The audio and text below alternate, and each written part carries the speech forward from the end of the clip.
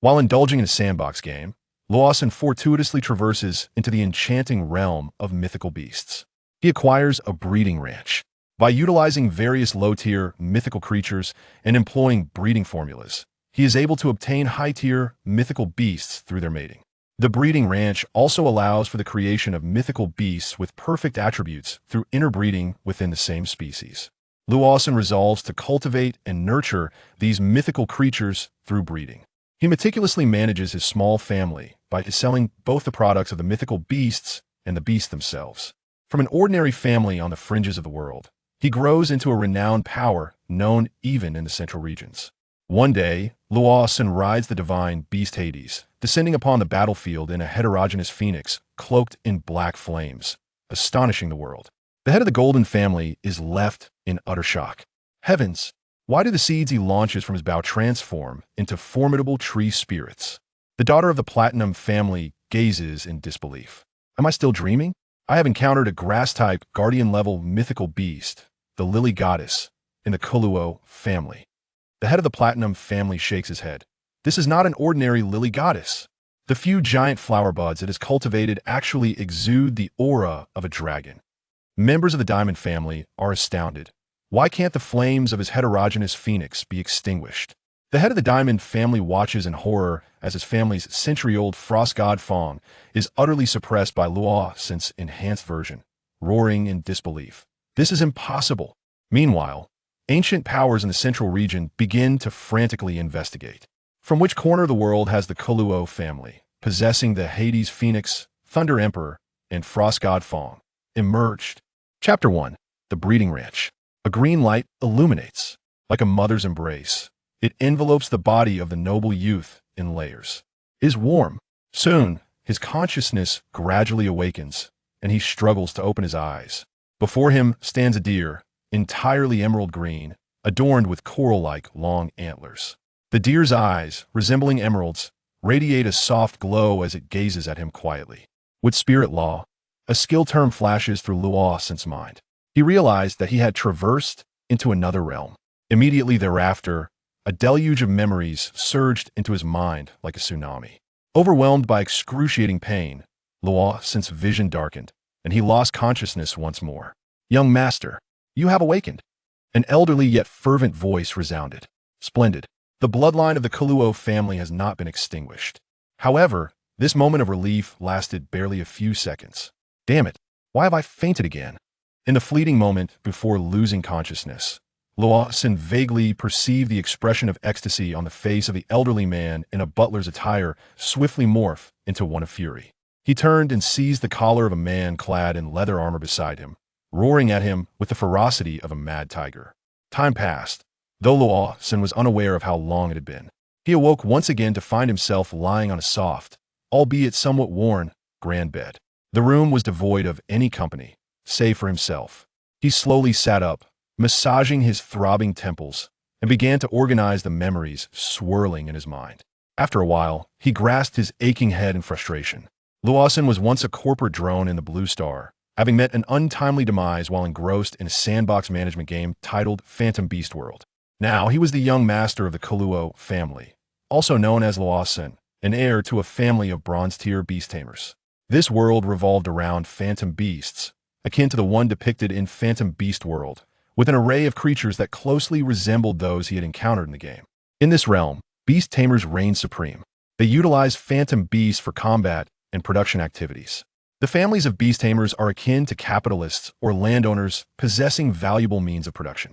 Logically, as an heir to a beast tamer family, he should be equivalent to a wealthy scion. This reincarnation, or rather, this transmutation, should be celebrated. Lawson ought to be overjoyed. Yet, the identity of this heir now felt like a bottomless pit. Merely months prior, his adoptive father, the head of the Kuluo family, had taken out substantial loans from numerous relatives to fulfill his ambitions. Following this, his father led the core members of the family into a perilous secret realm, hoping to discover an opportunity for immense wealth. The result was utter annihilation. What followed was a calamity. The family's creditors swarmed in, ravenously tearing apart the flesh of the Kuluo family. All valuable assets under the family's name, mines, shops, were forcibly seized to settle debts. A once prosperous bronze family was completely drained within half a month, reduced to the status of an ordinary family, burdened with a mountain of debt. What remains of the Koluo family now? A devoted old butler, a dilapidated ancestral manor, a dozen low-tier production phantom beasts, specifically striped chickens, bearing the lowest serial number of 1, and an insurmountable debt. Thinking of the debts. In a month, another day of debt collection looms. Luosen felt a throbbing headache. What could the Koluo family possibly offer the creditors this time? The original owner had perished while grappling with exhaustion and despair. This was how Luosen inherited a second chance at life. Starting with a debt. What sheer absurdity! Luosen shook his head with a bitter smile. Instinctively, he caressed a diamond-shaped pendant resting against his chest, where he could sense a cool yet warm and wondrous presence. The Frostfang crystal of the family. This is the foundation and soul of a beast tamer family. It can bind itself to the head of the family, using the family domain as an anchor to open a spatial rift for storing phantom beasts. By providing resources to the Fang crystal, various buildings and facilities can be projected and constructed within the family's domain, allowing corresponding phantom beasts to engage in production activities. Additionally, it offers gradual growth enhancements and healing capabilities for the phantom beasts of family members, making it the most invaluable asset for a beast tamer family. With the passing of his father, this Frostfang crystal currently remains unbound, waiting for him, the sole heir. The original owner relinquished everything, save for this Frostfang crystal, which he was reluctant to part with. In truth, selling the Fang crystal would eliminate many of these troubles. Its worth is immeasurable, sufficient to settle all debts. However, to sell it would mean reverting to a state of true servitude. In this world, ordinary individuals and beast tamers inhabit separate classes. The former are the societal underclass, while the latter comprises the middle-class elite. Furthermore, a beast tamer family possessing a Frostfang crystal exists in a class distinct from ordinary beast tamers. The disparity between the two is akin to that between genuine capitalists possessing means of production and ordinary middle-class individuals. Once the Fang crystal is sold, the Koluo family will be completely erased from history. Luosen would transition from a fallen noble to an ordinary beast tamer. Indeed, this is why the original owner hesitated between selling and binding it. It is both a lifeline and a threshold to the upper echelons of society. Having previously perished as a corporate drone, he deeply understands the formidable barriers of class. Once one descends to the lower realms, the aspiration to rise again is akin to scaling the heavens. Debt interest core crystal. After a moment of deep contemplation, Luosen's gaze flickered with determination as he resolved to act. He bit into the skin of his finger, allowing his blood to drip onto the core crystal before him. Having the rare fortune to live a second life, with the opportunity to command others as they toil, how could he squander this chance merely to repay debts and become a mere beast of burden, subject to an untimely demise? Such a thought was utterly inconceivable. It was merely a slight challenge, and he would devise a solution. Plop! Vivid blood fell upon the core crystal, and within moments, it was entirely absorbed.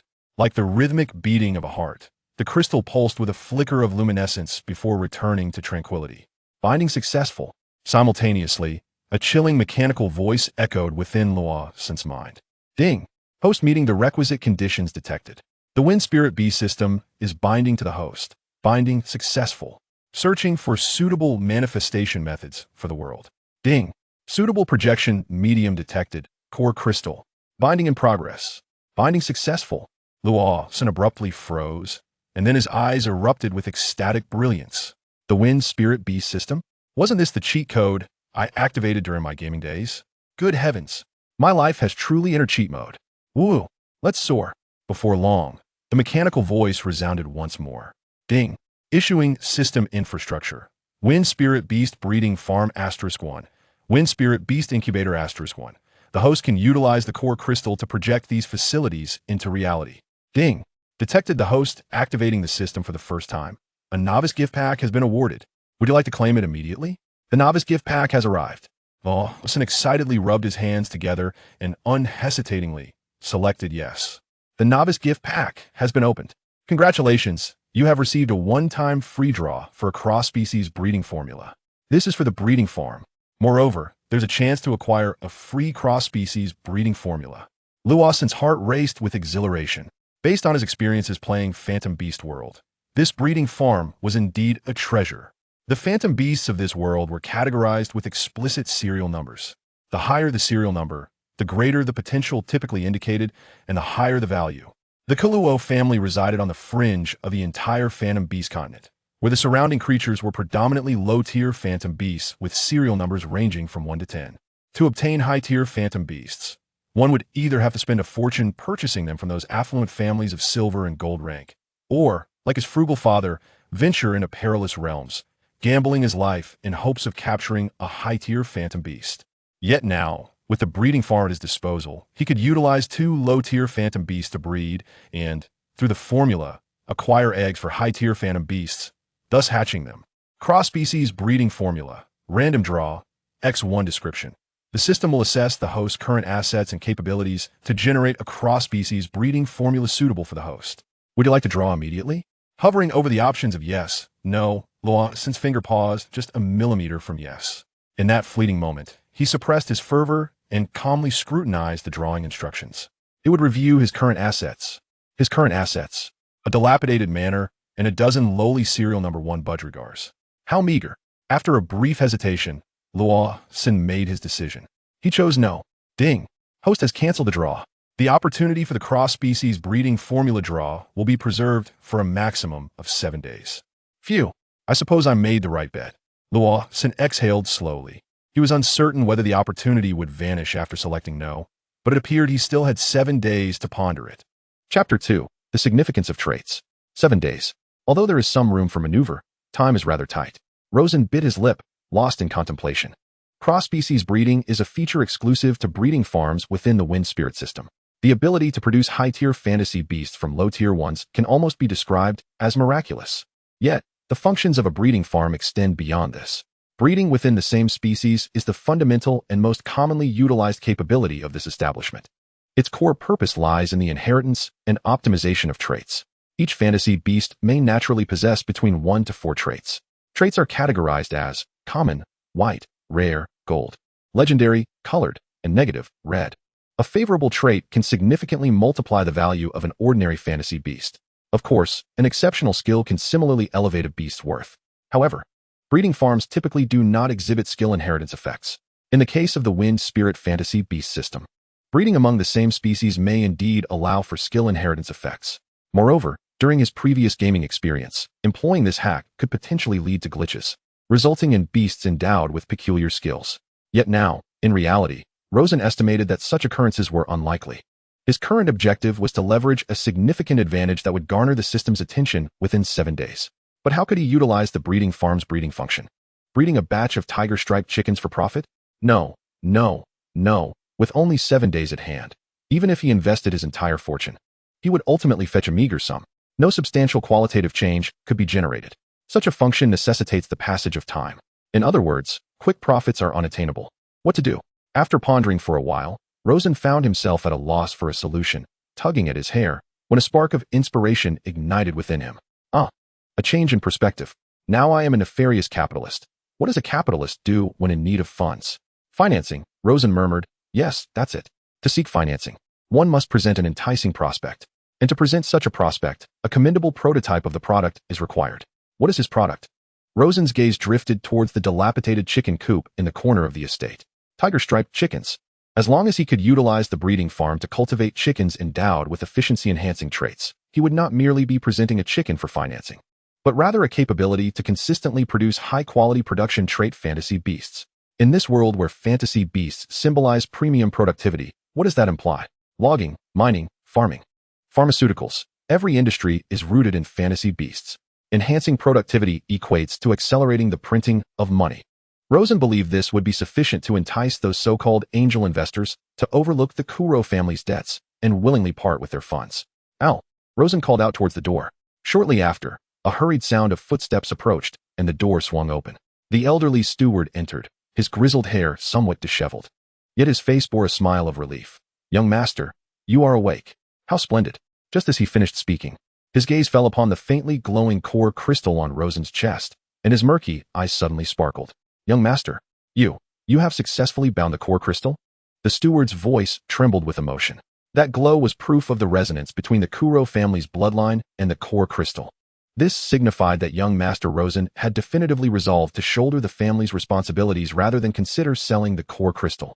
Rosen nodded calmly and issued a command. Al, go procure some grayshell feed for me. Grayshell feed? The steward hesitated for a moment. It was a special food required during the breeding of fantasy beasts. Quite expensive. Even during their time as a bronze family, they had never purchased such nourishment for their beasts, as they lacked the knowledge for breeding. However, he refrained from directly contradicting the young master. His expression turned pained as he bowed slightly, saying, Young master, the family funds are running low. If we purchase grayshell feed, our expenses for this month may. Rosen regarded him. He could see the ingrained loyalty and concern etched in the steward's eyes. This was a man who genuinely viewed the family's honor and disgrace as his own life. Yet, he did not elaborate further. Do as I say. I have my own considerations. Rosen waved his hand dismissively. The steward opened his mouth to offer further counsel, but ultimately refrained from speaking. After such a significant upheaval in the family, the young master must be feeling quite distressed. As a servant, he should not, and could not object at this moment. Yes, my lord. The steward finally bowed his head in acquiescence. And from now on, just call me young master as usual, Rosen added, waving his hand. Also, please prepare a list for me, compiling those families that have maintained relatively good relations with our Kuro family in the past. The steward's face brightened with delight as he readily complied. It seemed the young master was genuinely intent on revitalizing the family. Clearly, he sought this list to reconnect or maintain the family's network of relationships. Soon, the steward, wearing a smile, acknowledged the task and turned to leave. The room returned to silence. Rosen rose, pushed the door open, and walked along the cobblestone path of the estate. The afternoon sunlight filtered through the sparse leaves, casting mottled shadows. The air was permeated with a sense of decay, as weeds poked through the cracks in the stones. The distant fountain had long since run dry, leaving only a statue covered in moss. Following the family's upheaval, Rosen had no choice but to return to the ancestral estate that had been abandoned for so long. Strolling along the estate's path, he found a relatively even patch of ground in the backyard. Rosen extended his hand, and with a thought, the core crystal on his chest radiated a brilliant light. Welcome to Core Crystal Technology. Logging in seed number 415458. Logging in nickname Kuro Family. Logging in. Login complete. As the electronic voice echoed, Rosen discovered the breeding farm within the construction options. Projecting building, breeding farm. Please select a projection location. A semi-transparent architectural silhouette materialized in his consciousness. He positioned the silhouette upon the vacant ground before him. Buzz. A gentle blue light spread from his center. And on the ground, countless points of light converged, intertwining and rising. Illusory images of wood, stone, thatch, and various construction materials manifested as if being swiftly assembled by an invisible craftsman's hand. In a mere matter of seconds, a breeding farm, approximately the size of half a basketball court, enclosed by a fence and featuring a small shelter and feeding trough in the center, materialized into reality. This is the miraculous power of the core crystal. The core crystal is a product of core crystal technology. Core crystal technology is a mysterious science that exists in this world, intricately linked to fantasy beasts. People only understand how to use it. To this day, no one has been able to unravel its principles or technical applications, making it a rather enigmatic technology. Rosen approached, his palm gliding over the wooden texture of the fence. The sensation both tangible and cool. He closed his eyes once more, immersing his consciousness within the core crystal. Within the storage space of the crystal, several points of light were quietly awaiting. Each point of light represented a fantasy beast. Tiger-striped chicken. Serial number 1. Attributes, none. Traits, none. Click to view details. Tiger-striped chicken. Serial number 1. Attribute, none. Entry, gluttony. Increased food intake by 30. Click to view details. Rosen glanced over one by one. As expected, the dozen or so striped chickens were either devoid of any attributes or were subpar specimens with negative effects. These were all commonly circulated phantom beasts in the market. This indirectly proved that even a production-class phantom beast with a serial number of 1, once adorned with quality attributes, would never easily flow into the market. A thought crossed Rosen's mind as he selected 2 striped chickens, 1 male and 1 female. In the next moment, 2 beams of white light flashed in the chicken coop at the corner of the manor. 2 striped chickens, slightly larger than ordinary domestic chickens and adorned with yellow and black stripes, materialized in the breeding pasture. They curiously surveyed their new surroundings, clucking softly. With anticipation, Rosen gazed at the 2 striped chickens. He had chosen one attribute-less individual from the many striped chickens, alongside one with the attributes. Narcissist, work speed 10, defense 10. Gluttony, increased food intake by 30. In this world, phantom beasts, also known as Balu, reproduce by laying eggs, which give rise to phantom beast eggs. These eggs are collectively referred to as Balu eggs. The striped chicken is a non-attribute Balu, and when placed in a regular pasture, it produces edible striped chicken eggs. However, when placed in a breeding pasture and fed grayshell feed, they yield ordinary Balu eggs capable of hatching new phantom beasts. There is a small probability that the individuals hatched from the Balu eggs may possess attributes not found in their parents, while they are highly likely to inherit the attributes of their parental lineage. May fortune favor me. After several hours, a servant delivered the grayshell feed, purchased by the old steward to Rosen. He poured the grayshell feed into the trough. The two striped chickens, enticed by the aroma, hurried over and buried their heads in the trough, pecking eagerly. Observing this scene, Rosen turned to leave. Everything was in place. He had just estimated that the feed brought back by the old steward should suffice to yield 5 ordinary Balu eggs. Now, all he could do was wait. Coincidentally, the projection function of the core crystal was cooling down, and he would have to wait until tomorrow to project again. By tomorrow morning, he would project that egg incubator, or rather, the hatching machine. Next, it would be a matter of seeing if Rosen's divine hand could draw gold from 5 attempts. Chapter 3, Double Gold Battle Chickens.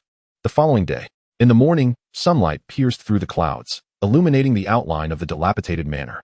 Rosen awoke early, eyes glinting with anticipation. He pushed open the door and made his way directly to the breeding pasture in the backyard. The grayshell feed in the trough had been completely consumed. In the corner of the pasture, 5 uniformly colored Balu eggs lay quietly. A slight smile tugged at the corners of Rosen's mouth. The breeding efficiency was impressive. He focused his thoughts and once more communicated with the core crystal on his chest. Project building. Hatching machine. Please select a projection location. Rosen positioned the hologram of the hatching machine beside the breeding pasture. With a humming sound, blue light flickered and coalesced. A sleek, technologically advanced metallic apparatus, entirely silver with a transparent top cover, swiftly materialized in the open space. Rosen casually inspected the newly manifested hatching machine before carefully retrieving each of the 5 Balu eggs from the pasture. The eggshells were warm to the touch, imbued with the essence of life. Taking a deep breath, he placed the first Balu egg into the hatching machine. He closed the lid and pressed the start button. Hatching in progress. Estimated time, 10 seconds. A soft white light illuminated within the hatching machine. The stripes on the eggshell appeared to come alive, swirling gently. 10 seconds passed in the blink of an eye. Crack. A soft sound echoed as a fissure appeared in the eggshell. A fluffy yellow head emerged, curiously surveying its surroundings. Simultaneously, a panel from the crystal technology appeared in Rosen's mind. Striped chicken. Serial number, 1. Attribute, none.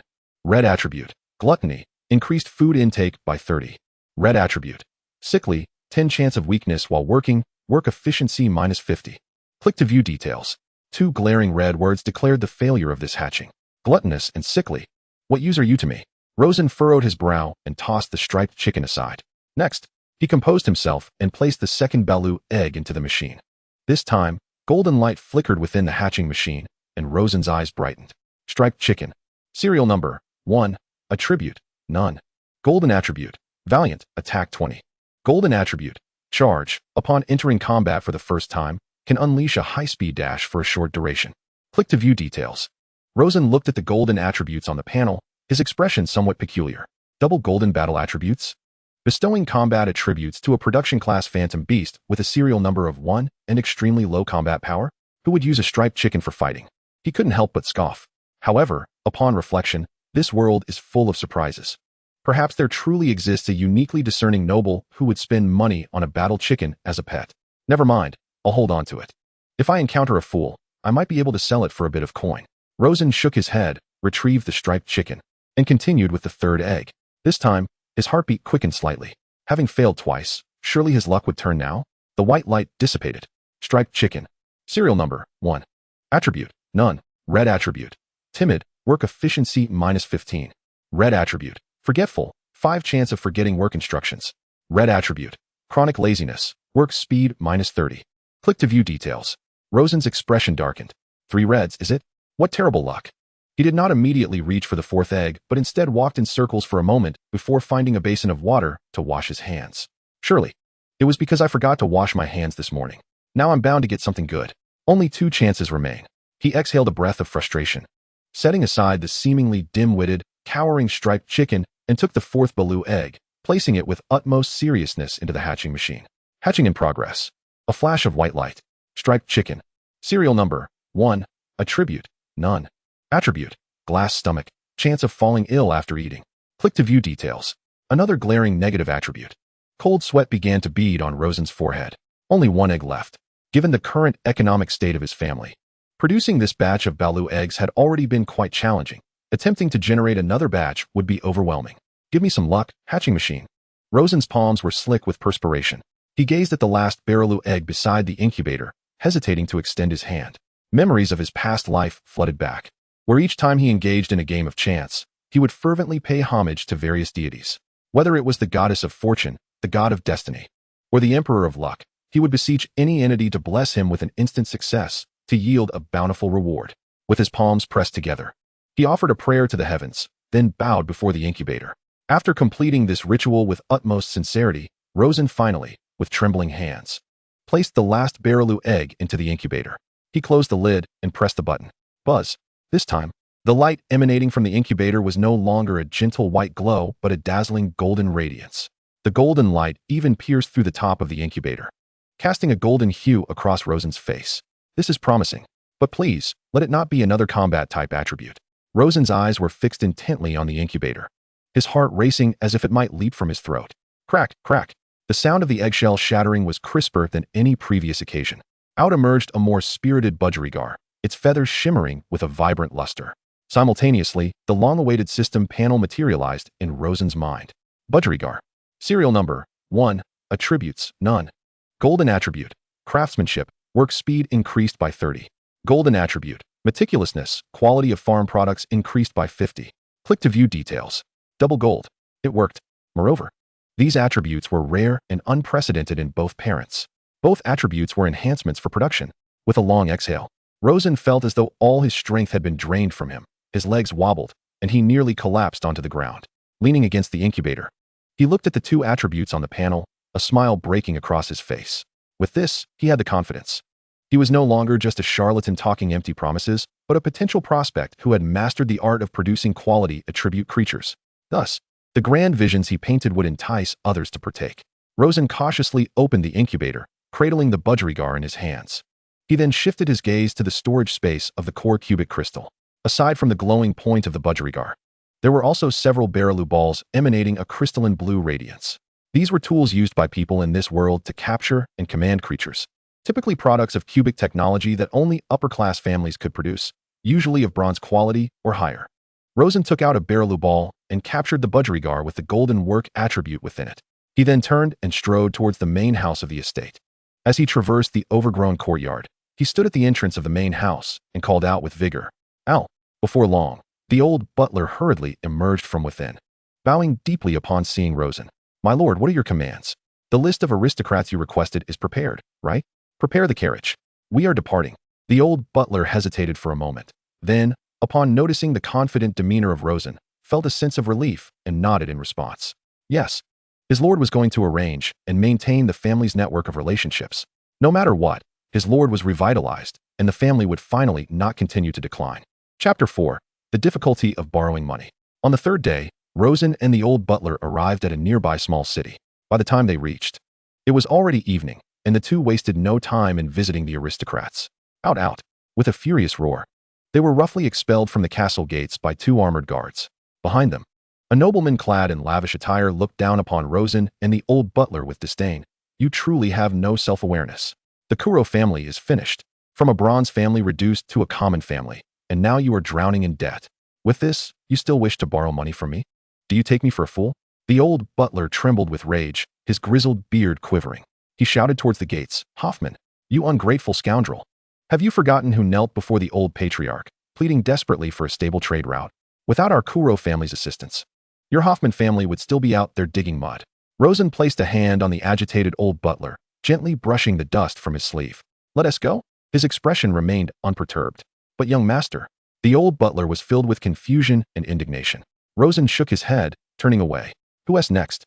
Young master?" The old butler hurried to keep pace, his tone laced with concern. "We are already burdened with massive debts, and our reputation is tarnished. I fear no one will lend us money again." He had thought that Rosen's request for the family relationship network was to maintain connections for the family's future development. Unexpectedly, it was for the purpose of borrowing money. For the current Kuro family, this was a completely impossible endeavor. To put it bluntly, it was an affront to their dignity. The old butler's unspoken thoughts were clear to Rosen. During this initial visit, he hadn't even had the chance to release the budgerigar before being ejected by the nobleman. Yet, he needed a substantial amount of capital to maximize the benefits of his novice package. This was the best method he could conceive for raising funds in the shortest time possible. Moreover, he had the system. He knew that this money could indeed be earned back. If he failed to borrow here, it merely indicated a lack of discernment. There was always the next. He was determined to paint a grand vision for these angel investors, believing that someone would eventually be willing to invest in him. On to the next noble, Rosen declared resolutely. The old butler sighed in resignation, pulling out an old notebook from his pocket and flipping through it. The next one is Mr. Leo's family. He is your cousin. Soon, the two arrived at Leo's residence. The door was opened by a slightly plump young man dressed in a well-fitted linen shirt, wearing a warm smile. Rosen, my dear cousin, come in, come in. Leo embraced Rosen warmly. The two settled on a sofa in the small parlor, where Leo personally poured tea for them. After a brief exchange of pleasantries, Rosen directly stated his purpose. Cousin Leo, I won't beat around the bush. I am preparing to launch a new business project for the family and require startup capital, 90 silver tigers. Rosen spoke confidently, preparing to release the creature from the barrel of ball. Yet, Leo raised a hand to interrupt, his expression turning troubled. Rosen, I have also heard about your uncle's situation, and I feel deeply saddened. In the next moment, he shifted his tone, revealing his predicament. However, after a slight pause, Leo shook his head. Alas, you know our family is not on par with yours. We run small-scale businesses, and we are currently somewhat strapped for cash. I truly cannot assist you, Rosen. He patted Rosen on the shoulder and personally escorted them to the door. Aside from borrowing money, you can always come to me for tea, cousin. As the door closed, the warmth of Leo's smile vanished instantly, replaced by an unmistakable sneer. He turned away and spat into the air. What a naive fool, utterly incapable of bearing great responsibilities. Does he think money is so easily earned? Is it truly your belief that everyone is as foolish as you? He muttered, shaking his head as he resolved to dismiss the matter from his thoughts. Recently, their business had been thriving, with diligent preparation. They might secure a coveted entry into the next secret realm before its doors opened. Time was of the essence. At that moment, Rosen stood before the grand entrance of another castle, this one belonging to an ordinary family allied by marriage to his sister, Ava, the Bernard family. The door was opened by his brother-in-law, Marcus, a tall man with a composed demeanor. In the sitting room, Rosen encountered his sister Ava, adorned in a delicate lavender gown. Upon seeing him, her eyes reflected both concern and compassion. Without beating around the bush, Rosen reiterated his business proposal. Marcus observed Rosen as he spoke passionately, his expression grave. He glanced at his wife, who clutched the edge of her skirt tightly, and Ava cast him a pleading look. Ultimately, Marcus sighed deeply. Just as Rosen prepared to summon his tiger-striped chicken with a balu ball, a resounding thud echoed as a pouch of coins landed on the table. Here, brother-in-law, is 40 silver tigers, Marcus said, nudging the pouch towards Rosen. Consider it a token of support from Ava and me. With that, he rose and departed with Ava. Stunned, Rosen stared at the large pouch, momentarily at a loss for words. Is it customary for you nobles to interrupt before one finishes speaking? Exiting the Bernard family estate, a gentle breeze caressed his face, imbued with a hint of chill. The elderly steward, cradling the not-so-light pouch of coins, let out a long sigh. Young master, I fear our relationship with the Bernard family may suffer a rift due to this monetary exchange. Rosen turned, gracing the steward with a smile. When the day arrives that I repay them multiple times over, any fissures will be mended and fortified beyond their former strength. The 40 silver tigers lifted Rosen's spirits slightly. In this world, currency was categorized into copper pigs, silver tigers, golden dragons, and diamond E's, with a conversion rate of 110,000 between adjacent units. The sum of 40 silver tigers represented a fortune that an ordinary farmer could scarcely accumulate in a lifetime. That brother-in-law is quite commendable. Human society is ultimately driven by self-interest. Rosen asserted with conviction, as long as we grow powerful, everything will gravitate towards us, regardless of the circumstances. They had managed to secure some funds, marking a promising start. Hurry, we must proceed to the next destination. Time is of the essence. After discussing the next family, we shall need to find a humble lodging for the night before continuing tomorrow. The steward observed his young master's retreating figure, his expression a blend of complexity. He opened his mouth, but ultimately remained silent, following closely behind. Indeed, the young master had undergone transformation and revitalization. Yet, he still harbored concerns for the family. Borrowing money in such a manner might jeopardize their relationships. while this would extend their ability to pay interest for a few more months. The inability to repay the loan in full left the family's future unchanged. Chapter 5. The Wealthy Lady Lillian. To Rosen's surprise, during the subsequent 2 days of visits, he encountered one setback after another. No one was willing to lend him money. On the 6th day, he and the steward Al stood at the entrance of a noble's castle, faint jeers echoing from within. Is that the son of the Kolo family? Does he dare to show his face? I heard that after his father's death, all their assets were divided, leaving behind a mountain of debt. Word has it they might not even retain their core family standing and are destined to become mere commoners. And he dares to seek a loan? What does he intend to repay with his dilapidated estate? I wouldn't accept it even if it were gifted to me. The steward's face flushed with indignation, ready to confront the loquacious nobles. However, Rosen raised a hand to restrain him, shaking his head before turning away. Young master, the steward began, but hesitated. Do not concern yourself with their words. Rosen exhaled, his tone devoid of anger or joy. These short-sighted nobles are not worth our attention. He halted, gazing at the bustling streets, his eyes fixating on the most prosperous commercial district in the distance. There, shops flourished, teeming with patrons. Al, put away the list. Does this mean we are giving up? The steward's voice carried a sense of relief. Give up? Rosen smiled gently. No, we shall merely change our approach. He gestured towards the vibrant area. Since these so-called relatives lack vision, we shall seek out discerning buyers directly. Half an hour later, Rosen stood before the city's largest illusionary beast shop, the Rare Treasures Emporium. Taking a deep breath, he stepped inside. The interior exuded opulence, with glass display cases showcasing an array of extraordinary illusionary beasts. A neatly attired attendant approached him promptly, donning a professional smile. Good day, sir. How may I assist you? Hello, I would like you to evaluate my illusionary beast, Rosen stated directly, summoning the tiger-striped chicken to the counter with a balu ball. The attendant's smile faded slightly as his gaze swept over the creature. Sir, I regret to inform you that we do not accept this type of illusionary beast. This one is unique, Rosen insisted, pointing at the tiger-striped chicken, which possessed 2 rare attributes beneficial for production. The attendant raised an eyebrow, adhering to protocol as he fetched a pair of appraisal glasses, one of the technological marvels of the Fangjing industry, commonly seen in major trading venues or among affluent families. Once donned, the glasses revealed the beast's attributes. Craftsmanship spirit, meticulous. The attendant's disdain evaporated, replaced by astonishment, though he quickly regained his composure. These are impressive attributes, but regrettably, the serial number is too low. I can offer you a maximum of 2 silver tigers, sir. Rosen retracted the tiger-striped chicken with the balu ball, shaking his head. I never indicated I wished to sell this particular beast. Confusion flickered across the attendant's face as Rosen continued. You see, I possess a new Fangjing technological method capable of consistently producing multiple illusionary beasts with production-enhancing attributes. Pausing for effect, he added mysteriously, including, but not limited to, the tiger-striped chicken and other varieties. The attendant remained silent, patiently awaiting Rosen's next move. Rosen smiled. Currently, initiating this technology requires a considerable investment.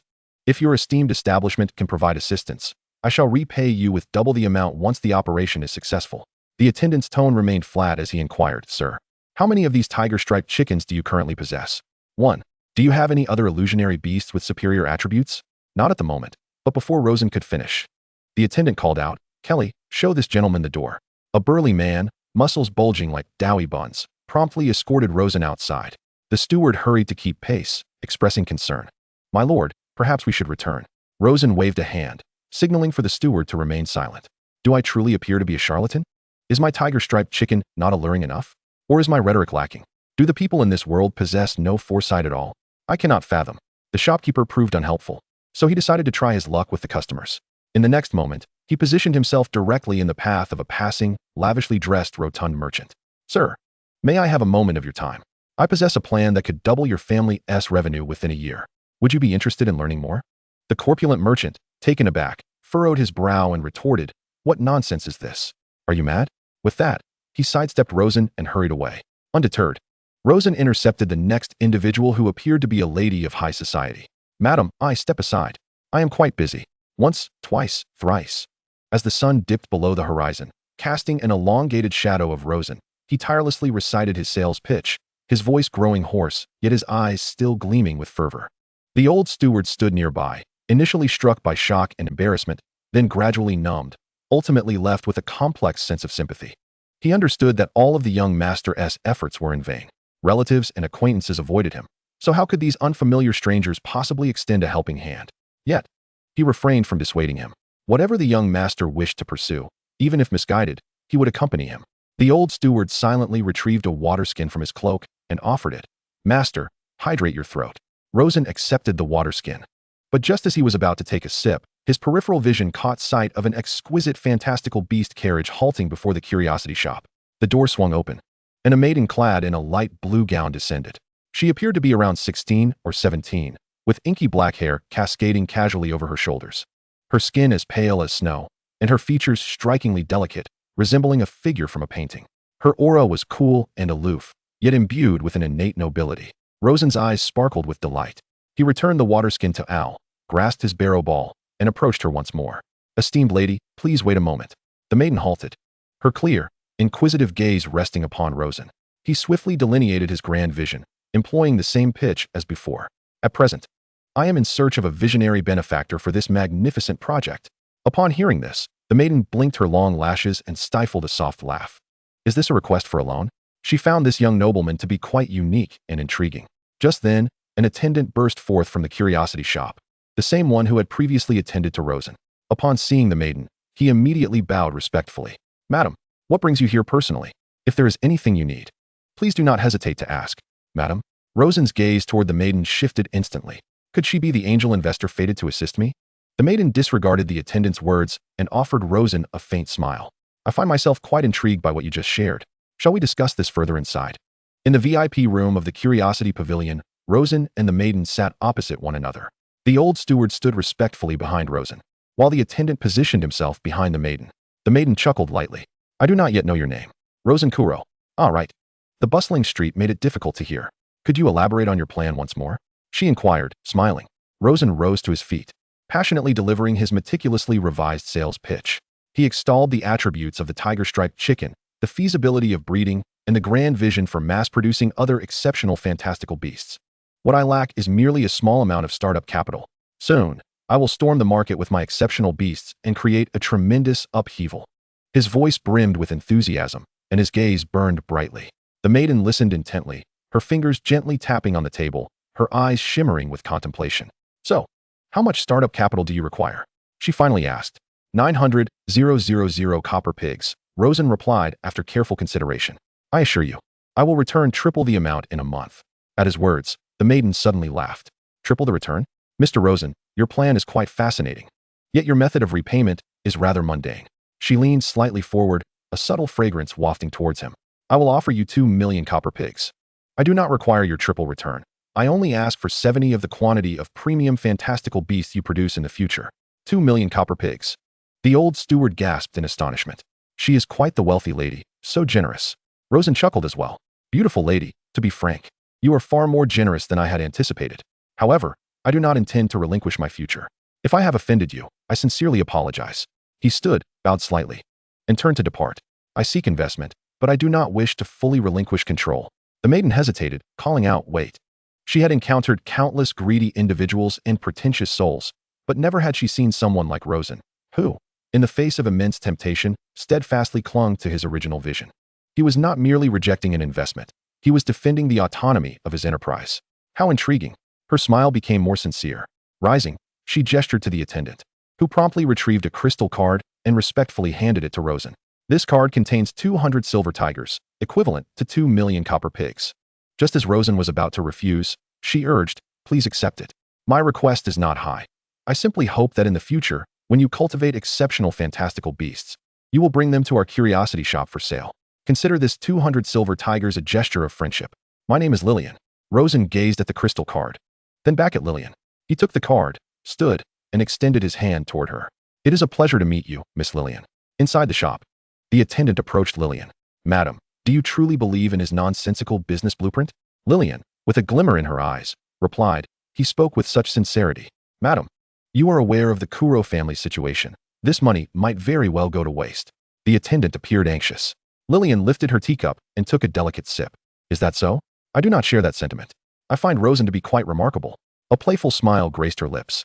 There is a light in his eyes, a confidence that does not seem feigned. I believe this endeavor will not result in a loss. If Rosen were privy to the maiden's thoughts, he would undoubtedly chuckle at her naivety. In his past life, Confident charlatans were abundant. His former employer was a master of empty promises. But what if it did fail? The attendant remained unconvinced. Lillian shrugged nonchalantly. If it fails, then it fails. This amount is insufficient for even a decent piece of jewelry. As they exited the Curiosity Pavilion, the evening breeze brushed against their faces, and the old steward still felt somewhat dazed. He gazed at the crystal card in the young master's hand and murmured, "Master, have we succeeded?" Rosen beamed in response. The first step of his plan had finally been completed, and he had secured even more funding than he had anticipated. The old butler's face blossomed with a radiant smile. "Splendid, young master. Truly, the goddess of fortune has favored our Kuro family. With this sum, we can repay a substantial portion of the loan, and with a few years of gradual development, we should be able to clear our debts entirely." Rosen regarded the old butler with an expression of bemusement, who said, "I intended to use this money for repaying debts. This is an extraordinarily precious seed capital." The old butler's eyes widened in disbelief. "And master, you cannot possibly be considering engaging in the beast trade, as you just mentioned?" Rosen nodded, dismissing the old butler's concerns as he strode away. "Let us go." The butler's face flushed with a mix of embarrassment and apprehension. He wished to counsel, but felt too timid to do so, ultimately exhaling a feeble sigh as he followed Rosen. Given the remote location of the dilapidated manor nestled in a secluded mountain village, the journey back to the nearest city with shops would take nearly a day. This time, with an ample supply of funds and pressed for time, Rosen decided to take a beast taxi back to the manor. The loyal old butler, of course, offered no objections. "If the young master wishes to ride, then we shall ride." Upon reaching the city gates, Rosen sought out a beast tamer accompanied by a flying beast. And with a wave of his hand, he did not inquire about the fare, simply providing the destination and number of passengers. Maple Lane, Rogtown, 2 persons. And make haste. Chapter 6, The Groundhog Attack. Before long, Rosen and the old butler arrived at the general vicinity of the manor atop their mounts. "The 2 guests can no longer continue flying ahead," the tamer stated. "You see? Very well." The pair dismounted and settled the fare with the rider. To his astonishment, having paid 800 copper coins, Rosen couldn't help but exclaim, "That is quite steep. For 20 copper coins, one could procure a decent loaf of white bread. Yet a single ride on a beast taxi costs a staggering 800 copper coins. Unbelievable." Resolute in his decision, Rosen vowed that once his territory flourished, he too would acquire some beast mounts to leisurely traverse the path back to the manor. Noticing the young master's discontent, the old butler offered a reassuring smile. "Master, this is a purple-winged falcon, a remarkably swift flying mount, typically reserved for emergencies, and such a price is quite standard." Rosen nodded, choosing not to respond. Perhaps the old butler perceived him as extravagant, and indeed, he felt a pang of regret over the expenditure, yet certain investments were necessary. He could not allow the reward for extracting the breeding formula to expire. However, the old butler shifted his tone, flattering Rosen. "Surely, it is your concern for the territory that prompted the choice of a flying mount. I must lament my own inadequacies in managing the affairs of the estate, which has caused you such worry." Rosen regarded the old butler with a peculiar expression. The butler's mannerisms bore an uncanny resemblance to the sycophants of his past life, perpetually laden with flattery as if it were their sole purpose. Just as Rosen's thoughts wandered, his body suddenly stiffened. He felt a brief tremor emanating from the core crystal, intrinsically linked to his bloodline. This was an alert. The alarm system embedded within the crystal had been triggered. A sense of dread washed over him as he realized something was amiss at the manor. Without pausing to explain, he took off at a sprint towards the estate. "Master." The old butler, noticing Rosen's grave expression, hastily lifted his robes and followed suit. Remembering the young master's earlier words, the butler's face turned serious. They dashed through familiar streets under the cover of night, the dilapidated outline of the manor drawing nearer in the moonlight. The front door stood ajar, the hinges groaning under the weight of neglect. With a forceful shove, Rosen burst through the door, greeted by a faint metallic scent mingled with the earthiness of soil. His heart sank as he hurried into the courtyard. Contrary to his expectations of chaos, the yard was eerily quiet. A few servants, torches in hand, huddled together, their faces marked with expressions of lingering shock. At their feet lay the corpse of a beast. It was a groundhog, an earth attribute beast of sequence number 3, known in the wild for its burrowing and pilfering of crops, occasionally attacking solitary humans. What transpired here? Rosen inquired in a low voice, scanning the faces of those present. A middle-aged servant rushed over upon recognizing Rosen. "Sir, the situation is as follows. We were conversing near the chicken coop when suddenly, one of the chickens leapt over the fence and dashed towards the gate. Then came a deafening sound, and we discovered this creature's corpse. Does anyone know who killed it?" The old butler asked sternly. "A master butler," A servant emerged from the shadows, swallowing hard as he pointed to a nearby spot. The group followed the direction of his finger. There, heading towards the chicken coop, a speckled hen was leisurely preening the bloodstains that marred its feathers, seemingly displeased with its soiled appearance. "What ails this hen?" the old butler queried, puzzled. The trembling servant continued, "It was that very hen that charged between me and the creature, then leaned against it and sent it flying." Upon hearing this, the other servants wore expressions of disbelief. In their understanding, a chicken was merely a creature that laid eggs or served as a meal. Even though this particular hen had oddly colored feathers, they simply considered it an oddity. They had heard of magical beasts but had little to no experience with them and could not identify them. Even the well-informed old butler was taken aback. He had never encountered a speckled hen capable of effortlessly dispatching a groundhog.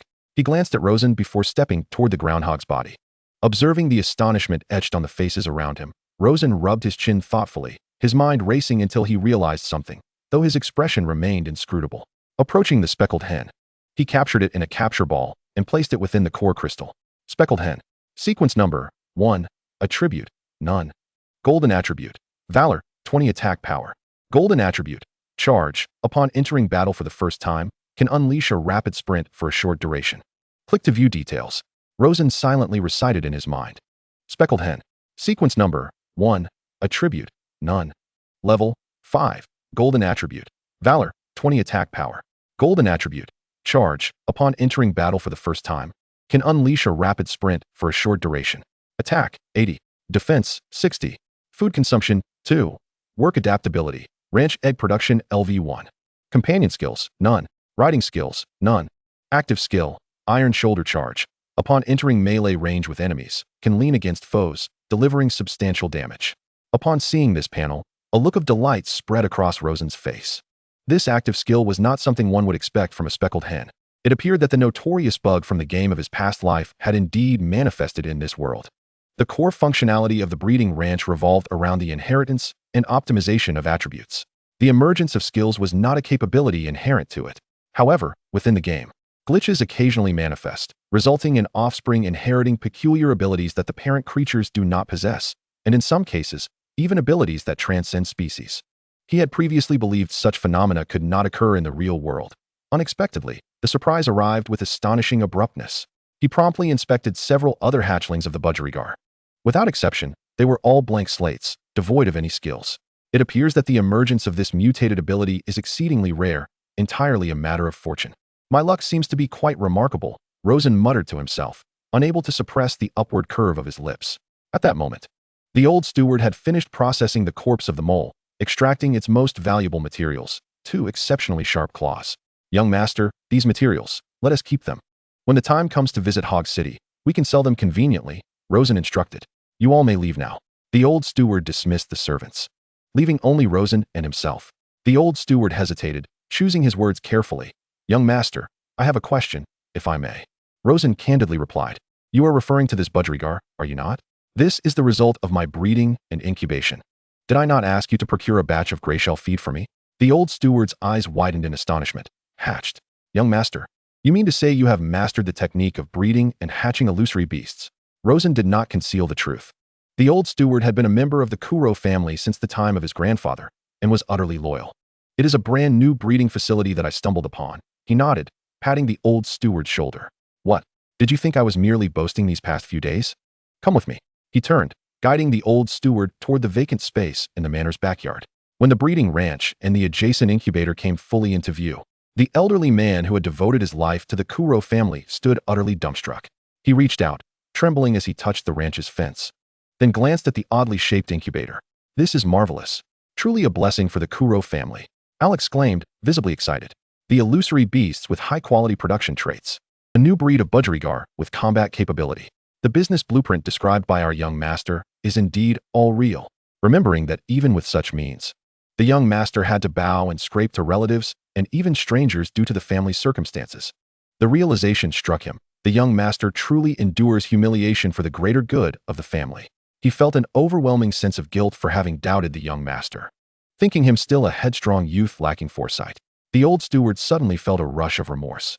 He turned abruptly, and in his gaze towards Rosen, there was not only the loyalty he had always held, but also a near-religious admiration. With a thud, the old steward knelt before him. "Young master, I have been foolish. How could I have consistently questioned your decisions? Please, punish me. Rise. Rosen helped him up. I know of your loyalty to the Kuro family. Henceforth, such trifles need not weigh heavily upon you. Feeling Rosen's trust, the old steward's heart surged with emotion. Convinced that Rosen was indeed the leader capable of guiding the family out of adversity and toward revitalization, Rosen breathed a sigh of relief. The old steward was not merely a servant to him, but a respected elder, sometimes even one who could not be persuaded otherwise. Rosen's intention was to avoid wielding the authority of the head of the family to suppress the old steward whenever possible. After this incident, Rosen was confident that the old steward would fully support him henceforth, without further questioning his decisions. This was indeed an unexpected gain from the recent attack on the manor. Standing beneath the moonlight, Rosen surveyed the dilapidated yet promising estate that harbored his future. This attack could be considered a stroke of misfortune turned to fortune. Fortunately, the fields had not yet been sown, sparing any loss of crops. Moreover, this crisis revealed that his breeding ranch was far more advantageous than he had anticipated. It seems I must refrain from venturing out for the next few days, he resolved firmly. With successful financing, the first step of the plan was accomplished. Next, it was imperative to organize the interior of the manor, and of course, to extract the breeding formulas. Now that I have borrowed money, I should be able to obtain a commendable breeding formula. Chapter 7. A flurry of purchases. The night breeze wafted through the window, stirring the flames of the candles upon the table, casting flickering shadows upon the walls. The scent of burning wax filled the air, invigorating Rosen. Alone in his chamber, he closed the door behind him. Taking a deep breath, he proceeded, as per tradition, to pray to the Emperor of Fortune and the Goddess of Luck. Sitting cross-legged, he closed his eyes, his consciousness sinking into the core crystal in his chest. Extracting. Cross-species breeding formula, random extraction, X1. Extraction in progress. Congratulations. You have obtained the breeding formula. Budgerigar, Chi-Tung Pill, Mangta Pig. Mangta Pig. Rosen's eyes flew open, the candlelight dancing in his pupils, reflecting uncontrollable elation. It was indeed the Mangta Pig, with a serial number of 20. This is a formidable Earth-type illusory beast, inherently endowed with remarkable combat prowess. More importantly, it possesses partner skills. Rosen's breathing quickened slightly. As a veteran in the illusory beast world, he could nearly recite the description by heart. Riding skill, charge. While mounted, this skill can be activated to deal significant damage to ores. With this, the family's mining efficiency in the secret realm would surpass that of others by at least tenfold. The secret realm. At the thought of this, Rosen's heart raced. According to his previous life's memories, a certain secret realm within the city would soon be opening. This secret realm harbors abundant mineral resources, forest resources, and various rare illusory beasts to hunt. It is a matter of keen interest to nearly all noble lords. However, to partake in the secret realm, one requires not only substantial financial resources as an entry ticket, but also formidable military strength to safeguard one's gains. Otherwise, one might suffer the same fate as his unfortunate father, who not only faced immediate demise, but also brought immense hardship to the family. Money and military might, Rosen murmured. He currently lacked both. The joy of his recent acquisition felt as if doused with a bucket of cold water, rapidly cooling his enthusiasm. Patience is key. There is no need to rush. For now, the matter of the secret realm must be set aside. He lacks the capability for it. One must eat one bite at a time and take one step at a time. What he needs now is time and a solid development plan. Suppressing his restless thoughts, he opened the door and called out, "Ow. Young master, what is your command?" The old steward appeared almost instantly at the door, his demeanor respectful. "Bring me the documents and overview of the manor's territory," Rosen commanded. "Now." The old steward hesitated slightly. "Yes, now?" Rosen's tone brooked no dissent. "And you shall also visit the town tomorrow to procure 2 portions of greyshell feed." "Understood, young master." The old steward no longer harbored any doubts, bowing in acquiescence. He had a premonition that needed verification. 2 days later, when the 5th Barrelu egg was laid, the anticipated scenario unfolded. "Young master, those budgerigars refuse to eat the greyshell feed any longer," the old steward reported, a hint of confusion on his face. Rosen approached the ranch. Even when introducing a new pair of budgerigars, they merely sniffed at the trough before losing interest. As expected, the limitations had set in. Within 1 week, the maximum breeding attempts for the same species is capped at 10 times. Korfangjing offered a chilling hint. Rosen was not disheartened by this. It was entirely within his expectations. Were there no restrictions, would he not be able to engage in endless breeding? That would indeed be quite extraordinary. "No need to concern yourself. This is a normal occurrence," Rosen explained to the old steward. "Al, please tally our gains from the past few days and prepare everything we can utilize. Tomorrow, You shall accompany me to the market in Rogtown. Hogsmeade is still too far. If we can resolve matters in Rogtown, we shall do so. And it is also an opportune time to familiarize ourselves with the environment surrounding our territory. Yes, young master. The following day, Rosen, accompanied by the old steward, arrived at Rogtown in the most respectable carriage of the estate. The market was set up in the town's central square, bustling with life and vibrancy. Various stalls were lined up. The shouts of vendors mingled with the clanging sounds from blacksmiths and the cries of fantastical beasts, creating an atmosphere rich with the essence of daily life. Rather than rushing to make purchases, Rosen strolled through the market alongside the old steward, blending in like an ordinary townsman. He approached a fruit vendor and casually remarked, "Good business you have here. Is the commission for setting up a stall quite high?" The vendor, a lean middle-aged man, wiped his hands and replied with a smile, "It's all right, just enough to make a living. The fees are quite reasonable. We pay 1/10 of our daily earnings to the town's night guard as a sort of protection fee." "Is that all?" Rosen placed 10 copper coins into the vendor's hand. "As a newcomer, would you mind sharing your earnings with me?" The vendor's eyes brightened as he cautiously glanced around before accepting the copper coins. Observing Rosen's generous demeanor and fine attire, he sensed that this individual was not someone who would threaten his livelihood. After a brief hesitation, he lowered his voice to disclose his daily income and the necessary payments. Rosen employed a similar approach, inquiring with numerous vendors across various trades within the market. From this, he discerned that the market's profits were indeed quite promising. "Al," he addressed the old steward, "the market's earnings appear to be quite satisfactory." "Indeed, young master, you are truly astute to gather such information about the market in this manner." If the master were aware, he would undoubtedly feel gratified, the old steward flattered. Rosen shot the old steward a glance. "I did not ask for flattery.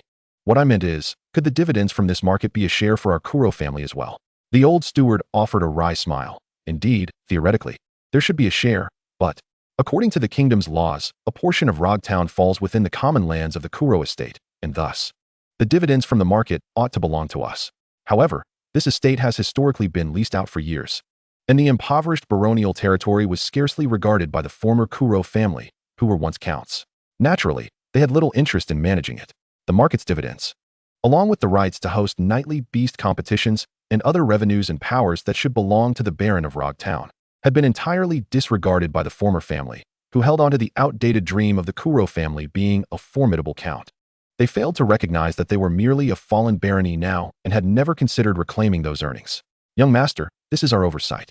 However, given our family's current situation, it may not be wise to provoke the local nobility," the old steward expressed with a hint of shame. "I understand," Rosen nodded.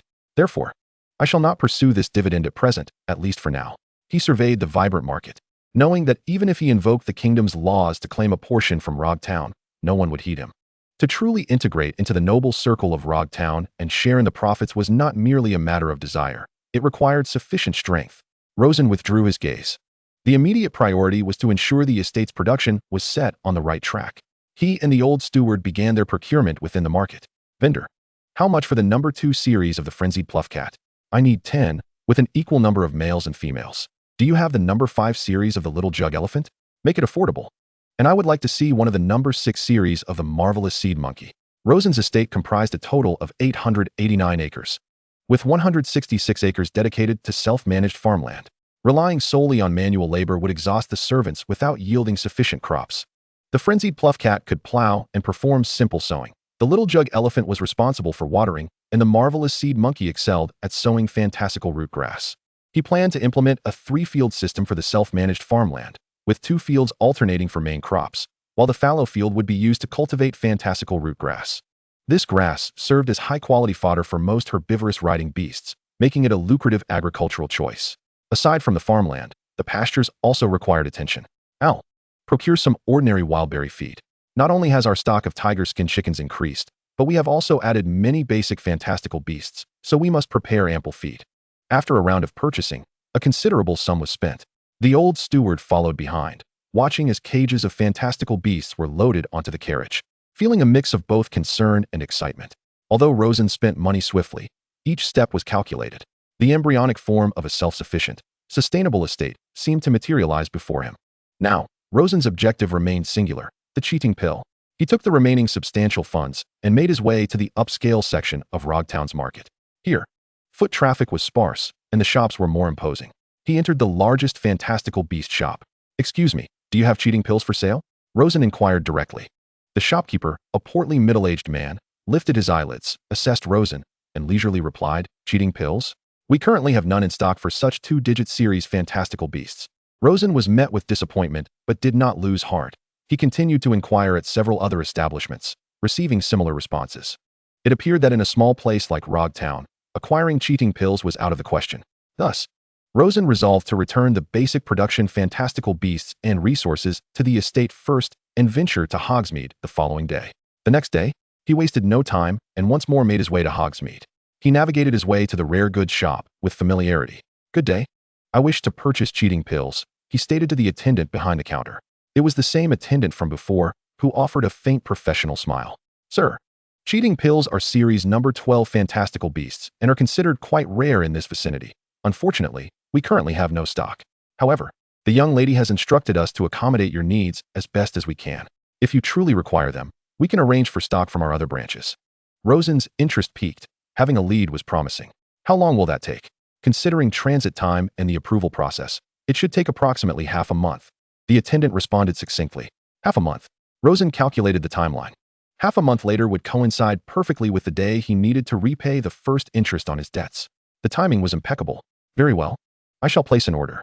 Do you require a deposit?" "No need. We trust your character, my Lord Baron.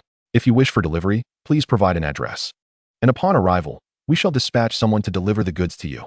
Without hesitation, Rosen left the address and promptly returned to the estate, intending to diligently develop the first half of the month, repay the interest at the appropriate time, and subsequently acquire the cheating pill to concoct the Meng Tu. Chapter 8. The Noble Meeting of Rogtown. In Rogtown, on the second floor of a tavern called the Tipsy Horse, a renowned venue for the clandestine gatherings of the local nobility, the atmosphere was thick with smoke.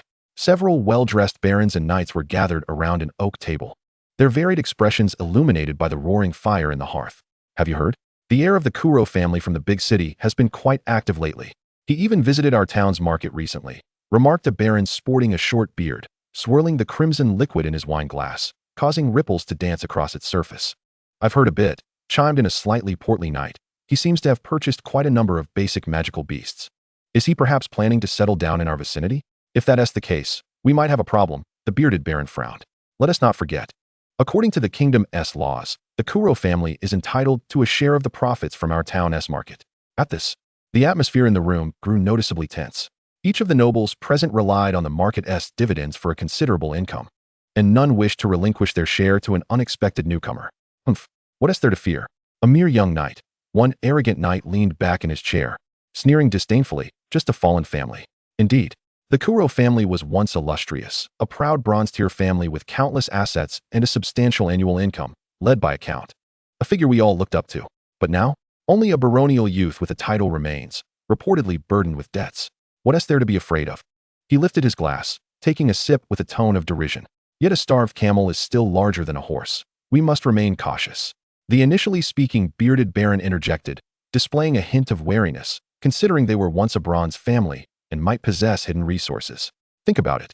Would a typical debtor lavishly spend money on magical beasts? Indeed, perhaps we should send someone to make contact, to relinquish a little profit and placate him? The portly knight agreed, his face reflecting thoughts of amicable commerce. "Relinquish profits? I believe your brain has been kicked by a donkey." The haughty knight slammed his wine glass onto the table, splattering some liquid. "Is this all you can come up with? If the Kuro family still had any strength, would that boy need to personally visit the market to haggle with vendors?"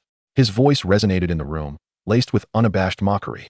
"Your concerns stem from your prolonged stay in this rural locale, leading to your insular understanding of events." A shrewd-looking baron, who had remained silent in the corner, finally spoke.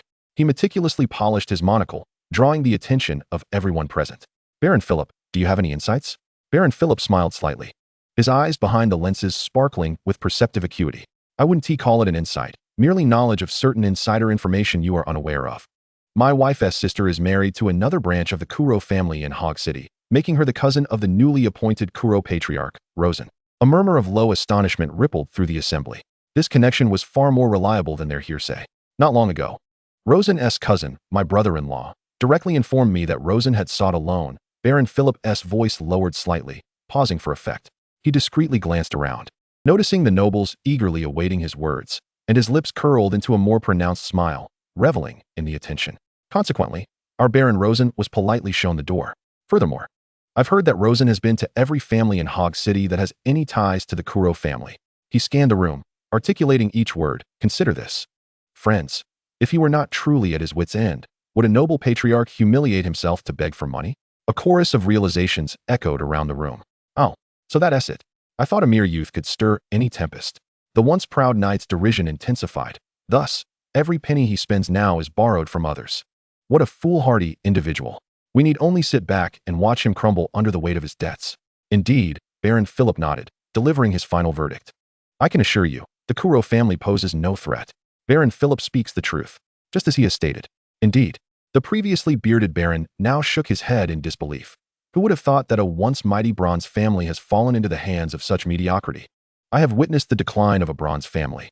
A gray-haired noble, seated at the head of the table, remarked solemnly, "It appears we have all reached a consensus. Therefore, this year's profit distribution shall proceed as per the old customs." Just so. Excellent. I second that. Once more, the second floor of the tavern filled with a jubilant atmosphere as the nobles raised their glasses in celebration. In stark contrast to the surrounding revelry, the portly knight who had initially raised the concern wore a smile, yet his mind appeared to be deep in thought. Meanwhile, Rosen stood upon his land, feeling the gentle breeze caress his face. The air was imbued with the scent of freshly turned soil and a faint trace of magical energy. With spring sowing underway, Rosen could not afford to waste such precious time on his territory. Of course, Rosen would not toil in the fields personally. As the lord, he was not required to labor. His role was simply to occasionally inspect and ensure that his expensive cattle and horses were not shirking their duties. The Kuro family's territory encompassed a total of 889 acres. Among this, 18 acres surrounded the main residence. 166 acres were devoted to family-operated farmland, alongside 89 acres of woodland and 23 acres of pasture. The remaining substantial portion, a full 611 acres, had been allocated as leased farmland, traditionally contracted to nearby free farmers. However, the situation had changed. After acquiring two critical loans from that mysterious wealthy merchant and her brother-in-law, Rosen's ambitions grew bolder. He had instructed his old steward, Al, to reclaim all externally leased lands. He would merge family-run farmland with leased land, bringing a total of 777 acres of farmland under his direct control. Chapter 9. Inspecting the territory. His confidence stemmed from the figures laboring fervently in the fields behind him. Several frenzied farming cats darted between the furrows. Though small in stature, their agility was remarkable. Each swing of their metallic claws efficiently turned the soil with an astonishingly rapid frequency. Swish, swish, swish. The sound merged into a rhythmic, almost hypnotic cadence. If one were to describe it, it resembled 5 strikes per second. The sight was a delight to behold, uplifting and invigorating. Rosen squinted for a moment, silently calculating in his mind. The plowing speed of a frenzied plowing cat is nearly 3 times that of an ordinary farmer. Moreover, farmers require oxen and heavy plows to till the land. Crucially, the food consumed by a farming household to sustain itself is no trifling matter. In contrast, the frenzied plowing cat merely requires the most basic wild berry feed to thrive. The cost of a pound of grain is sufficient to purchase nearly 4 pounds of wild berry feed. On another stretch of land, a completed plowed field lay before him, where a small water elephant ambled leisurely. Its elongated trunk resembled a supple hose, forming glistening water droplets at its tip, which it evenly sprinkled over the field. This was no ordinary water. With his core crystal attuned to the essence of magic, Rosen could sense the faint magical energy contained within the water. As these droplets permeated the soil, they not only provided moisture, but also gradually improved the soil quality, enhancing its fertility. Were it not for Rosen's commitment to a 3-field system for land rejuvenation and sustainable development, relying solely on the magical water from the water elephant might yield commendable harvests even without crop rotation. Not far away, in another field, 3 wonder seed monkeys were crouched on the ground. Similar in size to ordinary monkeys, they possessed larger heads adorned with blooming flower caps. With their dexterous fingers, they extracted seeds of illusory root grass from the flowers atop their heads, meticulously burying them in the soil with precision that surpassed even the most seasoned farmers. In a mere span of days, a nascent and efficient agricultural production system was flourishing. Rosen nodded with satisfaction, though a twinge of pain gripped his heart. The remarkable efficiency of these magical beasts was astonishing, yet their prices were equally staggering. The frenzied plowing cat, an ordinary magical beast of sequence 2, cost 15,000 copper coins each. He had purchased 16, totaling 240,000 copper coins. The water elephant, of sequence 5, cost 18,000 copper coins each, resulting in 108. 000 copper coins for 6. The priciest, the Wonder Seed Monkey of Sequence 6, adept at precise sowing of illusory root grass, commanded a staggering 26,000 copper coins each. 3 of them cost 78,000 copper coins.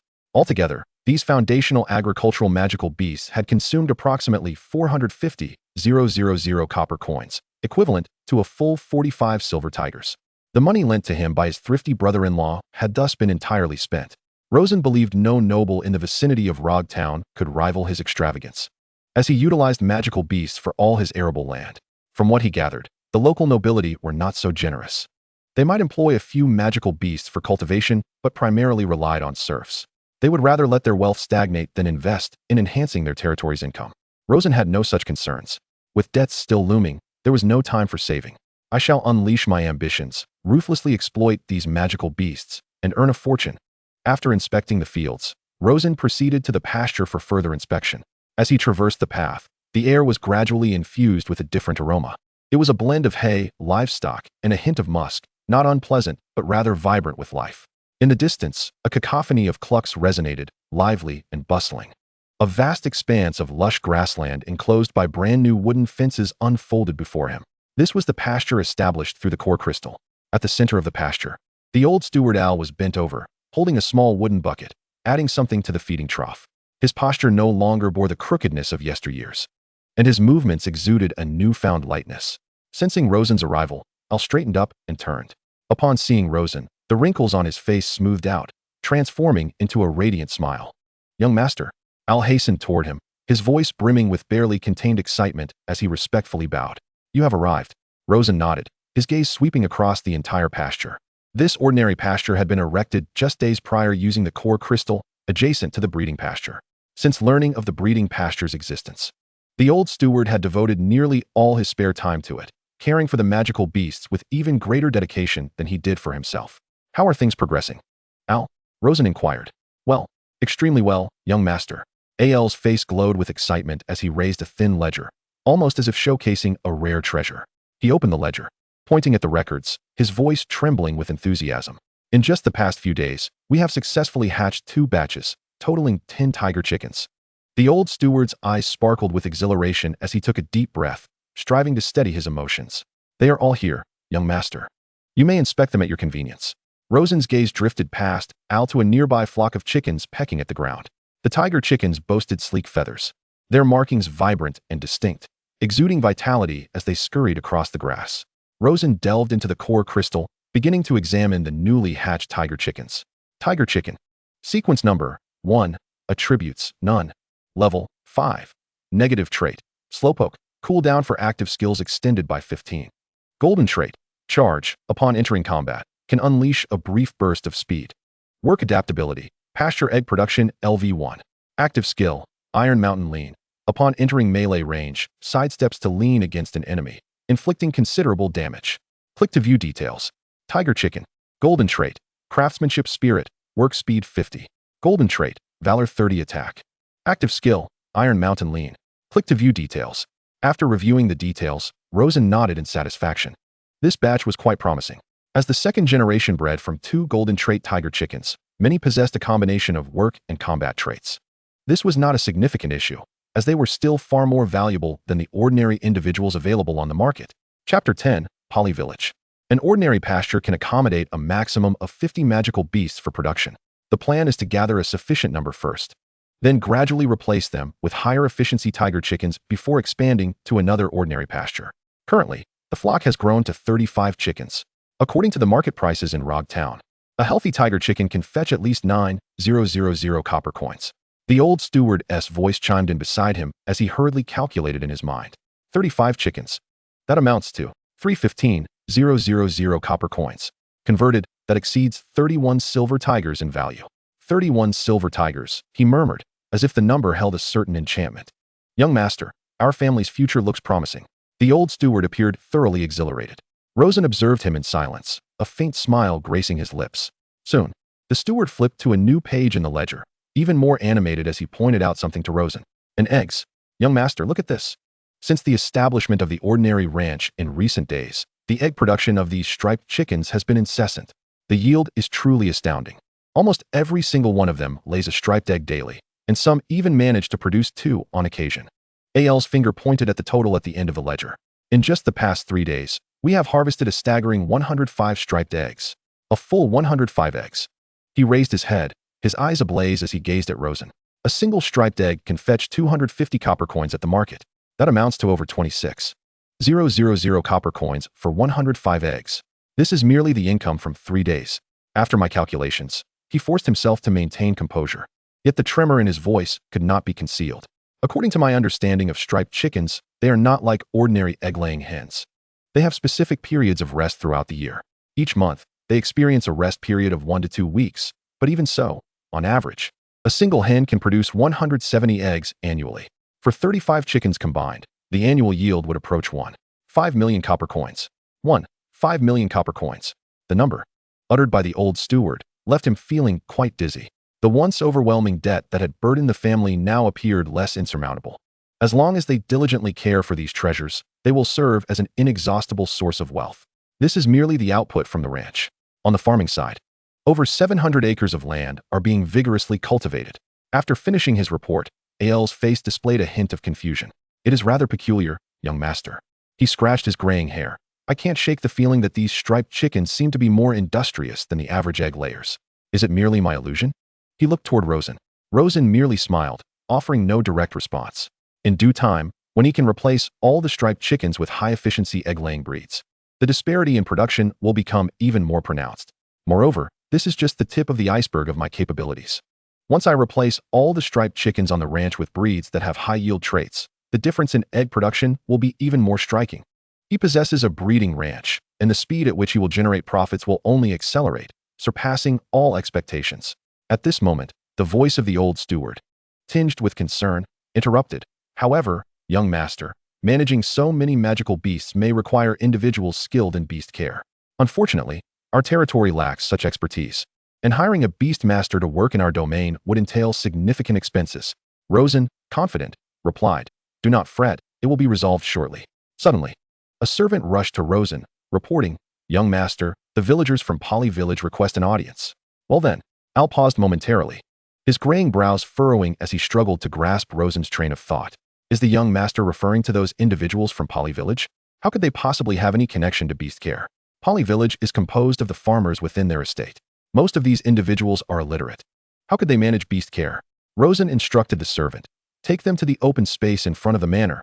I will arrive shortly." "Yes, young master." The servant bowed and hurried away. Rosen turned to Al, patting his shoulder. "Come, Al, let us meet our future subordinates." With that, he strode towards the manor. In the open space before the manor, more than 20 villagers stood anxiously.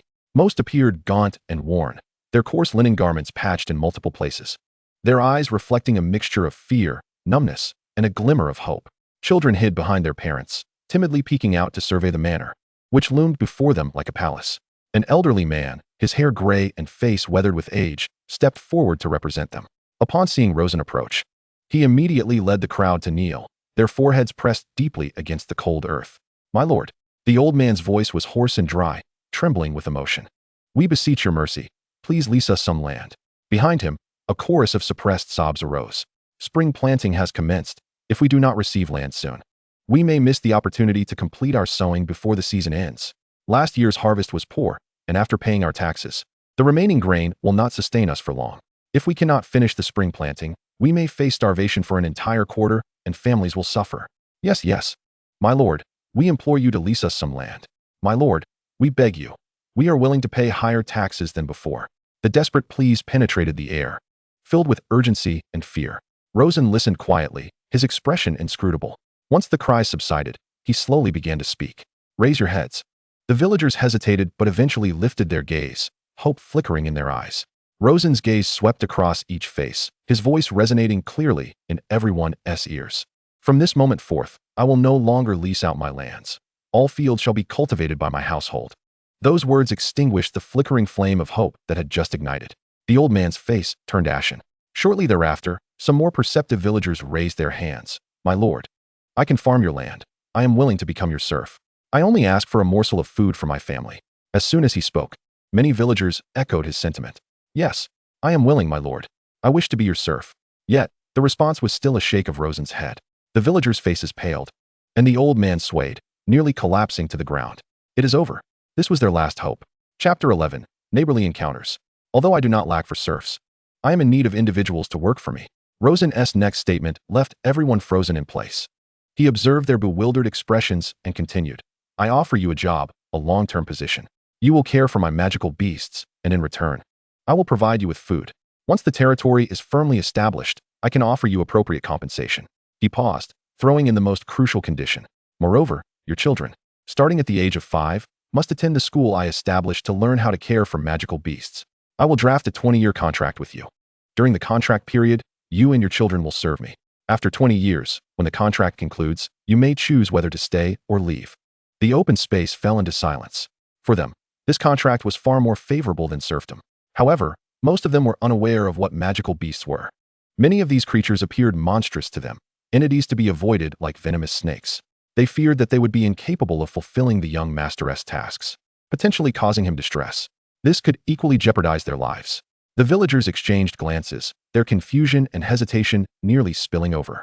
At that moment, a robust man in his 30s suddenly stood up from the crowd. His skin was a deep ebony, yet his eyes sparkled with a brilliance far surpassing those of the villagers surrounding him, setting him apart. My lord, I shall do it, he exclaimed, his voice ringing out robustly. Taking advantage of the moment, Rosen declared, in the initial stages, I permit you to make mistakes in your work without holding you accountable. However, I expect each of you to earnestly learn and diligently perform the tasks I assign. These words landed like a massive stone cast into a tranquil lake, stirring up waves of excitement. We shall work for the Lord. We shall work. The crowd stirred with fervor. The first elder to kneel lifted his murky eyes to Rosen, his lips trembling. My lord, is what you say truly so? I, Rosen Kuro, swear by my family's honor, Rosen replied in a steady and powerful voice. The elder trembled all over, his cloudy eyes suddenly ablaze with astonishing light. He bowed his head heavily to the ground. I am willing. Our village of Pali is willing to follow you, my lord. We are willing. Willing. The chants rose and fell like the tide. Observing the scene before him, Rosen maintained a calm demeanor. He cast a glance at the burly man who had initially incited the crowd. Their eyes met, a flicker of mutual understanding passing between them. Everything was under control. A week later, within the estate of another knight bordering Rosen's domain, Baron Falco paced restlessly in his study. His slightly corpulent figure strained against the opulent silk-lined coat he wore, making it somewhat difficult to breathe. Damn, those wretched beasts, he exclaimed, kicking the leg of his expensive mahogany desk, which emitted a dull thud. Outside, what should have been the busiest season for spring plowing lay in desolation across his lands. My lord, the wheat fields to the east have been trampled by a horde of wild, sharp-toothed porcupines. The free farmers and serfs working the land are terrified. The steward's report echoed in his ears. The patrol to the south reports that the magical beasts in the dark forest are becoming increasingly active. We cannot rule out a major incident occurring soon. Recently, inexplicably, his territory had been plagued by incursions of wild magical beasts, repeatedly disrupting his agricultural efforts. The spring sowing had been forced to a halt. If this continued, this year's harvest would surely be jeopardized, his most critical source of income for the year. To put an end to this situation, he muttered, I must hire a beast master. Yet, he realized that employing just one beast master would not suffice to cover his entire territory. A competent beast master mercenary group would cost a fortune, and the thought of such expenses for the entire spring plowing season made him wince. However, not hiring them would lead to even greater losses. Falco felt as though his head might explode. He pushed open the door, deciding to take a stroll for some fresh air. Wandering aimlessly on horseback, he found himself at the edge of his territory. Across a narrow river lay the territory of Rosen Kuro, the once prosperous family now reduced to ruin near the town of Rog. He recalled the scorn and derision the nobles had heaped upon Rosen at the last meeting in Rog. A family crushed by debt. What waves could they possibly create? Falco remembered the various opinions of the nobles regarding Rosen expressed during that meeting. Yet, he did not entirely believe them. With no pressing matters at hand, he decided to pay a visit to this new neighbor. Even if they did not become friends, it would be prudent to familiarize himself with the situation. Soon, Falco rode into Rosen's territory. However, the sight before him starkly contradicted his expectations of desolation. He could not help but pull on the reins, halting in place. The fields across the way were neatly organized into rows, and dozens of magical beasts scurried across the land. The rhythmic sounds of plowing filled the air. Were those plowing cats and small pot-bellied elephants? The sheer number was astonishing. Over 30 magical beasts in total. Falco marveled at the sight. What a display of wealth. He urged his horse up a gentle slope, gaining a broader view. As he beheld the entirety of Rosen's estate, he froze in disbelief. The Yarland family's 700 acres of land had been meticulously sectioned into furrows. More than half of the land had already been cultivated and sown. How is this possible? Falco exclaimed, his eyes wide as saucers. To date, the area sown in his own territory was less than 1/10 of what Rosen had accomplished. Compared to Rosen's fields, his own land resembled a barren wasteland. How had Rosen managed this? Was it due to these magical beasts? Overwhelmed by shock and curiosity, Falco turned his horse toward the small bridge over the river. At that moment, he was eager to visit this new neighbor. Before long, Falco, guided by a servant, arrived before Rosen. At that moment, Rosen was personally instructing the newly arrived villagers. Steady hands, apply the potion evenly across the magical beast's skin, leaving no spot untouched. His voice was gentle and patient, surrounded by a group of children and adults, each listening intently. This scene left Falco momentarily speechless. A noble lord personally teaching commoners? Oh, is that Baron Falco? What brings you here today? Rosen, noticing him, approached with a look of surprise, though they had never interacted. Rosen recognized him from the documents pertaining to the territories, so he could not mistake him. Ah, my dear brother Rosen, I apologize for this unexpected visit without prior notice. I hope you do not take offense, Falco said as he dismounted, forcing a warm smile. I merely set out for a breath of fresh air and found myself at the edge of my territory, so I thought to pay a visit to my new neighbor. Come, let us find a place to sit and chat. I'll lead the way. Yes, my lord. The old steward politely gestured for Falco to follow, leading the way. In a large shed beside the fields, there was a long table with several benches. As Rosen and Falco took their seats, they exchanged pleasantries before Falco eagerly shifted the topic to his primary concern. Brother Rosen, to be candid, I have been quite troubled by those wild magical beasts lately. He sighed deeply, his face etched with worry. They wreak havoc everywhere, and my spring sowing has come to a standstill. Yet here, it appears you have not been affected. Upon hearing this, a flicker of confusion crossed Rosen's face. Oh, wild magical beasts? He pondered for a moment before responding. Indeed, there have been occasional intrusions from some troublesome creatures.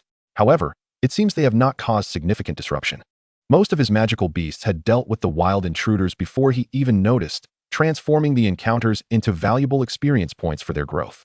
As he gazed at Rosen's nonchalant demeanor, Falco couldn't help but feel an overwhelming urge to confront him. Suppressing his frustration, he directly inquired, Baron Rosen, I shall ask you plainly, how do you manage those wild phantoms?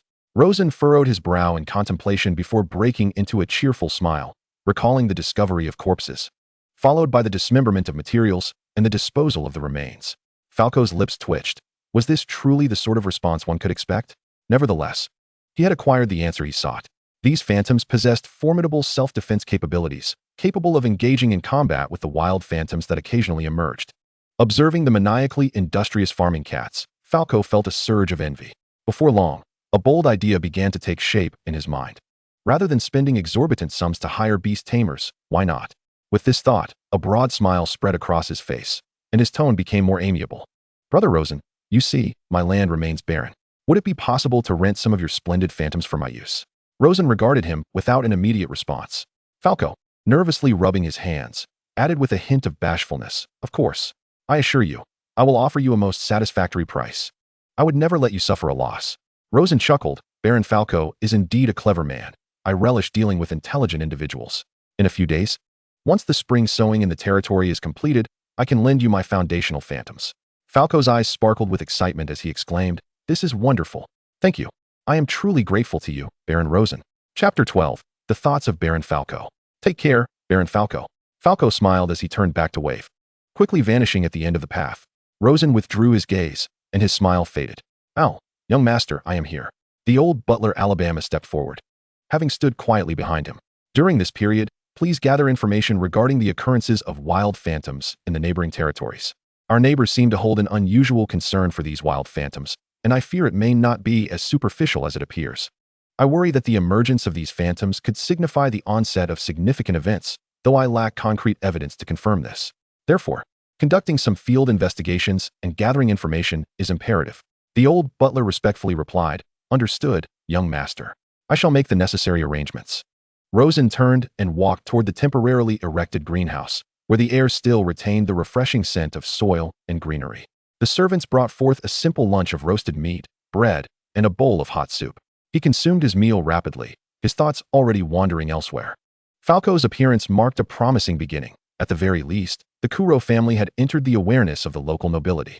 He would inevitably find himself interacting with more local nobles. To truly establish himself, he needed to navigate his relationships with these nobles carefully. Identifying allies and foes, as well as those who could be swayed, was essential. He required allies, even if they were merely temporary ones based on mutual benefit. Having swiftly finished his lunch, Rosen took a brief respite before rising to head toward the pasture behind the estate. Upon arriving near the pasture, Rosen immersed his consciousness into the core crystal, inspecting the recent phantoms. Their territory had recently seen an increase in phantoms. 10 ordinary balu eggs bred from striped chickens, 10 ordinary balu eggs bred from farming cats, 5 water-type balu eggs bred from small pod elephants, and 3 grass-type balu eggs bred from marvelous monkeys. All had successfully hatched in the incubator, transforming into shimmering starlight floating within the phantom space of the core crystal. Rosen rubbed his hands together, beginning to examine each one in detail. Striped chicken. Serial number, 1. Attribute, none. Level, 1. Golden trait, valiant, attack power 20. Golden trait, sturdy body, defense 20. Golden trait, charge, upon entering combat.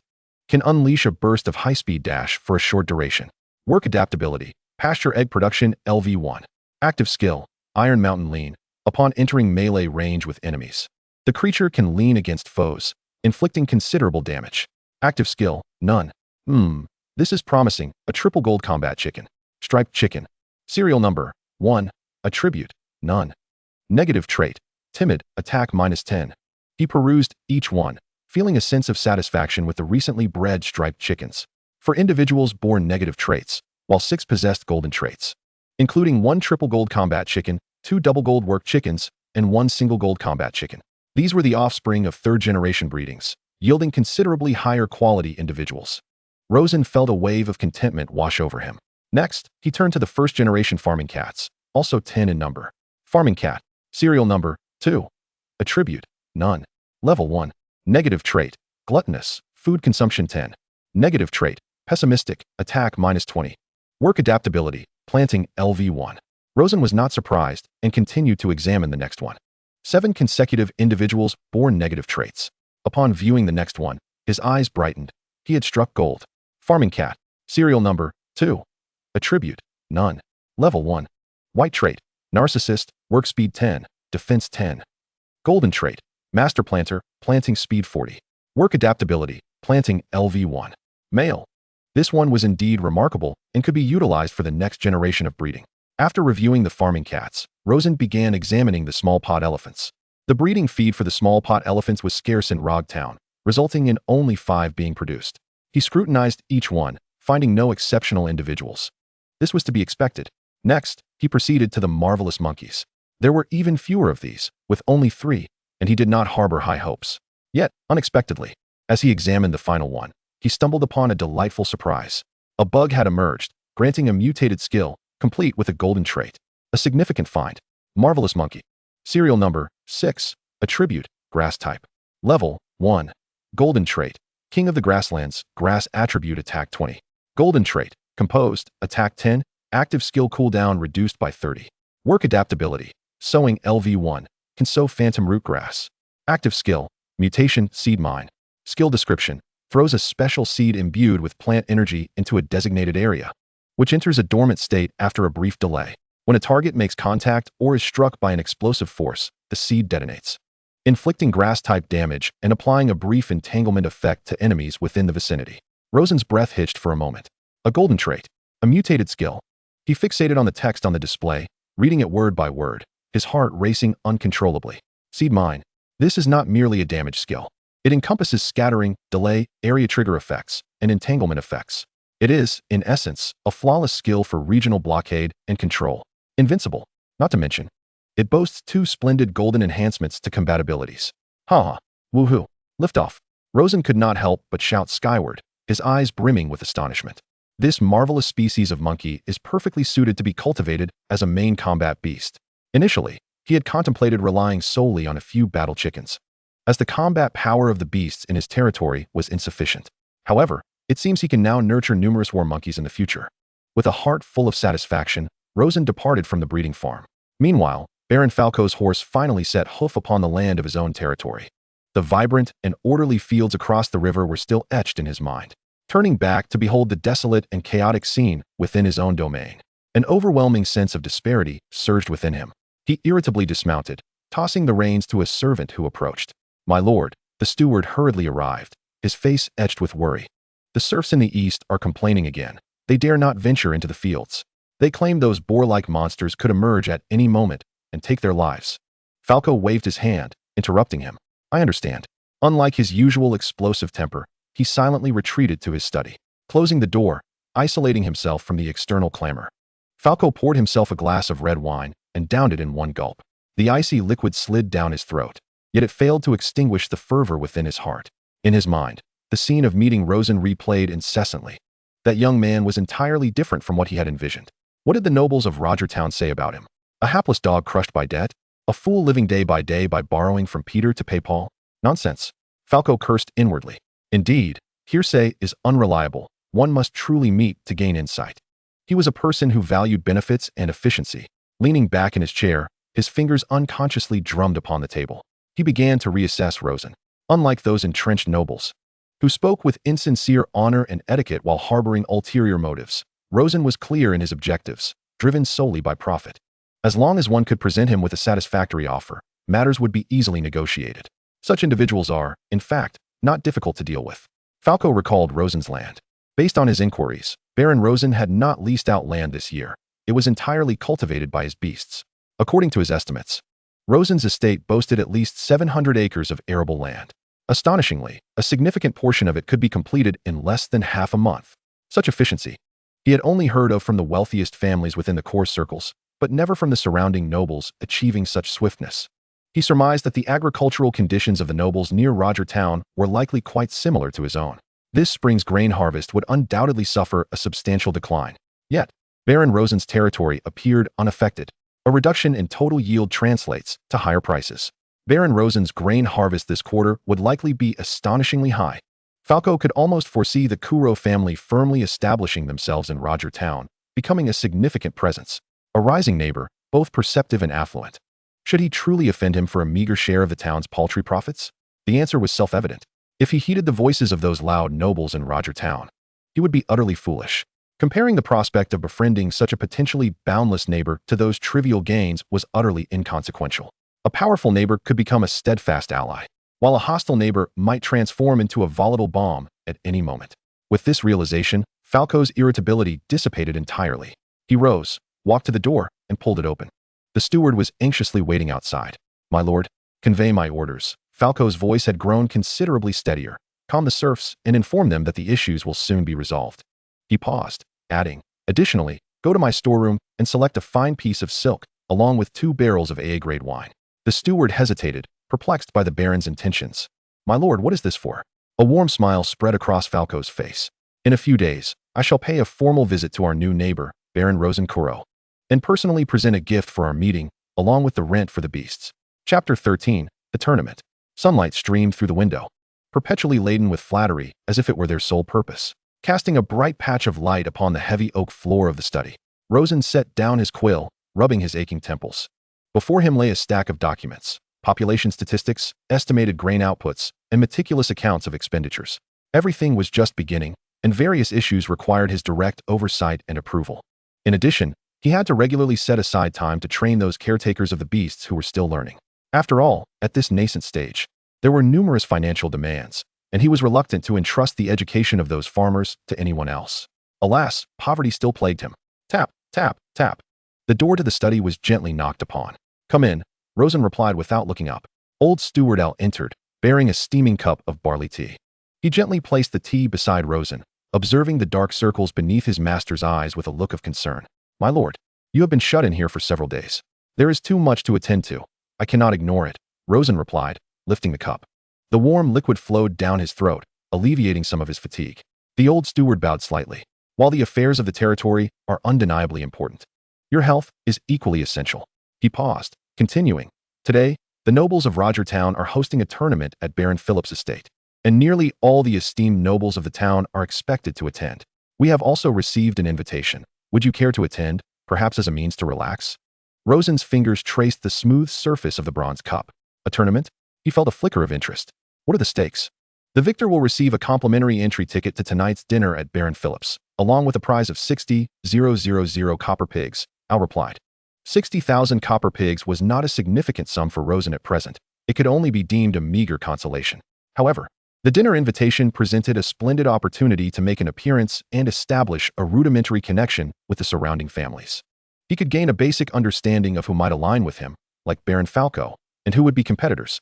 Very well, I shall go. Rosen stood, stretching his somewhat stiff limbs. Al, prepare yourself. We shall depart. Yes, my lord. A look of relief spread across Al's face as he turned and hastily left. Rosen approached the wall, selecting 3 of the hanging Balu balls and placing them into the core square crystal. It is a fortuitous opportunity for me to engage in conversation with a few combat beasts, exchanging insights with other fantastical creatures. Outside the estate of Baron Philip, the scene is already bustling with a ceaseless flow of carriages and a cacophony of voices. Lavishly adorned carriages line the thoroughfare, while elegantly dressed nobles, flanked by their attendants, make their way in groups toward the makeshift arena erected within the estate. At the heart of the arena lies a sandy expanse enclosed by a fence, surrounded by tiered seating for spectators. At the pinnacle, a sumptuous canopy shelters several plush, velvet-upholstered chairs, evidently reserved for the most esteemed guests. Under the guidance of a servant, Baron Rosen approaches the seating area, and before he can take his place, he is greeted by a familiar voice. Baron Rosen, you've arrived. Turning to the source, Rosen smiles in response. Ah, Baron Falco. Indeed, I have. Come, Baron Rosen, sit beside me. With a nod to his servant, Rosen gestures for the elderly steward to accompany him to Baron Falco's side. As he does so, his gaze inadvertently sweeps across the elevated platform. A burly man clad in knightly armor sits with an air of solemnity, his eyes sharp and discerning. Baron Falco eagerly introduces, that is Sir Barton, the vice commander of the Rogtown Knight Brigade. Beside him sits the host of today's event, Baron Philip, who is currently leaning toward a lady beside him, speaking in hushed tones with evident cordiality. The lady, adorned in a delicate lavender gown embellished with lace at the neckline and sleeves, possesses a cascade of golden hair that flows behind her like a shimmering waterfall. Her profile is exquisitely sculpted, her skin as fair as the finest cream, exuding a softness that seems almost palpable. What a strikingly beautiful lady, Rosen muses. Seemingly aware of Rosen's gaze, the noblewoman casually glances in his direction. Her eyes, a rare shade of lake blue, are clear and innocent. Their eyes meet for a fleeting moment. She offers a slight nod as a gesture of acknowledgement before returning her attention to Baron Philip, a subtle smile gracing her lips. That is Miss Evelyn, daughter of Baron Gran. She is not only beautiful but possesses a kind heart, treating even an old man like me with courtesy, Baron Falco remarks with a beaming smile, leaning closer to whisper in Rosen's ear. Baron Gran perished in the recent battle against the surge of fantastical beasts, and the title has now passed to her. Understanding dawns upon Rosen. No wonder Baron Philip is so eager to curry favor. It appears he has his sights set on the fortunes of the Gran family. With a brief overview absorbed, Rosen redirects his attention back to the arena. The rules are simple. At that moment, a man resembling a butler strides into the center of the arena and announces loudly, any beastmasters or noble lords possessing fantastical beasts may enter the fray. The ultimate victor will be awarded a prize of 60,000 copper coins, as well as an invitation to tonight's banquet hosted by Baron Philip. Now, let us welcome our champion, the undefeated mercenary, Mr. Locke. As the proclamation concludes, a robust mercenary leaps into the arena, thumping his chest as he summons a fearsome beast resembling a wild boar with protruding tusks. His favored beast is the razorback hedgehog. Cheers erupt from the crowd. Rosen is well aware of the razorback hedgehog, a combat beast ranked number 11, known for its melee skill called charge, making it quite formidable in battle. Observing the ongoing skirmish, Rosen finds the spectacle somewhat tedious. Most of the beasts in combat are merely ordinary, attribute-less creatures, and their fighting style is rather rudimentary, characterized by brute force and wrestling. After several rounds, the mercenary remains victorious. Baron Philip, perched above, appears to find the contest monotonous. He stifles a yawn and smiles at Miss Evelyn, saying, "My apologies, but our family's mercenary is simply too strong, rendering the competition rather dull." Miss Evelyn smiles politely, but refrains from further comment. Is there anyone else willing to challenge? The butler calls again. Silence blankets the crowd. The mercenary and his beast have achieved 5 consecutive victories, demonstrating their prowess, and no one is eager to suffer humiliation. I shall. A clear voice rings out. All eyes turn to see Rosen rising, unhurriedly descending the steps into the sandy arena. Isn't that the lad from the Kuro family? He intends to participate? Whispers ripple through the audience. On the elevated platform, Baron Philip's brow furrows as he recognizes Rosen. Humph, a disgraced noble reduced to selling off his family's possessions. Daring to take the stage to embarrass himself, he mutters disdainfully. Yet, Miss Evelyn's gaze brightens. She watches Rosen with keen interest, leaning slightly forward. She finds herself intrigued by this man.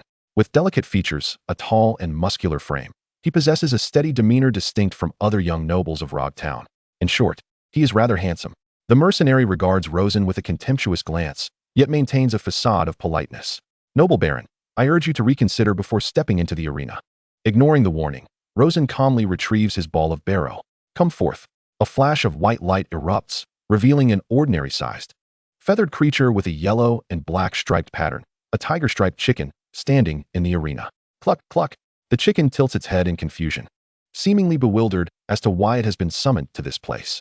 A moment of silence envelopes the crowd, then the arena erupts in thunderous laughter. What do I see? A chicken? Good heavens, is he here to entertain us? Does he truly believe we are a bunch of peasants unfamiliar with fantastical beasts? He dares to pit a mere egg-laying tiger-striped chicken against us? The mercenary shakes his head. To him, this baron appears to be a naive, stubborn man-child spoiled by his family. Baron Philip laughs so heartily that he nearly pounds the armrest, turning to Miss Evelyn. Ha ha ha. Evelyn, look. That is the recent arrival from Rog Town, a fallen baron. A fellow who has spent too much time in the countryside, his mind likely muddled. He is surely incapable of accepting the reality of his family's decline, choosing instead to wallow in delusions, a pathetic jester seeking attention on my battlefield. Miss Evelyn does not join in the laughter. A flicker of disdain passes through her eyes. Perhaps Baron Philip believes he can elevate himself by belittling others, but under her father's tutelage, she has developed an aversion to such behavior among nobles. She gazes at the composed Rosen in the arena, her brow slightly furrowing, her eyes reflecting a hint of confusion. Why would he choose to fight with a tiger-striped chicken, and why is he so unfazed? She has never witnessed anyone using a tiger-striped chicken in combat. This creature holds little to no value in terms of battle training beyond laying eggs and providing a meager amount of meat. She senses an enigmatic aura surrounding the man in the arena, one she cannot quite decipher. Rosen remains oblivious to the surrounding jeers. His consciousness delves into the core crystal, establishing a connection with the tiger-striped chicken. Charge, he commands. Cluck. The tiger-striped chicken emits a resounding crow, its voice imbued with a hint of fierce combat spirit. With a powerful leap, it propels itself forward, transforming into a yellow-black blur, vanishing from its original spot in an instant. The mercenary's laughter ceases abruptly. He barely comprehends what has transpired, feeling as though a flash has obscured his vision. Before him, that chicken had already manifested in front of his ethereal beast. Iron Mountain Charge. The budgerigar, with its seemingly frail frame, fiercely collided against the waist of the wild boar ethereal beast. Bang! A dull thud resonated. The wild boar, weighing over 200 pounds, was sent flying by this impact, rolling several times in the sandy ground, howling in agony and unable to rise again. Chapter 14. The Fierce Battle with Baron Philip. A single strike. Merely one strike. In that instant, all laughter and chatter vanished from the venue. The air felt as though it had solidified. Everyone's eyes widened, mouths agape, gazing at the imposing budgerigar standing on one leg, then back at its expressionless master. The mercenary's expressions shifted from raucous laughter to sheer disbelief, then to a state of stupefaction. On the high platform, Philip's smile froze on his face, as if he had been petrified. Miss Evelyn's rosy lips parted slightly, her eyes sparkling with wonder. Such astonishing speed, such remarkable explosive power. Could that truly be a budgerigar? She observed Rosen's confident smile, and an inexplicable emotion surged within her. Is that all? Rosen's nonchalant voice shattered the silence, exuding a haughty demeanor as he shrugged his shoulders, conveying his apparent dissatisfaction with the recent battle. It felt far too effortless. The crowd, awakening from their stupor, erupted into an even more fervent clamor. Heavens! Did I truly witness that? That chicken annihilated the spiked boar. This is utterly outrageous. Am I dreaming? Perhaps the spiked boar, having fought multiple times, was simply at the end of its strength and fell prey to his opportunism. Subsequently, several skeptics stepped forward to challenge, yet without exception, their ethereal beasts succumbed to the formidable Iron Mountain Charge of the budgerigar. Rosen and his combat chicken became the focal point of the entire arena. On the high platform, Philip's expression darkened to an unsettling degree. He could feel Miss Evelyn's gaze, which remained fixated on Rosen throughout, betraying her unreserved admiration and curiosity. This insufferable brat harbors ulterior motives. Humph, beauty is meant for the strong. He would not permit this country bumpkin, who had appeared from nowhere, to steal the limelight and the attention of the fair lady that rightfully belonged to him. I shall confront you. Philip abruptly stood, leaping down from the high platform and landing heavily in the sand. He fixed his gaze on Rosen, feigning composure as he declared, Baron Rosen, your ethereal beast has truly demonstrated to me what true valor is. However, to enliven my combat tournament, I kindly request a proper battle with you. He produced his Balu ball and swung it with fervor. Arise, steel-armored rhinoceros. In a flash of white light, a robust creature, entirely encased in a slate-gray shell with a sharp horn atop its head, appeared in the arena. Steel-armored rhinoceros. Serial number 014. Attribute: Earth. The crowd gasped in awe. This was Baron Philip's principal ethereal beast. Serial number 014. It was already a relatively rare ethereal beast encountered in the surrounding wilderness. Evelyn's brow furrowed tighter. Worry etched across her face as she gazed at Rosen. Yet, his expression remained tranquil. The battle commenced. Philip immediately commanded, Steel-armored rhinoceros, rock charge. The steel-armored rhinoceros pawed the ground, letting out a low growl as its massive form stirred up a torrent of earthy elemental energy. Charging towards the diminutive budgerigar with tremendous force, Rosen's gaze sharpened. The budgerigar nimbly leaped aside, narrowly evading the rhinoceros's assault. As the steel-armored rhinoceros missed its strike and attempted to turn, the budgerigar seized the opportunity to counterattack. Iron Mountain charge. Bang. This time, the impact felt as though it had struck an iron plate. The steel-armored rhinoceros merely swayed slightly, while the budgerigar itself was forced back a couple of steps from the recoil. Ha! Futile. Philip cackled. My steel-armored rhinoceros possesses the tough skin trait. Your chicken's attack is nothing but a tickle. Is that so? Rosen retracted the budgerigar into its Balu ball and summoned another one. Baron Philip scoffed. Baron Rosen, do you possess no ethereal beast other than this budgerigar? Bow to me, and perhaps in good spirits, I might grant you a double-digit serial combat ethereal beast. Rosen frowned, puzzled. Is this person unhinged? Why does he approach him with such hostility? He instructed the budgerigar to evade and, upon finding an opportunity, unleashed its full potential. This was merely a third-tier combat chicken, a perfect chance to test its full attack capabilities. Budgerigar. Serial number 1. Attribute: None. Level 7. Golden trait: Valor, attack power 20. Golden trait: Resilient body, defense 20. Golden trait: Charge, upon first entering combat, can unleash a high-speed dash for a short duration. Work adaptability: Farm egg production LV1. Active skill: Iron Mountain charge, upon entering melee range, sidesteps and collides with the enemy, delivering significant damage. Active skill: Golden Rooster armor, defensive skill, when activated. Golden light envelopes the body, resembling a golden cast rooster, greatly increasing defense. The steel-armored rhinoceros, cumbersome in form, turned slowly, its every attack evaded by the budgerigar. Unable to make contact. Infuriating. Utilize earthquake. Philip bellowed. The steel-armored rhinoceros stomped heavily on the ground, sending forth a wave of earthy shockwaves. The budgerigar was momentarily stunned. A prime opportunity. Finish it. The steel-armored rhinoceros capitalized on this moment, its horn glistening with metallic sheen, thrusting fiercely towards the budgerigar. Yet, just as the horn was about to make contact, a faint golden light enveloped the budgerigar. Golden rooster armor. Clang. With a sharp sound, the budgerigar was sent flying, rolling several times on the ground, but it quickly regained its footing, appearing largely unscathed. Philip's eyes nearly bulged from their sockets. How is this possible? It withstood the full force of the steel-armored rhinoceros's strike? It's over, Rosen whispered. At that moment, the steel-armored rhinoceros was spent, its strength depleted. The budgerigar transformed into a blur. Charge. Iron Mountain charge. This time, it aimed for the vulnerable spot on the side of the steel-armored rhinoceros's neck. Exposed during its attack. Bang. The steel-armored rhinoceros emitted a pained wail, its massive form crashing to the ground, incapacitated. A profound silence enveloped the arena. It actually won. The serial number 1 budgerigar defeated the serial number 14 steel-armored rhinoceros in a heartbeat. My heavens, I cannot be dreaming. Clap. What the hell are you doing? This is not a dream. How is this possible? The combat prowess of the budgerigar is astonishing. This man named Rosen, along with his seemingly ordinary budgerigar, is extraordinarily formidable. Evelyn's gaze towards Rosen shimmered with a newfound brilliance. Philip stood frozen in place, his complexion shifting from crimson to pallid, and finally to a ghastly hue. He had been defeated. In the presence of Miss Evelyn and all the nobles of Rog Town, he had succumbed to a destitute rogue and a mere egg-laying chicken. An overwhelming sense of humiliation and fury instantly engulfed his reason. How infuriating!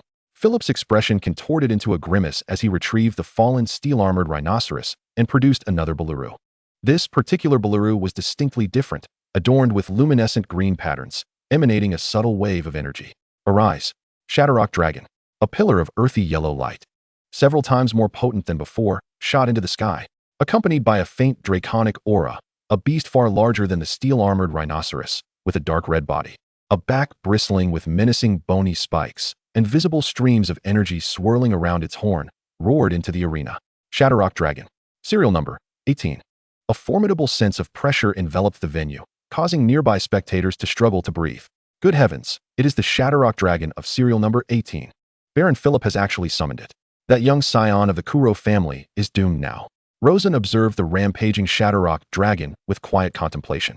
A subspecies dragon, a combat beast of the earth element, coupled with the high-grade Baluru that Baron Philip had utilized for the summoning. Rosen surmised that this beast must have been of considerable caliber at the time of capture, unlike Rosen's beasts, which had been trained from level 1 to the highest level of 15 that he could command as a beastmaster.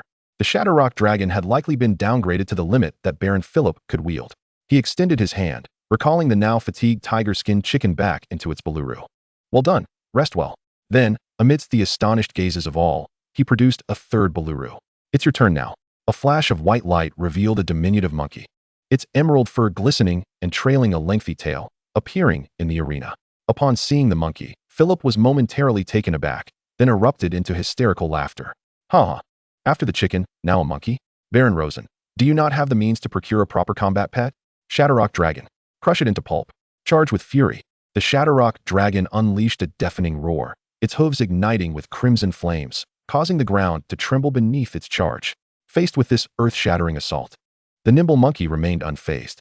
Swiftly, it waved its tiny paws before it. Mutated skill, seed mine. Several unassuming green specks, resembling grass seeds, were scattered along the path of the Shatterrock Dragon's charge.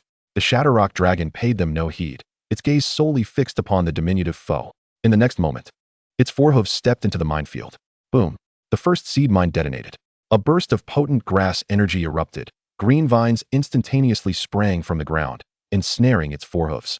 The Shatterrock Dragon's momentum faltered, but its overwhelming inertia propelled it through the vines, continuing onward. Immediately after, boom, boom, boom, boom, a chain reaction ensued. One seed mine after another detonated, the explosions resonating in a cacophony. The green shockwaves mingled with the wildly growing vines, completely enveloping the massive Shatterrock Dragon. A howl of despair erupted from the Shatterrock Dragon as rampant energy ravaged its form, causing fissures to mar its once impenetrable armor. Countless vines coiled around its body like venomous serpents, penetrating its wounds. In mere seconds, as the explosive light dissipated and the vines retreated to the earth, the once mighty Shatterrock Dragon lay defeated, charred and battered, twitching on the ground, its life force dwindling. A green light ignited automatically, recalling the near-lifeless creature back into its Baluru. Silence enveloped the arena. One could hear a pin drop. All eyes were fixed upon the seemingly innocuous monkey, now dusting off its paws, and the man standing behind it, whose demeanor remained unperturbed throughout. Baron Philip stood rigid, his body frozen, his expression a grotesque mask caught between manic laughter and shock. His lips trembled, emitting raspy sounds. Yet no words escaped. How could this be? What has transpired?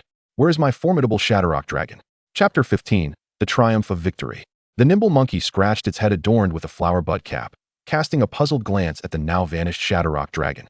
Then, it hopped back to Rosen's side, nuzzling against his pant leg. The entire venue was so silent that one could hear the heartbeat of every individual present. All gazes were magnetically drawn to Rosen and the seemingly harmless monkey. The Shatterrock Dragon, serial number 18, a powerful beast bearing the bloodline of dragons, had been effortlessly dispatched by a farming monkey, using a single skill? What manner of skill was that? How could this monkey possess such strength? Shock and bewilderment filled the hearts of all present. The host, taking a deep breath, broke the frozen air with a quavering voice. Is there anyone else who wishes to challenge Baron Rosen? No one responded. The arena remained silent. Challenge? With what could they challenge? If even Philip's Shatterrock Dragon was brought down with one blow, who would dare step forward to invite their own humiliation? This was a subspecies dragon, a beast that ordinary nobles could never hope to possess. To have been defeated in such a manner, the host inquired once more, his voice rising slightly. May I ask if there are any challengers? Still, silence reigned, accompanied by countless complex gazes. Very well, the host exclaimed, waving his hand decisively. Since there are no challengers, I hereby declare Baron Rosen Kuro the ultimate victor of this duel tournament." As his words fell, a delayed eruption of applause and discussions surged through the crowd, akin to a tidal wave. What was that monkey? Why was its skill so terrifying? Could it be that this was the hidden ace of the Kuro family? The original Bronze family? Baron Philip stood rooted in place, feeling as if all the blood in his body had surged to his head, only to recede in an instant, leaving behind a chilling numbness. He gazed at the calm figure on the stage, his face turning a shade akin to a pig's liver. His teeth chattered audibly. "Baron Rosen, please step forward to receive your prize." Rosen recalled the nimble monkey and, under the scrutiny of thousands, walked gracefully onto the podium. The host presented him with a hefty pouch of coins, a sapphire-inlaid eagle brooch, and an exquisitely sealed invitation. "Congratulations, Baron Rosen. This is your reward, 60,000 copper pigs. This is the victor's eagle brooch, and an invitation to tonight's banquet at the Earl's residence." Rosen affixed the brooch to his chest, carefully stowing away the pouch and invitation. Nodding slightly to the host in acknowledgement, and turned to descend the stage. He did not spare a glance at Philip, finding the contest beneath him, lacking in interest.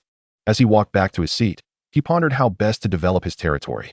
Unbeknownst to him, the indifference displayed by Rosen stung Philip far more than any derisive remark, his gaze towards Rosen flashing with a hint of animosity. As Rosen returned to his seat, a fragrant breeze wafted through the air. He lifted his head to discover that Miss Evelyn had, unbeknownst to him, taken her place beside him on the elevated platform, the surrounding nobles instinctively parting to make way for her. A charming blush adorned her cheeks, and her cerulean eyes sparkled with curiosity and admiration as she gazed silently at Rosen. Under the collective breath of the onlookers, Evelyn slowly extended her right hand, adorned with white lace gloves. This was a signal, a gesture of goodwill exchanged between noble individuals of the opposite sex. Jealous flames flickered in the eyes of the young nobles surrounding them. To kiss the back of Miss Evelyn's hand was a dream long cherished by many in Rog Town. Philip's eyes burned crimson, fixated on the scene before him. Rosen stared at the delicate, fair hand for a moment, momentarily taken aback. Kissed the back of her hand. As a traveler from another world, he felt a certain aversion to such a gesture. Surely, mere expressions of goodwill and courtesy would suffice. Amidst Evelyn's and everyone else's astonished gazes, Rosen rose but did not bow. Instead, he stepped forward, extending his arms to gently embrace Evelyn. It was a brief, purely ceremonial embrace, his arms merely encircling her shoulders before parting.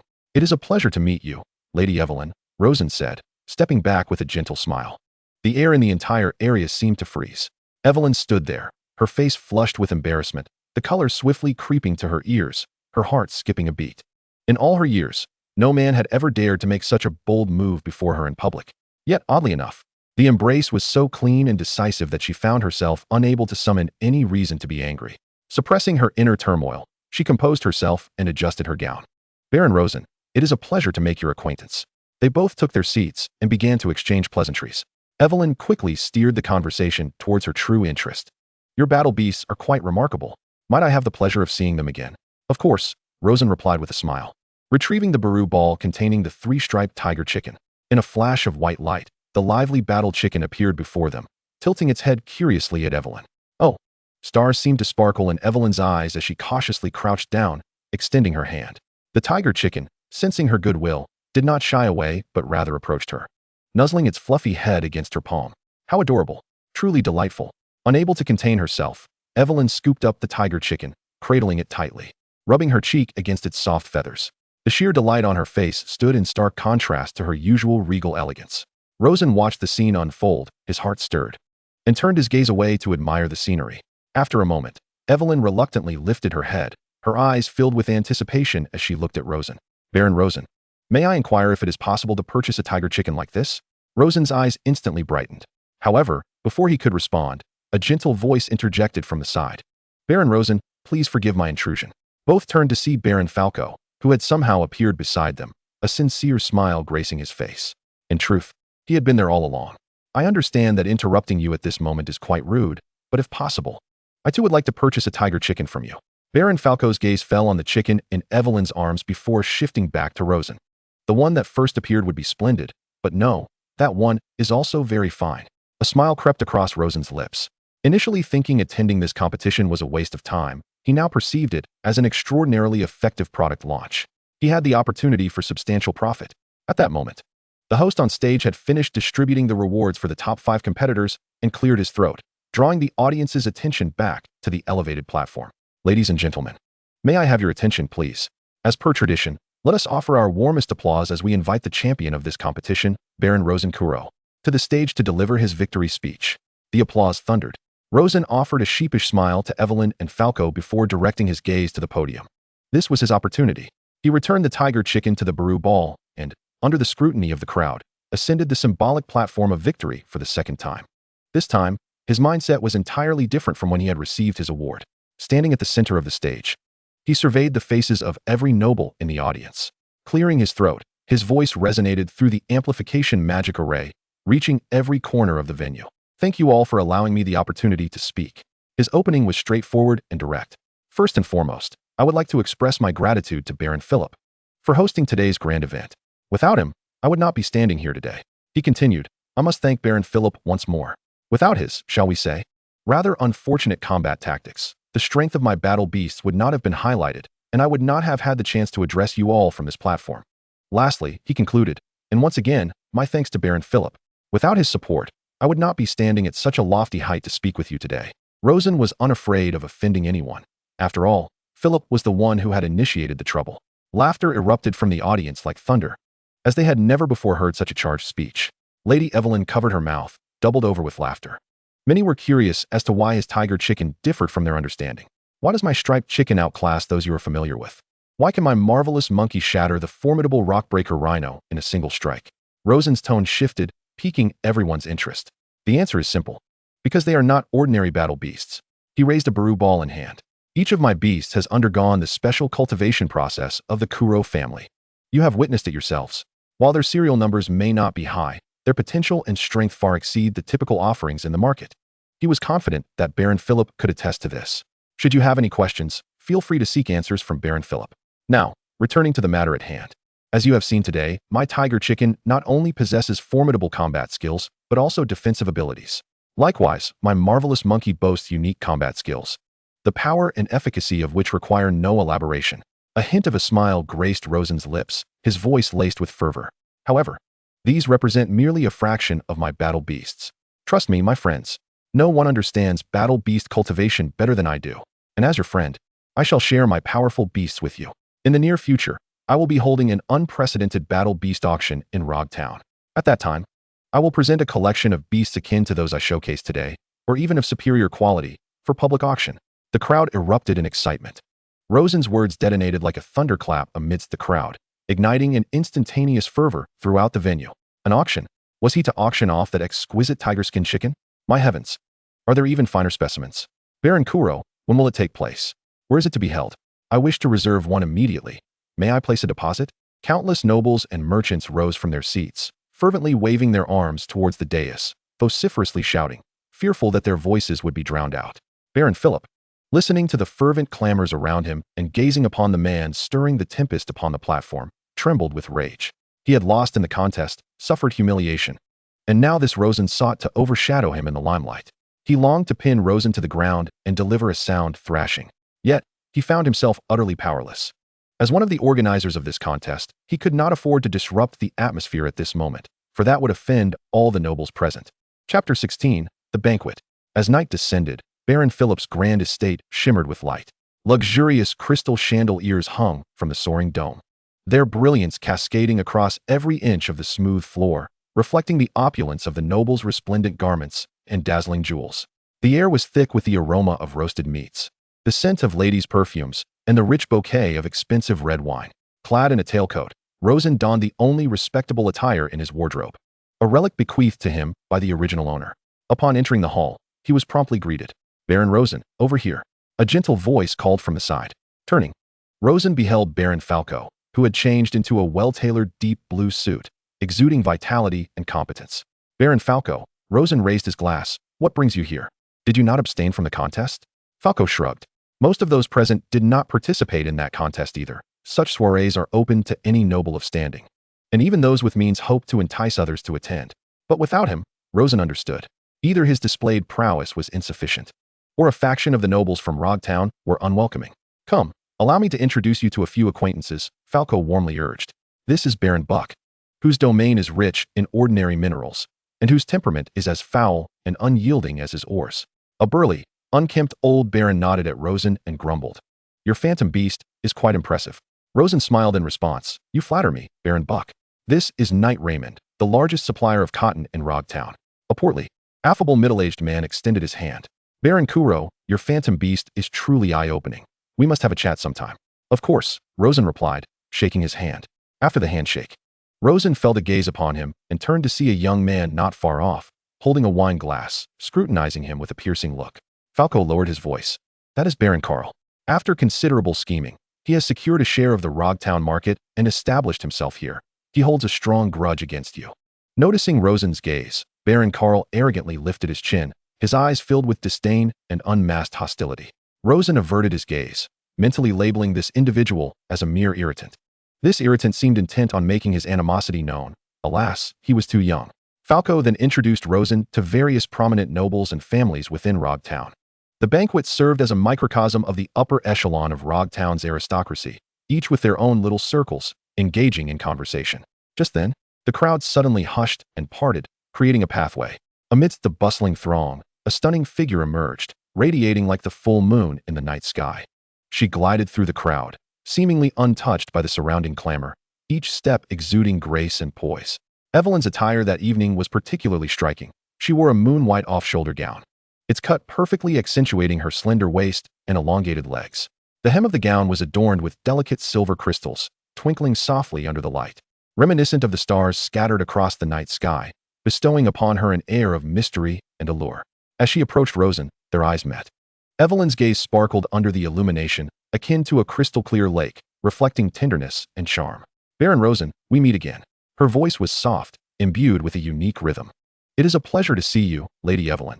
You look absolutely stunning this evening, Rosen replied courteously. After exchanging pleasantries, Rosen's attention was drawn to the array of dishes being presented by the servers. The long table was laden with a plethora of exquisite dishes, among which several covered with silver lids stood out particularly. As the servers lifted the lids, a rich, exotic aroma wafted through the air. Each dish was meticulously crafted from phantom beast meat. One platter featured golden brown roasted bird legs, likely from some avian phantom beast. Another held tender chunks of meat, exuding the fragrance of herbs and foliage. Rosen recognized that phantom beast cuisine offered significant benefits to beast tamers, nurturing their spiritual energy and accelerating their level advancements. The ranks of beast tamers were classified into 7 major tiers: red, orange, yellow, green, blue, indigo, and violet, each further subdivided into initial, intermediate, and advanced stages. A red tier beast tamer could command 2 phantom beasts simultaneously, while an orange tier could manage 3, and so on. Each ascent in tier allowed for the binding of an additional phantom beast. Rosen sensed the energy contained within these dishes, estimating it to be at the level of a red tier phantom beast. Such culinary offerings might be rare delicacies for novice beast tamers. However, for him, they held little allure. In his territory, those phantom beasts toiled diligently, their passive experience continuously flowing through the core crystal into his being. He had already attained the rank of an orange-tier beast tamer. Consuming these red-tier dishes would be scarcely different from abstaining altogether. As melodious music filled the air, the ball commenced. Pairs of noblemen and women glided into the dance floor, their movements elegant and graceful. Rosen held little interest in dancing among this assembly of aristocrats. In his previous life, while he had dabbled in learning a few trending dance moves online, he had only a passing acquaintance with formal social dances. Yet, dancing would not yield him any profit. He could dance, but it was unnecessary. He retreated to a more secluded corner, seeking a kindred spirit equally disinterested in dancing. To further his promotional endeavors, securing an investor would be ideal. If not, merely raising his own profile would still be a worthwhile endeavor. He had just identified a seemingly forlorn middle-aged nobleman when that familiar, gentle voice called out to him once more. Baron Rosen. He turned to see Lady Evelyn standing before him, a playful smile gracing her lips. The dance floor's lights danced around her, casting an ethereal glow about her. The surrounding eyes swiftly converged upon them. Conversations halted, all eyes drawn to this corner. Evelyn slightly lifted her gown, executing a flawless curtsy towards Rosen. I have observed for quite some time. You have not invited any lady to dance, nor have you taken to the floor yourself. Her voice, though soft, resonated clearly in the ears of everyone present. You shan't hold it against me for my audacity in extending an invitation to you for a dance, shall you? Rosen furrowed his brow. What was this woman up to? Were they even acquainted? Surely not. Today was their first meeting. Could it be that he was indeed strikingly handsome? To have someone fall for him at first sight seemed far-fetched. Shaking his head to dismiss such fanciful thoughts, he resolved to proceed at his own pace. At that moment, he felt no inclination towards romantic entanglements. He offered Evelyn a gentle yet distant smile. "I beg your pardon, Lady Evelyn," he spoke in a calm and clear tone. "I am currently engaged in a serious discussion with this gentleman beside me, and I have no desire to dance at the moment. Please seek another partner." A gasp rippled through the crowd, as if the air had solidified in that instant. All eyes turned to Rosen, gazing at him as though he were mad. Even the nobleman beside him looked utterly bewildered. What had just transpired? Had he truly rejected the coveted opportunity for a dance that nearly every young noble in Rogtown yearned for? Evelyn's smile faltered, a flicker of disbelief flashing across her azure eyes. Since her father's passing, every nobleman she encountered had bowed their proud heads to curry her favor. This was her first experience of a public rejection by a man. She was acutely aware of her situation. Any suitor who wed her would inherit her father's entire estate, including his title and lands. Moreover, she was confident in her beauty.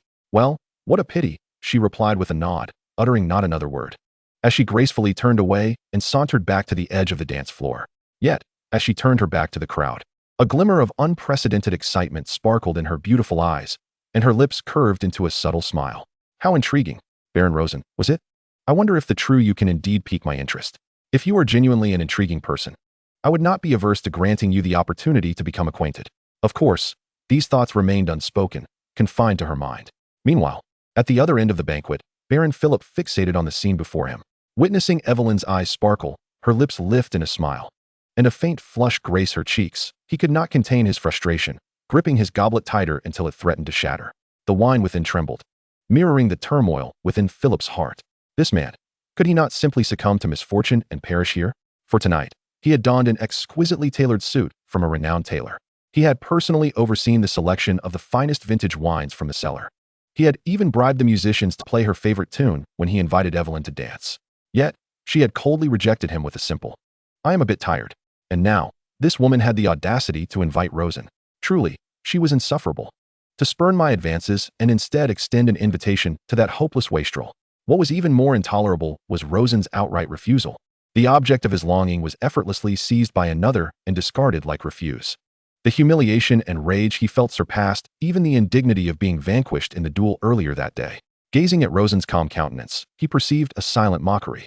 He resolved then and there to make Rosen pay dearly for his insolence. Chapter 17. The noble assembly of Rogtown reconvenes. As the revelry of the banquet faded, Rogtown returned to its tranquil state. Yet, in the upper floor of the Tipsy Mare Tavern, another tempest brewed. The same smoke-filled chamber, the same oak table. But the atmosphere was now more fraught with tension than before. Baron Philip's face was ashen as he downed a glass of wine, his chest ablaze with fury. "Rosen wishes to hold an auction." Philip's voice, distorted by anger, rang out. "He dares to announce his intentions without the consent of the Rogtown Merchant Association. Right here on our turf. What does he think he is doing? Gentlemen, he aims to snatch food directly from our plates." Across from him, Baron Karl, a young and arrogant knight, glared with animosity.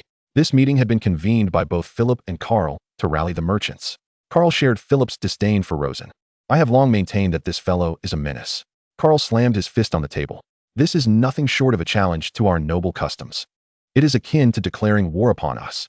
Baron Shortbeard frowned, his fingers unconsciously tapping the table. An auction, indeed, poses a dilemma. Should it gain traction, it could disrupt our market business. The nobles in the room murmured amongst themselves, their faces etched with concern. "We must thwart him." Philip's voice rose sharply. He stood, hands braced against the table, surveying the assembled nobles. "I propose we unite and leverage our collective influence to ensure his auction never sees the light of day. Let him know that Rogtown is not a place for outsiders to impose their will. Indeed, let us show him the consequences." Karl echoed vehemently, his face set with determination. "I disagree," a calm voice interjected, shattering the room's charged atmosphere. All eyes turned to the speaker, Baron Falco.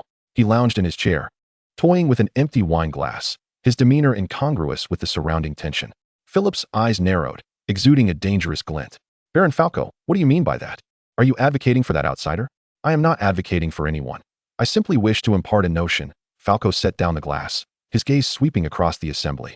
"Gentlemen, are your perspectives not rather myopic?" "You." Karl sprang to his feet, glaring at Falco. Unfazed, Falco continued. "You perceive only the potential threat Rosen's auction poses to our market, yet fail to consider what it could bring us."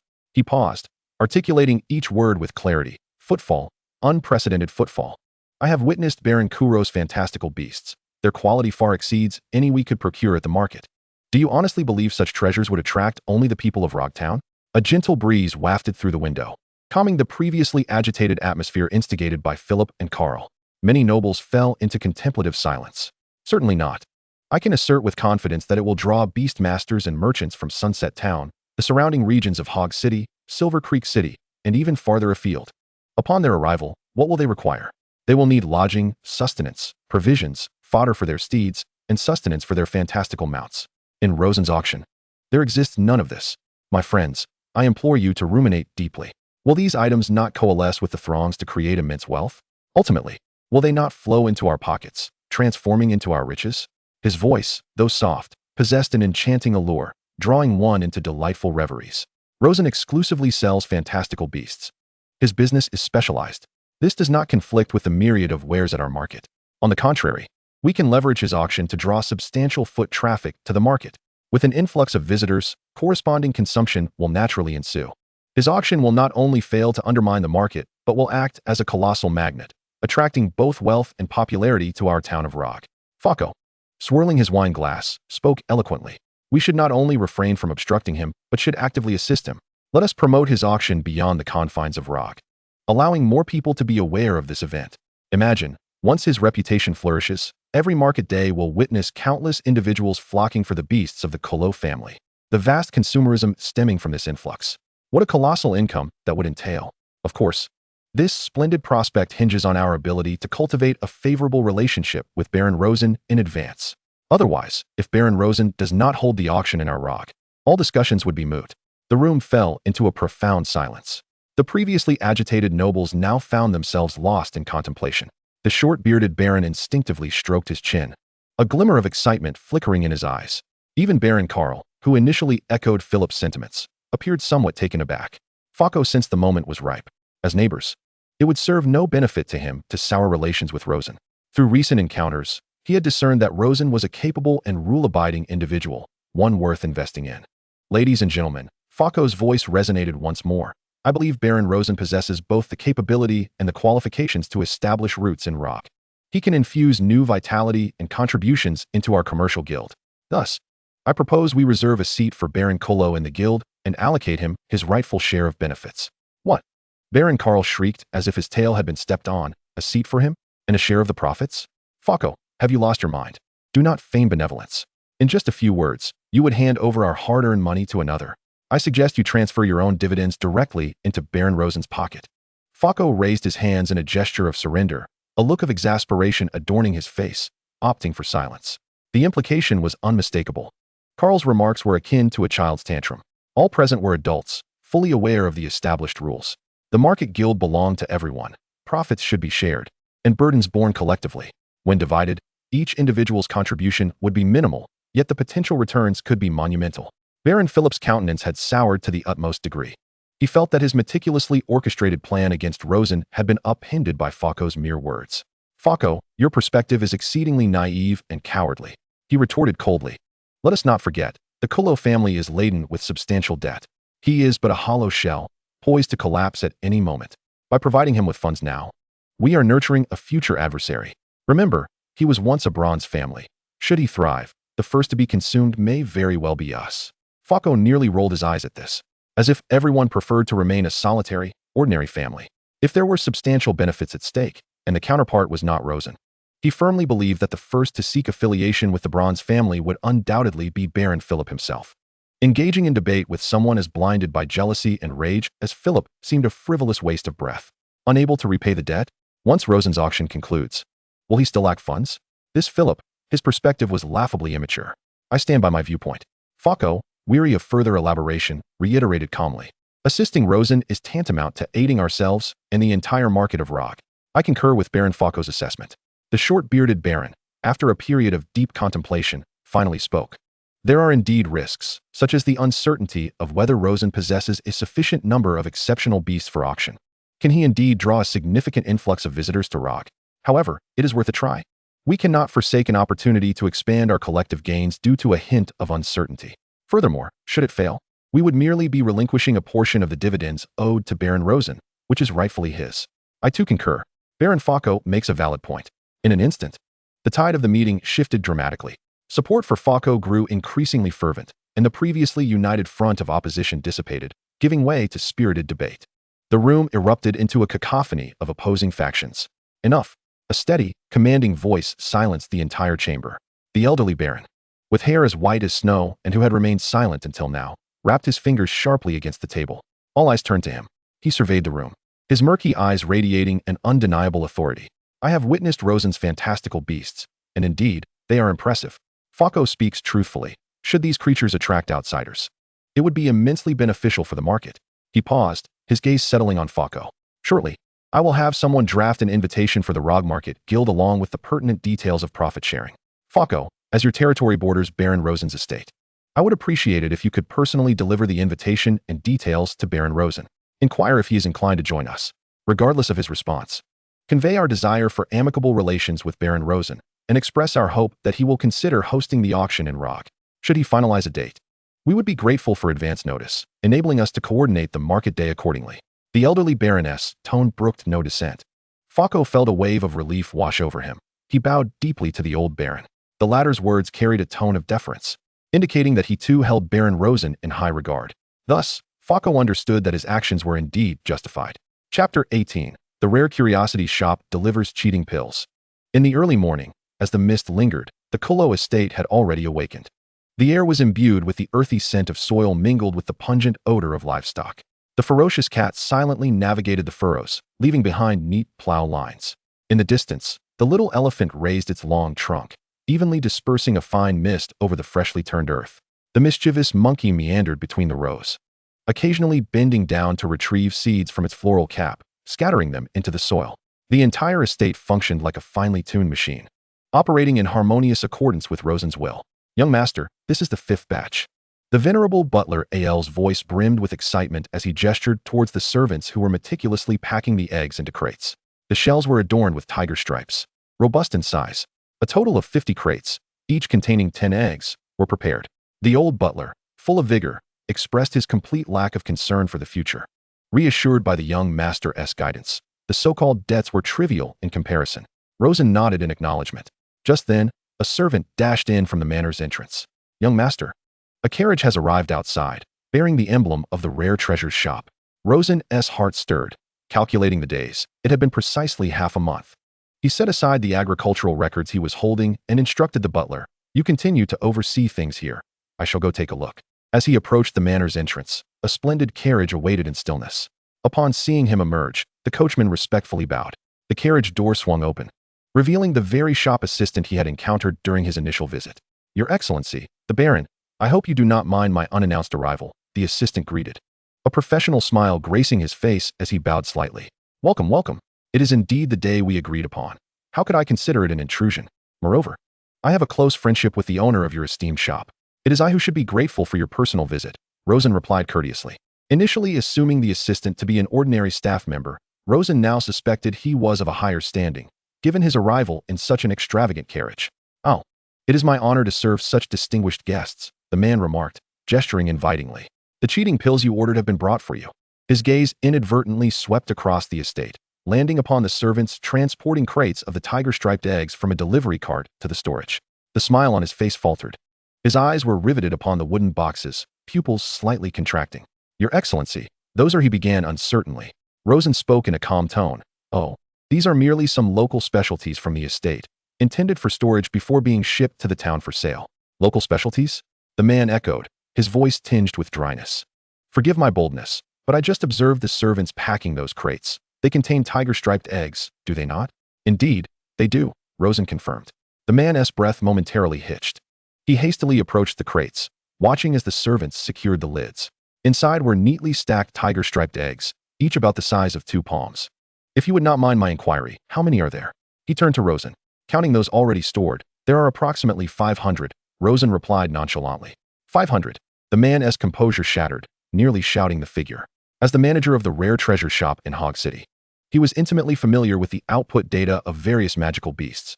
The egg-laying rate of ordinary tiger-striped chickens was not particularly high.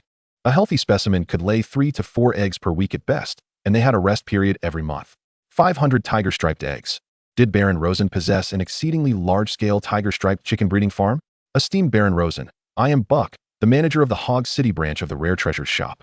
The man took a deep breath, readjusting his demeanor to one of seriousness and respect, shedding the earlier formalities. Mr. Buck, a pleasure to make your acquaintance. Rosen extended his hand. Buck grasped Rosen's hand, but remained unable to divert his gaze from the eggs. Baron Rosen, this batch of local specialties is truly astonishing, he exclaimed, unable to contain his admiration. As I mentioned before, the quality of my magical beasts far surpasses those available on the market. No one understands magical beasts better than I. Rosen replied calmly. Please, follow me. He gestured for Buck to accompany him to the chicken coop. Prior to meeting Buck, Rosen had instructed the servants to transfer all the tiger-striped chickens to the coop for rearing. The Rare Treasures shop was a crucial strategic partner for Rosen, and the owner, Lilith, had generously provided him with a startup fund of 200 silver tigers. Naturally, he intended to showcase his capabilities to solidify their relationship. Soon, they arrived at the coop. The newly constructed building was spacious and clean, with dozens of tiger-striped chickens leisurely wandering about, pecking at the ground. Their plumage was vibrant, brimming with vitality, and each one seemed exceptionally spirited. Some were even engaging in skillful displays of combat. Wait, using skills? Are these tiger-striped chickens employing battle techniques? Buck's eyelids twitched involuntarily. Filled with curiosity, Buck produced a core crystalline lens and directed it towards Rosen. Please, feel free, Rosen offered generously. With permission granted, Buck donned the glasses and began to assess the condition of the tiger-striped chickens. As Buck wore the glasses, his vision transformed. Faint data streams materialized around each chicken. Serial number 1, tiger-striped chicken. Health status, excellent. Red trait, gluttonous, food intake 30. White trait, narcissist, work speed 10, defense 10. This one is decent. Classified as good in the market. But soon, Buck's gaze locked onto another tiger-striped chicken. Serial number 1, tiger-striped chicken. Health status, excellent. Potential assessment, outstanding. Golden trait, valiant, attack power 20. His eyes widened slightly. A golden trait, although it fell short compared to the one Rosen had previously brought to the shop, which had a single gold trait, it could still fetch a respectable price. His gaze continued to traverse, and soon his eyes bulged wider. Serial number 1, tiger-striped chicken. Golden trait, valiant, attack power 20. Golden trait, charge, upon first entering combat, can unleash a high-speed dash for a short time. Double gold, an exceptional combat specimen. Serial number 1, tiger-striped chicken. Health status, excellent. Golden trait, valiant, attack power 20. Golden trait, charge, upon first entering combat, can unleash a high-speed dash for a short time. White trait, narcissist, work speed 10, defense 10. Active skill, Iron Mountain Lean. Upon entering melee range, side body slam into the enemy, delivering considerable damage. A dazzling array of data unfolded before Buck's eyes. The more he observed, the more parched his throat felt. He couldn't help but swallow hard. Here, in this coop, nearly half of the chickens bore golden traits. Buck's hand trembled as he removed the glasses. In an ordinary breeding farm, encountering a single individual with a golden trait would warrant a celebration with champagne. Yet here, it was as commonplace as cabbage in a garden. A servant hurried to Rosen's side, whispering a report. A smile crept across Rosen's lips. Mr. Buck, your visit today is remarkably timely. A new batch of budgerigars has just hatched. Let us take a closer look. Buck mechanically followed Rosen into a secluded area. Inside, 5 budgerigars were feasting on wild berry feed. He raised his glasses once more, his gaze sweeping over the budgerigars. When his eyes fell upon a corner where a fledgling was struggling to peck at grains of rice, his body froze entirely. The light reflected off the lenses flickered violently in his pupils. Serial number 1, budgerigar. Health status, perfect. Golden trait, valor, attack power 30. Golden trait, charge, upon entering combat for the first time, it can unleash a high-speed dash for a short duration. Golden trait, sturdy physique, defense 20. Golden trait, accelerated growth, experience gain 40. Active skill, Iron Mountain Lean. Upon entering melee range between foes, it can lean into the enemy, dealing considerable damage. For golden combat traits, and it possesses an active combat skill. Is this truly a budgerigar? Buck's throat went dry as he removed his glasses, rubbed his eyes vigorously, and put them back on. The 4 lines of golden text remained clearly suspended above the budgerigar, unwavering. Good heavens, he uttered a dreamy groan. Observing his reaction, Rosen's lips curled into a subtle smile. This 4-gold budgerigar was the latest product of his continuous optimization through breeding at the ranch over the past month. Shopkeeper Buck. Rosen spoke. What do you think? What do you mean? Buck snapped back to reality, his eyes gleaming with excitement. My Lord Baron, The value of this budgerigar is immeasurable. Truly immeasurable. He spoke in a fervent, disjointed manner. Rosen nodded, calmly stating, "Then let us entrust it to your esteemed shop for auction. I have faith in your establishment's capabilities." Buck was momentarily overwhelmed by joy. "Baron Rosen, you cannot be jesting." Realizing his exuberance, Buck forced himself to regain composure. Breathing rapidly as he said, "Baron Rosen, you may not fully grasp the extraordinary creature you possess. A combat-type phantom beast endowed with 4 innate golden traits. Even if it is merely a budgerigar, it is destined for greatness. Should it enter public auction, I have every reason to believe that even the higher nobility of the bronze and iron circles would be drawn to it, eager to acquire it." Rosen shrugged thus. "I have entrusted it to your rare treasures shop for auction. I trust you completely. At this moment, only your establishment is capable of hosting an auction worthy of this budgerigar." Buck inhaled deeply, his mind racing. If this budgerigar were to appear at our rare treasures shop's auction, the uproar it would create would be unprecedented. All the nobles and beastmasters in the border circle would go wild. Our shop's reputation would soar to new heights. Baron Rosen must be well aware of this. Buck met Rosen's gaze and nodded emphatically, solemnly expressing, "Thank you for your trust, Baron. I shall also convey my gratitude on behalf of my lady. Please extend my regards to Miss Lillian." Lillian had generously provided him with a significant startup fund previously, a kindness he had always remembered.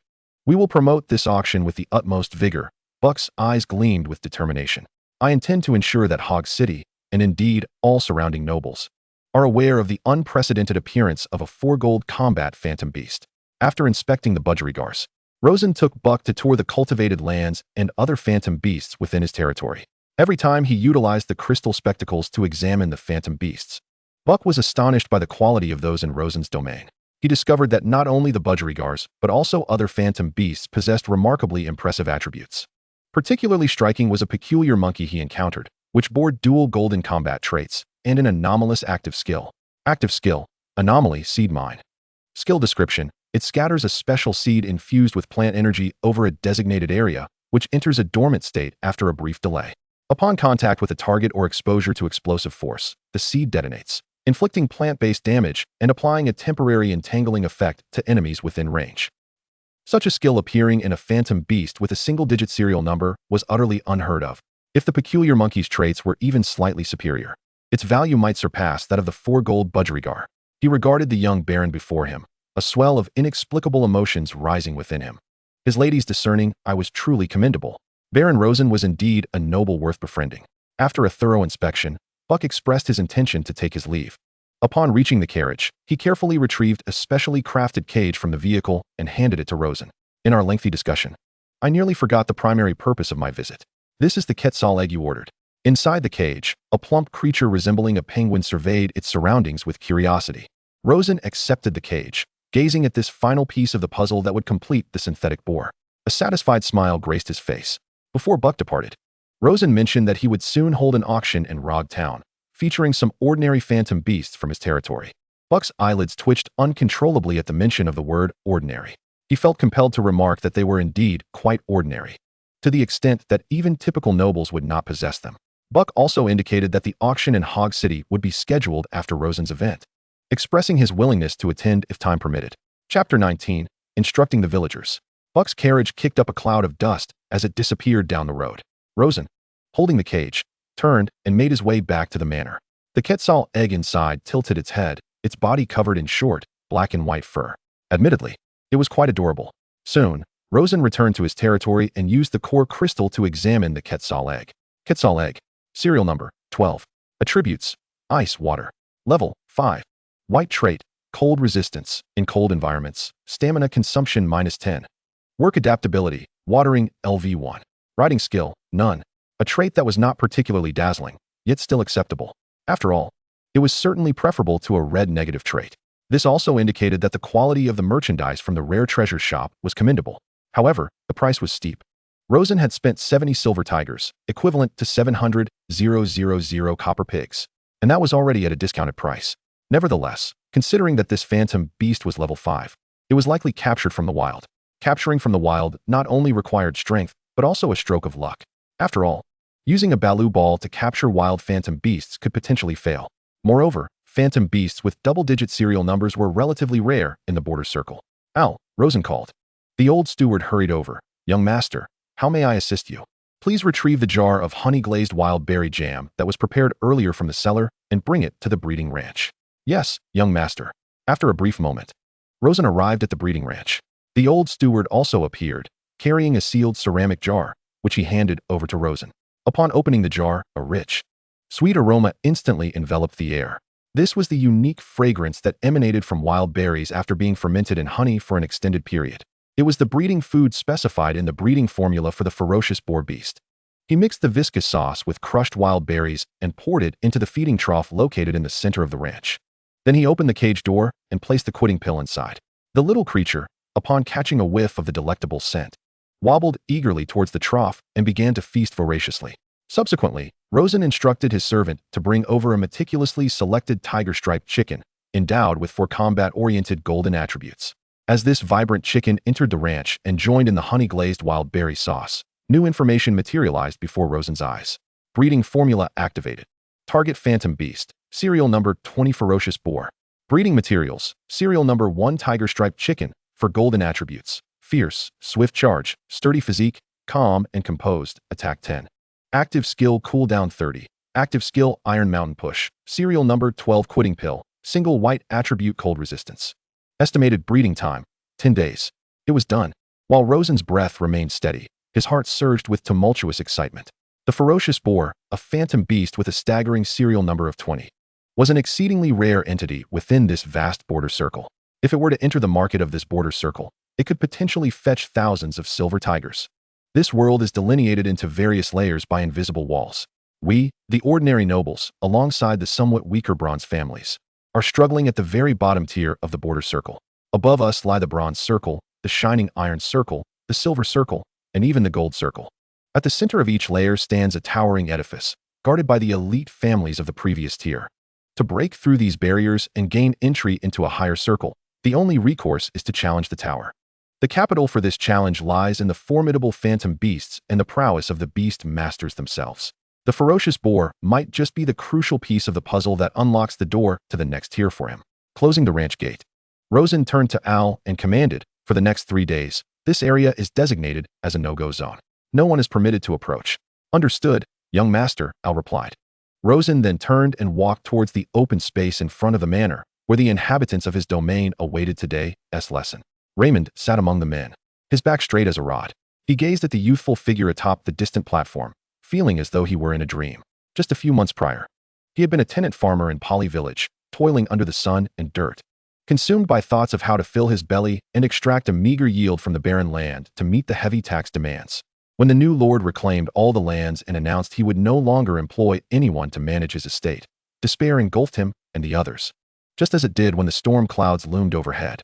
Without land, how would they procure food? How would they survive? He recalled how, at that time, some had conspired to incite rebellion, hoping the Lord would grant them the right to cultivate the land. The outcome was all too predictable. How could ordinary folk ever hope to contend with the Lord? They were swiftly subdued by the Lord's guards.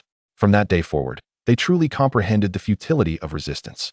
They were subsequently gathered to learn a skill known as Phantom Beast Care. Initially, no one took it seriously. Fear of missing the spring sowing and the specter of hunger loomed heavily in their minds. Some even sneaked back to their former fields under the cover of night, attempting to till the soil with their meager tools. Yet when they witnessed those creatures, the entities the Lord referred to as phantom beasts, plowing and sowing at a pace beyond their comprehension, silence fell upon them. Hundreds of acres of land, a task they imagined would consume an entire season for the village, was completed by those phantom beasts in less than half a month. In that moment, Raymond understood fully that what the Lord had proclaimed was indeed true.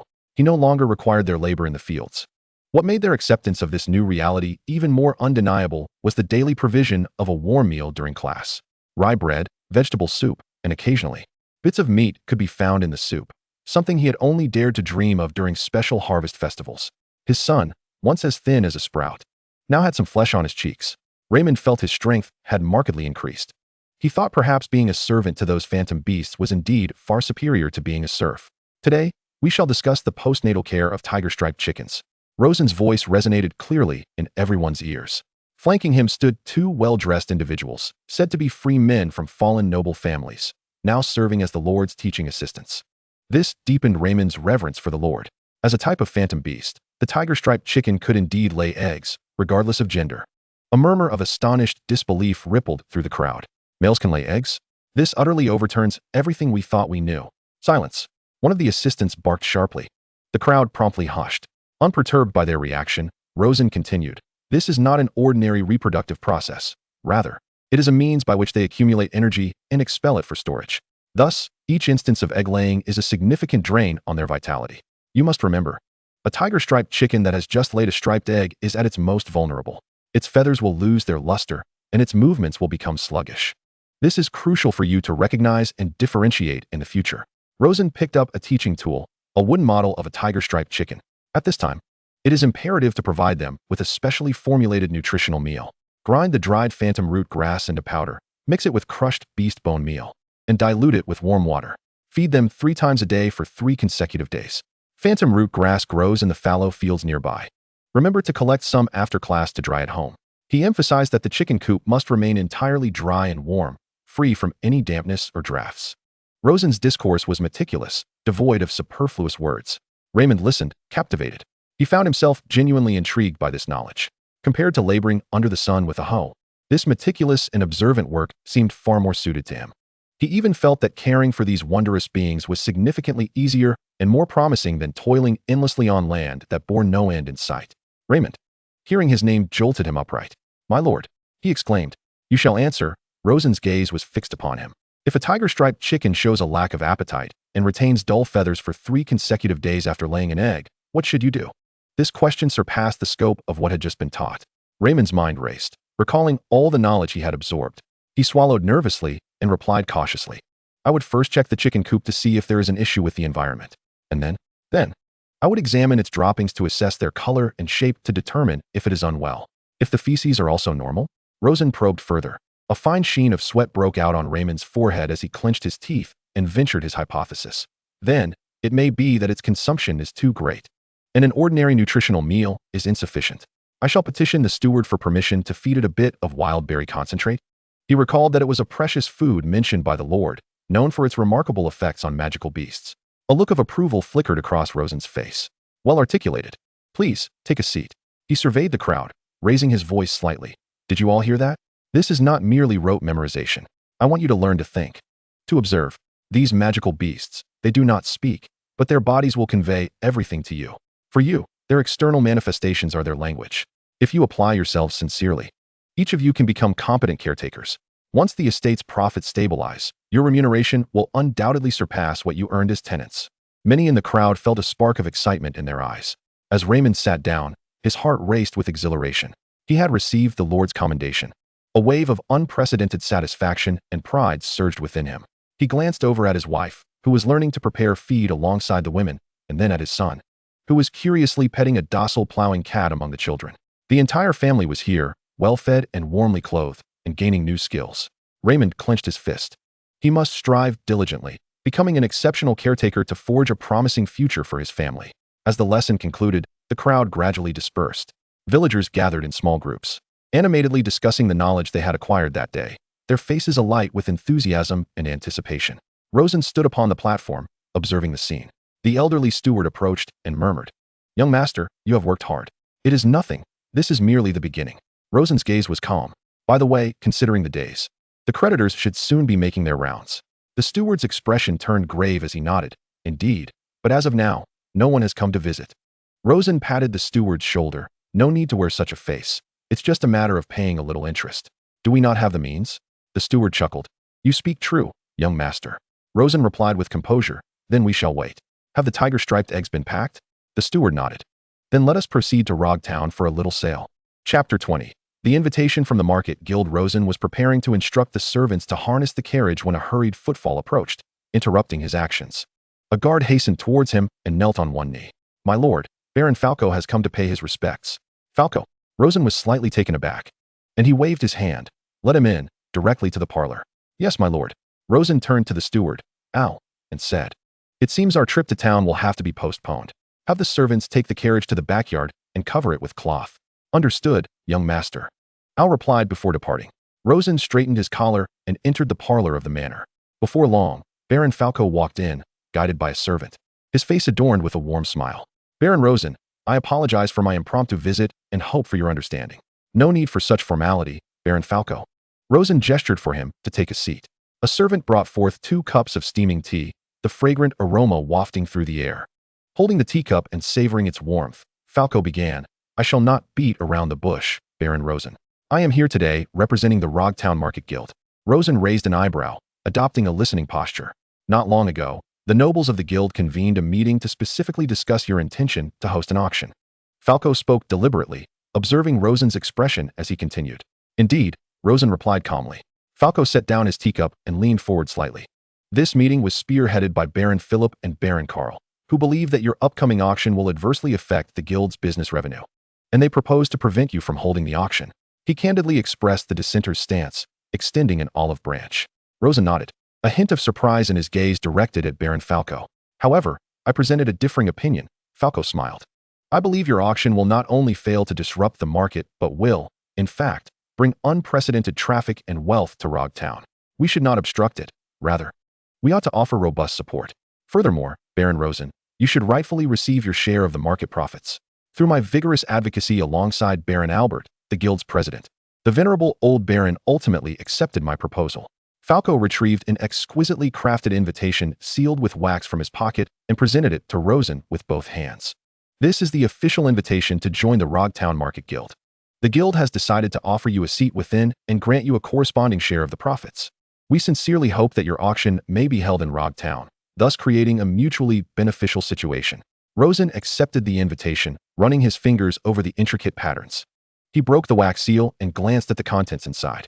The terms were even more favorable than he had anticipated.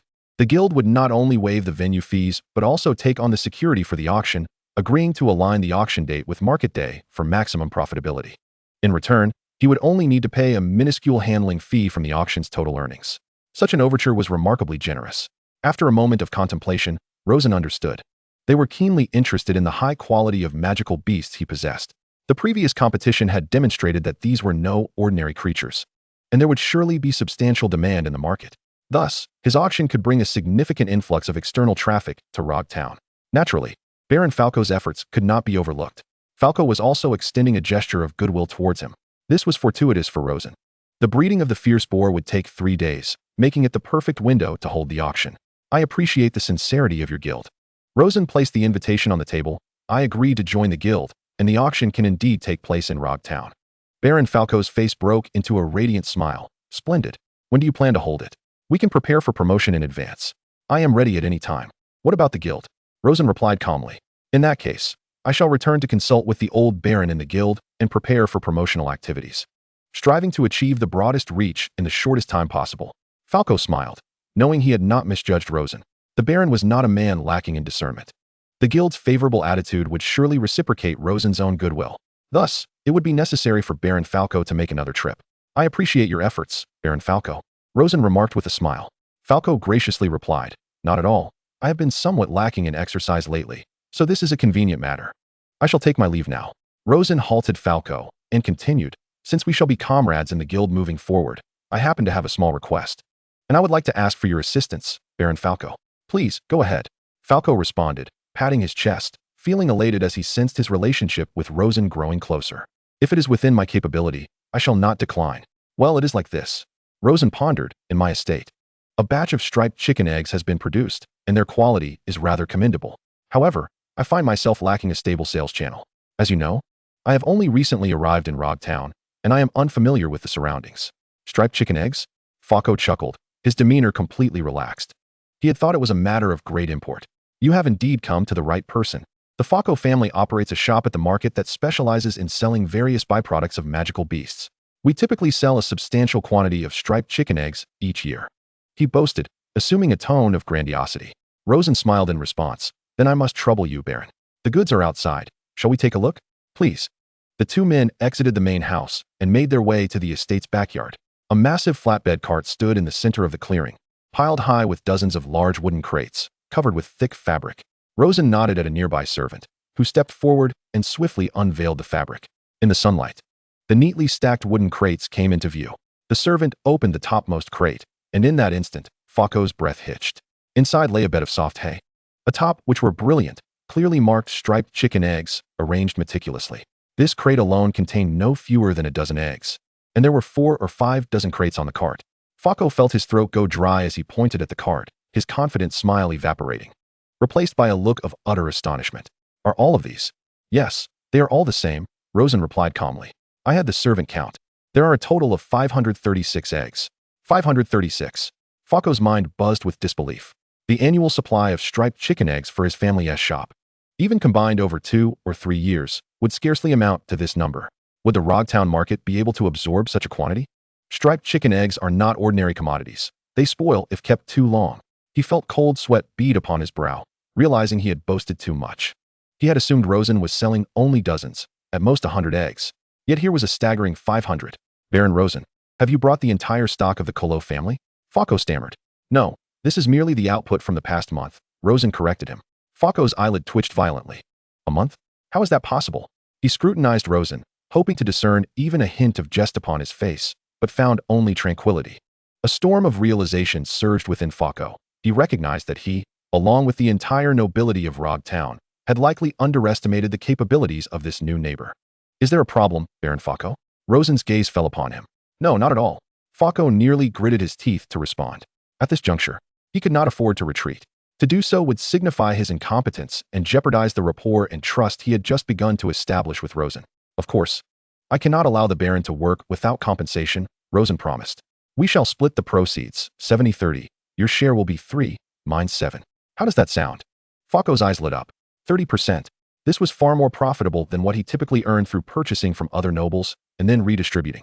If all 500 eggs were sold, even at a slightly lower price than the market, his 30% would amount to a considerable sum. He quickly calculated in his mind. Tomorrow was market day, and with Rosen's auction, if properly promoted, the foot traffic would be unprecedented. Merchants and beast tamers from Hog City and even Silver Creek City would come, their purchasing power unmatched by the locals. While they might disdain ordinary goods, they would surely be interested in striped chicken eggs that could enhance their prowess. There was risk, but the potential reward was substantial. Let's do it. No problem. Fako's complexion regained some color as he nodded vigorously. Baron Rosen, await my good news. I shall take all these striped chicken eggs. Then I shall entrust this to you. Rosen smiled. Fako felt compelled to leave immediately. He needed to contemplate the upcoming market day and strategize with his family about their approach. As he departed, Rosen called for his elderly steward and informed him of the Kolo family's integration into the Rogtown Market Association and the impending joint auction. Upon hearing this, the steward's expression turned exuberant. It seems we need not worry about repaying debts any longer. Rosen scoffed. You only ever fret about that trivial interest. With me around, why should you be concerned? Pathetic. The steward merely smiled foolishly. Very well, let us assess how many magical beasts we can auction off. Aside from ensuring the normal operations of our territory. Yes, sir. Oh, and our spring planting activities should be nearing completion. Let us send some idle harvest cats and little jug elephants over to Baron Fako. He has treated us well. We mustn't neglect our obligations to others. Indeed, sir. Chapter 21. Evelyn's visit. Baron Fako's carriage kicked up dust as it raced back to his estate. He barely waited for the vehicle to come to a complete stop before leaping down and striding purposefully towards the main house. Berto, gather all the stewards and advisors in the conference hall. Immediately. Right now? His voice echoed through the courtyard. The steward Berto complied, hastening to relay the command. Moments later, the core members and think tank of the Fako family assembled in the conference hall, each bearing a look of confusion. Baron Fako stood at the head of the long table, leaning on it with an air of urgency, his breath still ragged. Ladies and gentlemen, I have returned today with something of great significance. He gestured to the servants.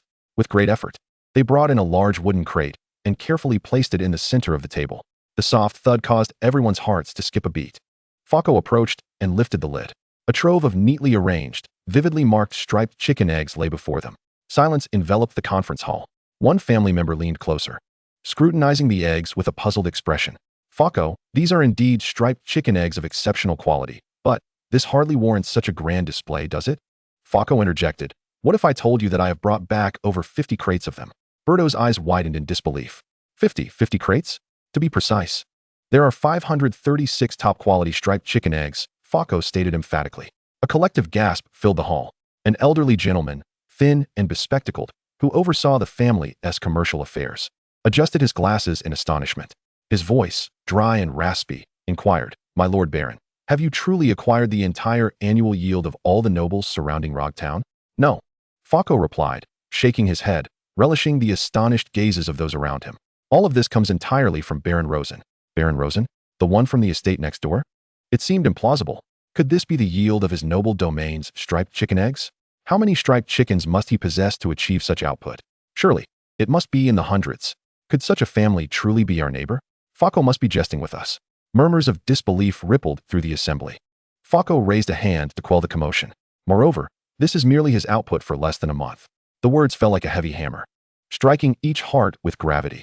The conference hall was once again enveloped in silence. In just 1 month, 536 high-quality striped chicken eggs. The sheer magnitude of this figure sent a shiver through every attendee. Fako laid bare the agreement with Rosen, along with the council's decisions, including a 30% share of the sales profits and the plan to merge the auction with the market day. Ladies and gentlemen, this is an opportunity. Fako's voice resonated with conviction, an opportunity that could elevate not only our Fako family, but the entirety of Rog Town. Butler Alberto was the first to regain his composure. Quickly calculating, my Lord Baron, over 500 striped chicken eggs cannot possibly be consumed solely by the market in Rog Town. Fako tapped the table. What does Baron Rosen auction? High-quality mythical beasts. This will undoubtedly attract great merchants and nobles from Hog City and beyond. Their families require numerous beast tamers. Some even form armies of beast tamers. Their demand for striped chicken eggs will surely be substantial. I believe their purchasing power can sustain such consumption. What we need to do is spread the word and amplify the momentum. We must attract sufficient guests to attend. The seasoned commercial advisor's eyes sparkled. We could collaborate with the inns and taverns in town to offer package deals. Discounts on accommodations with the auction invitation. The arrangement of market stalls also needed rethinking. Categorizing them would allow guests to easily find the goods they desire. The atmosphere in the conference hall ignited instantly, with various ideas and strategies being proposed. And Fako nodded in satisfaction. Soon, he synthesized, refined, and streamlined everyone's suggestions into a simple, actionable plan before once again mounting his carriage. Heading straight for Rog Town to meet with the president of the Market Council, the old Baron. At that moment, the old Baron was in his study, meticulously pruning a bonsai pine, his movements slow yet focused. Fako, how did your discussion with Baron Rosen fare? The old Baron inquired, not lifting his gaze from his task. Fako replied, Baron Rosen has agreed. He accepted the council's invitation and consented to hold the auction in Rog Town, with the specific date to be determined by us. Oh, it seems Baron Rosen holds us in reasonably good esteem, the old Baron remarked, lifting his head and smiling. Fako nodded. Indeed, from my observations. He appears to be an astute individual who understands the principles of mutually beneficial collaboration. He paused before continuing. Furthermore, to demonstrate his sincerity, he has entrusted me with the sale of a portion of his estate's yield. What might that be? The old Baron asked, feigning mystery. 536 striped chicken eggs. The old Baron's pruning hand paused midair. He slowly turned his head to fixate on Fako, seemingly attempting to confirm he had not misheard. Noticing Fako's serious demeanor, the old Baron continued, if I recall correctly, he has been near Rog Town for barely a month. Has he discovered some secret passage or unearthed a treasure? He claims this is the yield of his striped chickens in under a month. The study fell silent, the only sound being the crackling of the charcoal in the fireplace. After a long pause, the old Baron furrowed his brow and finally spoke. It seems Baron Rosen's mythical beasts possess not only formidable combat prowess, but also remarkable productivity. Baron Fako nodded in agreement, then scoffed. Philippe and Karl, those two fools, think they can compete. They are utterly deluded. Not just them, but all of US may need to reevaluate Baron Rosen's capabilities. The two had a cordial relationship before Fako took over the family. The old Baron had served as his mentor in business matters. As you said, it appears our decision to invite him into the council was indeed a wise one. The old Baron acknowledged, leaning back in his chair before changing the subject. Now, let us discuss your thoughts on the upcoming market day and auction. I plan to spend 3 days dispatching our most capable couriers to disseminate news to all the towns surrounding Hog City, with a focus on publicizing the mythical beast auction alongside our market. Then, I propose we schedule the market day and auction for 7 days hence. Fako succinctly reiterated the plan discussed at the family meeting, ensuring it would attract the broadest audience while allowing ample time for travel. The old Baron closed his eyes, his fingers lightly tapping on the armrest. Each tap resonated in Fako's heart. This time, it is your turn to preside over the market, is it not? The old Baron suddenly asked. Yes, my lord. Then let us proceed as you suggest. The council will fully support you. Meanwhile, at Rosen's estate, a few unexpected visitors had recently arrived. Some minor creditors banded together to demand repayment. Rosen did not make their visit difficult. He instructed the old steward, Al, to settle the debts with both principal and interest. The satisfied creditors departed with their dues. That afternoon, Rosen was inspecting the cultivated fields within his domain. He felt quite pleased. The spring plowing was nearing completion, requiring only occasional oversight and minor adjustments. Before long, the old steward hurried over. "Young master, Lady Evelyn has come to pay a visit." "Evelyn? What brings her here?" Rosen straightened, brushing off the dirt from his hands, feeling somewhat surprised. He recalled the Lady Baroness as a noble he had encountered in Rog Town, young and beautiful, and at that time, Baron Philippe was courting her. However, he had not formed a close acquaintance with her. "Please have her wait in the reception room. I will be there shortly." Rosen returned to the main house, changed his clothes, and tidied his appearance before stepping into the reception room. Lady Baroness Evelyn sat gracefully on the sofa, clad in a smart riding outfit that accentuated her exquisite figure, her golden hair pulled into a high ponytail, exuding an air of spirited elegance. Upon seeing Rosen enter, she rose with a radiant smile. "Baron Rosen, I hope my unexpected visit does not disturb you." "Not at all, Lady Evelyn," Rosen replied with a smile, gesturing for her to take a seat. "Your presence graces my estate." The servant brought forth hot tea. Evelyn did not reach for the teacup. Instead, her gaze fixed on Rosen as she began to converse casually. "I hear you are reorganizing your territory and doing remarkably well.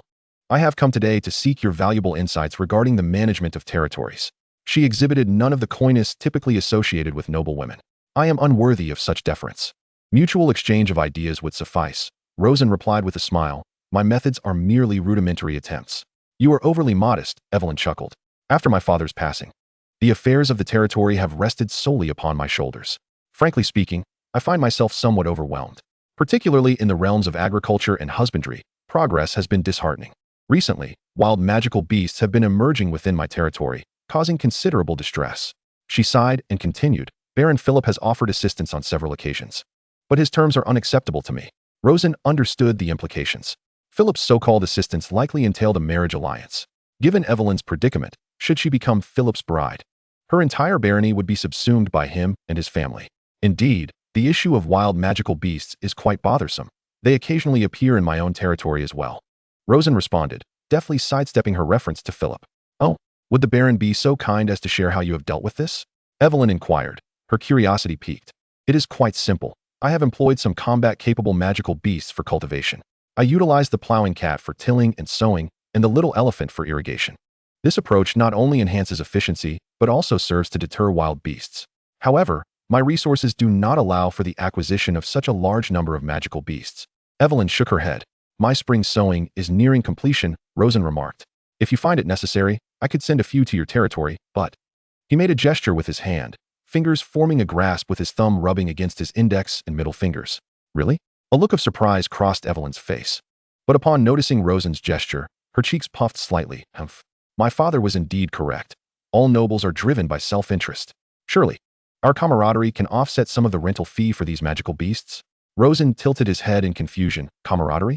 Evelyn furrowed her brow and feigned anger. "Did I not invite you to dance last time? That was a personal invitation from a lady. Does that not signify our friendship?" "Yet I declined," Rosen interjected. Evelyn nearly stomped her foot in frustration. "You truly are a man devoid of romantic sensibilities." "Very well, as friends, I shall offer you a 10 discount, making it 9 silver tigers and 990 copper pigs for the rental of 7 plowing cats," Rosen stated calmly. Evelyn pondered for a moment, realizing that this was indeed an acceptable price. Observing Rosen's self-assured demeanor, she recognized that he had thoroughly calculated the worth. What a shrewd individual. Evelyn signaled to her maid behind her and then spoke. "All right, Baron Rosen, I accept your assistance." The maid placed a coin pouch before Rosen. He lifted it, gauging its weight, and remarked with a smile, "As friends, it is only fitting." Evelyn beamed. "Baron Rosen, shall we formalize our agreement?" Her implication was unmistakably clear, and she was certain he understood. Rosen smiled and replied, "Conditions? Between friends, we do not speak of such matters, Lady Evelyn. I believe you are an exemplary lord in your own right. I trust that, through your own abilities, you will ensure your territory flourishes." Evelyn's smile faltered slightly, her expression tinged with dissatisfaction as her emotions became complex. She discerned that this man held no romantic interest in her, nor did he seem to care for her father's legacy or the entirety of her territory. His ambition and confidence were palpable. Compared to the men she had encountered recently, her feelings towards Rosen were entirely different. However, being rebuffed was not a first for her. It stung to offer herself repeatedly only to be turned away. "Humph." She stood up, declaring, "That will be all for today. Bring the plowing cats. I must return. I shall visit again." "It would be my honor," Rosen replied politely, also rising to his feet. After bidding farewell to Evelyn, the old butler Alabama approached Rosen, speaking softly. "Young master, Lady Evelyn seems to have an interest in you." "I am aware," Rosen interrupted, turning towards the study. "However, women will only complicate my plans for territorial advancement. Bring forth the defensive schematics of our territory. I believe we should construct new watchtowers in several locations." Al observed his young master's retreating figure, shaking his head in resignation. It appeared that the path to the expansion of the Cullo family would be a long and arduous one. Chapter 22. The Visit from Sister Ava.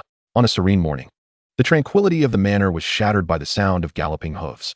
A servant rushed into the main house, visibly anxious. "Young master, the Hammershield family has arrived." Rosen, in the midst of breakfast, set down his knife and fork, wiping his mouth with a napkin. "Take him to the reception room." "Yes." A trace of concern crossed Al's face. "Young master, the Hammershield family wields power comparable to the Iron family. They are our largest creditors." "I am aware." Rosen stood up, adjusting his robe. "They are here to collect debts. We merely need to pay the interest, which should not pose a significant issue." Upon entering the reception room, a young man awaited him, dressed in a tailored black outfit, adorned with a silver-embroidered insignia of a crossed hammer and shield, symbolizing their Hammershield family. He stood rigidly, his expression tense, eyes sharp as an eagle's, scrutinizing Rosen's entrance. An invisible pressure permeated the air. "Are you Baron Rosen Cullo?" The young man's voice was cold, laced with an undercurrent of hostility. "I am," Rosen replied steadily, meeting his gaze and gesturing for him to sit. The young man remained standing, producing a debt note from his pocket and presenting it directly to Rosen. "The head of the Cullo family, Claire Cullo, borrowed 6,000 silver tigers from my Hammershield family. If the full amount cannot be repaid, please ensure the annual interest is settled today, which amounts to 100 silver tigers." His intent was unmistakable. He was here for payment, not to engage in idle chatter. Rosen took the debt note, glanced at it, and returned it. He then turned to Al. "Go fetch the money." Al bowed and exited. The young man's brow twitched slightly, taken aback by Rosen's decisiveness. Yet, he did not relax, maintaining his imposing presence. Rosen, undeterred, seated himself and poured a glass of water. He understood the young man's demeanor. The Cullo family's plight was well known, and anyone in his position would likely presume that this money was unlikely to be repaid. Such an attitude was understandable. Before long, Al returned, carrying a hefty coin pouch, which he presented to the young man. 100 silver tigers, please count it." Rosen spoke calmly. The pouch was opened, revealing a substantial pile of silver tigers within. The young man stepped forward, delving into the pouch and taking a handful, satisfied with the quantity. He secured the pouch tightly, fastening it to his waist. The tension in his facial features softened slightly. "Baron Rosen, you are commendable. Repaying debts is a matter of principle." Rosen's tone remained tranquil. "The money borrowed by my father is a debt I shall honor. I remember the favors your Hammershield family has extended to my father." These words thawed the frost on the young man's face entirely. He re-evaluated Rosen, his gaze no longer solely critical. "My name is Kyle." He introduced himself for the first time. "Greetings, Mr. Kyle."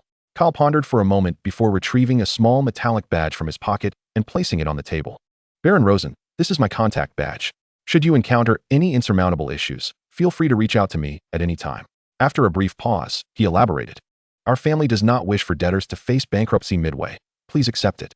Rosen picked up the badge, feeling its cold surface.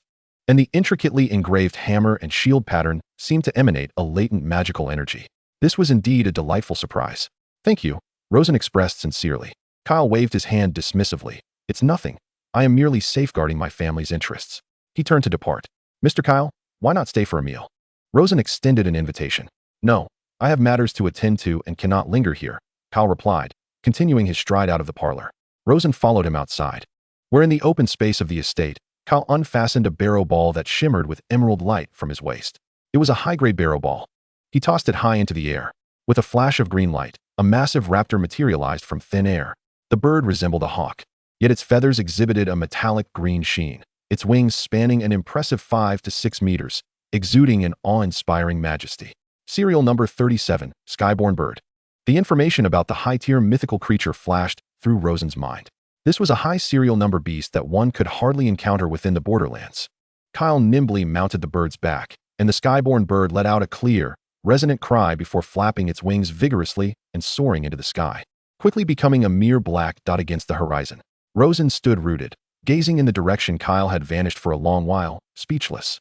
No wonder the Gleaming Iron family, even a mere scion sent to collect debts, was equipped with such a precious flying mount. Such prowess was beyond the comparison of the Kuro family. The urgency to develop further was palpable. The borderlands felt too constricted.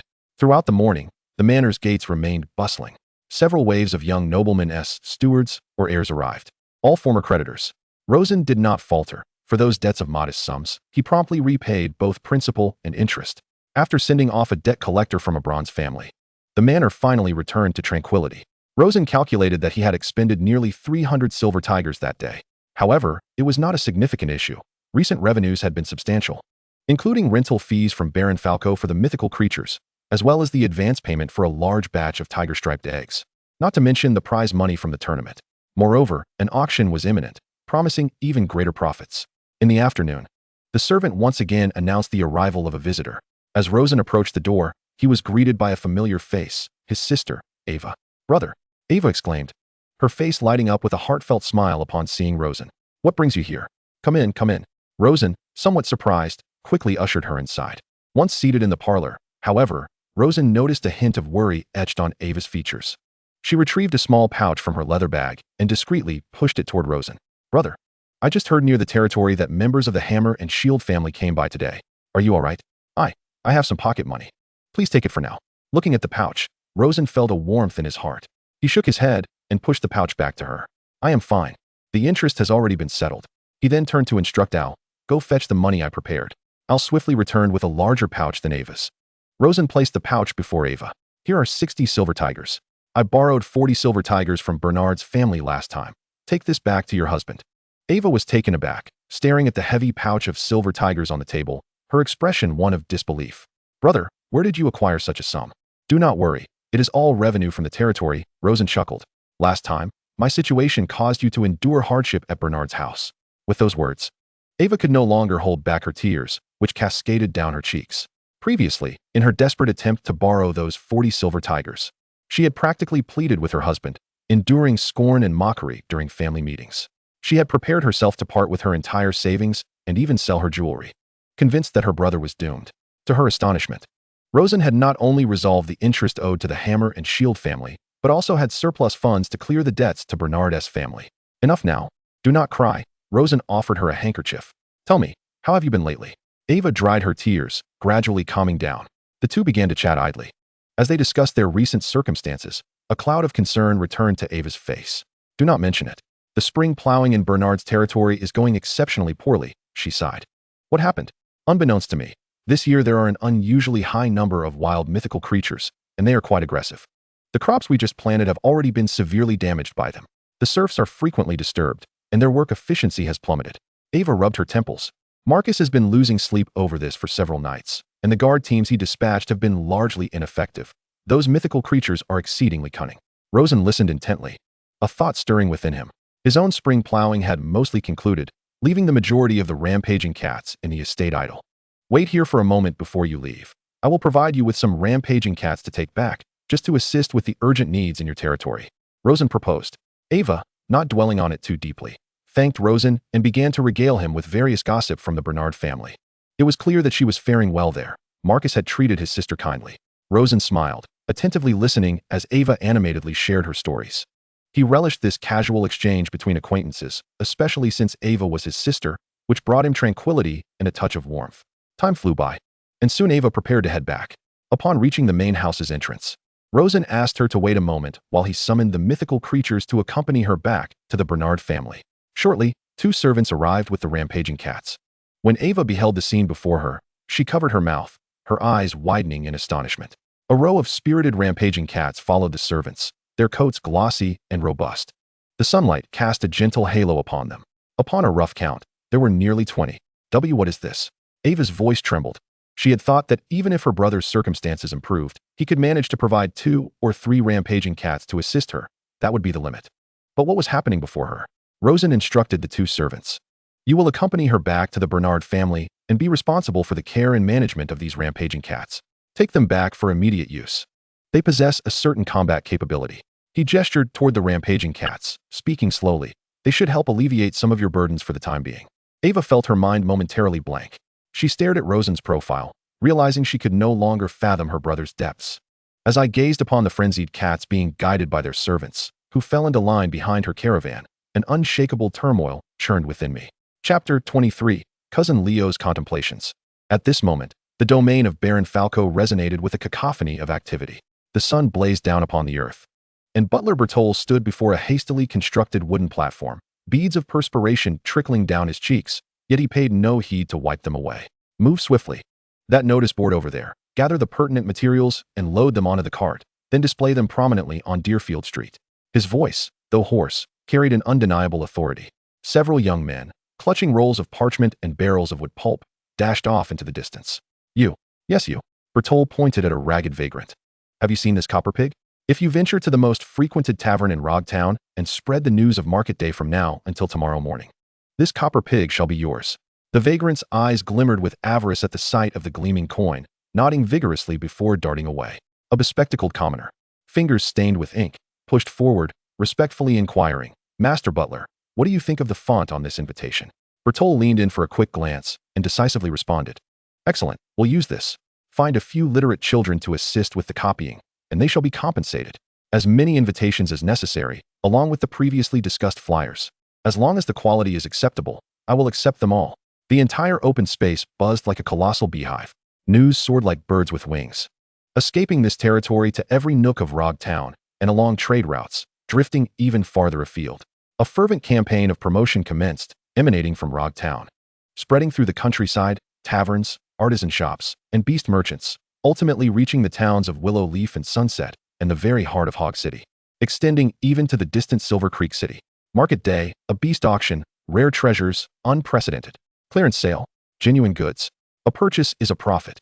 In Hog City, within the main residence of Baron Leo, tranquility and elegance prevailed, in stark contrast to the tumult of Falco's domain. The polished marble floors mirrored the serene beauty of the courtyard's greenery, and a subtle fragrance wafted through the air. Baron Philip lounged on a plush velvet sofa, his handsome visage contorted with envy, the copper goblet in his hand quivering incessantly. Brother-in-law, you cannot merely stand by and watch that peasant rise above us. Philip's voice pierced the room's serenity. He has humiliated me, and in doing so, he has insulted my entire family. This is something I cannot endure. Leo, holding a cup of tea, leisurely blew on the steam. Dressed in a well-fitted, lined shirt, his demeanor remained composed. Oh, is that so? Leo set down his teacup, his voice devoid of inflection. Philip, agitated, rose to his feet. Brother-in-law, he is a scoundrel burdened with colossal debts, on the brink of bankruptcy. Yet he dares to bully me. If you mobilize your forces, we could easily trample his estate. Leo's brow furrowed slightly. He had heard whispers about Philip's troubles, mere youthful folly, petty squabbles over women, and trivial brawls where he could not even best his opponents. He cast a glance at his envious brother-in-law, shaking his head internally, branding him with the epithet foolish. Two families. Join forces? Crush another baron's estate? Philip, do you comprehend the gravity of your words? Leo's tone turned frosty. You wish to incite a conflict between noble houses? Are you intent on inviting the kingdom to send forces to eradicate both our families? Childish. The next opportunity for the secret realm is coveted by their family. I have neither the time nor the inclination to indulge you in this juvenile rivalry. Childish. Philip recoiled as if stung by a scorpion. I am publicly humiliated, and you call it childish? Enough of this topic. Cease your drinking and join me for some tea to clear your mind, Leo said calmly. Once Philip settled, Leo shifted the conversation. I still feel our family's beast combat power is insufficient. I am contemplating whether to organize a team to venture into the misty forest in search of high-potential, high-tier beasts. He regarded Philip, his tone tinged with admonishment. You ought to learn my way of thinking. This is the mindset a family leader should possess. Do not dwell solely on women and personal vendettas. At that moment, a servant hurriedly entered, bowing in respect. My lord, the lady has sent me to relay news concerning Rogtown. Leo raised his hand, signaling him to proceed.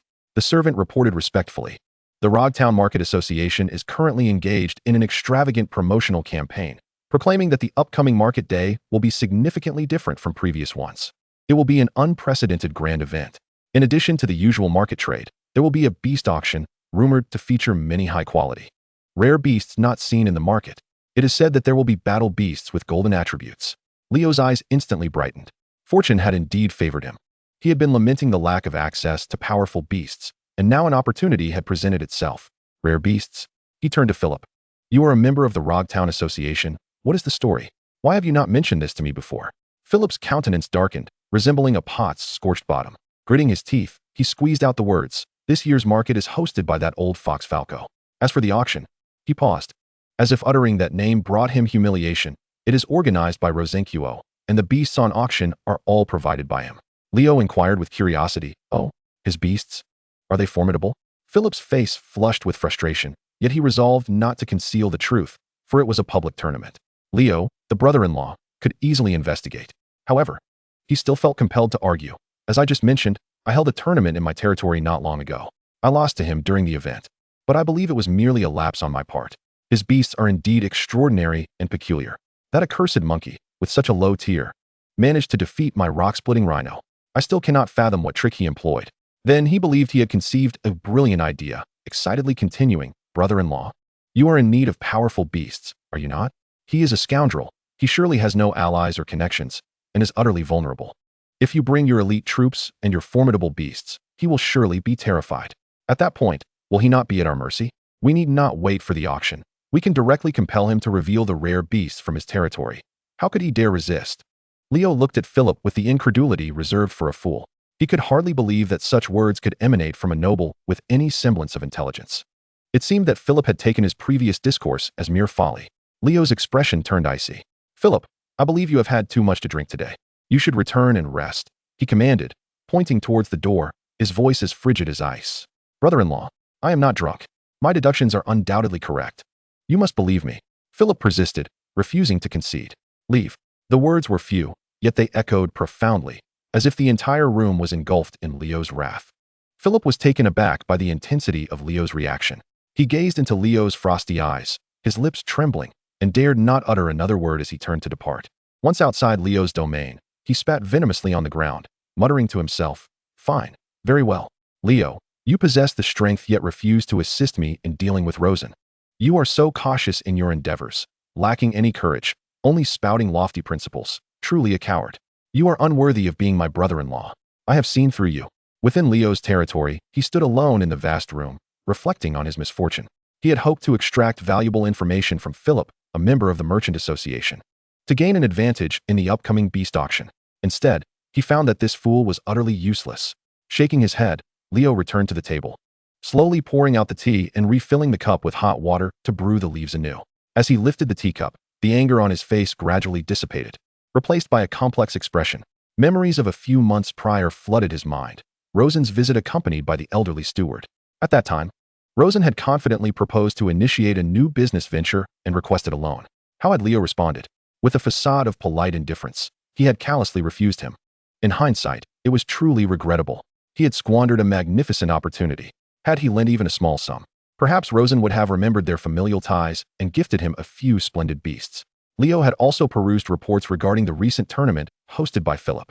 He was aware that the combat beast held by Rosen was anything but ordinary, the rock-shard rhino. Species, rock-shard rhino. Serial number, 18. Earth attribute beast, subdragon type. It possessed active combat skills, and its strength could not be deemed weak. Furthermore, Philip's rock-shard rhino was captured from the wild, its level certainly not low. While Philip might diminish the beast's overall ranking, the ability to defeat subdragon types was undeniably formidable. For a family like his, striving for a spot in the secret realm, such a creature held immense value. Alas, how he lamented his past decisions. Had he merely gifted Rosen a few silver coins, he might have already received several beasts as a token of gratitude. But now, he could only compete fairly at the auction like everyone else. Rumor had it that Rosen's domain was teeming with beasts, and if they were of the same quality as what he had displayed, it was simply unfathomable. Simultaneously, he could not fathom how a declining family managed to procure such a plethora of high-quality beasts in such a short span. Had Rosen stumbled upon some hidden entrance to an ancient relic or a secret realm? Regardless, the name Rosen Kuro would surely resound throughout all surrounding territories following this auction. The news of the impending secret realm was no longer a secret.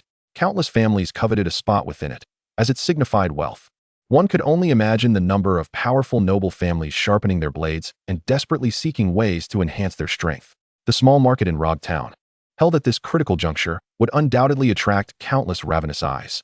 Chapter 24. Lillian's Comfort in Hog City, at the Rare Treasures Shop.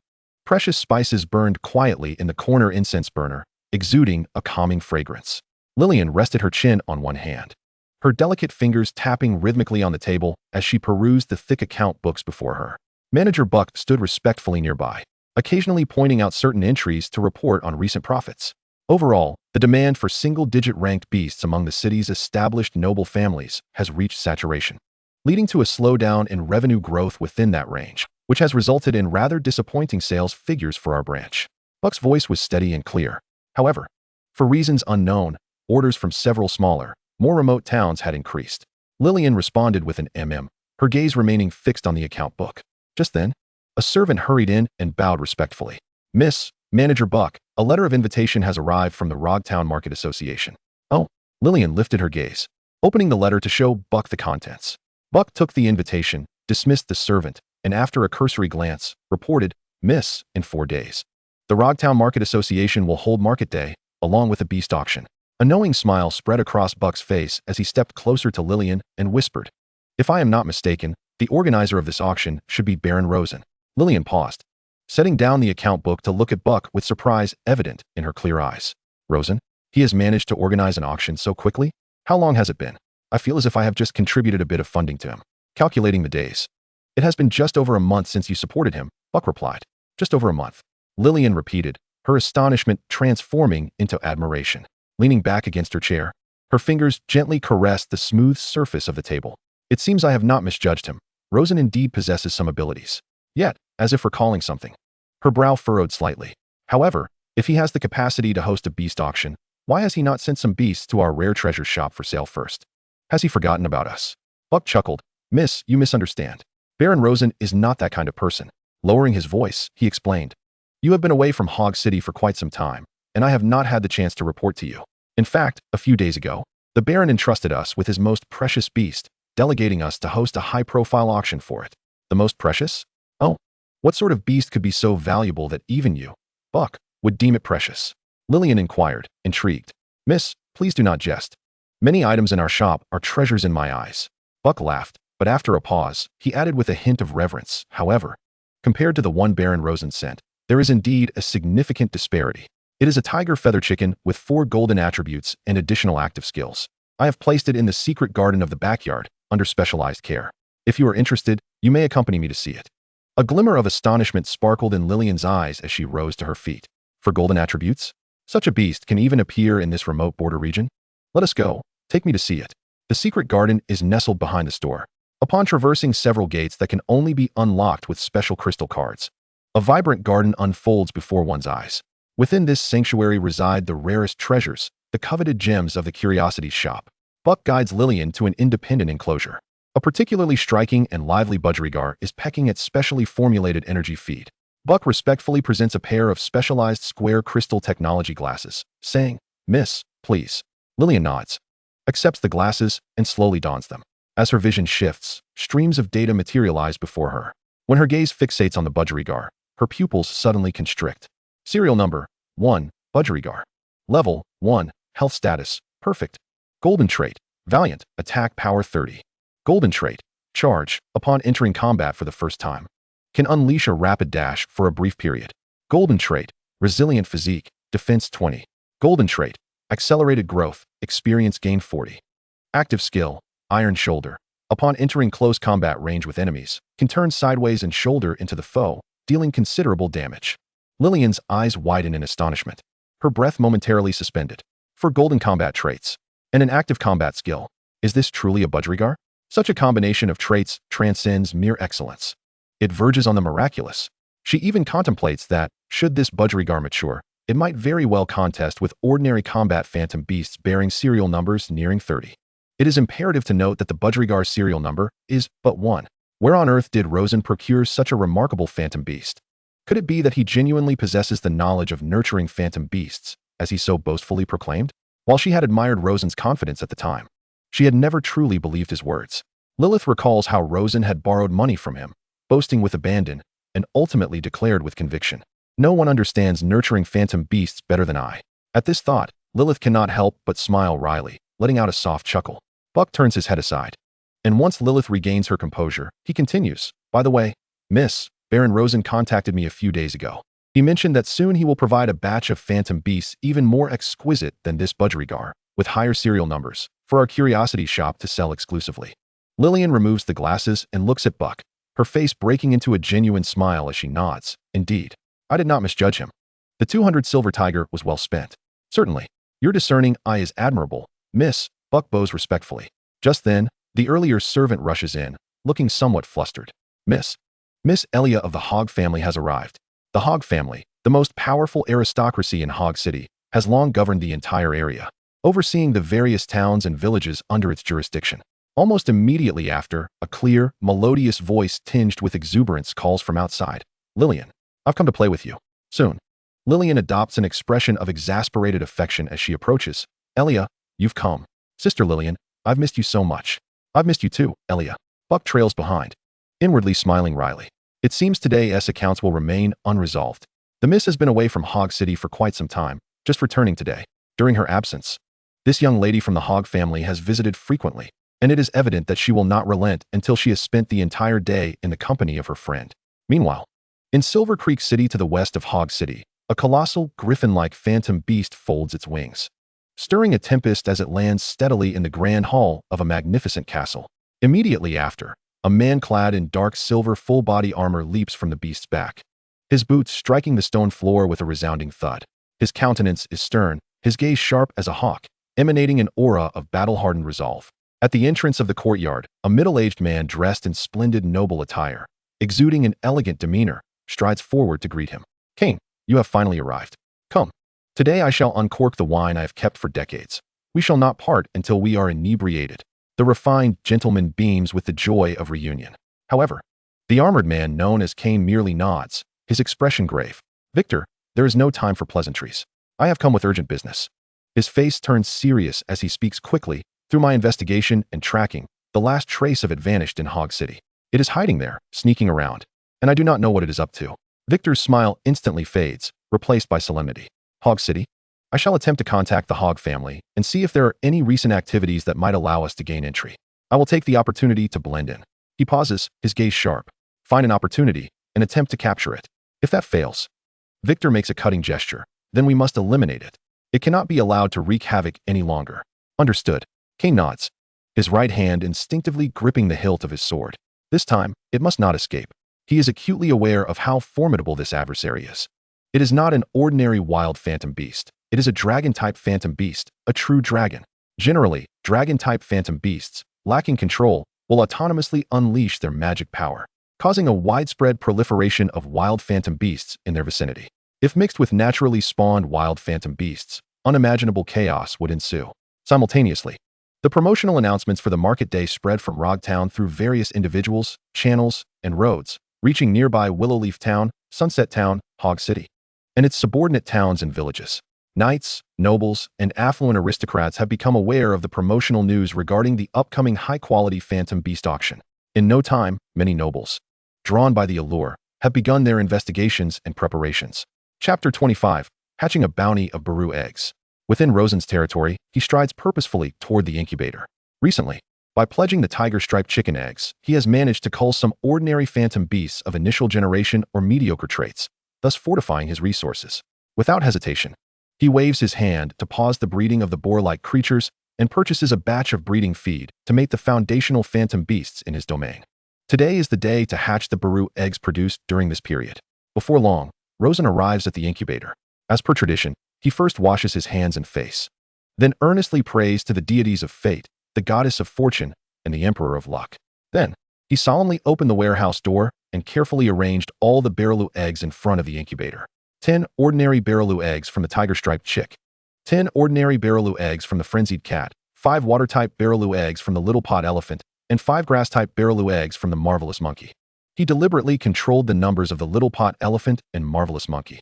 Were it not for the concern of affecting the breeding of the reckless boar, Rosen would have desired to pair both the marvelous monkey and the little pot elephant to a full 10 eggs each. Let us begin with the tiger-striped chick. Taking a deep breath, Rosen successively placed the 10 Barreloo eggs from the tiger-striped chick into the incubator, yielding one tiger-striped chick after another. Utilizing the core panel of the square crystal, he checked the status of the tiger-striped chicks. Serial number 1, tiger-striped chick. Health status, perfect. Golden trait, Valor, attack power 30. Golden trait, Charge, upon entering battle for the first time, can unleash a high-speed dash for a brief period. Golden trait, Sturdy physique, defense 20. Golden trait, Growth acceleration, experience gain 40. View details. Serial number 1, tiger-striped chick. Golden trait, Artisan Spirit, work efficiency 30. Golden trait, Valor, attack power 30. Golden trait, sturdy physique, defense 20. White trait, small stomach, reduces the rate of satiety decrease by 10. View details. With so many generations of breeding, the tiger-striped chick had manifested for golden and 2 primary combat skills. Using them as parent stock for breeding, the offspring produced this time generally boasted commendable traits, most falling within the range of 3 to 4 golden traits. He patiently reviewed each one until his gaze settled on the data panel of a particular young chick. His actions halted. It was neither a golden trait nor an active skill, but rather a line of purple text he had never encountered before. Special mutation passive, dragon physique. Effect: the body continuously emits a hormone that possesses a special allure for dragon-type phantom beasts. Phantom beasts with this physique can interact with dragon-type phantom beasts in a regular pasture, producing new pasture products, dragon pattern eggs. Dragon pattern egg contains powerful dragon-type magical energy, greatly benefiting the growth and skill comprehension of dragon and subdragon phantom beasts. Rosen's breath caught for a moment. A boon for the comprehension of phantom beast skills. This was truly extraordinary. Aside from innate active skills, phantom beasts could also learn acquired skills as they were nurtured and leveled up. The existence of a phantom beast product that enhances skill comprehension, specifically for dragon and subdragon types. It is important to note that dragon and subdragon types are among the strongest combat phantom beasts in this world. To enhance such beasts' understanding of skills, if the dragon pattern egg were to be sold, it would likely incite a frenzy among all the nobility. He could scarcely imagine the exorbitant prices knights with subdragon mounts would be willing to pay to help their companions break through their limitations. This presented a whole new avenue for profit. Rosen quickly fell into contemplation. He was considering whether to take this tiger-striped chick with the dragon physique to the auction house. Undeniably, this chick held extraordinary value. If auctioned, it could likely yield a substantial one-time income. However, this would also allow others to produce dragon pattern eggs through this tiger-striped chick. Yet, from another perspective, there was little need for concern. Others did not possess a breeding pasture like his. Once sold, they could only breed a few dragon pattern eggs for their own use. He, however, could produce more tiger-striped chicks with the same trait through his breeding pasture. Once he acquired a dragon-type phantom beast, he could initiate mass production of dragon pattern eggs. At that point, he would truly be soaring. A flash of inspiration struck Rosen, leading him to a new idea for future development. He indeed could not directly sell this tiger-striped chick. It must be retained as a breeding stock to produce more with the dragon physique. The upcoming auction presented an excellent opportunity for selling phantom beasts. But could he not sell it? No. There was another method of sale. That is pre-sale. Simply put, it would be a reservation for auction slots. Once he bred a greater quantity, he could fulfill the orders. Rosen nodded, applauding his sudden realization. Yet, he was still uncertain about the specific effects of the dragon pattern egg. Once he had the financial means, he would seize an opportunity to acquire a dragon-type phantom beast and conduct tests. This thought barely lingered in his mind before it was swiftly brushed aside. Purchasing phantom beasts was indeed expensive, not to mention dragon-type phantom beasts. Now was not the right time. One must take life one step at a time, savoring each moment. He calmed his excited heart, carefully settling the unique tiger-striped chick in a special place, before turning his attention to the next batch of Barreloo eggs. The frenzied cat. He placed the 10 Barreloo eggs into the incubator one by one. A radiant light flickered, and soon 10 fluffy frenzied cats hatched, curiously surveying their new world. The frenzied cat had undergone multiple generations of breeding by now. Rosen's goal was clear. He hoped to produce a cat with 4 golden work traits, a true model worker. He began inspecting each one in turn. 1 golden work trait, 1 white combat trait, another golden work trait, a pair of white combat traits. The results seemed rather disappointing. Just as he was on the verge of disappointment, the data panel of the last frenzied cat left him stunned. Serial number 3, frenzied cat. Health status, perfect. Golden trait, leadership qualities. Within the core square crystal territory, all allied phantom beasts gain 10 in combat power. Golden trait, even more frenzied, while continuously swinging. The speed of the swings accelerates, reaching a maximum of 60. Golden trait, artisan spirit, work speed 30. Golden trait, nocturnal, requires no sleep, can work continuously at night. This was not the pure model worker he had envisioned, but this combination appeared quite remarkable, holding significant value. A group buff combat trait, one that simultaneously increases combat and work speed, another work speed trait, and one that allows for 24-hour productivity. A true frenzied cat. Furthermore, it perfectly balanced work and combat. Instantly, Rosen recalled the recent troubles in Rog Town. The nobility had been vexed by the frequent appearances of wild phantom beasts near their territories, disrupting normal operations. A frenzied cat like this could labor the land, possess formidable combat strength, and even provide a combat power buff to other phantom beasts. Such a phantom beast would surely ignite a frenzy among the nobility. Rosen smiled. He could almost see a great fortune beckoning to him. Life has a way of surprising you when you least expect it. With a grin, he picked up the last 2 batches of Barreloo eggs, the little pot elephant and the marvelous monkey. He first placed 5 water-type Barreloo eggs into the incubator. 5 endearingly clumsy little pot-bellied elephants emerged. Rosen's gaze swept across their data. Upon reaching the 4th one, he paused once more. Special mutation skill, Illusory Rain. Effect: the water emitted carries unique magical fluctuations, which, when irrigating crops, have a certain probability of causing beneficial mutations, yielding fruits imbued with a faint magical essence. Can it produce magical fruits? Oh my, another stroke of luck. Today, my fortunes are indeed flourishing. Ordinary grains may satisfy hunger. But magical fruits, those are invaluable treasures that can directly enhance the prowess of both summoned beasts and beast tamers. He then shifted his attention to the final batch. The grass-type Barreloo eggs from the marvelous monkey. The harvest today had already been substantial, even if the marvelous monkey did not yield any exceptional individuals. That would be quite normal. Soon enough, all 5 grass-type Barreloo eggs hatched. 5 little monkeys adorned with bud-shaped hats chirped merrily on the ground. Rosen examined each one through the core square crystals panel. It was not until the 3rd that he focused intently. Well, another gem. Is Lady Luck tempting me to paradise today? Yet another mutation skill. Special mutation skill. Active crystallization. Effect: the seeds produced within the bud-shaped hats undergo mutation, becoming highly active life seeds. With meticulous care and nurturing, the seeds will not grow into illusory root grass, but instead will form magical crystals within the root system of the soil, which can be consumed directly. Magical crystals, upon consumption, they can permanently enhance the combat skill strength of the corresponding attribute summoned beast. Note: the amplification effect depends on the quality of the crystal. It cannot be stacked. Each summoned beast can only benefit once. Holy moly! This is yet another explosive treasure. A permanent enhancement of skill strength. This is not a temporary buff, nor a time-limited state. It is a lasting improvement. What a highly valuable item. Which ambitious noble would not desire to acquire such magical crystals?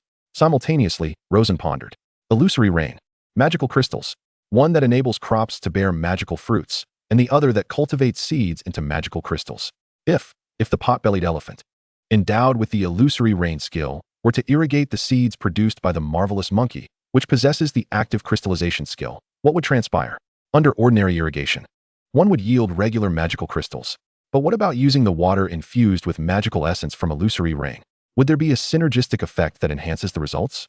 The mere thought of it fills one with anticipation. Yet, all of this requires time to unfold. Patience is key. Rosen suppressed his soaring spirits and exited the hatchery. The afternoon sun bathed him in warmth. As he surveyed the landscape, he noted that all the fields had been meticulously organized, sowing completed, with many crops sprouting tender green shoots that swayed gently in the breeze. Not far off, the marvelous monkeys were tending to a patch of illusory root grass that was nearing maturity. This would yield a handsome profit. In just a few days, the auction would occur. If managed well, it could result in a significant income. Life, it seems, is indeed improving little by little. Chapter 26, Market Day. Time seemed to accelerate as if under the influence of a spell, and before long, several days had passed.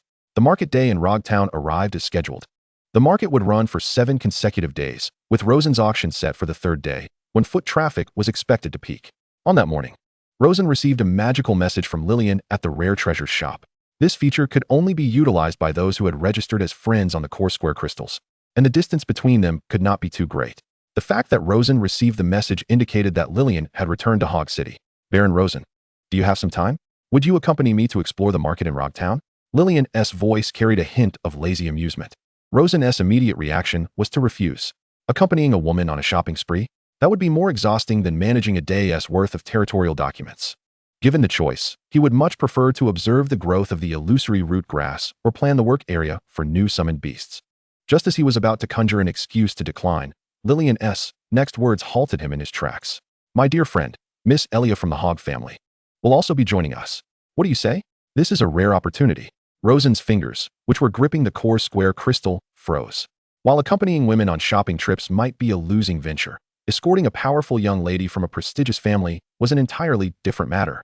The Hog family, absolute rulers of Hog City, a bona fide bronze-tier family, far surpassing even the peak strength of the Kuro family. In the presence of such a prominent family, he, a mere baron, felt like an ant beneath the foot of a giant. Yet now, just as Rosen's thoughts wandered and had his body a chance to be suddenly stiff-roasted and giant, there was no need for grand gestures. Merely becoming familiar and casually revealing the superior qualities of his summoned beasts during idle chatter might open a door to the upper market. All right, time and place. Rosen replied succinctly. After finalizing the arrangements, he stood before the mirror for quite some time, changing from one outfit to another.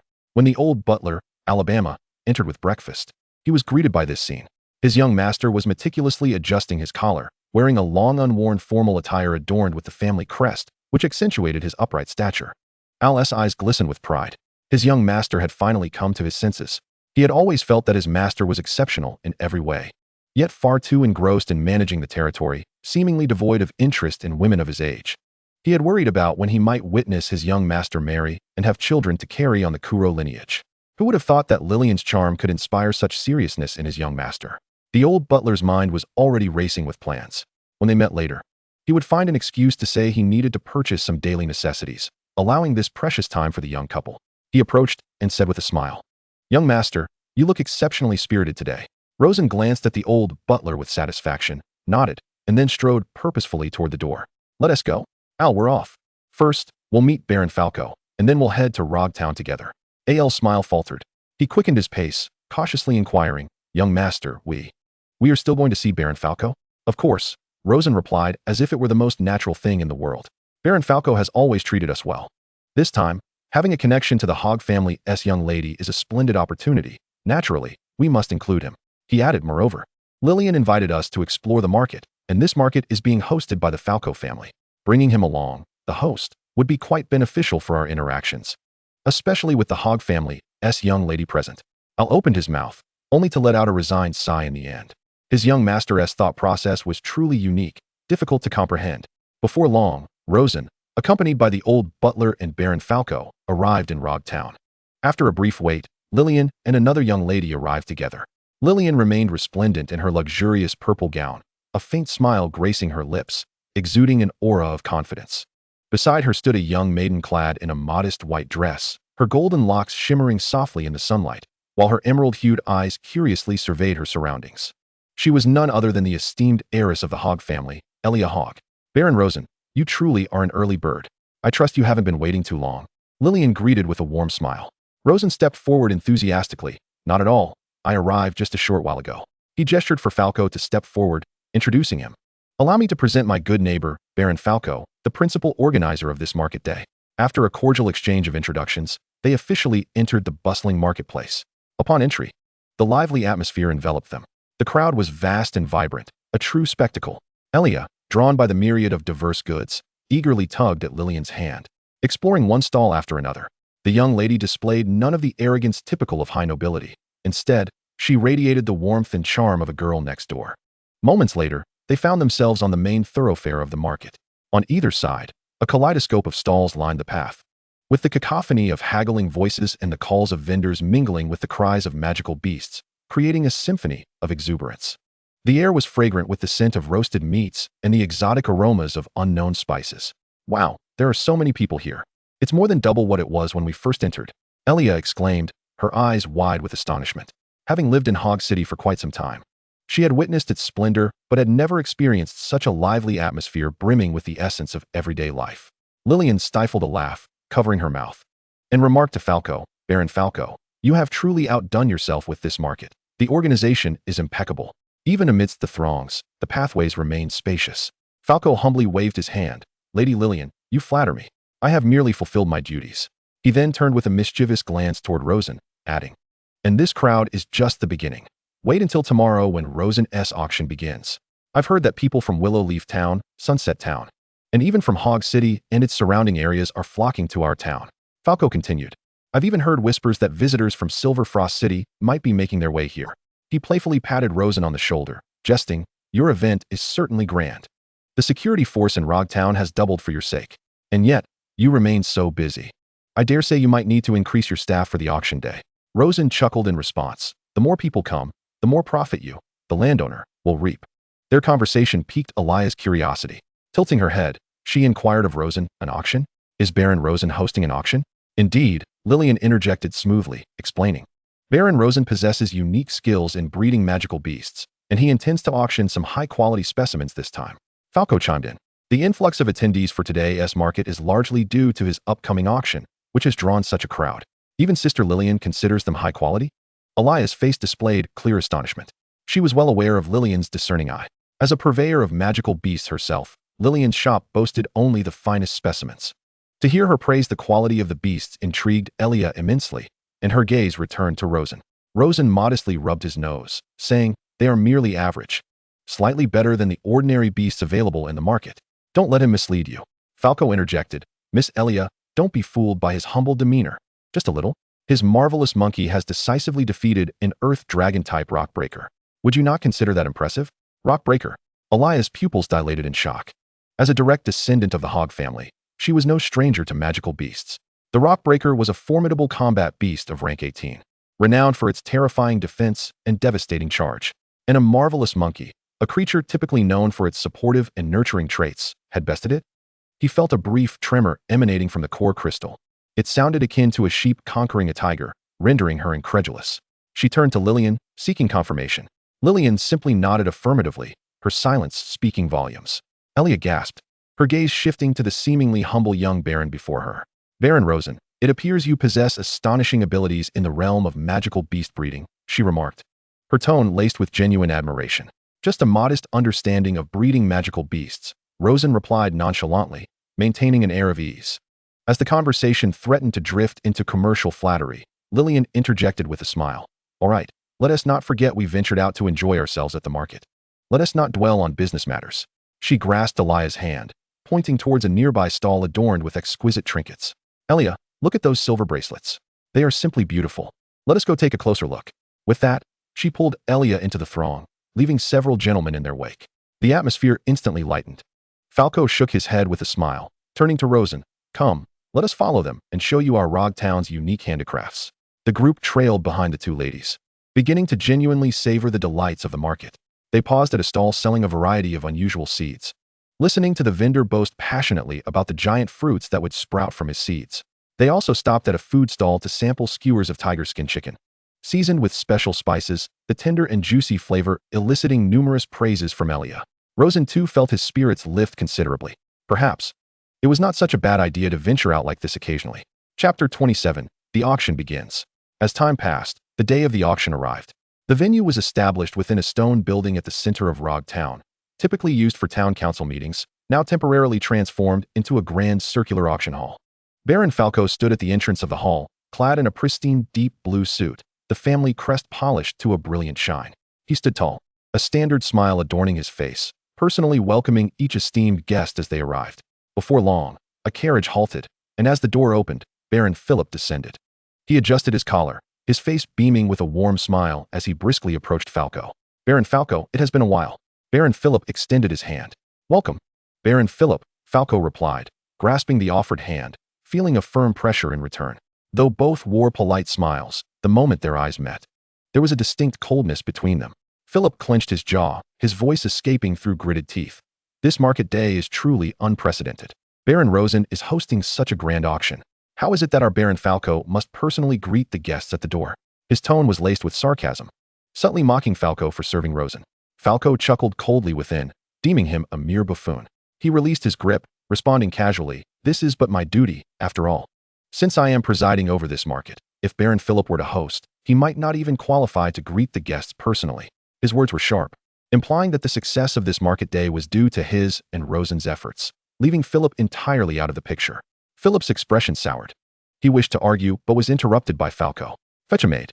He gestured to a nearby maid in uniform. The maid promptly approached, bowing as she guided, "Baron Philip, please follow me." Philip's face stiffened, and after a disdainful huff, he followed the maid into the venue. Before long, an elderly baron with graying hair, leaning on a carved wooden cane and supported by a servant, approached. Upon seeing him, Falco erupted in laughter and moved forward to greet him. "Ah, old baron, you have arrived." The newcomer was none other than the president of the Rog Town Market Association. "Well done, young Falco," the old baron exclaimed, giving Falco a pat on the shoulder. "This market is indeed quite impressive."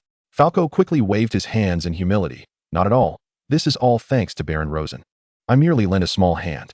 He then gestured toward the interior of the venue. "Look at this auction. The turnout is something I have never witnessed in my life. The old baron followed his gaze and was met with a sea of dark-clad figures filling the tiered seating, nearly devoid of empty spaces. It was worth noting that these individuals were not of ordinary standing. Each garment and accessory represented wealth beyond what an average commoner could earn in 2 lifetimes. They were all affluent landowners and beastmasters, the vast majority being nobles. Contemplating this while feeling the heat of the crowd's excitement wash over him, the old baron's eyes glimmered with awe. A high-quality beast auction is indeed a rare occurrence. I anticipated a large turnout, but witnessing it firsthand is still overwhelming. Come, come. Falco laughed heartily, personally supporting the old baron's other arm. Let us proceed to our seats. The best is yet to come. Shortly thereafter, several other core members of the market association arrived in pairs. Falco greeted each of them with a handshake and amiable exchanges, arranging for the maid to guide them to their reserved seats. Just then, a familiar purple figure appeared at the entrance. Lady Lillian had arrived. Falco's eyes brightened, and he hurried to welcome her. Lady Lillian, welcome. Lillian, upon spotting him, covered her mouth and chuckled lightly. Baron Falco, how is it that the organizer of this market is personally greeting guests at the door? Where is our Baron Rosen? Falco wore a wry smile. Do not mention it. That fellow Rosen is currently overwhelmed with tasks. He leaned in, lowering his voice. He is busy backstage with his precious beasts. This is his first auction, and he doesn't even know to set up a temporary teleportation coordinate here in the core crystal. Right now, he's dragging those beasts in long carts from his territory in multiple batches, and they cannot be temporarily stored in the core crystal. He is in a frenzy trying to calm them down. Lillian couldn't help but laugh at Rosen's predicament, her melodious laughter ringing like wind chimes. Her laughter drew the attention of the entering nobles, who momentarily found themselves entranced by her beauty. Lady Lillian, you should give him a word of advice. Falco remarked with a grin. After exchanging a few more pleasantries, Falco personally escorted Lillian into the venue, leading her to the prime front row seats reserved for VIPs. In the ensuing time, Falco entertained several nobles from Willow Leaf Town and Sunset Town, as well as representatives from affluent families in the urban area of Hog City. Falco felt his heart racing with excitement. The grandeur of this auction was overwhelming. For an ordinary lord from a border family like him to host such distinguished figures was, to be frank, quite daunting. Eventually, he even noticed a few individuals adorned with bronze family crests entering. However, when he turned to survey the venue, the atmosphere was increasingly vibrant, with nearly every seat occupied. The spectacle before him filled Falco with a profound sense of satisfaction. He glanced at the sky, estimating the time, and felt that nearly all esteemed guests had arrived. Yet, just as he prepared to turn and enter the venue, a slight commotion erupted at the entrance. An elegantly adorned yet imposing carriage came to a halt, its surface glimmering under the sunlight with the Hog family's thorned rose emblem. The carriage door opened, and the familiar sight of Miss Ellie in a white dress caught his eye. Just as Falco was about to step forward to greet her, he noticed Ellie respectfully stepping aside to assist a composed middle-aged man from within the carriage. The man wore a dark outfit, his features bearing a resemblance to Ellie's. With eyes as deep as the ocean, exuding an unyielding authority without a trace of anger, Falco's breath hitched. A hypothesis formed in his mind, yet he hesitated to confirm it, as the very thought filled him with both dread and embarrassment. Good heavens, Miss Ellie, you haven't brought him along, have you? The face of the middle-aged man he recalled seeing from a distance at Hog City's annual celebration a few years prior. He nearly sprinted forward, calling out, Miss Ellie. His voice was taut with tension. Upon seeing him, Ellie beamed a friendly smile and introduced, Baron Falco, I'm here to show my support. By the way, let me introduce you. This is my father. Indeed. Falco's heart raced fiercely, and he immediately bowed in a proper noble greeting. His voice filled with reverence. Honorable Viscount Bert Hogg, it is a tremendous honor to have you in Rog Town. Your presence is our utmost privilege. The absolute sovereign of Hog City, Viscount Bert Hogg, had personally come to this auction. Viscount Hogg's gaze settled on Falco, scrutinizing him for a moment before nodding slightly. Baron Falco, no need for such formalities. I heard from Ellie that there is a rather rare beast auction here. Coincidentally, I have a guest with me and thought to bring him along to enjoy the festivities. He then turned to the shadow of the carriage, where another figure emerged. Clad in dark silver full-body armor, every joint of the armor was connected seamlessly, its surface adorned with intricate and ancient engravings. He stood silently, exuding a suffocating presence akin to that of a silent mountain. Upon seeing the elaborate patterns on the armor, Falco's pupils constricted sharply. This was likely a Baroque-patterned battle armor. As a beastmaster endowed with the companion skill of illusory beasts, it is through the fusion with these ethereal entities that one can acquire the art of crafting enchanted armaments, making the creation of such formidable battle armor a distinct possibility. The value of this armament is exceedingly exorbitant, beyond the reach of ordinary individuals. Baron Bird introduced. This esteemed guest hails from Silver Creek City, Sir Kane, the Dragon Knight. Silver Creek City, Dragon Knight. These two phrases reverberated in Fako's mind like thunderclaps. Silver Creek City is a bastion of power, rivaling the esteemed Hog City, and even surpassing it in certain aspects. As for the title of Dragon Knight, it resonates with unparalleled prestige among the nobility. A knight bearing such a title not only possesses extraordinary strength, but also commands an illusory beast of draconic lineage. This was his first encounter, so close, with a living Dragon Knight. Fako couldn't help but feel his throat dry, swallowing nervously. Baron Burt continued. Upon the recommendation of my daughter, Alia, both Sir Kane and I are eagerly anticipating today's auction. Fako endeavored to steady his voice. It is our honor at the Rogtown Merchant Association. I believe Baron Rosen will not disappoint you. The auction was about to commence. He straightened his posture, gesturing for them to follow, leading the way personally. My Lord Baron, Sir Kane, Miss Alia, please follow me. The finest seats have been prepared for you three. I wish to sit with Sister Lillian, Alia interjected, and her interruption alleviated the serious tension in the air. Fako cast Alia a grateful glance and smiled. Very well. Please follow me. Chapter 28, The Auction, Part 1. Baron Fako guided Baron Burt and his entourage through the bustling crowd towards the foremost section of the venue. Their arrival was akin to a massive stone cast into a tranquil lake, instantly generating ripples within the aristocratic circles. That is the emblem of the Hog family. Goodness, even Baron Burt has come in person. Who is that knight by his side? That armor, my word. The barrow armor. Whispers of awe, curiosity, and speculation filled the air, as countless gazes converged upon them. Soon, Baron Fako ushered the Hog Baron and his companions to the reserved central VIP seats. This area boasted an exceptional view. Facing the auction stage directly, separated from the other seats by a crimson carpeted aisle, signifying their esteemed status. Alia dashed to sit beside Lillian, and the sight of the two beautiful ladies together immediately drew the attention of numerous young nobles. Baron Burt and Knight Kane took their seats under Fako's guidance. As Kane settled down, the heavy armor clashed against the stone chair, producing a dull thud. He removed his helmet, revealing a sharply defined, weathered face. His keen eyes scanning the entire venue like a hawk. Fako bowed respectfully and swiftly retreated to his position, glancing towards the backstage, silently reflecting, apologies, dear Rosen. It seems the promotion may have been a tad overzealous. Even the likes of Baron Hog and the Dragon Knight have graced us with their presence. I am quite concerned about your ability to uphold the auction's grandeur. At that moment, the magical lights on either side of the venue dimmed abruptly, leaving a singular, brilliant beam illuminating the central auction stage. The hall fell silent. Under the gaze of the assembled audience, a tall figure emerged from backstage, bathed in the spotlight. Baron Rosen, clad in a well-fitted black suit, adorned with no superfluous embellishments save for a simple badge denoting his baronial status, approached the center of the auction stage with a confident and composed smile. Boom. After a brief silence, the crowd erupted into thunderous applause and cheers. Is that Baron Rosen? He appears rather youthful, truly handsome, but I've awaited this moment. The auction of illusory beasts is finally about to commence. Rosen raised his hand, gently pressing downwards, restoring tranquility to the tumultuous hall. His gaze swept across the audience, from the excited faces of the country gentry in the back rows to the varied expressions of the nobles in the front. Welcome, everyone, to Rogtown, to this unprecedented auction event.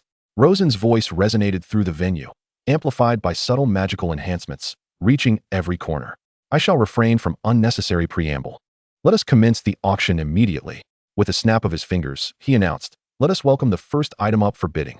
As his words concluded, a servant cautiously wheeled a wooden cage with railings onto the stage. Inside was a spirited tiger chicken. The first item for auction, the tiger chicken. Rosen's voice brimmed with enthusiasm. I trust you have conducted some preliminary research before attending my auction. You should be well aware that my tiger chicken is no ordinary specimen. Ladies and gentlemen, please direct your attention to the large screen.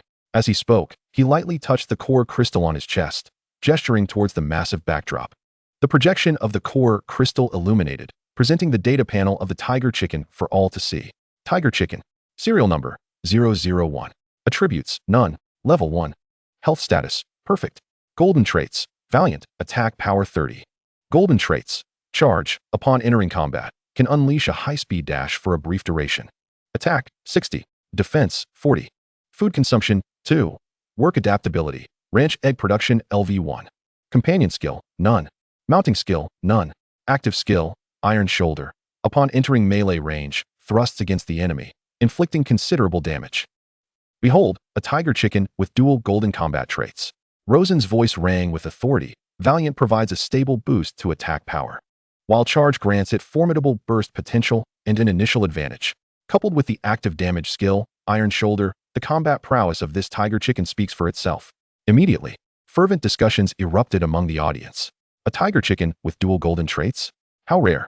Indeed, while it may merely be a tiger chicken, the combination of these traits is exceedingly practical. Acquiring it for patrolling the territory S-Guard would offer great value. Moreover, it's economical to raise. Much easier to care for than those delicate combat illusory beasts. Rosen smiled at the audience's reactions and continued, this tiger chicken has a starting bid of 4,000 copper pigs. Each subsequent bid must exceed 1,000 copper pigs. Now, let the bidding commence. Such a low starting bid. Allow me to offer a more fitting initial amount. 1 silver tiger. A slightly plump country gentleman in the back row immediately raised his bidding paddle. 1 silver tiger, 2,000 copper pigs. I bid 1 silver tiger, 6,000 copper pigs. The prices escalated rapidly, and for these country gentlemen and the less powerful minor nobility, such a creature, which evidently possessed considerable combat potential and required minimal maintenance, was immensely appealing. Ultimately, this tiger-striped chicken was acquired by a baron from Willow Leaf Town for the sum of 2 silver tigers and 3,000 copper pigs. The atmosphere in the auction hall was already ignited with excitement after merely the first auction. Rosen nodded in satisfaction, signaling for the servant to bring forth the second item for bidding. This time, the cage contained a plowing cat, its physique appearing notably more robust than that of an ordinary plowing cat. The data panel flickered to life once more. Plowing cat. Health status, perfect. Serial number, 002. Attributes, none. Level, 1. Golden trait, artisan spirit, work speed 30. Golden trait, diligence, 20 reduction in stamina consumption while working. Golden trait, focus, 10 increase in work efficiency. Less susceptible to external distractions. View details. A plowing cat with 3 golden working traits. Rosen's voice rose in enthusiasm. Artisan spirit, diligence, focus. The combination of these 3 traits signifies what I believe many of you, who utilize magical beasts for cultivation, are well aware of. It is a labor model born for farming. An indefatigable, remarkably efficient cultivating machine. Cheers erupted from the gathered nobles. 3 gold traits, all of top caliber. Could it be that the magical beasts at this auction are all underpinned by golden traits? Come now, bid swiftly. In the front row, the previously silent Viscount Bert's eyes flickered with surprise. He leaned towards his companion Elia and inquired softly, my daughter, are you well acquainted with Baron Rosen? Elia shrugged, passing the question to the side. No, I only met Baron Rosen for the first time yesterday. Compared to me, Lillian is more familiar with him. Lillian smiled. I merely lent him some financial assistance during a difficult time. However, if the Viscount has any requests, I can convey them. Viscount Bert nodded slightly, redirecting his gaze to the stage. The auction has only just begun. I shall observe further. Starting price, 5,000 copper pigs. Each subsequent bid increases by 1,000 copper pigs. 8,000 copper pigs. A voice rang out eagerly. I bid 1 silver tiger and 3,000 copper pigs. 2 silver tigers. The price soared, as the nobles who possessed territories comprehended the value of such a premium working magical beast. For silver tigers, a steady voice emerged from the front row, causing the cacophony of bidding to falter. The crowd turned to see the speaker was none other than the head of Hog City, Viscount Bert Hogg. In an instant, the hall fell silent. Who would dare to contest with the head of Hog City? Viscount Bert smiled gently, stating, ladies and gentlemen, do not concern yourselves with me.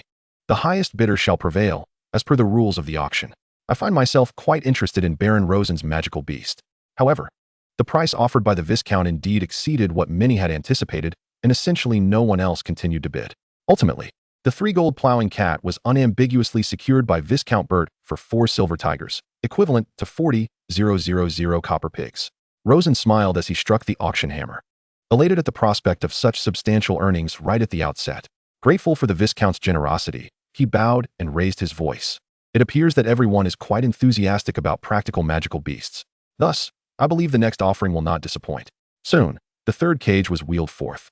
Inside was a marvelous species monkey, adorned with a gigantic flower bud atop its head, curiously surveying its surroundings with lively eyes.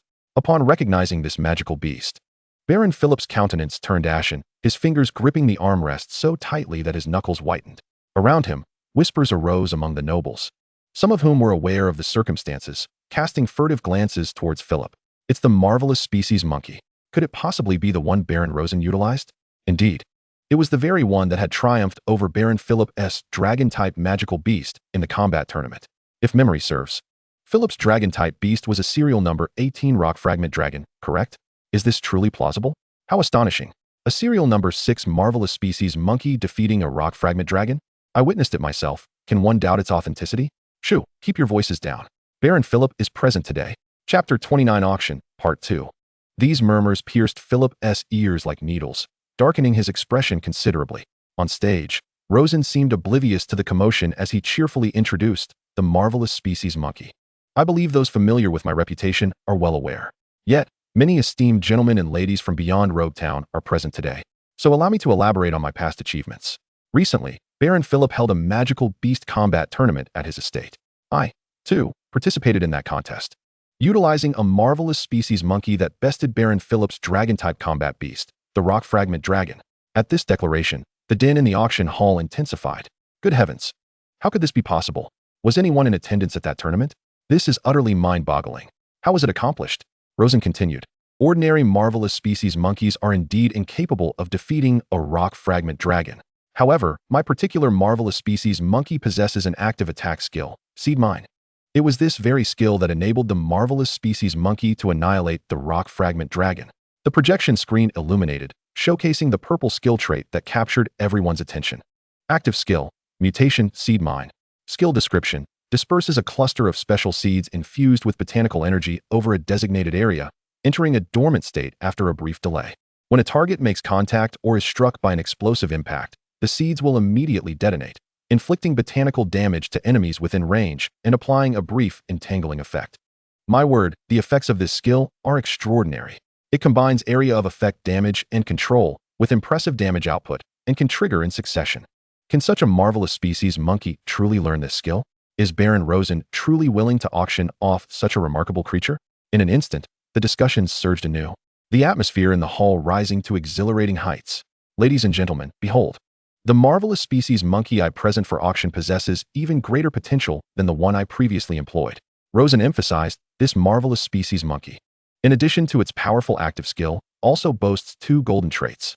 The screen shifted, revealing the marvelous species monkey's detailed information. Marvelous species monkey. Serial number 6. Attribute, botanical. Level 1. Golden trait. Explosive artistry, 40 damage for explosive skills, coverage range of 20 for area skills. Golden trait. Valor, attack power 30. Attack, 80. Defense, 50. Food consumption, 3. Active skill. Mutation, Seed Mine. Boom. The entire venue erupted in a resounding explosion. Good heavens. Not only does it possess the active skill of Seed Mine, but it is also accompanied by 2 golden attributes that enhance combat. Explosion art, increased explosion damage, and expanded radius.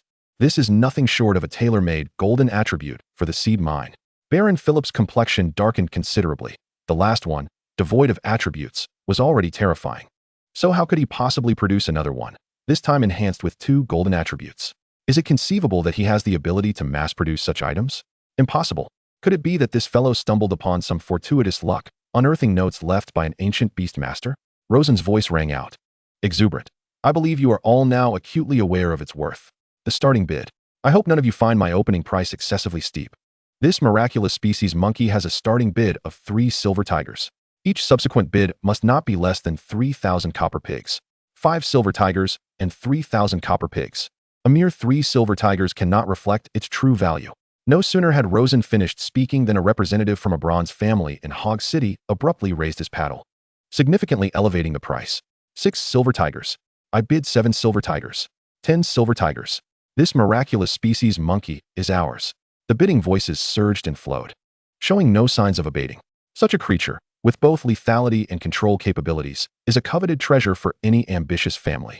The price swiftly soared beyond 20 silver tigers, continuing to escalate. Lillian watched the spirited Rosen on stage, her beautiful eyes sparkling with intrigue. She found the miraculous species monkey quite appealing, yet recalled that Rosen had previously informed Buck he would offer her a batch of high-sequence beasts for sale, and thus refrained from hastily placing a bid. Elia also raised her hand, exclaiming, I bid 21 silver tigers. Elia turned to Lillian, puzzled. Lillian, why haven't you bid? This miraculous species monkey seems splendid. High combat potential, and utterly adorable in appearance. Lillian shook her head, smiling silently. Ultimately, this highly combat-capable miraculous species monkey was snatched up for an exorbitant price of 40 silver tigers by the Dragon Knight, Kane, from Silverstream City. He had only bid once. Yet it decisively concluded all suspense. In the subsequent rounds, Rosen auctioned off a few commendable quality striped chickens and manic farming cats. Although they were not as stunning as the previous creatures, they were still acquired by minor nobles and wealthy merchants at fair prices, maintaining the fervent atmosphere in the hall. After the last manic farming cat was sold, Rosen clapped his hands to capture everyone's attention. "All right, everyone, the warm-up is over." He smiled, stating, "I know many of my colleagues from Rog Town are currently facing a common predicament." His words caused many local nobles to tense up. "The wild beasts around the territory are increasingly proliferating, are they not?" Rosen continued. "During the spring sowing period, the farmers and working beasts dispatched often face disturbances, leading to sluggish progress in cultivation and even occasional injuries, which is quite vexing." Below, several barons from Rog Town nodded in agreement, their faces etched with bitterness. "Indeed. My farmers dare not venture into the fields anymore. If this continues, this year's harvest will be doomed. My family too. Even our manic farming cat was frightened by a pack of wild wind wolves last week." Their murmurs were quiet, yet distinctly reached the ears of Knight, Kane, in the front row. "Wild beasts, proliferating?" Kane's gaze sharpened suddenly. The powerful dragon attribute beasts possess a crucial trait. Their formidable dragon might and emanating magic will attract and spawn wild beasts in their vicinity. Could it be that this fellow resides near Rog Town? His eyes inadvertently drifted toward Rosen on stage. Unbeknownst to Rosen, who seemed oblivious to Kane's scrutiny, he gestured for a servant to bring forth a colossal cage. Inside was a uniquely remarkable manic farming cat. It was larger than all previous manic farming cats. Its fur a deep, rich brown, its gaze sharp, and its limbs muscular, brimming with vigor. The data panel projected onto the screen. Manic farming cat. Sequence number 002. Attribute none. Level 1. Attack 60. Defense 30. Food consumption 2. Golden attributes. Leadership quality. Within the core crystal range of territory, all allied beasts gain 10 combat power. Golden attributes. Even more frenzied. When continuously swung, the swinging speed accelerates up to 60. Golden attributes. Artisan spirit. Work speed 30. Golden attributes. Nocturnal. Requires no sleep. Can work continuously at night. For gold, a top-tier manic farming cat. Leadership quality. A group buff of combat power 10. Nocturnal. This is a perpetual motion machine capable of working 24 hours. Possessing such a manic farming cat could likely resolve the issue of wild beasts harassing the territory. Although my territory is not plagued by wild beasts, having such a creature in the Beastmaster Legion would also be splendid. Group buffs are exceedingly rare. A 4-gold manic farming cat is indeed a rarity. The entire venue erupted in excitement. All the nobles' eyes gleamed with fervor. This manic farming cat could perfectly solve the issue of the Rog Town Lord's inability to cultivate his territory. Not only can it work at night, but it also possesses a degree of combat capability and can provide a boost to group combat power. Just one could elevate the overall combat strength of the beasts laboring in the territory. I must acquire this manic farming cat. A baron leaped to his feet in exhilaration. "Hey, you are thinking too simplistically. Have you considered that this is a 4-gold attribute beast, and everyone knows this creature is not ordinary? Can such a beast be inexpensive?" A bystander doused him with cold water. "True enough, and even if one could afford it, spending such a hefty sum for just a spring sowing does seem to lack cost-effectiveness." Another noble appeared conflicted. "Indeed, the frequent emergence of wild beasts in the territory could be a temporary issue. The value of this manic farming cat is clearly evident, and the price will undoubtedly be steep. Whether it is worth incurring such a high cost for a momentary territorial problem is something that requires consideration." The excitement among the crowd quickly cooled. Such a top-tier beast will undoubtedly command a sky-high price. It is hardly prudent to go bankrupt just to resolve a fleeting inconvenience. Observing the crowd's reaction, Rosen revealed a mysterious smile. "I understand the concerns of everyone." His voice resonated once more. "This manic farming cat. I am sure many of you worry about the hefty price. To spend a fortune to address the pressing need for spring sowing. Many may feel the cost-effectiveness is indeed lacking." "Precisely. Well said. Baron Rosen is astute." He paused, surveying the assembly, and spoke clearly. "All of this has been considered on your behalf. Therefore, this time, I do not intend to auction off the ownership of this manic farming cat." "What? Not for sale?" The crowd was left in stunned silence. Chapter 30. The Auction, Part 3. Baron Rosen raised the auction hammer high, his voice resonating throughout the venue. "What I am offering for auction is the opportunity to lease this magnificent prime cultivator cat. A total of 10 slots. Each noble who secures a slot may have this exceptional creature delivered to their domain at any time after a week during the spring sowing period, to serve them until the end of the spring sowing, approximately 2 months hence, at which point the mythical beast must be returned. A moment of profound silence enveloped the hall, swiftly followed by an uproar of enthusiasm more fervent than at any previous time. Leasing, it appears, is indeed a splendid idea. Given that the recent surge of wild mythical beasts may be temporary, renting one for a period proves to be highly cost-effective. Quite right. I too find this arrangement rather advantageous. Securing the spring sowing with just a rental seems remarkably prudent. The Baron Rosen is indeed magnanimous. Those nobles from Rog Town, who were previously fretting over the costs, soon realized they had a renewed opportunity. Naturally, a deposit will be required upon leasing. Thus, let the first leasing slot commence at an opening bid of 5 silver tigers. Bids must increase by no less than 500 copper pigs. I bid 5 silver tigers and 2,000 copper pigs. I bid 5 silver tigers and 3,000 copper pigs. Why is everyone so stingy? If spring sowing continues, the losses will far exceed this paltry sum. I bid 6 silver tigers. The calls for bids flowed in a continuous stream. In the front row VIP section, Viscount Bird observed Baron Rosen on stage, his eyes betraying unreserved admiration. He turned to Lillian, who was seated beside Alia, inquiring, "Was this idea yours?" Lillian chuckled softly. "No? Such an idea is a first even for me." Viscount Bert nodded. It seems Baron Rosen possesses considerable acumen in commerce. A sharp-minded individual indeed. Alia concurred. Indeed. The ingenuity of suggesting a leasing option is truly admirable. Soon, the 10 leasing slots were swiftly claimed amidst a frenzy of bidding, with the total sales exceeding that of the previous exceptional monkey. Baron Rosen maintained an outwardly composed demeanor, though internally he was grinning with glee. As the final slot was secured, the atmosphere in the hall began to cool slightly. Everyone assumed that the 4-gold prime cultivator cat would be the grand finale of the evening. Some appeared ready to depart. However, Baron Rosen clapped his hands once more, his smile widening. "Ladies and gentlemen, please remain patient. The auction is far from over." His voice quelled the fervent crowd, successfully capturing the attention of those who had begun to rise or fidget restlessly. All eyes refocused on the young baron atop the dais, his confidence palpable. Could there be something even more precious than the 4-gold prime cultivator cat? Someone murmured in disbelief. How could that be? Perhaps it's a high-tier mythical beast? Uncertain. Perhaps some other novel curiosity. Let us sit a while longer. Baron Rosen seems amiable and should not disappoint us. Indeed, Baron Rosen did not keep them waiting long. With a snap of his fingers, 2 attendants cautiously wheeled onto the stage 2 cages draped in velvet. The cages were modest in size, suggesting they did not contain large mythical beasts. Baron Rosen extended his hand and dramatically pulled aside one of the velvet coverings. A delightfully rotund little elephant appeared before the audience, its long trunk curled adorably. "Is this a little pod elephant? What makes it so special?" Some nobles expressed a hint of disappointment. A standard little pod elephant, even with a golden attribute, seemed of little utility. Yes, they are typically just used for watering. Baron Rosen remained unfazed and unveiled the second cage. Inside was a mischievous monkey adorned with a large bud atop its head. Another mischievous monkey? Is this the same seed landmine battle monkey as before? This isn't too shabby. In contrast to the impatient nobles, Lillian, who had some familiarity with Baron Rosen, patiently observed his every move on stage. She understood that while the series number of the mythical beasts he auctioned might be low, their value would certainly be substantial. Baron Rosen clapped his hands, signaling for silence. "Ladies and gentlemen, please direct your attention to the screen." He then projected the data panels of the 2 mythical beasts onto the backdrop. First up was the little pod elephant. Little pod elephant. Series number 005. Attribute water. Level 1. Active skill, special mutation skill, Rain of Illusion. The water sprayed carries a unique magical fluctuation, which has a chance of inducing beneficial mutations in crops, resulting in fruits imbued with a trace of magic. Rain of Illusion? Producing magical fruits from crops? This is intriguing.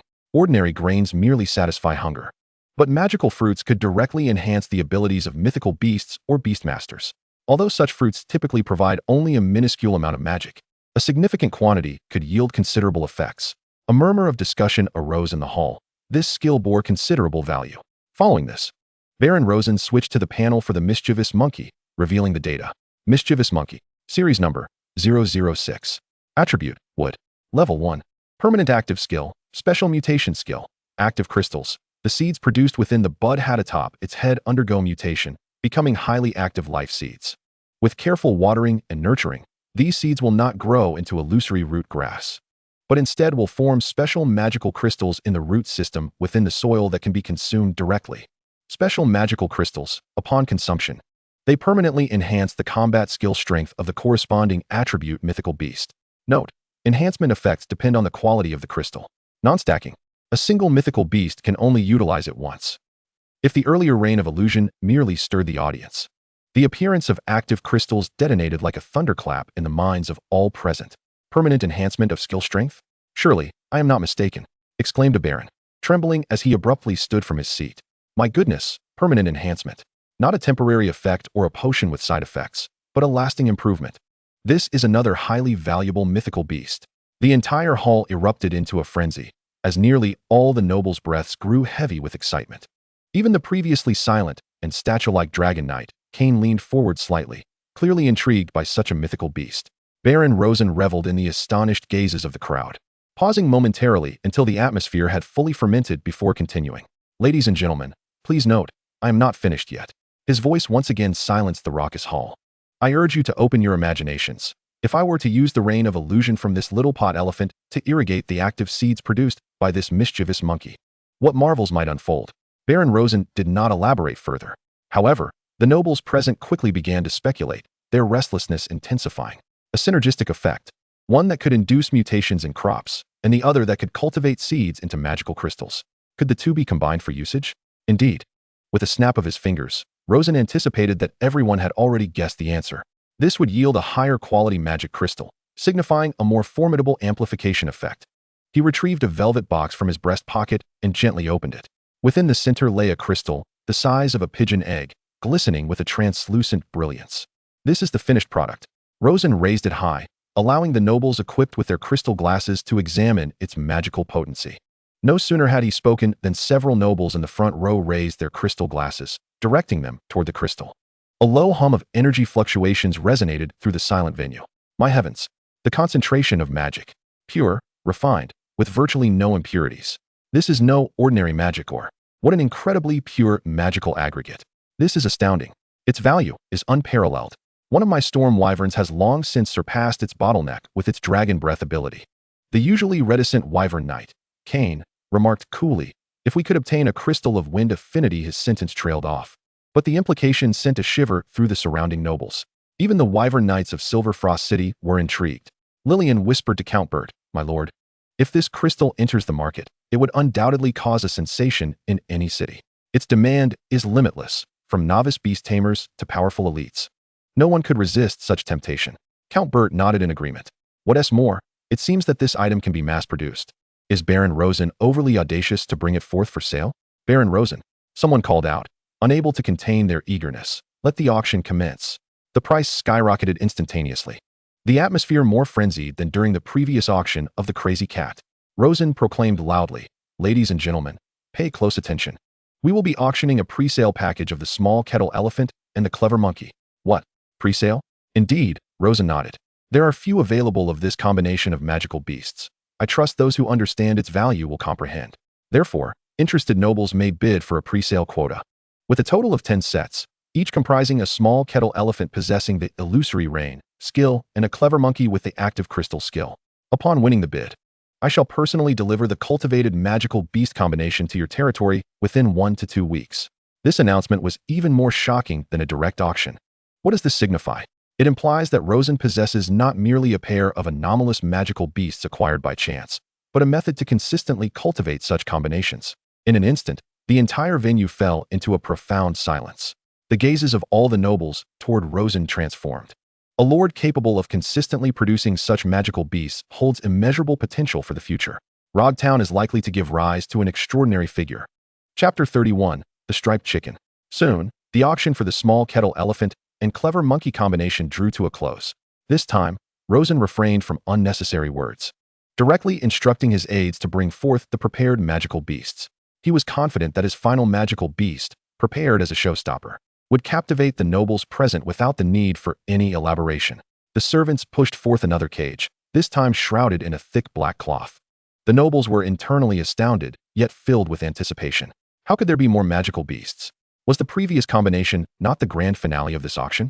What sort of magical beast could possibly follow the small kettle elephant and clever monkey? After numerous auctions, The nobles present had come to recognize that Rosen was a man of purpose. Placing this magical beast after the previous combination surely had its reasoning.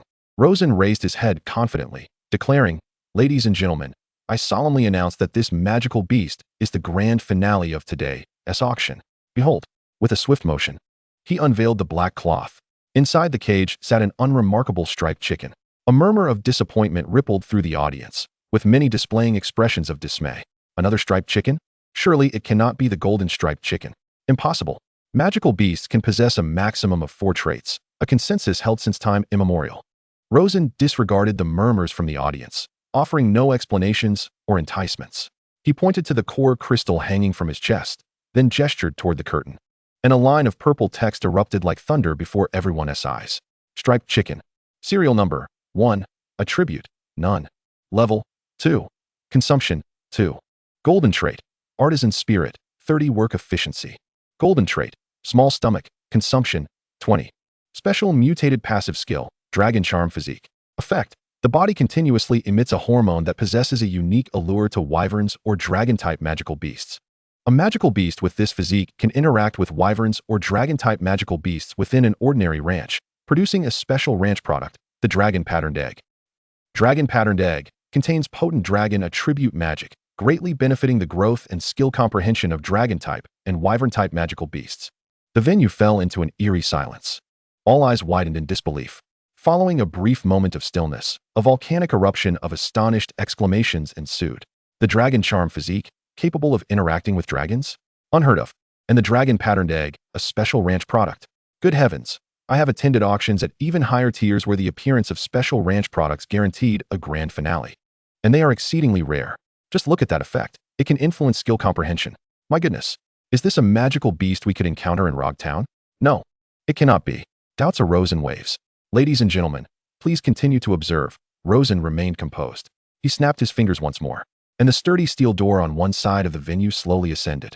2 guards clad in heavy insulated armor strained to pull forth a creature of half a man's height with a thick chain. It was a juvenile, Crimson Ridge fire lizard, a hybrid wyvern. Serial number 23.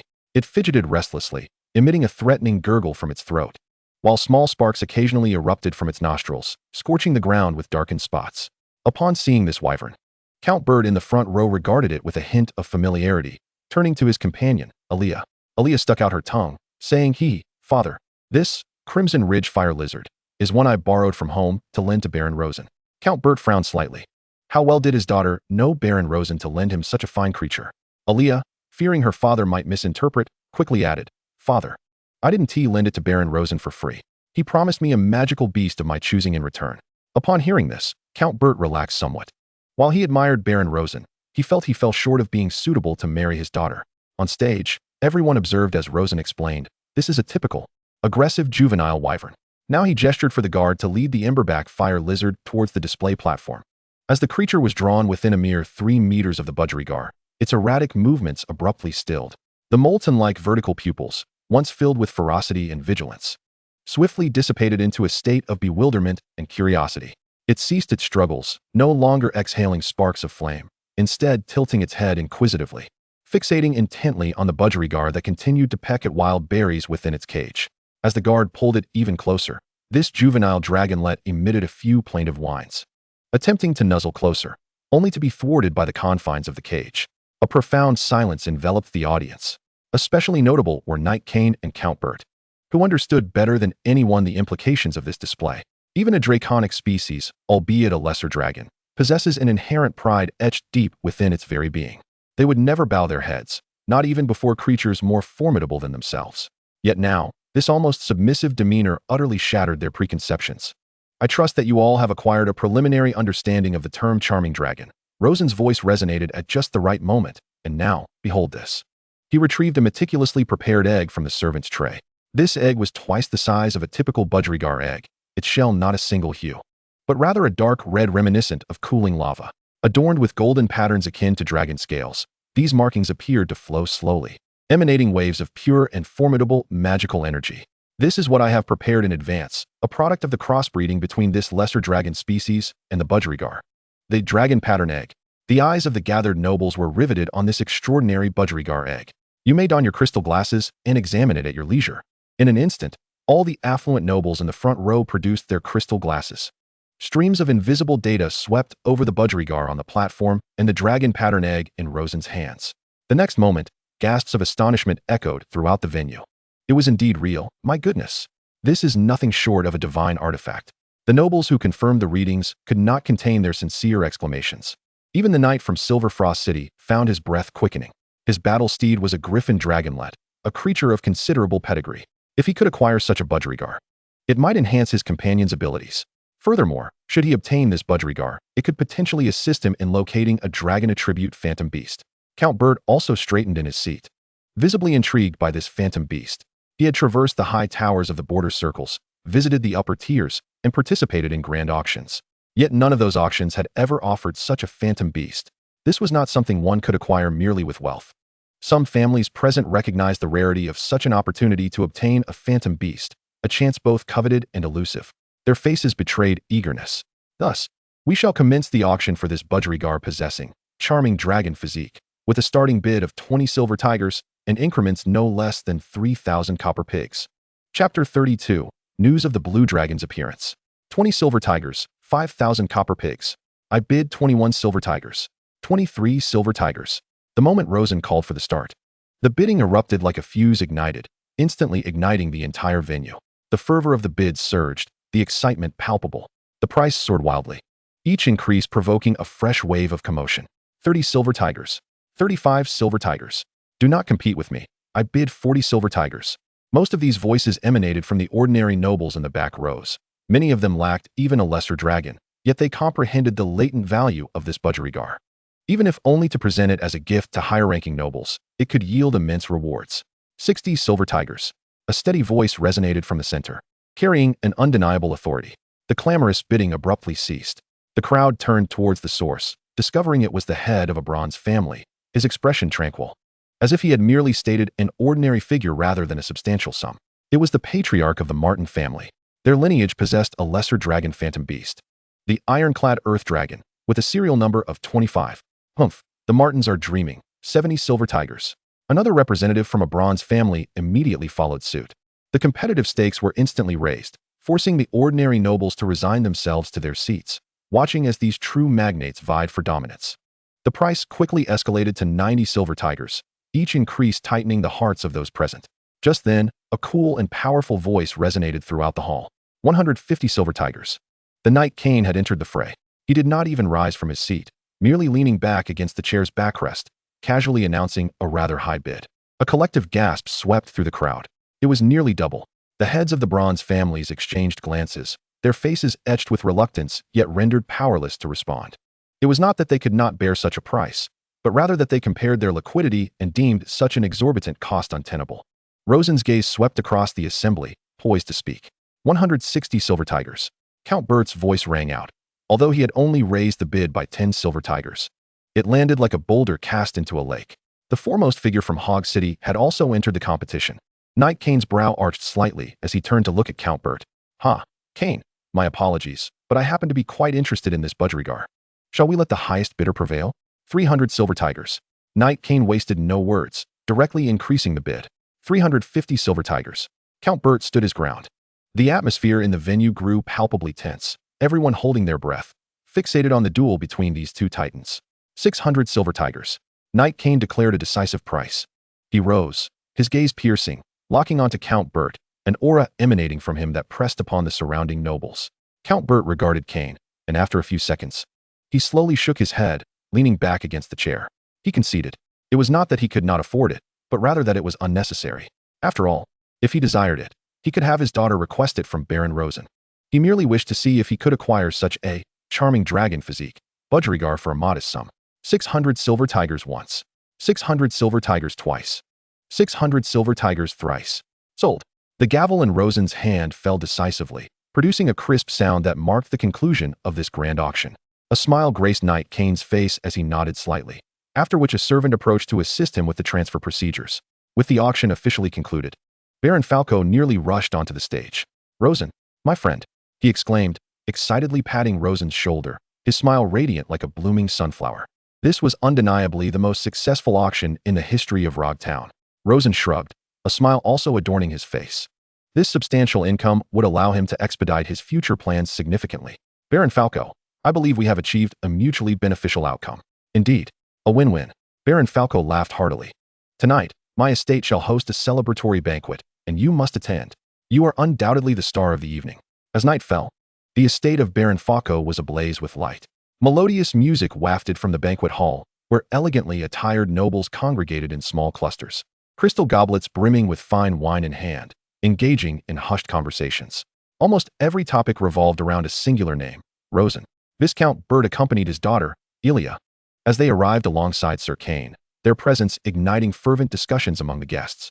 Lillian also made her entrance alone, clad in a regal purple evening gown, exuding grace and beauty, instantly becoming the center of attention. Many nobles eagerly approached these elevated figures, while others, displaying a keen sense of propriety, refrained from direct engagement, opting instead to converse with the evening's esteemed host, Baron Rosen. It appeared that Baron Rosen shared a complex relationship with both Lady Lillian and Miss Ilya. Directly courting Viscount Bert would undoubtedly be a lofty endeavor, yet an approach to Baron Rosen was a different matter altogether. Baron Rosen, your auction of mythical beasts was truly eye-opening, remarked one noble. Indeed, I secured a petite elephant. My wife is absolutely enamored. Several astute families even sent their daughters forth. Baron Rosen, may I present my daughter Claire? She harbors a keen interest in mythical beast cultivation and hopes to seek your guidance. A baron enthusiastically introduced his daughter to Rosen. The girl gazed at Rosen with shy admiration. You flatter me, Rosen replied with a courteous smile, adeptly deflecting the overt and covert matrimonial propositions. I am still learning myself, and I fear I lack the expertise to share insights with such a lovely lady. In a dim corner of the banquet hall, Baron Philip sat alone, drowning his sorrows in drink. He refrained from greeting anyone, his resentful gaze fixated on the throng surrounding Rosen. His once handsome visage twisted with jealousy as he observed Rosen's flourishing demeanor, a cruel smile curling at the corners of his mouth. Rosen, your triumph will not endure. As the atmosphere of the banquet crescendoed with the music, the dance segment commenced. Just as Rosen sought a moment to rest, a striking figure clad in purple approached him. Lillian, holding a wine glass, bestowed upon him a captivating smile. Baron Rosen, the ladies on the dance floor eagerly await your invitation. Might I have the honor of dancing with you? Rosen, entranced by Lillian's smile, recognized the impossibility of refusal. After all, she was a wealthy patron. Though he generally shunned romantic entanglements, exceptions could be made for affluent ladies. It is my honor, Lady Lillian. With grace. He extended his hand, and she delicately placed hers upon it. Together they glided into the dance floor, their movements harmonizing with the enchanting melody. Rosen's steps were steady and precise, guiding Lillian through each motion, their synergy flawless, as if rehearsed countless times. Their dance was fluid and elegant, capturing the attention of all present. Lillian's eyes sparkled with surprise. I did not expect Baron Rosen to be a dancer, she whispered, leaning closer. Rosen remained silent, merely nodding with a smile. Internally, he was grateful for his past dedication to imitating his brother's dancing, which had endowed him with a modicum of skill. Otherwise, he might have embarrassed himself before the affluent lady. Initially anxious, he now felt a surge of confidence, realizing that his standing in Lillian's estimation had likely risen. As the dance concluded, they struck a perfect pose, met with thunderous applause from the audience. As the banquet neared its end and guests began to disperse, Rosen prepared to take his leave when Viscount Bert approached alongside Sir Kane. Baron Rosen, may we have a word? Viscount Bert's expression was grave. Rosen nodded and followed them to a secluded balcony of the estate. The cool evening breeze dispersed the remnants of the banquet's clamor. Sir Kane spoke first, his tone low and serious. Baron, today's auction has confirmed a suspicion of mine. Near Rog Town, a dragon-type mythical beast I have been tracking is likely lurking. Rosen's heart raced. Sir Kane continued, the recent surge in wild mythical beast activity around Rog Town is abnormal. This phenomenon is probably linked to the dragon-type beast I am pursuing. Viscount Bert interjected, the beast Sir Kane is tracking is exceedingly dangerous. It is not an ordinary subdragon, but one that possesses true draconic blood. Its mere existence poses a significant threat. Rosen's countenance darkened. Might I inquire as to the identity of this beast? Sir Kane and Viscount Bert exchanged solemn glances before responding. It is a mythical blue dragon, serial number 45, estimated to be nearly level 40. Rosen gasped, realizing the formidable foe he faced. This was a mid-tier boss, a daunting adversary for any novice. Sir Kane chuckled. However, there is no need for excessive concern. This mythical blue dragon is gravely injured, or else I would not be the only one tracking it. Yet, there is a matter I must caution you about. I purchased that tiger-striped chicken specifically to use its charming dragon traits as bait to lure the mythical blue dragon out. He fixed a serious gaze upon Rosen. Therefore, if you manage to cultivate any mythical beasts with charming dragon traits, please ensure they are kept under tight surveillance and never released indiscriminately. Otherwise, the mythical blue dragon may be drawn to them. If this creature were to rampage across your territory, Rosen shuddered at the thought and quickly replied, I will be vigilant. Detecting Rosen's urgency, Sir Kane smiled reassuringly. As I said, there is no need to worry excessively. I am confident in my ability to capture it. Should you discover any trace of it, please inform me. Rosen nodded earnestly. Chapter 33, The System Reappears. As the revelry of the banquet faded, Rosen returned to his territory. In his study, candlelight flickered, casting his shadow upon the wall behind him.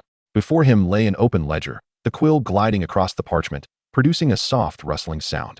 The accounts from the auction had been meticulously settled by Baron Fauco's trading company.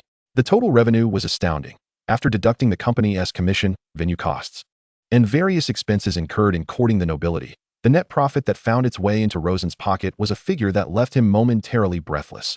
500 silver tigers. Rosen weighed a pristine silver tiger between his fingers, its cold touch grounding him in reality. One silver tiger equated to 10,000 copper pigs, meaning he now possessed a staggering 15,000 copper pigs. Should he convert it all into copper pigs, he could create a shimmering mound upon his table.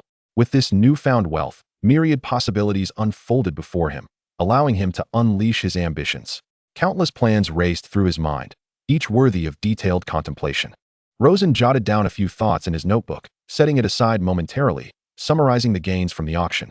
Beyond monetary wealth, he had also acquired invaluable intangible rewards. He opened another pristine booklet, upon which were inscribed the names of various nobles. At the very top were the names of Viscount Bert and Sir Kane, marking the initiation of preliminary connections with the highest authorities of Hog City and the Dragon Knight of Silverfrost City.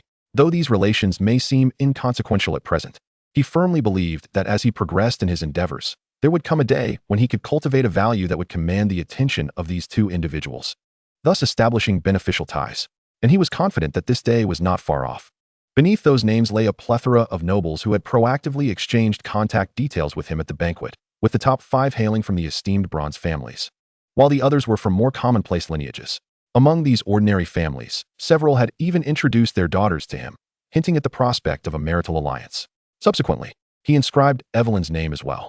After a moment of contemplation, he shook his head. The notion of a marriage alliance was to be set aside for now. At this stage, it was not prudent to divert his focus toward other matters. Rosen's pen lightly tapped beside the names of the noble maidens. At that time, they were all potential high-quality clients. It was commonly said that noble ladies adored jewels and fine garments. Yet, in reality, a charming and harmless ornamental beast could just as easily capture their hearts. According to his research, many affluent noble women were inclined to purchase a delightful ornamental beast to keep as a pet. This could present a lucrative opportunity. Moreover, the expansion of the territory's facilities needed to be prioritized. Rosen murmured to himself, contemplating the utilization of core crystals to enhance the technological infrastructure within his domain, such as constructing a breeding ranch. Yield was the foundation of everything. To build another breeding ranch, he would require 500 pounds of magic or 800 pounds of spirit wood. He noted these figures on paper, furrowing his brow slightly. These were special materials imbued with magical properties and carried a hefty price tag. Based on market estimates, acquiring these materials alone would likely deplete nearly 700 silver tiger coins. Almost half of his income would be invested in this venture. Such an investment was undeniably substantial, yet Rosen deemed it essential. He recalled the words spoken by Sir Kane during their clandestine discussions at the banquet. Peckland Dragon. Serial number 45, a frightening entity nearing level 40. It weighed heavily upon his heart like a colossal stone. Though Sir Kane spoke lightly, Rosen dared not entertain any illusions of luck. The territorial defense must be bolstered. This thought crystallized with urgency and clarity. He needed to construct a breeding ranch to cultivate more magical beasts, steering towards those with formidable combat prowess. In other words, he required a force capable of safeguarding his territory. Even if it could not directly confront the Peckland Dragon, it must possess adequate self-defense capabilities, at the very least to hold out until a powerhouse like Sir Kane could arrive for support, minimizing losses. Once the breeding of the wild boars concluded, he planned to visit Hog City. While procuring materials, he would also scour the magical beast market for potential high-value combat beasts. Rosen resolved to meticulously document this plan. Of course, such a plan could change at any moment due to circumstances, but adaptation did not render planning futile.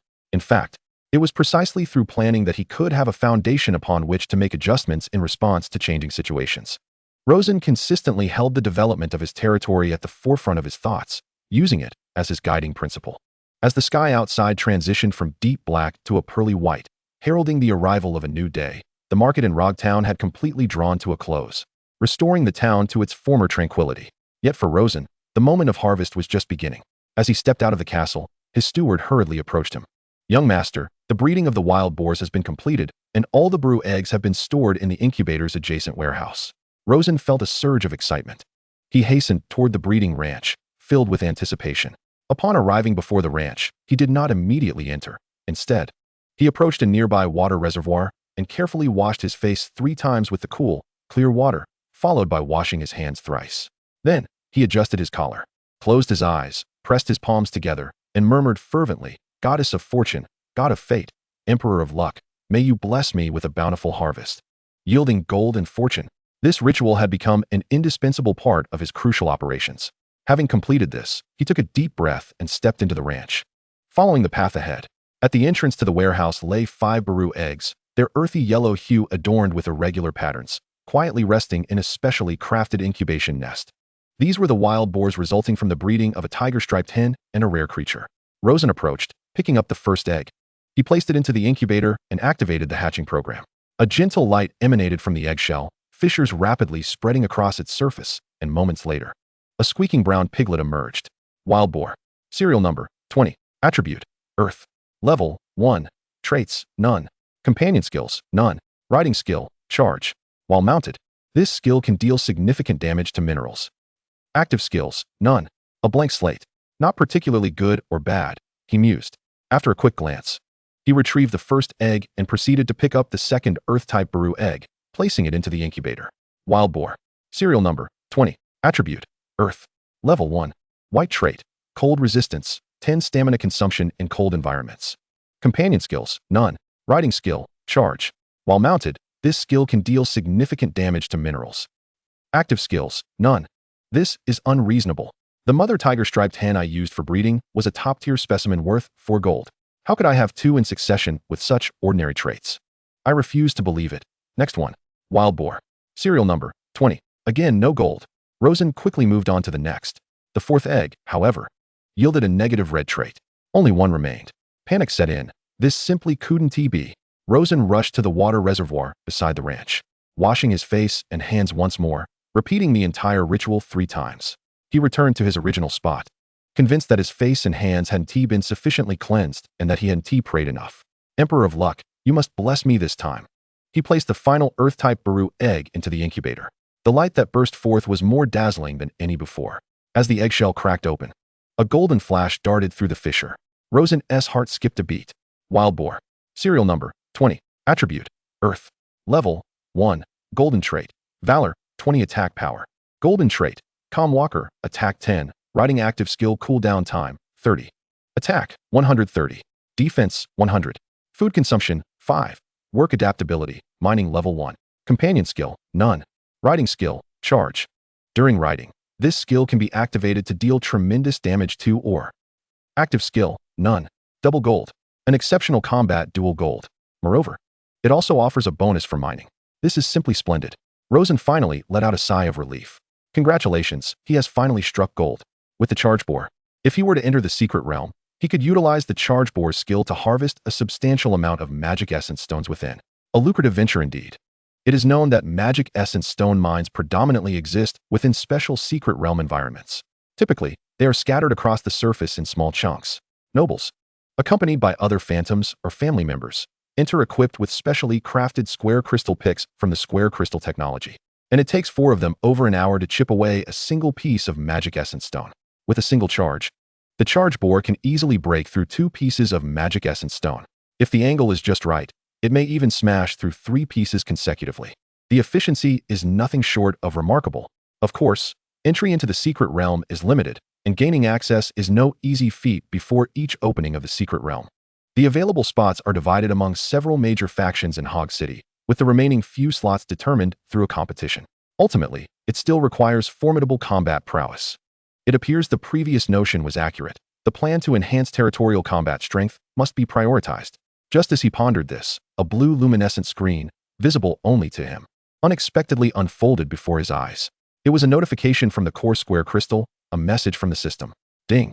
Detected that the Lord has completed breeding for the first time using the breeding formula, fulfilling the hidden novice tutorial task. Reward granted. Magic Essence X100. New feature unlocked. Breeding formula lottery wheel. New module opened. Magic Essence tasks. Rosen's eyes instantly sparkled with excitement. Wow, a breeding formula lottery. Acquiring Magic Essence. His lucky charm has manifested. Chapter 34. The breeding formula of the grass-fat panda. Rosen felt the fog that had enveloped him dissipate in an instant. Clarity dawned upon him. Magic Essence. He whispered the term, and the core square crystal immediately provided an explanation. Magic Essence is akin to a form of currency, utilized for lotteries in the lottery wheel, consuming Magic Essence in the process. Rosen focused his thoughts on the lottery wheel. The screen before him shifted, revealing a grand wheel adorned with various breeding formulas, each formula resting in differently colored segments, such as red, orange, yellow, green, cyan, blue, and purple. Occasionally, old formulas would fade away, giving rise to new breeding formulas and colored segments. After observing for a while, Rosen noticed that sometimes colorful segments would flash, showcasing breeding phantoms that made his eyes widen in astonishment. Frost God Tooth Ice, Giant Frost Tooth Wolf. Lily Goddess Wood Spirit Sorceress, Great Lily Totem. Heterogeneous Phoenix, Ghost Flame Youth Black, Crow Hidden Blade. My, oh my, each one is a legendary phantom. Possessing even one would allow one to dominate a significant portion of a realm. If I could draw such a phantom, I wouldn't fear even a Peakle Blue Dragon. I would command it to kneel and sing for me, and engage in ranch activities with the tiger skin chicken, producing dragon-patterned eggs for me 100 times over. However, Rosen understood that the odds were slimmer than winning the lottery. The fleeting colorful segments indicated a minuscule probability of the pointer stopping there. Moreover, the brief duration of their appearance further diminished the likelihood. Usage instructions. Each spin requires the consumption of 10 magic essences. With 100 magic essences, he would have 10 opportunities to participate in the lottery. Rosen's heart raced, and he couldn't help but rub his hands together. 10 free lottery chances. Next, his gaze landed on the Magic Essence Tasks module. The screen shifted again, presenting a simple task panel. Task 1. Territory Construction. Task Description. The development of the territory relies on the construction of infrastructure. Please build a new breeding ranch and a regular ranch, Lord. Task Reward. Magic Essence X100. This task is no simple feat. Constructing a breeding ranch, he had previously estimated. The material costs alone would amount to 700 silver tigers. The cost of a regular ranch, according to market rates, could exceed that of a breeding ranch by several hundred silver tigers. The breeding ranch is a structure provided by the wind spirit system, and Rosen estimated that the material costs had been discounted. In contrast, the regular ranch is a building created by the core square crystal, and any beast master possessing a core square crystal can construct it. Moreover, since it serves as a production facility for phantoms, the price would naturally be considerably higher. He had a total of only 1,500 silver tigers at hand. Fulfilling this task might be a challenge. It seems that acquiring magic essence is not as effortless as it appears. He must adhere to the original plan. Rosen resolved that the preliminary plan would be to first procure materials in Hog City and construct the breeding ranch. Now that he could draw breeding formulas, he would need to set aside some funds to purchase breeding phantoms as well. As for the lottery, he glanced outside. The day had already brightened. However, he recalled the heart-stopping moments during the egg hatching earlier, where the first 4 attempts had resulted in utter failure. No, his luck today was abysmal. He had barely managed to obtain a golden trait charge boar. He shook his head, forcefully suppressing the impulse to immediately attempt a tenfold lottery. Matters concerning lineage must be approached with solemnity. With such a vast territory at his disposal, there is no rush to labor like a beast. There is no need to draw today. These past few days have exhausted me as a landowner. I need a good night's sleep to rejuvenate my spirit, wash away today's misfortune, and return for a tenfold draw tomorrow, hoping for a soul-stirring success to strike gold. The following morning, sunlight streamed through the window, casting mottled shadows on the floor. Rosen rose early. Unlike his usual routine of handling affairs first, he headed straight to the wash basin. He splashed cold water repeatedly on his face. After washing his hands with specially formulated soap, he rubbed until the refreshing scent of herbs lingered between his fingers. Then, he returned to his study, closed the door, and stood solemnly. Goddess of fortune, god of fate, emperor of luck, may you manifest your might and grant me a soul-stirring success. He closed his eyes, clasped his hands together, and prayed to all the deities he knew. He meticulously repeated the entire process 3 times. Upon completing all this, he exhaled deeply, feeling an inexplicable confidence filling his being. He sat down in the chair, closed his eyes, and immersed his consciousness within the core square crystal. That familiar massive wheel reappeared. Let us give it a trial spin. Rosen focused his thoughts on the spinning wheel, opting to expend 10 illusion stones. Spin. As the stones were consumed, the pointer began to whirl rapidly, glimmering with radiant light before gradually coming to a halt. A beam of light shot forth from the center of the wheel, coalescing before him into a line of text. Ding. Congratulations, you have acquired the breeding formula. Spiked Porcupine X Wonder Monkey X Craggy Rhino Dragon. The Craggy Rhino Dragon? ISNT that the primary battle pet of Baron Philip? Serial number 18, a combat-oriented Earth-type illusion beast, renowned for its active skill, Dragon Charge. Its defensive capabilities and impact force are quite formidable. Unfortunately, it encountered Rosen's Wonder Monkey, which not only countered its attributes, but also nullified its skills. When the Craggy Rhino Dragon employed its active skill, due to its weight and the inertia of the skill's activation, it inadvertently triggered the Wonder Monkey's mutation skill, Seed Mine, multiple times. This led to that astonishing one-hit kill scenario. Its foundational combat prowess is indeed commendable. This draw isn't too shabby, Rosen mused. If no better options arise later, mass-producing a batch of Craggy Rhino Dragons to establish a foundational defense force for his territory would be a prudent choice. Once more, he consumed another 10 illusion stones. The wheel spun and sparkled with brilliance. Ding. Congratulations, you have acquired the breeding formula, Mole X Little Elephant X Dream Essence. Dream Essence. Serial number 13. A sprite resembling a delicate doll, possessing an adorably youthful appearance.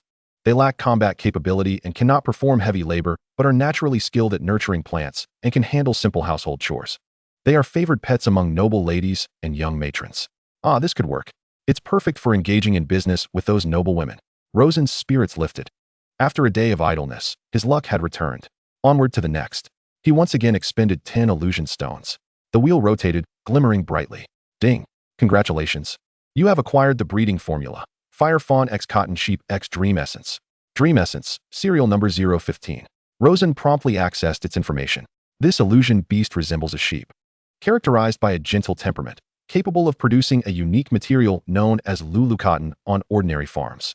Lulu cotton serves as a vital filling for Baru armor, just like Sir Kane's splendid dragon scale armor, which utilizes enchanted high-grade Lulu cotton for its lining, bestowing the heavy armor with remarkable defense and flexibility. Of course, the market is flooded with more common Baru armor.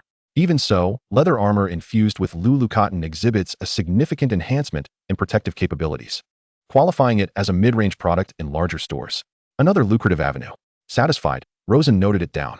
This route may yield greater benefits than trading ornamental illusion beasts, as market demand is far more substantial. Onward. Perhaps a colorful legendary breeding formula awaits. He felt a surge of confidence, completely oblivious to the fact that even if he drew it, he currently lacked the means to produce it. Ding. Congratulations. You have acquired the breeding formula, Tiger Skin Chicken X Frenzied Farming Cat X Cotton Sheep. Upon seeing this result, Rosen's brow furrowed slightly. Alas, this time it fell short. The cotton sheep, serial number 004, is a lower-tier substitute for the Dream Essence. It produces cotton wool, which, while usable, pales in quality and magical conductivity compared to Lulu cotton, primarily targeting the low-end market. Currently, it holds little value for him. Perhaps in the future, once he has expanded into the low-end market, it might prove significantly beneficial. He clicked his tongue and spun the wheel once more. Emperor of Luck, grant me a higher serial number combat illusion beast. He silently wished, casting his illusion stones into the mix. The wheel came to a halt. Ding. Congratulations, you have acquired the breeding formula. Another formula with a low serial number. Again. Ding.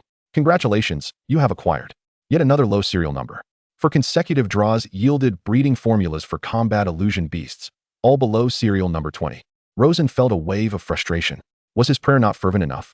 He paused the draws, stood up, and returned to the cleansing room. The sound of rushing water echoed once more. He washed his face and hands, then prayed. This time, he approached the ritual with even greater seriousness and focus than in the morning. When he returned to his seat, his gaze had regained its tranquility. With 30 illusion stones remaining, he had 3 chances left. Not seeking the best, but the most fitting. Let my soul draw forth. He infused his thoughts into the battle wheel. A flash of golden light. Ding. Congratulations, you have acquired the breeding formula, Dream Essence X Craggy Rhino Dragon X Grass Pander. The moment the words Grass Pander met his eyes, Rosen sprang from his chair, his right hand clenched into a fist. A golden draw. He immediately summoned the information on the Grass Pander. Grass Pander. Serial number 036. Attribute Grass. Work adaptability. Logging LV2, planting LV1. Rideable. Companion skill Frenzied Panda, while mounted. The rider can conjure a grenade launcher, drawing upon the Grass Pander's magic to condense and fire powerful explosive grass-type magical grenades. Serial number 036. Previously, when Rosen borrowed the Hog family's Scarlet Ridge Fire Lizard, it was only serial number 023. This Grass Panda reaches 036. While the Scarlet Ridge Fire Lizard is certainly not the strongest illusion beast of the Hog family, Rosen believed that if he could breed an exceptional Grass Panda and nurture it well, he could challenge the Tower Master and secure entry into the Bronze Circle. Moreover, this companion skill, it thrilled Rosen. A grenade launcher, an area of effect weapon of mass destruction. With it, wouldn't he wreak havoc near Rogtown? Furthermore, it possesses adaptability for both logging and planting, making it a dual-purpose beast for combat and production. Splendid. His luck had indeed erupted this time. Excitedly, Rosen paced back and forth in his study. He found himself unconsciously envisioning a scene. A legion comprised of grass pandas on the battlefield, riders astride their adorable pandas, unleashing a barrage of formidable magical grenades. They would sweep across the battlefield, invincible. If he could achieve such a scale, what could he fear from the Peck Blue Dragon? He would reduce it to mere cannon fodder. However, once the excitement subsided, he noted the breeding requirements. Dream Essence X Craggy Rhino Dragon X Grass Pander. The breeding conditions are quite demanding. The two illusion beasts, both in the serial number teens, would be costly to procure. Fortunately, he had just drawn these two formulas. Cultivating them from scratch and selecting their traits would require time to mature. Furthermore, recruiting beast masters must be prioritized. Building a capable army of beast masters cannot be accomplished overnight. Preparations must be made in advance. Nonetheless, those are matters for later. First, let us draw the remaining two. Chapter 35, Purchasing Materials. Come, draw a card. Illusion Stones, 10. Once again, he acquired a rather inconsequential breeding formula. Come, let us draw, he exclaimed. Mystic Stones, 10. Yet again, it was merely an ordinary breeding formula. No matter, drawing a chubby grass panda was already quite commendable. He did not wish for too much. Moreover, there were other breeding formulas available, such as those for the Melu sheep and the dreamy pigs, which could yield considerable profit. He exited the core square crystal and opened his eyes, finding his study enveloped in tranquility. Possessing formidable mystical beasts was insufficient. He required individuals capable of mastering them. A team of beast tamers that belonged solely to him and remained loyal to the Kuro family. Come in, he called toward the door. Soon, the familiar figure of the old butler pushed the door open and bowed respectfully. Young master, how may I assist you? I am preparing to recruit a contingent of beast tamers, Rosen stated directly, seeking those with a high level of loyalty to the family. Do you have any good ideas? The old butler furrowed his brow slightly. Young master, do you intend to train a permanent legion of beast tamers? Rosen nodded. Our territory's recent development has primarily focused on production, yet we have not placed enough emphasis on combat effectiveness and defensive strength. Furthermore, I have received news that Rogtown may soon face an onslaught of mystical beasts. Hence, we must prepare in advance. The old butler's pupils contracted as he fell into deep contemplation. After a brief silence, seeing that the old butler still had no answer, Rosen's expression wavered. Indeed, we must follow the conventional recruitment process, seeking individuals from outside and nurturing their loyalty from the ground up. But how can we ensure the loyalty of external beast tamers, given their complex backgrounds? The old butler shook his head and replied earnestly, Young master, there is indeed a method. Rosen's eyes brightened. The old butler continued. Perhaps we could seek out our relatives and bring them back to serve as the backbone of the legion. Relatives? Rosen was taken aback, realizing that only he remained of the direct line of the Kuro family. Not solely the direct line, young master, the old butler clarified. The Kuro family has a lineage that spans hundreds of years, branching out in various directions. Many branches have flourished and become vassals of other noble families, but more have likely fallen into obscurity and are now of common status. It is quite probable that some linger around this border region. Rosen nodded, lost in thought. He suddenly grasped the old butler's implication. In this world, the power of bloodlines was deeply entrenched. Those distant relatives who bore the Kuro blood, even if they had fallen on hard times, would possess an innate sense of belonging to the family. Now, under his leadership, the Kuro family was on the verge of a resurgence, which in itself was a tremendous allure. More importantly, Those with Kuro blood might have a higher probability of becoming beast tamers than ordinary individuals. Excellent idea, Rosen exclaimed, slapping the table. You shall handle this matter. He rose and approached the old butler, retrieved the family genealogy, and then send some trustworthy individuals to investigate and see if we can locate any relatives who once bore the Kuro bloodline. Yes, young master. The old butler straightened his back and replied earnestly, the glory of the Kuro family shall surely be restored. With his orders given, the old butler took his leave. The following day, Rosen boarded a carriage bound for Hog City. He wasted no time, heading straight to the rare goods shop. The familiar sound of wind chimes rang out, and Buck immediately emerged from behind the counter, his face alight with a warm smile. Baron Rosen, what brings you here today? Ah, Buck, you are too kind. I have come to conduct a transaction with you, Rosen replied succinctly. I have 2 wild boars for you to inspect. He gestured for his subordinate to bring in the cage. Buck stepped closer, scrutinizing the contents before nodding. They are of decent quality, while they lack attributes. The wild boar itself possesses significant value. For the 2, I will offer you 50 silver tigers. What do you think? Agreed, Rosen replied readily. By the way, Buck, I may soon have a batch of even better goods. He lowered his voice, exceptional wild boars with golden attributes. Could you assist in selling them? Buck's eyes sparkled with excitement. Another golden attribute? Baron Rosen, your prowess is truly remarkable. He rubbed his hands together eagerly. Of course.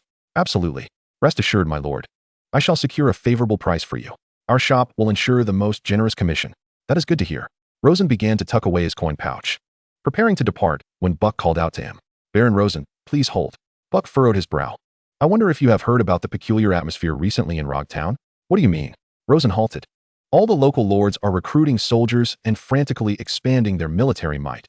Buck lowered his voice, apparently in preparation for the imminent opening of the secret realm. Indeed.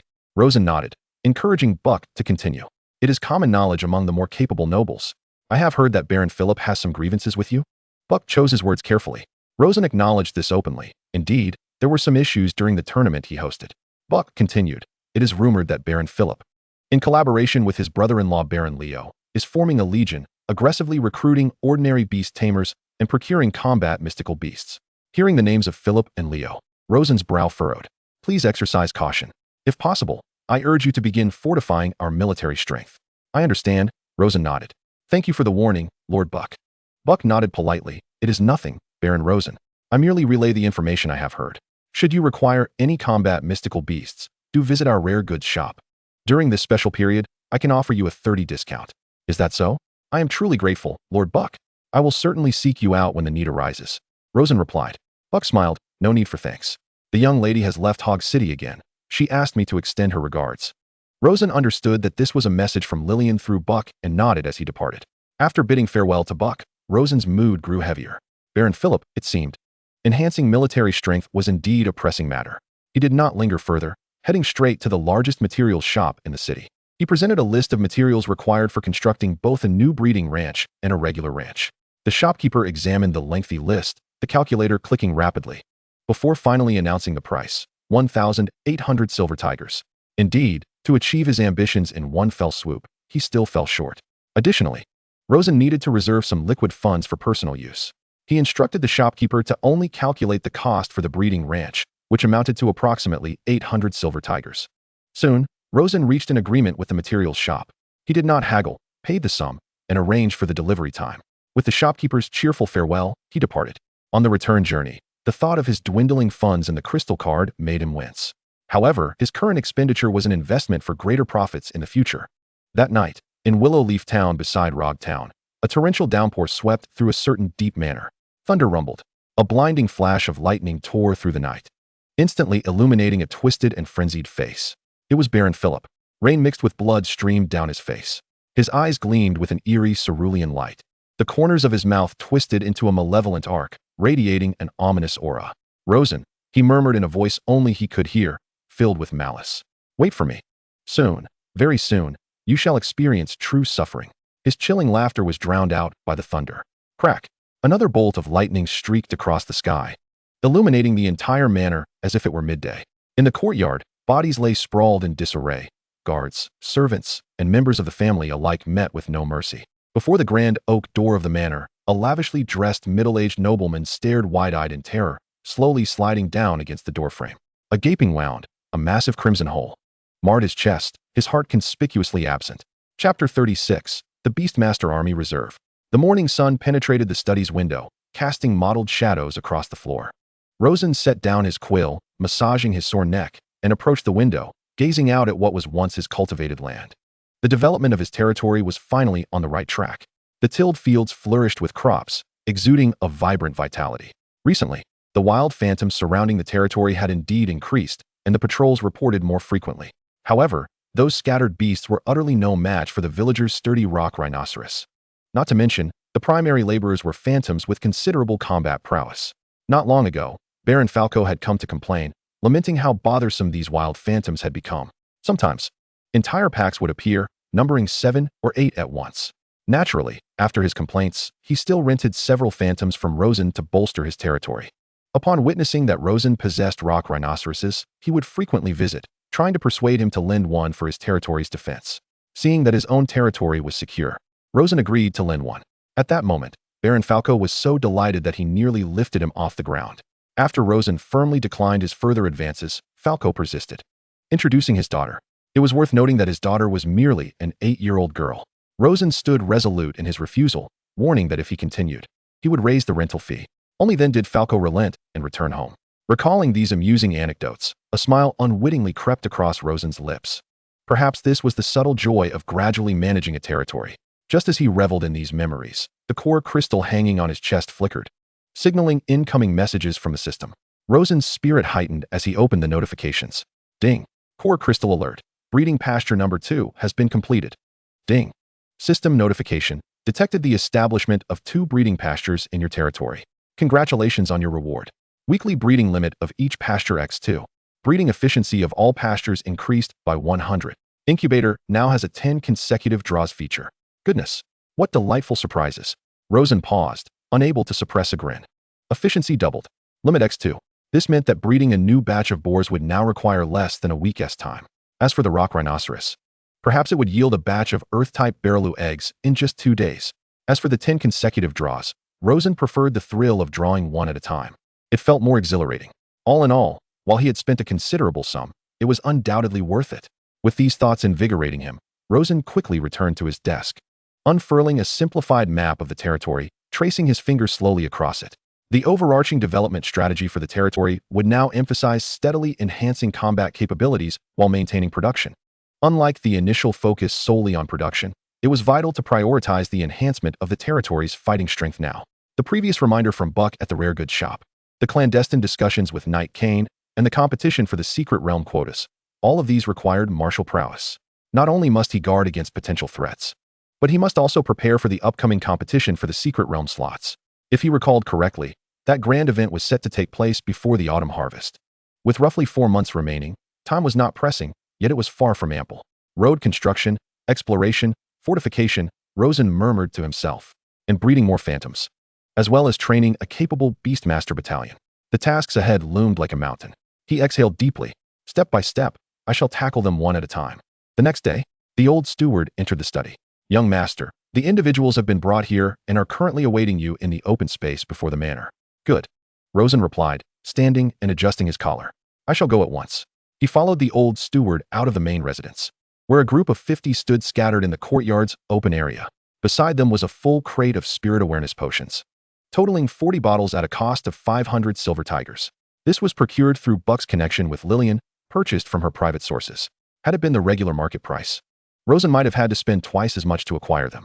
Such was the convenience that came with demonstrating strength. As this thought crossed his mind, Rosen began to scrutinize the group before him. To the left, 20 individuals, clad in a variety of outfits, some even in patched old noble servant garb, bore expressions filled with complex emotions. These were distant relatives of the Kuro family. To the right, 30 individuals, mostly dressed in simple peasant attire, wore expressions rife with tension and expectation. These were young commoners hired by the old steward at Rosen's request, possessing the potential to become beastmasters. Rosen's gaze swept over all present. He sensed their eyes fixated on him, some filled with scrutiny, others glimmering with hope, and still others shadowed by envy and longing. Before arriving, Rosen had perused the information provided by the old steward. Among the 20 distant relatives, none retained noble status. One was a graduate from a prestigious Beastmaster Academy. 4 were graduates from ordinary Beastmaster schools, and 3 were independently employed Beastmasters. The remaining 12 were servants from a once prosperous family that had since fallen into ruin, fortuitously encountered by the old steward during their sale. Rosen could discern that even those reduced to servitude possessed eyes that contrasted sharply with ordinary farmers. Clearly, ambitions and aspirations flickered within them. They were not the kind of dispirited individuals devoid of hope, which made things considerably easier. I presume many of you may not have a clear understanding of why I have gathered you here. Therefore, I shall be direct. What I seek is to form a Beastmaster team, and you shall be the members of this team. Rosen's voice was not loud, yet it resonated clearly in the ears of each person present. An eerie silence enveloped the courtyard. The wind rustled through the treetops, creating a whispering sound. Apart from that, only the varied breaths of the crowd could be heard. A Beastmaster team? This term is a distant aspiration for the 30 commoners on the right. For the majority of them, their greatest longing throughout their lives has been merely to secure enough food and clothing. Perhaps, if they dare to dream a little further, to save some money, marry a wife, and lead a stable life. Beast tamers, although they have heard of them occasionally, have always considered such pursuits to be the exclusive domain of nobles and wealthy merchants. In this moment, however, they exhibit astonishment and exhilaration. Conversely, the 20 distant relatives of the Kolo family on the left are also visibly stirred. It is worth noting that typical noble families cannot afford the extravagance of assembling a beast tamer army. Joining such a family would undoubtedly alleviate their concerns about basic sustenance. Yet, their aspirations extend beyond mere survival. None among them retain noble status, but all harbor the desire to reclaim their former nobility. This yearning is both personal and a legacy passed down from their ancestors. To become part of the family would mean relinquishing their own dreams, as well as those of their forebears. Does such a sacrifice hold worth? Chapter 37. Rosen's ambition. Thus, the overwhelming majority of them appear to waver. Rosen's gaze slowly traverses each individual. He understands that the commoners can be easily swayed. Due to their humble origins, most possess limited perspectives and can be easily deceived. The challenge lies with these distant relatives. He can discern that they are no ordinary individuals. He paces a few steps forward, positioning himself before the 20 relatives. Rosen's voice breaks the silence once more. To speak candidly, I have conducted an investigation into your backgrounds. Once, you possessed glory, or your forebears did. You are acutely aware of the bitter taste of losing status and wealth. You possess a fervent desire to reclaim all that has been lost. I comprehend this, for I share your sentiments. His words, though unembellished, ripple through the hearts of all present like a stone cast into a tranquil lake. Several older men instinctively clenched their fists, their nails digging into their palms. Do you believe I summoned you merely to serve as guards, earning a meager salary to pass the days? Rosen chuckled lightly, a hint of mockery lacing his laughter. No, that would be to underestimate you, and to underestimate me. He paused, his gaze sharpening. What I offer you is an opportunity to reclaim your place among the nobility. Thunderous murmurs erupted from the crowd, a barely contained tumult. To return to the ranks of the nobility. My Lord Baron. A clear, youthful voice pierced through the clamor, resonating distinctly. The crowd parted, forming a narrow path as a tall young woman stepped forward. Clad in a slightly faded Beast Tamer Academy uniform, though somewhat worn, it remained impeccably tailored, clearly cherished by its owner. Her features were striking, and she met Rosen's gaze unflinchingly. May I inquire if what you say is true? Rosen recognized her. According to the records, her name is Ella, the sole graduate of a prestigious Beast Tamer institution among this assembly, and undoubtedly the most gifted. Indeed. Rosen met her gaze unwaveringly. He turned to face everyone. If you possess the appropriate connections, I encourage you to inquire further. Seek out my name, Rosen Kullo, in Rog Town, in Hog City, or any place within your reach. His voice rose, infused with formidable confidence. I possess unparalleled skills in the cultivation of illusionary beasts. My ambitions extend far beyond merely managing this modest estate. Rosen spread his arms wide, as if to embrace the entire world. To reclaim the lost lands of the Kullo family and restore the family to its former glory? No, that is merely the beginning. His eyes blazed with fervor, and the impassioned tone of his speech ignited a palpable desire in every heart present. I can assure you, my ambitions cannot be contained within this small border circle. The bronze circle cannot contain them. The iron circle cannot contain them. Not even the legendary golden circle can contain them. His words crashed like thunder in the minds of all present. The border circle, the bronze circle, the iron circle, the golden circle. For those like Ella, who possess relative insight, the implications were even more staggering. To breach the border circle and reach the resource-rich bronze circle, one must challenge the formidable tower lords of the border circle. It is a summit that ordinary nobles cannot hope to attain in a lifetime, nor even across generations, let alone the other higher tiers seldom heard of. Each tier represents an insurmountable class barrier. Each is a chasm so daunting it breeds despair. Yet, this young baron boldly asserts that these are not the limits of his aspirations. Is he a madman, blindly confident in his abilities? Or does he truly possess such strength and conviction? Rosen paid no heed to their musings. He reigned in his fervor, his tone shifting to one of steady gravity. You will be my first pure combat beast tamer legion. Your tasks will be exceedingly arduous, and the training will be relentlessly rigorous. However, should you choose to follow me, you choose a future illuminated with promise. A future leading to the bronze circle, the iron circle, the golden circle, and even beyond to higher realms. He gestured toward the old butler and the box filled with potions. That is all I have to say. Now, make your choice. Those who decide to stay, proceed to my butler to collect your training manuals. As for those who have yet to awaken as beast tamers, seek out the butler as well. The box contains spiritual awakening potions prepared for you, one for each of you. With that, Rosen cast not another glance at the crowd. He turned and strode purposefully toward the main residence, leaving only his silhouette behind. The entire courtyard once more fell into a profound silence. Everyone stood rooted in place, the echo of Rosen's resounding declaration still resonating in their minds. Ambition, future, golden circle, and that entire box of shimmering spiritual awakening potions. Time passed, and finally, someone moved. A frail young commoner, trembling, took a step toward the old butler. His movement acted as a signal. More and more individuals began to stir, all gravitating toward the butler's location. Ella, a graduate from the renowned Beast Tamer Academy of the Bronze Circle, remained stationary.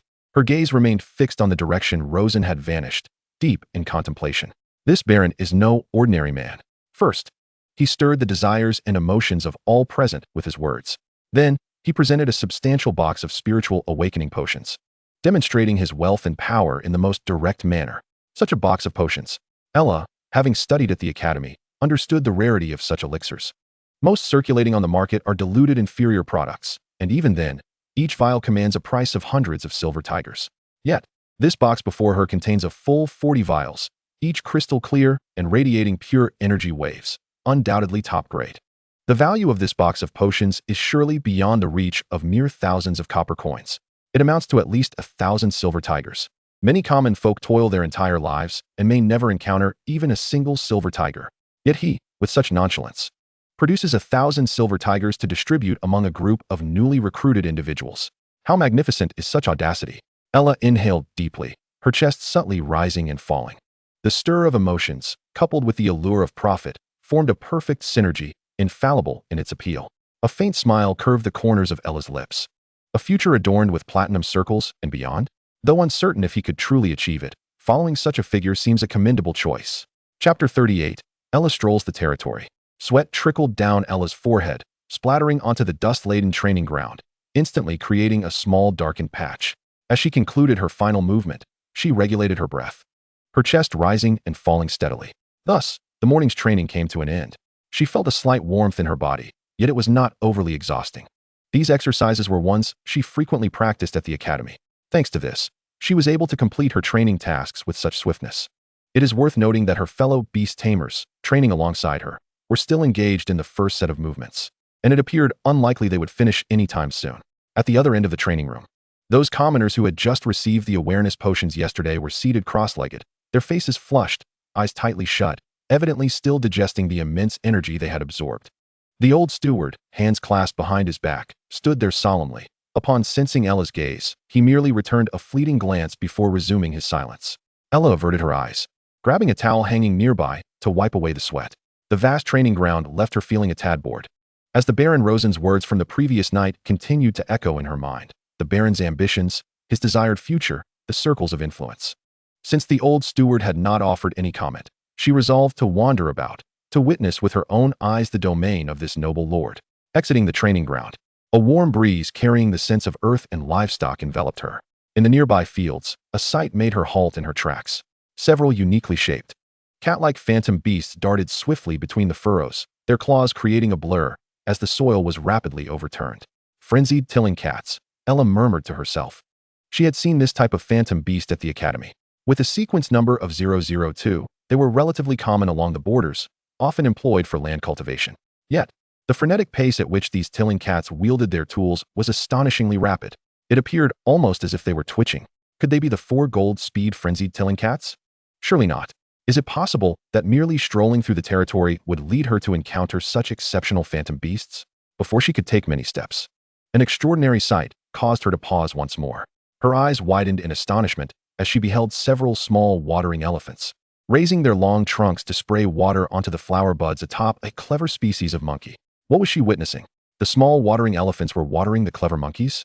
Ella's face was a canvas of confusion. She even questioned whether she had misstepped during her training, leading to a lapse in her senses. This was incomprehensible. Ella pressed forward, continuing her exploration, until she arrived at the true fields of cultivation, where she was met with a stunning revelation. Before her lay crops towering significantly above the average wheat. She had heard that recently, the local lords had been plagued by wild phantom beasts, causing a near halt to agricultural work. Prior to arriving at Rosen's domain, she had visited several noble estates. She had witnessed firsthand the disarray of those lands, where wheat seedlings lay toppled and some plots had not even sprouted. Yet here, Baron Rosen's wheat appeared ready to conclude its growth cycle. How had he accomplished this? After observing for a while, she circled around the field and approached the livestock area. Clucking sounds melded into a cacophony. Before her eyes was a vast expanse of free-range chickens. Their feathers bore a striking pattern of black and yellow stripes. Their bodies larger than common domestic fowl, yet undeniably endearing. She recognized these creatures, striped chickens. However, she was unacquainted with their sheer numbers. 1, 2, 3. Ella counted meticulously, her eyes beginning to blur. She confirmed a staggering fact. There were nearly 200 striped chickens before her. Moreover, she noticed several villagers carrying a handful of striped chicken eggs, placing them into a large wooden box, and subsequently retrieving a few striped chickens to take away. Within moments, the large box was filled with one egg after another. Shortly thereafter, someone would carry the box brimming with eggs away towards a distant storage facility. Ella felt a dryness in her throat. According to her studies at the academy, the typical striped chickens had a low egg-laying rate and experienced frequent off-seasons.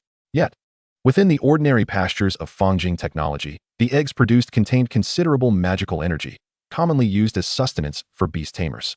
Thus, a single striped chicken egg commanded a hefty price in the market. But what was the situation here with Baron Rosen? How could they fill a large box with striped chicken eggs in mere minutes? And what was the true efficiency of his striped chickens in egg production? Surely, there were more than just the nearly 200 she could see. Hey there, miss. You must be one of the new guards recruited by the Baron. A jovial voice interrupted her thoughts. Ella turned to see a sturdy villager with dark skin, wielding an axe, grinning broadly at her. Hello, I am Ella, she nodded. You're correct, and you are? We are currently the reserve beast tamers, officially recognized as the Baron's newly recruited guards. You can call me Raymond. The villager beamed, revealing a set of white teeth. If possible, I hope you won't keep staring at them, as it might affect their productivity. Oh, my apologies. Ella quickly apologized, then curiously inquired. I heard that the territories near Rog Town have been besieged by wild phantom beasts, halting many agricultural activities. Why do the crops here under Baron Rosen flourish so exceptionally? That is simply due to the incompetence of lords in other areas. Raymond waved dismissively, then puffed out his chest proudly. Our Kuro territory is different. With the Baron and his phantom beasts, those wild creatures wouldn't dare approach. Are all these beasts the Baron's? Of course. Raymond's tone brimmed with certainty. Just as Ella was about to continue her inquiries, a resounding crash echoed from the nearby forest, shaking the very ground beneath her. Boom, crack. Trees toppled in succession, producing a deafening sound of splintering wood. Ella's expression shifted, instinctively adopting a defensive posture. Don't be alarmed. Don't be alarmed. Raymond hurriedly reassured her. That's just us logging. Ella followed the sound, her pupils dilating in astonishment.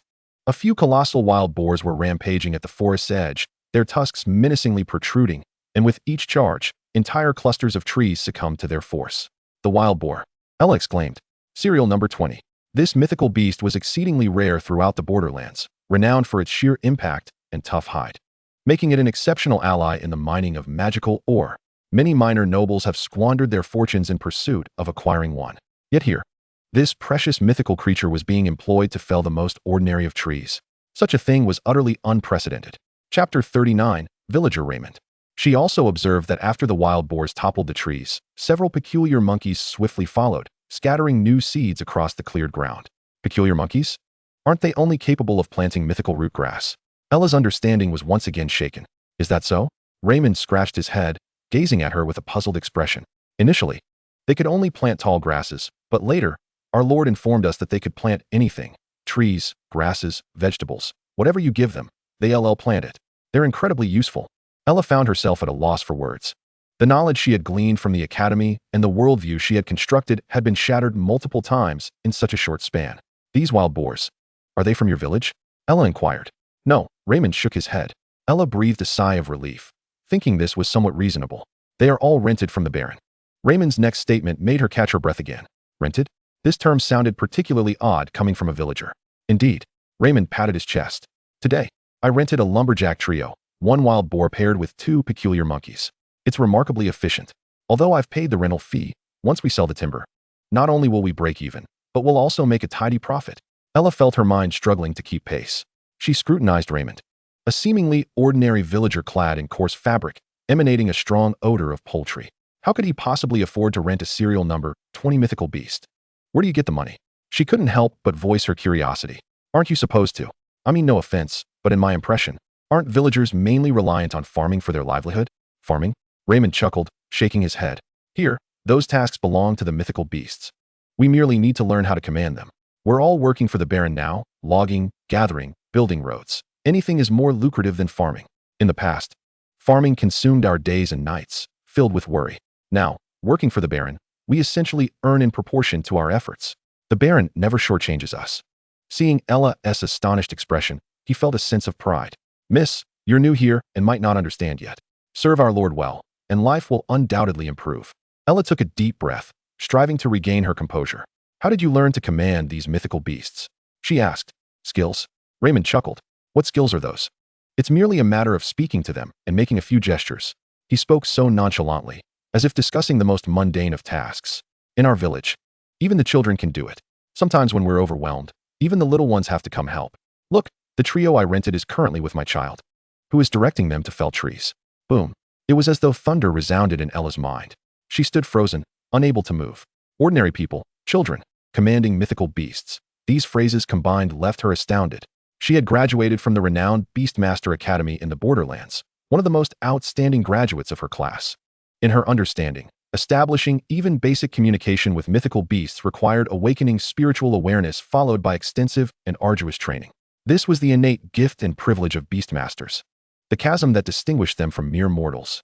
Yet now, an ordinary villager informed her that in this manor territory, this chasm did not exist. Actually, I was just boasting, Raymond said, his face radiating genuine admiration and gratitude. These techniques were personally taught to us by our Lord. The Lord said that since we're all working for him, he would teach us these methods for free. He encourages us to learn well, as these will become our means of earning a living in the future.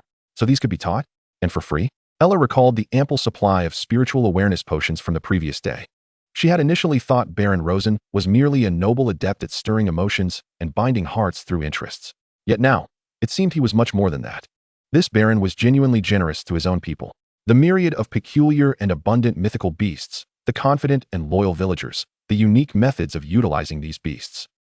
This young Baron was not only financially robust, but possessed remarkable abilities, knowledge, and charisma.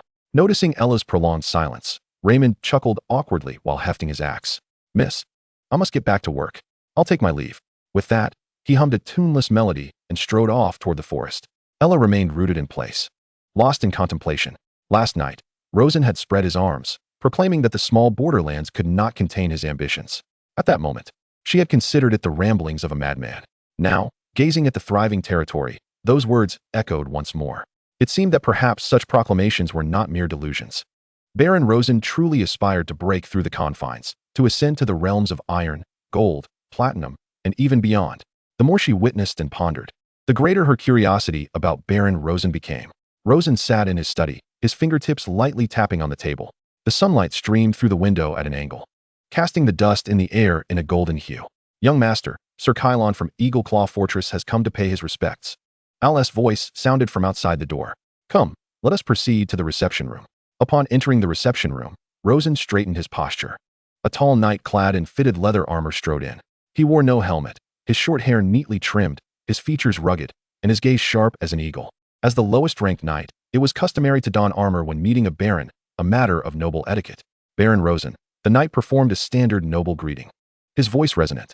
Sir Kylon, please have a seat. Rosen gestured invitingly. Kylon sat down slowly and got straight to the point. Baron, I've heard your territory is undergoing large-scale construction, and I wonder if you have any surplus timber available for sale. Your information is rather astute, Sir Kylon. Rosen nodded with a smile. Indeed, my territory is engaged in construction, and we do have an excess of ordinary timber. Kylon's face initially showed a hint of embarrassment upon hearing there was indeed ordinary timber. Then he quickly responded, Indeed, Baron, some time ago. I was awarded a manor following my expansion campaign. I currently require a batch of ordinary timber for the repairs of my main residence and village houses. Would you be willing to sell, Baron? Of course, Rosen smiled. I happen to need to sell this timber, but… Kalen assumed that Rosen was concerned about his low offer, so he stood up from his seat and said eagerly, If the quality of your timber is satisfactory, I am willing to pay a price above the market rate for a substantial quantity. Rosen paused for a moment, chuckling. It appears that Sir Kalen has quite an urgent need for timber. However, there is no need for such haste. I, too, require the sale of these woods, and I have a considerable supply at my disposal. Allow me to summon some samples for you to examine. With that, the old steward excused himself and strode towards the hall's exit. Kalen's eyes brightened as he expressed his gratitude. Thank you, my Lord Baron. To be frank, the timber in my fief is of poor quality and scarce in quantity, rendering it unsuitable for constructing houses and estates. I have visited no fewer than 10 nobles and numerous timber merchants without finding suitable wood. It is truly vexing. In a short while, my family will be moving in, and with my wife expecting a child, I am anxious about not having a proper residence for them during the journey. Rosen smiled and replied, It is quite understandable. The two engaged in pleasantries, and soon after, the old steward re-entered the hall, carrying a rectangular piece of timber. Kalen began to examine one of the beams closely, running his hands over its surface. After a moment, he nodded and exclaimed, The quality of your timber is indeed impressive, my Lord Baron. Such quality is rarely found in the market. It seems I am fortunate today to have encountered you and this splendid wood. Rosen smiled silently, gesturing for Kalen to inspect the next beam. A bit puzzled, Kalen complied and moved on to the next piece. Kalen's eyes widened as he turned back to Rosen, asking in confusion, My Lord Baron, could this be spirit wood? However, he quickly shook his head in denial. No, it does not seem so. The magical energy content appears rather low, and the core crystal may not accept it. Rosen chuckled. This is a type of timber I have cultivated in the forest of my fief. As for its characteristics, you just mentioned its magical energy, though scarce. Incorporating this wood into residential constructions can yield a lasting enhancement to the strength of those within. If a child is born in such a dwelling, their probability of awakening as a beastmaster will also increase. It has excellent nourishing effects for mothers, alleviating dryness and promoting tranquility. Those who continuously absorb the emanating magical energy from the wood will find their vitality gradually increasing over the years. The benefits are manifold. If you are familiar with my reputation, you would know that I never deceive regarding the products I sell. No one understands timber better than I do. The more Rosen spoke, the more intrigued Kalen became. Rosen continued, As for the price, since you seem quite knowledgeable about timber, I will allow you to propose an offer. Kalen rubbed his chin thoughtfully and inquired, Might I ask how much of this new type of magical timber you have in stock? Rosen glanced at the old steward, who nodded in understanding, and then politely addressed Kalen, Sir Knight, please follow me. Chapter 40, Noble Business Approaches. Before long, the old steward led Rosen and Kalen to a vast clearing adjacent to the forest. Kalen was utterly astounded by the sight before him. The sheer volume of timber stacked like a mountain was staggering, and villagers along with magical beasts were tirelessly transporting large quantities of logs for storage. This is… Kalen stammered in disbelief. Rosen chuckled, adding, These are all new types of magical timber. Feel free to inspect them at your leisure. Kalen approached a thick log with a diameter of nearly 30 centimeters, inhaling deeply as he caressed the wood, channeling his own magical energy to sense its essence. He examined one log after another, murmuring to himself, This one has magic, this one too, and this one as well. Each piece exhibited exceptional quality, all of it high grade. The more Kalen observed, the more captivated he became, yet he felt increasingly uncertain. Previously, he had been distressed over the lack of quality goods or insufficient quantities. Yet, here with Baron Rosen, the quality was outstanding, and the supply ample. He began to worry whether his purse would suffice. The timber he had previously examined paled in comparison to the goods before him. However, bearing the entire burden alone seemed a daunting task. He recalled a few friends who had also profited from the war and were similarly troubled by their timber shortages. Curiously, Kalen asked, My Lord Baron, may I inquire about the average annual yield of this magical timber? After a moment's thought, Rosen replied, Currently, timber in my fief is harvested through a planned strip logging method, which has a slightly shorter growth cycle than ordinary trees. I can guarantee an annual yield of approximately 500 tons of this new timber. Kalen gasped in astonishment, exclaiming, How can that be possible? This defies logic. Baron Rosen's territory was not particularly large among the nobility, and even at its peak, the forest area could not exceed 150 acres. To claim that such a modest 100 acres could yield 100 tons annually was already a stretch, yet Rosen asserted he could produce nearly 500 tons. It is essential to understand that this was timber, not mere flowers or plants that could be harvested after a few days or months of care. Ordinary trees required at least a decade or two to reach maturity for cutting. Had he not witnessed the substantial quantity of wood before him, he might have turned on his heel and left, dismissing this exaggerated claim. Rosen continued, "Sir Kalen, I believe you know that I have a moderate understanding of beast cultivation." Kalen maintained a smile, though his lips twitched slightly in disbelief. Internally, he thought, "I know you understand beast cultivation, but how does that relate to your inflated timber yield?" Soon, Kalen gravely stated, "This timber is remarkable. I wish to order at least 300 tons of this new magical timber, but that is a significant investment. I would like to discuss this with my old partners and my wife. We may consider pooling resources for a joint purchase." Therefore, Rosen's eyes lit up, and he replied cheerfully, "Do not worry, Sir Kalen. I will reserve an ample quantity of timber for you, and the price will be sufficiently favorable. I would also appreciate it if you could help promote my timber when you have the chance." Kalen smiled. "Of course, the quality of your timber is excellent. For those of us in need, such opportunities are rare." After exchanging mutual commendations, Kalen took his leave. Once Kalen had departed, Rosen returned to his study. He had barely settled down with a cup of tea when the old steward entered to report, "Young master, Baron Hess has arrived." "Very well, direct him to the parlor." "I shall be there shortly," Rosen replied, setting down his cup.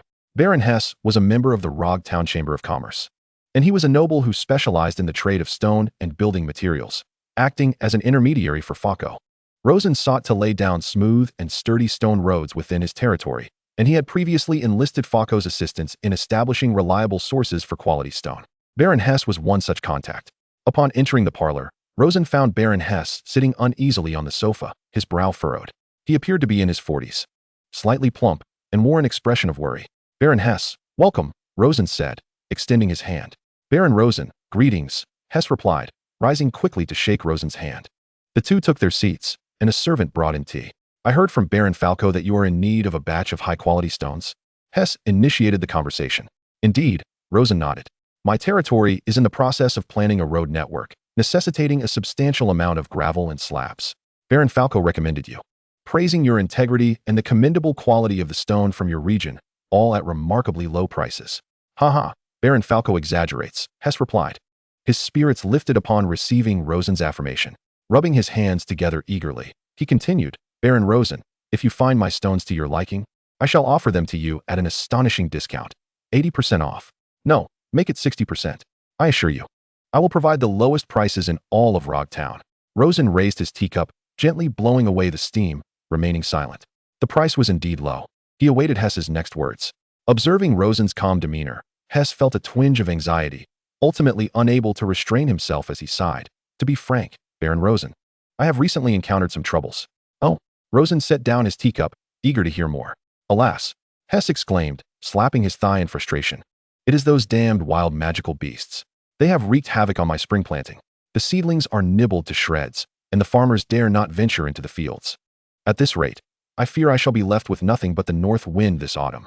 He gazed at Rosen with a furrowed brow. "Thus, I was wondering if I could possibly rent some magical beasts from you to deal with the wild ones plaguing my territory. I know that this request may be somewhat presumptuous, considering that your circumstances might be akin to mine. However, I find myself with no other recourse. Rest assured, should you agree to this rental, I will pay both the deposit and rental fees, and I will still honor the discount on the stones." "I see," Rosen understood immediately. He smiled and said, "There is no need for such formality, Baron Hess. We are all companions within the Rogtown Merchants Guild and ought to support one another. Moreover, during the crucial spring planting season, time is of the essence. If Baron Hess is in difficulty, I cannot possibly stand idly by. How about this? You leave a deposit now, and you may take any magical beast you require. I can also provide a few of my villagers to assist you in managing these creatures. You need only provide them and the beasts with sustenance and shelter." "How can I accept such generosity?" Hess was initially taken aback, but soon his expression transformed into one of joy. "Baron Rosen, are you truly serious?" Rosen nodded affirmatively. Hess grasped Rosen's hand in excitement. "Oh, thank you. I am immensely grateful, Baron Rosen. Your generosity is truly remarkable, and I feel greatly honored to have a guild colleague like you. It is merely a small assistance. There is no need for such grandiloquence. Rosen explained. As guild colleagues, let us continue to share resources and conduct business together. Indeed, indeed, Hess responded, tears of gratitude welling in his eyes. With heartfelt thanks, Baron Hess departed. The clouds of worry dissipating from his face, his steps noticeably lighter. Once outside, he murmured, "Thank goodness the last guild meeting was not swayed by those foolish Barons Philip and Karl. Figures like Baron Rosen should have long been welcomed into the guild." As he watched Baron Hess leave, Rosen began to ponder. The Rogtown Merchants Guild held considerable influence within the town, with each member possessing deep-rooted connections and channels accumulated over decades. Spending a little money and offering minor benefits to gain their goodwill was undoubtedly worthwhile. Who knows when these connections might yield another avenue for revenue? As the saying goes, a friend in need is a friend indeed. Although friends may not always assist in times of peril, they are often inclined to lend a hand when one is on the path of growth and progress. After all, this moment holds mutual benefits for both parties. Knowing that numerous guests would visit today, Rosen decided to take some documents to the reception hall to peruse. Sure enough, it wasn't long before the old steward ushered in another visitor. Baron Valerius, also a member of the Merchants Guild, was the largest distributor of striped chicken eggs in Rogtown. "Baron Rosen, I have long admired your reputation." Valerius was a shrewd, tall figure with a hooked nose and piercing eyes. "Baron Valerius, please, take a seat." After exchanging pleasantries, Valerius got straight to the point. "Baron Falco mentioned that you have a batch of high-quality striped chicken eggs available for sale." "Not just a batch," Rosen corrected, "but a considerable quantity." He stood up, stating, "Words alone cannot suffice. Why not accompany me to see for yourself?" Rosen led Valerius through the courtyard to a large warehouse at the back of the territory. As the warehouse door swung open, a unique blend of hay-scented aromas enveloped them. Peering inside, Valerius froze in astonishment. The warehouse was filled to the brim with wooden crates, stacked high enough to nearly touch the ceiling. Each crate housed a meticulously arranged collection of striped chicken eggs, their patterns strikingly clear. "Are all of these?" Valerius's voice trembled. Having spent a lifetime in the business of striped chicken eggs, he had never before witnessed such a magnificent sight. He hurried forward, retrieving one egg from the crate to examine closely. The shell's stripes were vivid, and its smooth texture radiated a gentle magical energy. Exceptional quality. Truly superior. He could not help but exclaim. With every egg he examined, Valerius continued to marvel. Top-notch quality. Excellent indeed. After inspecting several crates, he found the same impeccable quality throughout. The sheer volume of crates nearly filled the entire warehouse. "Baron Rosen," he stammered, struggling to swallow. "How many striped chickens do you actually raise?" Rosen merely smiled in response. Offering no answer, Valerius quickly realized his faux pas. Such information constituted a closely guarded noble secret. "I apologize, Baron Rosen. I spoke out of turn," he hastily corrected himself. "I was simply too astonished. The magnitude of this quantity, combined with such exemplary quality, is enough to astonish even an old merchant like me. Baron Rosen." He took a deep breath, speaking earnestly. "With the quality and scale you possess, if our family were to handle the sales, we could certainly capture a significant share of the high-end market for striped chicken eggs. Thus, I propose an alternative mode of collaboration. I can minimize our commission as much as possible. Having you as a supplier would provide us with unparalleled security. Likewise, our family's strength in the sale of striped chicken eggs is something I believe you are aware of through Baron Falco. I suggest we establish a contract for long-term cooperation. What do you think, Baron Rosen? Your proposal is quite appealing." Rosen nodded, extending his hand. "Baron Valerius, shall we discuss the details?" Valerius extended his hand in return, smiling. "Certainly, it is a pleasure to negotiate with a wise partner." The two quickly reached a consensus on the details of the consignment agreement. Valerius left with the signed contract, a smile adorning his face. Throughout the day, visitors to Rosen's estate came in droves.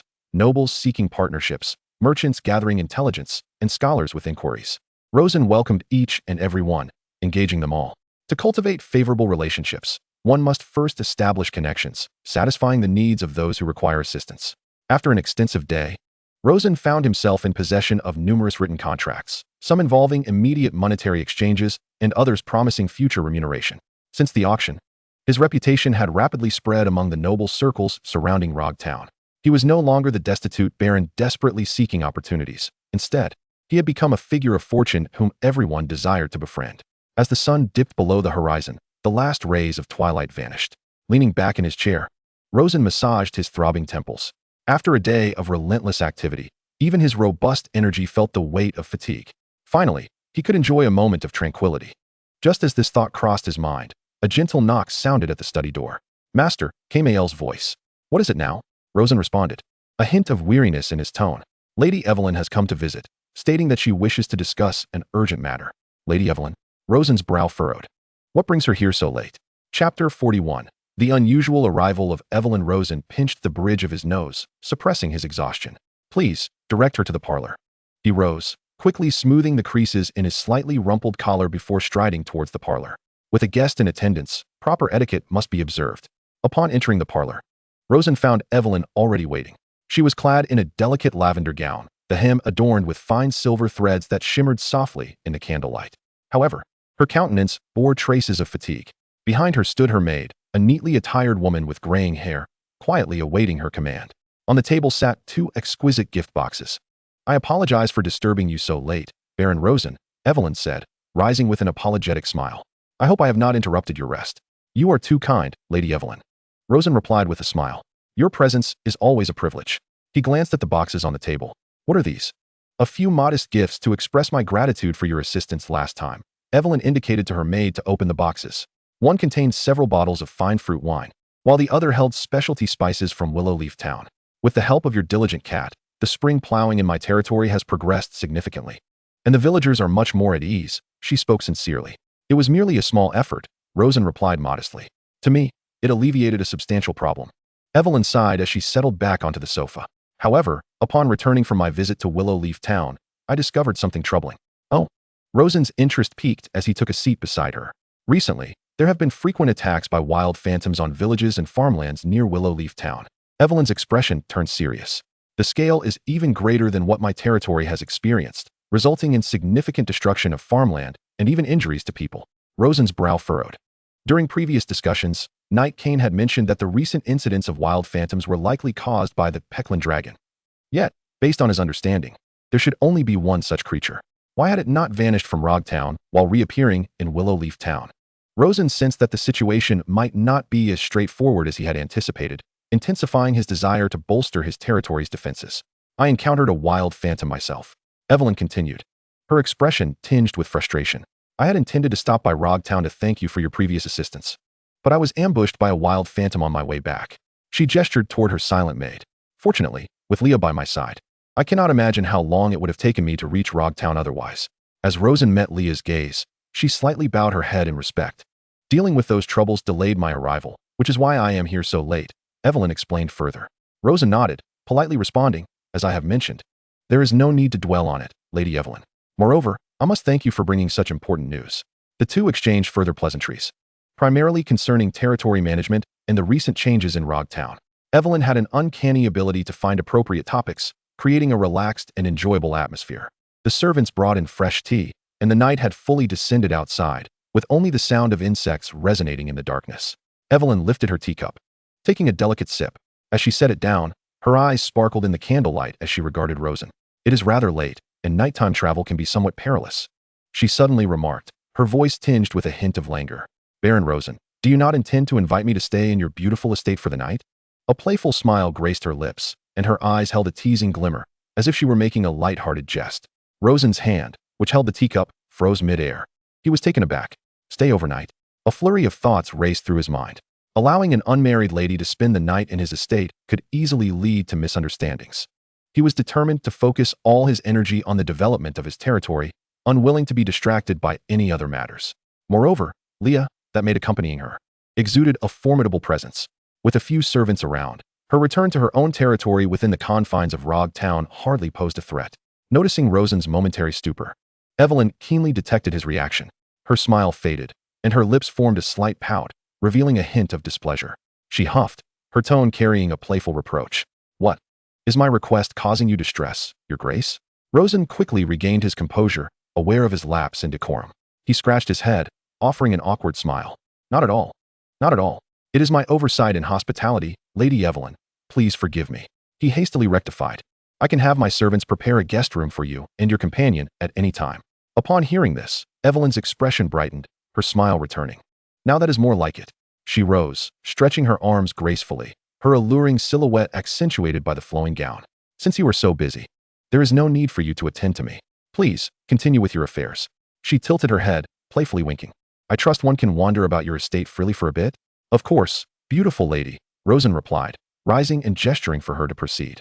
With his consent, Evelyn turned away, accompanied by her maid Leah, exiting the parlor without a backward glance, her figure dissolving into the night. Rosen watched her retreating silhouette, shaking his head in resignation. He could sense the signals Evelyn was sending his way, but he found them perplexing. There was no emotional foundation between them, and he had neither the time nor the inclination to engage in a romantic game among the nobility. Moreover, confusion often leads to uncontrollable circumstances. When faced with the unpredictable, Rosen preferred to maintain a respectful distance. He turned and called for his steward. Al, please prepare the finest guest room for Lady Evelyn, and arrange a few servant quarters for her maid and companion as well. Yes, master. After issuing his instructions, Rosen returned to his study, casting aside the earlier interruption, and redirected his focus to the table where he retrieved a territorial defense plan, meticulously analyzing it. The night enveloped the landscape like ink, while the moonlight draped softly like silk. Evelyn and the housekeeper Leah walked side by side along the narrow path of Rosen Manor's fields. Even under the cloak of night, this territory was far from desolate. In the distance, a small squad of agile feral cats patrolled the fields. Occasionally, clusters of villagers strolled together, their faces adorned with relaxed smiles as they engaged in hushed conversations. The air was imbued with the fragrant aroma of earth and crops. Miss, look, Leah pointed to a nearby field. The wheat seedlings here are taller and sturdier than those in our territory. Evelyn paused, peering into the moonlit expanse.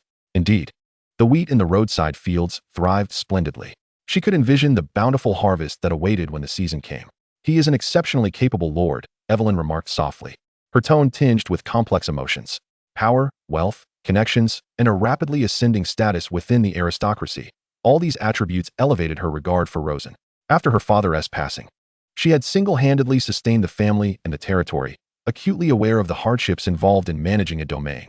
She could not allow the legacy of her father's toil to be jeopardized due to her own misjudgments in choosing a mate. She required a strong partner, a man who could assist her, or at the very least, safeguard their estate.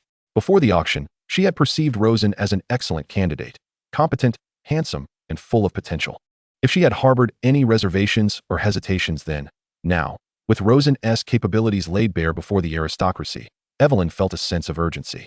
She feared that her leverage may no longer suffice to capture this man's heart.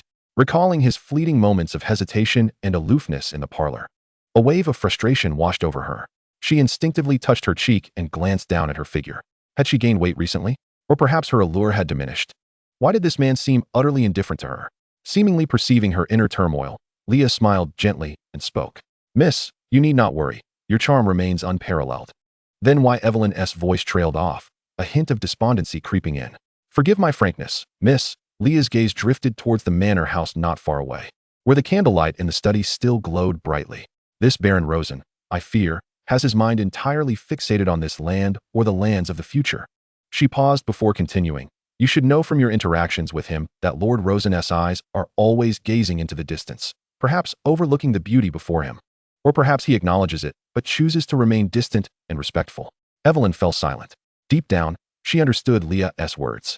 She recalled the fervor in Rosen's eyes when he spoke of territorial planning, those bright, focused, and ambitious eyes. Indeed, such a man would be difficult to sway with ordinary means. What should I do then? Evelyn furrowed her brow, lost in contemplation. What approach could possibly captivate a man wholly devoted to his ambitions? Leah's eyes turned towards the horizon, seemingly lost in memory, before she spoke wistfully. Perhaps what you need is not to act hastily now, but to contemplate how to respond when an opportunity arises. Evelyn looked at Leah in confusion. Leah met her gaze and smiled. Our Lady holds the entirety of the baronial estate and its heritage. There is no need for such urgency or insecurity. Let us engage with Baron Rosen with a calm demeanor, and when the time is right, we shall act appropriately for favorable outcomes. Rushed actions can occasionally backfire, exacerbating matters. Wouldn't you agree, miss? Thoughtfully, Evelyn nodded in agreement. Chapter 42. Evelyn's Farewell. Morning sunlight streamed through the window, casting warm spots of light upon the long table adorned with a pristine white cloth. The air was fragrant with the aroma of toasted bread and cheese. Evelyn donned a travel-ready riding outfit, her golden hair neatly tied back, exuding an air of vigor. Rosen sat quietly at the table, nibbling on bread while perusing documents. The atmosphere in the dining room felt notably tranquil. Baron Rosen, I intend to depart for the estate today. Evelyn broke the breakfast silence. Rosen, who was setting down his documents to slice a piece of bread, paused at her words, momentarily taken aback. So soon? Surely. You should wait until after lunch to set off. Your busy schedule leaves you little time for breakfast. Baron, I wouldn't dare impose further, Evelyn replied, tilting her head and pouting playfully. Rosen's expression stiffened, visibly embarrassed. My apologies, I didn't mean it that way. I've simply grown accustomed to multitasking. I didn't notice. How rude of me. Evelyn smiled brightly. Oh, I was merely jesting. In truth, there are pressing matters regarding the tilling at the estate. And having been away for several days, I find myself quite anxious about it. I resolved last night to commence my return journey at dawn. She continued, speaking of tilling, I would like to make a request of you. Please, go ahead, Rosen replied, wiping his mouth with a napkin and leaning slightly forward, adopting a listening posture. Your feral cats are remarkably efficient. Evelyn's tone was earnest. If your domain has any surplus, I would appreciate the opportunity to rent another batch to ensure a smooth spring planting at my estate. Rest assured, I will pay the deposit and rental fees in full. After speaking, she watched Rosen intently, awaiting his response. He smiled back at her. Of course, that's no problem at all. We are friends, after all. I can offer you a discount. He added, we can have the butler draft a contract later regarding the specifics of quantity and rental period. As for the pricing, let us set it at 70 of the market rate. How does that sound? Thank you very much. Evelyn's face brightened with a relaxed smile. Their breakfast concluded in a harmonious, yet businesslike atmosphere. At the manor entrance, Evelyn's carriage was prepared. Leah draped a cloak over her shoulders, meticulously smoothing out the wrinkles. Rosen stood on the steps, watching her ascend into the carriage. Baron Rosen, Evelyn leaned out of the carriage. I hope that when we meet again, we can both enhance our respective territories. Rosen sensed a subtle difference in Evelyn compared to yesterday, nodding in agreement. Oh, that will certainly be the case. Wishing you a safe journey, Lady Evelyn. Hee. Goodbye, Your Excellency, she replied with a playful giggle. Farewell. The carriage started to move slowly, the wheels crunching over the gravel path, producing a crisp sound as it gradually receded, eventually disappearing at the end of the road. Rosen withdrew his gaze, shaking his head to dispel the inexplicable melancholy that had surfaced moments before. Humans can sometimes be curious and contradictory creatures. He turned and walked back into the main house, heading straight for the study. Upon returning to his study, he closed the door, and the world outside fell silent.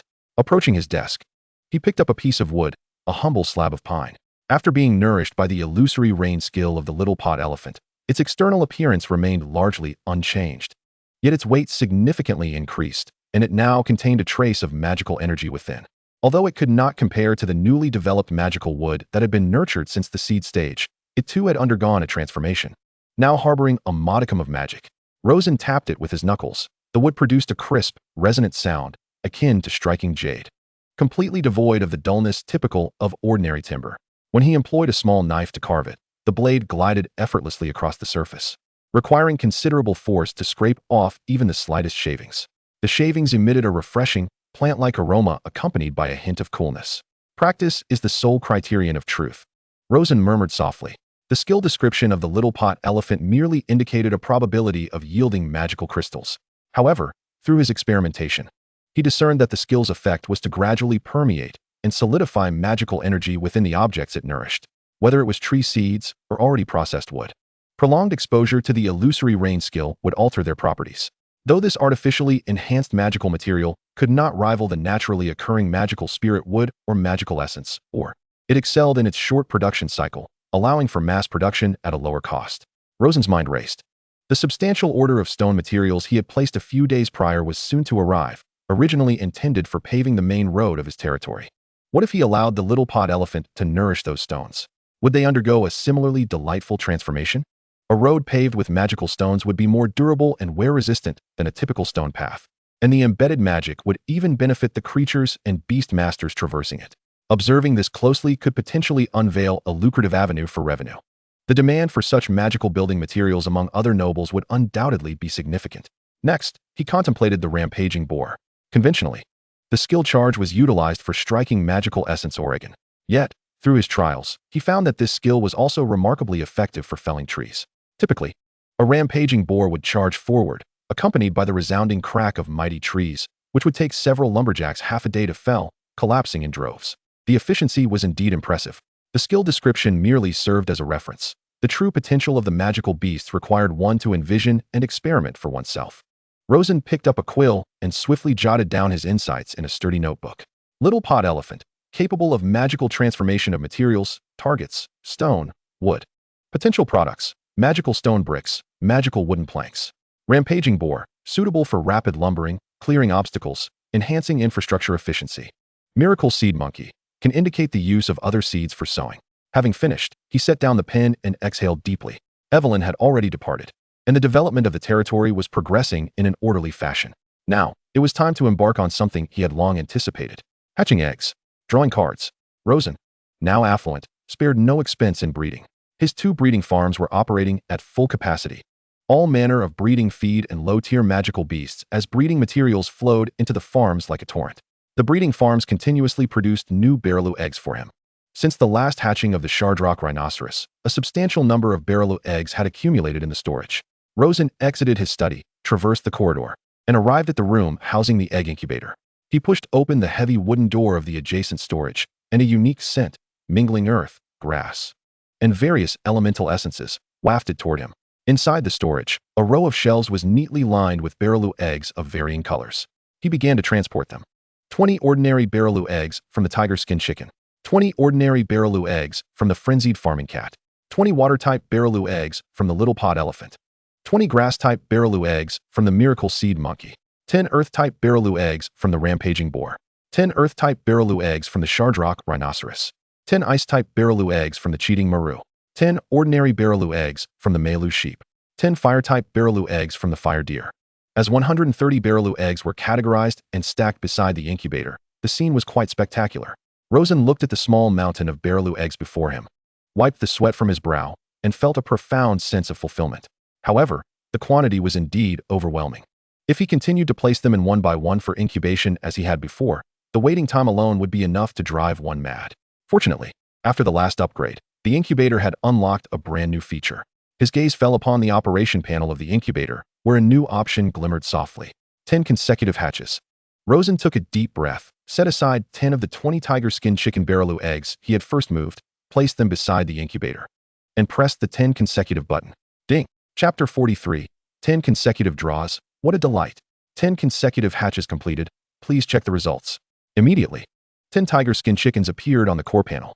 Rosen's eyes swiftly scanned over them. For gold. This one is also 4 gold. Wow, what a fantastic start. 3 out of the first 10 are 4 gold. A smile crept across Rosen's lips, lifting his spirits. After securely placing the tiger skin chickens, he organized the remaining 10 tiger skin chicken Barreloo eggs and pressed the 10 consecutive hatches button once more. Another flash of light ensued. This time, the results were equally gratifying. Among the 10 tiger skin chickens, 4 were perfect 4 gold specimens. In total, he had 7 4 gold tiger skin chickens. Rosen nodded in satisfaction. With this infusion of fresh blood, the second-generation tiger skin chickens of 2 gold and 3 gold in the territory could finally retire in glory. He pondered to himself. Those eliminated magical beasts, while outdated in his collection, were still exceptional specimens sought after by others. The market in Rogtown only occurred once a month, which was far too slow. He would need to make a trip to Hog City to discuss with the owner of the rare goods store to see if he could assist in selling some. As he mulled over this, he swiftly began to batch the 20 frenzied farming cat Barreloo eggs into the incubator. A shimmering light flashed twice. 20 fluffy frenzied farming cats meowed curiously. Rosen quickly assessed the situation. 5 4 gold labor cats. Not bad. Although it was 2 fewer than the tiger skin chickens. This outcome was already quite commendable. Within the territory, nearly half of the magical beasts, including the tiger skin chickens and frenzied farming cats, had been upgraded to 4 gold working and combat entries. The parents used for this breeding were all 4 gold, naturally increasing the likelihood of producing exceptional offspring. As time passed, the magical beasts in the territory continued to be updated and replaced. He believed that achieving the goal of having all 4 gold creatures would not be far off. After dealing with the tiger skin chickens and frenzied farming cats, Rosen turned his attention to the 20 water-type Barreloo eggs from the little pod elephant. The functionality of the little pod elephant had been extensively explored through his recent experiments, making it a particularly valuable magical beast post-spring sowing. If he could produce a few more individuals possessing the illusory rain skill, it would be even better, as they could expand his magical building materials production line. Let the hatching commence. He placed 10 water-type Barreloo eggs into the incubator. Moments later, 10 little pot elephants emerged before him. Rosen inspected them one by one. Eureka! His gaze lingered upon the data of one particular little pod elephant. Little pod elephant. Serial number 005. Attribute water. Level 1. Attack 40. Defense 30. Food consumption 3. Golden trait. Artisan spirit. Work speed 30. White trait. Dieting. Satiation consumption -20. Special mutation skill, Illusory Rain. A single golden trait accompanied by Illusory Rain. Quite impressive indeed. Rosen nodded in approval. It marked a commendable beginning. He continued to examine the remaining little pot elephants and discovered another exceptional specimen during the second batch of hatching, boasting 3 golden work traits. Little pot elephant. Serial number 005. Attribute water. Level 1. Golden trait artisan spirit, work speed 30. Golden trait nocturnal, no need for sleep at night, can work continuously for 24 hours. Golden trait corporate drone, accumulation speed of work exhaustion 60. Work adaptability, glue LV1. Although it lacked the Illusory Rain skill, it was nonetheless a noteworthy acquisition. The haul of little pot elephants was quite satisfactory, but now, the main event awaited. Rosen rubbed his hands together, gazing at the 20 grass-type Barreloo eggs. Miao Zhuang monkey. He felt a peculiar affinity with the Miao Zhuang monkey, sensing that the probability of acquiring mutation skills during hatching was particularly high. Despite not having hatched many, he had encountered numerous mutation skills. First came Seed Mine, followed by Active Crystal, both of which were exceedingly practical phantom beasts within his territory. Rosen harbored high expectations for the little monkey adorned with a flower bud hat. This time, he had prepared 20 eggs for you. May there be delightful surprises. He followed his customary ritual of washing his face, washing his hands, and offering a prayer. Goddess of fate, goddess of fortune, emperor of luck, once I am wealthy, I shall erect a shrine for you and offer chicken legs daily. I hope you will bless me with a tenfold success. Activate. The first batch of 10 consecutive hatches. Rosen widened his eyes, intently observing each Miao Zhuang monkey that emerged. The results were quite favorable, given that the parent specimens used for breeding were already commendable. One produced a single golden trait with the Active Crystal mutation skill, while another boasted a double golden trait with the Seed Mine mutation skill. The best among them was a specimen with 3 golden traits. Additionally, there were 3 others with double golden traits and mutation skills. Notably, this 3 golden Miao Zhuang monkey possessed the work traits of Artisan Spirit, Corporate Drone, and Dieting Master, along with the Active Crystal mutation skill. Onward and upward. Soon, Rosen commenced the second round of 10 consecutive hatches. As the brilliance faded, he steadied his focus, beginning with the first. Double golden, 1 golden and 1 white, 3 golden combat. Just when he thought this batch of hatching would conclude without incident, his gaze froze on the panel of the third-to-last Miao Zhuang monkey. A bug appeared. No.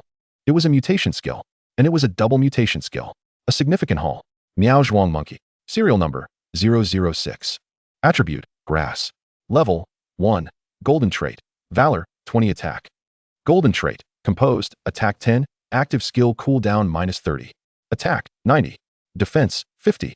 Food consumption 3. Work adaptability sewing LV1. Riding skill none. Active skill mutation Seed Mine. Special mutation partner skill grass type assault rifle. Click to view details. Partner skill. Rosen was momentarily taken aback. This was the first time he had encountered such a type of mutation skill. He swiftly clicked to view the details. Effect. When this phantom beast's affinity with the Beast Master reaches 2 stars, it will manifest an assault rifle, executing high-frequency grass-type magic projectile attacks in collaboration with the Beast Master. Rosen read each word carefully, his mind becoming utterly bewildered. Manifesting an assault rifle? An absurd image flashed in his mind. A Miao Zhuang monkey with a flower bud hat, one hand wielding an assault rifle, and the other scattering seed mines. Good heavens. An AK mine monkey. Single target AoE, an all-around combat force. Rosen rubbed his eyes, confirming once more. Satisfied that there was no error, he felt an exhilarating urge to leap with joy. If he could assemble a squad of such monkey gunners, the firepower, the suppression, just the thought of it made his mouth water. What a sight it would be to form a battalion comprised entirely of these rifle monkeys. However, the tide of excitement was quickly dammed by the rationality of his thoughts. Calm down, calm down. He took a deep breath, forcing himself to regain composure. One must take life one step at a time. He recalled his ongoing preparations for the Grass Panda Grenade Battalion. Merely nurturing the grass pandas and seeking suitable beast masters for them was already a considerable expenditure. Now, to establish a rifle monkey battalion as well. Given his current financial situation, it seemed rather unrealistic. Moreover, he believed that the explosive grass panda grenade launchers would inflict greater damage on the large-sized phantom beasts, such as the Peck Blue Dragon. No, moving too fast could lead to complications. Rosen shook his head, temporarily suppressing that alluring notion. Although forming a battalion was not feasible at the moment, nurturing one would be a prudent endeavor. He resolved to first establish the Grenade Battalion to build combat capability. As for the rifle monkeys, they could remain as a prospective plan. to be revisited once the grass pandas were nurtured and circumstances allowed for the formation of the Rifle Monkey Battalion. Alternatively, once the Beast Master of the Grenade Battalion reached a higher level and could contract a second Phantom Beast, he could then incorporate the Rifle Monkeys, one responsible for area bombardment, the other for precise targeting, a harmonious combination, creating a comprehensive firepower coverage battalion. The more Rosen pondered, the more promising it seemed. The future was bright. Soon, he redirected his focus back to the hatching process before him. He carefully separated the monkey capable of transforming into a gun, ensuring the other Miao Zhuang monkeys were uniformly settled. He approached the remaining Barreloo eggs, selecting a batch. 10 ice-type Barreloo eggs from Cheating Wan, 10 ordinary Barreloo eggs from Mila Sheep, and 10 fire-type Barreloo eggs from Fire Young Deer. He first incubated the 10 ice blue Cheating Wan Barreloo eggs. The results were quite satisfactory, yielding a specimen with double golden work traits. The ice crystals produced by Cheating Wan contained a faint trace of ice-type magical energy. Rosen stroked his chin, contemplating. The weather was growing increasingly warm, and near Log Town, the yield of ice blocks was already low. Selling the ice crystal blocks produced by the Kitangmaru to the noble lords and ladies is likely to yield a handsome profit. This presents yet another promising avenue for financial gain. Next, there are the Melu sheep. Among 10 of these sheep, one has emerged with a golden work trait. The cotton produced by the Melu sheep is an essential filler for crafting Barreloo armor, making it a valuable product of the pasture. Rosen, with a hint of a silly smile, contemplated the situation. Once the breeding farm's output increased, his opportunities for profit would expand significantly. He found himself at a loss for which path to choose, a delightful yet frustrating dilemma. Then came the turn of the fire fawn. After hatching 10 fire-type Barreloo eggs, Rosen inspected them one by one, discovering that one individual possessed a golden work trait. The core value of the fire fawn lies in smelting magical ore. However, Rosen had little inclination in that direction. To engage in smelting, one must first possess a vein of ore, and none had yet been discovered within his territory. It would be impractical to purchase or from others, as the costs would be exorbitant. Furthermore, he would need to acquire materials for the core crystal and construct a specialized crystal technology smelting furnace, which would require a substantial investment. He quickly made a decision. This path was currently unviable, so he would set it aside. He planned to keep the fire fawn with the golden trait and another decent specimen for breeding purposes, while considering whether the remaining ones could be sold to a rare goods store. Chapter 44, The Sword-Wielding Pig Hero. Rosen stretched his arms, a yawn escaping him. The continuous hatching and selection had kept his mind sharply focused, yet he felt a twinge of fatigue. He returned to the main residence, poured himself a glass of water in his study, and added one of the ice crystals produced by the Kitangmaru. The chilled liquid slid down his throat, alleviating some of the heat within him. Ah, how refreshing! Rosen let out a sigh of relief. After a brief respite, he returned to the incubator.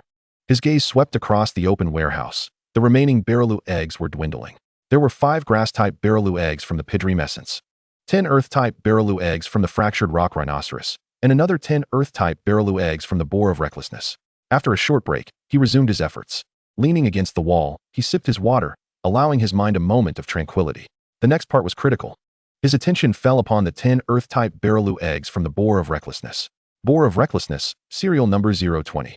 This was the highest serial number among the successfully bred mythical beasts in his territory, representing a new realm of potential. The Pidream Essence and Fractured Rock Rhinoceros were the cornerstones of his Grass Panda Grenadier plan. With his brief rest concluded, Rosen straightened up, his gaze sharpening. He approached the 5 remaining grass-type Barreloo eggs. Pidream Essence, let me witness your potential. They were the inaugural products of a cross-species breeding between a common mole purchased from the market and a small elephant possessing 2 golden traits and the Phantom Rain mutation skill. In cross-species breeding, skills cannot be inherited. Thus, the focus lay on the traits themselves. He was well aware of this, keeping his expectations grounded. Approaching the basin, he washed his face thoroughly and rubbed his hands together. The familiar ritual of card drawing commenced, accompanied by a prayer. Goddess of fate, goddess of luck, emperor of fortune, I'm nearing the end here. Please lend me your strength. He then placed the 5 Pidream Essence Barreloo eggs into the incubator one by one. Due to the insufficient number, the 10 continuous hatch button remained grayed out. He had no choice but to hatch them individually. Light flickered 5 times.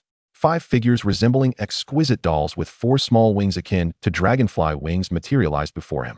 Rosen examined each one. Ordinary. This one has a white trait, average. This one. His movements halted as his gaze fixated on the panel of the 3rd Pidream Essence. Pidream Essence. Serial number 013. Attribute, grass. Level 1. Golden trait, valor, 20 attack power. Attack, 55. Defense, 45. Work adaptability, none. A golden trait related to combat? Rosen stroked his chin thoughtfully. The Pidream essence inherently lacked any proactive attack skills. Its sole value lay in its aesthetic appeal. If considering commercial value, a trait that boosts attack power adds little worth. However, for me, it's not too bad. Rosen's thoughts were clear. In cross-species breeding, while skills cannot be inherited, offspring have a chance to inherit traits from both parents. If he could cultivate a fractured rock rhinoceros with 2 golden combat traits and a Pidream essence with dual golden combat traits, breeding them together could yield a grass panda with 4 golden combat traits in one go. This single golden one could serve as a backup or as a breeding parent for the next batch of Pidream essences. He carefully set this special Pidream essence aside. Next, his attention shifted to the 10 Earth-type Barreloo eggs from the fractured rock rhinoceros. Your turn, big fellow. Let us see a double gold combat. Without hesitation, he arranged the 10 Barreloo eggs neatly and pressed the 10 continuous hatch button. Ding! 10 continuous hatch completed. As the light dissipated, 10 robust, rhinoceros-like creatures adorned with rocky shells appeared before him. Rosen took a deep breath and began inspecting the attributes of these fractured rock rhinoceroses. Single gold, yet another single gold. This one is decent, a gold and a white. His pace of inspection quickened, and his brow furrowed slightly. Could it be that this time he hadn't produced any double gold?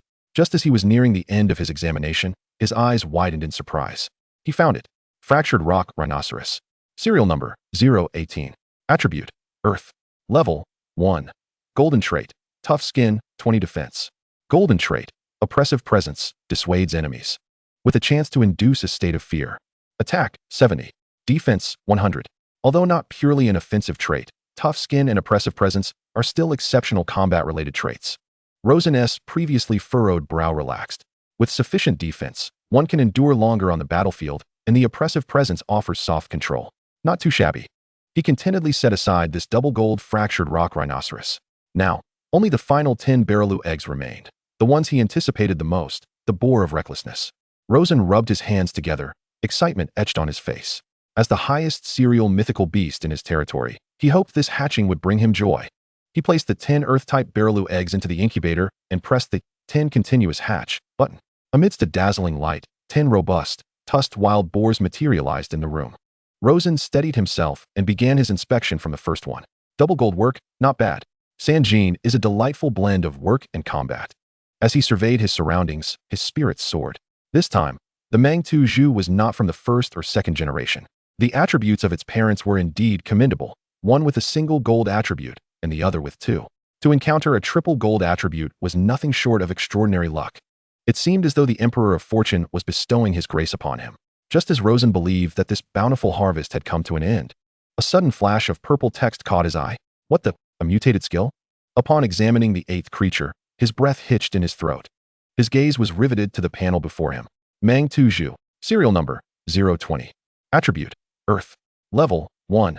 Gold attribute. Composure. Active skill damage 10. Cooldown time 30. Gold attribute.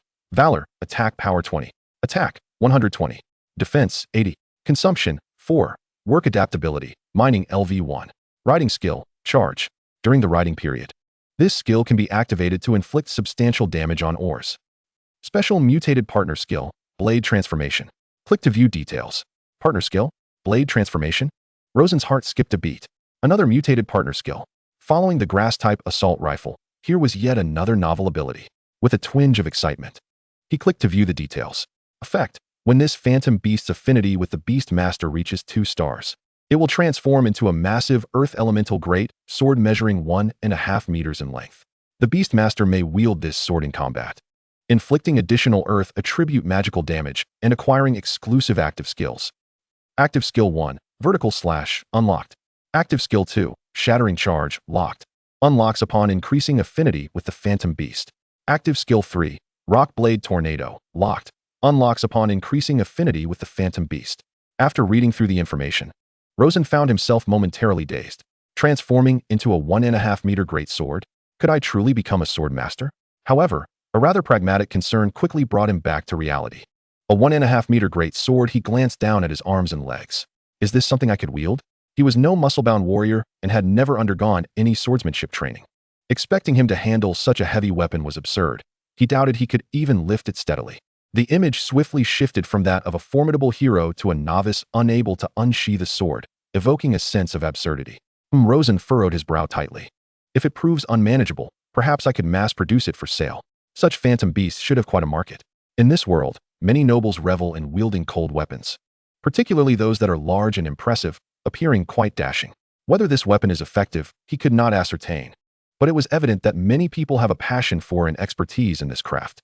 Wait, hold on. A thought suddenly flickered in the depths of his mind. I have only been concerned with the phantom beast's level and attributes. I seem to have never paid any attention to my own status. As a beastmaster, he surely possessed levels and attributes of his own. However, with the myriad affairs of the territory demanding his attention, all battles and tasks were delegated to the phantom beasts, causing him to perceive himself merely as a manager, neglecting his own existence. Frostfang Jing, display my personal panel. He commanded the air. No sooner had he spoken than a translucent light blue panel appeared before him, visible only to himself. The structure of the panel was simple, with his name and two bold characters at the top. Beastmaster, Rosen. Beneath his name, a notification popped up, upgraded. Upgraded? Rosen was momentarily taken aback. Where had my experience come from? He quickly realized. It was the work of the phantom beasts. Within his domain, hundreds of phantom beasts tirelessly engaged in logging, farming, and irrigation. The experience generated from these tasks partially benefited the phantom beasts themselves, while another portion was funneled through Frostfang Jing, accumulating to him, the Lord. Ordinary noble families, even with a beastmaster, typically possess only a handful of phantom beasts, mostly utilized for combat or as display. Rarely do they treat phantom beasts as foundational laborers for large-scale production activities. Unlike him, they would not appreciate the substantial experience accrued over time. Meanwhile, he had unwittingly reaped the rewards of this temporal dividend. His gaze continued downwards, landing on a line of small text beneath the experience bar. Rank, yellow level initial. Chapter 45, Eternal Nightheart Union. The ranks of Beastmasters are divided into 7 tiers: red, orange, yellow, green, cyan, blue, and purple. Each tier contains 3 subdivisions: initial, intermediate, and advanced. A red level Beastmaster can command 2 phantom beasts simultaneously, while an orange level can command 3. The yellow level allows for the simultaneous command of 4 phantom beasts. For Rosen instinctively turned his gaze toward the dual gold attribute Mang Tu Zhu. Endowed with the blade transformation mutated skill, perfectly fitting to contract this Mang Tu Zhu, he contemplated, another thought emerging. Speaking of which, during previous encounters, the principal of the Beastmaster School in Hog City had invited him to give a lecture. At the time, he had mentioned that he would consider it when his schedule allowed, but now it seemed he might indeed visit. Firstly, he could earn some extra income. The lecture fees would likely be substantial. Secondly, the school would undoubtedly possess professional training facilities. It would be an opportune moment to test the combat capabilities of blade transformation as well as his own. Although he had ascended to the yellow level, he was acutely aware of his nearly non-existent practical experience in this world. Baron Philip was far too weak, having been easily dispatched, nothing to discuss there. He wondered if the school had any simulation facilities. Occasionally experiencing the thrill of battle and shifting his mindset would be beneficial. In his previous life, he was a dedicated player in the Phantom Beast World game, intimately familiar with combat data and skill combinations of various phantom beasts. It would be the perfect opportunity to organize some combat theories from his past gaming experience while earning lecture fees and seeking practical application. Perhaps he would consider it when he had the time. A few days later, the estate once again welcomed guests from the Huitai family. It was the familiar figure of Kyle.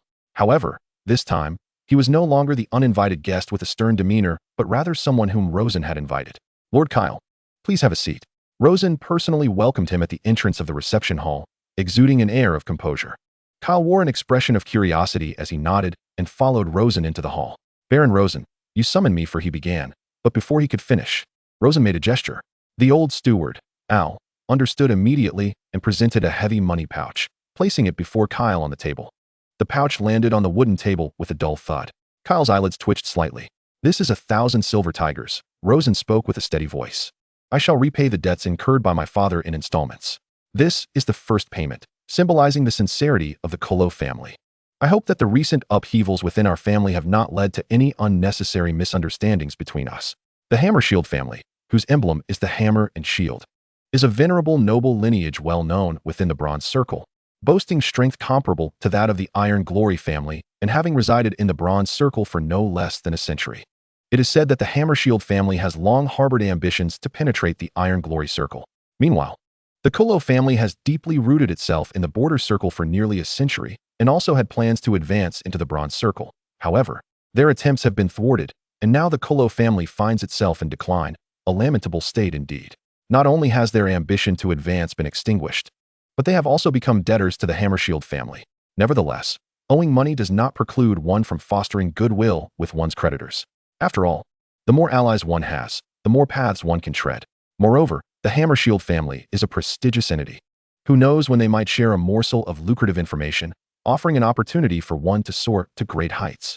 Baron Rosen, you truly astonish me, Kyle's tone softened, losing the cold hardness from their previous encounter. Rosen smiled silently, gesturing for Al to bring forth a smaller pouch of coins. Mr. Kyle, having traveled such a distance and endured the fatigue of your journey, please accept this token of my appreciation for your efforts. Kyle glanced at the small pouch, momentarily taken aback, before a smile broke across his face. Oh, there is quite a bit of silver tigers inside. Baron Rosen, you are exceedingly generous. He chuckled, attempting to decline the offer, yet his hands continued to move towards the pouch. I have come to the Border Circle on a family errand and merely stopped by to take a look. It hardly qualifies as labor worthy of compensation. Upon accepting the money, his demeanor visibly warmed. As his gaze swept over Rosen, he suddenly exclaimed, Baron Rosen, your aura. Have you ascended to the yellow rank? Merely by chance. Rosen replied modestly. Yet Kyle did not hold back his praise. To achieve the yellow rank of beast tamer at your age is indeed a remarkable talent. Even within our Bronze Circle, he lifted his teacup, savoring a sip as he appeared to gather his thoughts. After a moment, he set down the cup, his expression turning grave. It seems your Kolo family has essentially evaded the risk of noble disqualification. Since you have acquired such strength, I believe I must share some pertinent information with you. Please do. Rosen straightened in his seat. This information is also connected to my mission here in the Border Circle. Kyle lowered his voice. Our Hammershield family has received intelligence indicating that the Eternal Night Conclave has been exceedingly active within the Border Circle of late, seemingly plotting some grand scheme that could incite considerable turmoil. Eternal Night Conclave? Rosen raised an eyebrow. He had never heard of such a name. A look of disdain crossed Kyle's face. A sinister cult entrenched deep within the Bronze Circle. They worship a so-called god of eternal night, operating in secrecy with bizarre methods. Their expertise lies in employing dark arcane arts to forcibly control beast tamers or to incite aberrations and rampages in mystical beasts, thereby creating chaos. Kyle's tone dripped with undisguised contempt. In my view, they are nothing more than a band of lunatic terrorists. A shiver ran down Rosen's spine. Terrorists. Just as he was grappling with the complications surrounding the Blue Dragon of Peck, now he was faced with the emergence of terrorists? Not to mention the Border Circle as a whole. Even in the town of Rog in the mountainous region of Skara, lacking resources and a conducive environment. What could possibly compel such individuals to stir trouble here? Thank you for the warning, Mr. Kyle. I shall remain vigilant. Rosen responded earnestly. Yes, you lords of the Border Circle possess relatively feeble strength. It would be wise to prepare accordingly. Kyle nodded. Our family also wishes to avoid seeing our investments go to waste. Though his words were pragmatic, Rosen could discern the underlying goodwill. Mr. Kyle, as it approaches noon, why not stay for lunch? Rosen extended another invitation. This time, Kyle did not decline. Very well, I shall impose upon you. The atmosphere during lunch was remarkably congenial. Without the pressure of debt looming over them, the two engaged in lively conversation. Kyle shared numerous anecdotes from the Bronze Circle and the operational styles of various prominent families, deepening Rosen's understanding of this world. Meanwhile, Rosen's articulate insights and clear plans for the development of his territory earned Kyle's silent approval. Of course, this was a deliberate effort on Rosen's part. He believed that appropriately showcasing his plans and capabilities to the Hammershield family at this juncture would aid in the progression and stabilization of their relationship. By the end of the meal, the rapport between them had evolved from that of mere creditor and debtor to something resembling friendship. As he bid Kyle farewell, the smile on his face was genuine. Baron Rosen, I look forward to our next meeting, when you may bring me even greater surprises. If you could restore the bronze supply to our Hammershield family to the heights of your peak period, it would be most splendid. Haha, Mr. Kyle. You are rather impatient. However, indeed, I believe that day is not far off. The skyward bird soared into the sky once more, swiftly vanishing into the horizon. Standing at the entrance of the manor, Rosen's smile gradually faded, his brow furrowing. The Eternal Night Conclave, the Blue Dragon of Peck. The recent events seemed to point towards an invisible vortex. This seemingly tranquil border circle harbors turbulent undercurrents beneath its surface. He shook his head, temporarily casting aside these tangled thoughts. Regardless of what the future may hold, strengthening oneself is the fundamental response to all challenges. He turned back towards the main residence, where a stack of territorial documents awaited his attention in the study. As he walked along the path, he couldn't help but sigh. In my past life, I toiled like a beast. In this life, I have become a lord and a capitalist, yet I still find myself exhausted every day. Chapter 46. Ella is angry. The journey to Hog City was smooth. The wheels of the carriage clattered rhythmically over the cobblestone road. Rosen reclined against the soft cushions of the carriage, closing his eyes to rest. Ella sat opposite him, her hands resting on her knees, her posture upright, though her gaze frequently darted toward the swiftly passing fields outside. Are you nervous? Rosen suddenly inquired. Ella paused, retrieving her gaze, and shook her head. Not nervous, my lord, she replied. Just a bit curious about what the Beast Tamer Academy in Hog City will be like. How does it compare to the academy I attended before? Rosen opened his eyes and regarded her. Today, Ella donned a sharp outfit, her hair pulled up high, exuding a spirited aura. Do you remember our objective and task for today? Rosen's voice remained steady. Ella smiled and responded, I do. We are to assess the combat strength of the mystical beasts within our territory and ascertain the power levels of different mystical beasts, so that during temporary engagements, we can ensure that the Beast Tamer's team members can be assigned appropriate combat tasks according to the circumstances. Rosen nodded in approval. Ella truly exemplified the caliber expected from a prestigious school. Her comprehension was impressive. There was no need to repeat the same instructions as he would with others, who might require several reiterations before grasping the concept.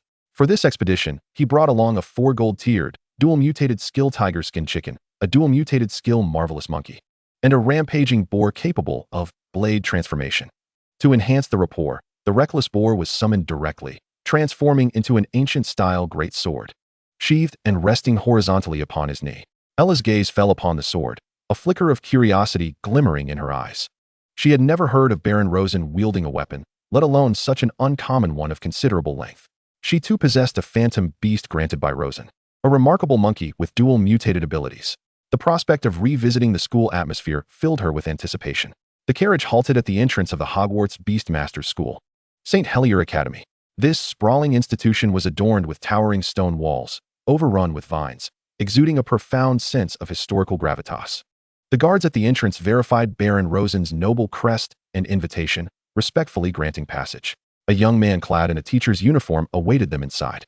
Upon sighting Rosen, he forced a formulaic smile and approached. Good day, you must be Baron Rosen of the Kuro family? I am Martin, a lecturer here. Rosen nodded, inquiring. And where is the headmaster? Oh, the headmaster had urgent business and has gone out of town, Martin replied in a tone devoid of inflection. The school's administration has instructed me to attend to your lordship. Despite his words, his body language lacked any semblance of invitation as he walked ahead alone. Ella, observing Martin's demeanor, felt her anticipation evaporate, her brow furrowing in discontent. After walking a short distance within the school, Martin bluntly stated, currently, the stage for your lordship's lecture is still under construction. I kindly ask for your patience. The scenery here is quite pleasant, and you may wander about to familiarize yourself with the surroundings. I have some academic matters to attend to, so I shall excuse myself for now. Once the stage is ready, I will send someone to escort you. With that, he genuinely intended to turn and leave. Wait. Ella could no longer contain herself. Her brow knitted tightly. Our Lord Baron is a distinguished guest personally invited by your headmaster to deliver a lecture. Is this how you treat a noble? Not even a cup of tea, let alone a guide to accompany us? You expect us to meander about aimlessly? Her voice brimmed with suppressed ire. In her education, such blatant disrespect was utterly inconceivable. Upon hearing her words, Martin paused, turning back with a languid shrug. I apologize. I am indeed busy with school affairs. My apologies for the rudeness. His gaze flicked over Ella before settling on Rosen, his insincerity almost palpable. Just a baron from an ordinary family, recently gaining some notoriety through business ventures. Were it not for the headmaster's interest in certain connections, such a person would hardly warrant entry to our school gates. A lecture? Just a formality, and for this, why should I extend any courtesy? He thought to himself, lacking even a shred of self-awareness. What a waste of time. With that, he could not be bothered to say more and turned to leave. You, Ella's face flushed with indignation, wanting to voice further objections. Enough, Ella, Rosen interjected, placing a hand to stop her. His expression remained unchanged, seemingly unfazed. My Lord Baron? Ella looked at him in confusion. Isn't this just perfect? Rosen replied lightly. I intended to explore on my own and find a place to test my phantom beast. Having a guide would only complicate matters. He had anticipated this scenario. The invitation came from the headmaster, a personal connection between them. In such a vast world, It was unrealistic to expect everyone to treat a baron from a remote territory in Shankara with utmost reverence. Wherever there are people, there exist factions and rivalries. And there are certainly those who look down upon the headmaster and, by extension, those he invites. Such behavior was commonplace, but he was exceedingly rude. Ella was still seething with indignation. Observing her fervent defense, Rosen felt a mix of intrigue and warmth. "It's of no consequence," he chuckled. "We shall attend to our own affairs." He surveyed his surroundings, spotting a female student passing by with a stack of books. He stepped forward. "Excuse me, could you kindly direct us to the training grounds?"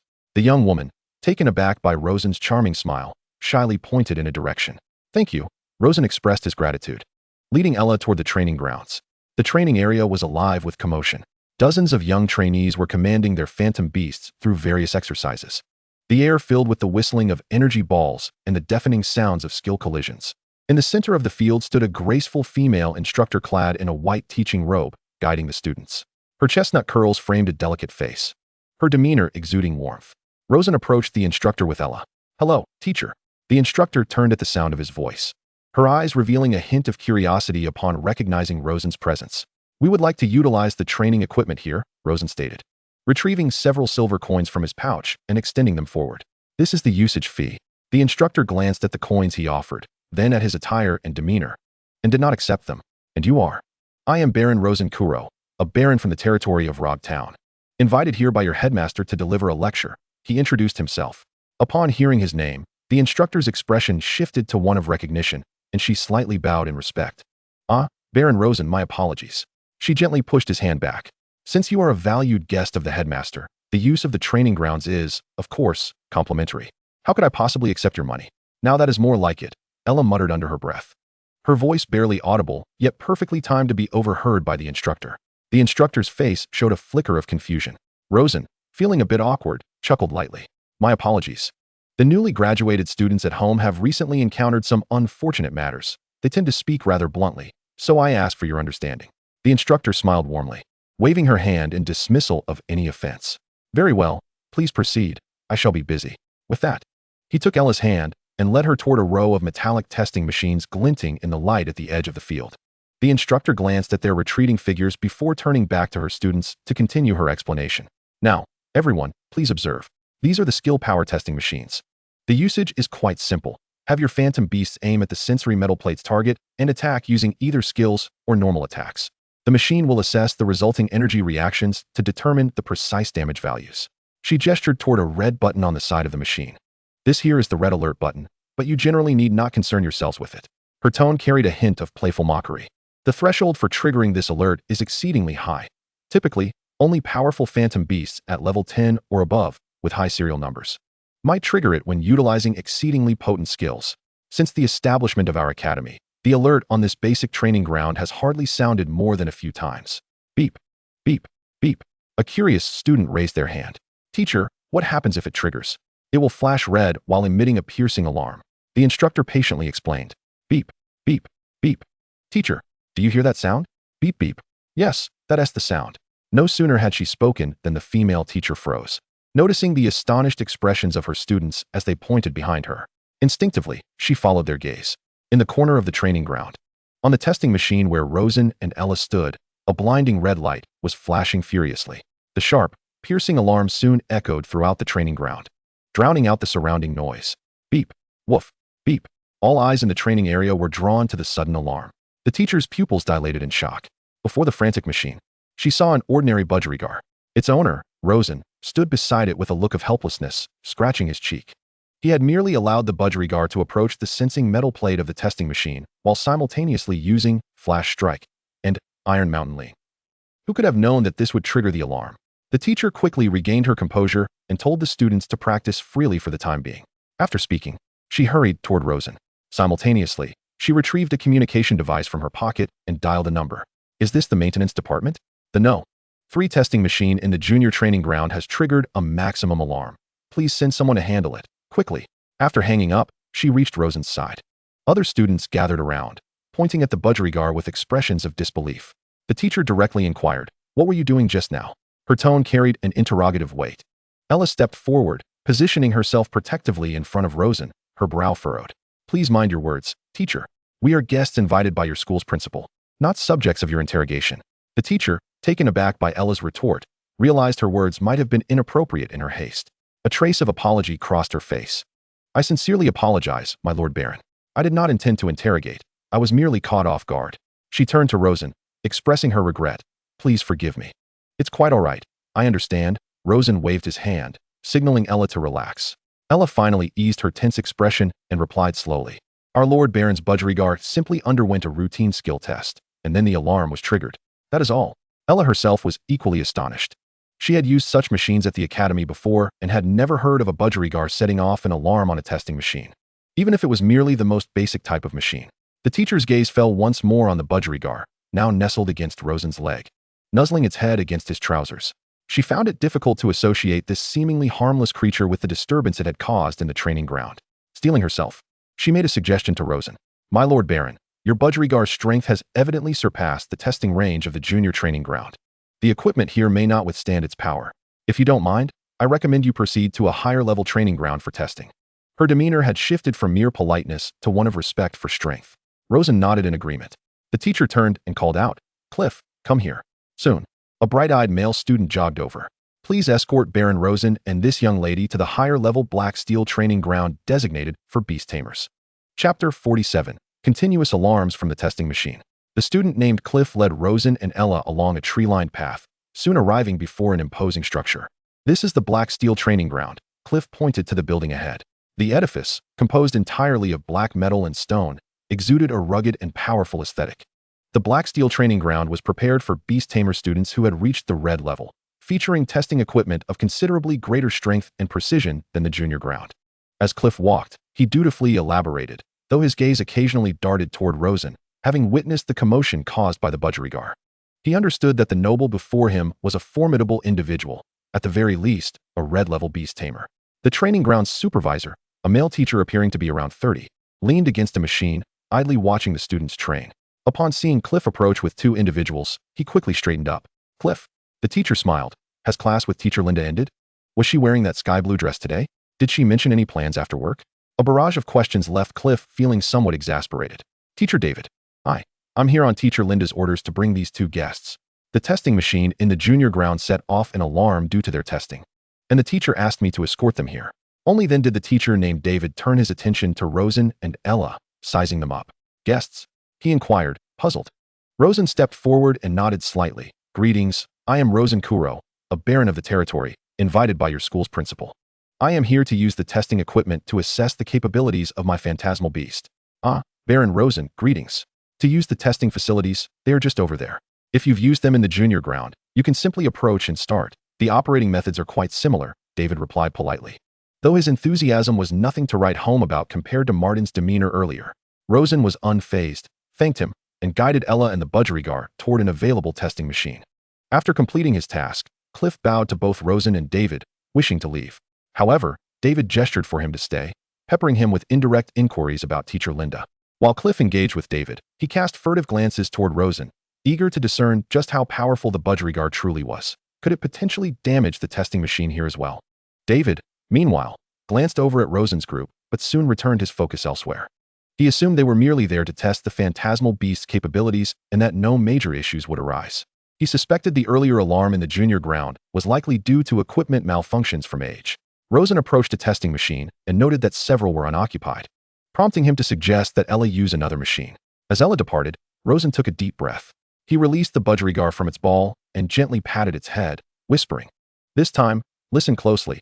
Only use Iron Mountain Lean. Do not use Flash Strike." The budgerigar chirped softly, tilting its head as if to indicate understanding. "Go ahead."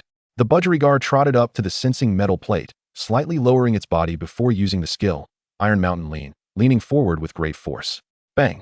A muffled thud echoed. The indicator lights on the testing machine flickered rapidly, and the numbers on the screen surged before finally stabilizing at 4,852. Rosen gazed at the figure, exhaling a long sigh of relief. Fortunately, there had been no further alarms. Yet, as his words faded, he sensed an unsettling change in the atmosphere around him. The once cacophonous sounds of the black steel training ground had inexplicably ceased. Dozens of eyes, like searchlights, fixated intently on him and his budgerigar. A budgerigar? Am I seeing things? Was that number really 4,852? One of the trainees rubbed his eyes, his voice trembling with disbelief. Impossible. Absolutely impossible. How could a mere budgerigar, the lowest-ranked phantom beast, inflict such damage? Was there a malfunction in the machinery? Gasps echoed in succession, as if everyone had encountered a ghost. Not far off, Cliff's eyes sparkled at the sight of the number. Meanwhile, David, lost in his own plans, remained oblivious to the commotion. Rosen felt a wave of headache wash over him, pressing his forehead in dismay. This could turn dire. He suddenly remembered that he had just sent Ella to conduct a test on her own. Turning around, he indeed saw Ella had already summoned her strange monkey with a balu ball, her eyes sparkling with excitement and eagerness. A sense of foreboding enveloped his heart. Ella, wait. Rosen hastily called out. Control the intensity a bit, don't. Before he could finish, Ella had already issued commands to the instrument, instructing the strange monkey. Having trained with the strange monkey for quite some time, their affinity had surpassed 2 stars, allowing her to activate its mutation partner skill. Testing apparatus. Ella beamed with a mischievous grin, exclaiming, "Let me see where your limits lie." Strange monkey. Simultaneously use seed mine and grass-type assault rifle. Unleash full firepower. The strange monkey responded eagerly, raising a tiny hand as deep green seeds, glowing red, scattered around the testing apparatus. The metal panels of the device emitted a shimmering light as the seeds were drawn towards the front of the panels. But that was not all. In the other hand of the strange monkey, tendrils of green light entwined, as countless verdant vines and sturdy wooden fibers interwove, growing and forming into a uniquely designed assault rifle in an instant. Rosen felt a sharp twitch at the corner of his eye upon witnessing this spectacle. The strange monkey grasped the rifle's trigger with one hand, the stock wedged between its elbow and body. With a joyous screech, the strange monkey pulled the trigger. One by one, the deep green glowing magical bullets shot forth towards the red glowing seeds. Boom! The first seed mine exploded, followed by the second, then the third, unleashing a cacophony of successive detonations. Beep, beep, beep, beep, beep, beep. The alarm blared instantly. Yet, the strange monkey paid no heed, continuing to unleash a frenzied barrage with its grass-type assault rifle. Chirp, chirp, chirp, chirp, chirp. Rat-a-tat-tat-tat-tat. A relentless downpour of bullets, compressed from high concentrations of grass energy, cascaded upon the sensing metal panels. Beep. The first alarm blared as bullets rained down. With each burst, the second, third, beep, beep, beep. Oh no. The piercing alarm did not cease. Rather, it intensified, each sound layering upon the last, the frequency accelerating, the pitch rising higher. The red alarm lights flashed furiously, the display panel of the machine flickering wildly, occasionally sparking with electric bursts. The entire black steel training ground plunged into an eerie silence. All the trainees stared, dumbfounded, at the monkey wielding the rifle in a frenzy, and the testing machine seemingly accompanying the gunfire, their minds blank. David was utterly petrified, his mouth agape. He stared at this surreal scene before him. What is that? A monkey? Holding a gun? And it transformed the gun itself? Why does the gunfire echo? Oh no. That's not an echo. It's the alarm. Stop. Please stop. David suddenly snapped back to reality, letting out a shrill scream. The machine is going to explode. Quickly. Make it stop. Rosen rushed to Ella, shouting, "Ella, enough. Make the strange monkey stop." Ella chuckled, glancing at David's panicked expression, playfully sticking out her tongue before signaling to the strange monkey. The strange monkey chirped happily, pulling the trigger for one last shot. The alarm and David's screams resounded simultaneously. Ella then commanded with a smile, "All right, strange monkey, cease fire." As the gunfire subsided, the piercing alarm continued to reverberate above the training ground, lingering ominously. David fumbled in his pocket for a communication device, his fingers trembling as he dialed. "Hello? Is this the maintenance department? Black Steel Training Ground. Unit 2. Yes. The alarm has gone off again." His voice had reached a pitch. "No? This is tenfold more outrageous than before. Hurry and send someone over. Make sure to bring the best equipment. Be swift." "What? You're still repairing the apparatus in the beginner's arena? For heaven's sake. Is there only one of you in the maintenance department? This is unbelievable. Send someone else over immediately. Otherwise, forget about the beginner's arena and come to my location first. I have a feeling this contraption might go kaput. I could never afford to cover the costs of this thing with 10 years of my salary. For crying out loud. Hurry." The call disconnected, and he turned, regarding Rosen and Ella with a gaze filled with a mixture of awe and resignation. The muscles in his face twitched slightly before he forced a smile that was more painful than a frown. "Lord Baron Rosen, and you, miss." His tone was laden with respect and helplessness. "My Black Steel Training Ground is simply too small to accommodate both of you. Perhaps you might consider moving to a higher-tier fine gold training arena?" Rosen, witnessing the near-tearful expression on his face, felt a twinge of regret. He realized the man was quite courteous towards the two of them. Sighing, He glanced at Ella, who had caused the ruckus but wore a look of satisfaction and pride. What could he possibly say? He wanted to remind Ella that she seemed to have forgotten the purpose of their visit to the training ground. Soon, David summoned Cliff over, instructing him to escort Rosen and Ella to the higher-level training ground. Cliff's eyes brimmed with admiration and respect as he looked at both Rosen and Ella. Please, follow me. Chapter 48. Encountering Teacher Martin again. As they made their way to the next tier training ground, Rosen's emotions were in a tumultuous state. This felt off. The unfolding events were decidedly amiss. He had merely intended to assess some data, to clarify the combat capabilities of the mutated phantom beasts under his command. How did it seem that he and Ella's actions resembled those of a bully challenging others, causing chaos? Wasn't this rather inappropriate? Would it not cause trouble for the principal? He discreetly cast a glance at Ella. The girl's cheeks were slightly flushed with excitement, her large eyes shining brightly as she animatedly communicated with her strange monkey about their recent exploits, completely oblivious to the gravity of the situation. This girl had mustered courage earlier at the school gate to defend him, yet now, witnessing her exuberance, Rosen felt reluctant to dampen her spirits. Forget it. Rosen pondered for a moment, ultimately swallowing the words that lingered on the tip of his tongue. After all, he had come all this way, undergone the tests. What else could he do? The headmaster had invited him with the intention of showcasing the potential of the Kuro family, fostering a closer relationship with the school, thereby achieving mutual benefits. In a certain sense, this was a demonstration, albeit perhaps somewhat crude. With this thought in mind, Rosen's mood settled slightly. However, he soon realized that he had been overly naive. The results from the precious metal training ground mirrored those from the black steel training ground. There was no need for Ella's clever seed mine. Merely wielding that exaggerated assault rifle allowed the instruments to sound alarms once more throughout the venue.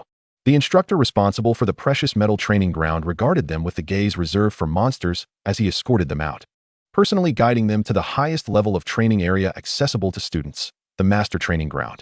Upon entering, Rosen couldn't help but frown. He spotted a familiar figure standing at the center of the arena, hands clasped behind his back, reprimanding several students. It was none other than Martin, the lecturer who had previously disregarded them that morning. The instructor from the precious metal training ground, Phil, clearly recognized Martin as well, jogging forward to greet him.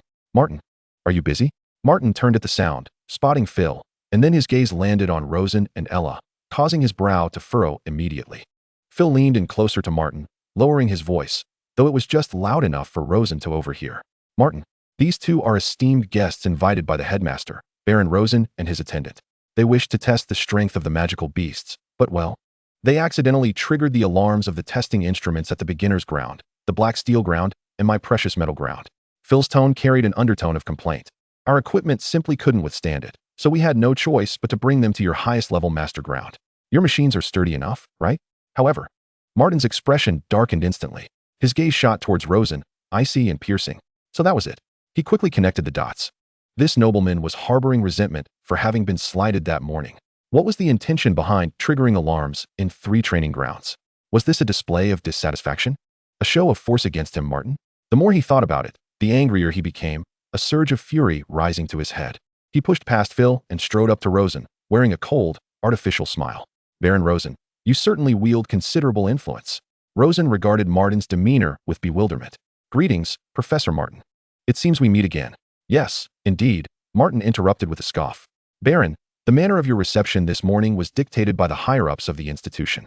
I can understand your displeasure. However, employing such methods to trigger the alarms of 3 of our training grounds not only disrupts our normal educational operations, but also tarnishes our school's reputation before all the students. Is this not excessive? As a man of noble standing, do you not feel it beneath you to trouble us, mere subordinates who act under orders? Rosen was momentarily taken aback by the barrage of accusations. His mind felt overwhelmed. Seeing this, Ella stepped forward, glaring at Martin. What nonsense are you spouting? We were merely conducting a normal test of the magical beasts. Your machines are simply too fragile. Testing? Martin scoffed, as if he had heard the greatest joke. Is this how you conduct tests? Treating our school's testing instruments like festive fireworks, igniting them one after another? If you truly wish to test, why did you not come directly to this highest level testing machine? Is it entertaining to start from the beginner's ground and work your way up? Rosen realized that there was indeed some impropriety in this. Yet, first, they were unaware of the capabilities of the magical beasts, which was why they sought to test them. There was no intention to damage the machines. Second, being unfamiliar with the surroundings. They could not have known that the school possessed master-level testing machines. Thus, Rosen, with a bemused expression, attempted to explain. Professor Martin, You truly misunderstand. It is not as you think. I have no ulterior motives. I merely wanted to. That is enough. Martin barked, utterly dismissing Rosen's explanations. In his view, these were nothing but hypocritical excuses. His mind raced. No, he could not allow this to continue. If word spread that an obscure young baron, accompanied by a female attendant, had almost destroyed the training grounds of the Hog City Beastmaster School, what would become of the school's century-old reputation? What would others say? That street hellier school employed shoddy youth-grade machines? When the blame was placed, he, the one who had initially offended Rosen, would surely bear the brunt of it. With this thought, a flash of resolution crossed Martin's eyes. He took a deep breath, stepped back, and assumed a stance indicative of a Beastmaster duel. Baron Rosen, further discussion is futile. I cannot allow you to tarnish the reputation of this institution. My gaze is sharp as a blade, fixed upon you. I, Martin, lecturer at St. Hellier School in Hog City, formally challenge you to a Beastmaster duel. If I win, you must immediately cease these absurdities and vow to keep this matter confidential. Do you dare accept? His resounding voice echoed throughout the training ground, capturing the attention of all present. Rosen stood frozen, utterly bewildered, his expression a mask of confusion. I came to give a speech. I merely wanted to gather some data on the magical beasts before my talk. How did it turn into a challenge? Why must it escalate to a duel? He gazed at the serious-faced Martin, whose eyes burned with combat fervor, and a sense of helplessness washed over him. Dear sir, if you had approached me politely with this request, I might have agreed on the spot. Must it be so confrontational? Just as Rosen prepared to reluctantly accept the challenge, a clear, ringing voice interjected. I am more than sufficient to handle you. There is no need for our Lord to intervene. Chapter 49, Ella's fierce battle with Martin. Ella's resolute voice resonated through the expansive training ground. She stepped forward, her gaze unwavering as she fixed her eyes on Martin, showing no sign of retreat.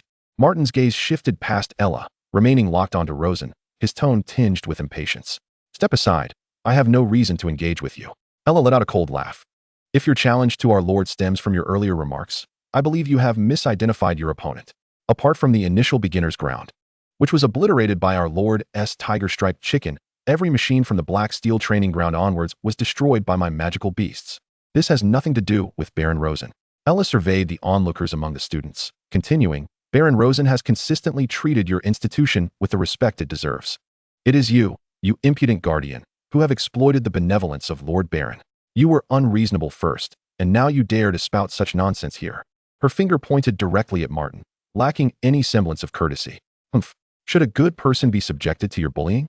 I can no longer bear to witness this.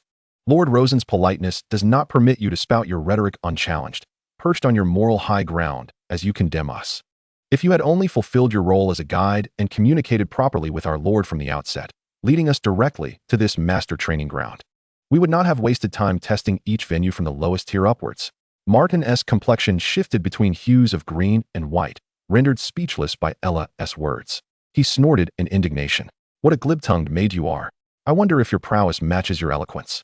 No sooner had he spoken than he flipped his wrist. Producing a green baru ball in his palm, he hurled the ball forcefully to the ground. Arise, Inferno Bull. With a flash of green light, a bull-like phantom creature, adorned with two twisting horns and engulfed in flames, materialized in the arena. It exhaled 2 jets of scorching air from its nostrils, its muscular hooves scraping against the ground, creating a series of dull thuds. Inferno Bull, serial number 17, a fire-type combat phantom beast. Rosen frowned slightly. The green baru ball indicated that this phantom had likely been captured directly from the wild, rather than raised from infancy. Yet, judging by its imposing aura, its level was surely no less than 20. Ella's wonderful monkey, being a grass type, was at a disadvantage, as fire completely counteracts grass. Although the wonderful monkey was also level 20, its lower-tier phantom nature leaned more towards support than pure combat. Even at level 20, the elemental skills inherited from its lineage were limited to a single short CD ability, Wind Blade. Ella appeared unfazed. She rummaged through her pocket, drawing the wonderful monkey close. She bent down, gently stroking the distinctive flower bud atop its head, whispering softly into its ear. The wonderful monkey nodded in response. A glint of cunning sparkled in Ella's eyes. Are you ready? Martin crossed his arms, regarding Ella with arrogant disdain. Don't say I'm bullying you. You may attack first. Ella straightened, a smirk gracing her lips. Then I shall not hold back. Monkey brother, go. The wonderful monkey squeaked, swiftly launching a rapid wind blade towards the Inferno Bull. Martin shook his head. You are given such a significant advantage by attacking first, yet you use a low-tier elemental skill like Wind Blade. How foolish. Perhaps this is the best demonstration of cultivating a low-tier production phantom as a combat beast. Inferno Bull, show it what true power is. Use Splash Fireball. The Inferno Bull leapt to the side, evading the wind blade, then let out a deep roar as it expelled a fireball the size of a human head. The fireball traced an orange trajectory through the air, hurtling towards the wonderful monkey. The wonderful monkey did not attempt to absorb the hit. Just before the fireball struck, it leapt sideways in a desperate bid to evade. Unexpectedly, the massive fireball detonated mid-flight, shattering into several smaller fireballs that continued to pursue the wonderful monkey. Fortunately, the wonderful monkey was exceptionally agile and appeared well prepared. It swiftly propelled itself off the ground with one foot, narrowly evading the scattered fireballs. Inferno Bull. Continue using Splash Fireball. Martin sneered. Let us see how long you can dodge. Observing the wonderful monkey leap and dodge amidst the deluge of fireballs, it appeared quite beleaguered. The surrounding students began to murmur. Teacher Martin is truly formidable. Even while conceding the first move, he can still suppress his opponent. Of course. Did you expect a wonderful monkey to perform beautifully against an Inferno Bull? To defeat the strong with the weak? You must have read too many fairy tales. Indeed, the disparity in the quality of the phantoms is immense. Yet Ella remained calm, meticulously observing the rhythm of the Inferno Bull's attacks, calculating the cooldown intervals and the timing for her monkey to evade. Now, she exclaimed, Monkey brother, use Windblade. In a fleeting moment of evasion, the wonderful monkey abruptly halted, hands clasped together as a green wind blade rapidly coalesced, slicing towards the Inferno Bull. The Inferno Bull was caught in the aftermath of its fireball attack, unable to dodge in time, and the wind blade struck solidly against its foreleg. Moo! The Inferno Bull bellowed in pain, its attack rhythm disrupted. Now, the wonderful monkey seized the opportunity, pulling a handful of deep green seeds from its flower bud hat and scattering them beneath the Inferno Bull. Seed mine. The Inferno Bull reacted swiftly, leaping back to avoid the immediate encirclement of seeds. Yet, the seeds had already scattered in front of it, creating a confined area that severely restricted its movement. A mere parlor trick. Martin scoffed. Inferno Bull, use Ground Fire Circle to clear away that rubbish. The Inferno Bull stomped heavily on the ground, and a red light ring appeared over the area covered in seeds. Soon, a heat wave radiated outward from the circle, turning the ground a fiery red, as though it were a glowing iron brand. Moments later, the flickering seed mines were prematurely detonated by the intense heat, unleashing a series of explosive roars. The clash of green grass energy and red fire energy stirred up a whirlwind of debris and scorched earth. Martin ordered, use Splash Fireball to force it to dodge. Then predict its landing for Ground Fire Circle. I want to see if it can find an opening to counterattack this time. The Inferno Bull complied, unleashing a barrage of scorching fireballs alongside the erupting flames from the ground. In that instant, the wonderful monkey was left to weave and dodge, struggling to survive amidst the fiery onslaught. Occasionally, it managed to fire off a wind blade or two, but they only slightly delayed the Inferno Bull's relentless assault, offering no respite, let alone striking the Inferno Bull. It's impressive that, under the continuous barrage of Teacher Martin's Inferno Bull, the opponent has lasted this long. Who are they? I heard it's that nobles made causing a ruckus. Teacher Martin had to step in to resolve it. Daring to stir trouble in the master training ground? Soon they be in for a rude awakening. At this point in the battle, aside from the initial advantage, the majority of the time has been dominated by Teacher Martin. They've basically been dodging without launching effective counterattacks. The disparity in strength is glaring. I agree. It should conclude soon. Martin observed the battlefield, glancing at Ella, who was biting her lip, a smirk gradually creeping onto his face. To him, although the wonderful monkey had yet to be hit, its stamina was rapidly waning. If this trend continued, the monkey would soon expose a fatal flaw due to exhaustion. All he and the Inferno Bull needed to do was maintain their offensive rhythm, and the opportunity would soon present itself. Observing the attack of the fiery bull, Martin noted its somewhat unnatural connection, evidently due to a deficiency in its energy reserves. He promptly tossed a water pouch, glowing with a cerulean luminescence, towards the fiery bull. Upon contact, the pouch burst open, enveloping the fiery bull in a swirling mist of blue steam. The momentum of its assault was revitalized with remarkable intensity. Thus, the relentless onslaught of the fiery bull and the agile evasion of the versatile monkey persisted for several minutes. Suddenly, the tide of battle shifted. In a desperate roll, the versatile monkey narrowly evaded the fiery bull's fiery circle. It quickly regained its footing and extracted seeds from the flower-shaped cap atop its head, preparing for a counterattack. Alas, it appeared that the monkey's hand had been singed by a stray spark. With a pained cry, a multitude of deep green seeds tumbled from its grasp, each emitting a pulsating red glow upon hitting the ground. Martin's eyes lit up with realization. The opportunity had arisen. This monkey had unwittingly ensnared itself with its own skill. Now was the moment. Fiery Bull, deliver the final blow. Execute the complete, fiery circle, with a long chant. Send it back to the pokeball. Upon receiving the command, the fiery bull let out a thunderous roar, flames igniting upon its hooves. It concentrated all its might, poised to unleash the most potent version of the fiery circle, intending to incinerate the area along with the versatile monkey. However, just as the situation reached a critical juncture, an unforeseen twist occurred. Among the seeds laid as traps beneath the versatile monkey, a seemingly inconspicuous gray seed detonated prematurely. Instead of a grass-type explosion, it erupted with a tremendous force, unleashing a violent gale. The powerful gust instantly lifted the versatile monkey, hurling it sideways. At that moment, the fiery bull was already channeling the fiery circle, its colossal energy coalescing beneath its feet, rendering it immobile. Ella's lips, which had been taut with tension, curled into a devilish grin. She abruptly raised her hand, pointing at the immobile fiery bull, issuing her final command. Shoot him down, monkey brother. In midair, the versatile monkey twisted its body, stabilizing its position. In its hand, a unique green assault rifle had materialized, unbeknownst to anyone. Companion skill, grass-type assault rifle.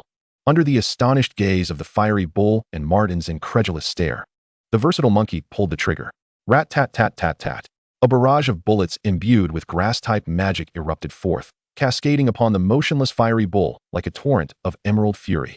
A series of grass-type projectiles detonated against the fiery bull, eliciting a cacophony of anguished cries that reverberated throughout the training grounds. When the gunfire ceased, the fiery bull's massive form lay riddled with wounds. It emitted a final, mournful groan before collapsing helplessly to the ground, soon transforming into a beam of light that returned to Martin's pokeball.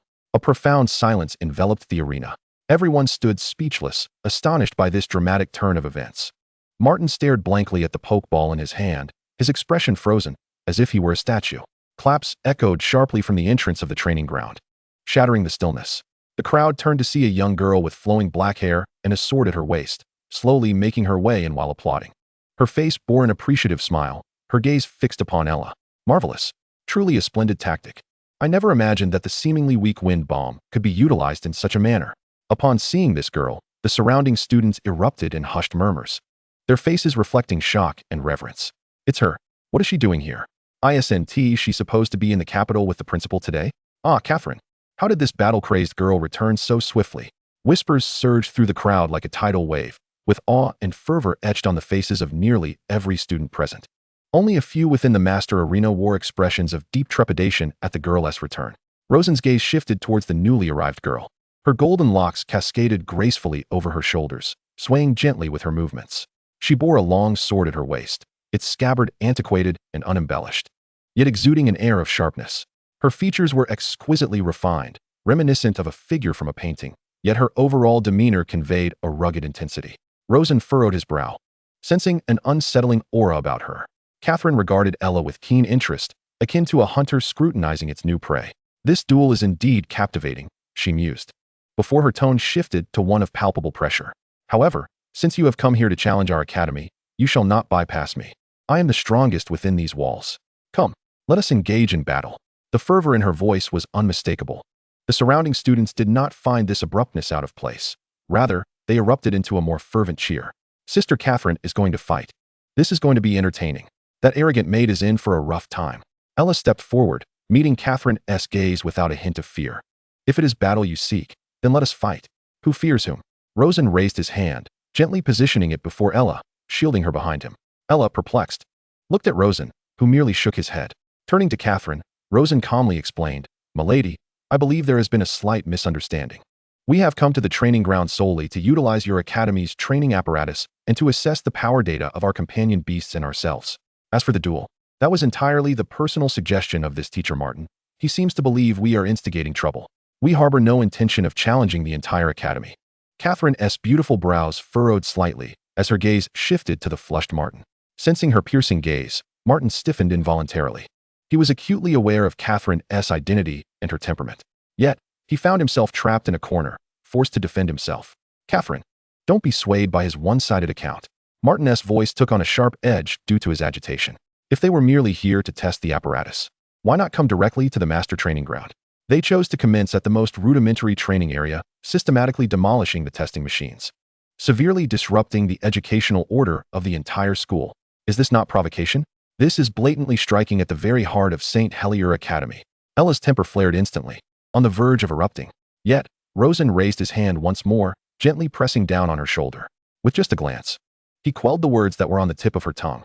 Catherine assessed the flustered Martin and the calm Rosen, her eyes flickering as if making some judgment. Moments later, she reached a conclusion. There is no point in further discussion. She erupted into a hearty laugh, waving her hand grandly. In this world, after all, it is strength that dictates everything. She fixed her gaze upon Rosen, her fighting spirit rekindling. I see you wield a sword as well. How about we engage in a genuine Beastmaster duel? If you win, it will affirm your prowess. You are indeed correct. This matter shall be settled. But should you lose, you must apologize to our academy for your discourteous behavior. After all, it is only those with strength who possess the right to speak. Observing Catherine's demeanor, several students at the edge of the training ground couldn't help but cover their faces. I knew it. This battle maniac only has combat on her mind. Rosen felt his temples throb. Good heavens. He gazed at the young woman before him in bewilderment. What kind of twisted logic leads you to such a conclusion? Am I the odd one, or is it the people of this school? From that Martin teacher to this so-called campus beauty, every time a situation arises, the sole solution they propose is to fight? It is utterly uncivilized. Clearly, it would be wise to avoid such places in the future. He sighed and slowly articulated. Since strength is what you seek, why not allow me to directly test this master-level apparatus to demonstrate my capabilities through data? Catherine was momentarily taken aback. She widened her bright eyes as if she had just heard an incredible tale. A few seconds later, realization dawned upon her, and she clapped her hands. Oh right, it can be done this way too. How did I not think of that? Hee, outsider, you are quite clever. She regarded Rosen with newfound approval in her gaze, genuinely seeming to commend his intelligence. Rosen was at a loss for words. From the moment this woman entered, an ominous premonition had gripped him. Just a brief interaction had led him to conclude that she was quite eccentric. Are you merely a battle-crazed scion monkey?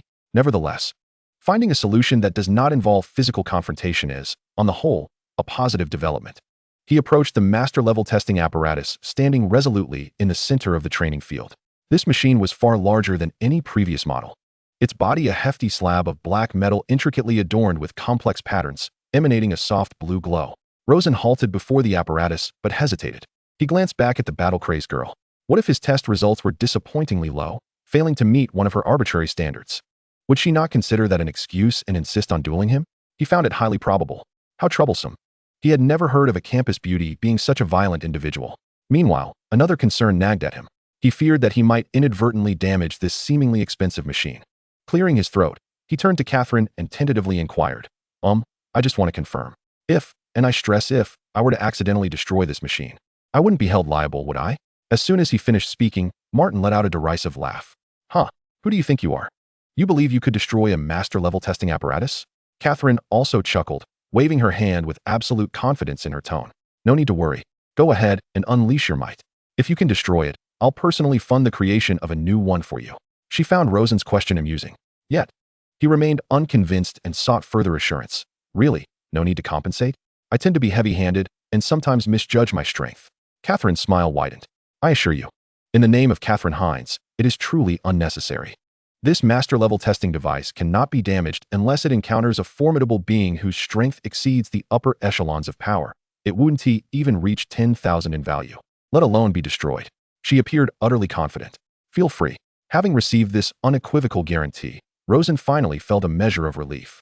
He inhaled deeply, no longer hesitating. His right hand grasped the hilt of his sword, slowly drawing the blade from its scabbard. With a resonant sound, a beautifully crafted, towering katana emerged, gleaming with a unique luster reminiscent of both metal and bone, forged from the formidable Mangta boar. Catherine's eyes widened with surprise. She had not anticipated that in an era dominated by illusionary beasts, someone would still wield such a massive cold weapon. This piqued her interest. Rosen held the sword aloft with both hands, a surge of powerful earth-based magical energy coursing through him. In that moment, his very presence transformed dramatically. Witnessing this, Catherine's eyes widened in astonishment, a flicker of realization crossing her features. No, that great katana is not merely a cold weapon. It is a manifestation of an illusionary beast. If he was a rational, gentle noble before, now he resembles an unparalleled blade ready to strike. With a low shout, he declared, vertical slash. His arm muscles tensed as he swung down fiercely. There were no dazzling light effects, no extravagant displays, only an exquisitely refined vertical blade of energy. Akin to a black lightning bolt, cleaved through the air. Instantly, the blade struck the black sensing metal plate with a resounding impact. A deep, resonant hum emanated from the metal plate. Following that, the enormous display screen on the side of the apparatus erupted with wildly fluctuating numbers. 1,000, 5,000, 12,000, 35,000. The rapid ascent of the figures was dazzling. Rosen exhaled in relief. Fortunately, the numbers were fluctuating, indicating that he had not damaged their machine. He had deliberately restrained his strength by a third, and it seemed this master-level apparatus was indeed robust. Perhaps it could withstand his full force. Satisfied, he sheathed his sword and prepared to turn away. However, as he did, he was met with an exceedingly bizarre sight. The entire training ground fell silent. Whether it was the previously boisterous students, the pale-faced Martin, or even the fervently spirited Catherine, all appeared as if petrified, their eyes wide and mouths agape, staring blankly at him and the apparatus behind him. Following their gaze, Rosen turned to Ella, who was gaping with round eyes. Her mouth forming an O. Her expression shifted from shock to one of overwhelming admiration and ecstatic fervor. A sense of foreboding gripped Rosen's heart. He felt an ominous premonition. Indeed, before he could fully turn around, a series of alarming crackling sounds erupted from the testing apparatus behind him. A fine crack appeared where his vertical slash had struck. Almost immediately, the crack spread like a web, visibly extending across the entire metal plate. Finally, with a thunderous roar, the apparatus erupted. The metal plate, forged from a rare alloy of adamantine, unexpectedly cleaved cleanly in half from the center. The edges were as smooth as a mirror. The two massive fragments collapsed with a thunderous crash, creating deep craters in the ground and stirring up clouds of dust. Rosen, rigid with disbelief, turned to gaze at the heap of sparking scrap metal, rendered speechless. Could this truly be a creation of Fangjing technology? Surely not. Was it so fragile? He felt as though he were part of a demolition crew. Catherine's eyes widened in astonishment. Martin's gaze nearly popped from its sockets. He stared vacantly at the pile of scrap, then at the innocent-looking Rosen, his mind a blank slate. It was only at this moment that he truly grasped the absurdity of his earlier actions. Did he really declare war on a monster capable of bisecting a master-level testing instrument? He felt as insignificant as a grain of sand, easily scattered by a gust of wind. Cold sweat instantly drenched his back. Just as the atmosphere grew heavy with silence and embarrassment, hurried footsteps approached from the entrance. "Miss Catherine, what brings you back?" "Oh, there is something I need to discuss with you." The speaker was none other than Linda, the teacher who had previously attended to Rosen. Her face lit up with surprise, but as her eyes fell upon the devastation before her, including the bisected remains of the master-level instrument, her words caught in her throat. Catherine finally emerged from her stupor. She cast a deep, complex glance at Rosen, filled with shock, confusion, and above all, an unprecedented fervor for battle. She suppressed the immediate impulse to draw her sword and turned to Linda with a smile. "Ah, Linda, my father's place was rather dull, so I returned early. What is it you wish to discuss?" Linda swallowed hard, glancing at Rosen and Ella nearby, and proceeded to recount the events in detail to Catherine, from Rosen and Ella arriving with the principal's invitation to Martin's dismissive attitude, and their journey of destruction from the junior arena onward. Catherine listened intently. Upon learning that it was her father who had invited the guest speaker, she finally understood. With a long sigh, she rubbed her forehead, revealing an expression of fatigue. So it was a distinguished guest personally invited by her father, she murmured, shooting a withering glance at Martin, whose face had gone ashen. As it turned out, our guest speaker had begun a demolition operation on the very first day of their arrival at the training grounds. With another sigh, her voice regained its icy clarity and resolve. "Mr. Martin, your negligence towards our esteemed guest has resulted in substantial damage to the Academy's property. Henceforth, your salary and bonuses for the next 3 years shall be withheld as punishment." Martin trembled at the pronouncement, but dared not utter a word in protest. Catherine's gaze swept across the assembly. "I shall also promptly report to my father and thoroughly investigate which senior official issued such a foolish directive to treat our guests with such disdain. As for the compensation for this instrument," her eyes finally rested on Rosen, and she forced a somewhat stiff smile. "The cost shall be jointly borne by the individual responsible for the order and Mr. Martin." Having said this, Catherine approached Rosen with an apologetic demeanor. "Esteemed Baron, I sincerely apologize for any displeasure caused by the trivial matters of the school."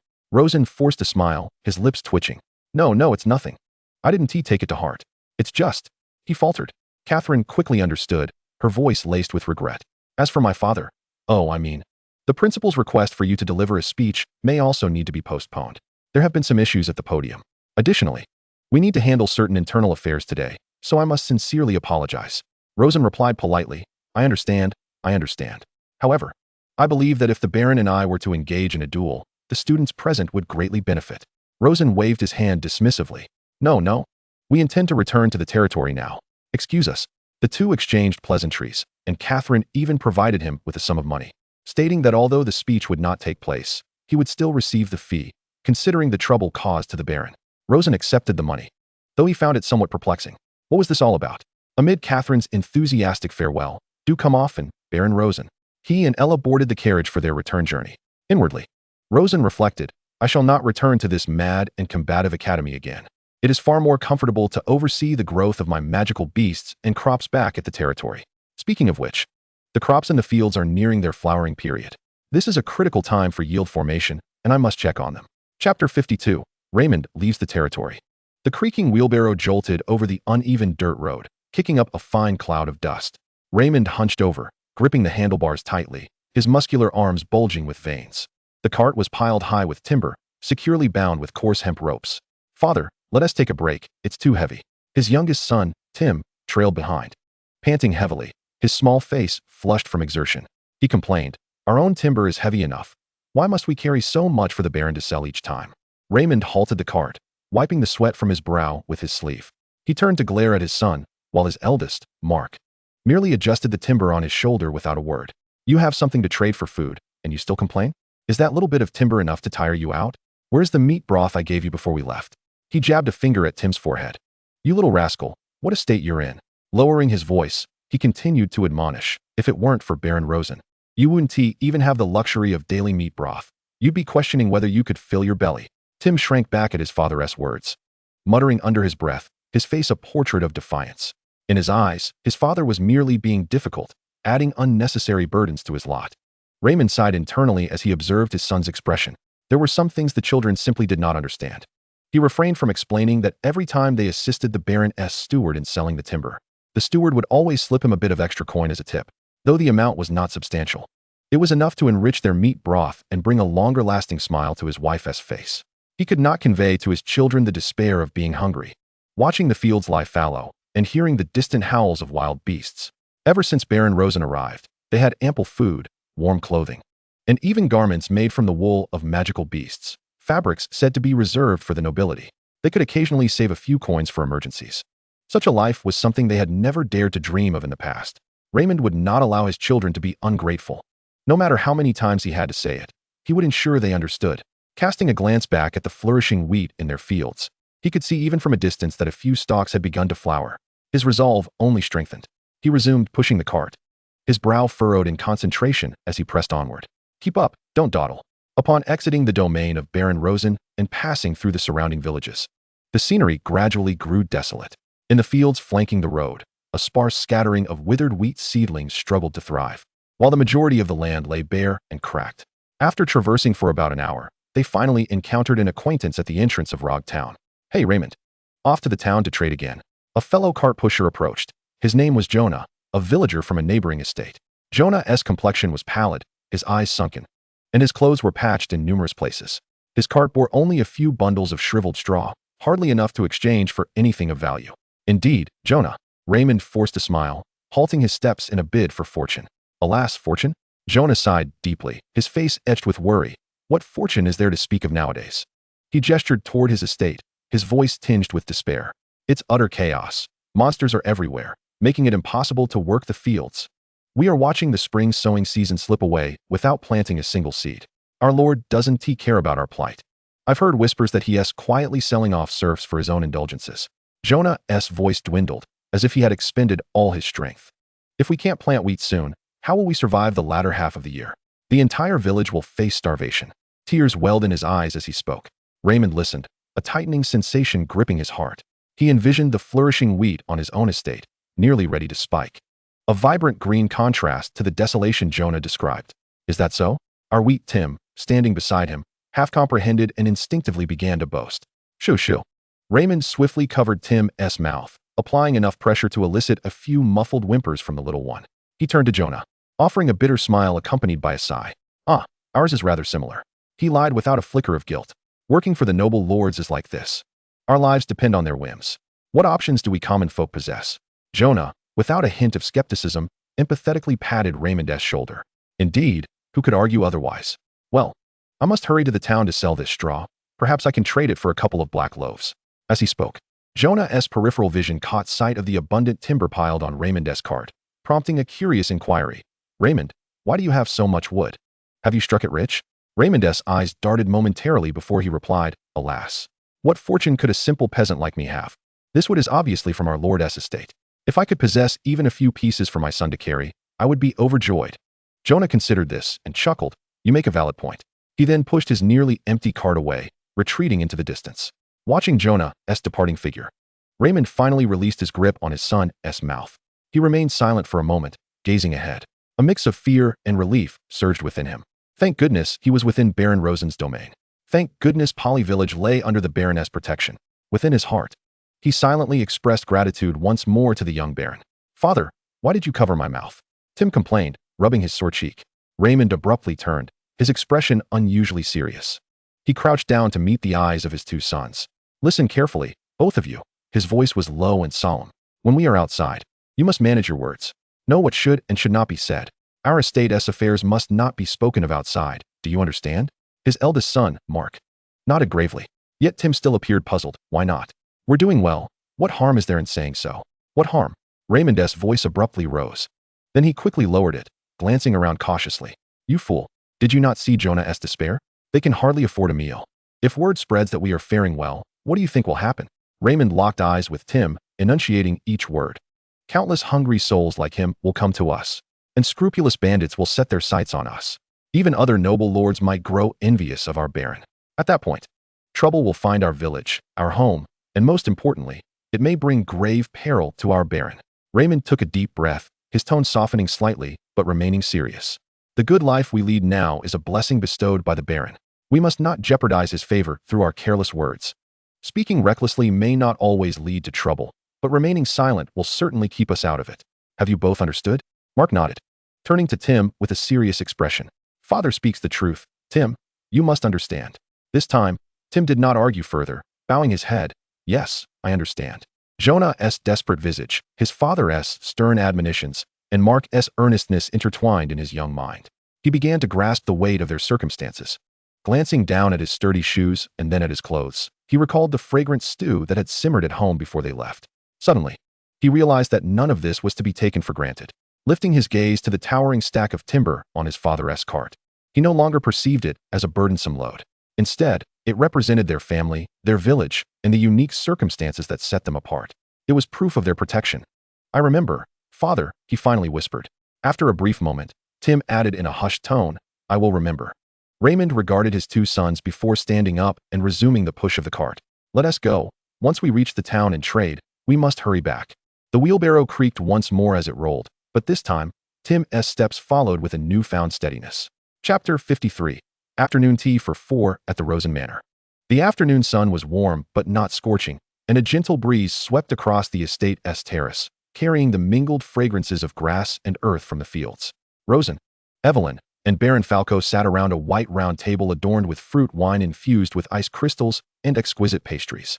Speaking of which, Rosen, the scenery of your estate has become increasingly splendid. Falco reclined against his chair, pleasantly squinting at the vast, undulating waves of green wheat in the distance. Evelyn, holding a wine glass, smiled gently. Indeed, each visit brings new changes. It is so vibrant. The three had been spending time together frequently of late, subtly hinting at the formation of a close-knit circle. Just as Rosen was about to speak, the butler Alabama approached from the side, slightly bowing. Sir, Master Buck from the curiosity shop has come to pay a visit. Oh, please, invite him in, Rosen replied, somewhat surprised. Moments later, the ever-smiling Master Buck, carrying a heavy coin pouch, stepped onto the terrace. Baron Rosen, I apologize for the intrusion. Buck bowed slightly from a distance. Master Buck, please, take a seat, Rosen said, rising to greet him, his gaze falling upon the purse in Buck's hand. Buck, eschewing any formality, placed the purse upon the table, producing a crisp metallic clink. The several magical beasts you consigned last time have all been sold. This is your share after deducting our commission. Rosen gestured for Al to accept it. No need to trouble yourself with a personal visit. I'll collect it when I next find myself in Hog City. You are too courteous, Buck replied, waving his hand. Invited by Rosen, he took a seat. I happened to have some other matters to attend to in Rog Town, so I brought it along on my way. Fako warmly poured a glass of wine for Buck. Now that you're here, don't be in haste to leave, Master Buck. Join us for a few drinks. Then I shall not be polite. Buck chuckled, accepting the wine glass. He raised it, but did not drink immediately. Instead, he stood and walked to the edge of the terrace, gazing into the distance. Ah, Baron Rosen, the growth of wheat in your territory is indeed remarkable, Buck exclaimed earnestly. On my way here, I observed numerous fields where the wheat had begun to head and flower. The verdant fields, shimmering under the sun, resembled flowing emeralds, brimming with the vigor of life. Not too shabby, Rosen replied, swirling the dark red liquid in his glass, which rippled in concentric circles as he took a delicate sip. Fako, observing his calm demeanor, could not help but chide him. You know, your nonchalance really invites a good thrashing, don't you? Evelyn stifled a laugh beside him. Chiming in, who could argue with that? We fret daily over the harvest in our territories, while this fellow is leisurely sipping wine. Ironically, the crops in his domain flourish better than any of ours. Their recent camaraderie had fostered familiarity, making light-hearted banter a common occurrence. Rosen set down his glass, spreading his hands in mock exasperation, a wry smile on his face. Both of your crops are thriving. Why am I the target of your jests? Evelyn teased with a sidelong glance. Because some people just love to act all composed. Fako chimed in, exactly. Heaven knows how thrilled I was when I saw the wheat in my territory reaching a meter high. I rushed to share the good news with this chap. Do you know how he responded? Not bad. Fako mimicked Rosen's voice, adopting a pedantic tone, speaking in a peculiar manner. The group erupted in laughter. Evelyn shot a glance at Rosen, agreeing, indeed. When I first spotted the wheat heading in the fields, I brought a gift from my territory. Riding a magical beast to share the joy. I was so excited that I hugged him momentarily. Do you know how he reacted?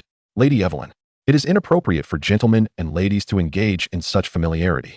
I believe we should maintain a respectful distance. The imitation of Rosen earned a roll of Evelyn's eyes. He clearly lacked a sense of the atmosphere. Moreover, do you think I am the sort of woman who needs to worry about marrying? Are you implying that I am seeking an opportunity to take advantage of you? Evelyn retorted indignantly. Oh, Fako gazed at Rosen with a comical expression. Rosen could only respond with a wry smile. No, I don't think of you in that way. Buck observed the interaction among the trio, a smile gracing his face. The atmosphere on the terrace was light and joyous. For Buck, witnessing such camaraderie among nobles was a rarity. Noble relationships often revolved around self-interest, seldom infused with genuine friendship, let alone the playful banter they shared. He sipped his wine, letting out a contented sigh, but after a moment, the conversation shifted. From the looks of it, the spring plowing in your territories seems to be progressing smoothly. Fako nodded, it's going well. If all goes as expected, the harvest should surpass that of previous years. We need not worry about food this winter. Evelyn confidently added, I estimate we might even have enough to sell a significant portion. Rosen nodded in silence. Buck surveyed the trio, expressing his concern. If only the other lords of Hog City were as dedicated to managing their territories as you three. A hint of worry tinged his tone. Fako, evidently aware of Buck's concerns, sighed. I know that many lords are struggling with their fields. It's hardly their fault. Wild magical beasts have been wreaking havoc on the lands this year, making agricultural work nearly impossible. I have suffered greatly from this myself. Thus, I am not optimistic about the overall grain production in Hog City this quarter. Buck returned to his seat, his smile fading, his expression growing serious. The current situation has escalated. It is not merely an issue of plowing. Several towns under Hog City have recently seen an influx of refugees. Most of them are fleeing due to the inability to farm their lands, seeking opportunities for survival. Already refugees? Evelyn furrowed her lovely brows. Hearing this, Fako's expression grew grave. Rosen's brow furrowed slightly. The appearance of refugees often heralds chaos. Arson, murder, looting, trampling fields, and destroying crops, if the number of refugees grows. These desperate souls may directly assault the territories, inflicting immense damage. Buck shook his head, lamenting, the wild magical beasts are becoming increasingly rampant. Many territories' fields are suffering, and spring plowing cannot proceed normally. With no hope for a harvest, the villagers cannot stay, and naturally, they become refugees. Fako and Evelyn exchanged glances, each recognizing the gravity in the other's eyes. They had both experienced the growing frequency of wild magical beast activities firsthand. Their own territory had also been affected. Thankfully, they had rented enough magical beasts from Rosen to ensure the smooth progression of spring plowing, avoiding any major disturbances. Do those lords simply stand by? Evelyn appeared somewhat sympathetic toward the refugees, her confusion evident. Stand by? Buck scoffed. They are not merely watching. They are utterly indifferent. Lowering his voice, he continued, many nobles, finding themselves powerless, have begun to throw caution to the wind. They no longer wish to deal with the mess in their territories, nor do they have the capacity to do so. Instead, they pin all their hopes on something else. The secret realm. Rosen narrowed his eyes, speaking up. Buck glanced at Rosen, nodding as he continued. Exactly, the secret realm. In their quest to secure a place in the secret realm competition, these individuals entirely disregard the state of their territories. His voice dripped with disdain. They are recklessly selling off serfs, mortgaging their lands and estates for money, and employing every means to acquire gear, potions, and powerful magical beasts, as if they have gone mad. Falco shook his head. Lands and subjects are the foundation of a noble's territory. They are digging their own graves. Indeed, Buck sighed in their minds. As long as they can enter the secret realm and acquire its treasures or legacies, they believe they can achieve greatness in one fell swoop. A bunch of delusional gamblers. Rosen held his glass in silence. He recalled his own ineffectual father. Such eerily similar scenes. By relinquishing the fundamental essence of existence and wagering everything upon the ethereal whims of fortune, he ultimately met a grim fate, leaving him burdened with an insurmountable debt. History invariably repeats itself, albeit in diverse manners. I have heard that Baron Philip has a brother-in-law who is also heavily involved in the formation of Beastmaster's armies. Evelyn cast a glance at Rosen and aptly interjected. Rosen's eyes glimmered momentarily. Philip's brother-in-law is, in fact, his cousin, Baron Leo. Following his altercation with Philip, Rosen had instructed the old steward to investigate Philip's background and serendipitously discovered that Philip could be considered a distant relative. Initially, he harbored concerns that Philip might pose some trouble for him. However, given Philip's current reckless behavior, it is highly probable that he will not encounter a favorable outcome. Much like his inept father, who lost 9 out of 10 gambles, with the last remaining only because he had ascended to the rooftop prematurely. Falco exhaled deeply, a flicker of apprehension crossing his features. To be candid, Rosen, he raised his glass, gazing solemnly at Rosen. Were it not for fate, which made us neighbors, and for destiny, which fostered our acquaintance and friendship, allowing me to timely borrow your phantom beast to resolve the troubles within my territory, I might have, perhaps, found myself treading the same despairing path as them.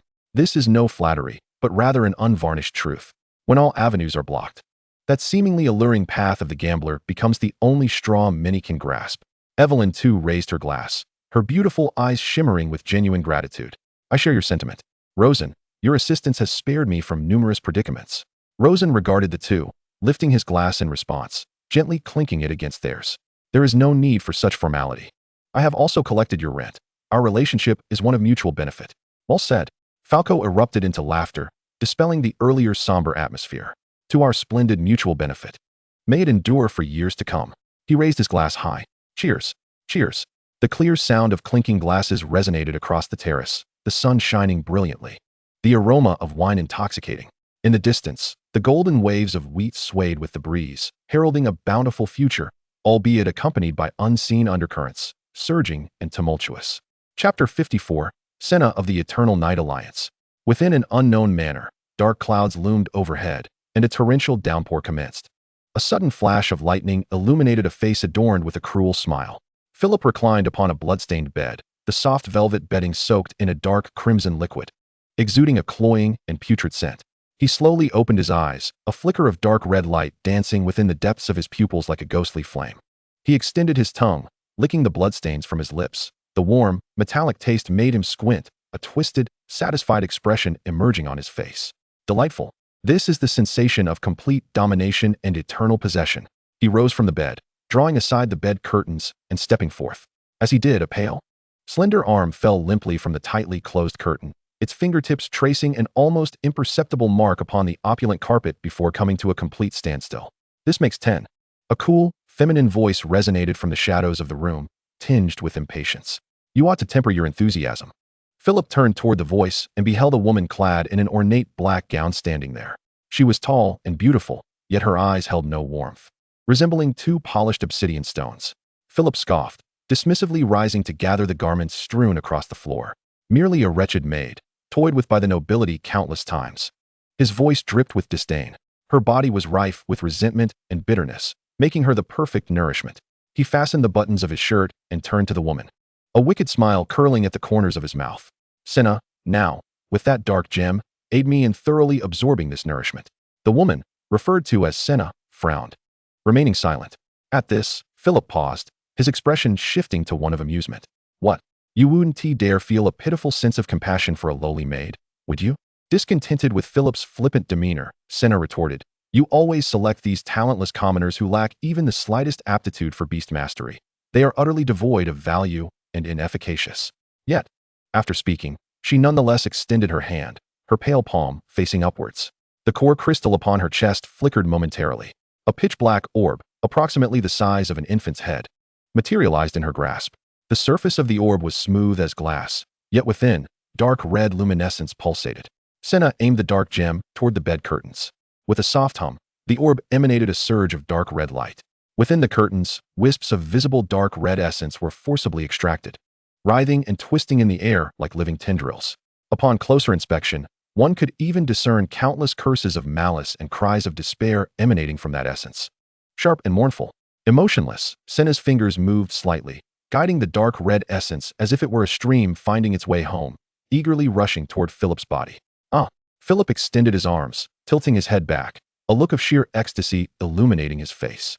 The moment the vengeful essence made contact with his skin, it quickly permeated him. The dark red glow in his eyes flickering and intensifying.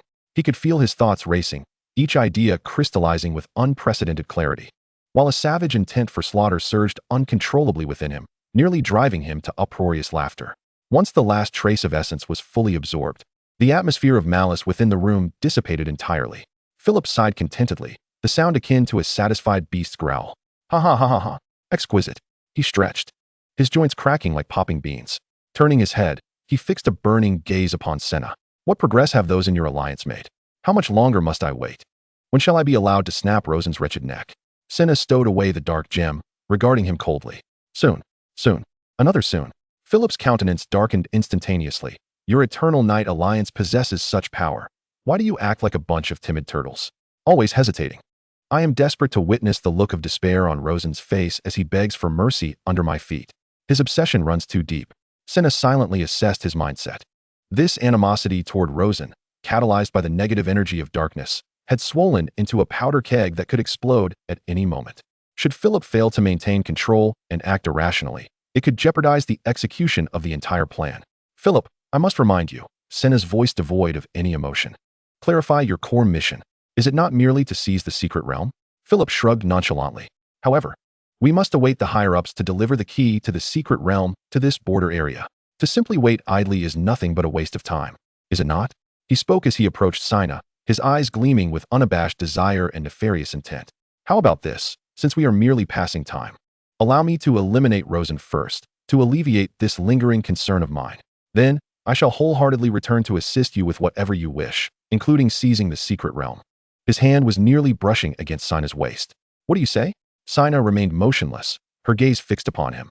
Just as Philip's fingers were about to graze the hem of her garment, a dark substance suddenly spread across the left side of Senna's face, morphing into a grotesque, bone-like mask. The mask covered only half her face, adorned with eerie crimson patterns, and within its hollow eye sockets, a golden vertical pupil abruptly ignited, radiating an intensely perilous light. If you seek death, a voice, an uncanny amalgamation of countless tones, neither male nor female, emanated from beneath the mask. You may certainly attempt it. Philip's movements froze. A chilling sensation, originating from the depths of his soul, threatened to freeze his very blood. Ha ha ha. Philip chuckled derisively, as if nothing had transpired, naturally retracting his hand. Just a jest. There's no need to be so tense. The bone mask on Senna's face dissipated like sand in the wind, the haunting golden pupil vanishing as well, restoring her visage and softening her tone. At this juncture, you can only act in remote, inconspicuous locations, accumulating your strength. This is not a futile wait, but rather a build-up of capability for future endeavors. Her voice regained its icy clarity. Rosen is different. He is now a notable figure in Rog Town, basking in the limelight. If you rashly attempt to strike him, the commotion would surely attract the attention of those above, disrupting our entire plan. Philip grimaced, evident displeasure etched across his features. Then shall I take care of that wretched Evelyn? He spat vehemently. Just the thought of her fawning over that scoundrel Rosen at the banquet makes me feel ill. I want her to regret it, to realize how foolish it was to refuse me. No. Senna shook her head resolutely, offering a firm rejection. The timing is not yet right. Engaging in reckless actions could easily lead to unforeseen complications. Wait. Once more, it is a matter of waiting. Philip finally erupted. kicking over a nearby chair with a resounding crash. How cowardly. No wonder people outside say that you, the Eternal Night Society, are merely a bunch of rats hiding in the sewers, too ashamed to see the light. He vented his fury, the room echoing with his irate curses. Yet Sina seemed oblivious to his outburst. She did not spare him another glance as she turned and strode towards the door. She opened the heavy oak door and stepped outside without hesitation. Beyond lay a long corridor, its walls adorned with exquisite oil paintings, and the floor covered in plush Persian carpets. However, the ground was akin to a hell on earth. Bodies lay strewn about, guards, servants. The lord of the manor, each frozen in expressions of terror and confusion from their final moments. The thick stench of blood pervaded the air, almost inducing nausea. Sina walked gracefully across this land of death, her black gown untouched by a single drop of filth. Her footsteps echoed in the silent corridor, clear yet solitary. Philip, this pawn, has become too obsessed and is beginning to destabilize. Sina contemplated. Perhaps she should seek an opportunity to deal with that baron named Rosen ahead of time, to mold Philip into a more effective weapon. However, the actions of those above do indeed seem to be progressing rather slowly. Let us wait and see. If they continue to procrastinate and miss their chance. A glint of cold light flashed in Sina's eyes. She would not hesitate to take matters into her own hands and pay a visit to the Tower Master of the Border Circle. According to her estimations, a Tower Master from the Border Circle should not possess overwhelming strength. Even if it required some sacrifice, it would be entirely within acceptable limits. The night deepened, and the torrential rain outside the manor showed no signs of abating. Chapter 55, Sister Ava brings good news. The wheat in the territory has entered the ear stage. The awns pierce through the green leaf sheath, swaying in the wind, heralding the arrival of yet another bountiful harvest season. Rosen sat in his study, the scent of ink mingling with aged parchment filling the air. Spread out on the table was the agricultural plan for the territory, where he circled and marked key points for pest control and weeding with a quill. At this time, the wheat is most vulnerable. Any negligence could jeopardize the final yield. Ah, my old back. After a while, Rosen felt a twinge of pain and rubbed it. When will I be able to become a hands-off manager and a true capitalist? He lacked capable management personnel who could handle matters independently, necessitating his personal involvement in both major and minor affairs. The old steward could shoulder some responsibilities. But Rosen's requirements were numerous and meticulous, and one man alone could not bear the burden. This prevented Rosen from enjoying the leisure of a typical noble. Knock, knock. The door to the study was gently rapped. Come in. Rosen did not lift his head. The old steward entered, his steps light and a smile gracing his face. Young master, Miss Ava and her husband, Mr. Marcus, have arrived. Rosen paused his writing, lifting his gaze. A warm current spread from his chest, dispelling the fatigue that had accumulated in the study. Since the death of his father and the disappearance of his mother, Ava had been his only remaining blood relative in this world. Loneliness is the norm in life, and he had long since grown accustomed to it. Yet, the visit of a family member always added a touch of warm color to his solitude. Let us go. Take me to the parlor. Rosen stood, adjusting his robe. He strode toward the parlor. Before he even entered, he could hear the murmurs coming from within. Rosen pushed the door open, and Ava and Marcus immediately rose from their seats. Brother. Joy radiated from Ava's face. Brother-in-law. Marcus's expression was one of respect. Please, sit down. Do make yourselves comfortable. Rosen smiled, gesturing for them to relax. No sooner had they sat down than Marcus expressed his gratitude. Brother-in-law. The magical beasts Ava brought back last time truly helped me immensely. A hint of apprehension colored his voice. Had you not intervened in time, my territory might have been unable to complete the spring plowing, and the wheat would not have blossomed as it has now. Had that been the case, our family could have suffered significant losses. Ava nodded vigorously in agreement, interjecting, You have no idea, brother, during those days when the wild magical beasts were in turmoil. He was so anxious that he couldn't sleep at night. She cast a sympathetic glance at her husband. In just a few days, I noticed he had grown several white hairs. Ava's tone turned lighthearted. But ever since I returned with your magical beasts and servants and released them into the fields, he has been sleeping soundly every night. I am truly grateful to you, brother. It's my pleasure to assist. We are family. Such expressions are unnecessary. Rosen's tone was gentle. He glanced at Marcus, recalling the initial days when he sought countless nobles, only to find this couple, who bravely lent him money under pressure. Although the sum of silver tigers was not particularly substantial to him now, he had always cherished their kindness in his heart. They were individuals who genuinely cared for him. Now, being able to assist them brought Rosen sincere joy. Marcus gestured to the servant behind him, who promptly stepped forward, presenting a massive wooden barrel bound with damp grass ropes. Brother-in-law, the ban on sea fishing has just lifted. A cousin of mine has been engaged in a fishing business over by the Bronze Circle and caught a splendid fish. He flew over to see me this morning." Marcus opened the wooden box, parting the thick layer of seaweed inside, and a wave of briny ocean air enveloped him. Within lay a nearly 1-meter-long fish, its scales glimmering with silvery blue hues in the light, looking exceedingly fresh. "The moment I got it, I brought it to you, so you could savor its freshness." "You are too kind," Rosen chuckled. He instructed Al to take the fish down and have the kitchen prepare it for lunch today. In the vicinity of Hog City, there was hardly any fish available. Even among the nobles, it was rare to find even small fish to satisfy their cravings. "Yes, young master," Al replied, stepping back. The atmosphere in the parlor grew relaxed as the three engaged in casual conversation, discussing the harvest of their territories and some amusing anecdotes from the noble circles. After a moment, Marcus's smile gradually faded, and his brow furrowed once more. "Brother-in-law, I passed through several neighboring territories on my way here, and the situation there is dire." His voice deepened. "The fields lie almost abandoned, utterly unfit for cultivation. Many villagers can barely survive and have turned into refugees, wandering aimlessly. It's quite chaotic. I have some concerns." He continued. Rosen nodded, his expression now serious. "I have also heard similar accounts from acquaintances recently." He lifted his cup, the surface of the water reflecting his pensive visage. "The turmoil caused by wild magical beasts extends far beyond our expectations. Not all nobles possess the means to acquire large numbers of magical beasts or hire beast tamers to safeguard their territories. While there were many nobles bidding at the auction, most of them belong to the wealthier class. In fact, the majority are ordinary or less affluent nobles. It is easy to imagine the likelihood of unrest, and the scale is likely to be significant." Marcus sighed. "Indeed, if things continue to develop unchecked, the number of refugees will only increase over time. Should they flood into our territory, it would pose a considerable problem." "Do not worry," Rosen reassured him. "If matters escalate, the prominent figures in Hog City, such as Viscount Bert, will not stand idly by. Let us first manage our own affairs diligently. We shall be fine." Despite his words, Rosen noticed that Marcus's tense expression had not completely relaxed. He understood that the anxiety brought by such widespread calamities could not be alleviated with mere words. Fortunately, his magical beasts could play a role, ensuring that he would not be too adversely affected. At that moment, Ava suddenly tugged at Marcus's sleeve, her face tinged with shyness. There is still one thing you haven't told brother yet." Rosen looked curiously at Ava and Marcus. Marcus, just emerging from his reverie, was momentarily taken aback. "Humph." Ava feigned annoyance, pouting, "Then I'll say it myself." She then slightly lowered her head, fiddling with her clothing. "Brother." Her voice was soft, yet instantly dispelled the heavy atmosphere in the parlor. "Actually, I am with child." Rosen was momentarily speechless. He turned his head, his gaze shifting between Ava and Marcus. "Really?" Marcus nodded vigorously, a hint of a smile gracing his lips, brimming with affection. "Haha, that's wonderful," Rosen exclaimed, slapping his thigh and suddenly rising, exchanging joyful glances with Ava and Marcus.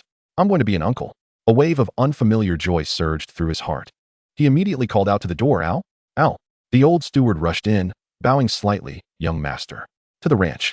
Select a plump Bobo cow from the batch we purchased a few days ago. Have the kitchen prepare it for slaughter. We shall have an additional feast at noon." Rosen waved his hand grandly, adding, "And bring out a bottle of the red wine that my late father hoarded for so many years." Ava is with child. I'm going to be an uncle. This is a momentous occasion that must be celebrated. Upon hearing the news, the old stewardess' eyes widened with delight as he glanced at the blushing Ava, exclaiming, "I will ensure the kitchen prepares everything." The head chef at the estate had previously crafted exquisite fish dishes, possessing several signature recipes. With that, the old steward hurried away, muttering to himself, "This time, I must oversee these fellows diligently. They can't treat today like any ordinary day. They must bring their utmost seriousness." Rosen then turned back to Ava, his gaze softening. "During this special time, you must refrain from drinking, but I shall enjoy a drink with Marcus." Ava nodded in agreement, smiling at Marcus, who returned her expression with a blissful smile. The dining table was adorned with a sumptuous spread. The fish from the Bronze Circle was prepared in two styles, one half braised in fine wine, while the other was battered and fried, then drizzled with caramel sauce. The tenderloin of the Bobo cow was grilled to perfection, crisp on the outside and succulent within, bursting with juices. Rosen raised his glass filled with rich crimson liquid. "Marcus, come, let us toast." "Cheers, brother-in-law."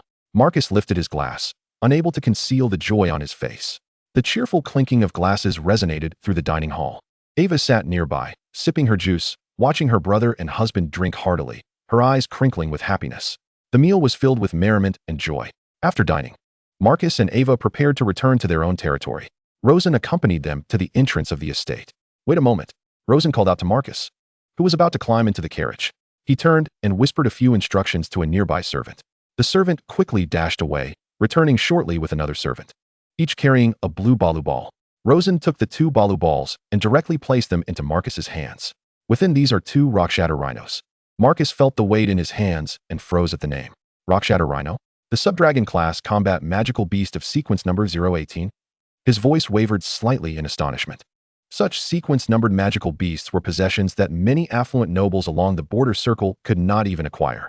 Both come with dual gold combat traits, Rosen added casually, as if discussing an inconsequential matter. The balu balls in Marcus's hands felt like 2 scorching irons, and he instinctively wanted to return them. No, dear brother-in-law. This is far too precious. I cannot accept it." He shook his head repeatedly, his face a mask of trepidation. "This gift is genuinely too extravagant." He held on, refusing to retract his hand, instead pushing it forward with insistence, his gaze sharpening as it locked onto Marcus. "The world is chaotic now, and I can see your concerns." Rosen's tone softened slightly.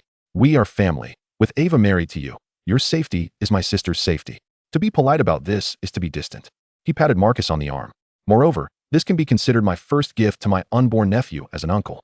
Marcus opened his mouth, eager to express his gratitude, yet found that any words of refusal fell flat in the face of Rosen's earnestness and undeniable concern. "Marcus, what are you dawdling for?" came Ava's perplexed urging from within the carriage. "Enough of this fuss. Don't keep my sister waiting." Rosen waved his hand. "Now off you go. And be careful on the road." Marcus clutched the 2 baru balls tightly, their coolness contrasting with the warmth of his emotions. He cast a deep glance at Rosen, nodding vigorously, every unspoken sentiment distilled into that one decisive gesture. He turned and swiftly mounted the carriage. The coachman cracked the whip, and the carriage slowly set forth, journeying into the distance under the waning light of the sunset. Rosen stood rooted in place, watching as the carriage vanished at the end of the road, a gentle smile gracing his lips. Speaking of which, he had amassed quite a collection of breeding baru eggs. It was time to test his luck once more. Chapter 56. 10 consecutive low-order phantom beasts. Before him, in the storage warehouse beside the incubator, a veritable mountain of baru eggs was piled high. Tiger-striped chickens, frenzied farming cats, cotton sheep, bubbly cows, fire fawns, marvelous seed monkeys, little pot elephants, dreamy pigs, beautiful sheep, shattered rock rhinoceros, and boar pigs. So many varieties, each with a commendable quantity. The least being 10 and the most 20. These were the unhatched baru eggs he had accumulated over time, the very foundation of his territory's future. Today, he would take a small gamble. Rosen rubbed his hands together, his eyes sparkling with anticipation and anxiety. He approached a basin of clean water, which he had personally arranged through the old butler for convenience. With meticulous care, Rosen washed his hands, not neglecting even the crevices beneath his nails. Water droplets cascaded from his fingertips as he shook his hands and dried them with a clean towel. Completing this ritual, he clasped his hands together, closed his eyes, and began to chant softly. "Goddess of fate, Lady Luck, Emperor of Fortune, esteemed deities, today I beseech you." The offerings remained the same as ever. "Once I strike it rich, there will be plenty of chicken legs." Having completed his routine, he felt more invigorated than ever. "Let us begin." He first focused on the most abundant eggs, tiger-striped chickens, frenzied farming cats, cotton sheep, and bubbly cows. In gaming, one must always have a warm-up. He muttered to himself, a familiar smile playing at the corners of his mouth. "Let us test the waters with these low-order ones. Warm up my luck before diving into the main event." He first lifted 20 ordinary tiger-striped chicken eggs, dividing them into 2 batches, and placed them into the incubator. He pressed the 10 consecutive hatch button. Light flickered, and 10 fluffy tiger-striped chickens emerged from the hatchery, chirping excitedly. Rosen's gaze quickly scanned the results. Tiger-striped chicken, serial number 001, golden traits, brave, composed, charge, sturdy physique. Tiger-striped chicken, serial number 001, golden traits, craftsmanship, workaholic, white trait, diligent. Rosen reviewed each one. For golden battle chickens, 3 golden worker chickens. He nodded, sorting them out. Immediately, he proceeded with the second batch. Light shown again. For golden battle, 3 golden worker. The results were almost identical to the first batch. From 20 ordinary baru eggs, he had successfully hatched 8 perfect 4 gold battle individuals and 6 4 gold worker individuals. The remaining 6 were either 3 gold or mixed with white or even red traits. These inferior specimens would later be packaged and sold to the Curiosity Shop in Hog City, Rosen mused. Once upon a time, even a dual gold tiger-striped chicken was a rarity. Now he could produce an abundance of 4 gold specimens. All this is the result of accumulated experience. He carefully arranged the qualified tiger-striped chickens before swiftly moving on to the 20 ordinary frenzied farming cat eggs. 2 flashes of light illuminated the space. 20 frenzied farming cats curiously surveyed this unfamiliar world. Rosen inspected each one, his eyebrows rising in delight. Wow! This time, 5 of them are 4 gold leaders. Frenzied farming cat. Serial number 002. Golden traits. Leadership qualities. In the core square range of the territory, all allied phantom beasts gain 10 to battle power. Golden trait. Even more frenzied. As they continue to swing, the speed of their swings increases up to 60. Golden trait. Craftsmanship. Work speed 30. Golden trait. Nocturnal. Requires no sleep. Can work continuously at night. This combination of traits in a frenzied farming cat is exceptionally useful at this time. Not only does it enhance the battle power of other phantom beasts, but its own strength while wielding a hoe is no small matter. More importantly, it requires little rest, can work at night, and is capable of handling various tasks such as plowing, patrolling, paving roads, and construction. It is an exceptionally competent laborer. With this in mind, Rosen smiled and nodded. It seems today's luck is quite favorable. He promptly separated the 5 leader cats, carefully placing them aside.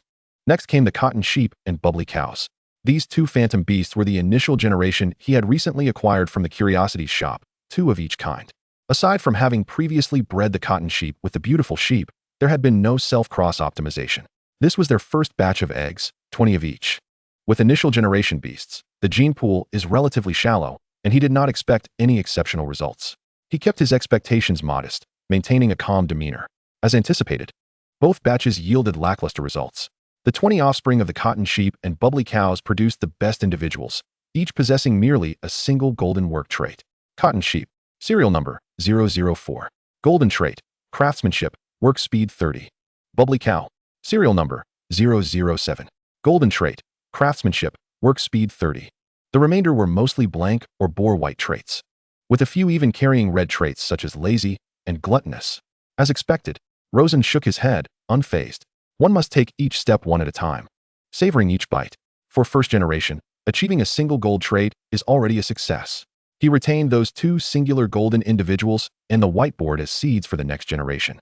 While the rest were designated for sale, Rosen took a deep breath, feeling that his luck had sufficiently warmed up.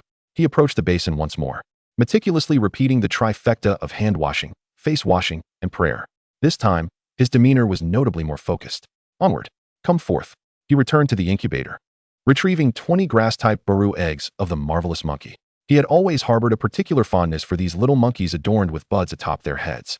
Whether it was the seed mine, the active crystals, or the recently appeared variant AK monkeys, all proved that this monkey and he were destined to be. Come on, little treasures, let me witness the surprises you bring this time. He solemnly arranged 10 grass-type baru eggs and pressed the activation button. A brilliant green radiance erupted. Rosen held his breath, his eyes fixed unwaveringly on the panel. Double gold, single gold with active crystals, and yet another double gold. His fingers danced swiftly across the panel, his emotions soaring like a roller coaster. The first batch of 10 yielded remarkably favorable results. 1 pure combat monkey with 4 golds and dual mutation skills, alongside 2 production monkeys adorned with active crystals. Marvelous monkey. Serial number 006. Attribute, grass. Level 1. Golden trait. Valor, attack power 20. Golden trait. Explosive artistry. Explosion type skills deal 40 damage. If area skill covers a radius of 20. Golden trait. Composure, attack power 10, active skill cooldown -30. Golden trait. King of the Grasslands, grass attribute attack 20. Attack 90. Defense 50. Food consumption 3. Work adaptability, sewing LV1. Riding skill, none. Active skill, mutation seed mine. Special mutation partner skill, grass assault rifle. Click to view details. An exceptionally commendable combat phantom beast. He nodded in satisfaction, selecting this 4 gold combat monkey. Onward. The second batch of 10 eggs was placed in. The luminescence faded. Another 4 gold combat monkey appeared. This one, a 3 gold with seed mine. And this one is a 4 gold crystal monkey. Rosen chuckled. A bountiful harvest. The quality of this batch surpassed the previous one significantly. From the 20 eggs, 6 4 gold pure combat monkeys with golden traits were hatched, along with 5 crystal monkeys bearing active crystals and mutation skills. The combat monkeys could reinforce his future rifle monkey battalion, while the crystal monkeys would greatly enhance the yield of active crystals. Speaking of which, The principal of St. Helier Academy mentioned wanting to visit the territory soon to discuss matters regarding active crystals. It should be happening in the next few days. In his mind's eye, the blueprint for the future became even clearer. He turned his attention to the next batch. Chapter 57. The Fire Fawn's Mutation Skill. He prepared 20 eggs, each of the little kettle elephant and fire fawn. He first incubated the little kettle elephant. The results were rather ordinary, yielding a 3 gold work trait individual and another with a single gold and illusory rain skill. Rosen shook his head at this outcome. Not particularly ideal, but acceptable nonetheless. Next came the 20 fire fawn fire-type Baru eggs. The fire fawn was primarily used for smelting, which was of little utility to him at present. He would be satisfied with any gold. It was also good to stock up on breeding beasts. He maintained a calm mindset as he initiated the incubation. The first batch of 10 yielded 2 individuals with double gold work traits. Fire fawn, golden trait, artisan spirit, corporate drone. Not bad. He would keep them as breeding beasts. He continued to incubate the second batch. The radiance flashed, and as usual, he began inspecting from the first. Single gold, whiteboard, double gold with negative traits. He examined them one by one until his gaze fell upon the final fire fawn's panel. His pupils dilated in shock. The data on the panel was starkly different from all the previous fire fawns. At the end of the skill list, an unfamiliar description appeared. Fire fawn. Serial number 008.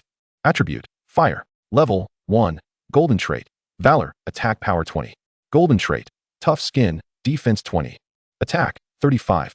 Defense 45. Work adaptability: Fire starting LV1. Special mutation skill: Black Flame. Click to view details. A mutation skill. Rosen's heart skipped a beat. Oh my, I inadvertently struck gold.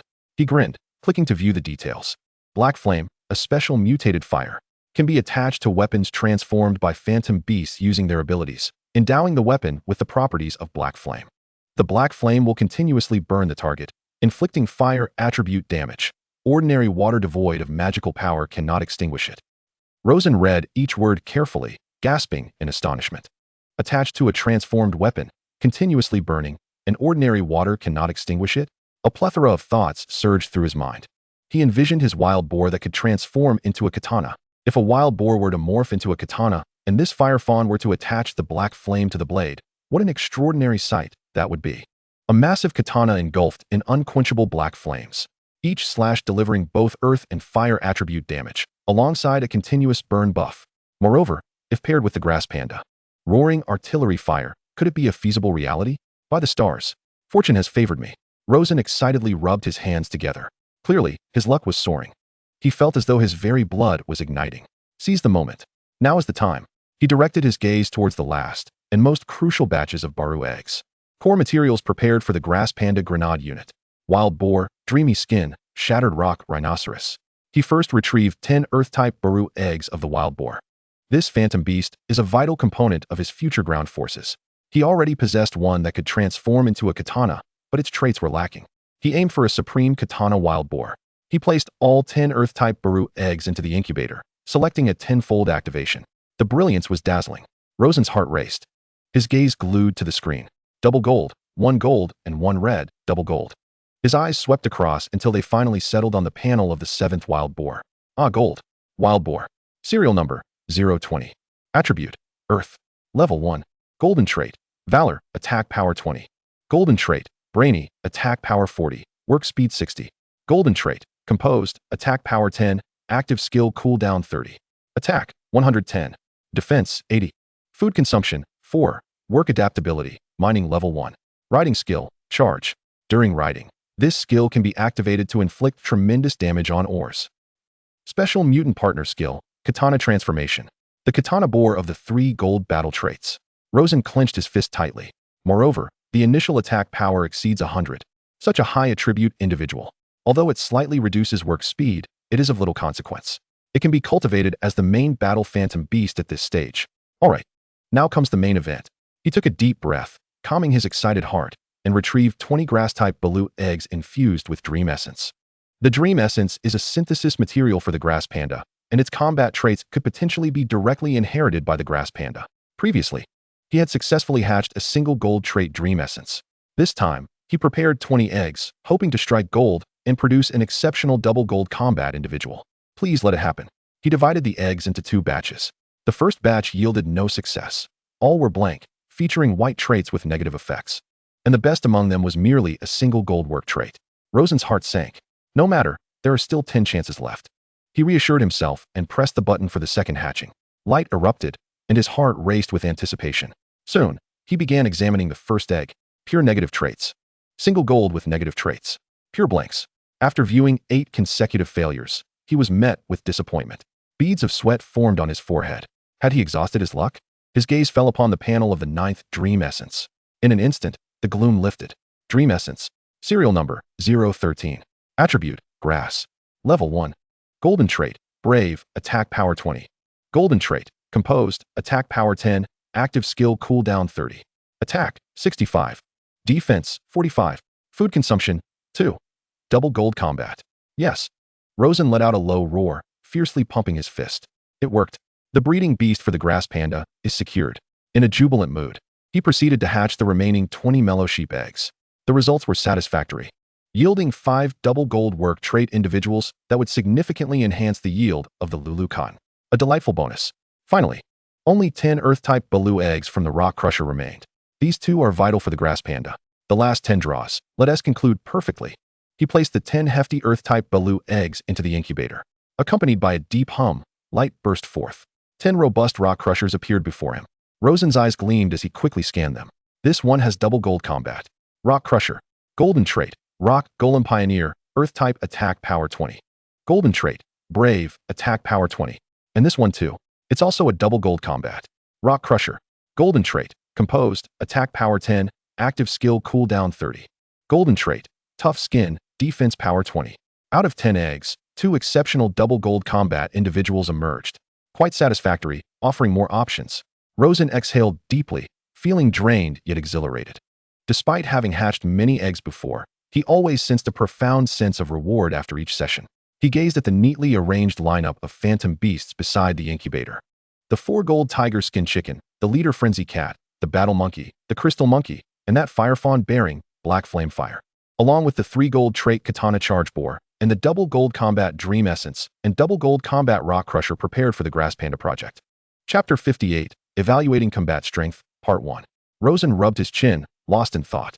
The breeding formula for the grass panda, Dream Essence Rock Crusher Grass Panda. The Dream Essence requires no consideration, only a single double gold one. Dream Essence. Serial number, 013. Attribute, Grass. Level, 1. Golden trait, Brave, attack power 20. Golden trait, Composed, attack power 10, active skill cooldown 30. Attack, 65. Defense, 45. Food consumption, 2. The Rock Crusher, on the other hand, has 3 double gold trait individuals. The traits are as follows. 1. Golden trait, Tough skin, defense power 20. Golden trait, Oppressive presence, dissuades enemies, with a chance to instill a state of fear. 2. Golden trait, Rock Golem Pioneer, Earth-type attack power 20. Brave, attack power 20. 3. Golden trait, Composed, attack power 10, active skill cooldown 30. Tough skin, defense power 20.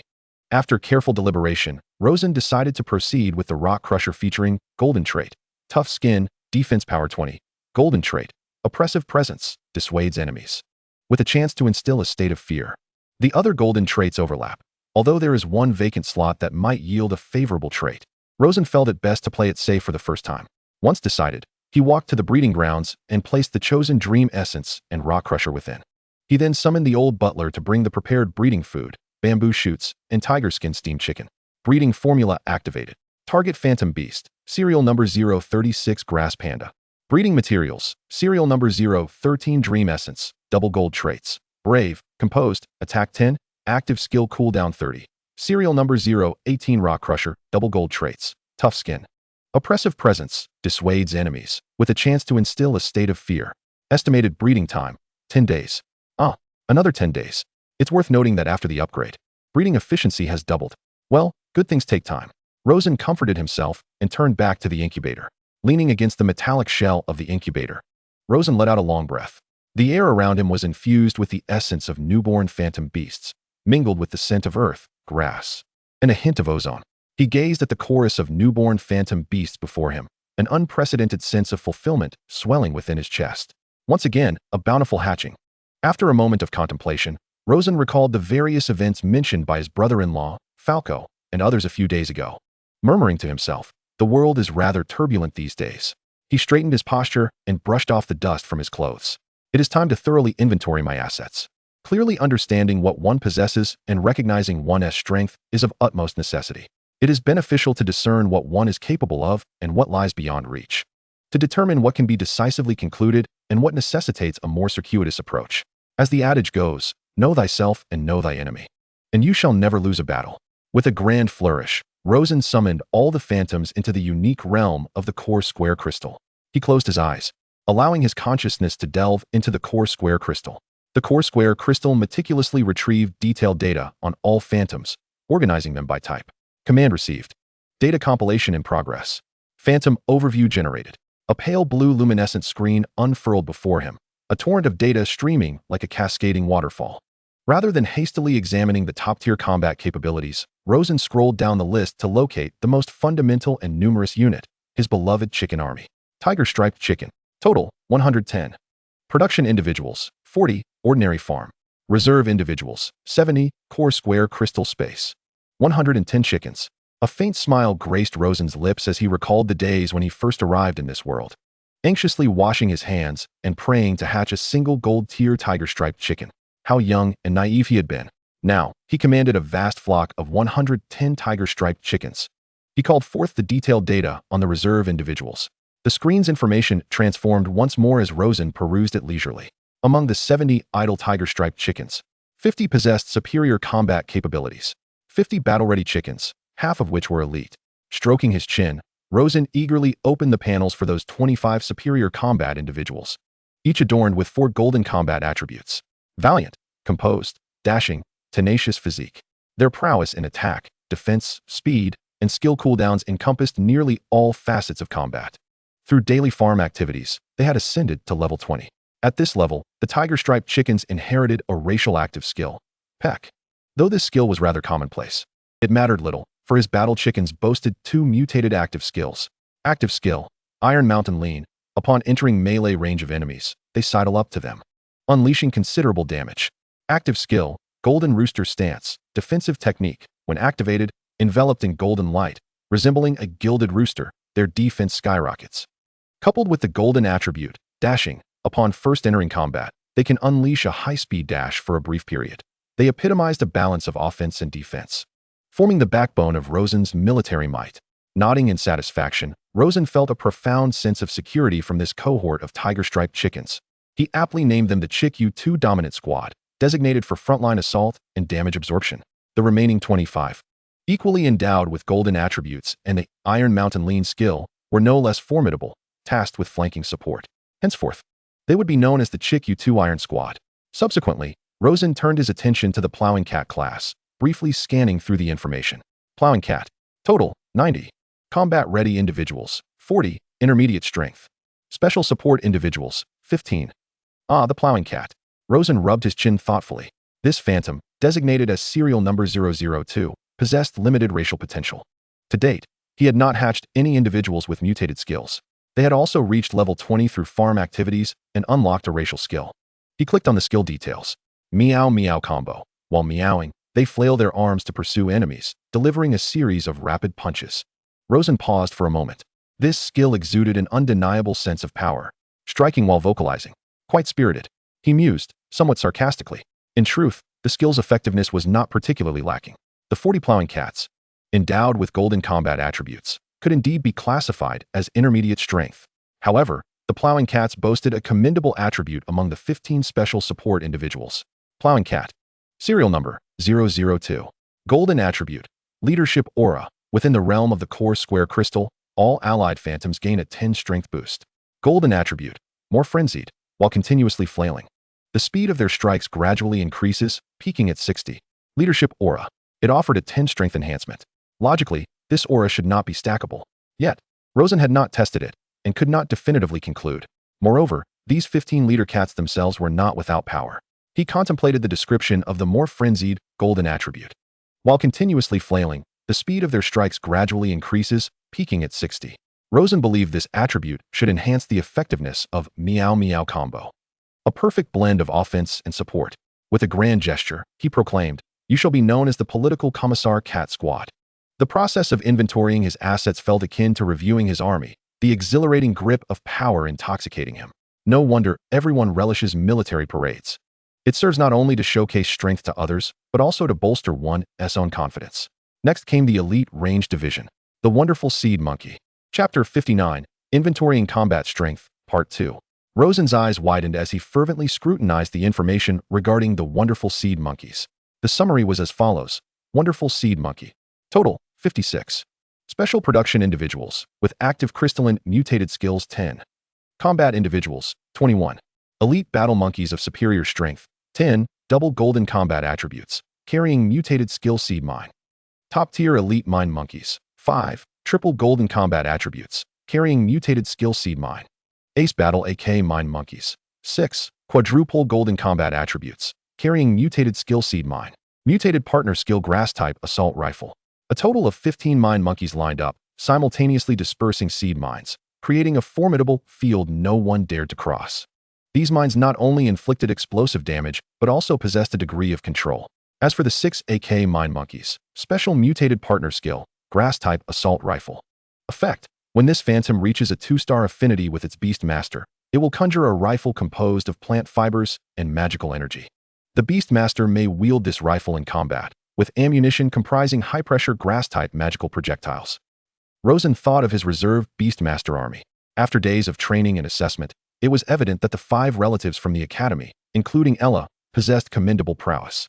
Before the grass panda could be bred, it would be prudent for them to familiarize themselves with these AK mine monkeys, striving to reach the threshold for utilizing partner skills as swiftly as possible. The remaining one would be for Rosen himself to wield. With a quick turn of thought, Rosen promptly bestowed a resounding name upon this small team, the Monkey Thunder Squad. Furthermore, the non-combat Mystic Monkeys, upon upgrading, would inherit the racial skill, Windblade. Windblade launches high-speed wind blades that fly straight towards the enemy after targeting them. In critical moments, an additional 35 Mystic Monkeys can amalgamate to form the Wind Monkey Brigade, merging into the Monkey Thunder Squad to collectively provide remote fire support. Rosen nodded in approval. Splendid. The remote forces have been reviewed. Next on the agenda is the ground heavy armored unit, the bulldozer of the front lines. Rock-shattering rhinoceros dragon. Total, 25. Combat evaluation. All can be deployed, above average combat power. Elite individuals. 5. Dual gold combat tags. The rock-shattering rhinoceros dragon belongs to the subdragon class of mythical beasts. Boasting an immense physique and a charged skill, its heavy rocky shell grants it unparalleled defensiveness. Once it charges, its colossal size and strength make it akin to a bulldozer on the battlefield, unstoppable. 25 heavy armored tanks. This is how Rosen assessed the rock-shattering rhinoceros dragons. He nodded in satisfaction. Although most are merely average individuals, the superior physical attributes of this mythical beast ensure that even the most ordinary among them possesses commendable combat prowess. Among them, 3 individuals boast dual gold combat tags. Bravery, tough skin, sense of oppression. These tag combinations render them true war machines. These 5 can serve as the vanguard of the front line, tearing through the most formidable defenses. Henceforth, they shall be dubbed the Rhinoceros Tank Brigade. Next, we turn our attention to the highest-ranked mythical beast within the territory, the Rampaging Boar. Rosen rubbed his hands together, perusing the information on the Rampaging Boar. Rampaging Boar. Serial number, 020. Total, 20. Combat evaluation. All can be deployed, above average combat power. Top-tier combat individuals. 3. Each of the 20 Rampaging Boars possesses above-average combat power. Their initial attributes are exceptionally high, complemented by commendable tags, endowing each with the capability to stand alone. The skill charge transforms them into harvesters of minerals and equally lethal combatants on the battlefield. Once all of his Beastmasters in reserve ascend to the Crimson level and truly enter the ranks of Beastmasters, he shall temporarily assign them all Rampaging Boar mounts, forming a heavy cavalry unit. Impressive indeed. Moreover, there are those 3 top-tier individuals. He clicked on the panel of the recently hatched 3-gold blade boar. Rampaging Boar. Serial number, 020. Level, 1. Gold tag. Bravery, 20 attack power. Gold tag. Intelligence, 40 attack power, 60 work speed. Gold tag. Composure, 10 attack power, 30 active skill cooldown. Attack, 110. Defense, 80. Food consumption, 4. Work adaptability, mining LV1. Mounted skill, charge. During mounting, this skill can be activated to charge, dealing massive damage to minerals in its path. Special mutation partner skill, blade transformation. Effect. When this mythical beast reaches a 2-star affection with its beast master, It will transform into a 1.5-meter-long Earth-type magical Great Blade. The Beastmaster can wield this blade in combat, inflicting Earth attribute magical damage and acquiring an exclusive active skill. Active Skill 1. Vertical Slash, unlocked upon increasing affection with the Beastmaster. Active Skill 2. Shattering Charge, unlocked upon increasing affection with the Beastmaster. Active Skill 3. Rock Blade Tornado, unlocked upon increasing affection with the Beastmaster. With 3 gold combat tags, the attack power boost reaches a staggering 70, with an initial attack power exceeding 100. How terrifying would the panel be upon reaching level 20? Rosen's heart raced with excitement. This boar stands as his highest individual panel mythical beast thus far. Furthermore, its blade transformation skill would elevate its strength to an even greater echelon. Previously, at the St. Helier Beastmaster Academy, it had effortlessly reduced the most advanced testing instrument to scrap metal. Rosen still wasn't entirely certain of its true strength. He recalled the unexpectedly delightful Fire Fawn. Swiftly, he located it within the list. Fire Fawn. Special Mutation Active Skill, Black Flame. Effect. A unique mutated flame that can adhere to weapons transformed through the mythical beast's abilities. Non-magical water cannot extinguish it. Should his conjecture prove viable, he would possess a formidable capability for battlefield segmentation. One slash would create a divide as stark as the boundary between the Chu and Han. This, without a doubt, is a trump card. If any of the reserve Beastmasters could ascend to the orange level, he could experiment with the other two to see if they could wield it as well. The combat power within the territory would soar. However, as it stands, only Elo appears closest to becoming an orange-level Beastmaster. Yet, Rosen pondered the girl's height, barely reaching 1.6 meters. It's worth noting that the rampaging boar's blade transformation measures a staggering 1.5 meters. Deep down, he harbored reservations about Ella's ability to wield this boar blade.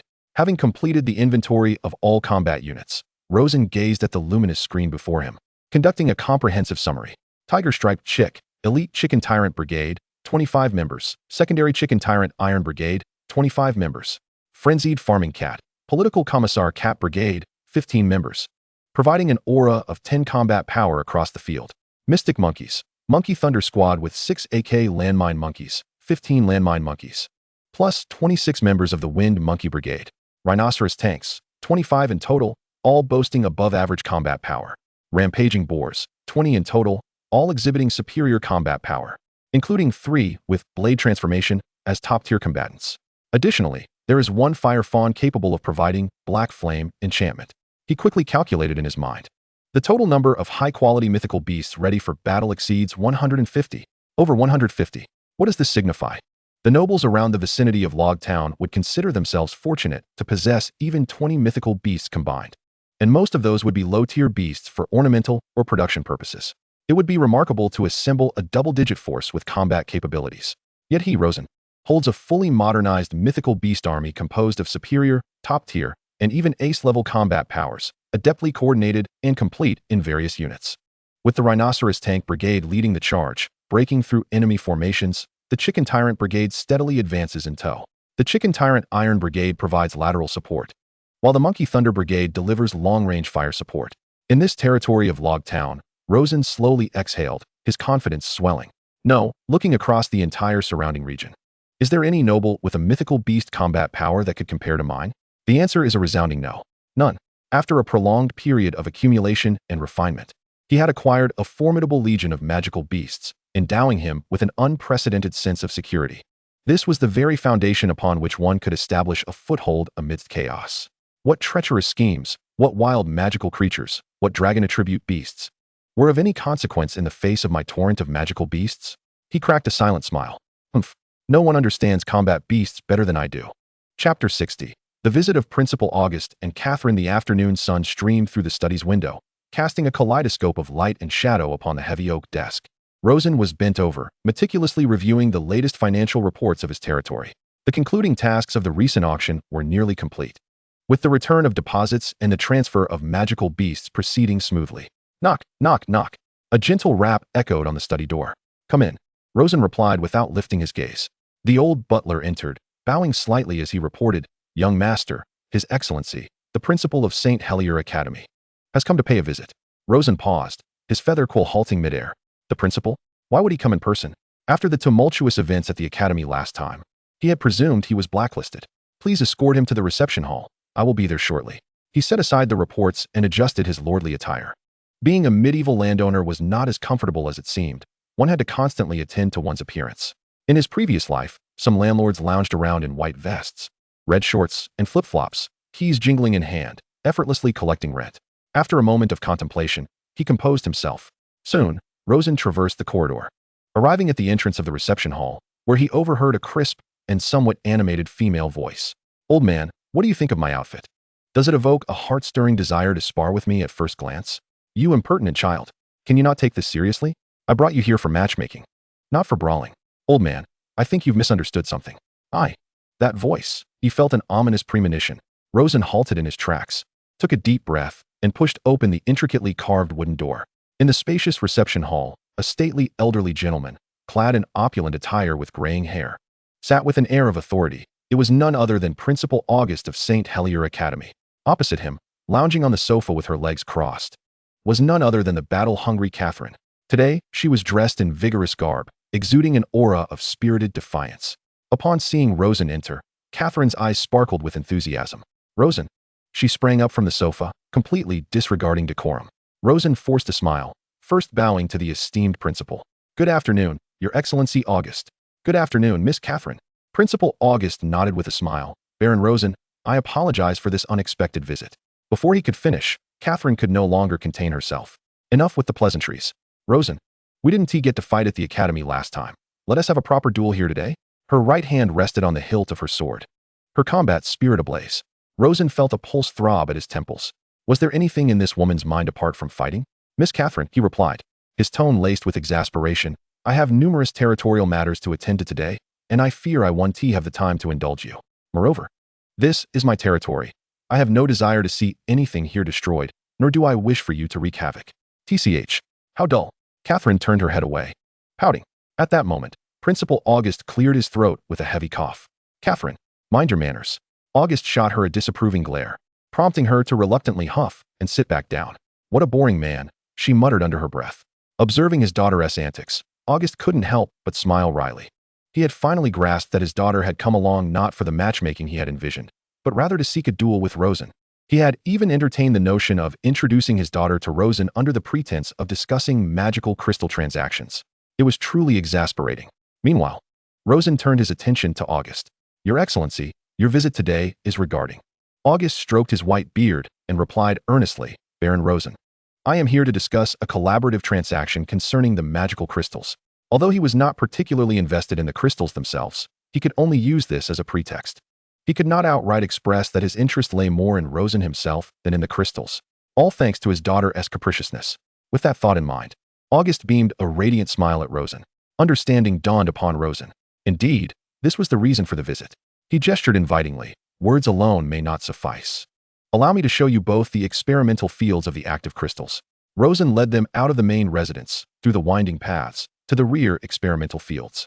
This area was cordoned off by a fence, guarded by distinctive striped tiger-like creatures resembling Y-shaped harnesses. As they approached, a wave of pure and powerful magical energy surged forth to greet them. Principal August halted abruptly, his murky eyes alight with brilliance. Catherine, too, shed her earlier disinterest, her face now reflecting astonishment. In the experimental fields, plants resembling magical root grass flourished robustly. Among them, a few roots had broken through the soil, revealing exquisite crystal formations that emitted a soft glow and captivating magical energy. These crystals seemed to possess a life of their own, their radiance fluctuating as if breathing. Good heavens! Principal August hastened to the edge of the field, nearly leaning over the fence. Such intense magical energy could exist in such a stable crystalline form. How was this possible? Due to his academic commitments, he had not participated in Rosen's previous auction. He had only heard others express their astonishment that Baron Rosen's magical beasts could yield special crystals, enhancing their attribute damage skills. He had not doubted it. But based on his knowledge and experience, he had presumed that while such crystals could exist, their efficacy would be limited. He believed that immense magical energy could not stabilize into such crystalline forms. Yet, witnessing the reality in Rosen's territory told him he was mistaken. Rosen had indeed cultivated crystals imbued with rich magical energy. August estimated that such crystals could enhance attributes by no less than 50. Catherine approached eagerly, clearly sensing the overwhelming magical energy brimming with various attributes throughout the experimental fields: fire, ice, water, earth, grass, neutral, dark, lightning, and even dragon attributes. Did these magical root grass-like plants all conceal such crystals beneath their roots? She pointed to a crystalline root of the ethereal grass protruding from the soil. Turning her gaze towards Rosen, her eyes devoid of battle intent for the first time, replaced instead by sheer astonishment. Rosen shrugged, offering no reply. He understood that Catherine already possessed the answer within her. Baron Rosen, are the conditions for producing this active crystal particularly stringent? Principal August straightened up, his cheeks flushed with excitement. As long as the environment and nutrients are adequate, the yield is not a concern.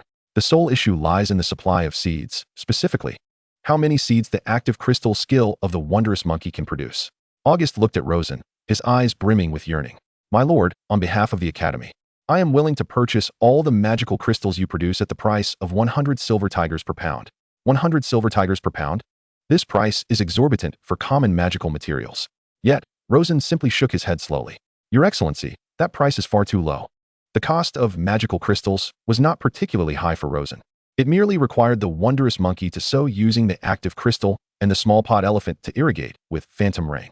However, selling is not merely about cost. It is about value. This special magical crystal has the capability to permanently enhance the combat skills of phantom beasts, encompassing fire, ice, water, earth, grass, and even those without attributes. Although the effects do not stack, for an institution with a substantial number of beast tamers, the value of such magical crystals is considerable. From the perspective of student development, enhancing the Academy's overall strength or profiting from it, the role of magical crystals is significant. Rosen firmly believed that the allure of this proposition for Principal August was undoubtedly worth more than the offered 100 silver tigers per pound. Principal August was taken aback, then fell into deep contemplation. He recognized that his offer was somewhat conservative, as the value of this item was indeed hard to quantify. He was preparing to grit his teeth and propose a higher price. 300 silver tigers per pound. A decisive voice rang out. August turned abruptly, his eyes widening in shock as he gazed at his daughter, frantically signaling with his eyes. Catherine, however, completely disregarded her father's presence. With her arms crossed and chin slightly raised, she stared intently at Rosen. 300 silver tigers per pound. Whatever the quantity, our Academy will take it. That price is not low, is it? Principal August's eyes nearly bulged from their sockets. He opened his mouth to speak, but was silenced by Catherine's piercing gaze. Rosen raised an eyebrow. 300 silver tigers is indeed substantial, surpassing my initial expectations. Yet, he was equally aware that no one offers something for free. By presenting such a price, Catherine undoubtedly had her conditions. Rosen refrained from immediately agreeing, quietly observing her and awaiting further elaboration. Sure enough, a smile crept across Catherine's lips as she said, "Of course, this price is not without its stipulations. I have one condition. I want that great sword you previously used in the Academy." The air seemed to freeze upon her declaration. Principal August wore a bewildered expression. What great sword? However, Rosen's eyelids twitched violently. This woman had quite the appetite. That was no ordinary weapon. It was the strongest phantom beast in his current domain in terms of single combat power. She was asking for his most formidable trump card right from the outset. Rosen regarded Catherine, his mind racing. A direct refusal could jeopardize the deal for the magical crystals. However, finding buyers for the crystals was not a concern. That price, however, bore significant sincerity. As for selling the great sword, the wild boar, it was not an unconsiderable option.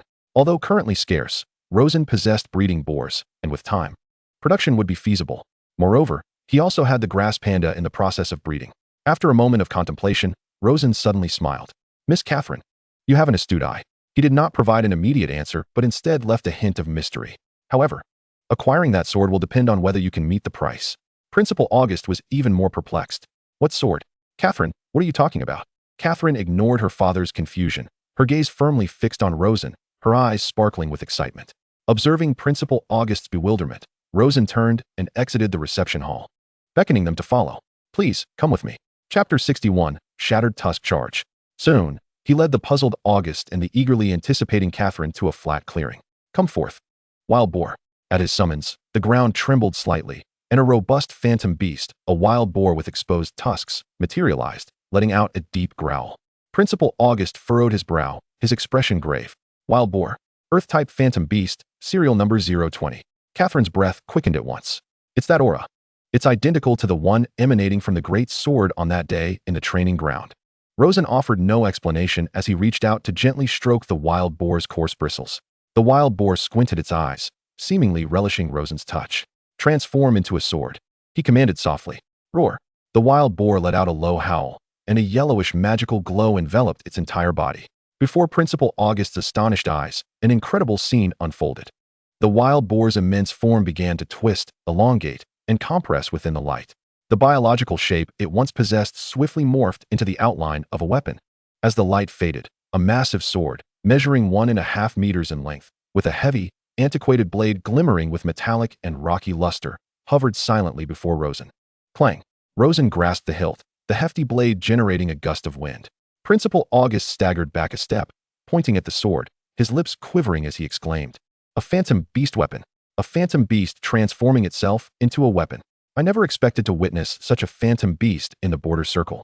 As the principal of the Beast Tamer Academy, he was well versed in the existence of such beasts capable of transforming into weapons. Yet, this was the first time he had ever seen one in reality. Moreover, it was the wild boar with a serial number of 20. In his understanding, only high-level phantom beasts capable of altering terrain or changing weather could achieve such transformations. Catherine, however, displayed an entirely different demeanor. She had long suspected that the great sword was the product of a phantom beast. When reality confirmed her conjecture right before her eyes, she was elated. Her eyes sparkled with enthusiasm as she fixated on the sword in Rosen's hand. I knew it. I knew it would be like this. The more she gazed, the more captivated she became. A weapon brimming with strength and wildness, both in capability and aesthetics, enchanted her to the core. It felt as if it had been tailor-made for her. Rosen paid no heed to the myriad emotions swirling within Catherine. He grasped the colossal katana, sensing a profound connection blossoming between himself and the weapon. Since his return from the academy, he had diligently nurtured his rapport with the wild boar, striving to elevate their bond. Just recently, their affinity had transcended a significant threshold, reaching a 3-star rating. This newfound status unlocked the second skill of the katana transformation, shattering Fang Charge. Coincidentally, 2 esteemed guests were present today, providing an opportunity to not only test the skill but also allow them to perceive the formidable power of the wild boar post-katana transformation. With both hands firmly gripping the sword, he felt the robust energy emanating from its blade. He casually swung it toward an open space ahead. Unlike the extreme concentration required for vertical slash, this strike appeared rather unassuming. Yet, the moment the blade sliced through the air, an astonishing transformation occurred. A resonating hum echoed, as the air emitted a mournful cry under the strain. 3 colossal arcs of earthy yellow light, resembling the fangs of a beast, erupted violently from the blade. Boom, boom, boom. The 3 beams surged forward relentlessly, carving out 3 immense, unfathomable trenches in the ground. Soil flew, dust billowed, and the entire expanse seemed as though it had been ravaged by the claws of a colossal creature. The furious remnants of earth magic thickened the air itself. In an instant, the world fell silent. Principal Augustus stood transfixed, gazing at the 3 staggering gouges, his mind a blank canvas. The sheer force of this strike, the magnitude of destruction, was this truly the ability of a beast with a serial number of 20? Good heavens, this seems a tad outrageous. Likewise, Catherine was rooted to the spot, her bright eyes reflecting the profound trenches, her pupils narrowing to pinpricks. She had anticipated that Rosen would again demonstrate the vertical slash. Knowing its capacity to obliterate the Academy's testing instruments, she had prepared herself mentally. Yet, she never fathomed that this katana possessed additional skills. Moreover, this new skill's ferocity eclipsed that of the vertical slash, exhibiting a wider range. Her excitement surged. A fervent desire to possess it at any cost ignited within her. She would sell her own father, if necessary. Rosen slowly sheathed his sword, surveying the destruction he had wrought. A pang of alarm striking his heart. Oh no, how reckless of me. In his eagerness to showcase its might, he had forgotten that this was his own territory. With a sigh, he could already envision the poor plowing cats laboriously trudging over with their small shovels, working overtime to fill in the gaping holes. Alas, more chores for the plowing cats. Just as he lamented internally, a wailing voice pierced his ears. Sell me. Please sell it to me, Lord Baron Rosen. Catherine dashed forward, disregarding all notions of noble decorum, grasping his arm tightly and shaking him fervently. I'll offer 3,000 silver tigers. No, if you accept installment payments. I can go as high as 5,000 silver tigers. Sell it to me. Please, I beg you, Rosen brother. You must sell me a beast like this. Her eyes, usually ablaze with combat spirit, were now brimming with tears, exuding a desperate plea that she would cry if he refused. The term Rosen brother sent a shiver down his spine. Can one imagine a muscular figure with a cherubic face of Neza calling one brother?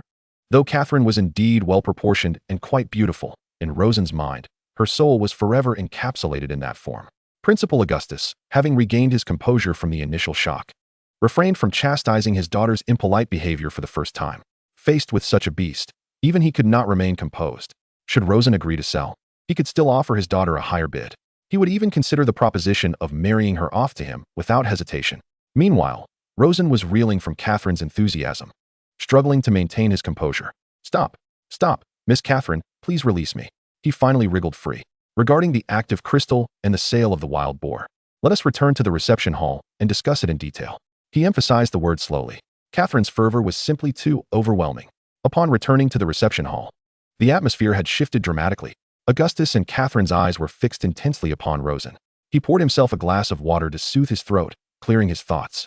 Firstly, regarding the active crystal, he addressed Principal Augustus. Let us agree on the price proposed by Miss Catherine at 300 silver tigers per pound. Augustus nodded in agreement. Excellent. It is settled. Rosen then pivoted his attention to the visibly anxious Catherine. As for the wild boar, Catherine's heart raced, her hands gripping her garments tightly. Clearly agitated.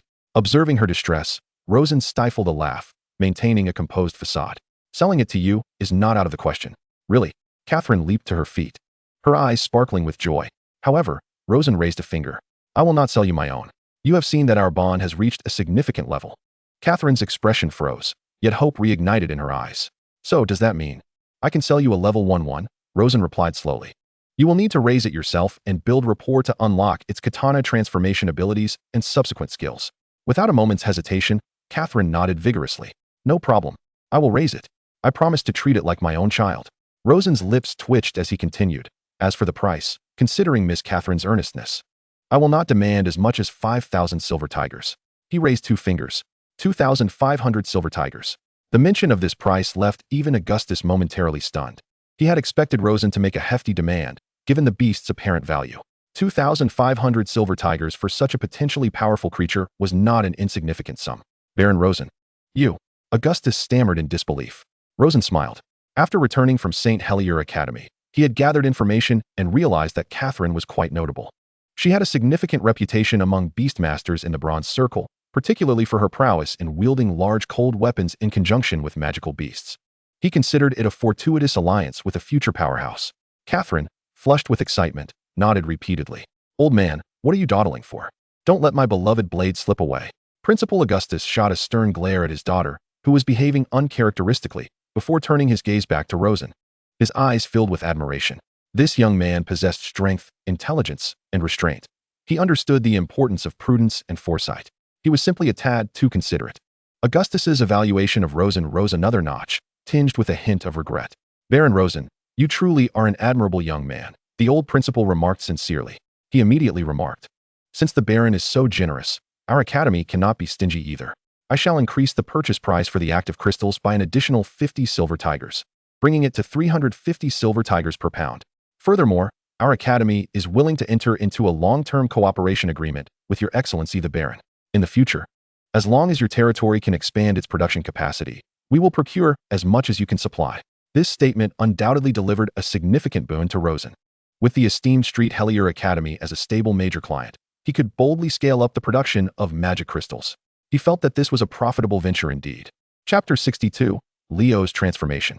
Marcus's estate basked in the warm afternoon sunlight, the air infused with the fragrances of freshly turned earth and baking bread, creating an atmosphere of tranquility and peace. In the parlor, the flames in the fireplace danced quietly, casting a gentle glow upon the oak furniture. Cousin Leo, it is truly wonderful to have you here. Leo was the cousin of Rosen and Ava, and thus regarded as a cousin by Marcus as well. Marcus enthusiastically poured a glass of ale for Leo, the froth delicate and emitting an enticing aroma. Ava and I were just reminiscing the other day about how long it has been since we last saw you. Ava, seated beside him, radiated happiness, her gentle gaze alternating between her husband and cousin. Indeed, Cousin Leo, what have you been occupied with lately? Ava inquired, gesturing for the servants to prepare a formal lunch. Baron Leo, dressed in a well-tailored hunting outfit, smiled amiably, exuding a charming warmth. He raised his glass in a toast to the two. Oh, just some trivial matters concerning the territory. Although my family's business is thriving, the arable land here leaves much to be desired. Wild magical beasts occasionally emerge, causing quite the disturbance. He took a sip of the ale and remarked, what a fine brew. But as for you, Marcus, I noticed on my way to your estate that your wheat fields appear to be thriving. Your management skills are evidently improving. At this, a hint of pride crossed Marcus's face, though he quickly waved it off. It is not my personal management prowess that has brought about this improvement. The flourishing of our arable land is largely thanks to the assistance of my brother-in-law, Rosen. His tone was filled with sincere gratitude. The magical beasts he provided not only possess commendable combat capabilities, effectively driving away the typical wild magical beasts, but even if they cannot eliminate them, they consciously help protect the crops during the resistance. He paused, a thoughtful expression crossing his face. And perhaps it is not merely my imagination. I feel as though the crops nourished by my brother-in-law's magical beasts have experienced a remarkable increase in yield. I believe that after this autumn's harvest, every household in our territory will have ample provisions to see them through the winter. All thanks to my brother-in-law, Rosen. After saying this, Marcus exchanged a glance with Ava, both of them sharing a silent understanding of their mutual relief. Oh, is that so? Leo's gaze drifted to the window, as if he could envision the golden waves of wheat. Listening to Marcus's unreserved praise for Rosen, a complex emotion flickered in Leo's eyes. He had heard of the peculiarities of Rosen's magical beasts. During Rosen's time of hardship, he had even borrowed money from him, only to kindly ask him to leave when he deemed Rosen not worth cultivating a relationship with. Upon hearing of Rosen's rising reputation and the impending grand auction, Leo had felt a twinge of regret for not having extended assistance to him. His misjudgment had cost him a potential ally. However, he no longer held such thoughts. He had acquired greater power and better support. His words, though seemingly flattering, carried an undercurrent of ambiguity. He is just that kind of person, Ava interjected, her tone brimming with sisterly pride, always so reliable. The atmosphere in the parlor was warm and harmonious as the three engaged in conversation about family matters and the harvest of the territory. Sunlight streamed through the stained glass windows, casting vibrant patterns upon the floor. Everything appeared so splendid. Suddenly, Leo shifted his focus back to Ava, his gaze landing upon her abdomen. Ava, is that? A blush crept onto Ava's cheeks as she exchanged a glance with Marcus, her eyes sparkling with undeniable joy. Marcus grasped his wife's hand, smiling as he announced to Leo, "Yes, cousin, Ava is expecting our child." He paused momentarily before adding, "The situation is quite stable. Is that so?" Leo's smile appeared to falter for an instant. He set down his glass, leaning slightly forward, his eyes fixated on Ava's belly. "Pregnant, is she? Excellent news." His voice suddenly took on a peculiar tone, becoming low and gravelly. The once warm ambience of the parlor seemed to be disturbed by an invisible hand. Marcus felt his smile falter, sensing something amiss. Within the depths of Leo's pupils, a flicker of dark red light flashed, vanishing as quickly as it appeared. The muscles at the corners of his mouth twitched, and he forced a strange smile. "Well then, this means there will be an extra fresh meal, won't there?" The air instantly thickened. The flames in the fireplace seemed to still. A meal? Marcus's mind went blank, a chill rapidly spreading from his feet to the rest of his body, his instincts screaming warnings. Suddenly, with a loud crash, a figure was hurled against the wall, and Marcus's eyes widened in horror. It was Butler Flynn. Cough, cough. Flynn spat out a mouthful of blood, struggling to speak. "My lord, quickly take the lady and leave. Invaders are attacking the territory." With that, Flynn lost consciousness. Leo slowly rose to his feet, a cruel and gleeful smile gracing his features. He raised his right hand, palm upwards. A core crystal within his chest flickered momentarily, and a blue sphere, adorned with intricate patterns, materialized in his hand. "It is the Balu sphere. Come forth. Peck blue dragon." Leo tossed the Balu sphere upwards. Buzz. A blinding blue light erupted from the sphere, instantly flooding the entire room. Within the brilliance, a massive shadow rapidly took form. The ground trembled slightly, and an overwhelming sense of pressure enveloped the air, nearly suffocating. As the light dissipated, a colossal beast emerged in the center of the parlor. It stood on two sturdy hind legs, its rotund belly protruding, towering over 2 to nearly 3 meters, almost brushing against the ceiling. Its entire body was a striking azure, adorned with deep blue markings along its spine. The dragon's head was raised high, with small round eyes that appeared both wise and endearing. This appearance elicited a mix of confusion and relief from Ava. However, at that moment, the peck blue dragon's eyes glowed red, and it roared as it lunged toward Ava. Marcus's heart sank, seeing his wife still sitting there in shock. He couldn't help but scream, "Ava!" Meanwhile, in the lord's study of Rosen's estate, the atmosphere was calm and focused. Ella stood before the desk, her back straight like a slender poplar. A hint of distress adorned her fair face as she reported on her recent training to Rosen. Ella's talent and abilities had distinguished her among the reserve members of the artillery unit, making her the unequivocal best of the bunch. Rosen has appointed Ella as the captain of this reserve team, placing great expectations upon her. Ella has not disappointed him. She recently ascended to the rank of Orange-level Beast Master, capable of commanding 3 phantasmic beasts. At that moment, Rosen entrusted her with the latest hatched beast, a formidable wild boar with the coveted partner skill, Blade Transformation. Presently, Ella was sharing the recent developments regarding the wild boar with Rosen. My lord, I successfully raised my affinity with the wild boar to 2 stars as of yesterday. Ah, splendid. Rosen nodded, acknowledging her talent. Your combat prowess is commendable. I trust you will not squander the potential of this phantasm. However, upon receiving his praise, Ella's expression darkened, revealing her inner turmoil. But, my lord, she hesitated. What troubles you? Rosen encouraged. Ella took a deep breath, finally voicing her complaint. The wild boar post-dash, blade transformation, is simply too long. She stood up, gesturing dramatically in the air. It's this long. Just summoning it requires an immense effort. Rosen could not suppress a smile as he observed her animated description. The juxtaposition of her petite stature against the image of a massive sword was indeed striking, akin to a child wielding a long spear. Ella caught sight of Rosen's amused expression, her delicate brows furrowing as her cheeks puffed slightly.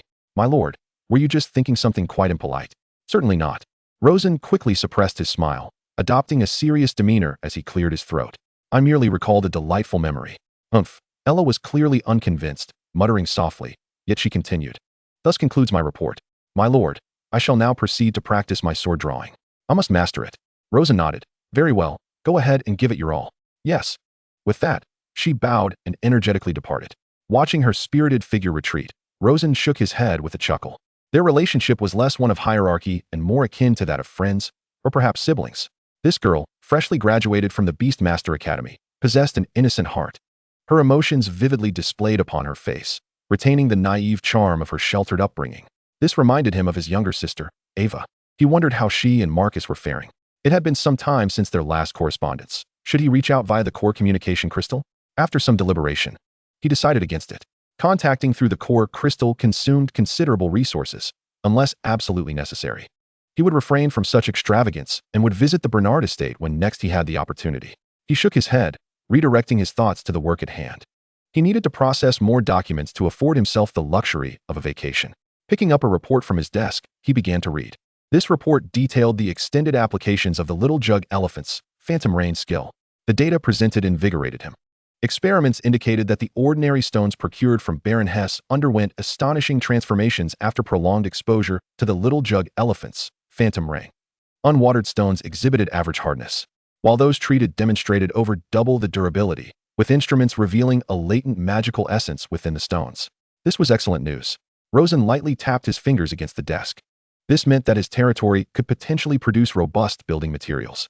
Whether for fortifying walls, constructing sturdier homes, paving roads, or for sale, the implications were vast. The value of the Little Jug Elephant had indeed increased. As he reveled in visions of future prospects, a sudden knock echoed at the study door. Bang, bang, bang.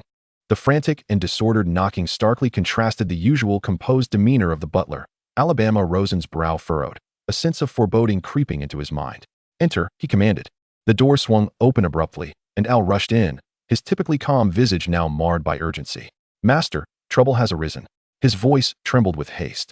A servant of Miss Ava has come to report that the Bernard estate has come under attack. Boom.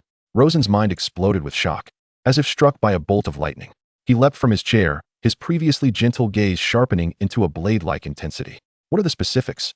A man claiming to be a servant of the Bernard family, bloodied and battered, arrived at the estate, collapsing after stating that an assault had occurred. Led by a creature with purple wings. Al relayed at breakneck speed. Rosen's countenance darkened, his expression chillingly fierce. Without a moment's hesitation, he issued a command. Al, get Ella at once. She is to accompany me aboard the Purple Wing to Hog City. His tone was calm, yet laced with restrained fury. Yes. Al wasted no time. Dashing out. Rosen remained rooted, his hands clenched into fists, knuckles whitening with pressure. Marcus. Ava, why have I not received any communication from Marcus? What has transpired? Who is responsible? Is it an enemy of mine, or a rival of the Bernard family? Countless questions and thoughts surged through his mind. An unrelenting tide of anger and concern. Ava, you must not come to harm. Chapter 63. Crisis for Marcus and Ava. At the Bernard estate. In a moment of dire urgency, Marcus felt his blood freeze. The eyes of the pecker blue dragon glinted with a terrifying red light, its corpulent form unleashing a speed that belied its size. Ava, Marcus roared, his instinct overtaking thought as he sprang into action. He lunged onto the table, propelling Ava aside with all his might. Ava gasped, losing her balance, the soft carpet cushioning her fall, yet the jolt to her abdomen drained the color from her face. Marcus! She turned back, her pupils dilating in horror. Bang! A dull thud reverberated through the room. The massive head of the pecker blue dragon missed Ava, but collided fiercely with Marcus's chest. He was sent hurtling through the air, crashing against the wall like a severed kite. Thud! He spat blood, staining his shirt. Pain radiated from his ribs, leaving him momentarily blinded by agony. Marcus! Ava's voice, tinged with desperation, echoed with fear. Ha ha ha! Leo's manic laughter filled the parlor, grating on the ears. He reveled in the chaos before him, his expression growing increasingly delighted. Such a touching display of love. Marcus, he drawled, leisurely clapping his hands. Marcus struggled to rise, but the searing pain rendered him motionless. He attempted to communicate with the core crystal embedded in his chest, seeking aid.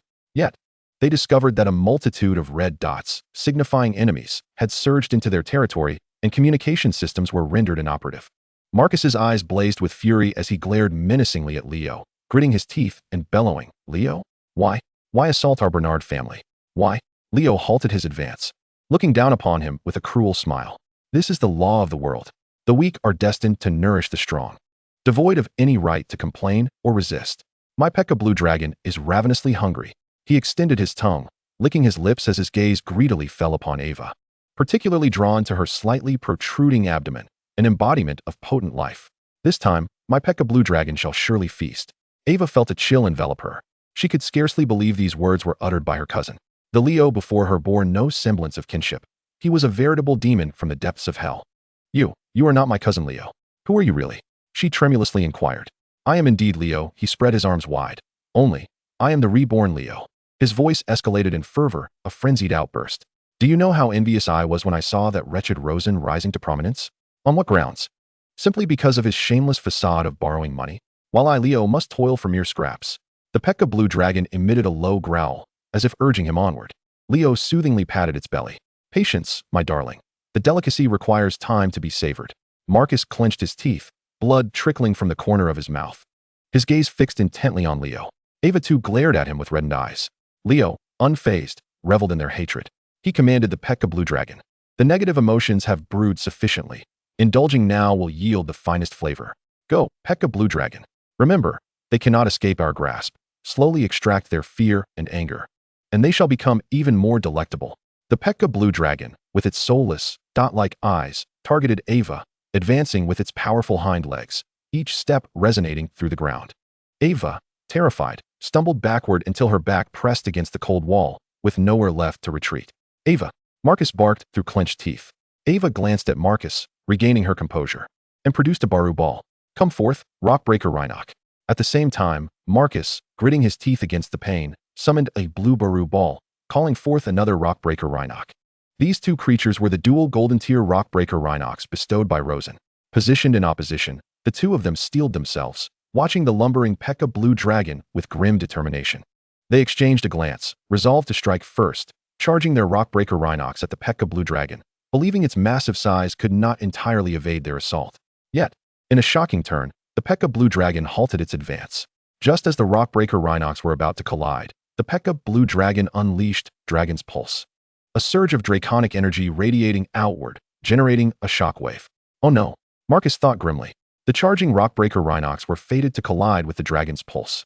Indeed, both were struck, letting out anguished cries of pain. Ava's Rockbreaker Rhinoc, due to inadequate training, succumbed to the brutal force of the attack, returning to its Baru ball in a flash of light. How could this be? Ava's gaze turned vacant. She had anticipated the Pekka blue dragon's strength, yet never imagined it could overpower her Rockbreaker Rhinoc with such ease. However, the ordeal was far from over. With the Rockbreaker Rhinoc's disappearance, Ava stood completely exposed before the Pekka blue dragon. Its colossal jaws gaped open, deep violet energy coalescing within, resonating ominously. The ambient magic stirred, becoming frenzied and searing. Marcus's eyes widened in horror as he screamed, "Rockbreaker Rhinoc." A wave of agonizing cramps seized Ava's abdomen, cold sweat soaking her back. She lacked the strength to cry out. The shadow of death enveloped her completely. "It is over." A twisted smile adorned Leo's face as he savored this moment of despair. With a thunderous roar, the energy within the Pekka blue dragon reached its zenith, a violent, dragon breath, surging forth towards Ava. In that critical moment, a figure dashed forth, shielding Ava with its body. The Rockbreaker Rhinoc. Ava watched as Marcus's Rockbreaker Rhinoc bravely absorbed the relentless onslaught of the dragon breath. Upon witnessing the extinguished breath, Marcus summoned another Baru ball, conjuring a spiked hedgehog, which he mounted beside the Rockbreaker Rhinoc. Oh, this Rockbreaker Rhinoc is quite resilient. A gift from that rascal Rosen, I presume, Leo remarked with a chuckle. Marcus ignored Leo's taunts, meticulously assessing the Rockbreaker Rhinoc's condition. Despite its golden tier enhancement to defense, it was barely clinging to life after enduring 2 of the Pekka Blue Dragon's attacks. Marcus gently stroked the Rockbreaker Rhinoc and returned it to its Baru ball. It had entirely lost its combat capability, yet its indomitable spirit kept it standing between Ava and the Pekka Blue Dragon. With a heavy heart, he and the spiked hedgehog braced against the impending threat. Ava regained her focus, moving to support Marcus. Marcus, you've lost so much blood. Her voice trembled with sorrow. Heh, Marcus managed a strained smile. It's all right. At least I won to let my wife and child meet their end before me. With that, he gritted his teeth, his gaze unwaveringly fixed on the Pekka Blue Dragon. Leo displayed a cruel grin, applauding. Indeed, dear cousin, marrying you is her fortune. Too bad you are simply too weak. Is that so? Marcus retorted with a smile. Ava, grasping Marcus's hand, spat at Leo. Who is your cousin? Leo shrugged, bemused by their lack of further panic. Unable to siphon more negative energy, he then let loose a maniacal laugh, commanding the Pekka Blue Dragon. Finish them off, Pekka Blue Dragon. The Pekka Blue Dragon emitted a piercing shriek, once more gathering energy. This time, the concentration was brief. Within moments, a projectile infused with dragon breath erupted forth. Marcus had no time to issue a command as the spiked hedgehog was struck, returning to its Baru ball. Yet, the Pekka Blue Dragon persisted, unleashing a second and third volley of dragon breath. Marcus's heart plummeted. He understood that this was the end. Despair enveloped Marcus and Ava as they exchanged glances at the incoming dragon breath, closing their eyes. Their grasp on each other's hands tightened. In that moment of utter hopelessness, a shadow of gold and black streaked past the dilapidated gates of the manor at an incomprehensible speed. The shadow fell precisely before Ava and Marcus. Golden Rooster's dominance. A crisp, somewhat comical sound rang out just before the devastating dragon breath projectile struck, followed by 2 resounding impacts against hard metal. As the smoke dissipated, the figure of a golden rooster emerged. The tiger-striped chicken shook its feathers, and the golden light faded, revealing its gold and black plumage. It was indeed a tiger-striped chicken. The battlefield plunged into an eerie silence. Leo's maniacal laughter froze. Marcus and Ava widened their eyes, relieved to be unharmed yet incredulous at the sight before them. A chicken? It had blocked 2 dragon breath projectiles? Who? Leo, both startled and furious, scanned his surroundings. Just then, a calm and icy voice echoed from above. Ava, Marcus, are you all right? Ava trembled and looked up abruptly. There, descending from a bird-like creature with purple wings, was Rosen, clad in his usual casual attire. He now exuded none of his habitual gentleness. His gaze was as frigid as ice, his expression devoid of emotion, and a palpable aura of murderous intent seemed to solidify the air around him. Shortly thereafter, a young girl descended beside him, wielding a massive katana. Brother! Ava's tears burst forth, all her accumulated fears, grievances, and despair erupting in that moment. The instant Marcus saw Rosen, his taut demeanor crumbled, collapsing to the ground as he embraced the weeping Ava, a genuine smile directed at Rosen. Brother-in-law. Rosen nodded, an unspoken understanding passing between them. He then surveyed the ravaged main estate, taking in the bloodied Marcus and the sobbing Ava, and a fire of rage ignited within his icy gaze. Finally, it landed on Leo. Leo. His voice was dark and deliberate, cutting through the tension like ice. Have you contemplated how you wish to die? Chapter 64. The clash between Rosen and Leo. Leo's manic laughter abruptly halted as he regarded the newcomer, calmly stating, I wondered who it was. Turns out it's my cousin Rosen. It's been a while, and your words have certainly grown bolder. It's been a while.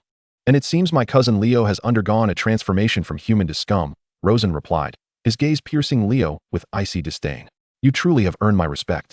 His tone was flat, yet laced with sarcasm. Leo shrugged, though the murderous intent in his eyes was unmistakable. Rosen's gaze shifted beyond him, landing on the hefty Pekka Blue Dragon. Serial number 45, Pekka Blue Dragon.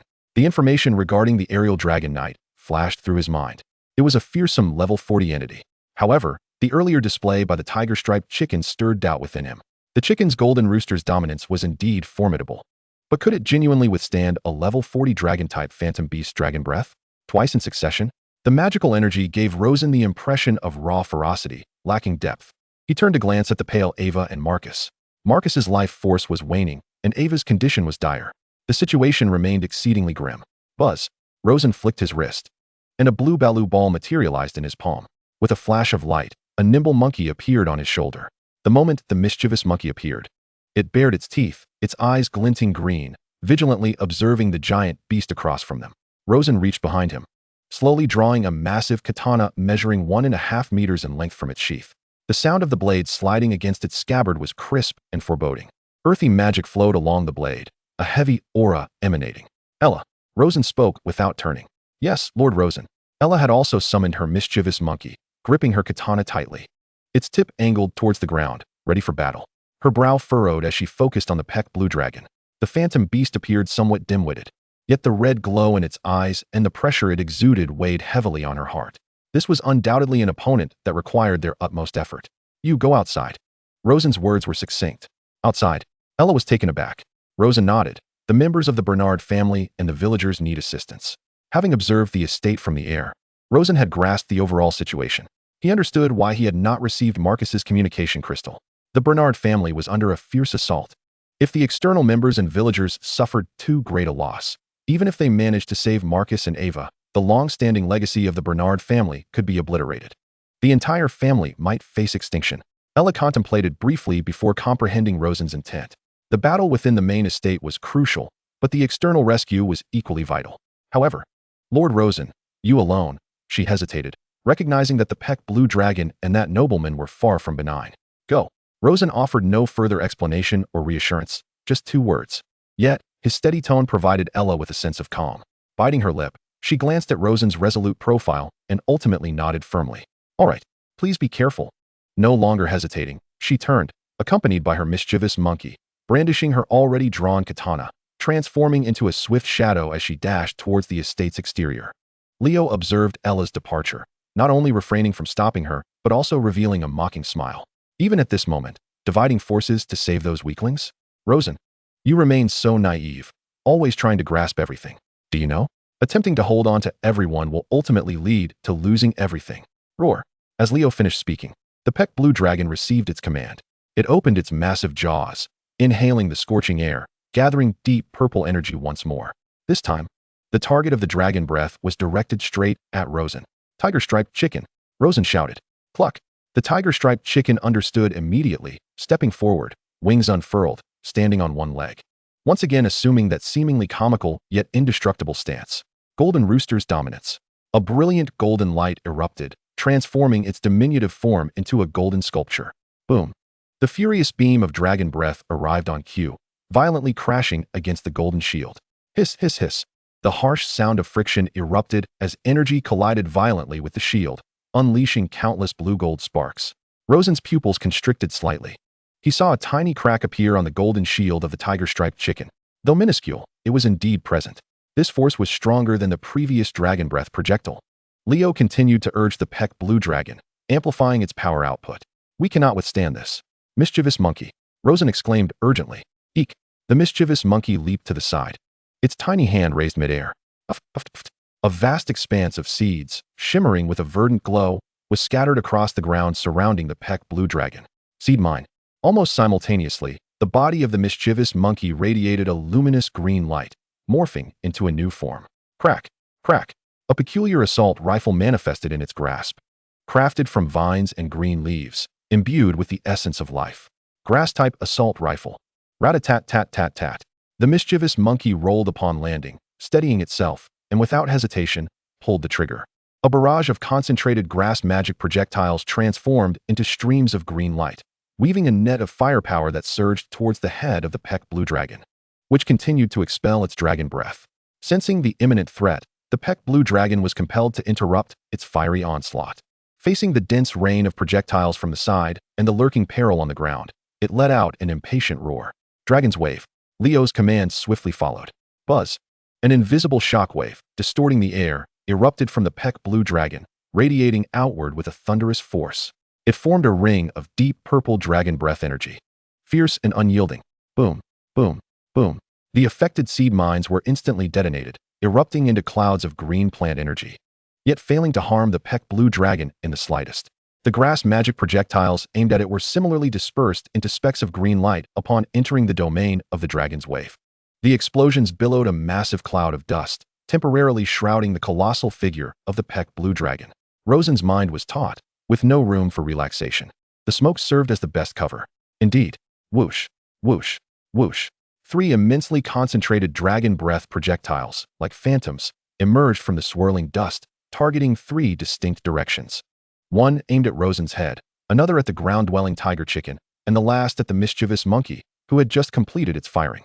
Leo's battle instincts were remarkably keen, instantly crafting the most effective counterattack. However, Rosen's preemptive reaction was swifter. His grip tightened around the katana's hilt, muscles taut, as earthy magic surged into the blade. A vertical slash. He stepped forward, the massive katana transforming into a streak of obsidian lightning, descending with a ferocious cleave. As the blade passed through the air, it seemed to tear it asunder. Uft. The dragon breath projectile aimed at him, upon contact with the blade, did not explode. Rather, it vanished silently, as if punctured like a balloon. The momentum undiminished, Rosen flicked his wrist, sweeping the blade horizontally. The other 2 dragon breath projectiles were also precisely severed, dissipating into nothingness in the air. As the dust settled, Leo beheld the unscathed Rosen and his phantom beast, genuine astonishment gleaming in his eyes for the first time. The blade he fixated on the enormous katana in Rosen's hand. What manner of weapon is this? A cold weapon capable of annihilating a phantom beast's magical abilities? He had never seen nor heard of such a thing. What had this Rosen experienced during this time? He had initially believed this to be a straightforward slaughter. Now, it appeared the situation had taken an intriguing turn. Rosen, the secrets you harbor are more numerous than I had imagined. Leo licked his lips, his eyes glistening with avarice. Capable of defense and counterattack, quite commendable. However, do you truly believe this will suffice to secure victory against me? Ignoring his taunts, Rosen's mind raced. After this brief skirmish, he was utterly convinced. The Peck Blue Dragon was certainly not at level 40. Its energy fluctuations and skill intensity were at most around level 20.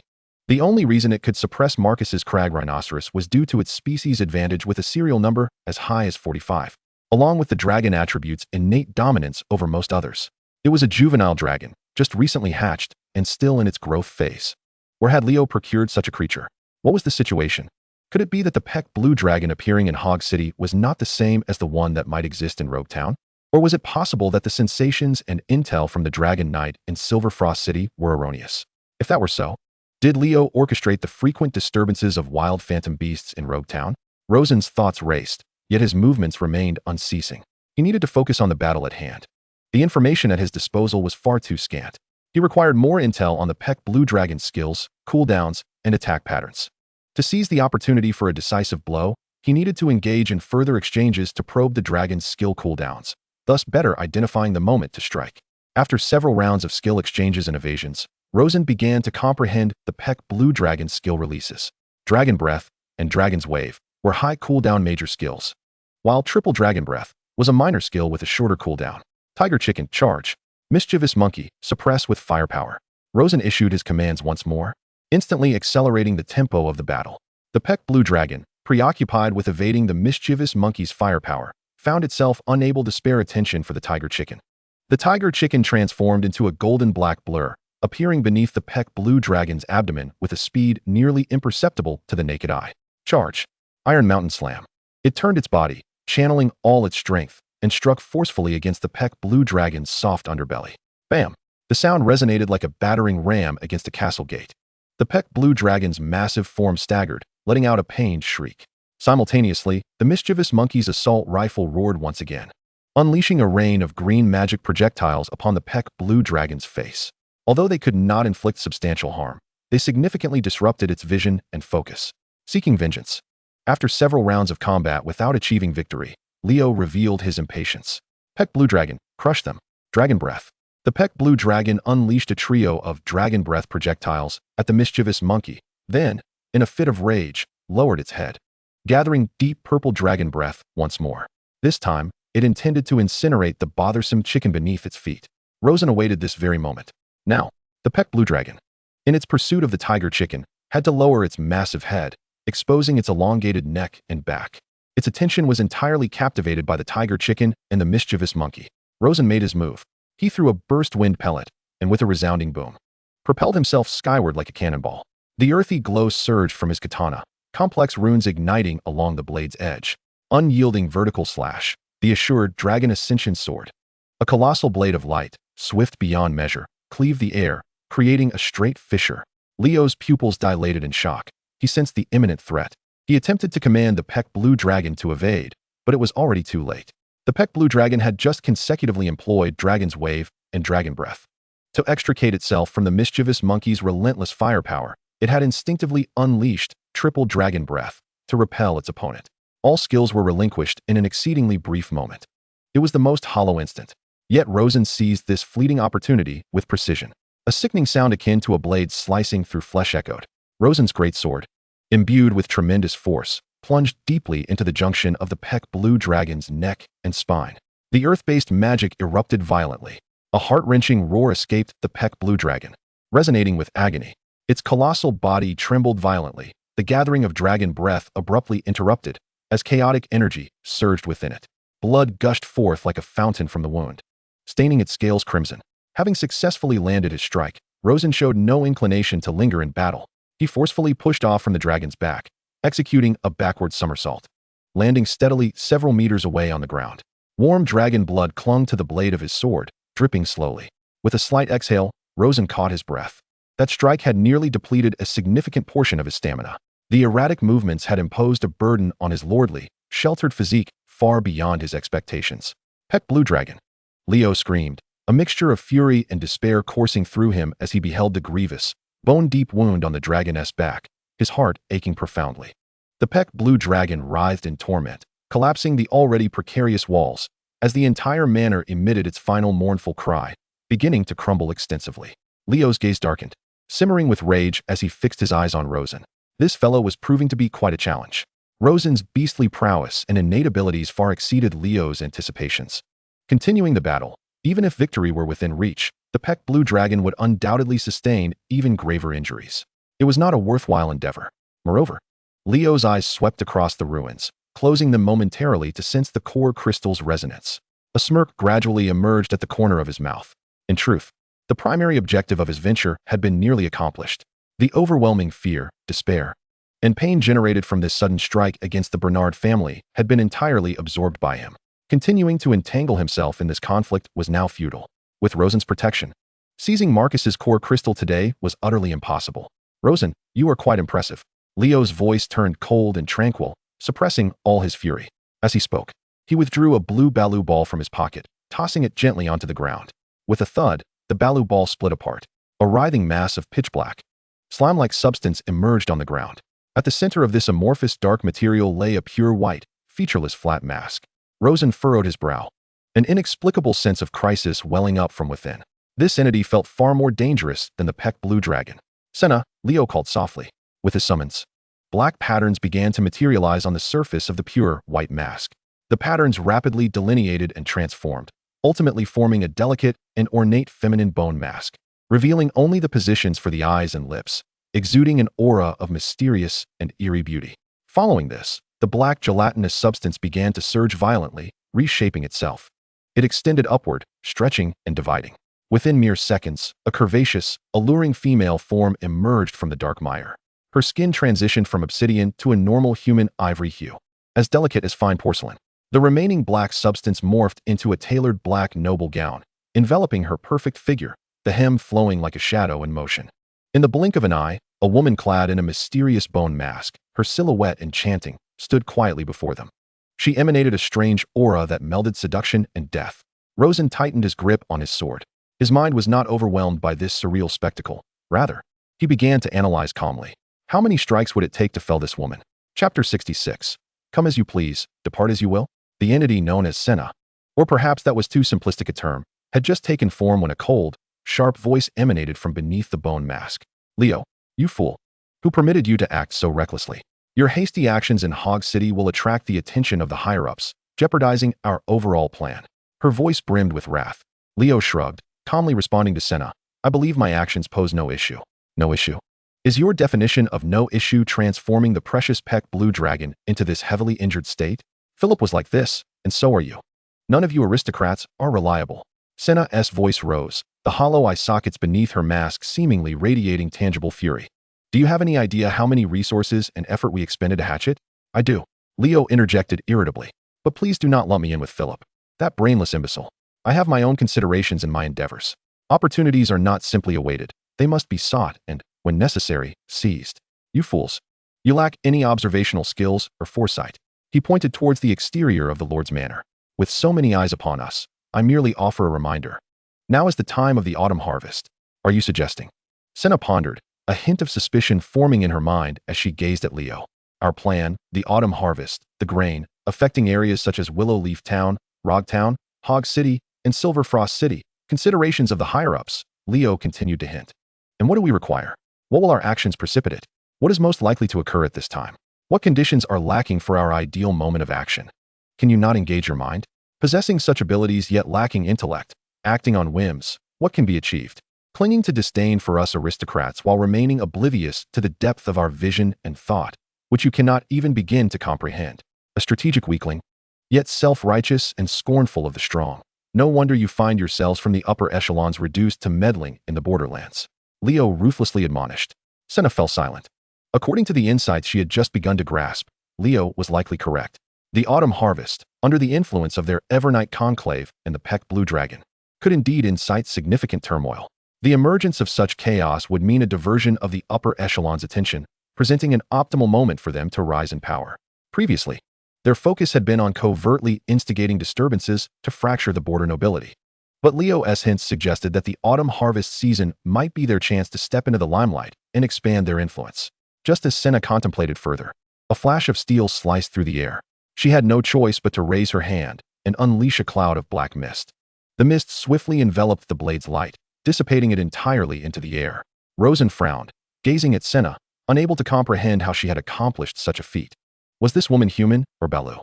Having dispelled Rosen's assault, Senna slowly began to speak. Your perspective bears some merit, she stated. Her tone considerably softened, yet still imbued with an icy demeanor. However, let it be known that this shall not occur again. At a pivotal juncture of our plans, even the slightest unforeseen circumstance may precipitate total collapse. Leo, unfazed, replied, understood. Now, kindly facilitate my departure along with my soldiers. Senna closed her eyes and gestured dismissively.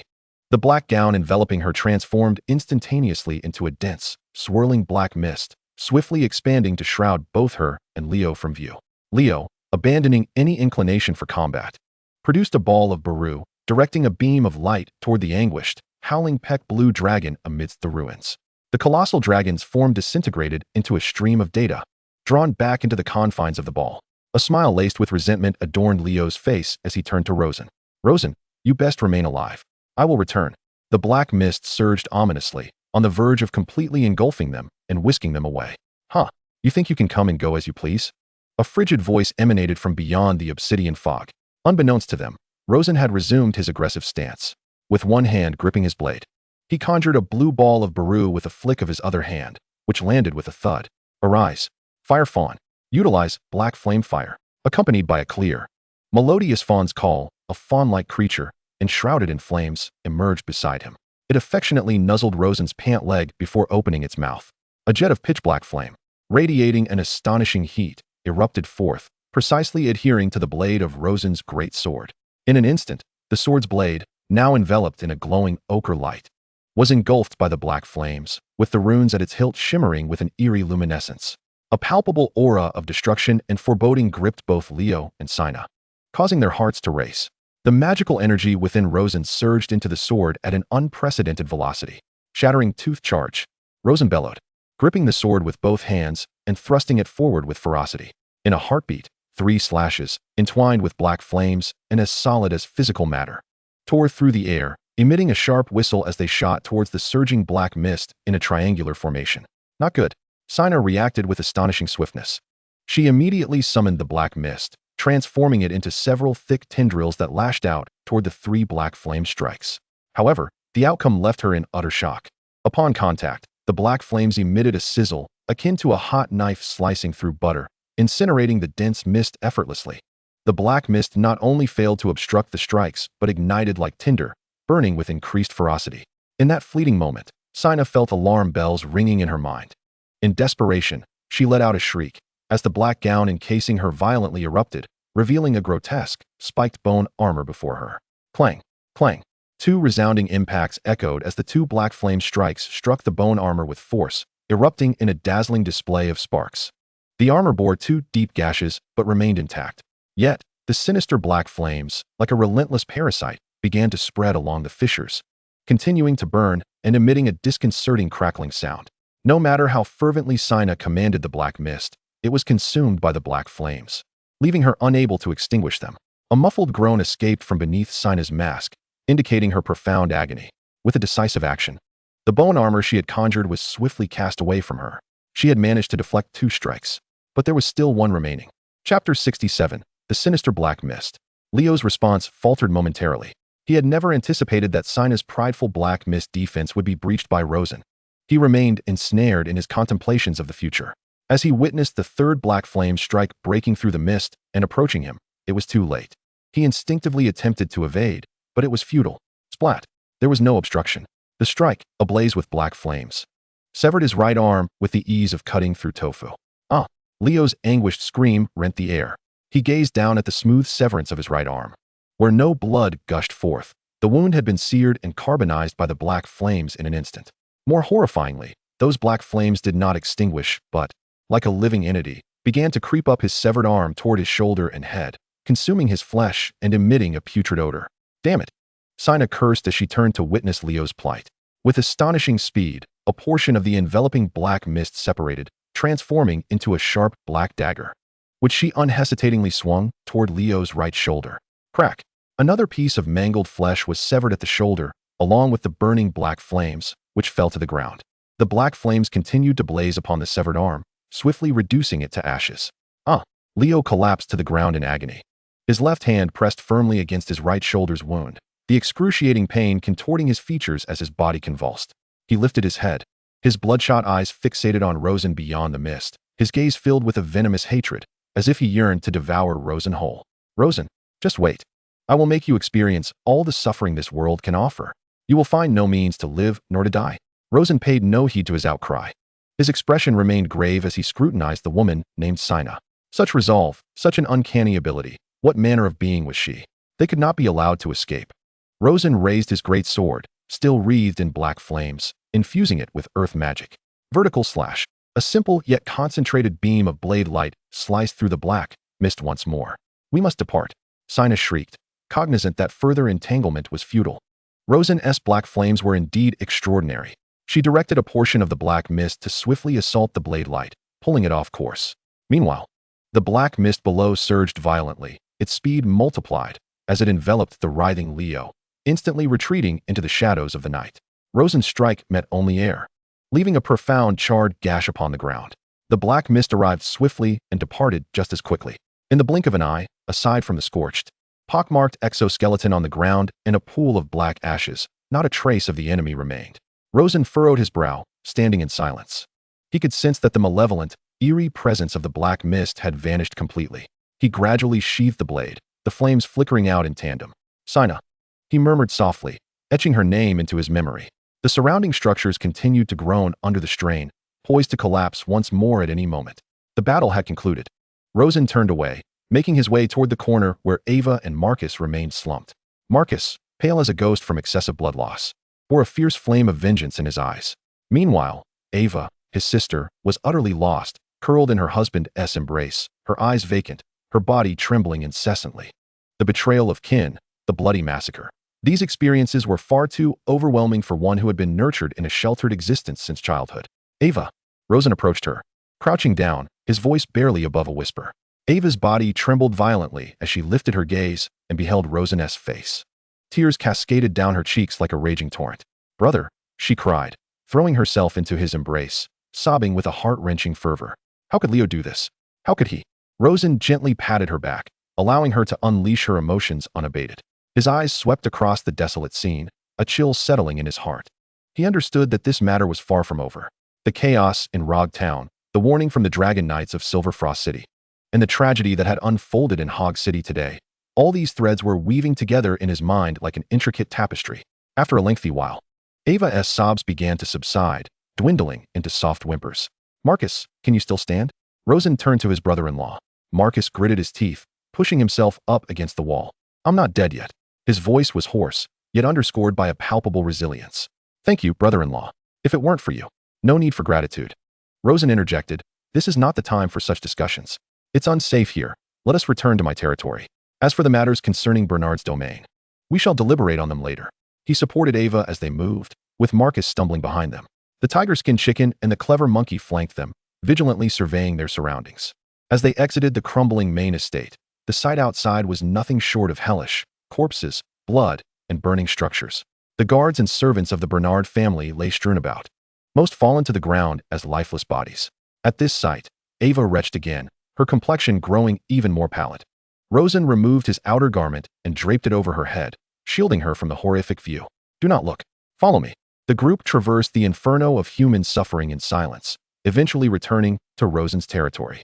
The wooden walls and arrow towers of the estate stood intact, seemingly untouched by the chaos. Ella, accompanied by several guards, awaited anxiously at the entrance. Upon seeing Rosen and the others return, she exhaled in relief and reported, "My lord." A massive black mist suddenly appeared outside, sweeping away all the enemies in an instant. "I see," Rosen replied, nodding calmly. He then commanded, "Take Ava back to our territory to rest, and find someone to tend to Marcus's wounds." "Yes," Ella responded promptly, setting about her tasks with urgency. Within Rosen's territory, after ensuring the disoriented sister and the injured brother-in-law were settled, he ascended to the rooftop of the Lord's manor alone. The night air was frigid, tugging at his garments as he gazed into the distance, his eyes deep with contemplation. The Peck Blue Dragon, Leo, the enigmatic woman Sina, and the potential powers lurking behind them. Were they connected to the Eternal Night Alliance spoken of by the Hammer and Shield family? Or were they yet another faction? This matter had escalated far beyond a mere conflict among local nobility. Should he communicate with the Dragon Knights regarding this, exchanging intelligence? Or perhaps he ought to report to Viscount Bird of Hog City. After a moment of reflection, lacking a definitive conclusion, Rosen decided to proceed with what he felt was necessary. He walked directly towards a pitted bone armor, remnants of black flames stubbornly flickering upon its surface. It was the very armor discarded by Sina. With a flick of his wrist, a blue Balu ball materialized in his palm. As it touched the ground, a radiant light enveloped it, and a charming little elephant creature emerged. Its long trunk waved inquisitively. It was the little Ku elephant. Upon receiving instructions, the little Ku elephant raised its trunk and emitted a long, resonant call. A mist of moisture began to coalesce above it, followed by fine drops of rain cascading down to precisely cover the bone armor. The eerie black flames, upon contact with the rain, struggled for a moment before extinguishing completely, leaving only wisps of smoke behind. Rosen inspected the remnants closely but discerned nothing of significance. He ordered his subordinates to transport it for further investigation. Watching as his men carefully lifted the damaged armor away, he turned and retraced his steps back to the main estate. In the study, the flickering oil lamp cast elongated shadows as he sat at the table, his fingers absent-mindedly tapping the surface. Should he contact Viscount Bert or the Dragon Knight Kane? Given the magnitude of the incident in Hog City, he should ideally report to the Viscount. However, their acquaintance was so fleeting that it could almost be disregarded. As a baron from a remote town, he likely held little significance in the Viscount's eyes. Would the Viscount take him seriously regarding such a significant event involving the mysterious black mist and the Peck Blue Dragon? How might he choose to handle it? Would he suppress the matter to maintain stability? Rosen's fingers stilled. Or perhaps he should reach out to Kane.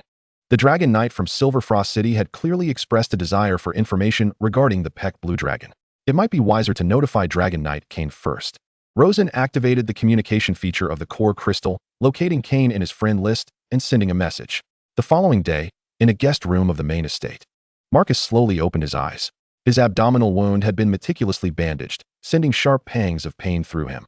He shifted his body, and the movement sent a jolt of agony shooting through him, causing him to inhale sharply. Yet, he did not lie back down. Instead, gritting his teeth, he gradually sat up. His mind was flooded with memories of the previous night's flames, the screams, and Leo's twisted, frenzied face.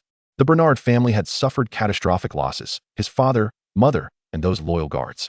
A suffocating wave of anguish and fury gripped his heart, leaving him breathless. All of this made him reluctant to dwell on matters concerning his family and territory. He even contemplated abandoning everything to live a carefree life with Ava. Yet, the weight of familial duty tormented him.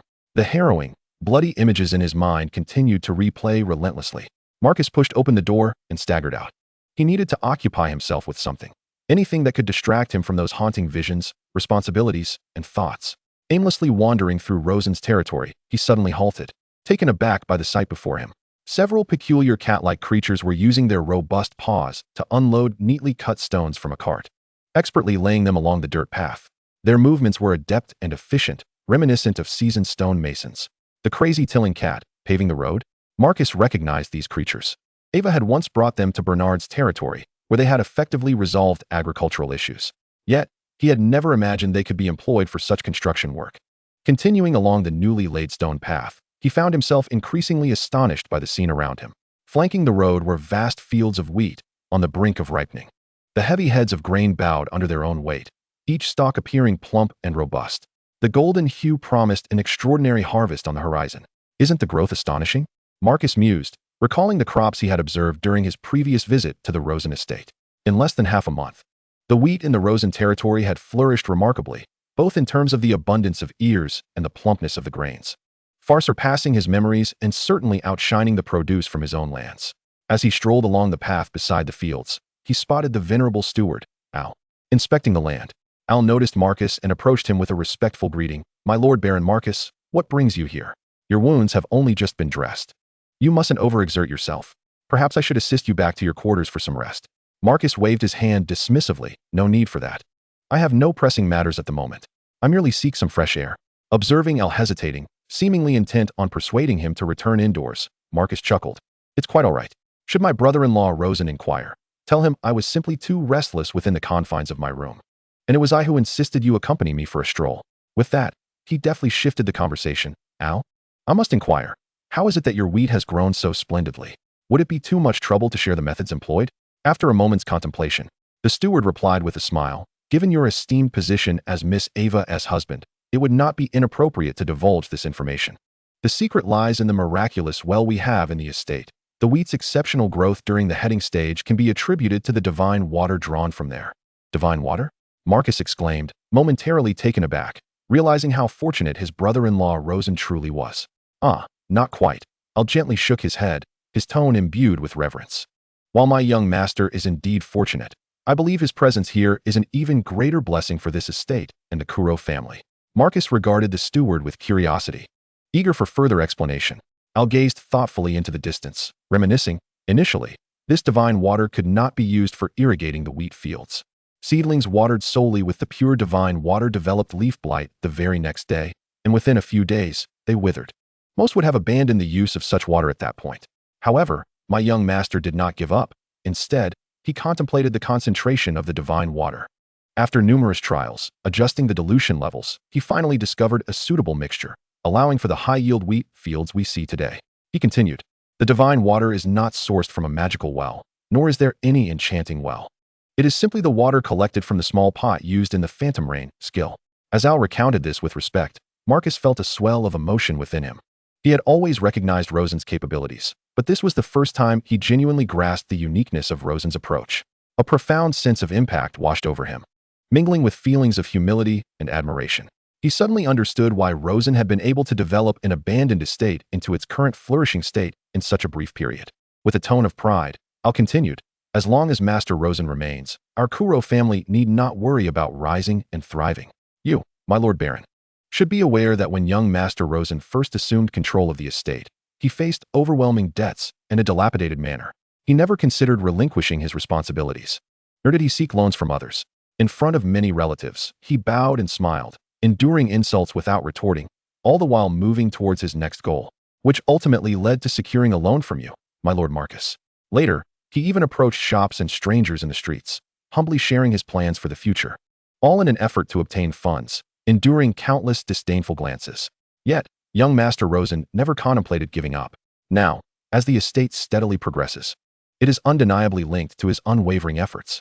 Outsiders may only perceive that he possesses immense talent in nurturing phantom beasts, which is indeed true, as many matters within the estate are directly related to phantom beasts. However, they fail to see that the remarkable yield of the fields is inseparable from the continuous improvements and directives provided by young Master Rosen. The astonishing outputs from the pastures and forests correlate with the plans and cyclical methods he proposed.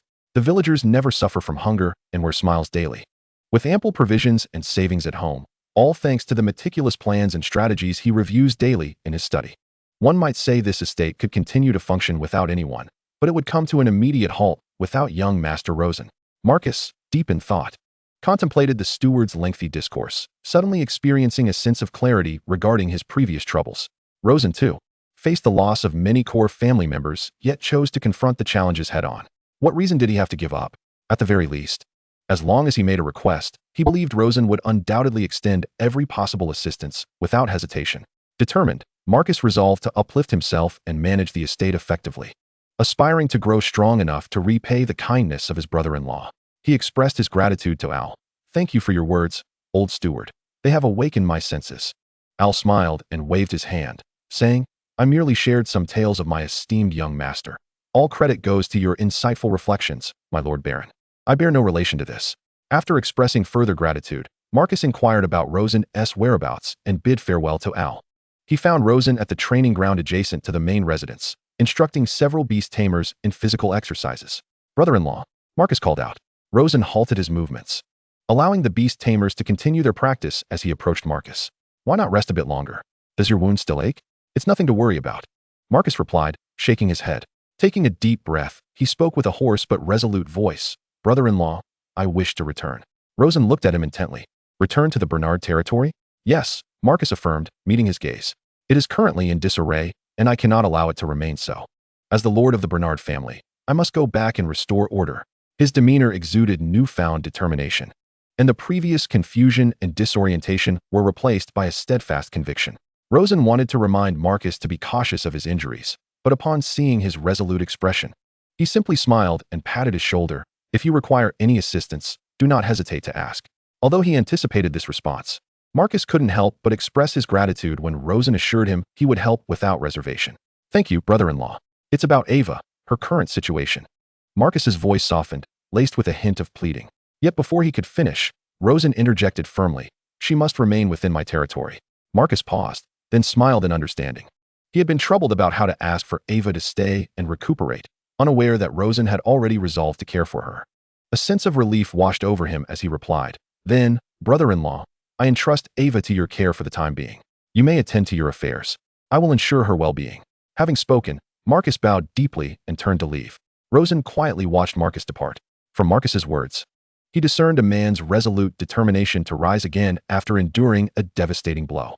It seemed that there was little cause for concern regarding the Bernard territory. Chapter 69, Reunion with the Dragon Knight. As he watched Marcus's figure vanish around the corner, Rosen withdrew his gaze, allowing the trainees to continue their studies while he turned towards his study. The core communication function of the core crystal flickered with a soft glow, displaying a message from the Dragon Knight, Cain. The reply was succinct, providing only a time and place. In the afternoon, South District of Rog Town, behind the third blacksmith's workshop. Glancing out the window at the sky, where the sun was nearly at its zenith, he noted that the time was indeed approaching. Without escort, he donned a modest gray linen outfit and departed from the manor. Summoning his boar mount, he rode towards Rog Town. Rog Town was as bustling as ever. The streets thronged with people, the cries of vendors mingling with the laughter of children, all infused with the vibrancy of life. Navigating through the crowded throngs, Rosen turned into a secluded alley. At the end of the alley stood a dilapidated stone building. The paint on the wooden door had long since peeled away, revealing the weathered wood beneath, with thick rust accumulating around the hinges. This was the designated workshop. Rosen reached out and gently pushed open the ajar wooden door. The creaking sound echoed sharply in the still air. A musty aroma, mingled with dust, mildew, and cold iron, hit him immediately. The workshop was dimly lit, with only a few rays of sunlight filtering through holes in the roof, illuminating countless motes of dust dancing in the air. In one corner lay a heap of discarded tools and rusted iron scraps, while a massive forge occupied the central space, covered in dust. Two figures stood beside the forge, and upon hearing the doors opening, they turned in unison. One of them was a burly man clad in gleaming silver light armor, none other than the Dragon Knight, Cain. His expression remained as stoic as ever, his gaze sharp as an eagle's. The other figure, however, caused Rosen's pupils to narrow slightly. It was a middle-aged man, appearing slightly older than Cain. He wore a well-tailored deep blue noble's attire, intricately embroidered with silver thread, showcasing a complex coat of arms. The man's handsomeness and composed demeanor suggested an innate authority, exuding an invisible gravitas that seemed to thicken the very air of the workshop. "Baron Rosen, you have arrived." Cain spoke first, his voice deep and resonant. Rosen nodded, his gaze sweeping over the unfamiliar middle-aged man before returning to Kane's face. "Knight Kane."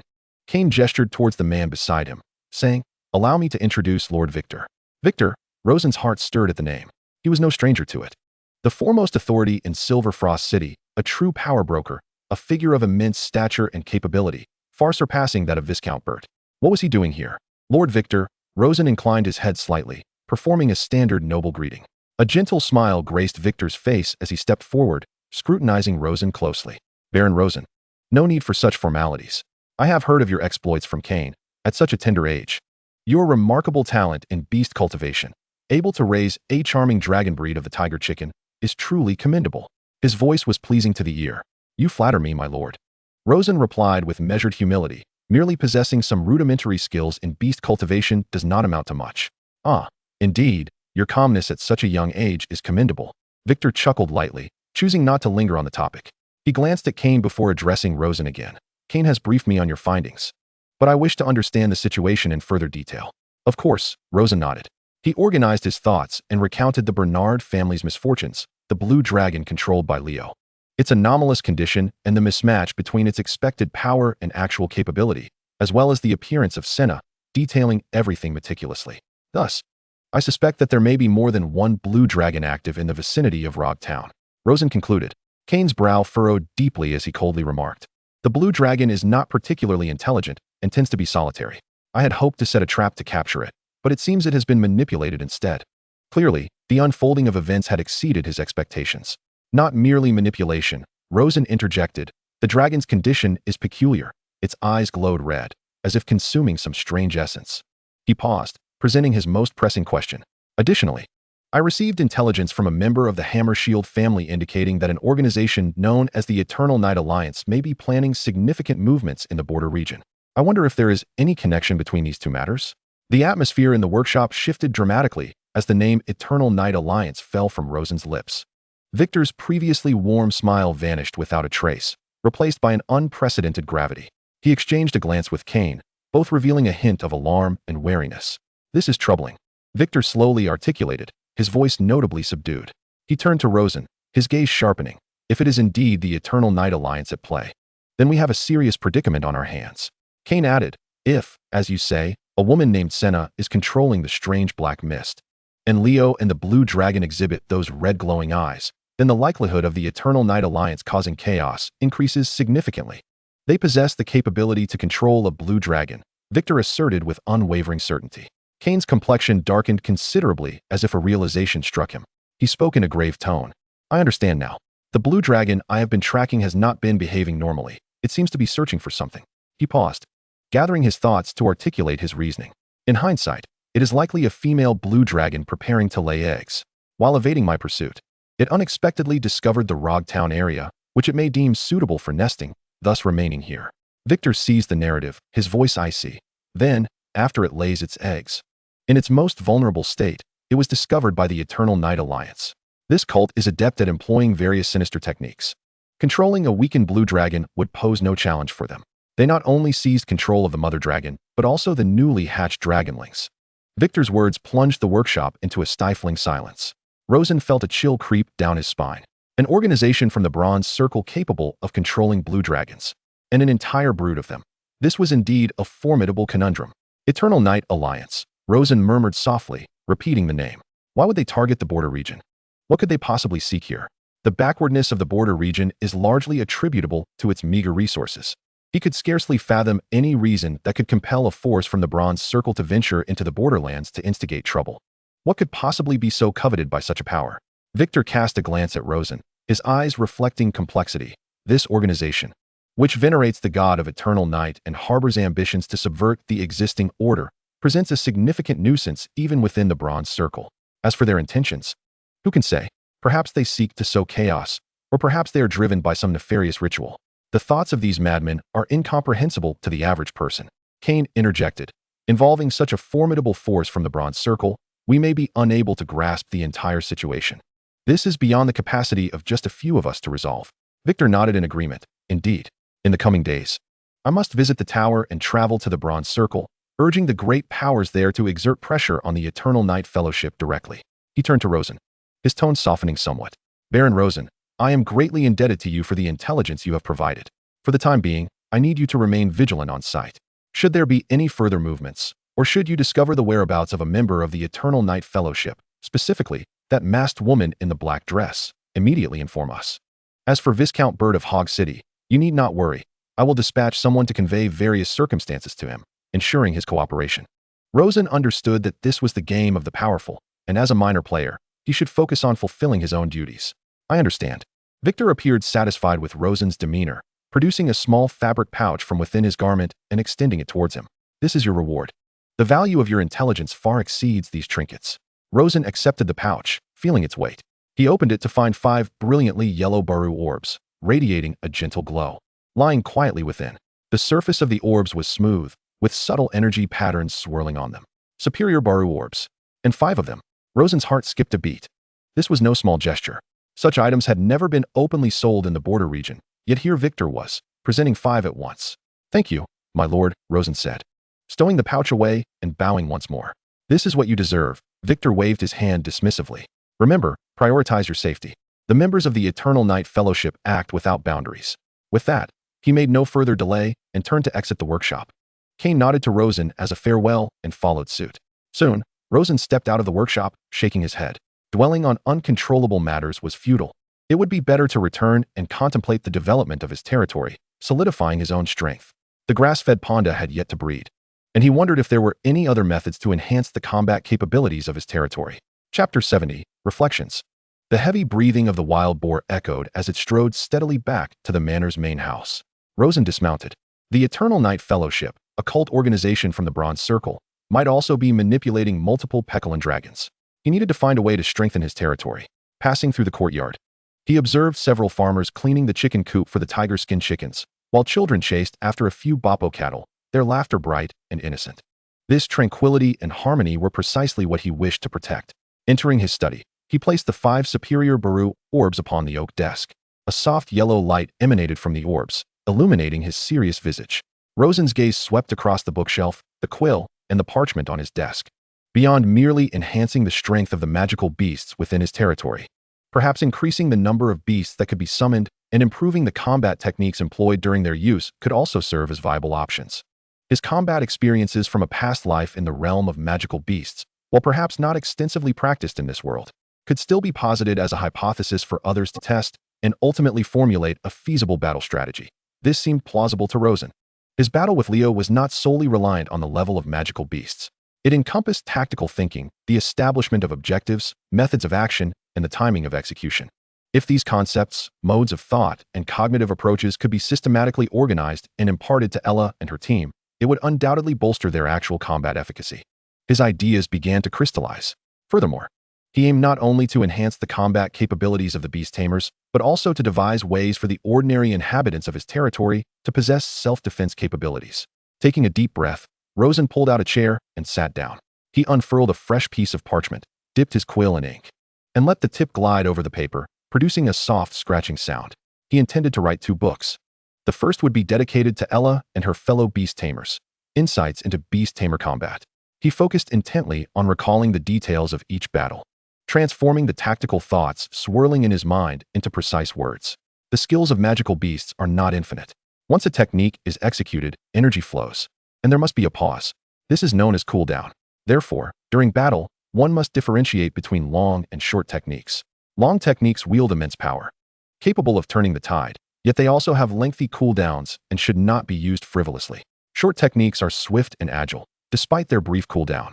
Their damage is limited, serving primarily to harass and hinder. A wise warrior should intersperse short techniques, seeking opportunities in the enemy's fatigue and laxity, and deliver a decisive long technique strike to achieve victory. Always having a long technique at hand is fundamental to remaining undefeated. He wrote slowly, each word carefully considered.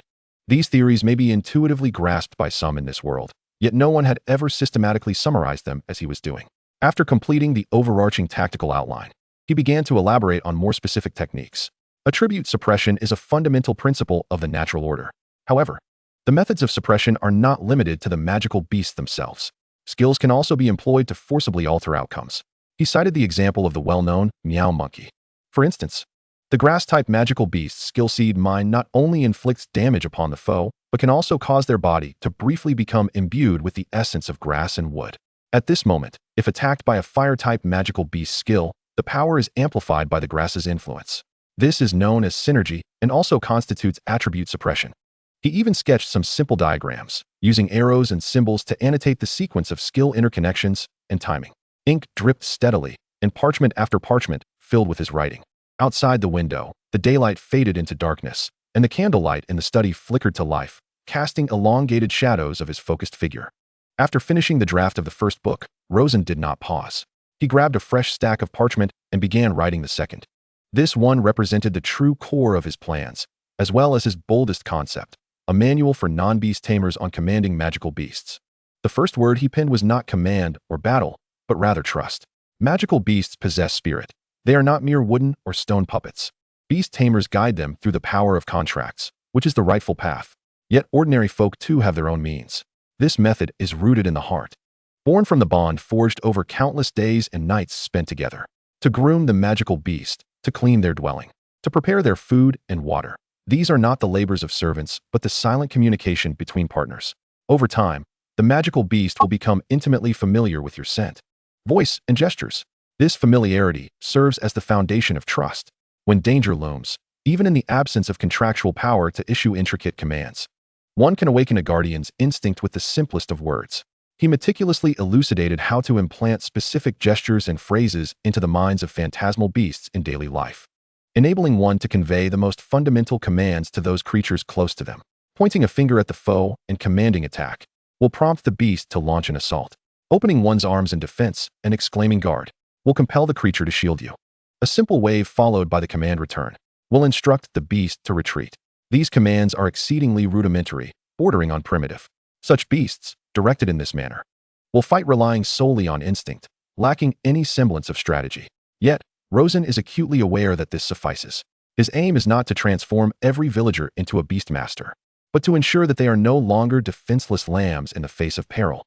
At the very least, they should be capable of enlisting the aid of nearby phantasmal beasts for self-defense, even if it merely means allowing a single tiger-striped chicken to peck at an enemy. It is preferable to helplessly pleading for mercy or running in panic. When hundreds or thousands of farmers within the territory can command their nurtured phantasmal beasts to mount the most primal resistance, what formidable force will coalesce? This power is sufficient to drown any audacious invader in a sea of civilian defiance. By the time the drafts of the two books were completed, the night outside had deepened to an inky darkness. Rosen set down his quill, exhaling deeply as he rubbed his slightly sore wrist. He gazed at the two thick stacks of parchment on the table, his eyes glimmering with hope. May they assist in enhancing the combat prowess of the territory. Come in, he called softly towards the door. Shortly after, a guard entered. Please summon Captain Ella and inform her that I wish to discuss something with her. Yes, my lord. Before long, a crisp and purposeful tread echoed in the corridor. Ella pushed open the door to the study, clad in fitted leather armor. Her long hair tied back into a practical ponytail, exuding an aura of competence. My lord, you called for me.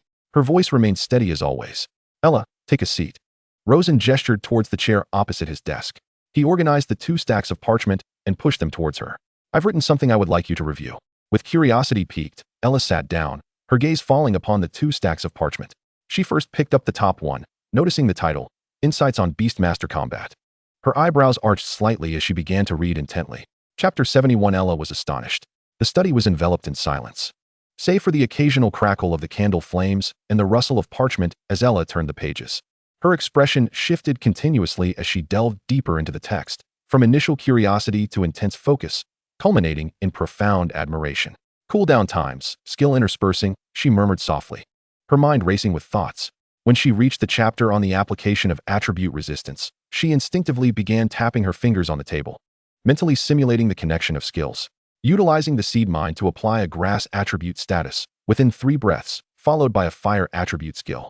Her eyes sparkled with increasing brightness, her breath quickening. The states and scenarios mentioned resonated with her as a well-educated beastmaster. She had occasionally sensed such potential during battles, realizing that certain actions could yield higher damage. Yet, this was the first time she comprehended that this was due to attribute resistance. With this realization, Ella felt an enlightening clarity, her curiosity for the subsequent content intensifying. Soon, she skimmed through the entirety of the material, discovering an abundance of practical knowledge and theories regarding attribute resistance. Moreover, the discourse and application methods were articulated with remarkable detail. These insights transcended mere anecdotal evidence. To Ella, most of the content, aside from theoretical foundations, was learnable and replicable. It could be regarded as a combat manual, a genuine textbook for Beastmaster warfare. Unable to restrain herself, Ella immersed herself in the text once more. After what felt like an eternity, she finally lifted her head, her gaze fixed intensely on Rosen. My lord, this insight. She appeared to be searching for an appropriate term. Is invaluable. No, it may well be a priceless treasure beyond monetary value. If my team could fully master the techniques contained herein, the overall combat effectiveness of our Beastmaster Corps could be enhanced by at least 30%. No, it could even reach 50%. Ella's tone brimmed with excitement. Rosen smiled and nodded. You flatter me excessively. I maintain an objective assessment of my work and do not require such praise. Furthermore, do not rejoice too soon. These are ultimately personal conjectures and theoretical summaries. We must not overlook the importance of practical application due to assumptions. One must always embrace a gradual approach of practice, feedback, and revision of ideas, putting them into action. I, too, require your feedback to further refine these theories. Ella nodded earnestly. You are correct, my lord. Rosen then gestured towards the other stack of parchment. Now, take a look at the second part. Ella took a deep breath, calming her excited heart, and picked up the second stack. The Manual for Commanding Phantasmal Beasts for Non-Beastmasters. Upon seeing this title, she momentarily froze, her eyes betraying her confusion. Non-Beastmasters? Commanding Phantasmal Beasts? How is that possible? With a mind brimming with questions, she turned to the first page. After reading only a few lines, her expression solidified. Her pupils dilated slightly, her lips instinctively parting. She read slowly, as if each word bore the weight of 1,000 burdens, demanding her utmost concentration to comprehend. Trust, partnership, unspoken language. Throughout history, a steadfast rule has prevailed. Only beastmasters who have forged contracts with phantasmal beasts can command them in battle. This is common knowledge, an accepted truth by all. Yet, this book by Lord Rosen proposes a revolutionary possibility, allowing ordinary individuals who have not become beastmasters to command phantasmal beasts in battle through emotion and trust. Is this truly feasible? However, upon reflection, Lord Rosen has already achieved half of this conjecture. The villagers in his territory, without exception, are not beastmasters, yet under Rosen's guidance, they are indeed capable of directing phantasmal beasts to perform tasks. In the absence of beastmasters, the villagers can independently manage and direct phantasmal beasts. The difference between this and the conjecture in the parchment lies solely in the fact that villagers currently command phantasmal beasts for labor, while this conjecture proposes that they command them for combat. She lifted her gaze, looking at Rosen as if he were a marvel. My lord, can what is written here truly be realized? Her voice quivered slightly. Well, I cannot guarantee it. It still requires practical validation. There may be areas needing modification, but I believe the possibility of enabling ordinary villagers to command phantasmal beasts in combat is quite significant. Rosen pondered for a moment before speaking slowly. Have you not witnessed how, when a child in the village cries out, the beloved budgerigar he often feeds will rush to his side, pecking at the larger children who dare to bully him? To me, this exemplifies the most primal form of protection, born not of technical prowess, but of deep-seated emotion. His voice, though soft, struck Ella's heart like a hammer. She stood there, captivated. Indeed, she had observed such scenes before. Yet, like everyone else, she had merely regarded them as instinctual behaviors of magical beasts. But no, the very fact that magical creatures exhibit protective instincts in the presence of a non-owner beastmaster is inherently peculiar. Why had she never realized this before? How could Lord Rosen consistently uncover truths that eluded the common eye? As she gazed at him, admiration transformed into something akin to reverence. My lord, you are a genius. A true genius. If the methods outlined in this book are indeed viable, the potential power of our territory. She could scarcely fathom the ramifications if Rosen's vision were to materialize. Should anyone dare to invade their domain, the repercussions would be catastrophic. Ella straightened her posture and saluted Rosen with a precise military gesture, her eyes resolute. My lord, I vow to fulfill the task you have entrusted to me. With that, she solemnly cradled the 2 stacks of parchment in her arms. First, implement the first stack within your squad, ensuring they grasp and practice the concepts swiftly. The second stack, organize it upon your return, and whenever you find the time, draft teaching materials. Occasionally, you may instruct the villagers or some children, guiding them in their learning. Remember, this endeavor must be gradual. Do not rush it. Yes, my lord. Ella clutched the 2 stacks of manuscripts, which seemed immensely precious to her, and turned to depart with determined strides. Her silhouette radiated vigor and resolve. Rosen watched her leave, then turned his gaze back to the window. The night remained profoundly deep, yet he held steadfast in his belief that progress is made step by step. Chapter 72. Raymond's chance encounter with his cousin. The fields ahead of Poly Village were entirely submerged beneath an endless golden sea. The heavy wheat heads bent low, as if humbly paying homage to the earth. The air was suffused with the sweet fragrance of ripening grain, mingled with the fresh scent of the soil. Raymond, shirtless, glistened with sweat under the sun, a smile gracing his face as he occasionally wielded his sickle to reap the wheat. "Hey, big flower, over here, not far off," a sprightly child shouted at a robust farm cat. The farm cat approached the child, its front paws extending sharp, scythe-like bone blades, swiftly slicing through a row of wheat with remarkable precision. Its movements surpassed even the most adept farmer. Another farm cat deftly swept the fallen stalks into a neat pile with its broad tail. Villagers followed behind, laughing as they bundled the wheat stacks and loaded them onto a wheelbarrow. "This harvest is truly miraculous," exclaimed an elderly farmer, hoisting a bundle of wheat. His face creased with joy. "In my 60 years of life, I have never seen such splendid wheat. One stalk here is worth 3 elsewhere. Life is indeed improving. This year, we need not worry about grain. All thanks to our Lord," Raymond replied loudly, unable to contain his delight. "Without our Lord's magical beast, could we be so leisurely, hardly toiling in the fields, yet reaping such bountiful harvests? Indeed, we owe it all to Lord Rosen. Just think, if we had to rely solely on our 2 legs for harvesting wheat, we would be occupied for countless nights. With these farm cats, I believe we could finish harvesting the entire territory within a few days." "Absolutely right. Our Lord is like a deity sent to save us." Laughter and praises echoed across the fields, devoid of any fatigue, only the pure joy of abundance. After a busy morning, Raymond entrusted his tasks to his wife and hitched his wheelbarrow, laden with freshly quarried stones. He glanced back at the small training area not far from the village, where a small group of children were undergoing training. He could vaguely see his 2 sons, clumsily mimicking simple gestures under Captain Ella's guidance. It was something he had never dared to dream of before. All of this was a gift from their Lord. "I'm off to town to exchange these stones for money. I leave the household matters in your capable hands," Raymond said to his wife. "Go with peace of mind. I will manage everything here," she replied, smiling as she handed him a water pouch and 2 golden brown loaves of bread. The wheelbarrow creaked as it rolled out of the village, and Raymond's spirits soared like the golden fields around him, brimming with hope. However, upon reaching Rog Town, that joy was swiftly washed away by the scene before him. At the town's entrance, ragged figures huddled along the streets, their eyes vacant, their faces gaunt, as if a gust of wind could topple them. The air was thick with a sour, putrid odor, a stark contrast to the fragrant fields of wheat he had just left behind in Poly Village. Frowning, Raymond tightened his grip on the wheelbarrow and carefully navigated through the crowd. He entered the familiar stone shop, where the rotund middle-aged proprietor managed a strained smile upon seeing Raymond. "Ah, Raymond, back again? These stones look quite good this time." "All from our Lord," Raymond replied vaguely. "I just run errands to earn a meager living." Meanwhile, he overheard a few traveling merchants from other territories lamenting within the shop. "Oh, don't even mention it.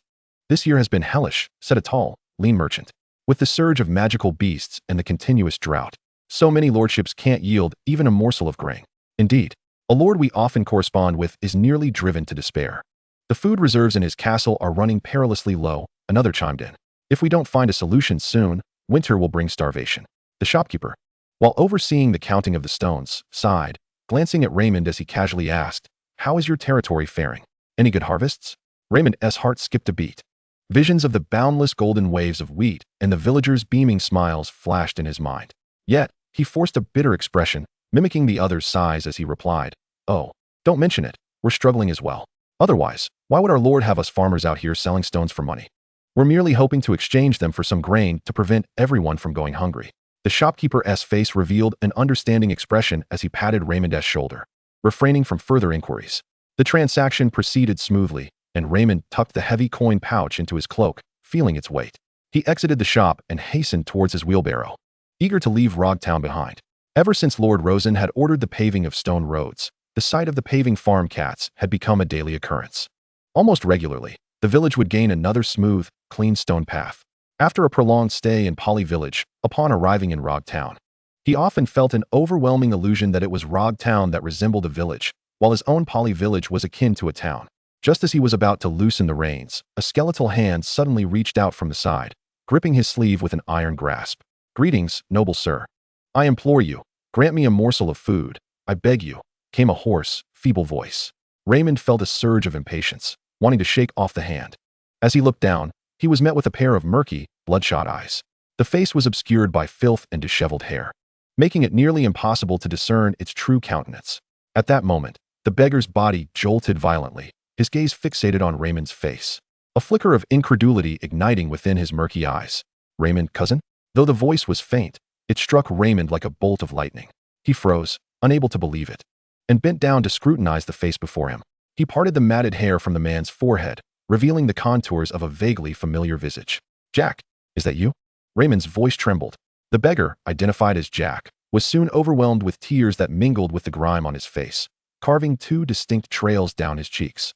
"Cousin, it's really you." Raymond's mind was a blank slate. His cousin Jack had once been a free peasant in a prosperous estate nearby. While not immensely wealthy, his family's resources far exceeded those of the impoverished farmers in Raymond's dilapidated manor. In their childhood, during times of famine, his parents had once taken him to borrow wheat from Jack's family. But how could he have fallen to such a state now? "Follow me," Jack said, wiping away his tears as he grasped Raymond's sleeve and staggered into a foul-smelling alley. At the end of the alley, huddled in a dilapidated corner, were several figures. A woman, her complexion waxy, cradled a child whose state of consciousness was uncertain.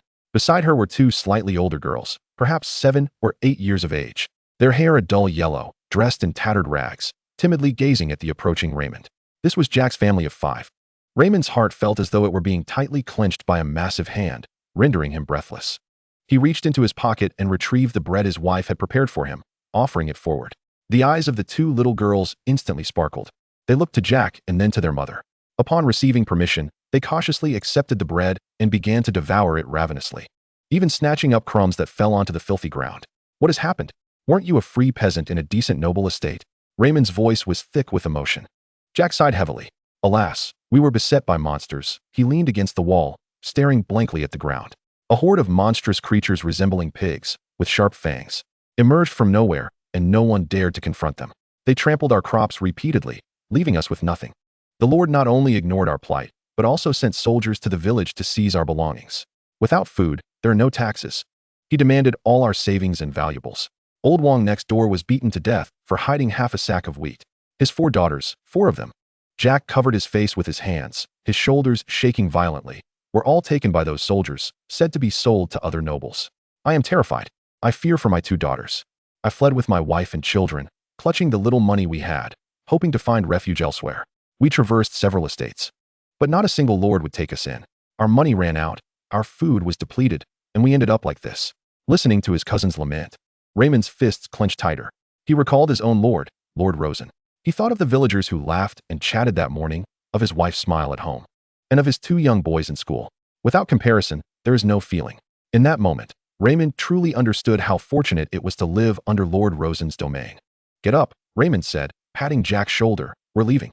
Jack looked up in confusion. "Where to?" "Just follow me." Ignoring the curious gazes of passers-by, Raymond led Jack's family of 5, pushing his unicycle.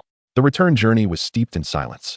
As the unicycle crested a familiar hill, the entirety of Poly Village unfolded before them, leaving everyone on the cart in a state of shock. The golden waves of grain were bathed in the warm glow of the setting sun. In the fields, villagers and magical beasts busied themselves, laughter echoing from afar. It was a vibrant and bustling harvest scene. This is... Jack's wife covered her mouth with her hand, silent tears cascading down her cheeks. Jack's eyes widened in disbelief, pointing at the golden expanse, his lips trembling, unable to utter a word. He suddenly turned to Raymond, his eyes filled with shock and confusion. "Cousin, your domain." "Less talking," Raymond replied expressionlessly as he urged the cart onward. "Let's go home." He halted the unicycle at his doorstep. It was a sturdy, beautiful 2-story house made of wood and stone. Jack gazed up at the house, swallowing hard. He remembered when Raymond had lived in a rickety thatched cottage. The door swung open, and upon seeing the family of beggars, Raymond's wife hesitated momentarily. But upon catching her husband's eye, she said nothing and immediately retreated to the kitchen. Soon, steaming food was served at the table, thick wheat porridge exuding an enticing aroma, soft white bread, and a large bowl of meat soup glistening with grease. Jack's family stared at the food before them, their eyes wide with disbelief. They had long forgotten the last time they had seen meat. No one spoke. Only the sounds of swallowing and chewing filled the air. After the meal, a hint of color returned to Jack's family's faces. Jack rubbed his round belly, surveying the clean, spacious room with envy in his eyes. "Cousin, Your life is almost on par with that of the nobles, he exclaimed earnestly. All thanks to the Lord's grace, Raymond replied nonchalantly. The Lord is benevolent and pays well. By the way, where are your two boys? Jack suddenly remembered. Why haven't I seen them? Ah, a smile spread across Raymond's face, are off learning skills. Probably in special classes at the village school now. School? Jack was utterly bewildered. Eating meat, consuming white bread, living in a wooden stone house. And now even the children could attend school? Compared to his own hellish estate, this was nothing short of paradise. He looked at Raymond, at everything in this house, and thought of his own family's plight. The immense disparity weighed heavily on his heart. Unable to contain his emotions any longer, Jack suddenly knelt down. His wife immediately pulled the two daughters down with her. Cousin. Jack clung to Raymond's legs, sobbing uncontrollably. I beg you, take us in. As long as we have food to eat, I will do anything for you. I will work like an ox or a horse for your family. Raymond felt a pang in his heart and quickly helped him up. What are you doing? Get up. He gazed at his cousin's family, whose faces were filled with hope and pleading, and took a deep breath. I can allow you to stay at my home for a while to recuperate. Instantly, a look of ecstatic joy spread across Jack's family's faces. However, Raymond's tone shifted. But if you wish to reside here permanently and become villagers of our territory, my word alone does not suffice. You must register with the steward of the village and report your circumstances in detail. Then, await further instructions. Ultimately dependent on the Lord's decision. Raymond's demeanor was serious as he quietly observed the distant, ethereal manor from the window. After this trip to the town, he felt more keenly than ever how hard-won their current life was, and he was uncertain how to repay the Lord for his kindness. He also wondered whether his two sons possessed the aptitude to become beast tamers and if they could serve as allies to the Lord. Chapter 74. Ella demonstrates combat insights. The morning mist had yet to dissipate, yet the training ground was already resonating with Ella's crisp reprimands. Hurry up. Keep up the pace. Are you all not well fed? You're running like a bunch of limp noodles. 50 reserve beast tamers stood in a loose formation, each face marked by exhaustion. Captain Ella, did you summon us before dawn just for this basic physical training? A young team member with freckles could not help but complain. Indeed, physical training can be done at any time. There is no need for such an early start. Yes, we would rather catch a bit more sleep and recharge our spirits. Grumbles rose like summer mosquitoes, buzzing incessantly. Ella halted her pacing, her icy gaze sweeping the field. Instantly, the clamor ceased. It seems you all harbor quite a grievance, she remarked, her voice low yet piercing as an icicle in each ear. Do you feel that additional training is unfair? No one dared to respond. Yet their drooping faces spoke volumes. Ella scoffed. Humph. I believe that, in comparison to our Lord, your dedication and the intensity of your training are woefully inadequate. Do you think our Lord invests both time and resources merely to witness your complaints here? Furthermore, she continued, is there any mercenary below the Lord's station who enjoys such leisure? She produced a thick stack of parchment from within her cloak, copies she had painstakingly transcribed and organized overnight. This is a compilation written specifically for you, at the Lord's expense of precious time. If you are unwilling to engage in physical training, then gather around and study the theoretical knowledge properly. Come here. Each of you will receive a copy. The team members exchanged glances, hesitantly moving forward to receive the parchment from her hands. Insights on Beast Tamer Combat. A few members turned their backs to Ella, huddling together to quietly read the title, their faces betraying unmistakable disdain. Combat Insights. Written by the Lord? We engage in combat training every day. Yes, this must be something the Lord concocted in his study.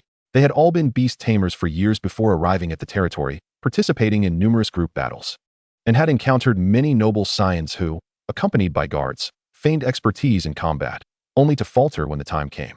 Naturally, they only dared to whisper their critiques, for they were quite satisfied with the remuneration provided by Lord Rosen and had no desire to forfeit it. Ella spoke calmly. Perhaps some of you have ventured beyond and consider yourselves well-versed. You believe that combat relies solely on experience, the level of your phantom beasts, and sheer bravado. I tell you, Ella raised the manuscript in her hand, her voice rising sharply. This document is a textbook-level material, even recognized by the highest-ranking beast tamer academies along the border. Those so-called noble instructors merely teach the distinctions of phantom beasts, the merits and demerits of attributes, and some scattered experiences. Who among them has the ability to dissect the purpose, planning, and improvement strategies of combat as the Lord has, and articulate them in a manner that you can comprehend? Cooldowns, long skills, short skills, synergies. With each term Ella uttered, the confusion on the team members' faces deepened. They had never even heard of such vocabulary. Enough of this idle chatter. Ella had no desire to waste words. Practice is the sole criterion for testing truth. She pointed to two individuals in the formation. Ralph, step forward. Have your little muddy elephant prepare, water gun. Colin, you two. Have your electromouse ready, thunderwave. The two called upon complied, their phantom beasts entering a state of alert. Ralph, use water gun on that wooden post, Ella commanded. Understood. At Martin's signal, the muddy elephant unleashed a water projectile, striking the far-off wooden post with precision. The post became drenched, water streaming down its grooves and pooling on the ground. The counter on the post fluctuated wildly before settling at 623. Well done, Ella nodded approvingly. She then turned to another team member. Colin, now have your electromouse use, thunderwave, on that puddle. Huh, on the puddle? Colin hesitated. Despite his confusion, he promptly responded, yes. He then directed the electromouse. Squeak. After a brief build-up, a faint golden current erupted around the electromouse, affecting the seemingly innocuous puddle below. The next moment, an unexpected change occurred. Zzzzz. The sharp crackle of electric discharge filled the air. Golden electric snakes surged wildly, racing through the puddle. The soaked wooden post was soon ensnared in an electric web, vibrating violently as its surface turned charred, emitting wisps of smoke. The counter jumped, ultimately stopping at 1278. Hiss! A collective gasp echoed through the crowd. Everyone was stunned. How is this possible? Colin gaped, staring at his electromouse, which was adorably scratching its little face with its tiny hands, as if it were the first time he had met it. The skill, Thunderwave, usually weak and limited in range, had somehow dealt 4-digit damage, and the post was quite distant. Was it due to the puddle created by water gun? Did you see that clearly? Ella's voice shattered the silence. This is what the Lord's insights refer to as leveraging circumstances. Knowledge of attributes and the effects of skills, along with environmental changes, when utilized effectively, can significantly enhance the range and strength of your skills, achieving the desired impact in battle. Water conducts electricity, she continued. This concept must be firmly etched in your minds. In combat, it can provide you with strategic insights. If you wish to employ a lightning attribute skill to strike an opponent but find the current conditions inadequate, consider creating a watery environment to facilitate your objectives. The team members fell silent, each face reflecting deep contemplation. Ella did not allow them much time to digest this. This is just one application of the insights, primarily aimed at expanding range to achieve offensive objectives. She turned to a page in the insights on beast tamer combat. Now, let us demonstrate the concept of synergy, primarily aimed at enhancing damage output. She once again called out, Lena, instruct your sprout monkey to utilize seed mine on the counting stake. Yes, Captain, replied a petite girl who stepped forward. Her sprout monkey nimbly leaped into the arena, extracting a seed mine from its flower bud cap and hurling it towards the counting stake. All right. Ella turned her gaze to the initially complaining freckled-faced boy, Roy. Direct your fire fawn to unleash fireball shot on the stake as soon as the seed mine detonates, inflicting the entangled state unique to grass-type skills. Roy concentrated, commanding the fire fawn to attack as the seed mine exploded and the counting numbers began to fluctuate. The fire fawn emitted a cry, launching a small cluster of fiery projectiles that struck just as the stake succumbed to the grass-type magical entanglement. Boom. Chapter 75, Ella's Lesson. A tremendous explosion ensued.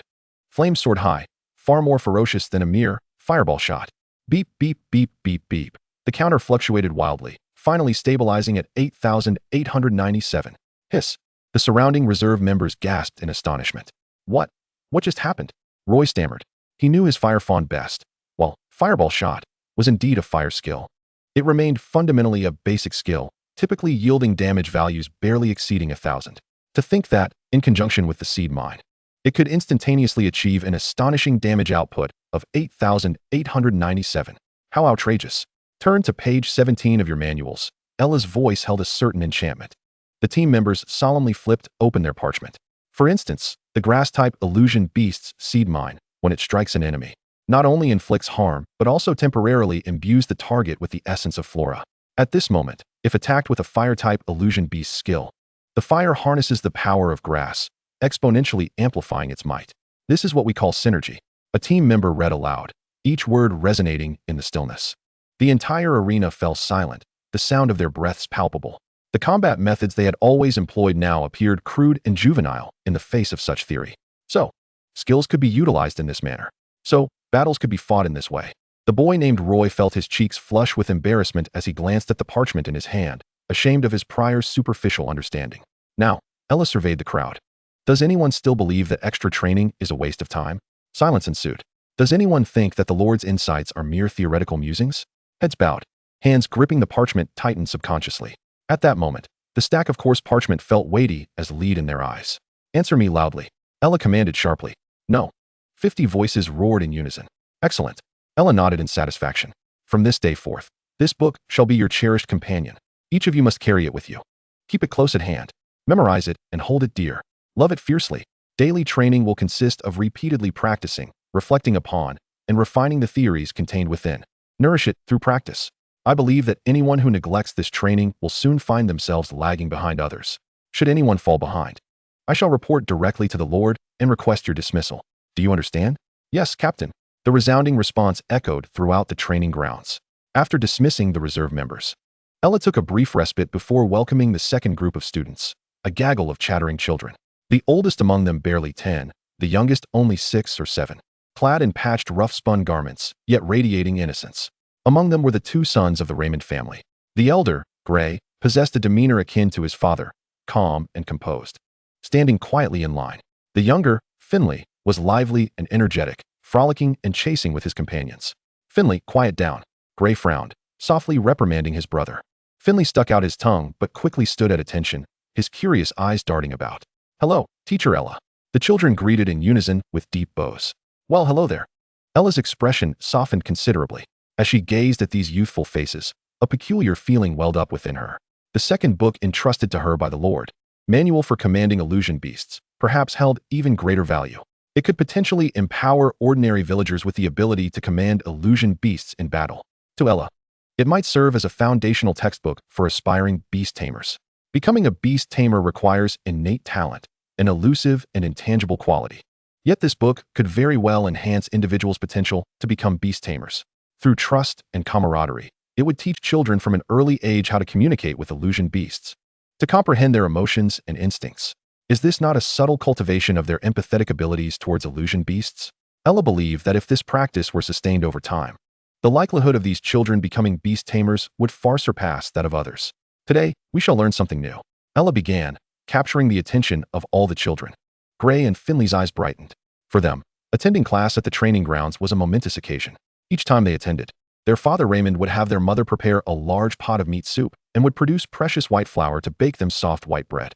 The tantalizing aroma was something they could hardly imagine enjoying in their daily lives. Of course, this was but one reason. Deep within, they yearned for knowledge. Mastering the command of illusion beasts would enable them to assist their families better, alleviating their parents' burdens. This course held tangible benefits, making them cherish every lesson immensely.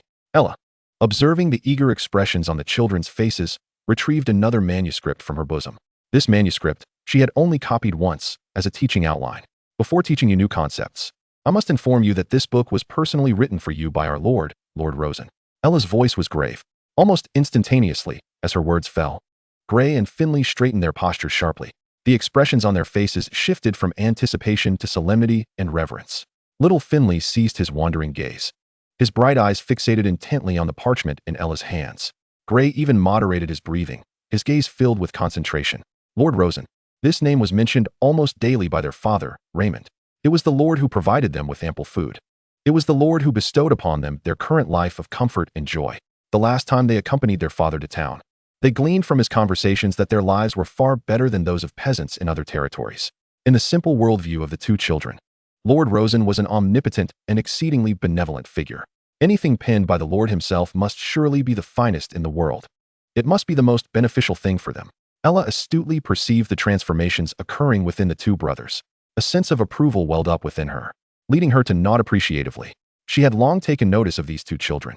The elder brother, Gray, though reticent, possessed an extraordinary power of observation, learning any command with swiftness surpassing that of his peers and executing tasks with remarkable diligence. The younger sibling, Finley, appeared vivacious and spirited, yet his mind raced with ingenuity, consistently devising peculiar yet effective methods. These 2 children were endowed with exceptional talent. More commendably, they exhibited a tenacity, a steadfast dedication to their pursuits. In Ella's eyes, both harbored the potential to become outstanding beast masters. Today, we shall learn how to make your companions fight for you. Ella intoned slowly, reading from the text. The first lesson is trust. Suddenly, a villager entered the classroom and whispered a few words near her. Ella lifted her gaze toward the training ground and beheld a beautifully dressed woman of noble bearing. Surprise flickered across Ella's face as the woman smiled back upon noticing her gaze. Let us study independently for a few minutes, Ella instructed. She then approached the woman to exchange pleasantries before summoning a servant. Please escort Lady Evelyn to Lord Rosen. Chapter 76. Rosen's astonishing grain yields. Led by the servant, Evelyn arrived at the hall. At a long table, Rosen and Falco were already savoring red wine.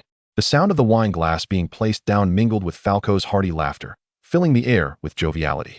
Falco's tone bore a hint of boastfulness as he declared, "Thanks to you, Rosen, the wheat harvest in my territory is unprecedented this year." He raised 3 fingers. "My steward estimates that this year's yield will exceed last year's by at least 30%. His own enthusiasm was palpable. For him, an increase in food production was far more reassuring than a mere augmentation of gold coins. During certain trying times, one might find that even wealth could not procure sustenance. Upon hearing this, Evelyn smiled gently as she approached the 2 men. "My territory is quite similar," she remarked, her voice melodious and light.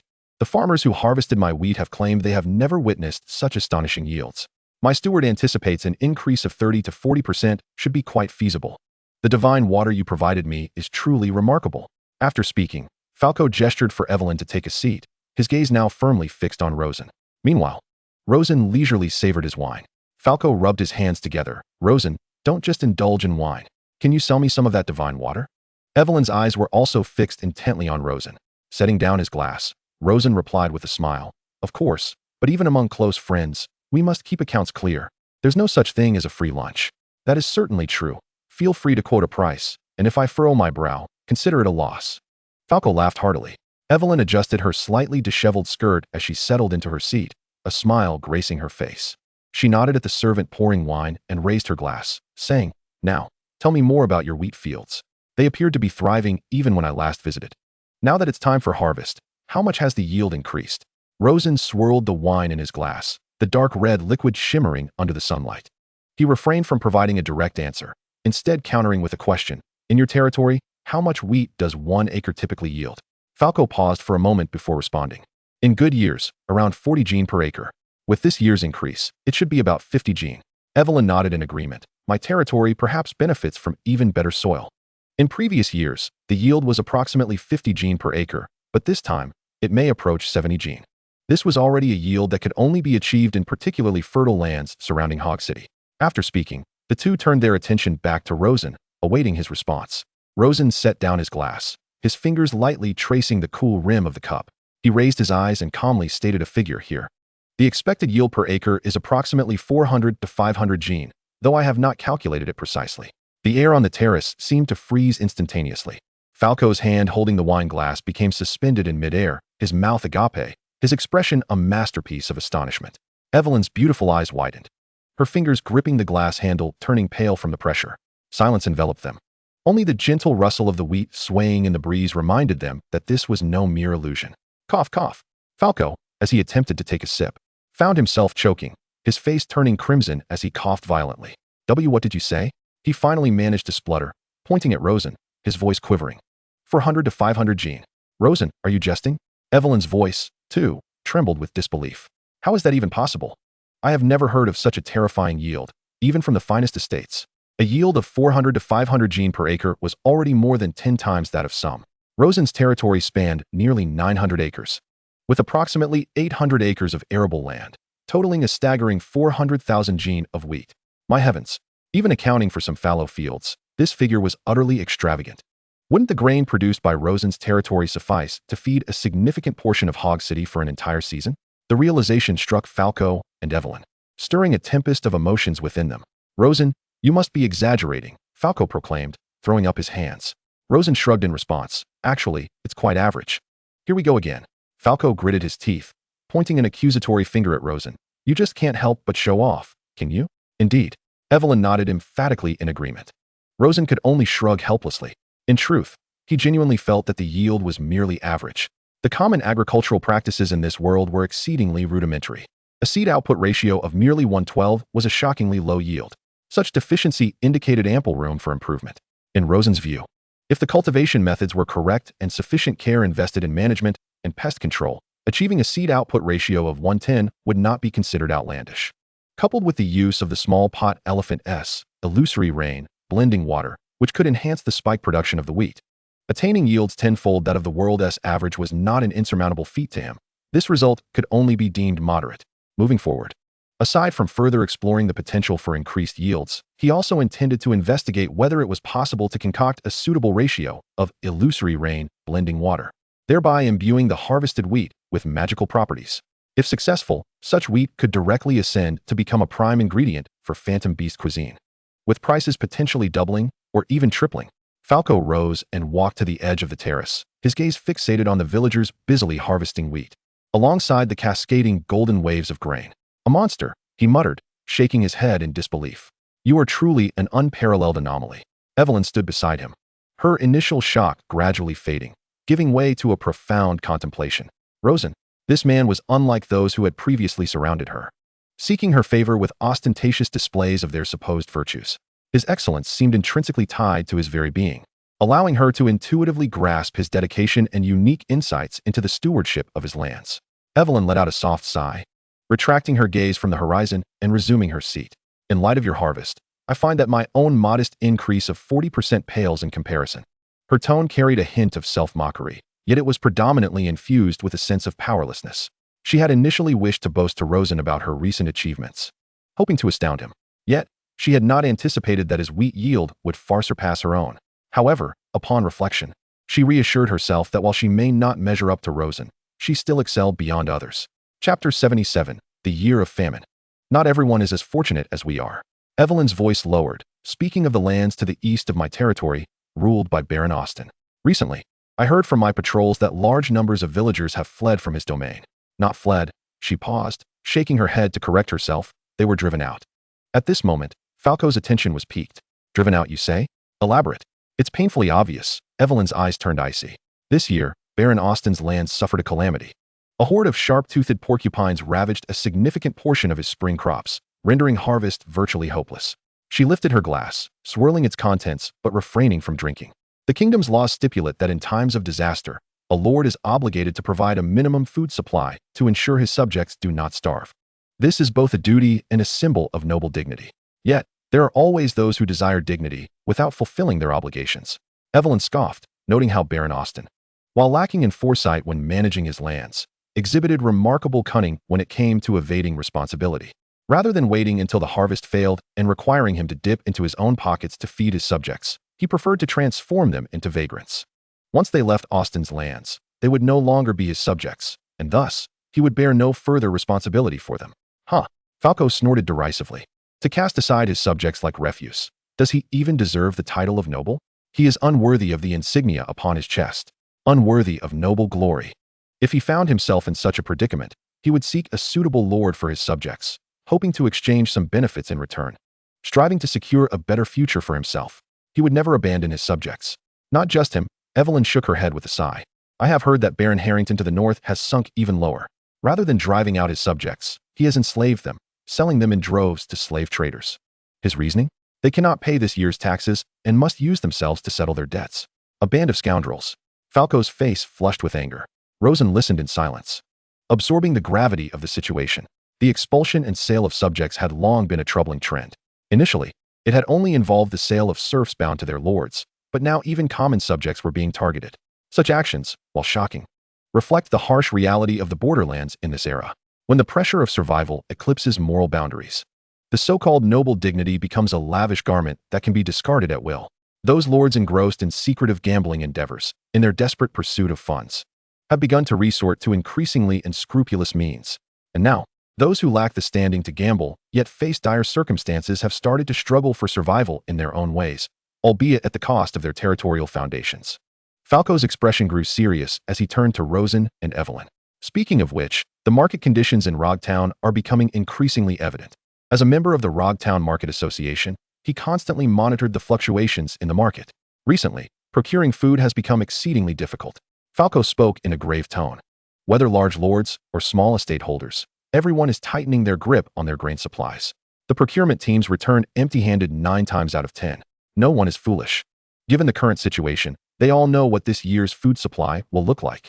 After a moment, Baron Falco raised a finger, stating gravely, "A month ago, a standard bag of 20 pounds of wheat was priced at 860 copper pigs in the Rogtown market."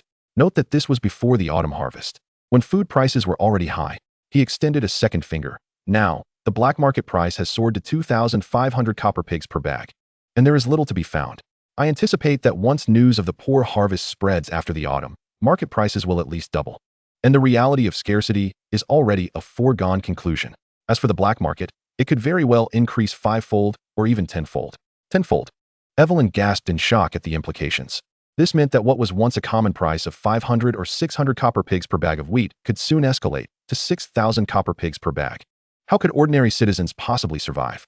A typical peasant family's monthly income might not even suffice to purchase a single bag of wheat. Such a scenario would be terrifying. Hunger could spread like a plague, turning the populace into vagrants or even rioters. Moreover, it appeared that this situation would likely affect the entire city of Hog. The upheaval it could unleash on the governing order of Hog was beyond anyone's imagination. Therefore, Falco concluded, fixing a fervent gaze on Rosen, in this period, your vast stockpile of wheat could indeed be likened to a mountain of gold. His voice brimmed with palpable excitement. The impending famine is almost predictable. What you hold is the most valuable currency in this year of famine, food, and in vast quantities. Evelyn, observing Rosen's ever-calm visage, was suddenly struck by a thought. Perhaps those lords frantically preparing for the secret realms have chosen the wrong path. The true treasure does not lie within the elusive realms, but rather in the golden mountains of wheat that have fallen in abundance within the territory. She raised her glass, solemnly toasting towards Rosen. Rosen, it seems that our decision to collaborate with you was the wisest choice we have ever made. Falco nodded emphatically, also raising his glass in acknowledgement. His gaze towards Rosen filled with a complex mix of astonishment, envy, and above all, relief. Relief that he stood beside this volcano rather than across from it. Rosen smiled as their glasses clinked together. It's merely a matter of mutual benefit. The group unanimously downed their glasses of red wine. Rosen, what do you plan to do with such a vast quantity of grain? If you intend to sell it, I can help keep an eye out and alert you when the time is right. Falco inquired. This question piqued Evelyn's curiosity as well. The vast quantities of wheat, weighing hundreds of thousands of pounds, are more than sufficient for personal consumption. Even if Rosen's territory were to support tenfold the current population, it would still remain unexhausted. Meeting the gazes of the two individuals, Rosen seized a bottle of wine and replenished his empty glass. The sunlight filtered through the liquid, casting a profound crimson hue in the depths of his eyes. Shaking his head, he replied, "At present, I have no intention of selling grain." Pausing for a moment, he lifted his gaze toward the horizon. In times of famine, hoarding supplies and selling grain at exorbitant prices was, in his view, a suboptimal strategy. He was acutely aware that his true objective lay in the construction and development of his territory. Money was merely one of the many tools required for such growth. If possible, he wished to explore opportunities to utilize this grain in ways that would be more advantageous for the advancement of his land. Chapter 78, The Firewood Army. In a dimly lit workshop in Rog Town, Leo's breath came in labored gasps, reminiscent of an old bellows, with each inhalation triggering excruciating pain at his right shoulder wound. His left hand pressed firmly against the severed shoulder, where the energy of black mist had merely sealed the injury, halting the flow of blood. Yet the sensation of shattered bone and decaying flesh remained painfully vivid. Rosen, he spat through clenched teeth, his voice laced with burning hatred. The memory of Rosen's indifferent expression at the moment he severed Leo's arm haunted him. He could not shake the feeling that Rosen was mocking his helplessness. Standing nearby, Sina was enveloped in her own swirling black mist, her emotions subtly affecting the shadows around her. She observed Leo's contorted face with a cold demeanor, though a flicker of irritation stirred within her. "Philip is like this, and so are you," Sina remarked. "You so-called nobles, when stepped upon, can only fixate on the offending foot, losing sight of the original objective." Leo abruptly turned, his gaze fierce as he glared at Sina. After a moment, he inhaled deeply, reflecting, "You are right. I should not lose sight of my true goal. So what do the higher-ups say?" Gasping for breath, his forehead veins bulging from pain, he pressed on, "This is a golden opportunity. Don't play the fool and tell me you don't comprehend." Sina remained silent, the black mist swirling slowly around her. She understood all too well. Leo's words were indeed astute. Now was the perfect moment. Miss it, and who knows how long they would have to wait for another chance. Patience. Good things take time, Sina replied with resignation. I have sent the information and my thoughts through the core crystal, and I am still awaiting a response. Those refugees, they are the finest kindling. Leo's voice dropped to a conspiratorial whisper, laden with venomous incitement. They are desperate. They are starving. They have nothing left to lose. They fear nothing. Just a spark is needed to ignite an inferno. Isn't this the ideal moment for your Eternal Night Alliance to unleash its power? Let them assault the estates of those nobles. Let them seize the grain. Hog City will soon descend into chaos. Once the turmoil begins, Will the higher-ups have the energy to concern themselves with us? With each utterance, a jolt of pain shot through his wounded shoulder. Yet that very agony ignited a frenzied intensity in his gaze. At that time, we can rise and swiftly amplify our strength. We shall showcase our might and offer them illusory hopes. Just watch, Sina. Those nobles, who typically reside in their lofty towers, will scramble to align themselves with us in the face of chaos. They care only for their own benefit and fear the powerful. A sinister grin creased Leo's lips, straining the wounds on his face. Our influence will swiftly expand from Rog Town as its epicenter. This will be 100-fold quicker than our previous clandestine maneuvers. He concluded with malevolent fervor. I believe starting from Rosen's territory would be an excellent choice. Sina perceived the selfish intent lurking behind Leo's proposal and was about to caution him. Just then, a dark red core crystal at her chest began to glow faintly, its weak luminescence piercing through the surrounding black mist. Extending her hand, the crystal levitated in her palm. A low, distorted voice emanated from within, devoid of emotion. Sina, report the situation. Upon hearing the command, an ominous premonition washed over Sina. She cast a glance at Leo, who had been so vocally ambitious moments ago, and replied calmly. Leo has lost an arm, and a Peckland dragon is severely injured. The crystal fell silent for a moment. Your suggestion indeed holds merit. The voice resumed. But this time it stirred considerable attention. The church, the 4 great duke houses, and the royal family were all exerting pressure on our Eternal Night Alliance. Therefore, your proposed new plan will be temporarily shelved, and we shall continue with the original plan, proceeding cautiously and discreetly. Sina furrowed her brow, realizing the situation was far from optimistic. Yet she chose not to argue further, simply stating, understood. Good. Execute diligently. If this matter is successfully resolved, the organization will consider assigning you to the Iron Ring for a mission. As soon as the words left the speaker, the dark red glow extinguished, and the crystal resumed its original form, resting quietly in Sina's palm. Ha ha ha, cough, cough.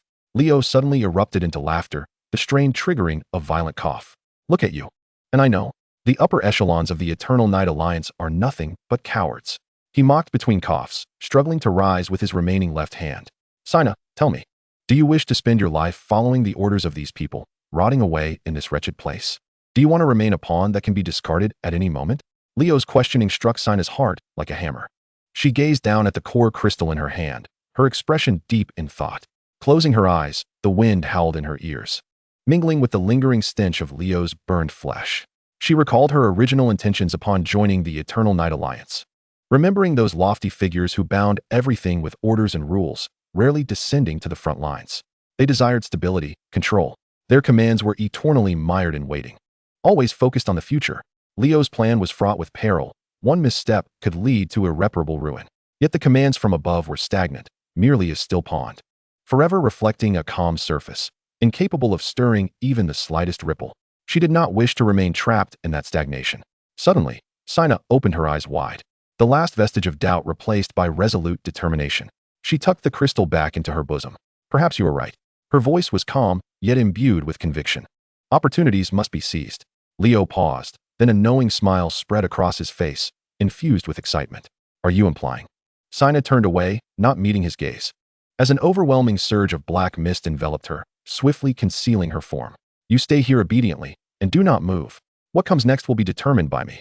The following day, at dusk, the gathering place for refugees outside Hog City resembled a gray ocean, permeated with despair and silence. The air was tainted with the mingling scents of sweat, mildew, and decay. The tattered figures, either seated or reclined, gazed vacantly at the sky, now suffused with the hues of twilight, painted in shades of orange and red. Among them walked Sina, enveloped in a gossamer shroud of black mist that distorted light and sound, rendering her an ethereal specter, seamlessly blending into this backdrop of despair. Her gaze swept over the numbed faces. These souls were the kindling that Leo had spoken of. She paused. Not far away, on a hastily constructed wooden platform, stood a towering man, his arms raised as he bellowed hoarsely yet powerfully to the surrounding throng. Friends, we cannot continue like this. The granaries of the noble lords are near to bursting, and their dogs eat better than we do. Yet they refuse to share, driving us away. They leave us no path to survival.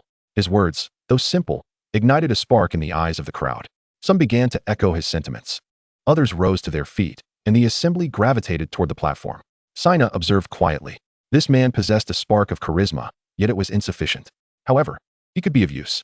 As night fell, several bonfires blazed in the encampment of the destitute, where people gathered around the flames, gnawing on the moldy bread they had begged for during the day. The large man sat alone in a corner atop a pile of grass, his brow furrowed, seemingly troubled by the next course of action. Sina approached silently. She did not reveal herself, but extended her finger, from which a tendril of mist, deeper than the night itself, drifted forth. The mist slithered like a living serpent, silently penetrating the man's ear. He jolted, his expression momentarily clouded by confusion, only to revert to normal almost instantly. Yet, within the depths of his gaze, a flicker of dark red light flashed, barely perceptible before it vanished. A chilling voice resonated within his mind. Simply shouting slogans is futile. The man glanced around in terror, seeing nothing. Who is speaking? He muttered under his breath. You require a target. The voice disregarded his panic, continuing, a concrete target. One that offers hope of sustenance to all, one that dares to wield arms. The man's eyes dimmed, and the crimson glow re-emerged. A target, he murmured. Rog Town, Rosen. Sina's voice, laced with an insidious charm, implanted a name in his mind. He was a nobleman, yet his foundations were precarious. There were no reports of him conducting large-scale conscription. Furthermore, it was the season of autumn harvest, and the noble's granaries must be overflowing with grain, sufficient for all to partake for an entire year. But your current strength is inadequate to challenge him. You must first bolster your forces. Soon, a glimmer of greed and ferocity appeared in the man's eyes, and the dark red light receded once more. Rog Town, he clenched his fists, the knuckles cracking audibly. The following morning, the man addressed the destitute once more, stirring their emotions while confirming their target. After his speech concluded, the band of vagrants rose from the ground, seizing any makeshift weapon they could find, sharpened sticks, rusty tools, stones. Thus, a ragtag army of the destitute was formed, slowly making their way toward Rog Town. Sina stood at a distance beneath a barren tree, the black mist concealing her form entirely. She coldly observed the chaotic tide, taking in the faces contorted by madness. Leo was indeed correct. These kindling souls were remarkably easy to manipulate. After all, they were merely a matter of a flick of her fingers. Once they had fortified their strength, using them to test Rosen would not be a bad idea at all. Chapter 79. News from Marcus regarding the Hog family's stance. Several days later, a modest carriage halted before the main residence of the Kuro estate. The door opened, and Marcus descended. His steps were still somewhat labored, yet his posture remained upright. The shadows that once clouded his brow had dissipated significantly.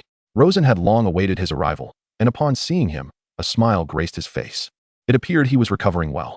As Marcus ascended the steps, a hint of a smile emerged on his face, albeit tinged with the fatigue of his travels. Thanks to you, brother-in-law.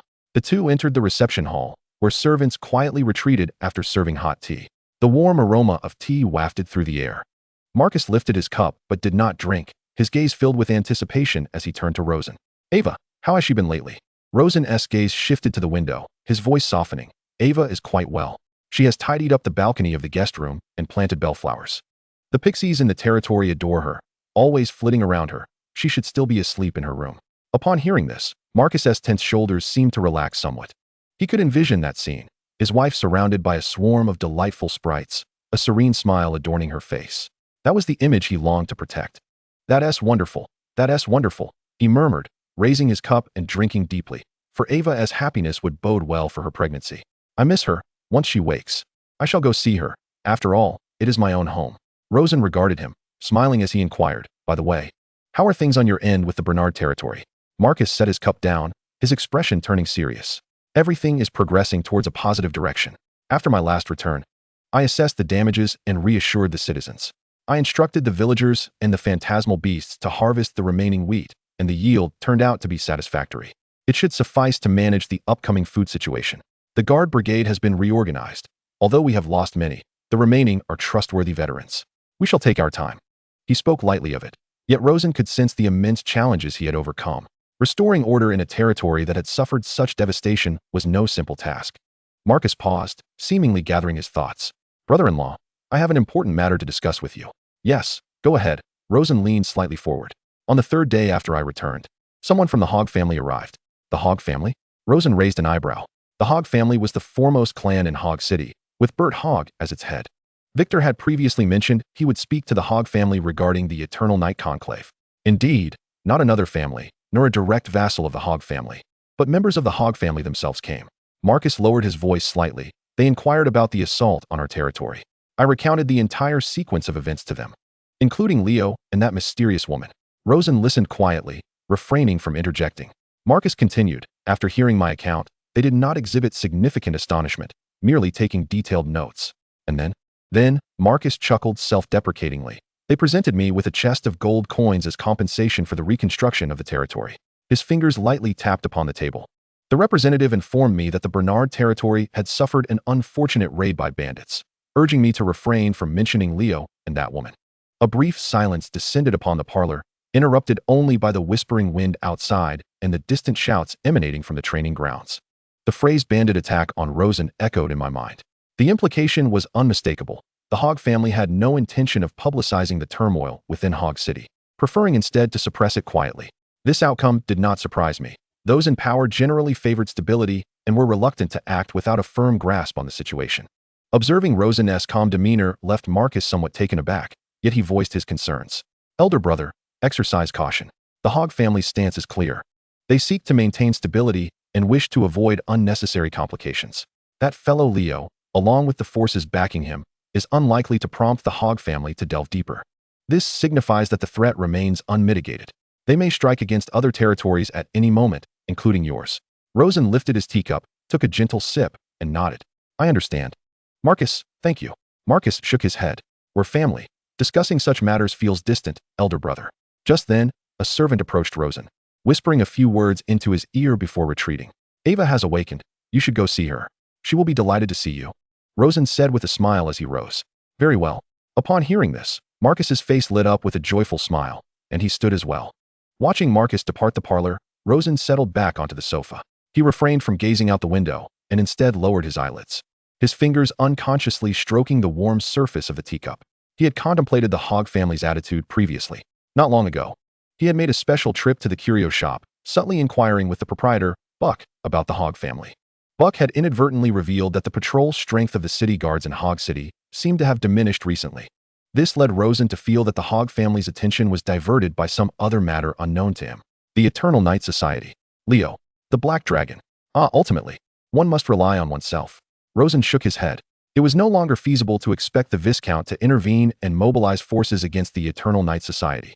Henceforth, he had to rely solely on his own capabilities. A heavy burden settled upon his shoulders. This was not the awkwardness of confronting debt, nor the anxiety of developing a territory. It was an urgency that could bring life and death at any moment. The peculiar bone armor left behind by that woman named Sina remained an enigma, with no discernible material identified thus far.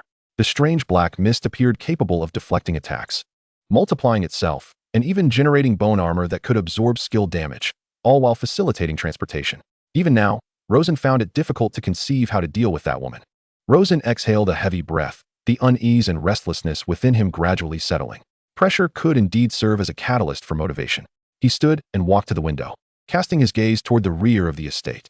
His thoughts drifted there. The breeding of the grass pandas was nearing completion. In the warehouse beside the incubator, a new batch of Baru eggs lay quietly. Before long, a new generation of phantom beasts would emerge. Beyond these, he had loyal guards, a steadily improving reserve of beast masters, a capable steward named Al, and the entire populace of the Kuro estate. These were his sources of confidence. Rosen's gaze returned to the now lukewarm tea on the table. He drained the cup and retreated to his study to continue the relentless task of document processing. Chapter 80. The Growing Refugee Band.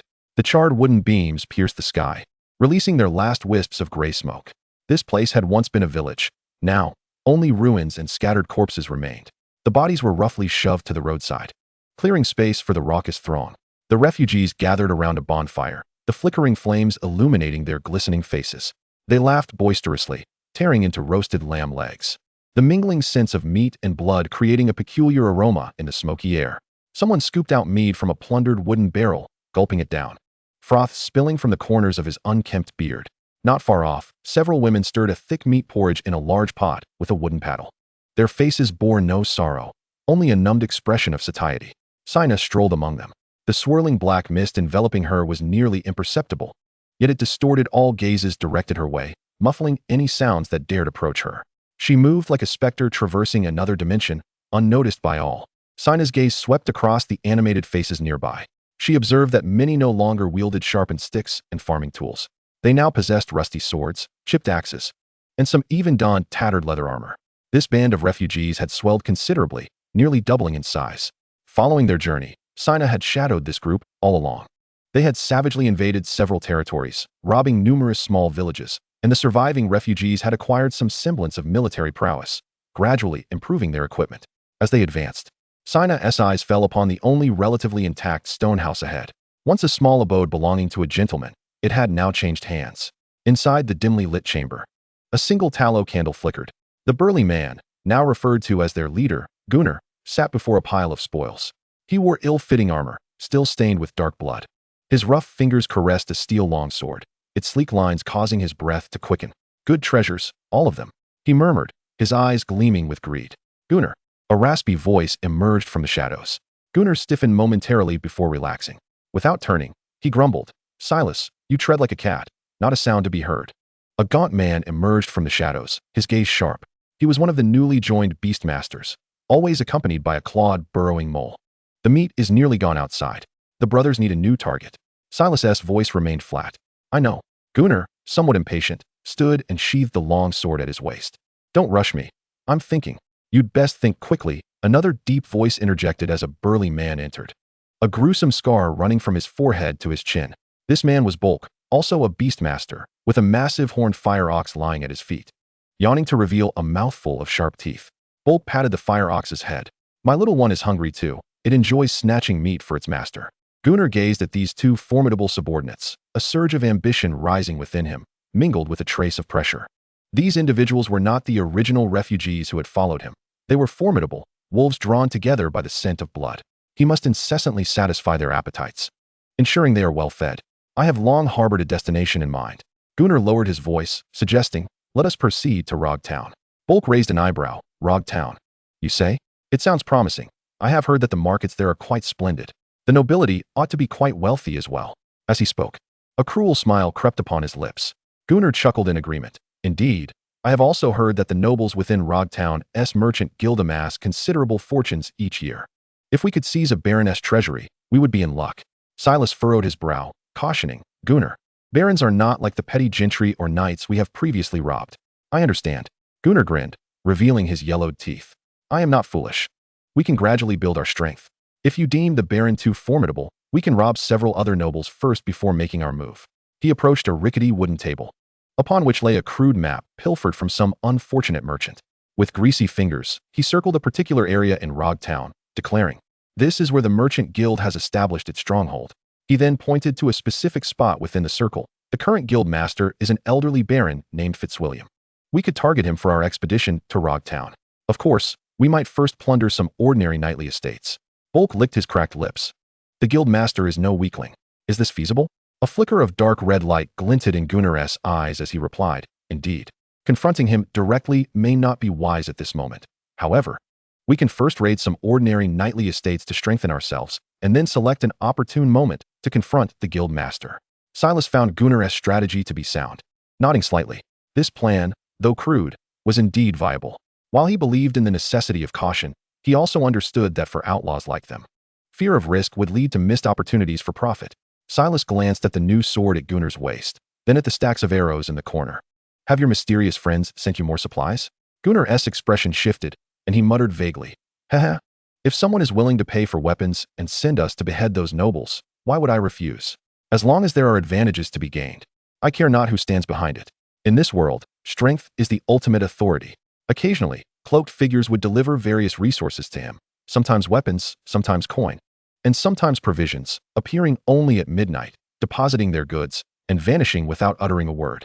Gunnar sensed he was being drawn into an inexplicable storm, yet he was unconcerned. He merely wished to grasp this opportunity and ascend. Outside the stone house, Sina listened intently to every word.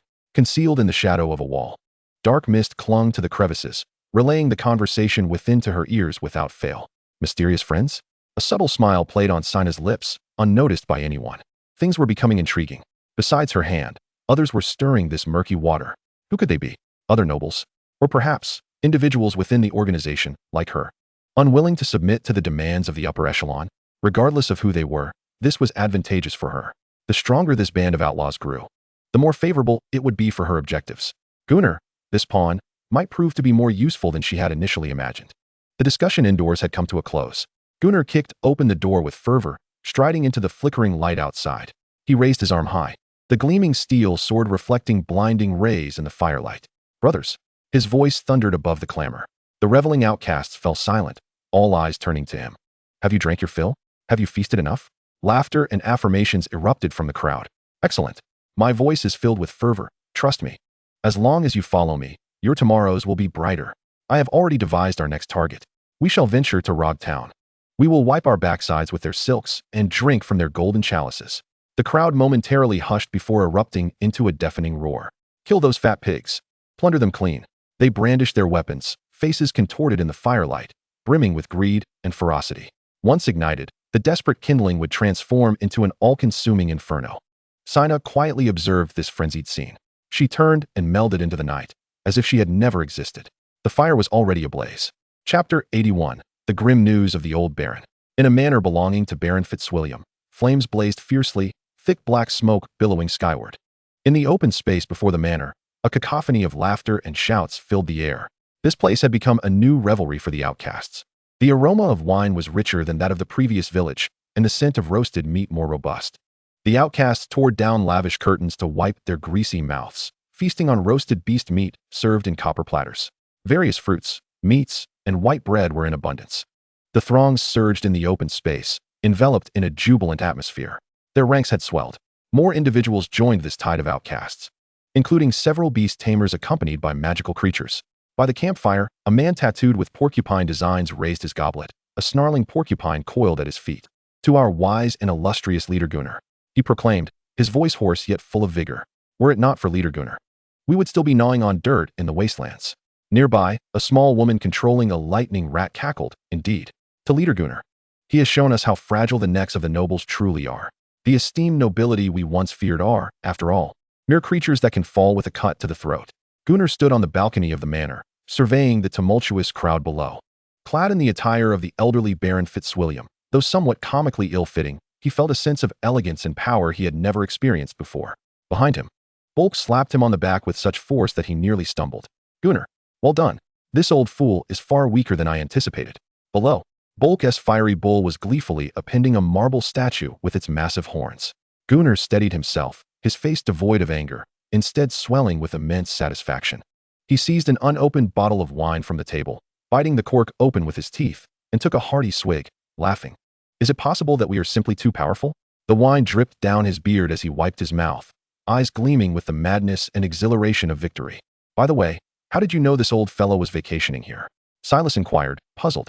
Gunnar chuckled and shrugged. "You know, a certain mysterious force informed me. Thinking it over, it's only logical. With his wealth, would there not be those who envy him? It's inconceivable otherwise." "True enough." Silar nodded. "So, what is our next target?" Bulk chimed in. "Indeed, Gunnar, have you chosen the next objective?" A cruel smile spread across Gunnar's face. "The president of the Market Guild, entrenched in Rog Town for years, has met his demise at our hands. Is there any noble within Rog Town that poses a challenge to us?" "What does that imply?" A dark crimson glimmer flickered in Gunnar's eyes as he chuckled. "The entirety of Rog Town shall serve as our playground. Which target shall we not seize? I am aware of one particularly affluent noble who could serve as our ultimate target. We shall plunder our way to him." "Who?" Is there anyone richer within Rog Town than the elderly Baron Fitzwilliam?" "This individual is known as Baron Rosen. While I cannot guarantee he surpasses that old coot in wealth, he is certainly wealthier than the old man's estate. I have heard that his family once belonged to the Bronze lineage and recently hosted a grand auction within the Rog Town market. They are swimming in riches." "Haha. Since there is a fatter pig to slaughter, why not do so?" Bulk revealed a vicious grin. Silar nodded in agreement. With the consent of the two beastmasters, Gunnar turned his attention back to the throng of destitute people below. "Brothers, silence." Gunnar's voice was impassioned and infectious, echoing instantly to the restless crowd beneath. The destitute swiftly hushed, directing their gazes toward their leader, Gunnar. "Was today's meat delectable?" "Yes." "Was today's fine wine enjoyable?" "Indeed." "Do you desire more wealth? More meat? Better wine?" Gunnar raised his arms in fervor. Bulk was the first to raise his arm, letting out a beastly roar. "I want it. I shall twist off the heads of all the nobles to use as goblets." Below, his band of bloodthirsty beastmasters immediately followed suit, howling in unison. "Annihilate them. Plunder them." This fervent wave spread like a contagion, rapidly infecting the majority of the destitute. They brandished their pilfered weapons, fervently chanting slogans of pillage and destruction. However, on the fringes of the crowd, those who had recently joined, their faces marked by hunger and trepidation, appeared somewhat bewildered. They gazed at their frenzied companions, their hands trembling around their weapons. Could these people be mad? In the shadows, Sina quietly observed the spirited Gunnar on the balcony, alongside Bulk. She distinctly noted, illuminated by the flickering firelight, a fleeting abnormal crimson glimmer deep within their eyes, filled with desires for cruelty and annihilation. Both had succumbed to the darkness. A silent smile crept across Sina's lips. She had no qualms about this fire burning even brighter. In Baron Falco's domain, within his study, his fist slammed heavily upon the oak table, causing the inkpot to leap and crash to the ground, leaving a dark stain in its wake. What did you say? Repeat that. His voice trembled with rage, his eyes bloodshot, fixed intently on the battered messenger knight kneeling before him. The knight struggled to raise his head, his face smeared with blood and tears. My lord, Baron Fitzwilliam, his holiday estate has been breached. My lord, he perished in the assault of a band of beastmasters. The enemy comprised armed destitute, equipped with decent gear, and they had more than one beastmaster squad, their numbers exceeding those of ordinary nobles. This was also a key reason for Baron Fitzwilliam's demise within his estate. Falco's body swayed, darkness encroaching on his vision. He staggered back 2 steps, leaning against the wall to steady himself. Memories of Baron Fitzwilliam's gentle smile flooded his mind, recalling how he had meticulously taught him to decipher ledgers, how he had mingled with merchants in Rogtown during banquets, and how he had nurtured cordial relations with other nobles. To Falco, Fitzwilliam was not merely a leader of the guild. He was a mentor, akin to a father figure. Chapter 82. Falco elected as guild leader. A multitude of destitute, he muttered to himself, his teeth chattering. You tell me, how could a rabble possibly breach a baron's estate? He lunged towards the knight, seizing his collar and bellowing. You tell me, what are you guardians doing? Why could you not even preserve your lord's life? The knight remained silent, allowing Falco to unleash his fury. After a moment's venting, Falco released his grip, his gaze turning cold and sharp. He then forced himself to regain composure, gesturing for a servant to escort the knight away, yearning for solitude. Quality weaponry, organized beastmaster squads. Is it conceivable for ordinary destitute to achieve such a feat? Impossible. This power rivals that of ordinary noble territories. This is no mere insurrection of the downtrodden. He spat the words through clenched teeth. Which scoundrel lurks in the shadows, fostering this pack of mad dogs? Simultaneously, he unleashed a tirade against the noble lords devoid of any sense of responsibility for their lands and subjects. Were it not for these scoundrels, how could there be such a multitude of destitute? Someone, he shouted towards the entrance. The steward hurriedly rushed in. My lord, immediately, gather all our guards and mercenaries. Seal the territory. Intensify patrols. Distribute all weapons from the warehouses. From this moment forth, my domain is in a state of war. Yes, the steward responded promptly. Falco gazed out the window towards the sky, now deep into the night, the moon hanging high above. He seized a pen, swiftly composing a letter on a fresh piece of parchment. The salutation bore Rosen's name. The letter's content detailed the assault by the destitute, the death of the old baron, and the potential for further machinations. He urged Rosen to bolster the combat capabilities within his territory and to exercise caution. If possible, he hoped Rosen could attend the guild meeting in Rogtown the following day. With the old baron's demise, the position of guild leader was now vacant, necessitating a gathering of guild members. He sealed the letter, impressing his crest in wax. Send the swiftest horse. Deliver this immediately to Baron Rosen's estate. Subsequently, he instructed a servant to prepare a carriage, for he intended to travel to Rogtown and ready himself for the election of guild leader. Within the assembly hall of the Rogtown Market Guild, the atmosphere was stifling, making it difficult to breathe. Around a massive round table sat a dozen prominent nobles and merchants from Rogtown, the seat belonging to Baron Fitzwilliam conspicuously vacant. Rosen sat quietly in his position, his demeanor calm, his fingers unconsciously tapping on the table. He had received Falco's letter, each word piercing his heart like a needle. He cast a glance at the empty seat diagonally across from him. That was the seat of Baron Philip. In this urgent meeting, where the presence of all members was imperative, his absence was indeed conspicuous. Rosen furrowed his brow.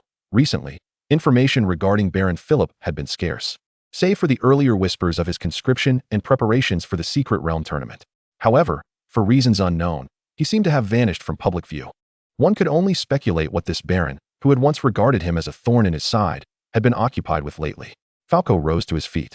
Having spent a restless night, his eyes sunken yet his gaze resolute. Ladies and gentlemen, you must have heard the unfortunate news regarding Lord Fitzwilliam, he declared, his voice hoarse, yet resonating clearly throughout the chamber. Now is not the time for sorrow.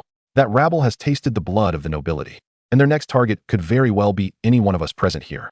A corpulent merchant wiped the sweat from his brow with a handkerchief. Baron Falco, what shall we do? I have heard that even Lord Fitzwilliam's estate could not withstand them. Indeed, my territory lies not far beneath Lord Fitzwilliam's estate, and I have scarcely slept these past few nights. Panic began to permeate the air. Falco raised his hand, silencing the murmurs. We can no longer remain disunited.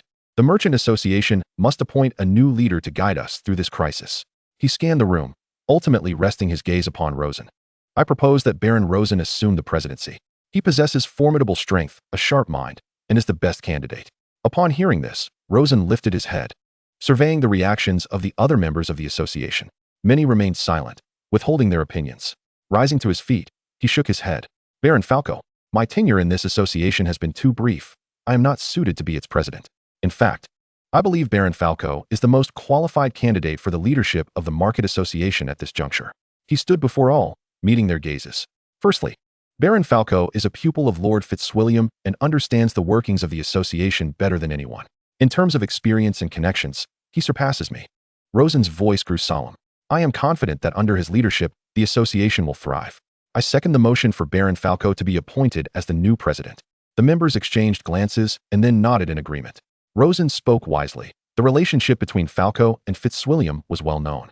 Moreover, when considering credentials and influence, Baron Falco was indeed among the elite within the assembly. It was only fitting for him to succeed as president. Before long, a show of hands yielded unanimous approval for Falco's leadership. He pondered for a moment, refraining from declining the offer. Slowly, he approached the vacant seat of authority, inhaling deeply before taking his seat. Thank you all for your trust. He pressed his hands firmly against the table. As the new president of the Merchant Association, my first proposal is to take decisive action against the vagabonds. We can no longer allow them to roam unchecked. We must strike before they grow stronger and eradicate them completely. Simultaneously, we cannot permit the noble lords of the territories to cast aside their own subjects recklessly. This will also lead to the emergence of vagabonds and pose a threat to all present. I believe that witnessing the fate of the old baron has resonated with everyone here. At this, the other nobles nodded silently. Taking advantage of the atmosphere, Falco banged the table passionately. Therefore, I propose, in the name of the Rogtown Merchant Association, we issue a call to arms. Any warrior willing to fight for the defense of Rogtown, regardless of their background or profession, will be generously rewarded by the association. We must let these madmen know that the Rogtown Merchant Association is not to be trifled with. Falco's words resonated powerfully, dispelling the gloom in the chamber and igniting the fighting spirit within everyone present. Indeed, I support Baron Falco's proposal. Another exclaimed, yes, the conscription proposed by President Falco is imperative. It serves the interests of our merchant association. We have no reason to refuse. Soon, consensus among the merchant association was reached, and Falco's conscription proposal was unanimously passed. Chapter 83. Catherine responds to the call. The call to arms for Rogtown was posted throughout the town within days. Plastered on every corner, crowds gathered around the bulletin board. Mercenaries, dispossessed knights, beastmasters, and even some audacious townsfolk discussed the enticing rewards mentioned in the notice. In the town's central arena, an impromptu recruitment test was in full swing. Falco presided over the proceedings, flanked by several core members of the association, tasked with assessing the strength of the applicants. Next, at the examiner's command, a girl clad in academy attire stepped into the arena. Her entrance instantly captured the attention of all around her. With a cascade of golden hair and a doll-like visage, she appeared utterly out of place among the rugged men. Is that the uniform of St. Helier Academy? A student? One member of the association furrowed his brow. Baron Falco, should we not ask her to leave? Typically, a student beastmaster's combat experience was significantly less than that of their peers. Meanwhile, a mercenary leader rudely whistled. Little girl, you seem to be in the wrong place. The school is over there. Catherine, undeterred by the surrounding commentary, walked straight up to Falco, performing a perfect knightly salute. Catherine Helier, here to enlist. Falco scrutinized her, his brow slightly furrowed. This name seemed familiar.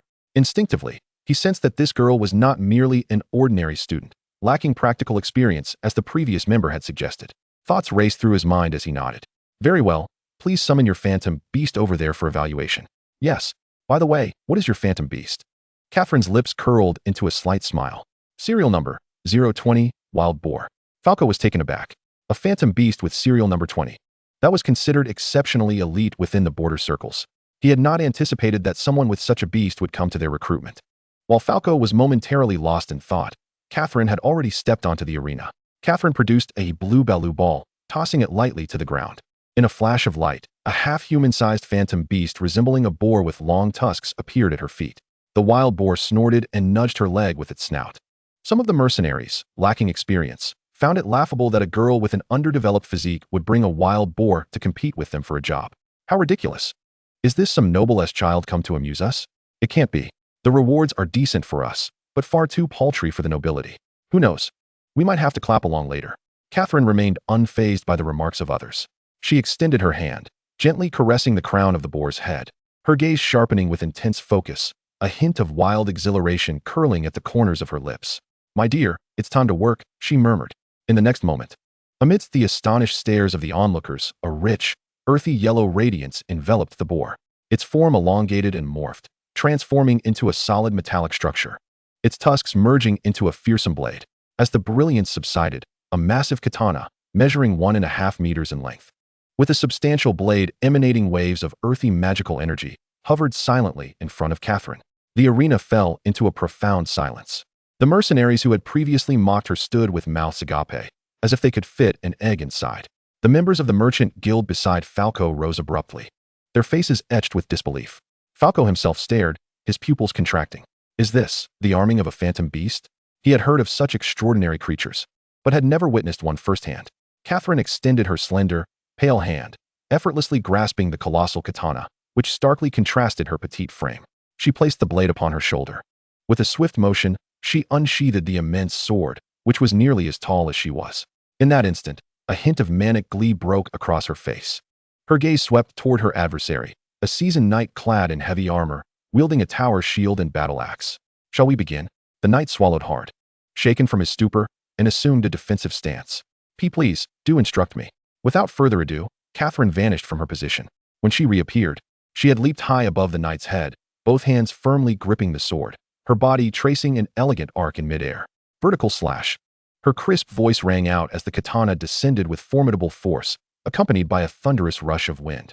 On the blade, a dazzling beam of earthy magical energy coalesced. The knight roared, channeling all his strength into the tower shield to meet the impending blow. Clang! The resounding clash of metal echoed. The immense force of the impact contorted the knight's expression into one of horror, and he quickly abandoned his shield, attempting to flee. The steel tower shield, designed to withstand charges, crumbled like parchment before the might of the great katana. From the point of contact, a crack swiftly spread, instantly traversing the entire surface of the shield. Crack! The shield shattered into two halves. The katana, unrelenting, struck heavily against the stone floor of the arena. Boom! Dust billowed, leaving a deep gash, half a foot deep, stretching from beneath the knight's feet to the edge of the arena. The entire venue seemed to tremble. The knight stood frozen, the remnants of his shield and axe clattering to the ground with a metallic ring. He gazed down at the gash in his chest plate, a chilling sweat instantly soaking him. The arena was enveloped in an eerie silence. All eyes were fixated on the girl standing triumphantly with the massive blade. Falco rose from his seat, hastily approaching the edge of the arena, his gaze flitting between the profound gash and the katana in Catherine's grasp, his eyes brimming with shock and elation. "Excellent! Excellent! Excellent!" he exclaimed, his voice trembling with excitement. "Miss Catherine, your strength is truly astounding. The Rogtown Merchant Guild welcomes your joining." With a casual flourish, Catherine transformed the great katana back into the boar, which resumed its previous demeanor. She retrieved a blue baru ball to reclaim the phantom beast, bowing once more to Falco, a hint of lingering satisfaction gracing her features. Catherine inwardly scoffed. This level of challenge is rather subpar. I merely executed a feint, and my opponent surrendered? Yet, she smiled at Baron Falco, saying, "It is my honor, Baron Falco." However, in her heart, she thought, "I must hasten to elevate both my affinity with the boar and its level through combat, and then seek out Rosen for a truly exhilarating battle." Chapter 84. The Grass Panda Baru Egg Breeding Completed. Hearts. Rosen sneezed vehemently. "Which fiend is seeking your master's aid?" Quickly dismissing his wild thoughts, he turned his attention to the newly renovated hatchery. Here, the space had been transformed using specially sourced magical stone and wood from within the territory, exuding a fresh vitality. He inhaled deeply, his gaze sweeping over the neatly arranged Baru eggs in the storage room, ultimately settling on a small corner protected by a specialized temperature-controlled box. There lay 5 vibrant green grass-type Baru eggs, adorned with unique patterns. These were the long-awaited grass-type Baru eggs from the grass panda. They were the first fruits of his breeding efforts with the double gold battle pidman and the double gold battle shardhorn dragon. He pondered whether luck would favor him this time, potentially yielding a 4 gold grass panda at once. However, before the main event commenced, preliminary rituals were a must. Rosen reminded himself, suppressing the urge to extract the grass panda immediately. The more critical the moment, the more one must adhere to the process. First, he needed to warm up his luck. He turned toward the mountain of Baru eggs. Tiger skin chick, frenzied farming cat, little pot elephant, miraculous seed monkey, an array of types and a multitude in number. He approached a basin of clear water and began his solemn and sacred ritual. Cold water washed over his hands as he meticulously scrubbed each knuckle and the spaces beneath his nails with soap berries, as if he were cleansing not just dirt, but the very impurities lurking within. After rinsing his hands, he splashed a handful of water on his face, the icy touch rejuvenating him instantly. Goddess of fate, goddess of fortune, emperor of luck, and all manners of unknown deities. He clasped his hands together, closed his eyes, and murmured fervently, "Today's primary goal is the grass panda. Once achieved, chicken legs will double, and we shall feast." He implored, "Great deities, grant your blessing." Having completed his ritual, he felt invigorated. Let the work commence. He strode purposefully to the incubator, first lifting 20 ordinary Baru eggs from the tiger skin chick. He still opted for 2 batches, each containing 10 eggs. With a press of the 10-egg incubation button, radiant light flickered, and 10 fluffy little creatures materialized within the hatchery. Rosen's gaze quickly scanned the results. 4 gold battle. 4 gold work. Yet another 4 gold battle. His expression remained calm, even hinting at a sense of inevitability. I have become a seasoned phantom beast master with nearly 100 4 gold entities. Such occurrences no longer stir my heart. In the first batch, 7 4 gold individuals emerged. In the second batch, 8 4 gold individuals. Out of 20 eggs, he had successfully acquired 15 perfect 4 gold tiger skin chicks. If this success rate had been in the past, it would have sent him into a frenzy of joy. But now, Rosen merely nodded in satisfaction. Excellent. The numbers for my foundational troops have been reliably bolstered. It appears to be a stable performance indeed. He deftly sorted these future elite warriors and model workers. Once upon a time, he was elated over the prospect of a dual gold individual. Now, his aspirations have escalated to a starting point of 4 gold, prioritizing quality above all. Such is the power of accumulation. Next, he turned his attention to 20 ordinary Balu eggs from the industrious cat breed. A flash of brilliance illuminated the scene twice. 20 kittens, brimming with the vigor akin to elite steeds, curiously surveyed their surroundings. Rosen meticulously examined each one. 4 gold leaders. 4 gold pure workers. This one is commendable, a 4 gold leader. The results were equally promising. Out of the 20 eggs, 12 industrious cats with 4 gold traits hatched, among which 8 exhibited the leadership quality trait. Gold trait, leadership quality. Within the core domain, all allied phantom beasts gain a 10 boost in combat power. Excellent. Yet another robust foundational addition. Rosen contemplated. These leader cats are not only exceptional laborers, but also possess commendable team combat enhancement buffs. The preliminary preparations proceeded exceptionally smoothly. Rosen sensed his luck warming up. Onward. He produced 20 water-type Balu eggs from the little water elephant. For this phantom beast, his primary goal was to hatch individuals endowed with the Phantom Rain skill. Special mutation skill, Phantom Rain. Effect. The water sprayed carries a unique magical fluctuation that, when irrigating crops, has a certain probability of inducing beneficial mutations, yielding fruits imbued with faint magical properties. Currently, the functionality of Phantom Rain has been developed into various applications. Capable of generating slightly magical timber and transforming ordinary stones into materials with a hint of magic, significantly contributing to the production of magic crystals. Although the Phantom Rain skill does not greatly enhance combat, it effectively promotes the economic development of the territory. Rosen harbored a strong desire for a little water elephant possessing Phantom Rain. 20 water-type Balu eggs. Surely 5 Phantom Rain little elephants would not be too much to ask? He murmured softly, pressing the button. The first batch of 10 emerged. The radiance faded. A blank slate. A single gold worker. This one has Phantom Rain. This one too. Rosen's eyes gleamed with excitement. The first batch yielded 4 Phantom Rain elephants.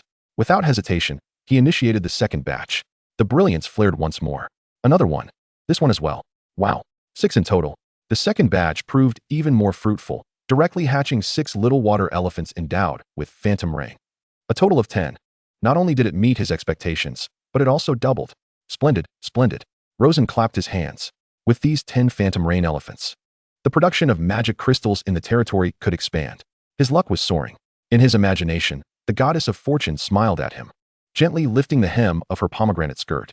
Seizing the moment, He turned his gaze towards 20 grass-type Belu eggs from the marvelous monkey. Goddess of Fortune, heed my prayer. The Rifle Monkey Brigade is due for an expansion. He placed 10 eggs into the incubator. A vibrant green light blossomed. Rosen's breath hitched slightly. His gaze fixated on the panel. There it was. His attention locked onto the panel of the third marvelous monkey. Marvelous monkey. Serial number 006. Attribute, grass. Level 1. Gold trait, valiant, attack power 20. Gold trait, composed, attack power 10, active skill cooldown 30.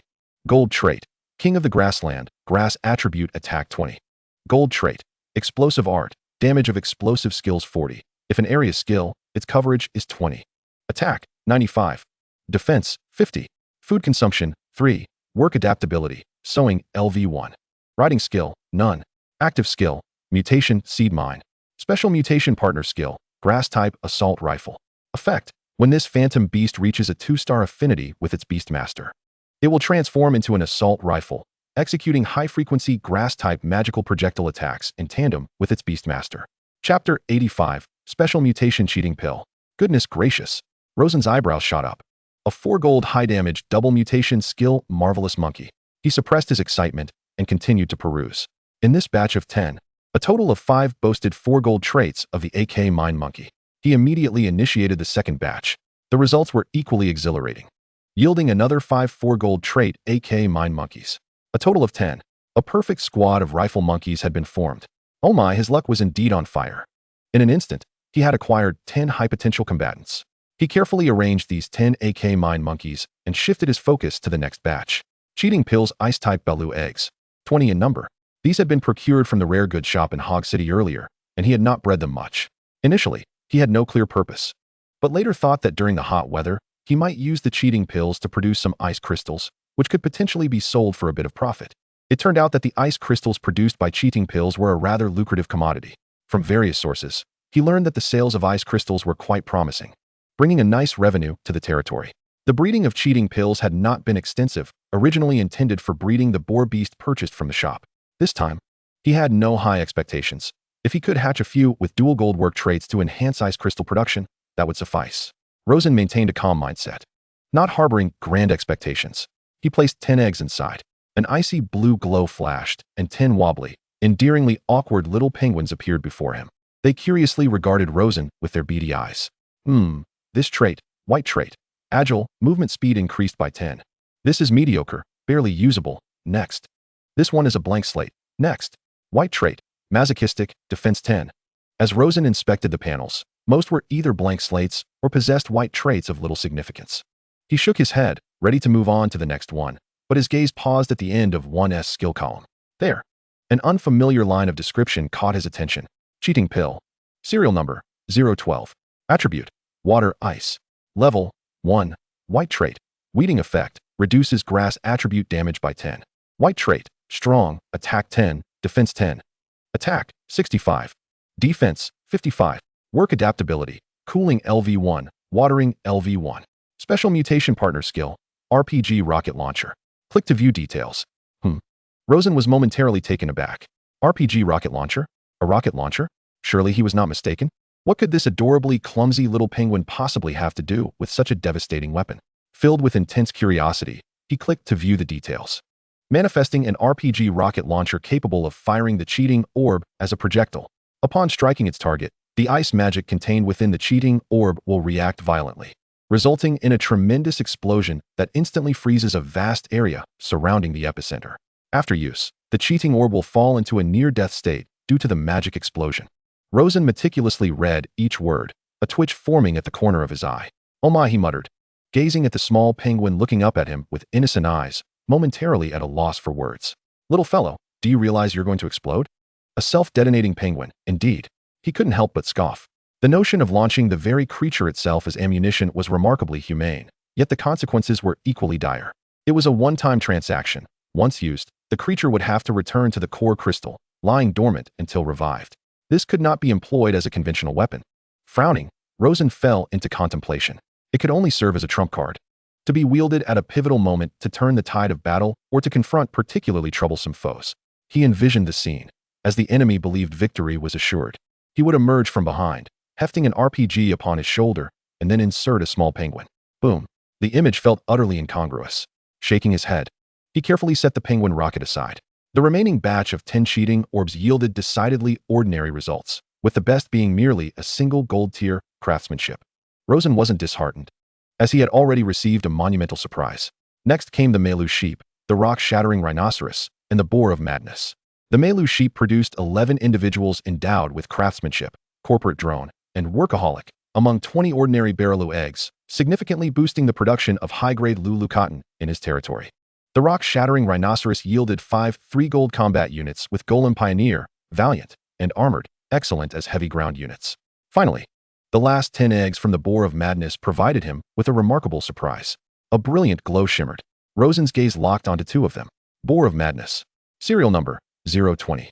Attribute: Earth. Level 1. Consumption 4. Gold tier trait: Valiant, 20 attack power.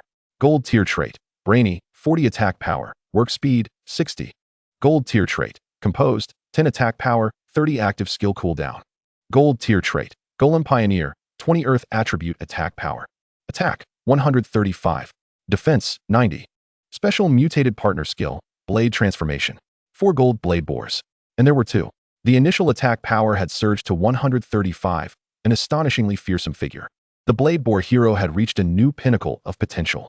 Rosen's fists clenched tightly. Good, good, good, he exclaimed thrice, feeling his blood boil with excitement.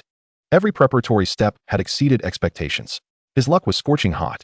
Now was the moment. Taking a deep breath, he cleared his mind of distractions. He turned toward the specially protected temperature-controlled box, his movements unprecedentedly gentle. He carefully cradled the 5 emerald-green Baraloo eggs, savoring the smooth texture and substantial weight of the shells. This was the embodiment of all his hopes. He chose not to conduct a quintuple hatching. Such rare treasures deserve to be treated individually. A mark of respect for them and a test of his own fortune. He solemnly placed the first grass panda egg into the incubator's recess. His finger hovered over the activation button, pausing for a moment. Come on, grant me a splendid start. He pressed the button. A dazzling green light erupted, more intense than any prior occasion. As the brilliance faded, an adorably clumsy grass panda appeared before him. Rosen's heart raced as he immediately glanced at the panel. Chapter 86, Hatching the Grass Panda. Grass Panda. Serial number 036. Attribute: Grass. Gold tier trait: None. White tier trait: Gluttonous. A blank slate, accompanied by a negative trait. Rosen's heart sank slightly. No worries, it was to be expected. Probabilities, after all, he reassured himself, believing this merely to be the elimination of incorrect options. He set the grass panda aside and picked up the second egg. Once more, the light flickered. Grass Panda. Serial number 036. Attribute: Grass. Gold tier trait: Craftsmanship, 30 work speed. Red tier trait: Habitually lazy, chance to slack off while working. Rosen's brow furrowed. How skewed can this be? A work-related trait paired with one of laziness, an absurd combination. His mood began to darken. Having exhausted 2/5 of his chances, the outcome was disheartening. He took the third egg, his palms already damp with sweat. This time, surely something good will emerge. He pressed the button. The light dissipated. Grass Panda. Serial number 036. Attribute: Grass. Gold tier trait: Valiant, 20 attack power. A single gold trait. Just the one Valiant. Rosen fell silent. An improvement over the first 2, yet still leagues away from his goal. His confidence began to waver. Had he perhaps overexerted his luck earlier? He glanced at the nearby exquisite 4 gold and 3 gold beasts. Then back at the 3 unfortunate specimens before him, shaking his head in disbelief. No, perhaps my prayers have expired. A renewal is in order. He approached the basin, rinsing his hands with cold water, then splashed his face vigorously. The icy water calmed his agitated spirit considerably. He began his customary prayer. Goddess of fate, Lady Luck, Emperor of Fortune, and all the renowned deities, I beg for your blessings. With only 2 chances remaining, he implored, please grant me gold. He clasped his hands together, closing his eyes, muttering, I beseech you, let this time yield something extraordinary. He returned to the incubator, lifting the 4th egg. This time, he did not place it in immediately. Cradling the egg, he closed his eyes, envisioning all that he desired. For gold traits, a grenade launcher, high attack stats. Please. He opened his eyes, placed the egg inside, and pressed the button. The light burst forth, and Rosen's heart nearly ceased. He fixed his gaze on the screen, awaiting the ultimate verdict. As the radiance faded, he beheld Grass Panda. Serial number 036. Attribute: Grass. Level 1. Gold tier trait: Valiant, 20 attack power. Golden attribute: Athletic Prodigy, Movement Speed 20. Golden Attribute, Tough Skin, Defense 20. Attack, 155. Defense, 150. Food Consumption, 6. Work Adaptability, Lumberjacking Level 2. Mounting Skill, capable of being ridden. Its leaves can spin in the air like a bamboo dragonfly after a powerful leap, allowing for a short-distance glide. Companion Skill, while mounted, it can conjure a grenade launcher imbued with plant magic explosives, enabling the rider to execute continuous attacks. A 3 gold. Though it lacks an offensive capability and instead enhances movement speed, it is still quite usable. The Grass Panda is also a legitimate steed with a mounting skill, and its leafy crown grants it a short-range gliding ability. It's a commendable mount. Rosen let out a long sigh of relief, his entire being relaxing. Thankfully, not all was lost. This one has fully met the standard for training as a main force. Its attack power is commendable, the attributes are excellent, and it possesses the core grenade launcher skill. Although it may not be the most perfect 4 gold, it is already sufficient. He carefully settled this 3 gold Grass Panda, feeling a great weight lift from his heart. Now, only 1 egg remained. His mindset, surprisingly, was more tranquil than ever. With a premium 3 gold individual secured as a baseline, he viewed the last one as merely a lottery ticket. If he struck it rich, it would be a boon. If not, it would not be a loss. Unconsciously, he had stopped yearning for a 4 gold. One must learn to compromise. Next, Rosen picked up the final egg and placed it in the incubator, casually pressing the button. This time, he did not nervously fixate on the screen. Instead, he leaned against the wall with a sense of relaxation. However, the glow emanating from the incubator made his eyes widen in astonishment. The green light was dense and tangible, even encircled by a faint golden halo. This is... Rosen straightened up abruptly, dashing towards the incubator. The glow gradually dissipated. A Grass Panda, significantly larger than the previous ones, curiously gazed at him with its striking black and white eyes. Ignoring it, Rosen's entire focus was drawn to the panel displayed above the Grass Panda's head. He meticulously read each line, one by one. When his gaze swept across the attribute section, his breath came to an abrupt halt. Golden Attribute, Valor, Attack Power 20. Golden Attribute, Composure, Attack Power 10. Active Skill Cooldown -30. Golden Attribute, Tough Skin, Defense 20. Golden Attribute, Oppressive Presence, dissuades enemies, with a chance to induce a state of fear. He then looked at the attribute section. Attack, 170. Defense, 150. Food Consumption, 6. Work Adaptability, Lumberjacking Level 2. For golden attributes, each one is crafted for combat. An initial attack power reaching a staggering 170 points. Slowly, Rosen raised his hand to cover his face. He did not shout in ecstatic joy nor pump his fists in excitement. An indescribable sense of immense satisfaction washed over him like a warm tide, instantly engulfing him. All the accumulation, all the planning, all the expectations culminated at this moment into the most perfect result. This incubation, in addition to some powerful new individuals like the tiger-striped chicken, the cultivating cat, and the clever seed monkey, provided a solid reinforcement to his basic forces. Furthermore, 5 new grenade launcher Grass Pandas were added, serving as formidable firepower. Among them were a premium 3 gold and a premium 4 gold. There was also an unexpected delight.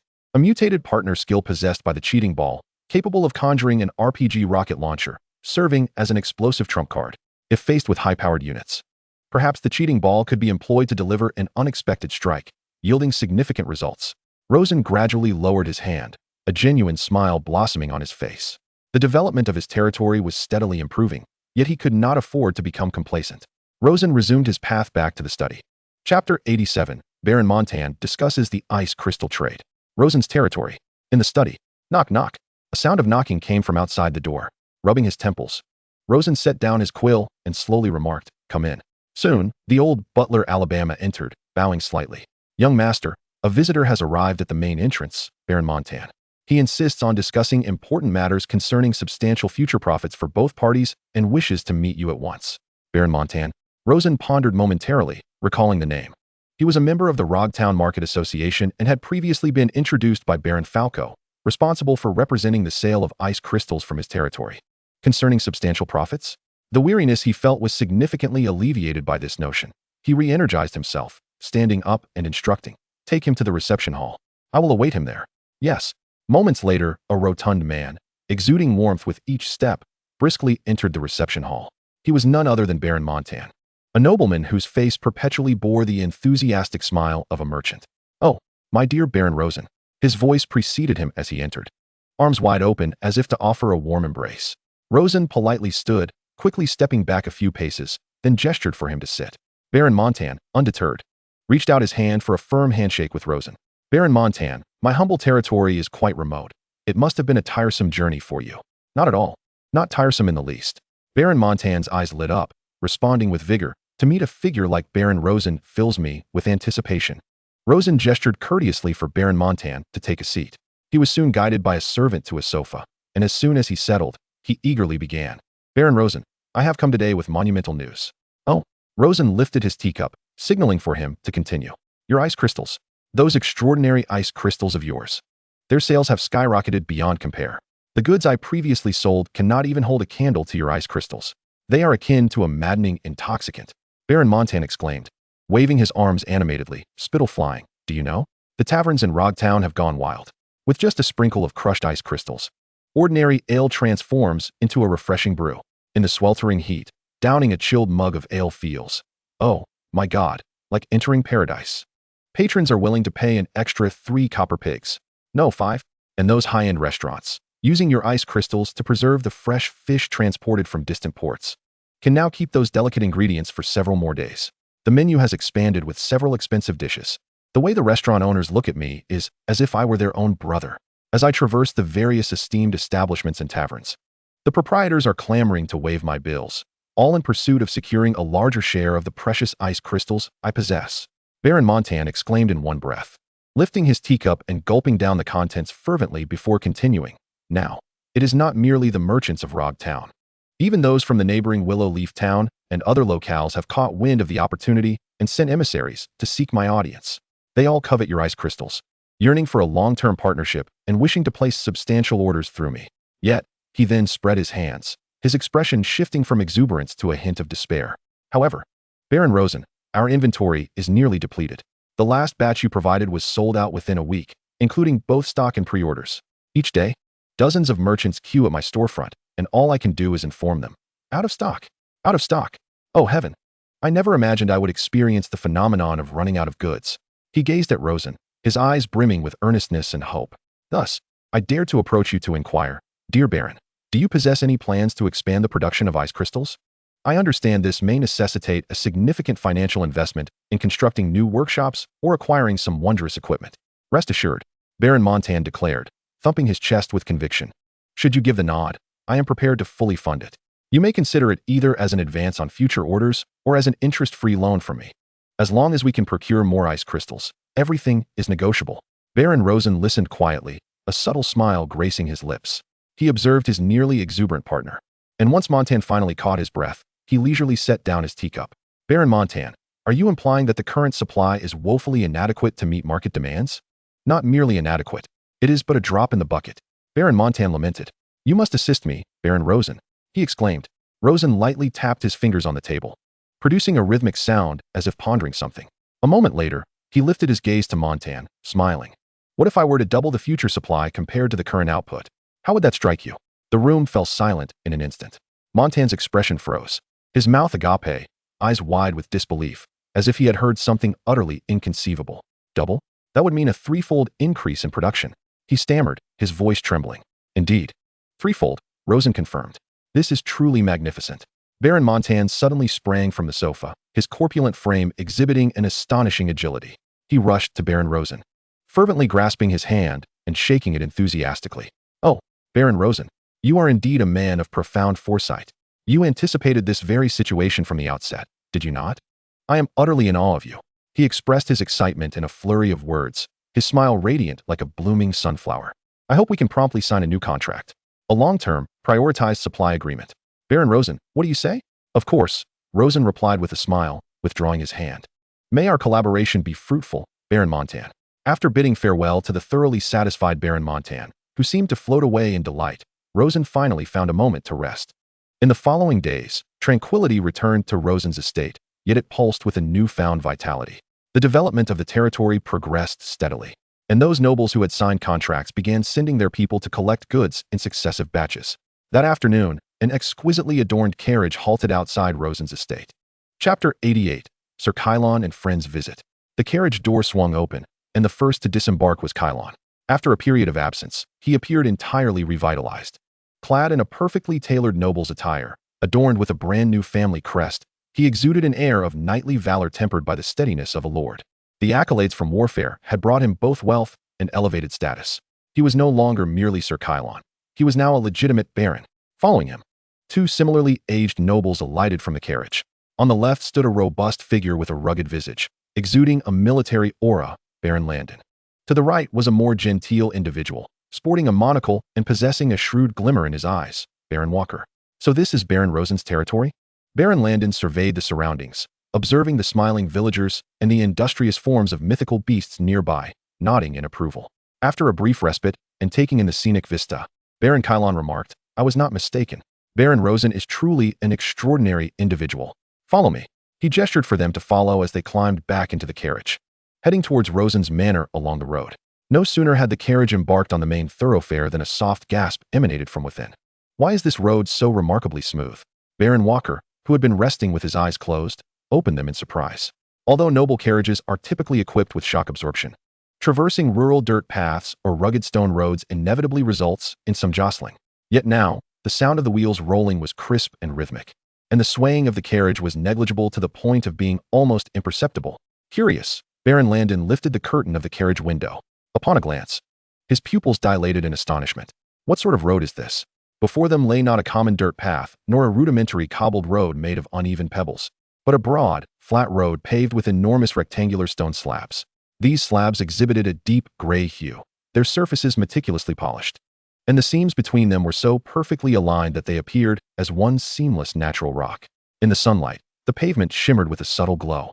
"Let us disembark and take a closer look," Baron Walker proposed, pushing open the carriage door. The three stood by the roadside, gazing down at the stone pathway beneath their feet. Walker crouched, running his gloved fingers over the surface of the slabs, even bringing his monocle close to inspect the seams. "Incredible. This craftsmanship is truly exquisite. The roads back home pale in comparison," he murmured. Then, as if struck by a sudden thought, he placed his palm flat against the stone and closed his eyes, channeling his internal magical energy. A faint yet distinct ripple of magical energy resonated back from the slabs. "This stone material also contains magical properties." Baron Walker's voice brimmed with astonishment. "No wonder it feels so smooth. The horses seem steadier as well. This road's material is infused with magic." Baron Landon, intrigued, attempted the same and felt the peculiar power coursing through the stones. He gazed incredulously at Kylon. "Are we paving the roads with magically infused stone? And it appears they are replacing all the previously laid paths." He watched in awe as a diligent worker swiftly pried up an old slab and replaced it with a new one. The entire process was seamless, akin to a well-oiled assembly line. Baron Landon exclaimed, "At this rate, they intend to cover the entire main thoroughfare of the territory with magically imbued stone." Kylon, could it be that Baron Rosen hails from a wealthy family within the ranks of the Bronze or Iron Circles? A faint smile of irony graced Kylon's face. "In truth, this kind of stone material is unfamiliar to me as well. When I last visited, the roads were still mere dirt paths."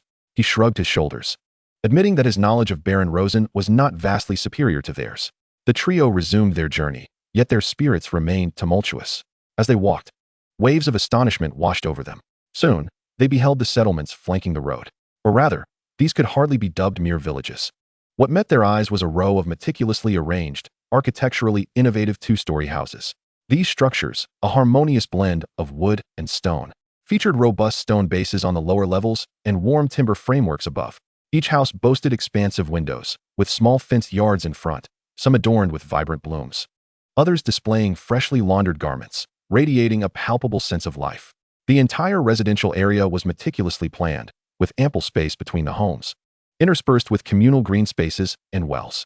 These were no ordinary peasant dwellings. They resembled luxurious vacation villas constructed by nobility on the outskirts of a city. My heavens! Baron Landon rubbed his eyes in disbelief. Does he truly provide such splendid abodes for the common folk of his territory? As a noble, he understood well the costs associated with maintaining a fiefdom. Providing even the most basic shelter for the villagers was already a considerable expense. To construct such opulent residences as Baron Rosen had done seemed to him an unfathomable extravagance. Simultaneously, this indicated the Baron's considerable financial resources. Baron Walker adjusted his glasses, his eyes glimmering with intrigue. "No, Landon, perhaps to other nobles it may seem extravagant. However, if one considers Baron Rosen's wealth and capabilities from a higher perspective, the scenario becomes clearer. When his resources and skills far exceed the demands of his domain, Such a phenomenon is easily explicable. This may not be mere benevolence or wastefulness, but rather a byproduct of a flourishing territory. Observe the demeanor of these villagers and their attire. They surpass us and many other nobles by several degrees. Furthermore, those villagers fortunate enough to reside in such houses would likely exhibit a loyalty and work ethic far greater than that of ordinary subjects. And look at the design of these homes. He pointed to the structures. The lines are sleek, and the construction is uniform. This indicates a highly standardized and efficient building process. The aesthetic appeal of these designs is uniquely refreshing. Baron Rosen must possess an exceptional design genius. I am also quite intrigued by the interior layout of these houses. Kalen waved over a passing villager. Upon seeing the elegantly dressed group, the villager, though somewhat shy, greeted them with a warm smile. "Hello, we have come to pay a visit to Baron Rosen," Kalen said amiably. "While passing through this area, we are quite curious about these new homes. Might we have the opportunity to explore one?" "Of course. Honored guests of our lord, please follow me," the villager readily replied. Grinning, "Our lord previously instructed us to show anyone inquiring about the houses to a place known as the model home. It's just ahead. Everything inside is truly splendid." Chapter 89. Kalen and the others discussed transactions with Rosen before long. Guided by the villager, the three entered an unoccupied model home. Upon opening the door, the interior left the three seasoned barons in awe. The space, though modest, was laid out with remarkable ingenuity. The first floor was devoid of unnecessary walls, creating an open living area. To the left was a reception area furnished with petite wooden sofas and a coffee table. To the right was the dining area, featuring a square table accompanied by 4 chairs. What astonished them most was the kitchen area adjacent to the wall. A stove crafted from stone bricks, equipped with 2 burners, was accompanied by a food preparation counter and a sink.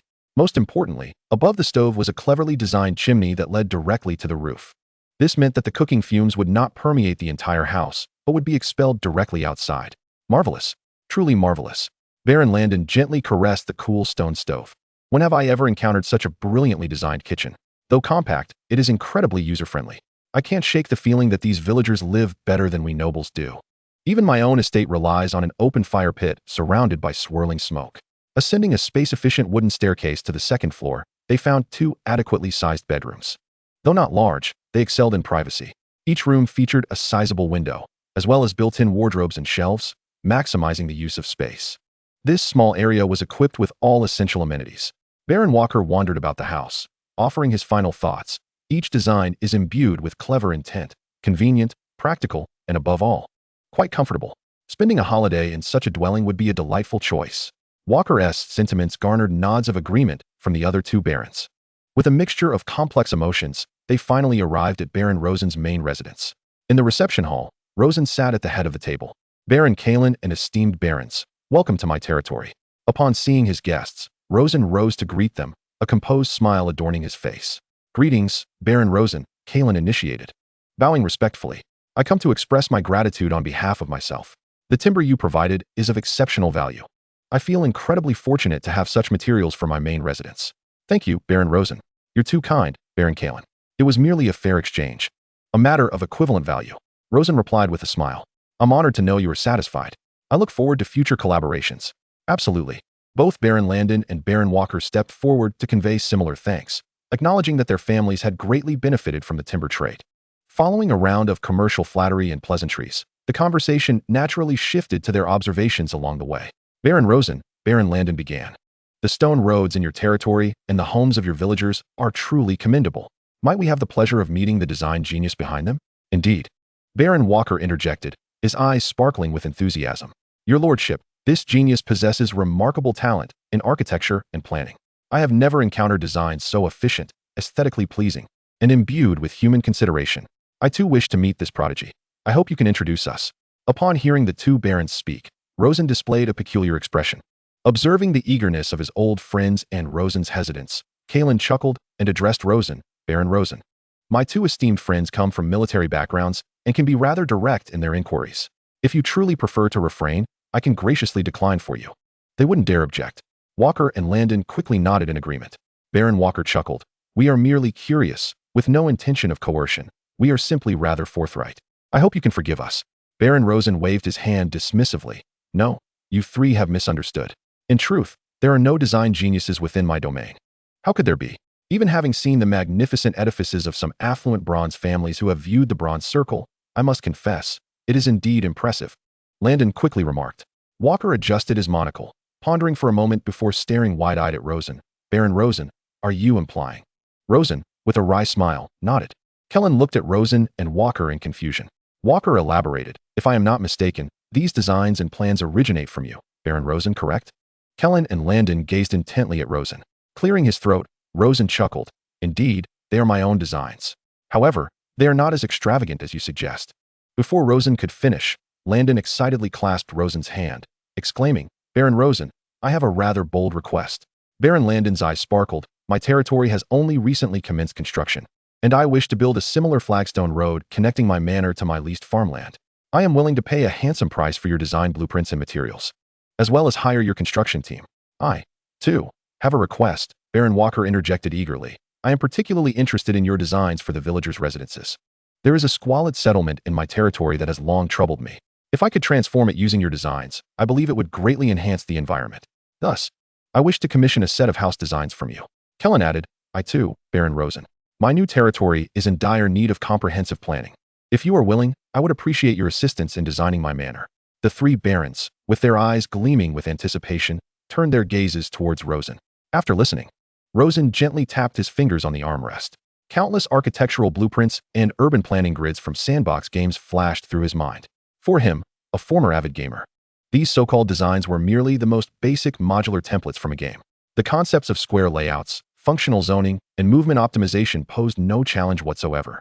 Observing the anxious expressions of the three barons, Rosen found it somewhat amusing. He cleared his throat and spoke slowly. I had thought it was something of great import. A relaxed smile graced his face. Are they not merely design blueprints and construction plans? This should not be a significant undertaking. Upon hearing this, the three barons were momentarily taken aback. Then joy illuminated their faces. You agree? Kellen exclaimed with delight. Of course, Rosen nodded. We are friends. Are we not? I have no reason to refuse a friend's request. The blueprints are easily arranged. I can provide several different plans tailored to your specific needs. As for construction, the magical beasts responsible for the actual building have been busy with internal works in my territory and may not be able to spare any manpower. However, he shifted his tone. I can send several experienced foremen to your territories to guide your own workers in the construction. This way, we can ensure the quality of the project while saving you a considerable amount of expenses. Wonderful. Baron Rosen, you are truly, exceedingly generous. Baron Landon said excitedly. Thank you, Baron Rosen. Both Baron Walker and Baron Kellen solemnly expressed their gratitude. Chapter 90. Baron Falco discovers the straggling refugees. The charred wooden beams lay collapsed on the ground, still emitting wisps of smoke, as the air was thick with the acrid stench of burnt wood, mingled with the metallic tang of blood and the despairing odor of hopelessness.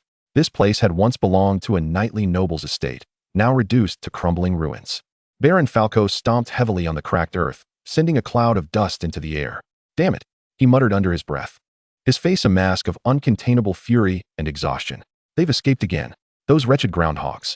A captain beside him, his armor caked in dust and dried blood, lowered his head and hoarsely reported, My lord, we have counted and found that the enemy left behind approximately 30 refugees, but their main force has once again retreated. Retreat, retreat, yet again, retreat. Falco repeated the word, his teeth grinding together in frustration. Cursed Gunnar, this is not the first time.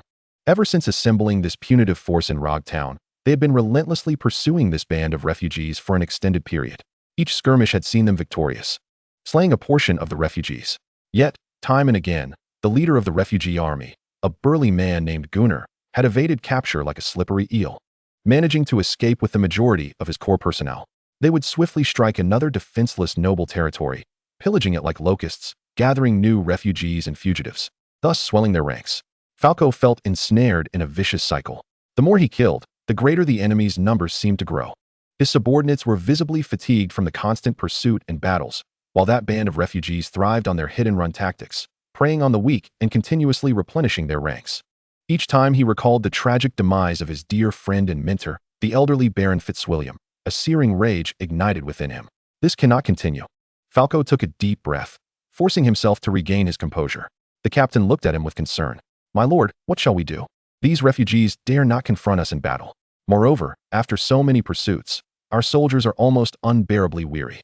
Falco furrowed his brow tightly, his gaze sweeping over the team resting amidst the ruins. The mercenaries were cleaning their weapons, their expressions somewhat numb. The knights who had answered the call sat together, their faces grave. His attention finally settled on a corner at the edge of the group. Catherine sat on a relatively intact stone pedestal, meticulously wiping a massive katana with a clean cloth. Though the blade did not radiate any magical light, its weight still imparted a sense of formidable pressure akin to a mountain. She seemed completely unfazed by the surrounding devastation, her expression focused, even tinged with a hint of delight, as if she were admiring a flawless work of art. The battles of recent days had continually reshaped Falco's perception of this young woman. She possessed not only the terrifying strength to cleave through a tower shield, but also an uncanny combat instinct and timing that belied her status as a novice, resembling instead a seasoned warrior who had weathered many a storm of death and carnage. In several small-scale skirmishes, she had decisively exploited the enemy's weakest points, swiftly creating openings that turned the tide for their entire team. Her intellect was as sharp as her martial prowess, both terrifyingly acute. Falco felt a stirring in his heart and strode purposefully towards Catherine. "Miss Catherine," he said, striving to keep his voice steady. Catherine looked up, her beautiful eyes still reflecting a glimmer of post-battle exhilaration. "Baron Falco, is there something you need?" she inquired, resting the katana across her knees, the blade mirroring Falco's tense expression. "After numerous skirmishes, we have been unable to completely thwart the movements of this band of displaced soldiers. I would like to hear your thoughts." Falco stated directly, regarding Gunnar and his displaced army. "What do you believe our next step should be?" Catherine did not respond immediately. She extended her slender fingers and gently tapped the blade of her sword. The sound resonated, a clear note echoing as if in response to her query. "We cannot catch up to them," she stated succinctly. "They have no fixed encampment, seizing what they can wherever they go, leaving us perpetually trailing in their dust." "Indeed, I share that sentiment," Falco nodded. "These individuals are remarkably elusive. It is nearly impossible to apprehend them." A faint smile graced Catherine's lips. "Since we cannot pursue them, we must devise a way to position ourselves ahead of them." "Position ourselves ahead of them?" Falco paused. "Are you suggesting we ascertain their next target?" "Precisely," Catherine nodded. "Rather than passively chasing them, we should take the initiative to set a trap. Prepare an iron barrier they cannot breach, ideally one that leaves them toothless." Falco fell into contemplation. The logic was clear, but how should he proceed? The movements of the displaced army appeared utterly capricious, lacking any discernible pattern. Just then, a mercenary responsible for clearing the battlefield hurried over, displaying signs of agitation. "My Lord Baron, we have made a discovery." "What discovery?" In the cellar over there.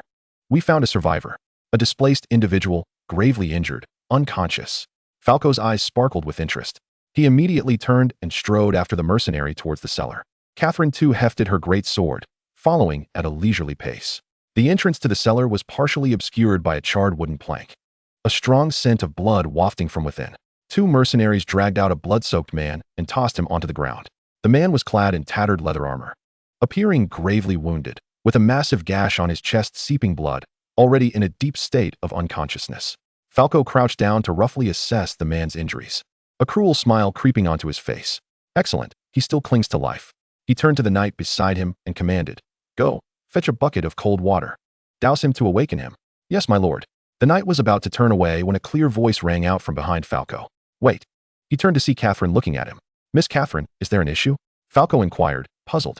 Catherine did not respond directly, but gestured subtly towards the mercenaries and knights nearby, who were eavesdropping. "My lord, may we speak privately?" Though curious, Falco understood the importance of discretion and nodded promptly.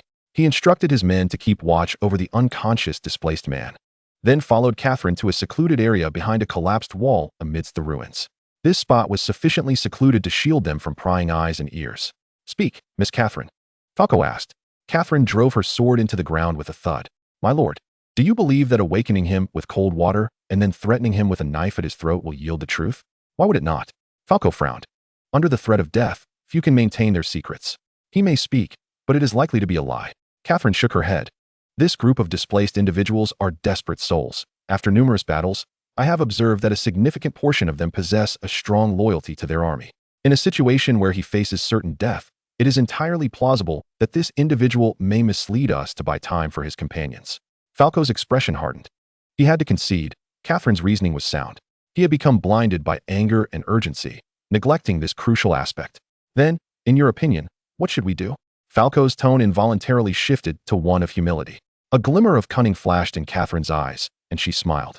"Quite simply, we shall not act as interrogators. Instead, we shall assume the role of his saviors." "Saviors?" Falco questioned, perplexed. "You, Baron Falco." Catherine pointed at him. "Remove your expensive armor. Don the tattered clothing we stripped from the corpses, and smear some dirt and blood on your face. Then, pretend to be a fellow displaced soldier scattered by the battle, who fortuitously stumbled upon him.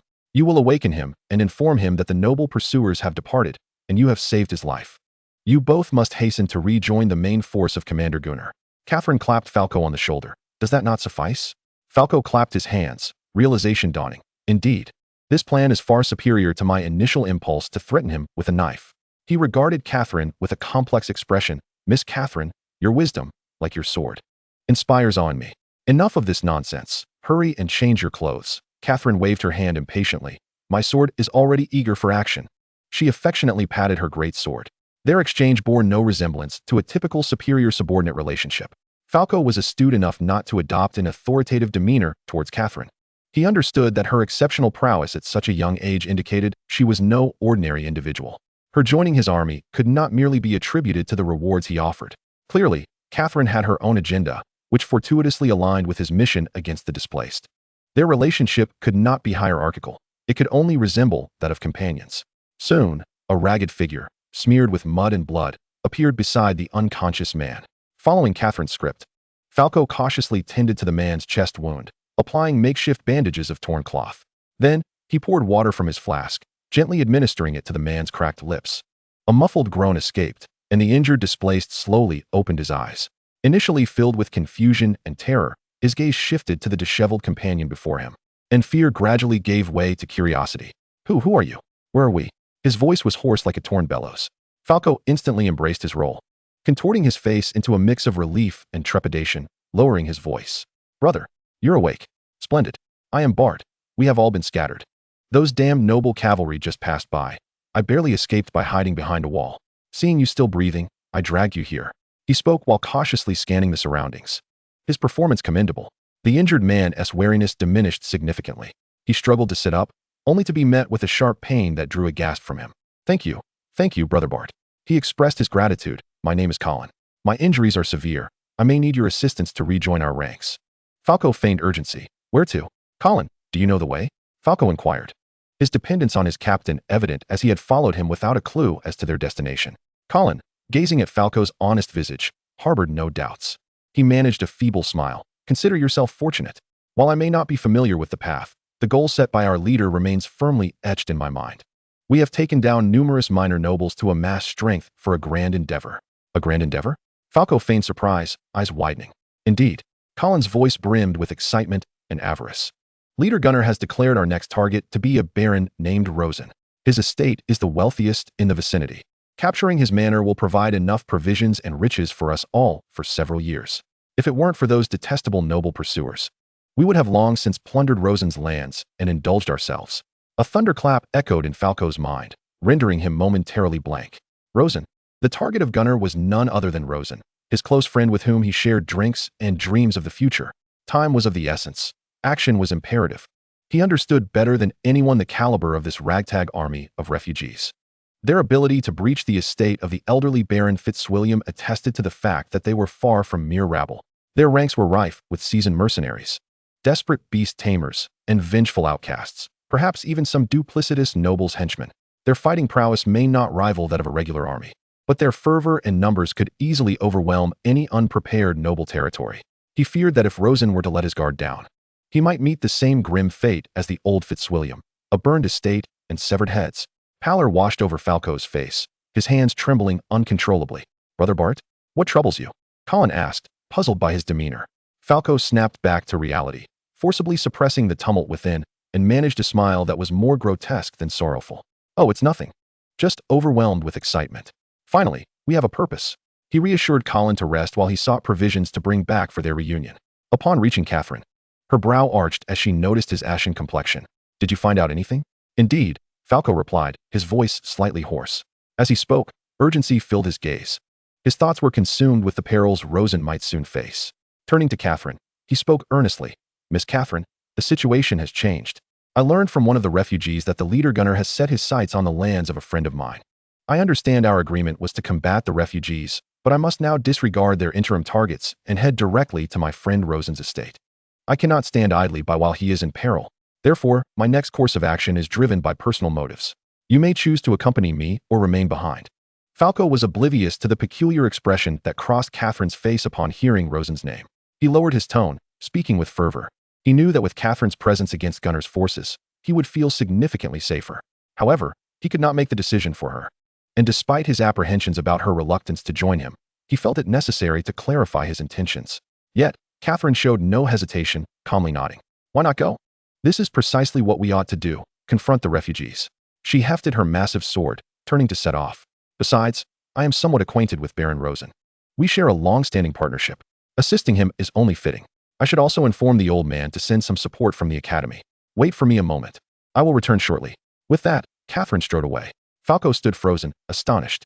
He had prepared a multitude of expressions of gratitude and promises, all of which lodged in his throat. Watching Catherine's retreating figure, questions flooded his mind. When had Rosen forged a connection with someone as formidable as Catherine? Their relationship seemed quite intricate. He had merely mentioned his intent to provide support. Yet she not only agreed to join him, but also intended to summon reinforcements from her academy. Regaining his composure, Falco realized that Catherine's initiative had enlightened him. He should not act impulsively and rush to aid Rosen alone. He needed to inform Evelyn of the potential assault on Rosen and seek her assistance as well. Chapter 92. The Concerns of Headmaster Auguste. Swiftly, Falco utilized the Merchant Guild's core crystal channel to send messages. The first was directed to Rosen, warning him, Rosen, beware. The main force of the refugee army is advancing toward your territory. Prepare for battle. I am en route. The second was for Lady Evelyn, stating, Evelyn, the refugee leader Gunnar has rallied his main forces and intends to attack Baron Rosen's estate. If you have the capacity, please come to his aid. The third message was broadcasted across the guild's communal channel. The refugee chief Gunnar has confirmed that his ultimate target is the territory of our guild member, Baron Rosen. I urge all members to remain vigilant and prepare for a potential assault. Falco refrained from commanding all guild members to assist Rosen. Firstly, he had only recently assumed the role of president and lacked substantial authority. Secondly, he understood the nature of nobility. He did not delude himself into thinking those noble guild members would mobilize for Rosen simply due to his commands or the camaraderie discussed at banquets. Thus, he merely felt it his duty to alert them as president. Evelyn was more likely to respond, but ultimately, it was Falco who must save Rosen. He imagined Rosen, upon receiving the news, likely fretting over his meal. Were it not for the cost of sending messages via the core crystal, he would have sent another note. Stay within your estate. Do not wander. I shall arrive shortly. At St. Helier Academy, in the headmaster's office, a tranquil atmosphere permeated the spacious room, infused with the scent of expensive wood and aged tomes. Sunlight streamed through tall windows, casting bright patches on the floor, while motes of dust danced in the shafts of light. Yet, this serenity could not soothe Headmaster Auguste's restless spirit. Leaning back in a plush leather chair, he held a thick stack of documents, each accompanied by a magical photograph printed through crystal technology. The young men depicted were all of noble lineage, handsome in countenance. They were the pride of prominent aristocratic families, the dream suitors of countless young maidens. However, in Auguste's eyes, these photographs were far more exasperating than even the most intricate ecological reports on magical beasts. Lorilla Raphael, the third son of the Raphael Viscount family, an orange-level beastmaster. Gentle in demeanor, adept at composing poetry? Auguste's brow furrowed in perplexity as he gazed at the radiant smile and pearly white teeth of the young man captured in the photograph. With a dismissive shake of his head, he tossed the document aside in disdain. Next, Bruno Essenbach, the eldest grandson of Viscount Essenbach, whose magical beast was the wind-born noble, designated as serial number 037. Upon closer inspection, Auguste noted that Bruno was depicted gazing wistfully at the sky from a 45-degree angle, a melancholic expression gracing his lips, with the faintest hint of a smile. Oh heavens! For reasons unbeknownst to him, Auguste felt an overwhelming urge to imprint a fist upon that face as he stared at the photograph. The old principal couldn't help but cover his face in exasperation. If this fellow were to be seen by Catherine, she might very well unleash a punch. With that puny physique, he would likely be bettered in for half a year. No. No. His fingers swiftly flipped through the pages. These were premium resources he had painstakingly gathered through a web of connections. His daughter Catherine, the one who brought him both pride and headaches, was no longer a child. While other noble maidens her age had children running about, she was consumed by thoughts of combat, training, and more fighting. Auguste recalled that Catherine had previously acquired a boar capable of blade transformation from Rosen. Imagining her wielding that oversized great sword, nearly her own height, while looking at these fragile young men left him feeling utterly fatigued. This was hardly a search for a son-in-law. It was as if he were merely providing Catherine with a punching bag. He rubbed his throbbing temples. overwhelmed by a sense of helplessness. Was it truly destined for his daughter, the future heir of St. Helier Academy, to live a solitary life? The more he pondered, the deeper his sorrow grew, leading him to question whether his teaching methods had been flawed. Perhaps she shouldn't have been introduced to combat at such a young age. She should have engaged in flower arrangement, tea ceremonies, and embroidery instead. Just as August descended further into self-doubt and despair, the core crystal adorning his chest suddenly emitted a soft blue glow. A gentle hum jolted him back to reality. Upon activating the core crystal, he discovered a communication from Catherine. August paused in surprise. His wild daughter, who typically only sought him for gold or when needing him to clean up her messes, had never before reached out on her own accord. A sense of foreboding washed over him as he infused a thread of magical energy into the core crystal. A shimmering light curtain unfolded before him, revealing Catherine's brief yet urgent message suspended in the air. Dad, it's like this. A man named Gunnar is leading a massive refugee army, preparing to invade Baron Rosen's territory. The active crystals produced in Baron Rosen's domain are quite effective, aren't they? Are you free? If you are, come lend your support. The message concluded there. The office fell into a profound silence. August remained in a reading posture, as though petrified. His eyes widened like saucers, his mouth slightly agape, his expression transforming within mere seconds from confusion to shock, and finally, to disbelief. He read the message again, word by word, 2 more times. Gunnar? Refugee army? These were not the crux of the matter. The crux was Catherine, his daughter, seeking his assistance for a man. This was unprecedented. A tidal wave of ecstasy surged from the depths of August's heart, instantly sweeping away all his previous worries. What had he been fretting about? Oh, right, finding a suitable partner for Catherine. August's gaze slowly shifted to the pile of scrutinized photographs on his desk. He regarded the poetic Victor, the melancholic Bruno, and those so-called young talents. An indescribable disdain and contempt welled up within him. Just these individuals? He mumbled to himself. Are they worthy to be compared to my future son-in-law? They wouldn't even qualify to shine Baron Rosen's shoes. Rosen. August's mind conjured the image of that young man, steady, composed, possessing his own territory at such a young age, and endowed with unheard-of magical beast cultivation techniques, particularly that boar capable of transforming into a great sword. The ferocious, shattered-tooth charge, that terrifying destructive power, was still vividly etched in his mind. That was true strength. That was the kind of man deserving of Catherine. Chapter 93. The Three Must Strike Hard. August abruptly rose from his seat, seizing the thick stack of documents on his desk with both hands. Ripping sounds echoed as those handsome faces representing the glory of noble families were torn asunder, first in half, then into quarters, and then into eighths. Countless scraps of paper fluttered from his hands like snowflakes. August burst into a hearty laugh, the sound reverberating throughout the spacious office. Ha! Good. Excellent. The times are creating my son-in-law. The times are creating my son-in-law. He excitedly paced back and forth, fists clenched tightly, his mind racing with ideas. He had initially worried about not having the opportunity to bring his daughter and Rosen together, contemplating finding a backup. Little did he know that fortune had come knocking at his door. No, this was not merely a stroke of luck. It was akin to having a luxurious velvet bed laid out directly before his daughter and Rosen. Gunnar, was it? A refugee army, was it? This is splendid. August's eyes sparkled with cunning, a broad grin spreading across his face. He would personally lead the charge. However, he couldn't dispatch just an elite squad. He needed to create a grand spectacle. He wanted the entire border region to know that St. Helier Academy, in its unwavering commitment to protect its partner, was willing to deploy its full might. This would not only showcase the Academy's strength, but also serve to elevate Rosen. Then, he would arrive at Rosen's territory with his army at lightning speed, akin to a deity descending from the heavens, to turn the tide and rescue Rosen from peril. At that moment, when Rosen gazed upon him and the imposing Academy forces behind him, he would undoubtedly be filled with gratitude. And then, he would casually mention, Baron Rosen. No need to thank me. If you must express gratitude, let it be towards my daughter Catherine. It was her who, upon learning of your impending attack, grew anxious and implored me with tears. As a father, seeing her so worried about him, I had no choice but to lead this expedition myself. August mused, rehearsing the lines in his mind, a fatherly smile gracing his face. He could almost envision Rosen's profoundly moved expression. Even if Catherine, that shy girl, denied it on the spot, what did it matter? The deed was done. August, accompanied by the grand forces of St. Helier Academy, had traveled far and wide to rescue his Rosen. This monumental favor, Rosen is indebted to it, since time immemorial. The heroic act of saving a damsel has often culminated in the granting of oneself.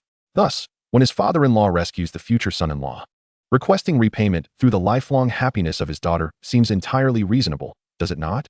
It is most rational. This plan is solid. August is increasingly exhilarated, reveling in the seamlessness of his scheme. He has even begun to envision whether Rosen and Catherine's offspring will be nurtured at the academy or through connections with the venerable headmaster within the Bronze Circle. Bring forth. August suddenly slammed his hand upon the table, bellowing towards the door. A guard outside jumped at the sound and hastily rushed in. Why, Your Excellency the Principal? At once. Immediately. Relay my orders.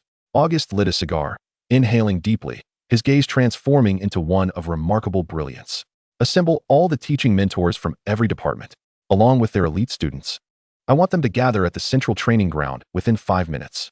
Inform them to bring their most formidable phantom beasts and don their finest gear. We shall commence a thorough inspection.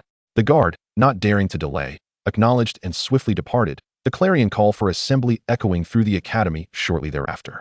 August stood by the window, observing the figures emerging in the plaza below, drawn by the news, a satisfied smile gracing his countenance. He exhaled a thick cloud of smoke, his eyes becoming profound and distant amidst the swirling haze. Gunnar, regardless of your nature, I must express my gratitude. It is you who has allowed me, August, to realize my plans for marrying off my daughter ahead of schedule. Rosen, my lad, you must hold steadfast. Your future father-in-law approaches the battlefield. Within the territory of Baron Kylon, the atmosphere was just right. He, along with his old friends Landon and Walker, gathered around a vast table, upon which lay a blank parchment. I believe the main fortress should be constructed at the pinnacle of the hill, providing a broad view, making it easy to defend. Baron Landon traced his finger across the map, envisioning a straight stone path leading from the fortress entrance to my newly cultivated fields. No, no, no. Baron Walker adjusted his monocle and countered. The main fortress should be slightly repositioned, leaving ample open space in front for a training ground and buffer zone. As for the road, it should not be too linear. A slight curvature would enhance its aesthetic appeal and facilitate traffic distribution. Kylon listened to the spirited debate between his two friends, shaking his head with a smile. Ever since witnessing the planning of Rosen's territory, these two had become quite obsessed, daily congregating to scrutinize the sketches of their own lands, contemplating this and that. All right, you two cobblers, Kylon chuckled. Once we receive Baron Rosen's blueprints, we can propose our requirements based on that, can't we? Speculating here yields little. True enough. Landon scratched his head, but I can't help but feel eager. Just imagining my territory adorned with that smooth and grand stone path makes me want to plan it meticulously. At that moment, hurried footsteps approached, and a butler dashed in. My lords, a baron from the Market Association in Rog Town has sent an urgent letter to Baron Kylon. The butler presented a scroll sealed with wax. Kylon's heart jolted. A letter from the Market Association? He tore open the wax seal and swiftly scanned the contents. In the next moment, his expression darkened. What is it, Kylon? Walker sensed the shift in mood. Kylon remained silent, merely passing the parchment forward. Landon and Walker leaned in, and upon reading the message, the ease on their faces vanished, replaced by fury. Damn it! Landon slammed his palm onto the table, causing the teacups to rattle. Those cursed vagrants. How dare they target Baron Rosen? He paced in agitation. If anything were to happen to Baron Rosen at this critical juncture, who would design the stone path for me? Humph. Walker snorted, his countenance equally grim, his gaze darkening, clearly sensing that this was no mere issue of vagrants. These ruffians have committed arson and pillage without facing significant resistance. It is evident that some sinister individuals lurk in the shadows, using the vagrants as a tool to eliminate their enemies. Yet they dare to target a design genius like Baron Rosen. Such foolishness demands a heavy hand. He turned to Kylon. Baron Rosen's territory is indeed quite prosperous. However, wealth does not necessarily equate to sufficient military strength to repel invaders. If Baron Rosen's lands were to fall to the vagrants, they would gain substantial supplies and riches, significantly bolstering their power. This is an ongoing threat. What say you? Kylon narrowed his eyes, his expression icy. Walker is correct. Whether for our own interests or in loyalty to Baron Rosen, we cannot remain indifferent to this matter. We must act decisively. He rose, exuding a palpable aura of iron resolve. Indeed, Landon readily concurred. We must strike hard. The three exchanged glances, nodding in agreement as they prepared to summon their forces to aid Rosen. Orders were swiftly dispatched, and the three territories erupted into a flurry of activity. The clashing of armor, the scraping of drawn weapons, and the whinnies of warhorses filled the air. Chapter 94. The two barons learn of the news. In Rog Town, within the estate of Baron Valerius, this astute and lanky merchant reclined comfortably in a chaise longue, cradling a steaming cup of red tea. Before him, the accountant excitedly reported, "My lord, ever since we launched the acquisition of premium tiger-striped eggs from Baron Rosen, along with his bundled marketing strategy, We have virtually monopolized the entire upscale market of Rog Town. The overall profit has surged by 30% compared to the previous sales of ordinary tiger-striped eggs. Those socialites now feel embarrassed if there isn't a dish made with our premium eggs at their banquets. At this rate, our family's income is poised to double this year. Valerius nodded in satisfaction, a smile curling at the corners of his mouth. Collaborating with Rosen was the wisest decision he had made this year. That young man is remarkable. He is intelligent, generous, capable, and conducts business with a grand vision, making dealings with him exceedingly pleasant. Let us establish connections with more renowned chefs. Develop additional recipes utilizing our tiger-striped eggs, and promote the nutritional value of our premium products, he instructed. Exploit the market to the fullest. I have faith in Baron Rosen's capabilities. Of course, my lord. At that moment, a commotion erupted outside, and his chief butler rushed in with an anxious expression. My lord, an urgent letter has arrived from your friend at the Market Association, containing crucial news regarding your recent business dealings. It must be delivered to you immediately. Valerius furrowed his brow and accepted the scroll. Upon reading its contents, his fury erupted. Crash! The valuable teacup shattered on the floor, staining the opulent carpet with red tea. Vagrants? He murmured, his hawk-like eyes glinting with a terrifying chill. The accountant had never witnessed such a display of disarray from his master. With utmost caution, he inquired, My lord, what has transpired? Valerius abruptly rose to his feet, akin to an enraged lion, proclaiming, Someone dares to jeopardize my golden livelihood. He seethed, The vagabonds. When did they acquire a beastmaster's entourage? Those foolish wretches, along with those self-important nobles employing their cunning tricks. You shall not obliterate my supply of premium striped eggs. At that moment, a singular thought consumed Valerius. If Rosen were to fall, his precious supply channel for premium striped eggs would be severed. All his aspirations would dissolve into mere illusions. To obstruct one's means of income is akin to slaying one's parents. Summon the guards immediately. We shall march forth to Baron Rosen's estate. He commanded coldly to the butler. Furthermore, issue a top-tier mercenary contract at the guild. Inform them that I, Valerius, am offering double the standard commission for ordinary guard duties. Hire every able-bodied warrior. Our objective, Baron Rosen's domain. The mission is to safeguard mine. No, to protect Baron Rosen. We cannot allow this young man to come to any harm. His eyes blazed with fury. In the midst of flourishing business, he had inexplicably encountered an attempt to sever his supply line. Anyone would be consumed by rage. In Baron Montan's opulent estate, the thick crimson carpet stretched from the entrance to the fireplace, adorned with costly oil paintings, the air heavy with the rich aroma of wine. Baron Montan reclined on the sofa, his expression unabashedly smug. Before him, several proprietors from renowned taverns and restaurants were bowing and scraping, their faces adorned with obsequious grins. My lord, you are truly our savior, exclaimed a corpulent tavern owner. Since we introduced your ice crystals, our chilled wheat beer has become the most sought-after commodity in the city. Patrons declare that ours is the most refreshing brew. Another elegantly attired restaurant owner chimed in. We utilize ice crystals to preserve our precious ingredients, significantly reducing spoilage. We owe it all to you, my lord. Sipping his wine with contentment, Montan's expression grew increasingly self-satisfied. He relished the adulation, even more so the sound of wealth steadily flowing into his coffers. All of this stemmed from the young man named Rosen and his miraculous ice crystals. Partnering with Rosen was undoubtedly the most lucrative venture he had ever undertaken. I shall increase the next shipment of ice crystals by 20%, Montan proclaimed with pride. Thank you so much, my lord. You are truly generous. Amidst the chorus of praise, Montan felt as though he had reached the pinnacle of his life. At that moment, the core crystal hanging at his waist vibrated suddenly. Emitting a faint glow, Montan furrowed his brow, displeased as he dismissed the merchants.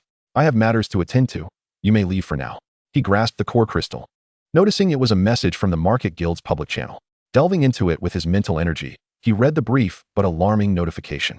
In the next instant, the satisfaction and pride vanished from Montan's face. His pupils constricted sharply, and the fingers clutching the wine glass trembled slightly from the exertion, causing the wine to spill onto the costly sofa. Vagabond uprising. Attack on Baron Rosen's domain? He muttered each word with a terrifying gravitas. With a crash, Montan sprang to his feet, smashing the wine glass against the oak table with a resounding thud.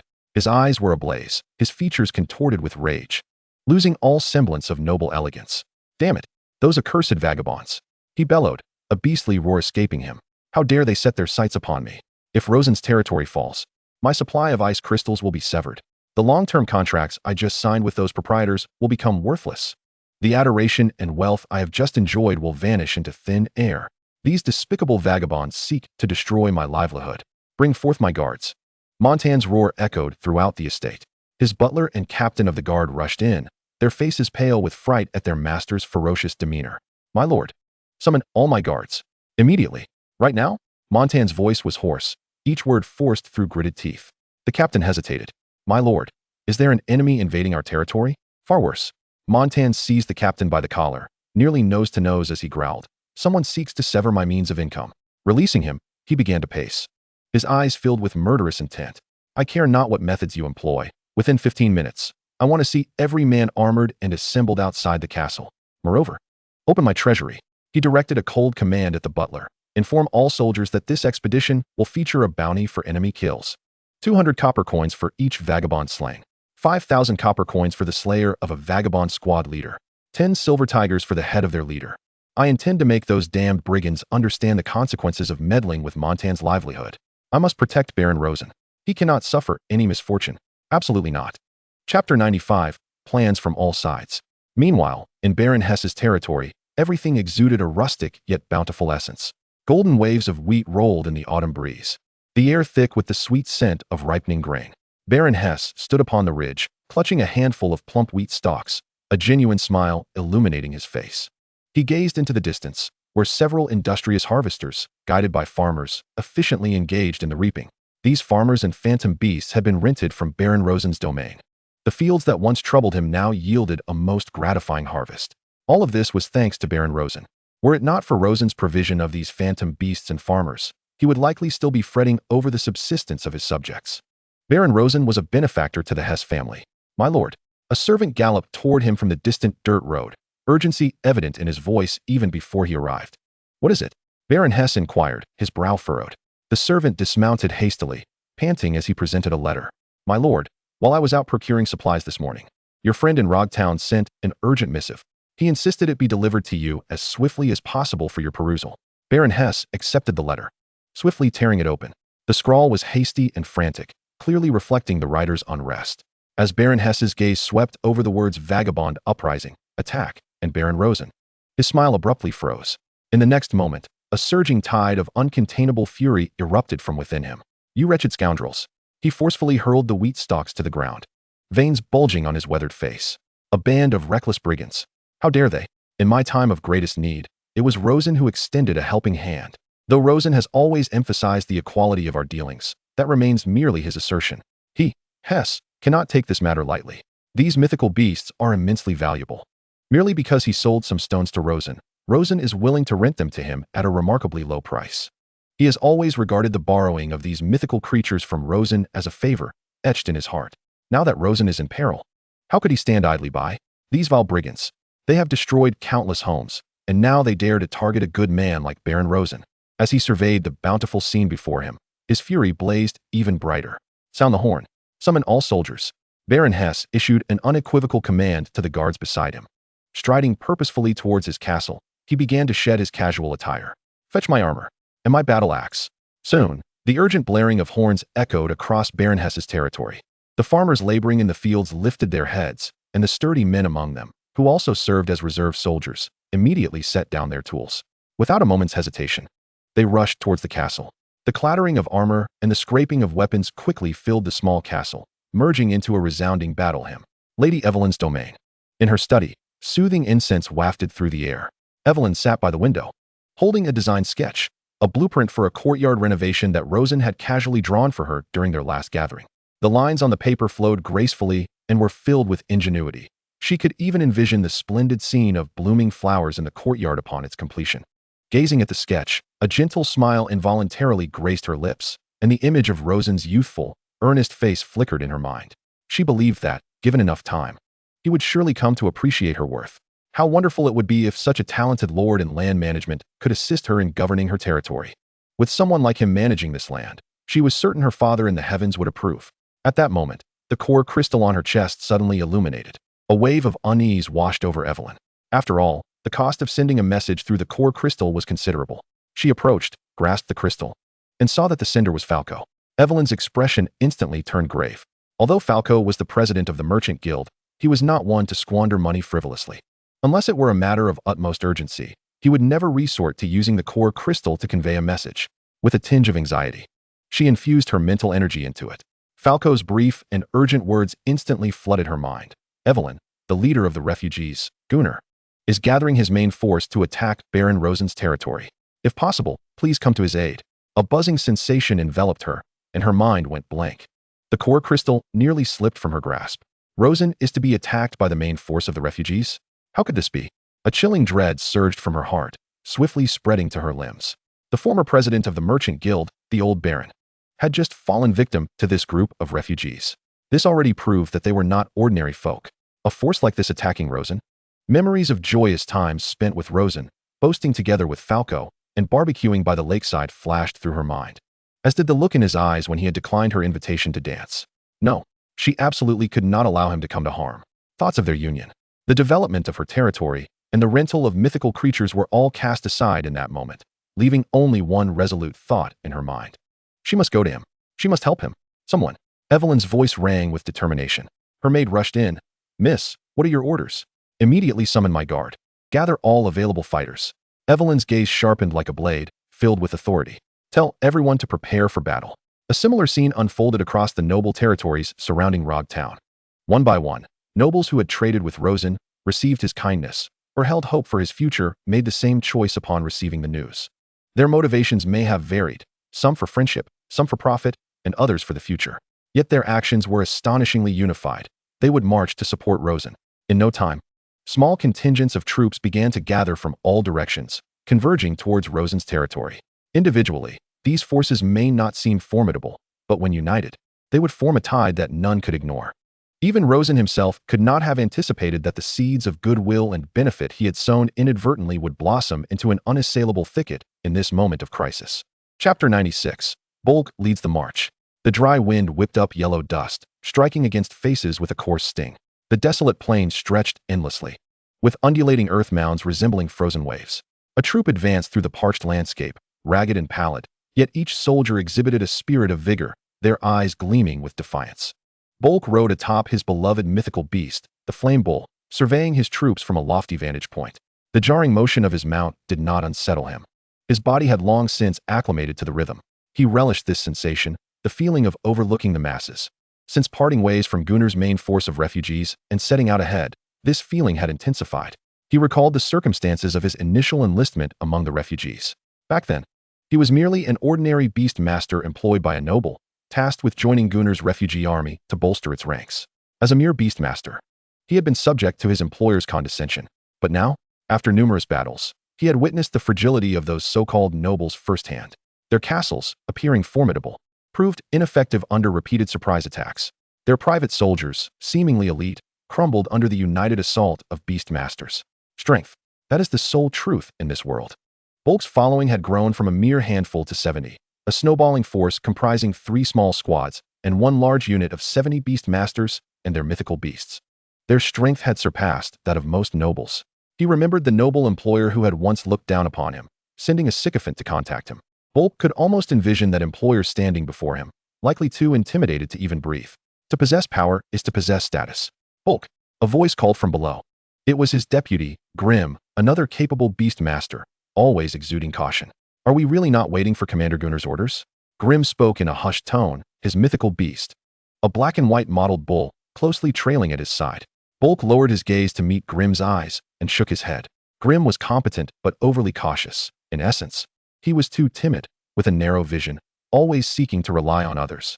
He failed to understand that the power he wielded was what he should truly depend upon. A lesson must be imparted to him and his subordinates. Gunnar? He scoffed, his voice not loud, yet clearly audible to the ears of several loyal confidants around him. What kind of leader is he? He gestured towards the lengthy line of followers behind him. Grim, open your eyes and behold. Who was it that tore apart the estate of the old Ghost Fitzwilliam? Who has filled your bellies and enabled you to fight time and time again? It is us. It is we, the beast tamers. His voice suddenly rose, imbued with an undeniable authority. What of Gunnar? He merely hides in the shadows, stirring a ragtag band of impoverished souls who cannot even grasp a sword, to their demise. And then he appropriates the merits earned with our blood and sweat for himself. The surrounding beast tamers instinctively slowed their pace, leaning in to listen. The weariness in their eyes was supplanted by a burgeoning fervor. Bulk was satisfied with this effect. He continued, why should we bleed and toil, only to receive mere scraps in return? Why should he, Gunnar, recline in the softest of tents while our brothers gnaw on hardtack, sleeping in the wilderness? There is no justification for this. With a sudden squeeze of his legs, the fiery bull beneath him let out a roar, coming to a halt. The entire procession followed suit. Bulk turned around, surveying the faces gazing up at him. Brothers, I tell you, our next target is the realm of Baron Rosen. It is a prize ripe for the taking, fatter than old Fitzwilliam-'s estate. A suppressed commotion rippled through the crowd. Gunnar might wish to strike, but he is far too slow. By the time his ragged band arrives, the opportunity will have passed. We shall not wait for him. We will seize it ourselves. Bulk's voice was rife with incitement, igniting the greed within each heart. Just imagine, Baron Rosen's estate. Mountains of grain, endless mead, and countless gold coins. He licked his parched lips, his eyes gleaming with a wolfish hunger. Once we capture his estate, all of it shall belong to us. No longer will we bow to anyone. We shall be masters of our own fate. However, my lord, Grim still hesitated. Even if we take the estate, what about Gunnar? Bulk chuckled coldly. Worry not about that. I have already spoken with Gunnar. We shall venture forth first to scout the way for him. We possess the strength, and in the end, he will have no say. As long as we act swiftly, we can secure the majority of the provisions and the wealthiest storages for ourselves. We'll leave him the scraps to distribute among his followers. He paused, imparting wisdom to his subordinates. I share this with you not to incite a rift with Gunnar at this moment, but to make it clear that I am your true captain. Only by following me shall you savor the finest rewards. Moreover, we are entirely capable of operating independently from Gunnar's ranks. I have a plan. He lowered his voice, ensuring that only his trusted allies could hear. Once we eliminate Rosen, we can seize his core crystal. Do you understand what this entails? Possessing the core crystal means ascending to nobility. It means becoming a lord of beasts. It means owning our own territory. Of course, the core crystal in Baron Rosen's possession is bound to his family until it is unlocked, rendering it unusable for us. However, as long as we accumulate enough wealth, I will venture to the black market in Willowleaf Town to procure a new or unbound core crystal. Bulk's voice was thick with seduction. At that time, we will devise a means to obtain a royal authorization. I, Bulk, shall become the new lord, and you, all who follow me, shall be my honored vassals. I will not hoard these fruits of victory for myself. Each of you shall receive your share of land and wealth. I have never shortchanged those who accompany me. You all know this well. Moments later, the eyes of the beast tamers ignited with fervor. Let us do it, Lord Bulk. Indeed, why should we fight tooth and nail only to split the spoils with the ragtag followers of Gunnar? Bulk is right. We can absolutely stand alone. The beasts sensed their master's fervor and grew restless, their roars echoing across the wasteland. The hesitation in Grim's eyes dissipated amidst the fervent atmosphere, replaced by zeal and avarice. Bulk nodded in satisfaction, resuming his seat. In this electrifying atmosphere, he felt invincible. Baron Rosen? Merely a fortunate soul born to the right circumstances. Perhaps he possesses a modicum of cleverness and engages in petty trade, but what of it? In the face of absolute power, everything else is but a fleeting shadow. 70 beast tamers, over 80 beasts. This force is more than sufficient to dismantle any Baroness domain. He had already begun to plan what would follow their success. With Rosen's riches in hand, he would have the resources to recruit more beast tamers and acquire additional beasts. At that point, he could easily usurp Gunnar and become the sole leader of this vast army of displaced individuals, a partner to those enigmatic figures. Chapter 97, Raymond tracks Bulk. As night deepened, the crackling of the campfire in the woods resonated, its flickering light illuminating faces etched with greed. Bulk's subordinates sat huddled around the fire, tearing into dry jerky while their eyes occasionally darted towards the dark depths of the forest, as though treasure awaited them there in heaps of gold and fine wine. The day's incitement still echoed in their ears, fueling a blazing fire within each heart. They were beast tamers, wielders of power, and they deserved more. Bulk's promises acted like a potent elixir, erasing their fatigue and leaving only fervent anticipation for the future. Deep within the woods, a pair of clear eyes peered through the dense underbrush, nervously observing these unwelcome guests. Finley covered his mouth, daring not to breathe. He had merely come to the forest as he often did, searching for edible mushrooms, but he had not expected to stumble upon such a gathering. These individuals were clad in tattered garments, their faces bearing a fierce demeanor, starkly different from the subjects he had known. What frightened him even more were the various beasts lying around them, creatures he had never seen before. Some resembled porcupines, others giant lizards, and one was a massive bull wreathed in flames, each radiating a palpable aura of danger. Bad people. The term immediately sprang to Finley's mind. He recalled his father Raymond's frequent warnings. Ever since Lord Rosen had arrived, life in the territory had improved. Yet there were always those wicked souls who grew envious and sought to disrupt their lives. I must tell father. Finley cautiously began to inch backward. Well acquainted with the terrain from his years of frolicking in the woods, his movements resembled that of a stealthy kitten, making not a sound as he silently retreated into the shadows and then turned, sprinting with all his might toward home. Father! Father! Finley burst into their small wooden cabin, breathless as he flung himself into Raymond's arms, who was repairing farming tools. What is it, Finley? Speak slowly, don't rush, Raymond urged, setting aside his work to steady his little son. In the depths of the forest, a multitude of individuals could be seen, clad in tattered garments, accompanied by a host of fantastical beasts. They did not exude the aura of benevolence. Finley, in a frenzied state, was articulating his observations, while Raymond's expression grew somber in an instant. Visitors to the territory were expected to enter with dignity along the main road, making their way to the Lord's residence. However, stealthily infiltrating the woods in the dead of night, especially with a throng of fantastical creatures in tow, undoubtedly indicated ill intentions. Gray, Raymond called out to the inner room. A youth, appearing several years older than Finley, emerged. He was his eldest son. Father, what is it? Gray, I need you to immediately head to the Beastmaster's camp and find Captain Ella. Inform her of the suspicious group spotted in the woods and urge her to bring her team. Emphasize that they are accompanied by strange beasts. Raymond's tone brooked no dissent. He then turned and seized a handful of fragrant pollen from a clay jar in the corner, pressing it into Gray's hands. Take this. It is our family's specially crafted luminous pollen. When scattered in the vicinity, it glows when it comes into contact with another type of pollen. I will venture with Finley to locate the intruders first. As I track them, I will leave a trail of this pollen as a marker. You shall use this vial to guide Captain Ella here following the traces. Father, are you really going alone with Finley? Gray asked, concern evident in his voice. Rest assured, with Finley by my side, we shall avoid conflict. Furthermore, we know these woods better than they do. Raymond squinted, a fierce determination in his gaze. I cannot permit them to wreak havoc in our domain. His love for this land ran deep. It was Lord Rosen who had enabled the villagers of Poly Village to enjoy lives they had never dared to dream of. Anyone attempting to disrupt this peace would face his unwavering opposition. Finley, lead me to them, Raymond declared, grasping the hunting bow leaning against the wall, and vaulting onto the dozing wild boar rented for the occasion. Finley nodded emphatically, clambering onto his father's back, pointing towards the direction of the forest. With a low growl, the wild boar surged forth, hooves pounding as it carried the father and son back into the shrouded woods. Before long, guided by Finley, Raymond discovered the encampment of Bulk's group. Concealed behind a bush on a high ridge, he squinted to observe closely. In the flickering firelight, the Beastmasters and their fantastical creatures were vividly illuminated. Raymond's heart sank. This band was not small, numbering over 50. Judging by their direction, their target was likely the Lord's main residence. Those despicable scoundrels. Raymond seethed inwardly. He could not allow these intruders to succeed. Fortunately, it was apparent that they were unfamiliar with the terrain, progressing at a sluggish pace. He had to remain vigilant until Captain Ella arrived with reinforcements to ensnare them all. Raymond and Finley trailed the bulk group like phantoms, occasionally scattering a pinch of pollen from their concealed vantage points. Yet, misfortune often strikes when least expected. One of the Beastmasters, having consumed too much water, rose to the side of the group, seeking relief amidst the trees, unknowingly heading directly towards the bush where Raymond and Finley were hidden. The distance between them diminished rapidly. Raymond's heart raced as he pressed Finley down, signaling for him to remain still. Finley, rigid with anxiety, could only watch as the shadow approached, inadvertently applying pressure with his foot. Creak! The sharp sound of a snapping twig pierced the silence of the night.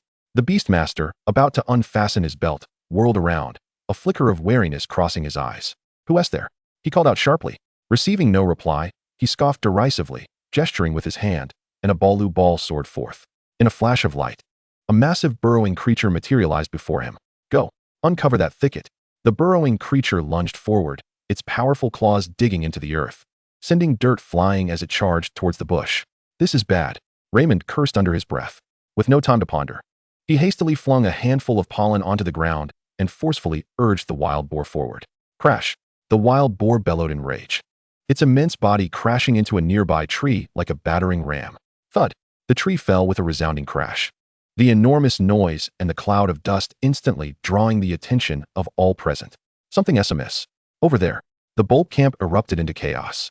Seizing the moment of confusion, Raymond urged the wild boar, with Finley clinging to him, to flee into the woods without looking back. Trying to escape? Bulk's eyes narrowed as he spotted the fleeing wild boar, a glimmer of greed flashing within them. A sequence number 020 wild boar. Such a rarity in the borderlands. If even a villager from this remote area possesses such a creature, how affluent must Baron Rosen's territory be? Pursue them. Do not let them escape. Bulk shouted, mounting his fiery bull, his voice booming. We need them alive. We cannot allow them to thwart our plans. Chapter 98, The Arrival of Ella. At Bulk's command, over 70 beastmasters and their fantastical beasts surged forth like a turbulent tide in pursuit of Raymond and his son. The forest was not particularly vast. Although the wild boar was swift, the night obscured visibility, hampering its full potential.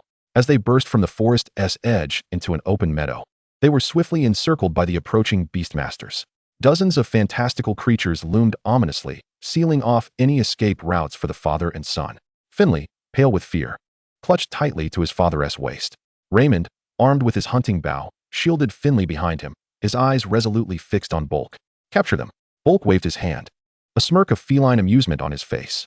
Just as several beastmasters were poised to advance, a sharp, youthful voice rang out like thunder in the night sky. Stop! Bulk's heart jolted with surprise as he turned abruptly. Could it be that Lord Rosen's main force had discovered them? In the moonlight, a girl who appeared to be no more than 16 or 17 years old, accompanied by a mere 20 beastmasters, was hastily approaching.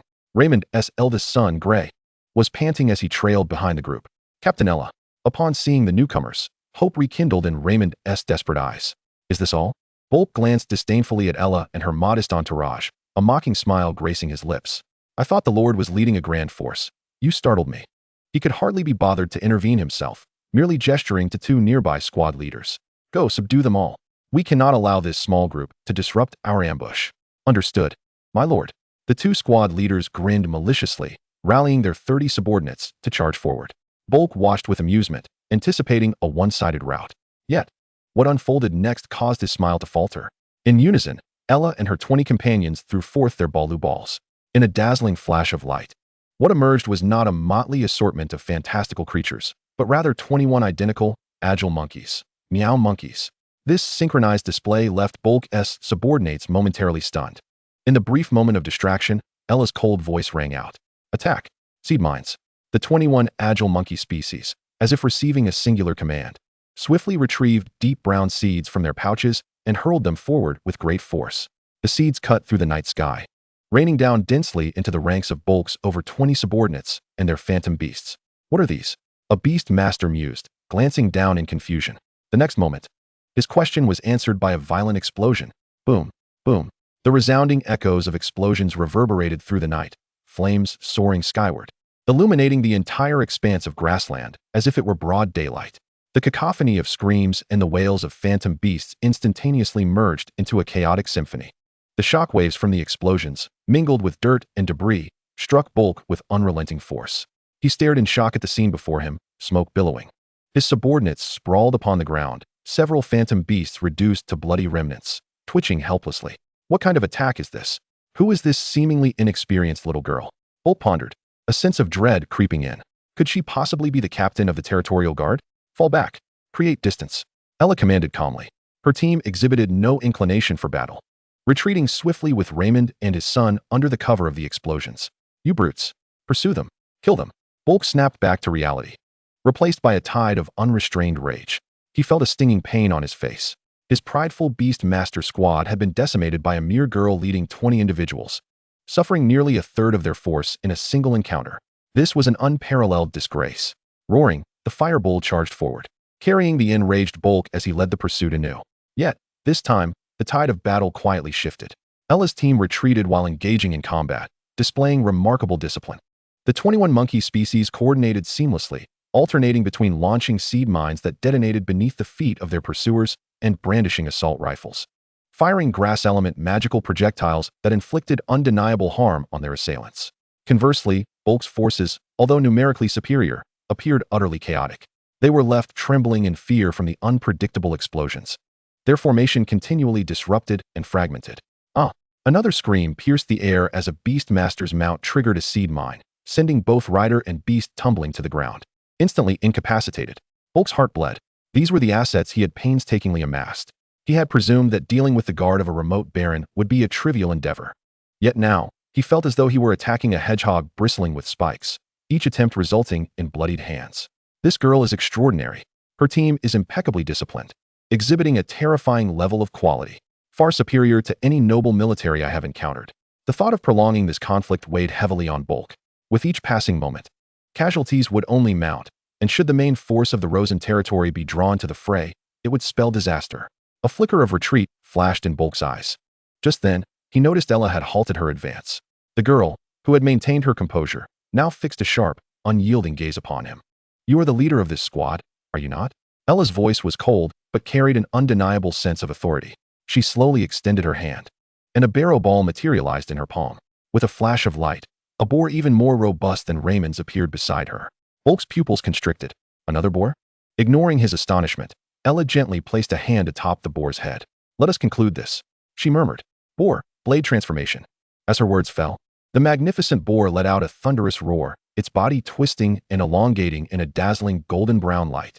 As the radiance faded, a massive, ancient-looking blade, measuring 1.5 meters in length and emanating a glimmer of earth-element magical energy, hovered silently beside Ella. Bulk and his subordinates stared in disbelief. What kind of ability is this? A phantom beast transforming into a weapon? Ella grasped the enormous hilt. In that instant, her aura transformed. If she had previously appeared as a composed commander, now she embodied a harbinger of death wielding a divine weapon. Vertical slash. Chapter 99. Senna observed from the shadows. With both hands clutching the blade, Ella swung down ferociously. A solid wave of earthy yellow energy erupted from the blade, cleaving through the ground and carving a deep chasm, surging towards Bulk's ranks with an unstoppable force. "Quick, get away!" Bulk shouted in horror, yanking on the fireball's reins. The energy narrowly missed him, crashing into the rear and sending 2 beast masters and their phantom beasts flying. The ground bore a terrifying scar, stretching for dozens of meters, unfathomably deep. This gash appeared as a chasm, blocking the path of all, shattering any last vestige of hope within Bulk. So powerful. This girl's strength exceeds all my expectations. Who are you?" Bulk's voice trembled. Ella offered no reply, merely pointed the blade as tip at him. "Now, it is our turn to attack." The 20 soldiers behind her, witnessing their captain's formidable prowess, felt their spirits soar. The 21 monkey species reformed their ranks, eyes gleaming with fervor. "Kill," Ella commanded, leading the charge, her massive blade transforming into a streak of yellow light as she surged towards Bulk. Bulk's complexion paled. He realized that if he did not fight with all his might today, he might not leave this place alive. "Everyone charge. Kill her," he roared madly, attempting to ignite his subordinate's last flicker of fighting spirit. A true confrontation erupted. However, the battle's outcome was a one-sided slaughter. Ella wielded the colossal blade with sweeping, devastating force, each swing imbued with immense power. The flames spewed by Bulk's fireball were cleaved apart by her blade. The phantom beasts summoned by his beast masters crumbled before her, as fragile as paper. One beast master, commanding 2 swift shadow wolves, lunged at Ella from the side. Without even glancing back, Ella swung her blade in a backhanded sweep. Slicing through the air, the 2 shadow wolves were cleaved into 4 segments, blood splattering across the sky. Bulk's heart sank. He finally comprehended that the power he so proudly wielded paled in comparison to this girl. "Stop! Wait!" Bulk shouted desperately, evading as best he could. "With your strength, why serve a mere noble? A being of your caliber deserves better. Let us join forces and seize the Rosen territory together. I will share half of all its wealth with you. No, 70%. We can achieve great things together." He attempted to entice her with his own principles. In his view, power was paramount. The strong ought to dominate all, rather than serve as mere hounds for others. Yet, in response, he was met with a gaze from Ella that was even colder, accompanied by the sharper edge of her blade. "Huh, you?" Ella scoffed, her katana moving with increased velocity in her grip. "What do you amount to? You, a mere marauder, who knows nothing but pillaging and slaughter. Dare to compare yourself with Lord Rosen? The vision and heights that Lord Rosen can achieve are realms you, as a petty figure, lack even the right to gaze upon. To expect her to betray Rosen and ally with a brigand who knows only chaos? Huh, such a notion is but a dream." It seemed he was one who would not weep until faced with the grave. Seeing his attempts to persuade her fail, Bulk's face twisted into a snarl. "Then do not blame me." He withdrew a black pill from within his cloak and forcefully shoved it into the mouth of the blazing bull. With a pained roar, the bull's flames surged violently, its eyes turning blood red, its power multiplying exponentially. "Die for me, blazing bull. Unleash your mightiest scorching horn strike." A dark red glimmer flickered in Bulk's eyes as he commanded the frenzied bull to charge forth in a final assault. Ella narrowed her eyes, observing the rampaging beast. and slowly raised her colossal katana. The blade began to gather earthy-colored magical energy, forming a lattice of interlocking energy crystals. Shattering Fang charge, she cried out, gripping the sword with both hands, advancing rather than retreating, to meet the raging bull with a decisive strike. With a mere swing of her immense blade, 3 powerful waves of light erupted, akin to roaring earthen dragons, crashing fiercely into the tempest of flames. A tremendous explosion resounded, far more terrifying than any prior. The blinding light rendered all present unable to open their eyes. When the brilliance finally subsided, the scene before the remaining stunned members of Bulk's crew left them aghast. Ella stood calmly in place, her katana still aglow with radiance. With a soft click, she sheathed her great blade and took a few measured steps forward. Before her, Bulk's favored phantom beast, the blazing bull, lay with a colossal wound in its chest, teetering on the brink of death. Before dissipating into glimmers and returning to its ball of barrow, Bulk himself was hurled away by the tremendous force, bloodied and unconscious upon the ground. Defeated, utterly defeated. In his final moments of consciousness, confusion and resentment consumed Bulk's mind. He could not comprehend. Why would someone wielding such formidable power willingly serve a remote baron? Dismissing his proposal without a moment's consideration? What enchantment did this Rosen possess? She cast a cold glance at the unconscious Bulk, then swept her gaze over the invaders, who had entirely lost their will to fight, trembling in fear. Bind all those still alive, leave none behind, and escort them back to the territory. I shall report to Lord Rosen personally at the manor. As Ella turned to depart, from a shadowy corner within Bulk's ranks, dark mist began to swirl, gliding past the unconscious Bulk before dissipating into the ether. Once outside the scene, the mist coalesced into a figure clad in black, revealing Sina. Sina turned to gaze in the direction of the battle between Ella and Bulk, her appraisal of Rosen elevated yet again. She had not anticipated that not only was Rosen himself formidable, but his subordinates also possessed remarkable strength, wielding the same powerful great sword. Even Bulk, now shrouded in darkness, and the blazing bull were no match for Rosen's subordinate. However, Bulk's forces were merely the vanguard, a mere appetizer. Rosen, let me witness the prowess you unveil under pressure. Chapter 100. A conversation between Rosen and Ella the Knight enveloped the Rosen territory in a cloak of tranquility, as dark as ink. Within the study, candle flames flickered, casting light upon Rosen's focused profile. He delicately turned a page of a weathered tome, the air thick with the unique scent of old paper mingled with ink. For him, while power was indeed significant, it was the continuous pursuit of thought and learning that formed the bedrock for discerning the world and making sound judgments. Through input and contemplation, one could gain a clearer understanding of the world and the matters at hand, thus enabling oneself to make informed decisions. Suddenly, the core crystal hanging from his chest began to flicker with an urgent glow without warning. Rosen's gaze shifted from the pages, a slight furrow forming on his brow. It was Fako. He rarely used the core crystal for communication unless the situation was dire. Rosen extended his finger and gently tapped the crystal. In an instant, a light screen projected forth, displaying several lines of concise text. Rosen, be advised. The main force of the refugee army is advancing towards your territory. Prepare for battle. I am en route. The refugee army. Previously, Fako had mentioned that their leader was a man named Gunnar. Rosen's eyes deepened with contemplation. This was the very individual who had slain the old Baron Fitzwilliam, and whom Fako had been pursuing relentlessly. They were coming for him. Almost simultaneously as the light screen faded, a steady knocking sounded at the door. Enter. Rosen's voice was calm, betraying no emotion. The door opened to reveal Ella standing at the threshold. She had changed out of her combat attire. Yet the sharp aura of someone who had just emerged from battle still lingered, mingled with a faint hint of dust and blood, wafting into the study. My lord. Ella approached the desk and bowed slightly. Tonight, a contingent of approximately 50 beastmasters infiltrated the territory from the eastern woods. Her report was succinct and clear, devoid of any unnecessary emotion. I have led our forces to defeat them, capturing 37, while the remainder were inadvertently eliminated in the skirmish. The leader, named Bulk, a crimson-ranked beastmaster, has been taken alive. His phantom beast, the blazing bull, is on the verge of death and has returned to its ball of barrow. Rosen listened intently, his fingers unconsciously tapping lightly on the table. Ella continued. Upon initial interrogation, Bulk revealed that he belongs to a large refugee army. His so-called elite squad was merely a vanguard, believing our territory to be an easy target, intending to wipe us out and plunder our resources. As she spoke, Ella began to shake her head and chuckle. These individuals are truly frogs at the bottom of a well, utterly unaware of their own insignificance. The refugee army? A wry smile crept onto Rosen's lips as he raised his gaze to Ella. Is their leader not named Gunnar? A flicker of surprise crossed Ella's eyes, but she promptly nodded. Indeed, my lord. Bulk is one of Gunner's captains. As expected, Fako's intelligence and Ella's report aligned perfectly.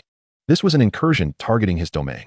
However, the atmosphere in the study did not grow tense. Rather, Rosen smiled, leaning back in his chair, and asked in a relaxed tone, Ella, are you feeling anxious? The territory is on the brink of its first true war. Ella straightened her back and shook her head. There was neither tension nor fear in her gaze. Instead, it sparkled with two vibrant flames of excitement. No, my lord Rosen, she declared with a resonant voice. I only feel exhilaration. We have prepared for this day for far too long. As soon as she finished speaking, a thought seemed to cross her mind, and her spirited battle fervor diminished slightly. Pouting her lips, she added with a hint of dissatisfaction, it's just that these fellows might be a tad too weak. I fear they won't provide the thrill we seek. You should have seen that fellow named Bulk. He claims to be a red-tier beastmaster, but his performance was utterly dismal. The group he leads is nothing short of a disgrace, hardly a proper squad, merely a rabble. Ella appeared to have found an outlet for her frustrations and began to vent her grievances with fervor. There's no formation, no strategy, not even the most basic coordination. During the charge, several phantasmal beasts collided with one another, and our own ranks fell into disarray. With such a level of incompetence, Bulk still boasts that they are the elite of the Gunner army. She waved her hand vigorously, as if trying to shake the absurd scene from her mind. They are truly weak. I can hardly conceive of a scenario where we might lose. Moreover, Ella's eyes gleamed as she fixed her passionate gaze upon Rosen. My lord, you have prepared us with such an array of trump cards. Just the 4 newly arrived grass pandas would be sufficient to send any enemy running. Her confidence was not born of blind arrogance, but was grounded in a clear understanding of her own strength. My lord, you may not yet grasp the extent of our current capabilities. Her voice brimmed with pride, including myself. There are already 5 of us in our team who can adeptly wield the blade transformation of the boar beast. My own boar has even unlocked the second phase of Shattered Tusk Charge. We have 2 grenade-launching grass pandas, ready to provide devastating long-range fire support. A battalion of dozens of mischievous monkeys has achieved continuous fire coverage. And let us not forget the tiger-striped chickens, the rampaging cats, the cragged-horned dragons, and so forth. All our formerly enlisted combat phantasms already exceed 100. This does not even account for the other phantasms within the territory that could join the fray at any moment. She stepped forward, her tone growing ever more impassioned. In terms of peak combat strength, as well as the numbers of our elite, core, and even lower-tier forces, we far surpass that so-called ragtag army. Their only advantage might be the greater number of conscripted cannon fodder, but that poses no genuine threat. Ella's analysis was coherent and logically sound, with each word imbued with compelling conviction. Rosen listened with a smile, teasingly remarking, so confident? Aren't you afraid of any unforeseen circumstances? My lord. Ella's response was resolute and unwavering. Our formidable and stable strength never fears the unexpected. True confidence arises from a precise assessment of our capabilities in relation to the enemy. She looked at Rosen, her eyes radiating complete trust and respect. We owe our current standing entirely to you. You have provided us with the finest phantasms, the most favorable training environment, and the most steadfast beliefs.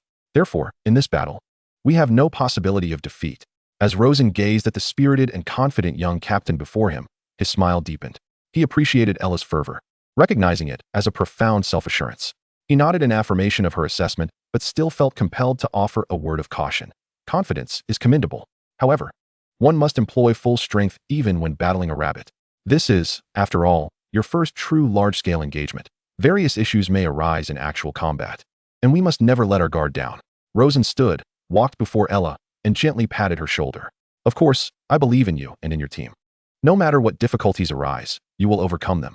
Feeling the warmth and trust emanating from Rosen's hand, Ella's inner turmoil gradually settled, transforming her exhilaration into a steadier, more resolute strength. She solemnly lowered her head. Yes, my lord. Ella understood. Chapter 101. The first encounter with the Gunner rabble army. The afterglow of the setting sun bathed the undulating hills in a golden hue, akin to molten gold. Gunner sat astride a massive spiked porcupine, squinting his eyes in enjoyment of the aftertaste of victory. The air was thick with a mixture of dust, sweat, cheap ale, and the lingering scent of blood. His army moved sluggishly along the country roads, resembling a bloated yet vigorous giant python. The cacophony of raucous laughter, boastful claims, and crude jeers converged into a tumultuous tide. Just days ago, they had stormed a baroness estate, pillaging the wine cellar and stripping the granaries bare, even tearing the golden threads from the silken gowns of noble women. Gunner relished this sensation.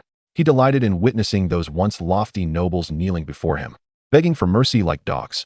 He reveled in the adoration and fear reflected in the eyes of his subordinates.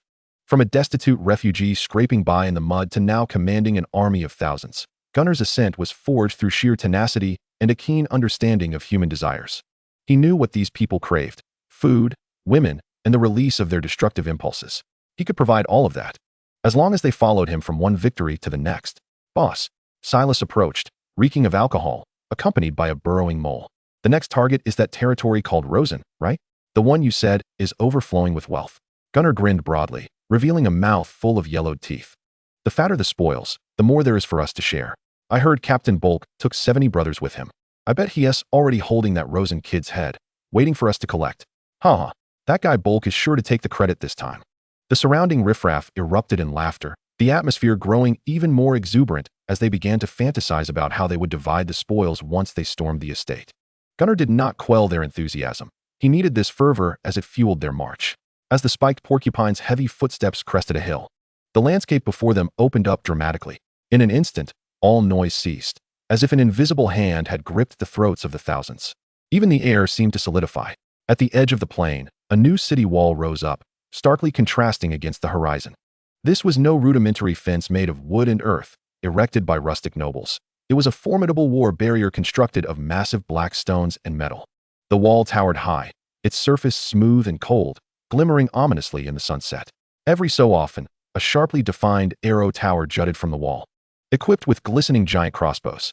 The arms of those crossbows were wider than an adult could stretch their arms, and the vicious bolts resembled the fangs of a venomous serpent, silently aimed at them. An icy, unambiguous aura of impending slaughter washed over them. The once exuberant rabble army was instantly quelled by this silent wall, their fervor rapidly dissipating, replaced by a fear akin to that felt when caught in the gaze of a venomous snake. Some individuals instinctively recoiled, their hands gripping weapons trembling. Their phantom beasts sensed their master's unease, restlessly clawing at the ground and emitting low, mournful whines. This was no jest. Even the garrison fortress of House Hogg could not be so formidable.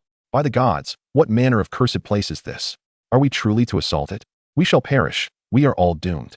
Panic spread like wildfire among the throngs. Gunnar's pupils constricted sharply, his smile freezing upon his face. Even he, upon gazing at the towering walls, felt his heart skip a beat. He had seen his fair share of battles, having breached no fewer than 8 or 10 manors and castles, yet he had never encountered such formidable and oppressive fortifications. Who was that lad, Rosen? What manner of sorcery enabled him to erect such a fortress in such a brief span? Just as the morale of the troops teetered on the brink of collapse, Gunnar forced himself to regain composure. As the leader of this army, he could not afford to panic. His gaze fixated on the walls. Like a ravenous wolf seeking the slightest flaw in its prey, he scrutinized meticulously. Upon the walls, there was naught but silence. The arrow towers stood empty. Behind those fearsome crossbows, there were no hands to operate them. The entire structure lay in eerie stillness, akin to a massive tomb. A bold thought suddenly surged into Gunnar's mind. Bulk. Yes, Bulk. Had he not brought the vanguard with him? Given the strength of Bulk's contingent, dealing with a mere minor lord should be a walk in the park. Could it be? Gunnar's eyes lit up with realization. Bulk must have employed some means to quietly dispatch the garrison within the city. This entire fortress was now but a hollow shell. Those defensive structures had become mere decorations. With this revelation, the shock and fear within Gunnar were swiftly replaced by a rush of elation. He could not suppress a hearty laugh. Ha! You fools. What are you afraid of? His laughter brimmed with vigor, instantly silencing all whispers. Every gaze turned to him. Gunnar pointed emphatically at the distant walls, his voice booming. Open your eyes wide. See for yourselves. Is there anyone upon the walls? Have those crossbows been set in motion? The refugees stared blankly, and indeed, the walls remained silent. Our vanguard leader, Bulk. He has cleared all obstacles for us. Gunnar's voice was electric with fervor. That lad, Rosen, would never have imagined that his fortress would crumble before our warriors like a fragile shell. Now this city, these weapons, the food within, the women, all shall belong to us. The crowd fell into a hushed silence before erupting into thunderous cheers. Fear was utterly supplanted by greed. Our leader is brilliant. Long live Captain Bulk. Charge. Seize everything. Gunnar beamed as he beheld the rekindled fighting spirit of his army. Yet he did not immediately command a full-scale assault. He waved his hand, gesturing forward. Send a squad to investigate, to confirm our suspicions. A squad leader volunteered, leading a dozen refugees as they cautiously urged their phantom beasts closer to the walls. Thousands of eyes fixated upon them. They advanced without encountering any attack. Gunnar raised his arm in triumph. Look, no one has been harmed. This is our victory. The entire refugee army erupted in a frenzy. Gunnar held aloft his battle blade, its edge gleaming with a sanguine glow in the setting sun. Entire army, forward. After this, I shall personally honor Bulk. He will be our army's greatest hero. Chapter 102. The rebel army encounters reinforcements. Gunnar was in high spirits, observing the formidable and solid structures of this city. He felt entirely capable of claiming it as his own, ceasing the rampant pillaging and slaughter. With this city, he would possess a true foundation. He would no longer be a mere refugee, but a bona fide overlord. The vast army surged forth like a deluge towards the silent walls. Just as the troops began their advance, their attention fixated on the easily attainable city ahead. A swift steed galloped frantically from the rear of the army. The knight atop was bloodied and wore an expression of sheer terror. Chief, Chief, this is bad. His hoarse cries fell upon Gunnar's fervent heart like a bucket of ice water. Gunnar's brow furrowed instantly, an ominous premonition washing over him. What is it? Speak. The knight tumbled from his mount, scrambling to kneel before Gunnar. Behind us, an army has appeared. What? Several captains beside Gunnar gasped in shock. Is it Falco's pursuers? How many are there? The knight panted heavily, his face a mask of fear from the brush with death. I do not know. I could not see how many there were, but their equipment is far superior. Every single one is clad in iron armor. They're phantom beasts. Their phantom beasts are far too powerful. Our brothers left behind to hold the rear were scattered at the first encounter. We cannot hold them. Gunnar's expression darkened. Falco. That relentless specter. Gunnar's forces had clashed with Falco's men several times, with victories alternating on both sides. However, Gunnar had ultimately chosen to avoid direct confrontation. The reason was simple. For within Falco's ranks was a madwoman, a lunatic wielding an enormous blade. Gunnar could never forget the first time he encountered that woman. His army had been on the verge of suppressing Falco's forces, victory nearly within reach. Then, she emerged, alone, with a single sword. She charged directly into his most elite Beastmaster formation. It was not combat, it was slaughter. His battle-hardened, ruthless Beastmasters, along with their prideful phantom beasts, crumbled like paper beneath her blade. The sturdy scales and thick hides became meaningless before that colossal sword. With a single stroke, both man and beast were cleaved in twain. She was like a prehistoric beast rampaging through a flock of sheep, leaving only severed limbs and torrents of blood in her wake. The proud human wave tactics of the refugees became a farcical joke in the face of her absolute power. In that battle, he lost 3 rank-red Beastmasters and dozens of lesser ones, nearly shattering his Beastmaster unit. Since then, that woman with the great blade had become an indelible nightmare in Gunnar's mind. Had she come? Gunnar's voice was strained. The knight delivering the news trembled, the fear in his eyes lingering. I am not sure. I did not dare look closely. I saw a figure wielding a long weapon rush into the crowd. And soon after, there was a frenzy of blood and flesh. I believe it is highly likely to be her. The faces of the surrounding captains turned ashen in an instant. It seems evident, and upon reflection, it is clear that only this particular force has been relentlessly pursuing us during this time. Commander, what should we do? That madwoman is simply too formidable. What are we panicking for? Gunnar interrupted his subordinate's words with a sharp command. His gaze oscillated rapidly between suspicion and ferocity. He glanced at the rising plume of dust behind them, and then at the imposing city walls that loomed nearby. A thought crystallized in his mind with startling clarity. Retreat? Engage that insane woman in a head-on clash on the plains? That would be tantamount to courting death. Their path to survival lay just ahead. Relay my orders. Gunnar's voice turned frigid and resolute. The entire army must accelerate. Pay no heed to the pursuing foes. Charge into the fortress ahead with utmost speed. A captain hesitated, stating, Commander, but. There is no but. Gunnar's gaze sliced through his face like a knife. That woman, formidable as she may be, is still human. If she can cleave our shields, can she also slice through these city walls? No matter how fast she runs, can she leap over these towering battlements? Once we secure this fortress, close the gates, and set up our ballistae, Falco and that madwoman will be left outside, merely spectators. At that moment, they will be the meat on our chopping block. Gunnar's words acted as a potent tonic, instilling courage in the hearts of the anxious officers. Indeed, they now had a city, a bastion impervious to assault. Once inside, they would be safe. The commander is wise. Yes, rush inside. Seek refuge within the city. The yearning for survival and the avarice for wealth eclipsed their fear of the woman pursuing them. The entire army charged forth. Gunnar issued the command once more, this time with a hint of madness in his voice. Storm into the estate. Secure the walls. Then defend the ramparts. Annihilate the pursuers. Roar. Thousands of refugees surged forward.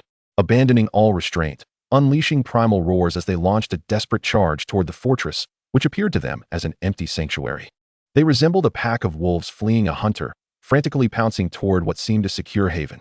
Gana's troops surged like a filthy tide toward the majestic walls.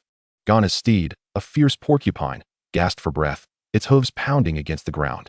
He cast a glance over his shoulder. In the distance, a plume of dust raced toward them, akin to the scythe wielded by death itself. He spat in contempt. Faster. Push harder.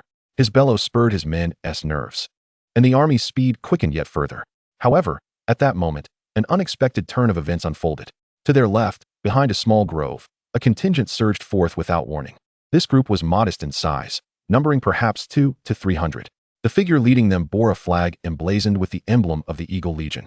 Yet the soldiers beneath it wore a hodgepodge of armor, resembling a motley assembly of mercenaries. Nevertheless, they formed an orderly line, exuding an air of lethal intent. At the forefront stood a tall, gaunt man, his hooked nose and furrowed brow radiating a fierce intensity, as if he were ready to devour his prey. It was Baron Valerius. A minor chief beside Gana recognized the family crest, gasping in shock. Gana frowned. How could another noble's army appear here? It seemed that this contingent was primarily composed of mercenaries.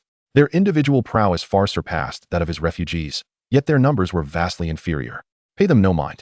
Gana commanded sternly, a rabble of misfits.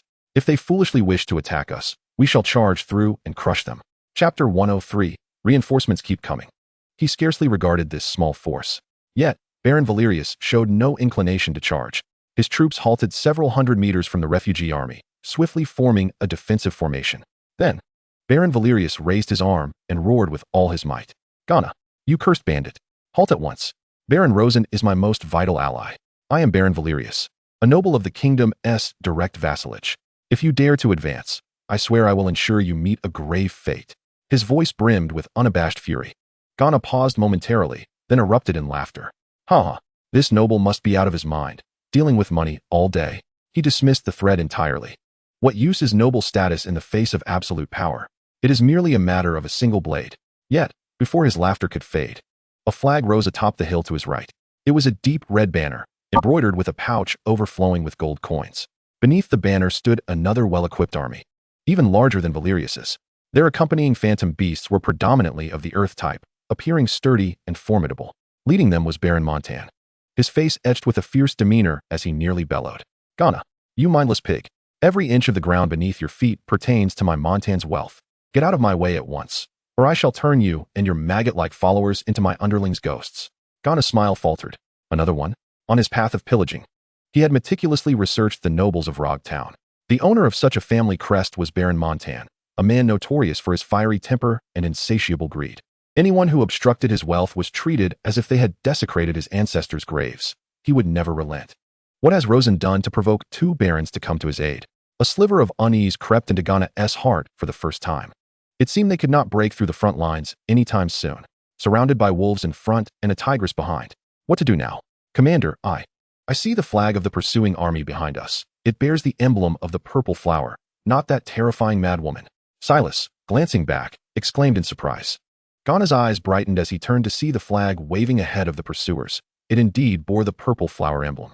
He clearly remembered that Falco and that madwoman Catherine's forces carried a golden lion emblem, not the purple flower. The purple flower emblem belonged to the territory of a deceased baron, currently overseen by his daughter, Evelyn. Their combat strength was likely not formidable. This is an opportunity. The entire army change direction and break through to the rear. Gana's eyes hardened. The pursuers are not the madwoman, merely an unknown woman. We shall crush her. Hidden among the refugees, Sina cursed silently. Fool. Does Gana think marching is merely a child's brawl? To change direction so suddenly? Given the low caliber of these refugees, it is bound to result in severe casualties from trampling. Yet, before the refugee army could respond, another new force appeared alongside Evelyn's troops. The leader of this army, a tall blonde woman, along with a nobleman clad in splendid armor wielding a flag, instilled a sense of dread among the refugees. It was a banner emblazoned with the golden lion emblem. Upon sighting the flag and the woman adorned with a maniacal grin, a chilling sensation surged through Gunnar, ascending rapidly from his feet to the crown of his head. Internally, he could not suppress an expletive. What in the world is happening here? At that moment, the ragtag army came to an abrupt halt, unable to advance any further.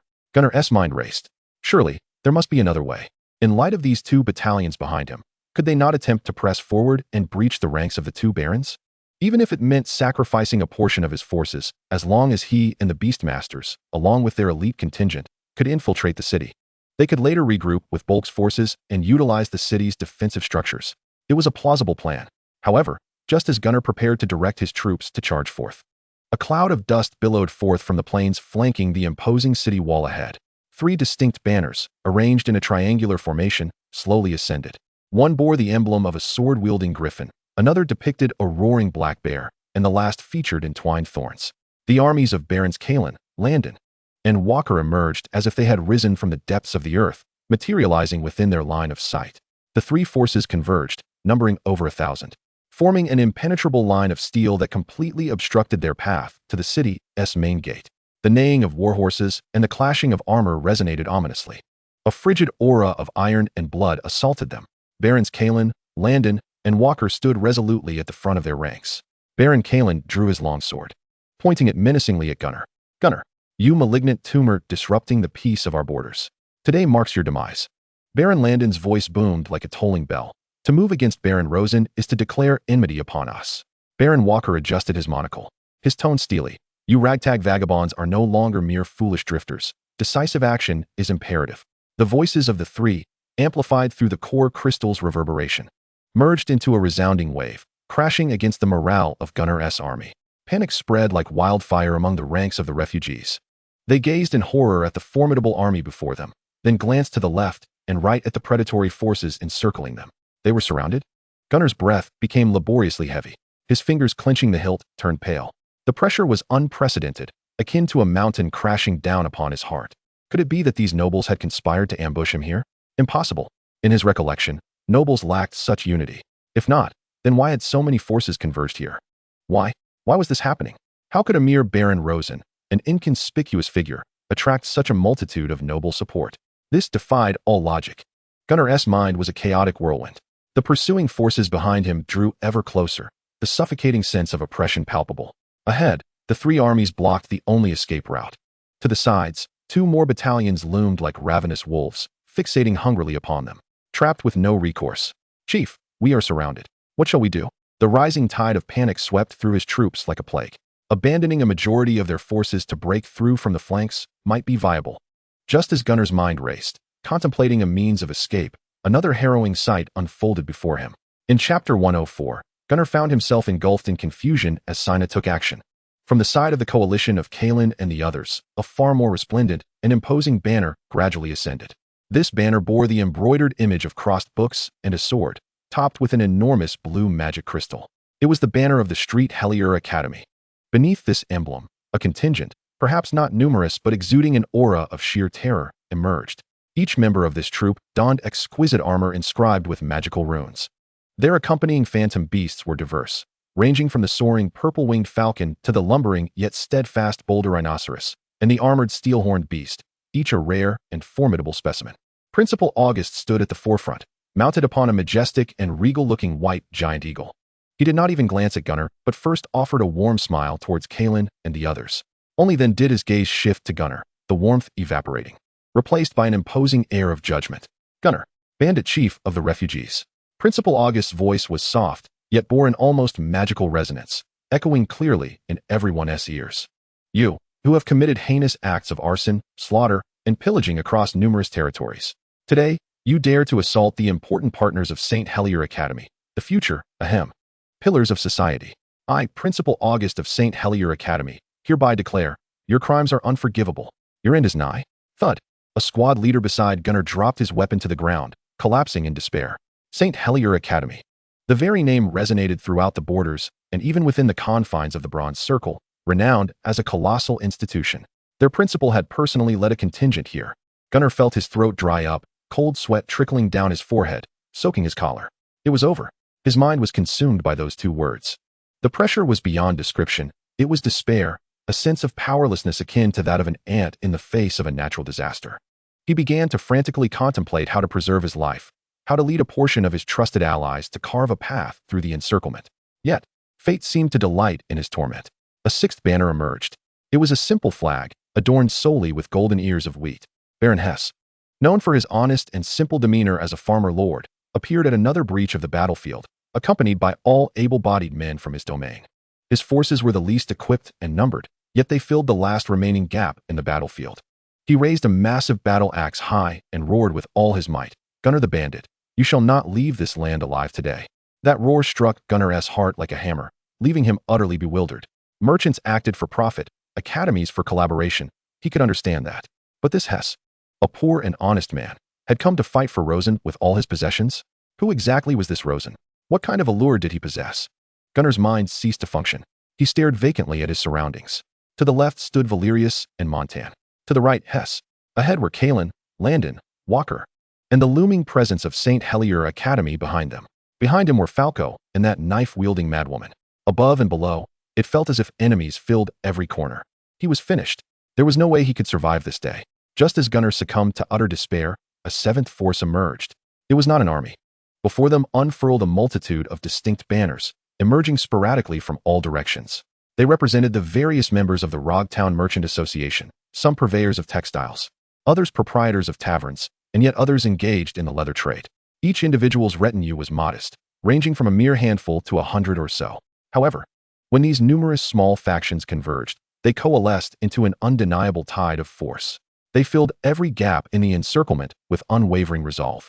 "Gunnar, return to me the life of our former association president. Did you consult us before laying hands on our members? Slay these ruffians." Countless furious roars echoed from every corner, merging into a thunderous decree of judgment. The battlefield transformed into a colossal, airtight iron barrel, with Gunnar and his thousands of refugees ensnared within like fish trapped in confinement. Gunnar swayed precariously, nearly toppling from the back of the spiny porcupine. His complexion was as pale as parchment, lips trembling, rendering him utterly speechless. He gazed upon the dense array of banners, the well-equipped soldiers with their icy stares, and the fearsome beasts that roared with an aura of terror. A sudden wave of absurdity washed over him.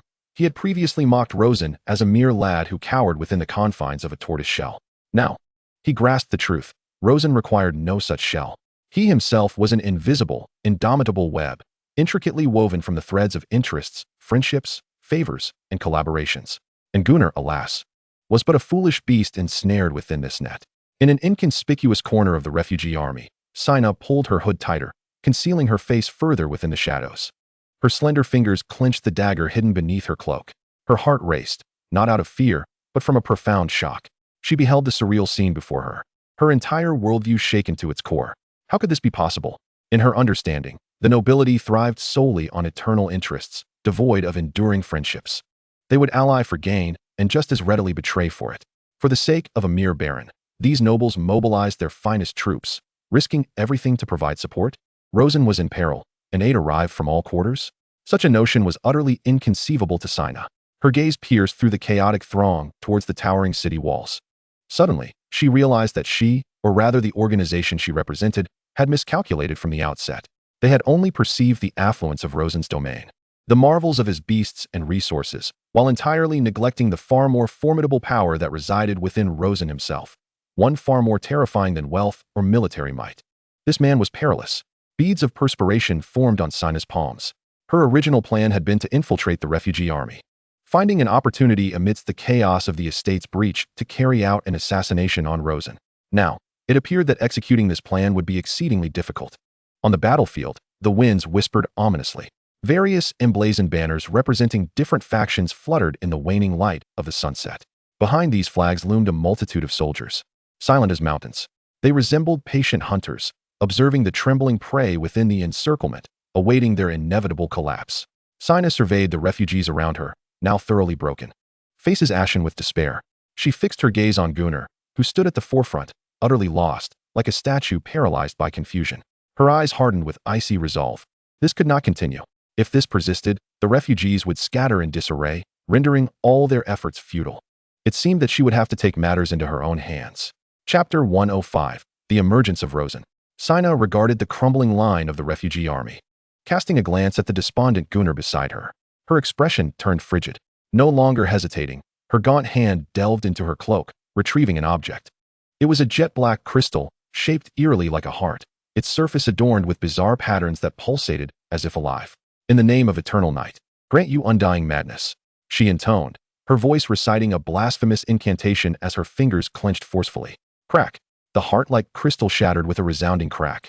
An endless wave of black mist erupted from her, surging forth like a tidal wave of ink, instantly engulfing the entire refugee army. Ah! Help me! My body! The air was rent by piercing screams, abruptly cut short. Within the black mist, countless refugees writhed violently, their skin visibly turning a ghastly shade of blue-black and withering, as dark veins slithered beneath their skin like worms. Their pupils were overtaken by a blood-red frenzy, emitting guttural roars that bore no semblance of humanity. The morale that had crumbled under fear was instantaneously filled with reckless ferocity. Roar! The nearest refugee abruptly turned, fixating his blood-red eyes on a nearby companion, and opened his mouth wide to bite down. Blood sprayed forth. Subsequently, these once human monstrosities surged forward, madly charging towards the reinforcements from the capital. Hold your ground. Resist. The first to clash with them were the private soldiers under Count Kalen. The leading knight captain had barely finished his shout when he witnessed a formerly frail refugee tear apart a heavily armored soldier's shield with bare hands. Thud! The claws penetrated the armor, drawing forth a gushing stream of hot blood. Damn it! What have these creatures become?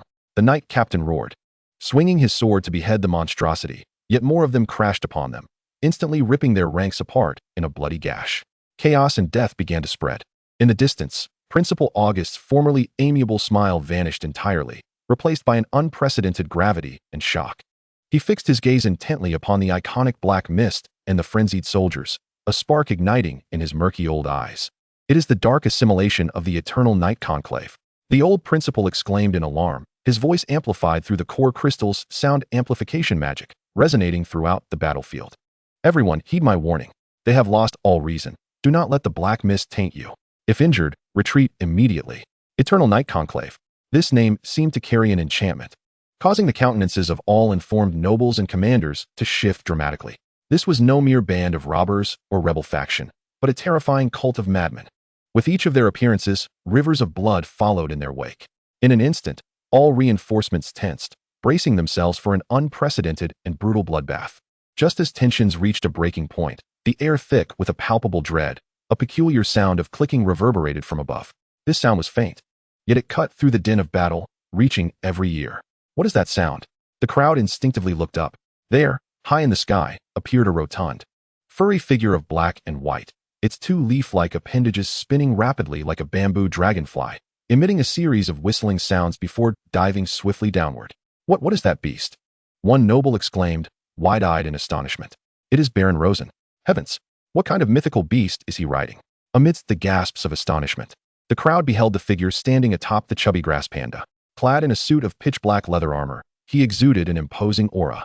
In his grasp, he wielded an enormous katana, its blade nearly towering to human height. Most terrifying of all, the entire sword was engulfed in flames as dark as ink. That fire emanated a chilling presence, one that threatened to incinerate all and consume everything in its path. It was Rosen. He stood upon the back of the chubby grass panda, surveying the battlefield shrouded in black mist below, his gaze as frigid as ice. Senna also caught sight of him, her pupils narrowing sharply. But soon, a sinister smile twisted her lips. Rosen has arrived? Perfect. Let me witness your prowess. Rosen remained oblivious to Senna, who lurked among the throngs of refugees. His gaze was fixed upon the narrow combat zone between the rampaging refugee army and the reinforcements. The chubby grass panda began to descend slowly. With a whispered incantation, Rosen tightened his grip on the katana transformation hilt, his body tracing a perfect arc through the air. He channeled all his strength into the sword. Vertical slash. In the next instant, a colossal blade of black flame, stretching 100 meters long, erupted forth. This blade did not cleave towards any enemy, but rather struck the open ground before the raging refugee army with the force of a thunderbolt. Boom. There was no violent explosion, only a profoundly muted roar. Immediately afterward, to the horror-stricken gazes of all, the earth was rent asunder, creating a gaping chasm of unfathomable depth. The edges of the fissure blazed with ravenous black flames, as if the fire possessed a life of its own, incessantly licking the surrounding air and incinerating every trace of encroaching black mist. A black flame abyss had materialized out of thin air, spanning the center of the battlefield and completely severing the rampaging refugee army from the royal reinforcements. Tap tap. The chubby grass panda landed gracefully. Rosen leaped down, the massive black flame katana clanging against the ground, sending sparks flying. His expression was as solemn as a tranquil lake, standing alone, Facing the thousands of roaring dark creatures on the other side of the abyss, his figure as resolute as a mountain. The entire battlefield fell into an eerie silence. Principal August's mouth gaped open, trembling all over. Catherine gazed at Rosen wielding the katana, her eyes ignited with fighting spirit. All the nobles present, upon witnessing the profound black flame abyss and its architect, Rosen's arrival, instinctively turned their gazes towards his direction. Just then, a steady and heavy sound of footsteps echoed from behind Rosen. The crowd turned to see, their pupils constricting once more. A tall figure stepped forward first. It was Marcus. He had come to the territory to visit his wife, Ava, but had fortuitously stumbled into this upheaval. Following closely was the elegantly robed Ava, with the ball of Baru in hand, and behind her, a whole battalion of sharp-eyed, well-equipped beast tamers. Raymond and a throng of fierce-looking villagers from Poly Village wielding farming tools trailed behind. With their appearance, nearly 1,000 mythical beasts surged forth like a tidal wave. Almost 500 fierce-eyed, robust tiger-skin chickens scratched the ground, as if poised to pounce at any moment. Over 400 agile plowing cats arched their backs, emitting deep, threatening growls. Hundreds of clever little monkeys screeched, their eyes glinting with cunning. In the rear, nearly 70 heavy cavalry formations of rock-breaking rhinos and boars exhaled waves of scorching air with each breath, causing the ground to tremble slightly. A massive, well-structured beast legion emerged behind Rosen, coalescing into a torrent of iron, glaring fiercely at the dark creatures across the abyss, their murderous intent soaring to the heavens. Chapter 106. The King's Entrance. On the opposite side of the Black Flame Abyss, the chilling, murderous aura exuded by the iron torrent of mythical beasts caused the atmosphere among the reinforcements to suddenly loosen. The nobles gazed at the vast, diverse, and formidable beast legion behind Rosen, collectively rendered speechless. Good heavens! Baron Valerius's pupils contracted violently, nearly bursting. His gaze fixated on the tiger-skin chickens and plowing cats, his lips quivering as he muttered to himself. Tiger-skin chickens, plowing cats, how many are there? What a terrifying scale! What must Baron Rosen's daily territorial output be like? In an instant, he felt that his previous display of panic was nothing short of a farce. What need was there to rally forces for rescue? What concern for the safety of allies? Before such a fearsome beast army, the meager manpower he had brought was utterly insignificant. An unprecedented sense of security flooded over him. Baron Valerius exhaled a long sigh of relief, feeling his previously taut nerves finally relax completely. With such formidable allies, what was there to worry about? In stark contrast to his sheer astonishment, the three barons, Kalen, Landon, and Walker, who had ascended through military merit, collectively gasped in awe. Their eyes, sharp as blades, swiftly scanned the entire formation of mythical beasts. Look at the positioning of those tiger-skin chickens and plowing cats, Baron Kalen spoke in a low voice, tinged with tremor. Especially noting that every third row had a special plowing cat in the center, occasionally emanating a certain aura, under which the surrounding beasts seemed to resonate. It appeared to be some form of enhancing aura. And the rock-breaking rhinos and boars at the back, Baron Landon interjected, his expression grave. These two types of mythical beasts are indeed formidable weapons. One is a subdragon species, and the other is a rare breed from the borderlands. Designated as number 020, both are exceptional for charging through ranks. The fact that Baron Rosen possessed these two types of mythical beasts in such numbers was astounding. Together, they certainly surpassed 50. Baron Walker's gaze fell upon the mischievous little monkeys, occasionally scratching their heads. He had heard that Baron Rosen's monkeys could fire guns and cast nets. Their combat prowess was already considerable, and with their sheer number, over 100, Baron Walker couldn't help but tremble. The three military nobility exchanged glances, each seeing profound trepidation and apprehension in the other's eyes. Such a mythical beast army in the remote town of Rog must be invincible. Moreover, these beasts were arranged in a disciplined formation, clearly under skilled command. Was Baron Rosen's territory still a long-established academy for beast tamers? This was too terrifying. Thankfully, they maintained a relatively good relationship with Baron Rosen. Amidst their relief, a flicker of ambition ignited within them. If they could deepen military cooperation with Baron Rosen and gain some combat-capable mythical beasts and connections to beast tamers, their own strength could be significantly enhanced. A veritable mountain of gold. Baron Montan focused not on the mythical beasts, but solely on Rosen's upright figure. As if he were gazing not at a man, but a mountain piled high with gold coins. He rubbed his hands vigorously, his mind racing with calculations. To oppose him would be to oppose one's own coffers. No, cooperation must be deepened. All forms of collaboration. Ha ha, ha ha ha. Principal August stroked his white beard, his old eyes gleaming with unabashed admiration and satisfaction. He turned toward Rosen and laughed heartily. Good, very good. Such strength has blossomed from a mere baronial territory. The talents of this young man far exceed my expectations. The former principal felt an extraordinary sense of pride within. Truly, he is the son-in-law favored by me, Augustus. My discerning eye has indeed proven exceptional. Fauco also wore a reassuring smile, pondering. I knew it, you little rascal. You were certainly hiding something. I knew it. I knew it. In the crowd, Baron Hess was flushed with excitement, vigorously waving his fists. I knew Baron Rosen was no ordinary individual. Did you all see that? Did you see it? With such military might, it would be a mere trifle to obliterate this horde of transformed monsters. In an instant, the sentiments of all the nobles aligned almost unanimously. It seems we have truly overthought the situation. Even without us, Baron Rosen alone could easily sweep away this band of marauding brigands. On the opposite end of the battlefield, hidden within the darkened ranks of the assimilated refugee army, Sina was equally astonished by the might displayed by Rosen. The legion, composed of nearly 1,000 phantasmal beasts, exuded such a formidable presence that it evoked an illusion in her mind. As if she were confronting the mightiest army of the north, that of the Hog family from Hog City. Yet, after that brief moment of astonishment, a sickly smile emerged on her face. Rosen, you have indeed not disappointed me. Her voice was hoarse, tinged with a frenzied delight. What does it matter if you possess great power? My dark assimilation has birthed a killing machine that knows no fear, no fatigue, and is oblivious to the concept of death. Sina's gaze swept over her companions, whose throats emitted guttural roars, their eyes ablaze with crimson madness. They had utterly lost all semblance of human rationality and the instinct of fear. No matter how strong your army is, it shall be filled with lives. She was resolute that Rosen's only choice was to command his phantasmal army to engage these monsters in a bloody confrontation. With this thought, Sina hesitated no longer. She withdrew from her bosom the last and largest heart crystal. At the core of this crystal, a wisp of blood-black mist swirled ominously. With my flesh and blood, I shall nourish the touch of eternal night. She cackled, conjuring a sharp blade of black mist at her fingertips, plunging it into her chest alongside her finger. Extracting a handful of scalding blood that exuded dark mist, which she poured entirely over the crystal. Buzz! The crystal emitted a piercing wail, and its surface patterns sprang to life, resembling venomous snakes burrowing into Sina's flesh, ravenously siphoning her vitality. Sina's body visibly shriveled, yet the madness in her eyes intensified. The black mist beneath her dress surged wildly, enveloping her entire form, rejuvenating her with youthful vigor. Snap! The crystal shattered. A surge of black mist, 100 times more potent than before, shot skyward, only to instantly descend, merging into every assimilated refugee. With her last vestige of strength, Sina issued her final command. The command was simple and pure, a single word. Fill. Roar.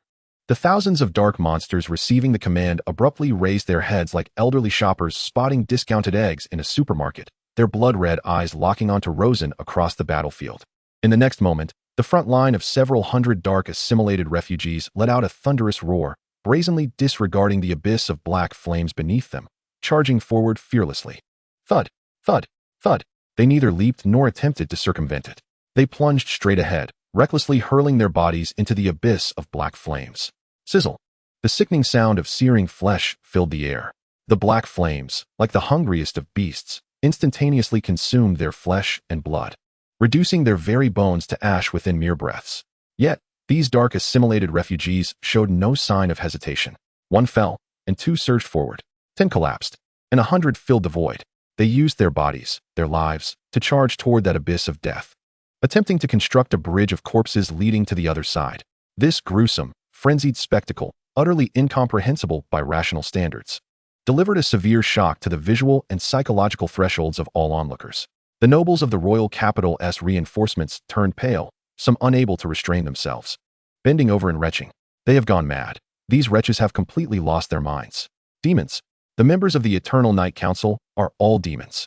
Even veterans like Kylon, Landon, and Walker, accustomed to the brutalities of war, felt their scalps prickle. They could confront the most vicious of enemies. Yet they could not comprehend this madness unfolding before them. Rosen observed the seemingly deranged refugees, his brow furrowing slightly. He discerned that the state of these refugees was exceedingly abnormal. The power contained within that black mist evoked a familiar, yet loathsome sensation within him. He had no desire to pit his phantasmal army against these worthless expendables in a brutal confrontation. Gently, he patted the fluffy head of the nearby chubby panda. Chubby panda, let them quiet down. The chubby panda appeared to have grown impatient, nodding in a human-like manner before stepping forward. It raised its round head and opened its mouth, releasing a deafening roar into the sky. Roar. This roar was not merely a sonic assault. An invisible pressure, akin to a king's arrival, emanated from the chubby panda, sweeping across the battlefield like the rising sun. This pressure was sacred, solemn, and irreverent. The oppressive, malevolent black mist that had enveloped the battlefield, causing all to feel suppressed, dissipated under this roar as if snow met the blazing sun, and dark clouds were scattered by a fierce wind. In just an instant, all the black mist was purified, evaporated, and vanished without a trace. Sunlight bathed the land once more. The dark monsters, once madly charging toward the abyss, suddenly stiffened. The crimson madness in their eyes receded like a tide, replaced by an overwhelming weakness, confusion, and an all-consuming fear. What would have happened to my body? The power within them seemed to have been instantaneously drained, the very pillars supporting their madness collapsing thunderously. Thud, thud, thud. Large numbers of weak-willed refugees could barely muster a scream before their eyes rolled back, collapsing like cut wheat. Those who remained barely conscious trembled violently, their legs giving way, unable to stand any longer. Gunnar, who had just extricated himself from the dark assimilation state and had not yet had time to rejoice, looked up in horror at the chubby panda still poised in its roaring stance. His very soul quaked. In the face of that king-like pressure, he felt as small as an ant. What kind of monster is that? The fleeting thoughts of hope and rebellion that had just arisen in his heart were shattered to pieces by that roar, leaving not a trace behind. He had never seen nor heard of such a terrifying phantasmal beast. One roar, purifying the filth, exerting pressure over all. This surpassed his understanding of phantasmal beasts. Although he was merely a commoner who had recently encountered phantasmal beasts, not long ago he had believed that with the refugees he led and the beastmasters who had pledged allegiance to him, he could easily reign supreme in Rog Town. In the rear of the reinforcements, Fako and Catherine, leading a multitude of troops, bore witness to this breathtaking scene. It was Fako's first time seeing Rosen's grass panda, and his mouth fell agape, his pupils constricted to the size of pinpricks. Rosen, he had concealed such a trump card. Fako had always believed that Rosen's greatest assets were those functional phantom beasts and his ceaseless commercial stratagems, only to discover that Rosen possessed a combat powerhouse of such terrifying might. Only Catherine, her astonishment fleeting, swiftly transformed into an overwhelming, nearly frenzied excitement. She gripped tightly the massive katana at her back, her body trembling with exhilaration, her beautiful eyes fixated intently on the grass panda beneath Rosen. Its adorable yet fierce appearance, complemented by the bamboo-like leaves atop its head, could not be mistaken. Her voice was barely above a whisper, yet it brimmed with undeniable certainty. This was Sequence 036 Grass Panda. A terrifying glint ignited in Catherine's eyes, and judging by that recent roar, this was no ordinary grass panda. This was a regal individual, a panda king, transcending the vast majority of its kin, a rarity among thousands. Heavens! She could not restrain a dreamlike gasp. In a place as desolate as the borderlands, a true king had emerged. On the battlefield, silence reigned like death. The black flame abyss continued to burn, yet no more refugees dared leap into its depths. Thousands of awakened refugees surveyed the menacing phantom beast army surrounding them, stared at the abyss beneath their feet that had devoured countless companions, and glanced across the river at the well-equipped reinforcements from the royal capital. A profound panic spread through the crowd like a plague. We are encircled. What shall we do? Run. The crowd began to stir, desperation teetering on the brink of collapse. Hints of a stampede emerging. At that moment, a heavy thud resounded. The grass panda stomped its foot with great force. A wave of palpable energy radiated from it, as if an invisible hand pressed down on all the agitated refugees, immobilizing them in place. The entire battlefield was once again subdued. Rosen's cold voice echoed clearly in every ear, like the chill of a winter wind. Those who move recklessly die. Those who speak die. Just 8 words, yet imbued with an irresistible authority. The atmosphere grew eerily silent. A pin drop could be heard. Rosen surveyed the thousands of terrified refugees, trembling in fear. His gaze devoid of pity, marked only by absolute indifference. He spoke slowly, his voice not loud, yet resonating clearly for all to hear. From the moment you sought to tread upon my territory, you were already dead. Your lives no longer belong solely to you. Now, if you wish to survive, it is simple. Form an orderly queue and enter my domain. I shall provide you with food, with shelter. Rosen's tone shifted, becoming even colder, akin to a decree of judgment. But from this day forth, your lives are mine. Serve me, and earn your rebirth. It is that simple. Chapter 107. The refugees submit.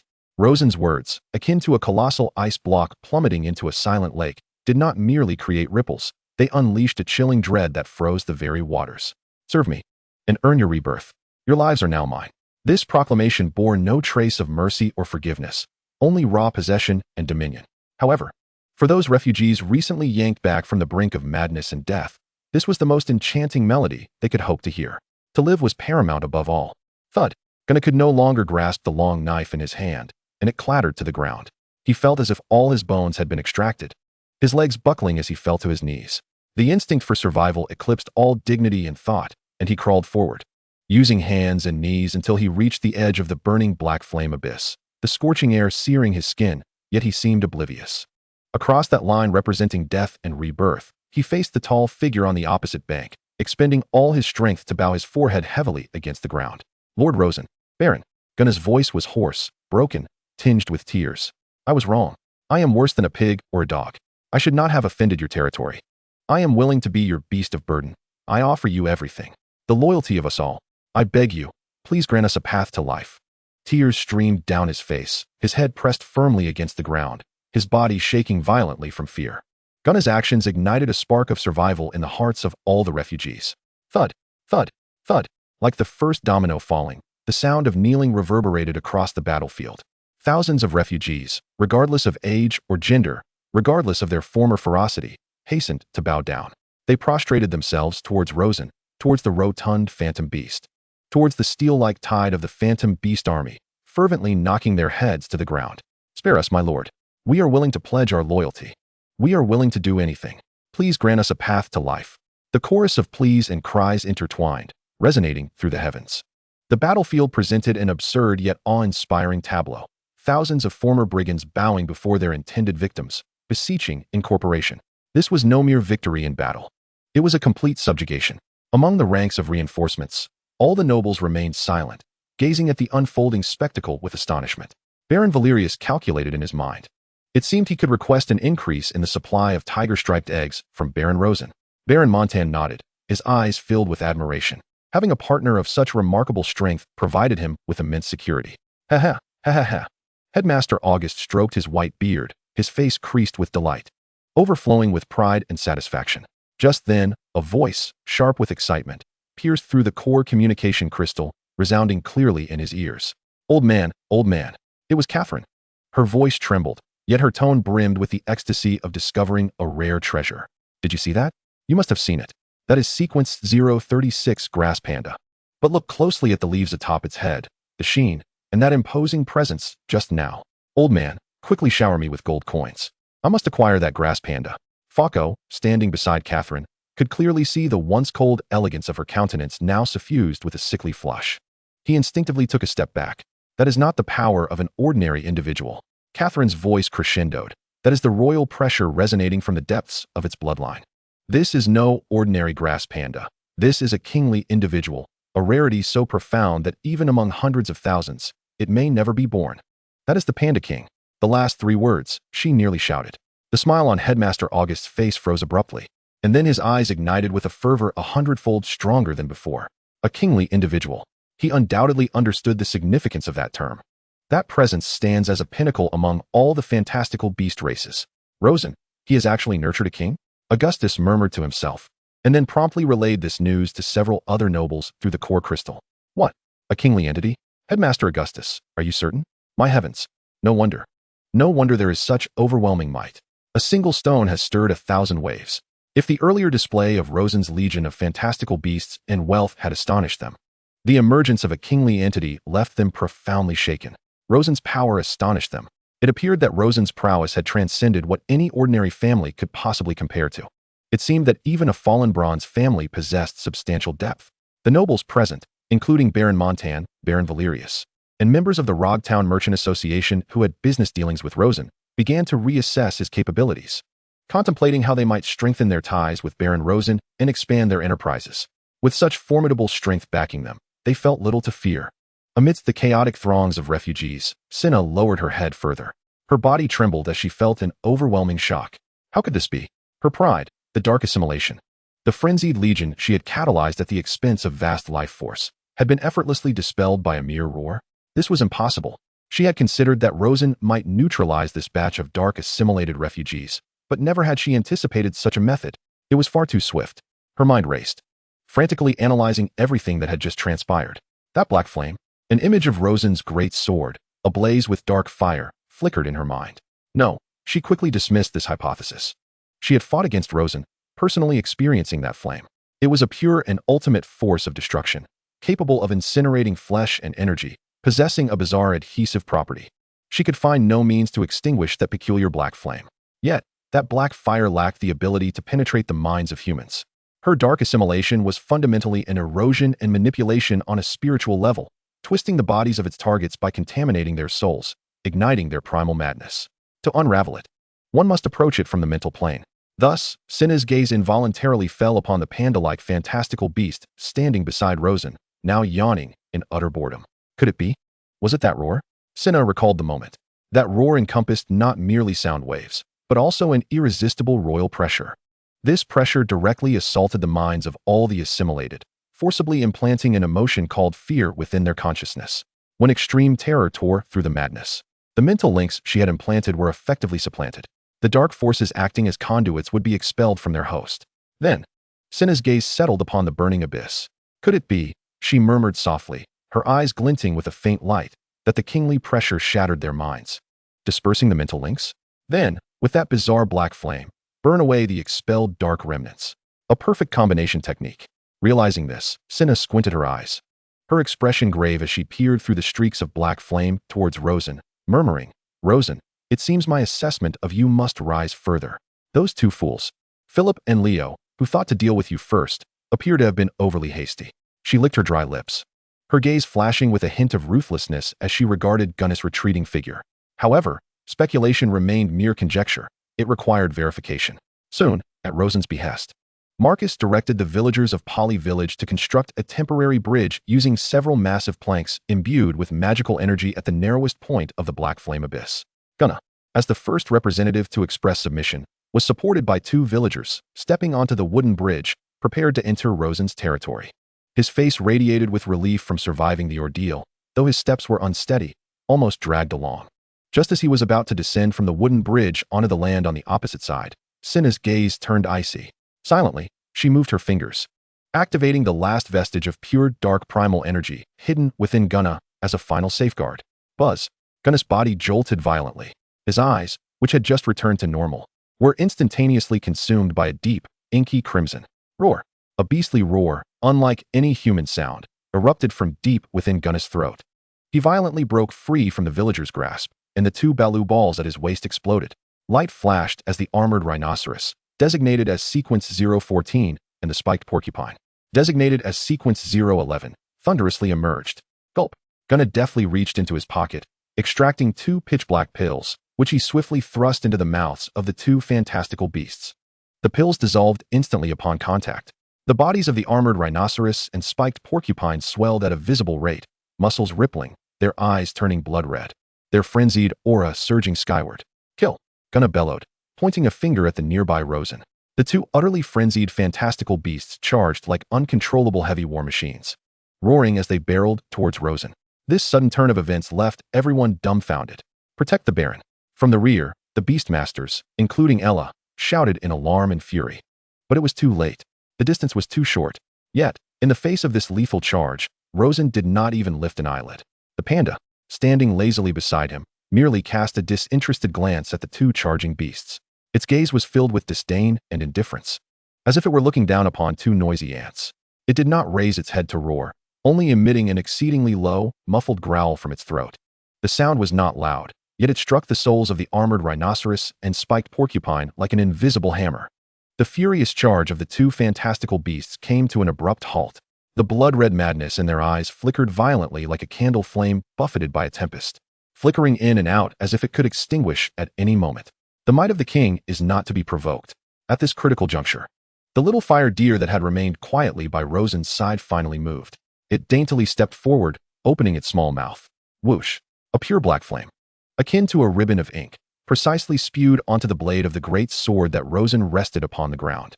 The black flame instantly enveloped the massive blade entirely. Rosen moved.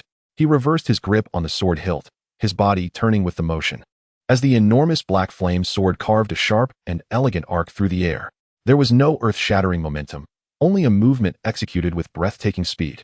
Shattered tooth charge. Swoosh. A streak of pitch-black sword light, like a bolt of black lightning slicing through the night sky, flashed by.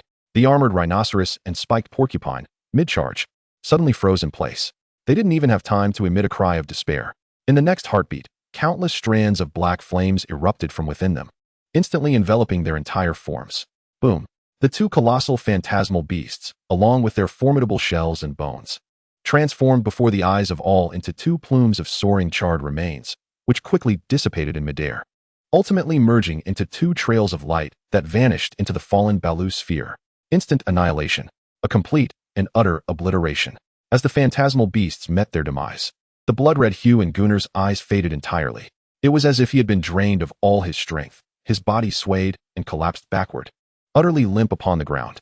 Ella had long surrounded him with a cadre of beastmasters and dozens of tiger-skin chickens, their sharp claws poised above his throat. No, not me. As Gunnar regained his wits, he gazed at the surrounding, bloodthirsty phantasms, feeling the lingering aura of terror that had yet to dissipate. And he was struck with sheer fright, incoherently begging for mercy. Spare me. Please, spare me, my lord. I don't know. I truly don't know what has happened. Among the crowd, Sina beheld the entire spectacle. A knowing smile curved her lips. Just as I suspected. The kingly pressure of the grass panda king stifled the mind, instilling fear, and forcibly severed the mental link of dark assimilation.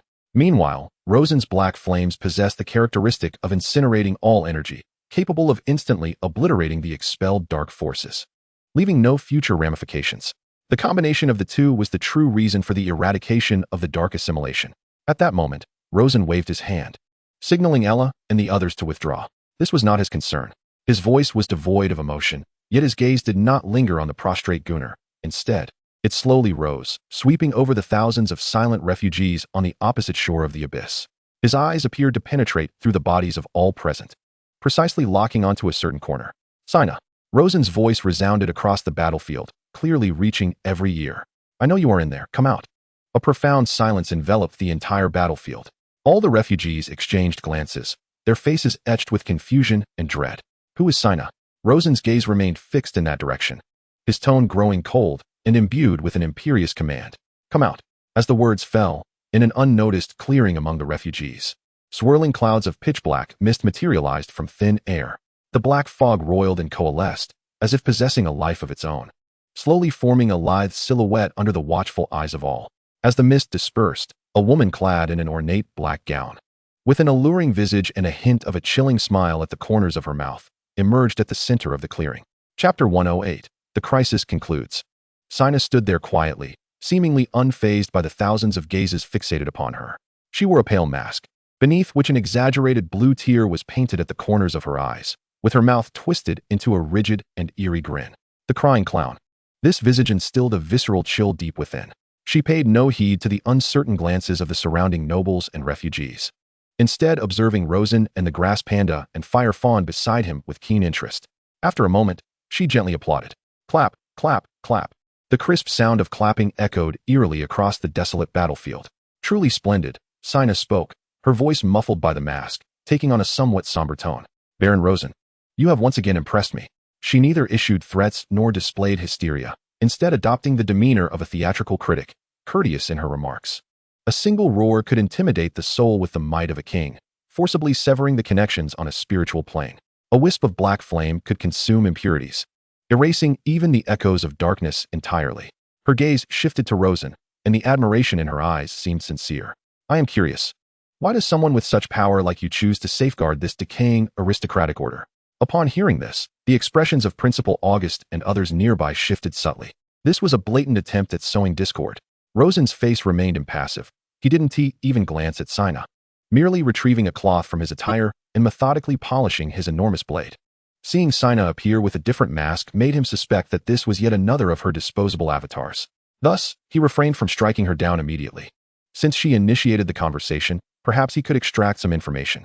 It's quite simple, for I am a noble, he countered, his voice flat as water. And you? Why do you seek to create chaos?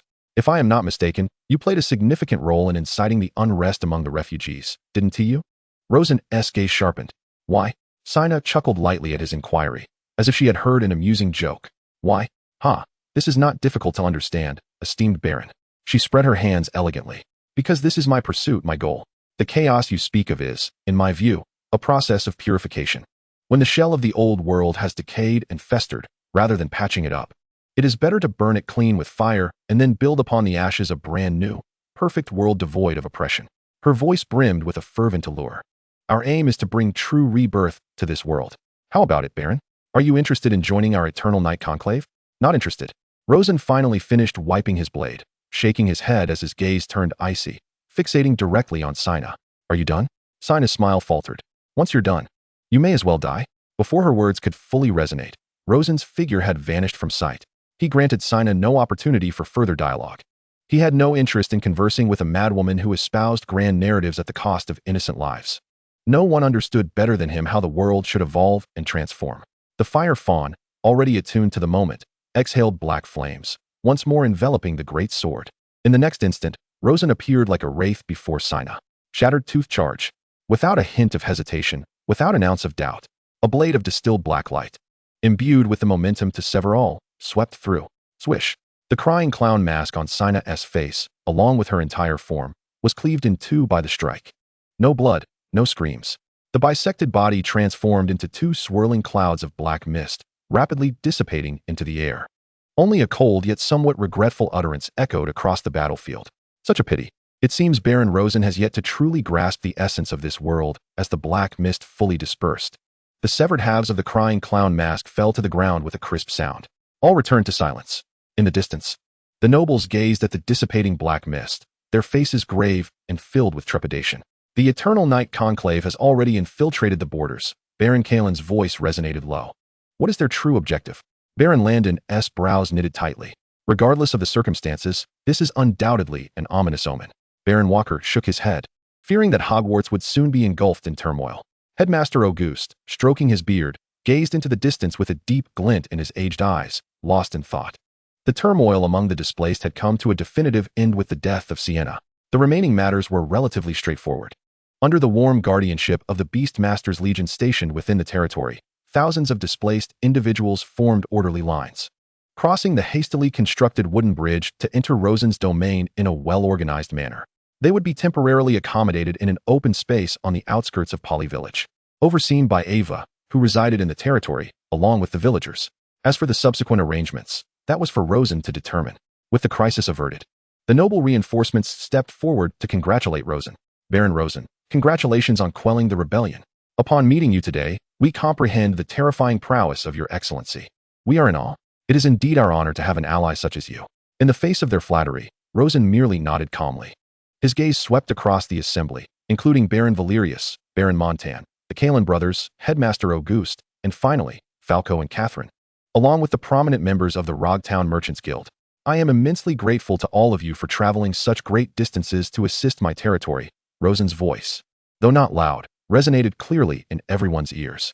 As a token of my appreciation, I shall host a banquet at the manor tomorrow at noon. You are welcome to invite your noble friends to join us for a more vibrant occasion.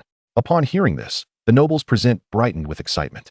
This was not merely a banquet of gratitude. It was a signal, an exceptional opportunity to deepen their relationships and expand cooperation with this enigmatic young baron. Your Excellency is too kind. We will surely arrive on time. Haha.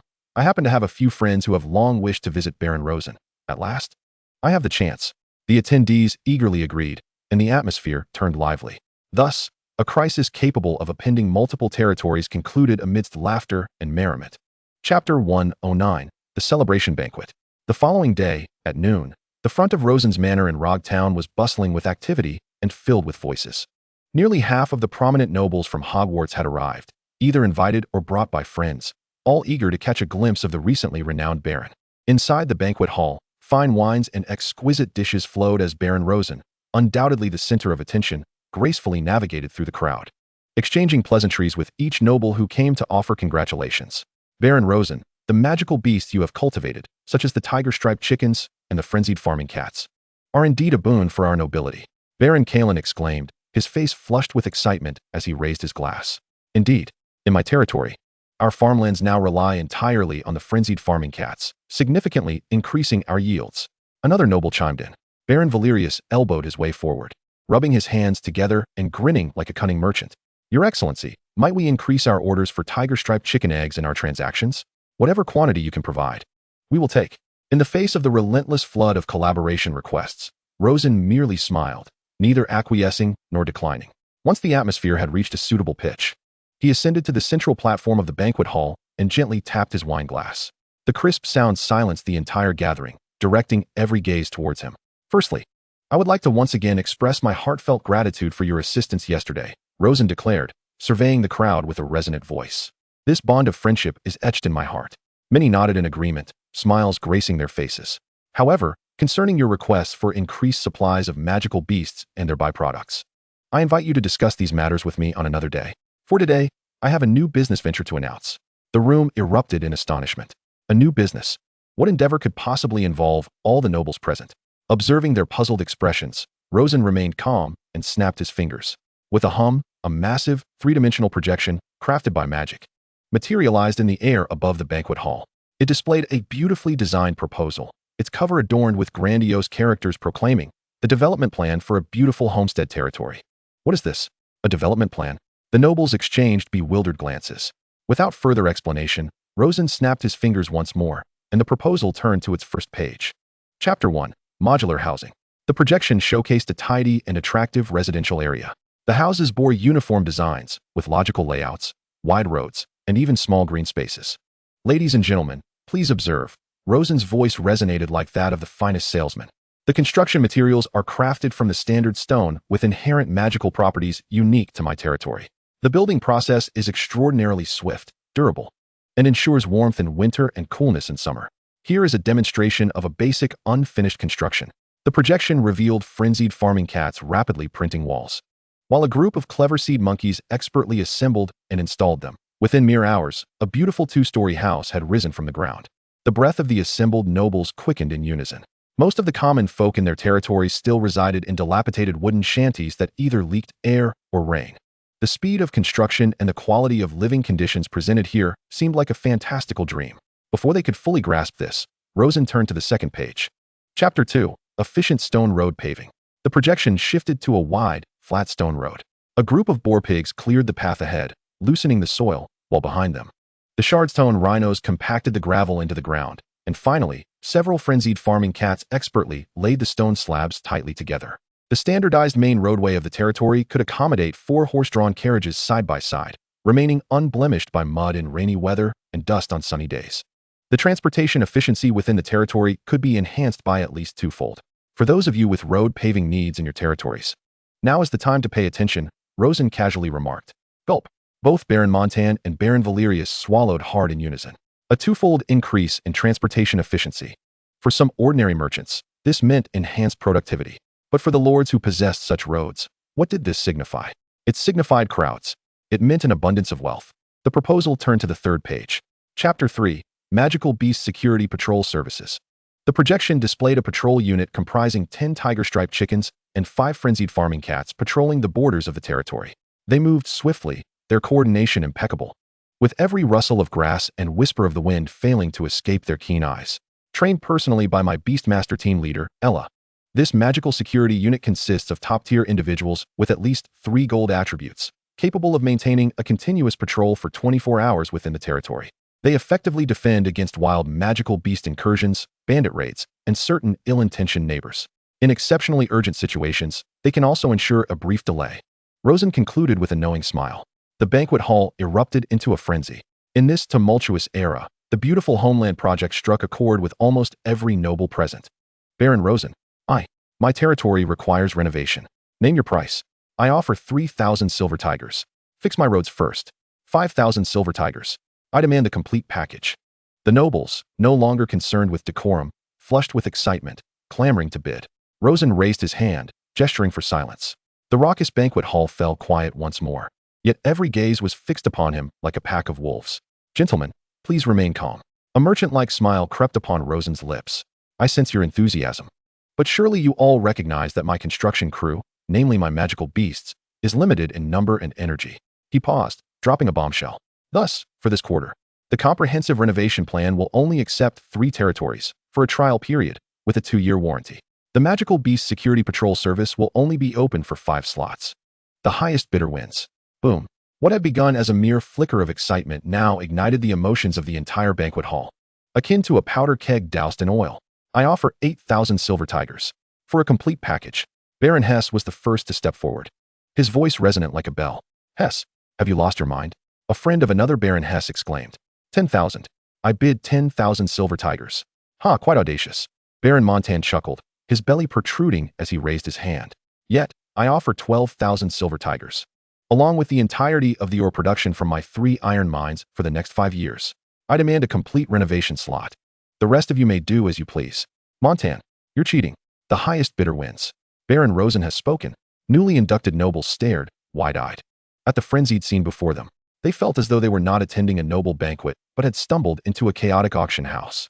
These barons, typically high and mighty, were now bickering like common street vendors over an elusive slot. It was sheer madness. Ultimately, after a fierce battle of bids, the 3 renovation slots and 5 security slots were claimed by the wealthiest nobles. Rosen, gazing at the signed contracts in his hand, totaling over 100,000 silver tigers, along with various mines, shops, and resources, couldn't help but smile with delight. Chapter 110. The banquet concludes, and Evelyn extends another invitation. Time flew swiftly as nobles departed the banquet hall one by one, satisfaction gracing their faces, while the noise and fervor were shut out with the heavy doors. The once bustling hall was now left in disarray, with remnants of feasting and a subtle aroma of wine lingering in the air.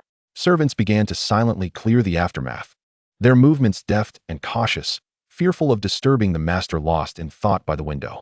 Rosen remained still, his gaze penetrating the glass to the distant lands freshly mapped out. Thousands of vagrants now represented countless mouths waiting to be fed, a tremendous burden.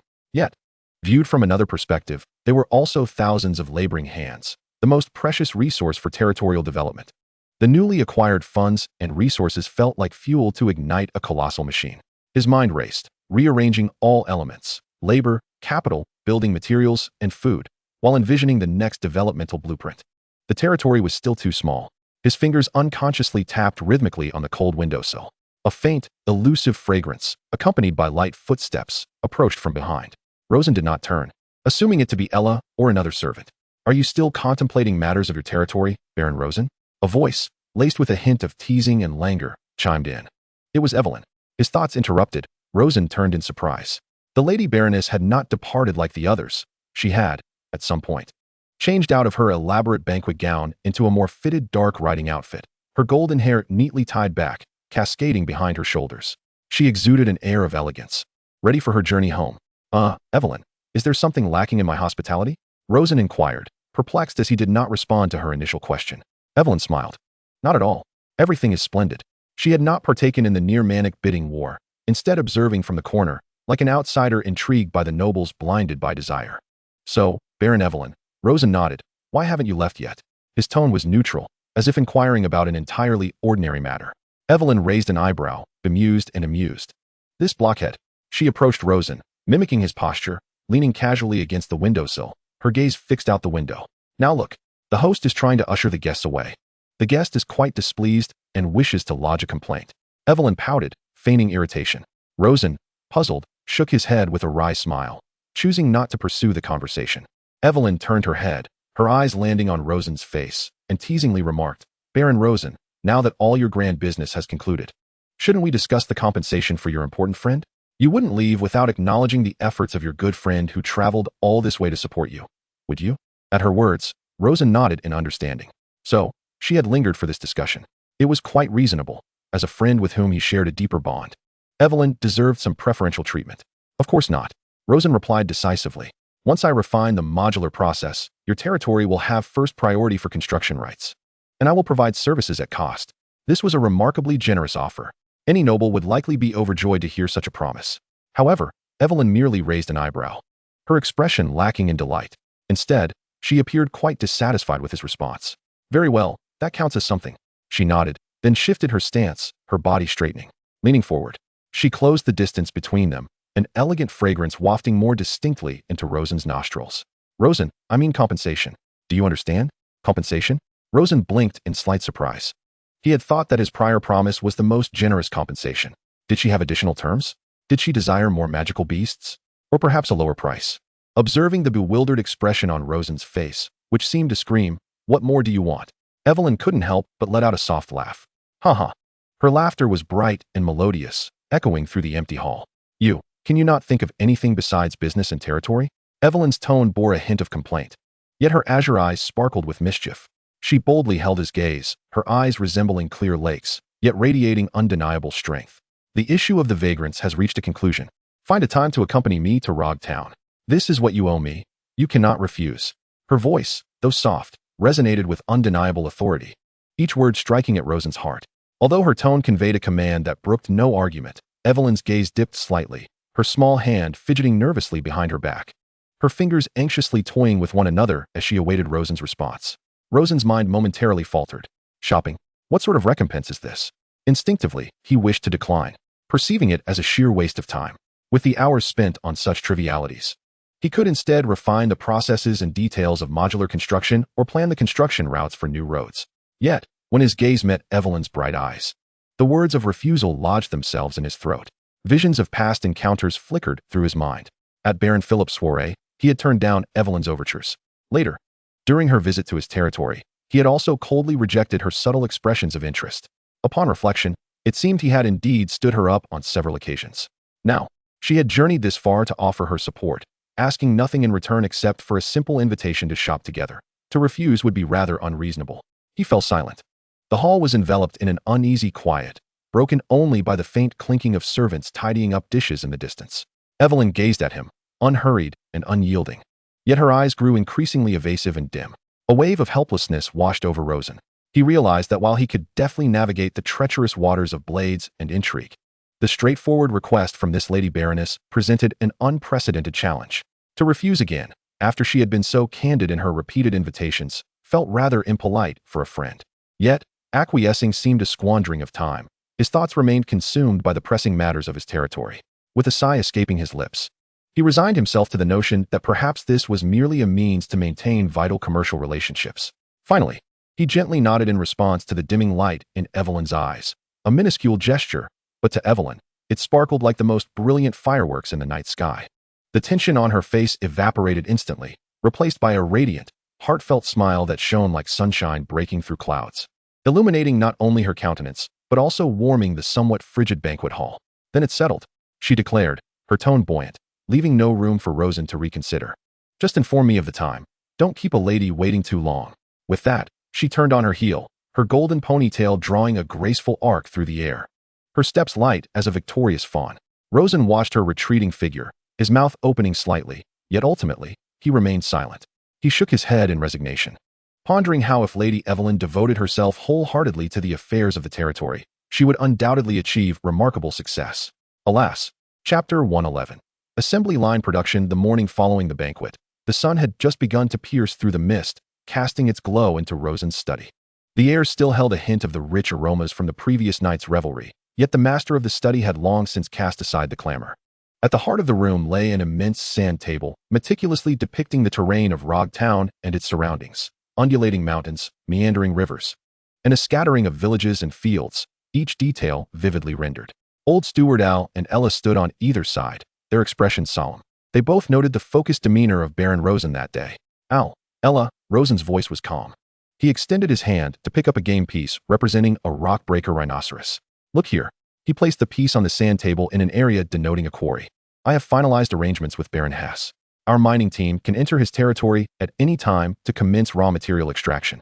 Rosen's gaze lifted from the piece and swept over the two. My plan entails grouping 10 rock-breaker rhinoceroses together, each accompanied by a villager from Pali and a newly recruited refugee. They will collaborate, harnessing the strength of the rhinoceroses to excavate the mountainside and extract the stone for transport. Upon hearing this, both Al and Ella's expressions sharpened, and they nodded gravely. Rosen's finger then shifted to another small piece carved in the likeness of a raging cat, placing it beside the rock-breaker rhinoceros. The second step is rough processing. The raging cat is naturally agile and possesses sufficient strength, making it suitable as a processing labor force. Rosen tapped the cat-shaped piece. Grouped in tens, they will perform a singular task, cutting the mountain stone into standard-sized blocks. I will draft the specifications for the block dimensions as soon as possible. Al, the designs will be entrusted to you, and you will oversee the allocation of manpower and raging cats. Old Steward Al furrowed his brow deeply. his white beard trembling slightly as he rapidly contemplated every detail of this plan, calculating the necessary human and material resources, his face etched with seriousness. "Yes, my lord," he responded in a low voice. Rosen then turned to Ella. "Ella, if necessary, you may allocate a few members from your guard to maintain order at the site, ensuring the smooth execution of the plan." Ella flashed a confident smile and nodded. "I believe the training of the children in Poly Village has been progressing well. I have seen considerable improvement lately. Among them, the 2 children from the Raymond family, leading nearly 10 others, exhibit great talent. However, mere training alone will not cultivate truly useful individuals. I think it prudent to involve them in some tasks when the time comes. This would greatly benefit their future development. Maintaining order should not pose a challenge. I believe the refugees have lost the audacity to cause trouble, making it an ideal task for these children. Early exposure to the territory's affairs will be immensely advantageous for their growth." Upon hearing Ella's suggestion, Rosen's eyes brightened, and he nodded in agreement. "That is an excellent idea. In that case, Ella, you can have free rein regarding the specifics of the supervisory personnel. Indeed, this supervisory task is not overly demanding. Allowing the children to acquire some practical experience is a splendid notion." Without pausing, Rosen picked up several pieces representing various magical beasts, arranging them as if orchestrating a complex strategy, placing them on the sand table to create a clear route extending from the quarry. The third step, transportation. A convoy comprised of 20 boar beasts will be responsible for transporting the standard stone blocks from the quarry to this location. The boar beasts possess the ability to carry riders and can pull carts, significantly surpassing ordinary mounts in weight capacity. Naturally, this will enhance efficiency. Ella, this task is quite important and will require a dedicated team of beast tamers to accomplish. At this point, Rosen's gaze shifted toward Ella. Ella also nodded gravely in response. Acknowledging her, Rosen's fingers continued to point to an empty space on the sand table, where he had planted a small flag inscribed with Workshop Number 1. The fourth step is fine processing. This workshop was introduced to me by Falco, and I have already made contact with its proprietor to temporarily secure it for our territory's use. In this workshop, the clever little monkeys can employ their dexterity to polish the raw materials into uniformly sized bricks for walls, floors, and beams. Each type of building material adheres to strict dimensional standards, with minimal allowable error, and I will establish the corresponding criteria. The fifth step involves the assembly of prefabricated components. Another group of clever monkeys will assemble these standard materials into wall modules, roof modules, and window frame modules according to the blueprints. I have divided the entire process from stone extraction to prefabricated assembly into 5 distinct steps. Each step is overseen by specialized teams of magical beasts, who tirelessly repeat the same task every day, every hour, and every moment. They are not required to think. They simply execute commands with machine-like precision. Rosen's gaze shifted to Ella and Al. However, during the execution of these tasks, the true leaders among you must observe, summarize, and optimize. If you identify any issues in the workflow, you must even step in personally to experience and discern where the problems lie. There may be initial difficulties, but do not forget that your goal is not merely to complete the work, but to establish a standardized and streamlined process. Once a standardized assembly line production model is established, our efficiency will increase exponentially, and everything will run exceedingly smoothly. Rosen's voice resonated throughout the study. Al gaped, his grizzled beard quivering slightly. His mind buzzed, turning into a blank slate. What is standardization? What is an assembly line? What is process optimization? These terms eluded his comprehension. Despite his extensive management experience, he found himself bewildered by the novel concepts that had sprung from Rosen's mouth. Master, Al's voice was dry. This. After a lengthy struggle, he finally managed to squeeze out a question tinged with a quivering tone. Is this even feasible? However, before Rosen could respond, a clear and undeniably excited voice interjected. Why wouldn't it be possible? The captain's eyes sparkled with enthusiasm. Chapter 112. Inspection of the refugee area. My lord, I understand. Ella sprang from her seat, nodding vigorously. You have deconstructed the complex construction process into countless simple, repeatable steps, allowing each magical beast to become an integral part of these stages. This way, not only can efficiency be maximized, but also, since all building materials are standardized, quality can be assured. Additionally, this approach offers remarkable flexibility and replicability. We could even pre-produce and stockpile a substantial amount of prefabricated components, such as roofs, walls, and floors. When the need arises, we can swiftly construct anything we desire, much like assembling building blocks. This fundamentally revolutionizes traditional construction methods. We will no longer need to expend vast human resources or endure years, even decades, of time costs. The more she spoke, the more fervent she became. her gaze toward Rosen brimming with admiration. This is an exceptionally advanced concept and architectural approach. Rosen nodded approvingly. Indeed. As expected from a top graduate of the Beastmaster Academy, you grasp it immediately. However, all of this relies not only on magical beasts, but also on another essential element. Rosen's gaze penetrated the study's window, settling on the makeshift, somewhat chaotic refugee settlement in the distance. People. While most magical beasts can perform only mechanical, repetitive tasks, the involvement of humans is crucial for agile problem-solving. In the refugee settlement, the air was thick with a complex aroma of sweat, dust, and substandard food. Thousands of individuals congregated, and despite the presence of soldiers, the atmosphere remained cacophonous and disorderly. Children chased and frolicked in the muddy ground. Women gathered in small clusters to mend clothes while engaging in hushed conversations. And most men sat with vacant expressions, filled with confusion and anxiety about the future. As Rosen, accompanied by Al and Ella, arrived with a fully armed escort, a stir immediately ensued. All eyes turned toward them, filled with awe, curiosity, and fear. Although the Lord had previously assured them that they would not be harmed, the refugees, having been plundered by nobles multiple times, could scarcely fathom the fate that awaited them should they fall into noble hands. Rosen disregarded the myriad of complex gazes around him, as well as the muddy ground beneath his feet. His eyes, akin to the most precise scanner, swiftly swept across numerous faces. He was searching for those whose eyes still shone with light amidst the numbness and despair. He was observing those who, even in moments of rest, unconsciously engaged in habitual motions. Before long, Rosen's steps halted at a corner that emanated a damp, moldy odor. On the muddy ground sat an elderly man. His hair was a disheveled mass of gray, his face etched with deep wrinkles as if carved by a knife, and the coarse garment he wore was so tattered it was unrecognizable. Unlike the other refugees, who lay or sat with vacant stares, he crouched on the ground, clutching a broken piece of wood, meticulously carving it with a sharpened stone shard. His movements were slow, even somewhat sluggish, yet each stroke was executed with frightening precision and a sense of steady force. He seemed to create a barrier against the surrounding chaos, as the cries, curses, and groans of the others faded into insignificance for him. Most striking were his hands. They were thickly calloused, with knuckles that had grown gnarled and deformed. These hands bore the marks of time and craftsmanship. Rosen patiently waited as the elderly man continued to slice through the wood. After a moment, the old man finally paused, raising his gaze to see a noble dressed in fine clothing observing him. The unusual encounter rendered him momentarily speechless. "What is your name?" Rosen's voice rang out. The old man's murky eyes flickered with a hint of caution, but upon recognizing Rosen's noble attire, they instantly transformed into a look of respect. I'm Hans, my lord." The old man's voice was raspy, tinged with a note of despair. The few refugees nearby, upon witnessing the noble approach, stood up nervously, with one middle-aged man summoning his courage to position himself in front of the elder. "My lord, Uncle Hans, he is of advanced age and has never plundered from nobles. He was forcibly conscripted into Gunnar's ranks. Could you possibly—" Before he could finish, Hans raised his calloused hand slightly, indicating for him to cease speaking. It appeared that Hans held a certain authority among the refugees. Rosen paid no mind to the middle-aged man. His gaze remained fixated on Hans, then shifted to the nearly shaped piece of wood in his hand. As the stone shard flew through the air, the outline of a small bird became vividly apparent, as if it were about to take flight at any moment. "Are you a carpenter?" Rosen inquired directly. Hans nodded silently, a hint of doubt lingering in his heart. Rosen turned to the old steward and instructed, "Some projects within the territory require carpenters. Assign this old man some work." The old steward immediately bowed and replied, "Yes, young master." Receiving affirmation, Rosen inquired again, "What do you think?"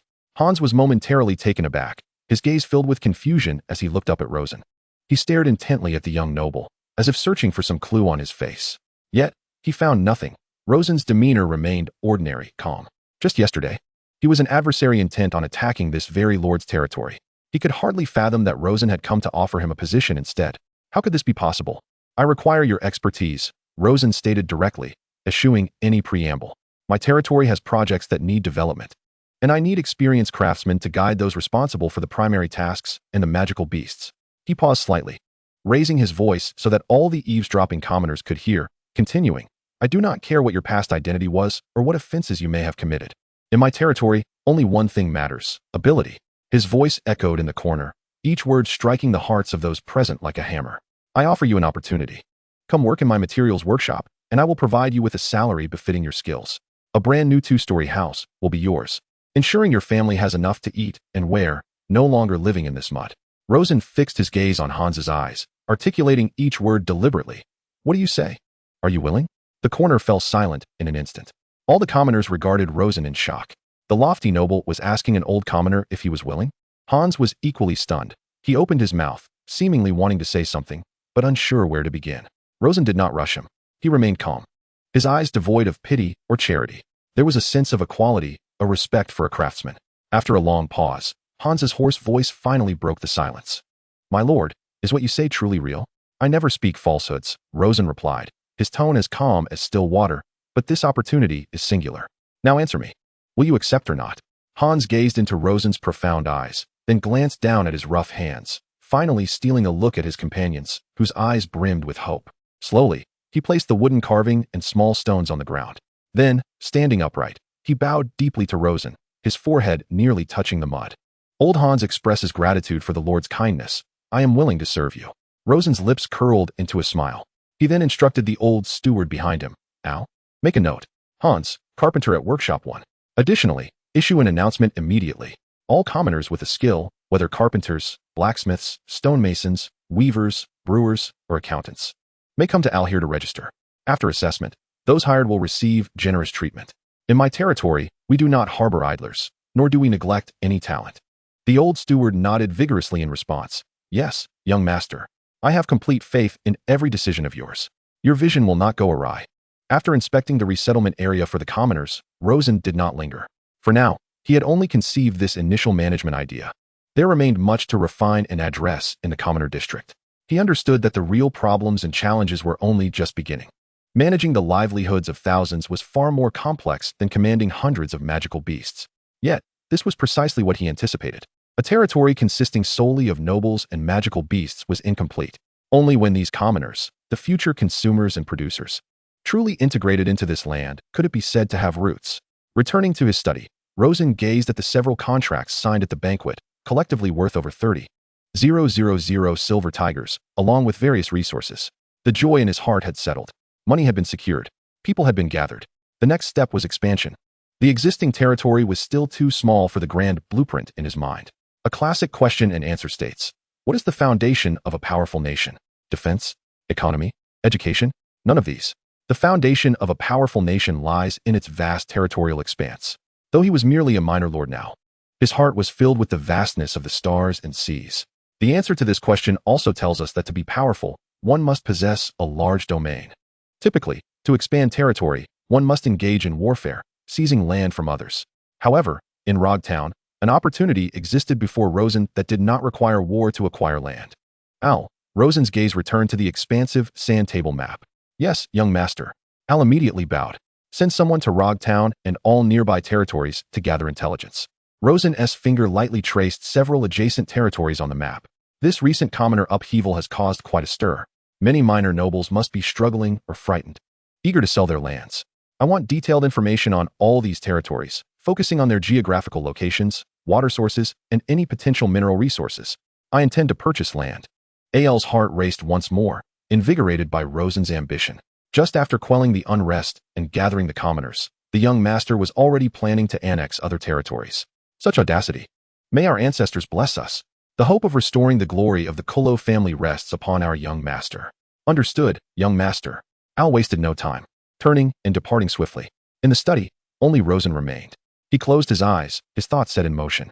The core gem on his chest began to resonate, glowing brightly as a translucent panel shimmering with light appeared before him. Lord, Rosen Kolo. Quest, Phantom Stone Quest, Territory Development. Quest description. The development of the territory relies on the establishment of infrastructure. Please construct a new breeding ranch and a regular ranch. Quest reward. Phantom Stones X100. Phantom Stones can be used to draw breeding formulas. Quest progress. Breeding ranch 1, 1. Regular ranch 0, 1. This is it. Rosen's gaze remained fixed on the quest bar. The breeding ranch had already been painstakingly constructed during the previous financial strain. Now, only the last regular ranch remained. He prepared to procure the materials needed for its construction. It was evident that the expenditure would be considerable, yet Rosen felt no regret. Rather, he was filled with anticipation. He understood that this was a necessary investment to acquire Phantom Stones. With Phantom Stones, he could draw more breeding formulas. With breeding formulas, He could summon more powerful magical beasts to contribute to the grand endeavor of territory development. Spending more money on this endeavor is undoubtedly worthwhile. Previously, he had drawn the breeding formula for the grass panda, a creature capable of running, gliding, riding, and even firing a grenade launcher. It currently stands as the mightiest phantom beast within his territory. What might he acquire this time? A dragon-type phantom beast with unparalleled combat prowess? Or perhaps a work-type phantom beast that could enhance the efficiency of operations within his domain? Presently, the development of the territory appears to be thriving, and Rosen believes he is ready to prepare for his elevation to a bronze family. To ascend to a bronze family, he must utilize bronze metal blocks to construct a bronze-level architectural facility within the territory. These bronze metal blocks can be procured from the outside world or forged independently. If he can forge them on his own, that would indeed be preferable. However, this requires a fire-type phantom beast that possesses the requisite adaptability for forging work. Rosen mused that if he were fortunate enough to draw such a breeding formula this time, it would be quite beneficial. The thought of an unknown future brimming with infinite possibilities filled him with excitement, causing him to rub his hands together in anticipation. Alas, this is reality, and he cannot simply indulge in a tenfold investment. He reminded himself to maintain composure, for steady progress is the true path to success. Chapter 113, Evelyn's Return Gift. As Rosen contemplated the materials required for constructing a standard ranch, a gentle knock echoed at the door of his study. "Young master," came the voice of the old steward from outside. "Baroness Evelyn has come to pay a visit and is currently awaiting you in the reception hall." Evelyn. Rosen set down his quill, a flicker of intrigue crossing his brow. "What brings her here again?" "Understood. I shall be there shortly." He rose, straightening his attire, and hurried towards the reception hall. Upon entering, he was greeted by a unique aroma, a blend of fresh grass and sunlight. Evelyn stood at the center of the grand hall, adorned not in the lavish gown from the banquet, but rather in a tailored black riding outfit. The snug leather trousers accentuated her long, slender legs, and a wide belt cinched her waist, emphasizing her delicate figure. Her golden locks were neatly tied into a high ponytail, sweeping through the air as she turned, creating an elegant arc. She resembled a sword drawn from its sheath, exuding a sharp radiance and undeniable charisma. "Baron Rosen, I hope I am not intruding upon your busy schedule." Evelyn spoke first, her tone laced with playful teasing. Rosen offered a wry smile, shaking his head as he approached her, his gaze briefly lingering on her form. "Is there something you require? Are you here to borrow more phantom beasts?" he inquired. "Recently, my labor force has been rather strained. If you truly need them, I can spare some for you." He and Evelyn had grown quite familiar, allowing for open conversation without reservation. "Not at all." Evelyn waved her hand dismissively, her movements crisp and decisive. "I am well aware that your phantom labor force is stretched thin, especially after accommodating so many refugees. Knowing your inclination for grand projects, I have come to return the phantom beasts I previously borrowed." She stepped aside, revealing several guards behind her, each leading familiar figures, the hardworking cat and the little elephant. "You are in dire need of help now, or rather, help from beasts," she quipped, a mischievous glint sparkling in her azure eyes. "Moreover, if I do not return them soon, my guards might suspect that I wish to hoard the valuable assets of my generous benefactor." Listening to her half-joking remarks, Rosen could only shake his head in amusement. "Thank you." He bypassed excessive pleasantries and promptly instructed a servant to receive the phantom beasts. "In addition to returning the beasts, I have brought a few individuals I hope will be of assistance to you," Evelyn announced, clapping her hands. Outside, a few somewhat travel-worn yet spirited middle-aged men entered, clad in humble artisan attire. Their hands bore the marks of toil, yet their eyes radiated confidence. "I heard you are seeking skilled craftsmen," Evelyn said, her smile tinged with pride. "These gentlemen are the finest carpenters and stonemasons from my territory. My humble abode could not accommodate such masters, so I thought it fitting to let them shine in your domain as a small token of gratitude for your previous assistance."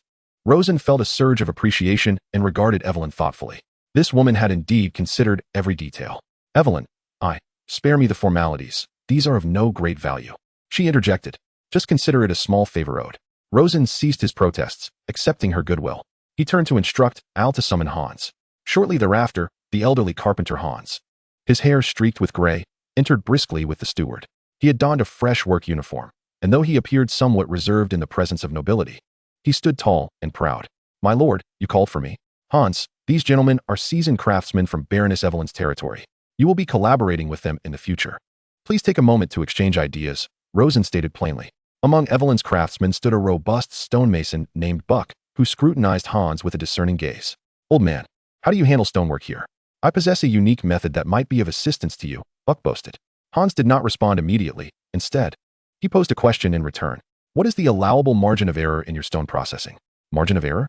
Buck and his fellow craftsmen appeared perplexed. What could he mean? Hans elaborated. The margin of error refers to the inevitable dimensional discrepancies between each stone produced. For instance, if we require a stone brick of 1 foot in length, what is the maximum difference between the longest and shortest bricks you can produce? Buck pondered for a moment, extending 2 fingers. At most, it will not exceed 2/10. This was the pinnacle of their craft, a point of pride.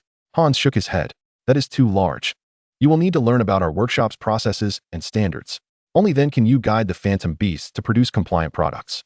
He then pinched a minuscule gap between his thumb and index finger, illustrating a minuscule difference. In our workshop, the Lord requires that all standard wall bricks must not deviate more than 1 millimeter. What? Buck exclaimed, his eyes wide as saucers. This was a difference nearly indistinguishable to the naked eye, implying that the produced stone bricks would be virtually identical. How is that possible? This claim seems a bit exaggerated, doesn't it? Buck protested. By training the phantom beasts for standardized operations, we can achieve such precision, Hans replied calmly. Hans's words struck like thunder in the minds of the traditional craftsmen. He proceeded to present several samples for comparison, and as each individual examined them, astonishment washed over their faces. These are truly almost identical in size. Hans nodded, understanding their shock. He too had felt similarly when he first encountered such uniformity in production. He even wondered if his esteemed lord had acquired some extraordinary mythical beast or employed some inexplicable magic to create these almost identical stone blocks. However, as he diligently worked in the workshop, through practical experience and learning, he became acutely aware that this was not an unfathomable feat. Such stone blocks were produced in bulk daily right beneath his very eyes. Yet, this was merely a fragment of what the Lord envisioned. Hans continued. We possess not only standard wall bricks, but also prefabricated wall modules, window frame units, and even the structural beams for the roof, all pre-manufactured in the workshop. Upon arriving at the construction site, one merely needs to assemble them like building blocks. They listened, utterly perplexed. Every word was recognizable, yet when strung together, it felt as if they were deciphering an ancient tome. Assembly? Modules? Prefabricated? Was this venerable gentleman truly discussing the construction of buildings? This was far beyond their comprehension. The parlor fell into a profound silence. The artisans brought by Evelyn gaped, their expressions transitioning from initial scrutiny to bewilderment, ultimately culminating in deep astonishment. Their cherished traditional craftsmanship, in the mouth of this beggar, seemed so antiquated, so insignificant. In Evelyn's beautiful eyes, a myriad of emotions flickered. What exactly was transpiring in Rosen's territory? Rosen. Evelyn suddenly turned, her gaze piercing. I have a request. Speak, he replied. I will provide manpower, timber, and ore. Evelyn quickly asserted. You shall assist me in producing the standardized prefabricated building materials mentioned by this craftsman. She recognized the formidable potential of this construction model. If implemented widely, it would utterly revolutionize the traditional construction industry. Very well, Rosen nodded in agreement. This was advantageous for him as well. It would help flatten costs and expand production scale, while also addressing a portion of product sales, thus serving two purposes. A delightful collaboration. Evelyn extended her hand, and Rosen gently shook it. With the formalities settled, the seriousness on Evelyn's face instantly vanished, replaced by a mischievous smile. She leaned closer to Rosen, lowering her voice, her warm breath brushing against his ear. Since our official collaboration has been so pleasant, shouldn't we also address our personal matters? Rosen was taken aback. Evelyn continued, how about this? I will prepay a portion of timber or tomorrow. Consider it collateral for our shopping agreement. What do you say? Once you accept my collateral, you can no longer find excuses to back out. She skillfully intertwined their official and personal dealings, her tone light, yet undeniably assertive. Rosen gazed into her eyes, which seemed to speak volumes, momentarily at a loss for words. He could only manage a wry nod. That's splendid. I shall not disturb you further. I will take my leave. With a smile upon receiving his affirmation, Evelyn swiftly exited the parlor. As he watched her retreating figure, Rosen rubbed his forehead, feeling a wave of exasperation wash over him. This woman, he truly could not fathom what it was about him that captivated her. She seized every opportunity to summon him. Even amidst serious negotiations, she reminded him not to forget their agreement. Did he truly come across as someone who would stand her up? This was absurd. Chapter 114, Shopping with Evelyn, Part 1. The road to Rog Town was broad and smooth. A brand new four-wheeled carriage glided along, scarcely revealing any bumps. Its interior lined with soft velvet that further absorbed any subtle vibrations. Rosen leaned against the window, watching the fields swiftly recede, his thoughts still entangled in the territorial planning maps. An elusive fragrance wafted into his nostrils, a sweet yet subtle scent of roses, reminiscent of dew-kissed petals in the morning, imbued with a young maiden's warmth. Moments later, a soft, cool fingertip gently poked his cheek. "Hey!" A voice tinged with mild dissatisfaction and a hint of playful reproach reached his ears. Rosen slowly turned his head to find Evelyn, her finger playfully jabbing at his cheek. Her lips pursed in mock annoyance. "You promised to accompany me shopping. While you are physically present, is your mind still lingering in your territory?" Rosen sighed in resignation. "I was thinking, no thinking aloud." Evelyn interjected, her tone commanding. "Today, your time belongs to me. In your mind, you shall think only of me." Her words were straightforward and audacious, leaving Rosen momentarily speechless. In the corner of the carriage, a curious little creature with wings, resembling a charming plush toy, was observing Evelyn intently. Mimicking her, it poked its tiny hands at the rotund belly of a nearby grass puff. The grass puff emitted a hearty, sleepy sound, rolling over to continue its nap, blissfully unaware that it had become a plaything for the little creature. Witnessing this scene, the discontent in Evelyn's eyes was swiftly replaced by laughter. She scooped up the little creature, gently scratching its chin. "You are delightful, unlike your master, who is as dull as a block of wood." Rosen remained silent, his gaze fixed outside at the increasingly bustling street scene. The carriage passed through the gates of Rog Town, finally halting beside the most vibrant street in the town center. Evelyn was the first to leap from the carriage, inhaling deeply, her face radiant with excitement. Her attire today differed from that in the parlor. Having shed her imposing riding gear, she donned a well-tailored light blue gown. Her golden locks cascaded casually over her shoulders, lending her an air of youthful brightness, less like a baroness and more like a spirited young lady. "Let us go, Rosen." She extended her hand toward him, playfully winking. After a moment's hesitation, Rosen placed his hand in hers. Evelyn's fingers were cool yet firm, gripping him tightly as she pulled him into the throng of bustling crowds. The grass puff trotted closely behind, its little legs scurrying, curiously surveying this realm of new experiences. Evelyn seemed enthralled by everything, leading Rosen to pause at various stalls. "Rosen, look at this," she exclaimed, pointing at a barbecue stall, where sizzling meat chunks were being grilled, the fat dripping onto the coals, creating an enticing cloud of smoke. Without a moment's hesitation, Evelyn tugged Rosen forward, purchasing the largest, most perfectly charred skewer. Unconcerned about appearances, she opened her mouth wide and took a hefty bite, her cheeks bulging with the tender meat and spicy seasoning, her eyes narrowing in satisfaction. Then, she executed an utterly unexpected gesture. Holding up the skewer, marked by her saliva, she naturally offered it to Rosen's lips, her azure eyes brimming with anticipation. "Try it. It's delicious." Rosen froze, his body momentarily stiffening as he beheld the skewer so close. The faint scent of the young lady mingling with the aroma of grilled meat enveloping him. Was this woman even aware of what she was doing? Under Evelyn's earnest gaze, Rosen mechanically parted his lips and took a small bite. She picked up a skewer of perfectly grilled meat, took a bite herself, and naturally brought it to Rosen's mouth. Before he could savor the flavor, Evelyn had already retracted her hand with satisfaction, pulling him toward their next destination. That was a vendor selling masks, with a myriad of colorful masks adorning the entire stall. Evelyn immediately set her eyes on a whimsically designed wild boar mask, which she donned without hesitation, then turned to Rosen, mimicking the sound of a boar with exaggerated snorts. Her clumsy yet endearing imitation provoked peals of laughter from several children passing by. Rosen gazed at the girl before him, adorned in the wild boar mask, devoid of any noble demeanor, and found himself momentarily entranced. He followed Evelyn like a marionette, devoid of self-awareness, passively swept up in the raucous revelry. Her hand was soft and warm, a sensation that Rosen had to admit was not altogether unpleasant. Just as his thoughts began to drift, he felt the pressure on his wrist ease. Evelyn had dashed ahead. "Hurry up, Rosen. Why do you walk like an old man?" Evelyn's vibrant voice floated back, tinged with playful complaint. Rosen snapped back to reality, only to see her excitedly perched in front of a shop, tiptoeing to peer inside. He sighed resignedly and quickened his pace to catch up. This aimless wandering felt utterly frivolous to him. "This shop looks splendid," Evelyn exclaimed, her eyes sparkling as she took hold of Rosen's wrist and dragged him into a jewelry store named Tears of Moonlight. From the outside, the shop exuded an air of elegance, with crystal chandeliers casting a soft glow that illuminated the various jewels on display. "Let us go in and take a look." Before Rosen could react, Evelyn had already pulled him inside. The store was adorned with thick, plush carpets, and a faint scent of incense wafted through the air. A well-dressed saleswoman approached upon seeing Evelyn, her face adorned with a professional smile.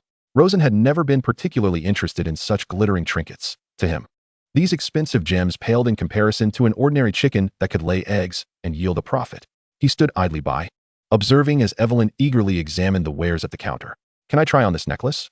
Evelyn inquired, pointing to a necklace made of delicate moonstones. The saleswoman carefully retrieved the necklace and presented it to Evelyn. She walked over to a large dressing mirror, slightly turned to the side, and draped the necklace around her fair neck. The moonstones shimmered under the enchanted lights, casting a soft, cool radiance that seemed to sprinkle moonlight upon her collarbone, harmonizing beautifully with her light blue gown.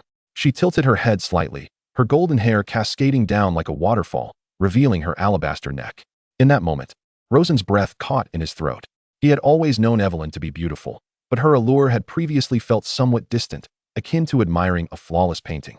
Initially, she had exuded an uncomfortable arrogance, but as they progressed from mere transactions to friendship, Rosen had selectively overlooked Evelyn's charm as a woman.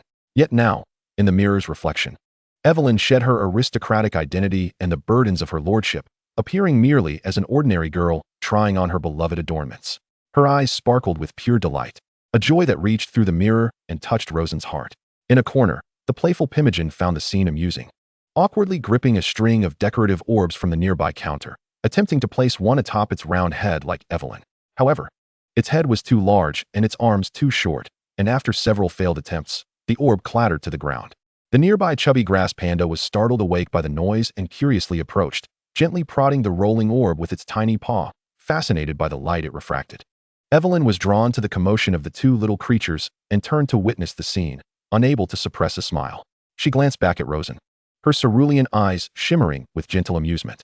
The sound of her laughter echoed in the serene shop, creating a warm and sweet atmosphere.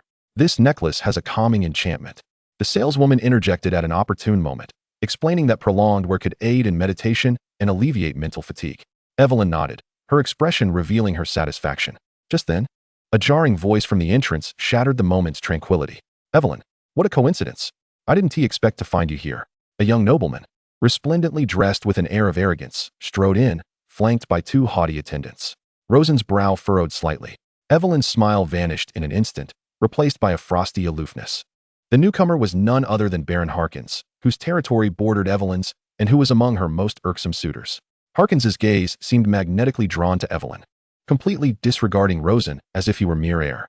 He approached swiftly, his eyes landing on the necklace around Evelyn's neck, and declared with feigned cordiality, "Evelyn, do you like that? I'll buy it for you."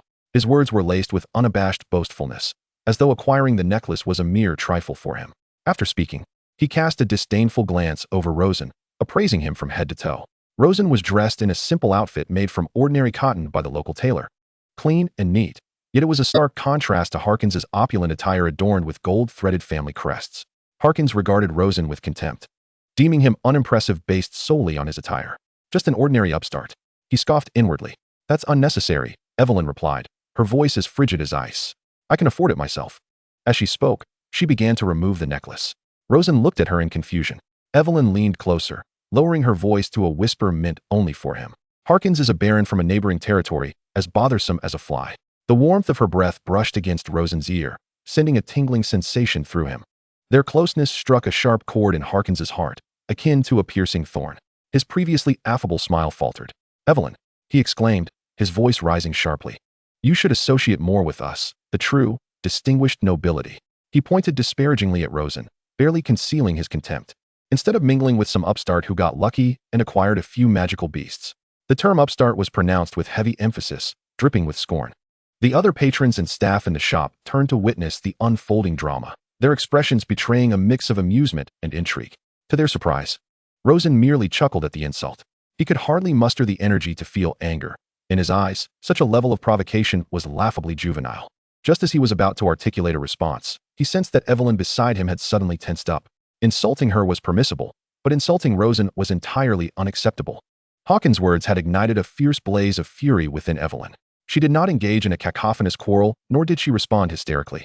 Instead, she slowly turned around, regarding Hawkins with the cold, calculated gaze of one intent on crushing an ant. Then, to the astonishment of all present, she retrieved a card from her petite handbag.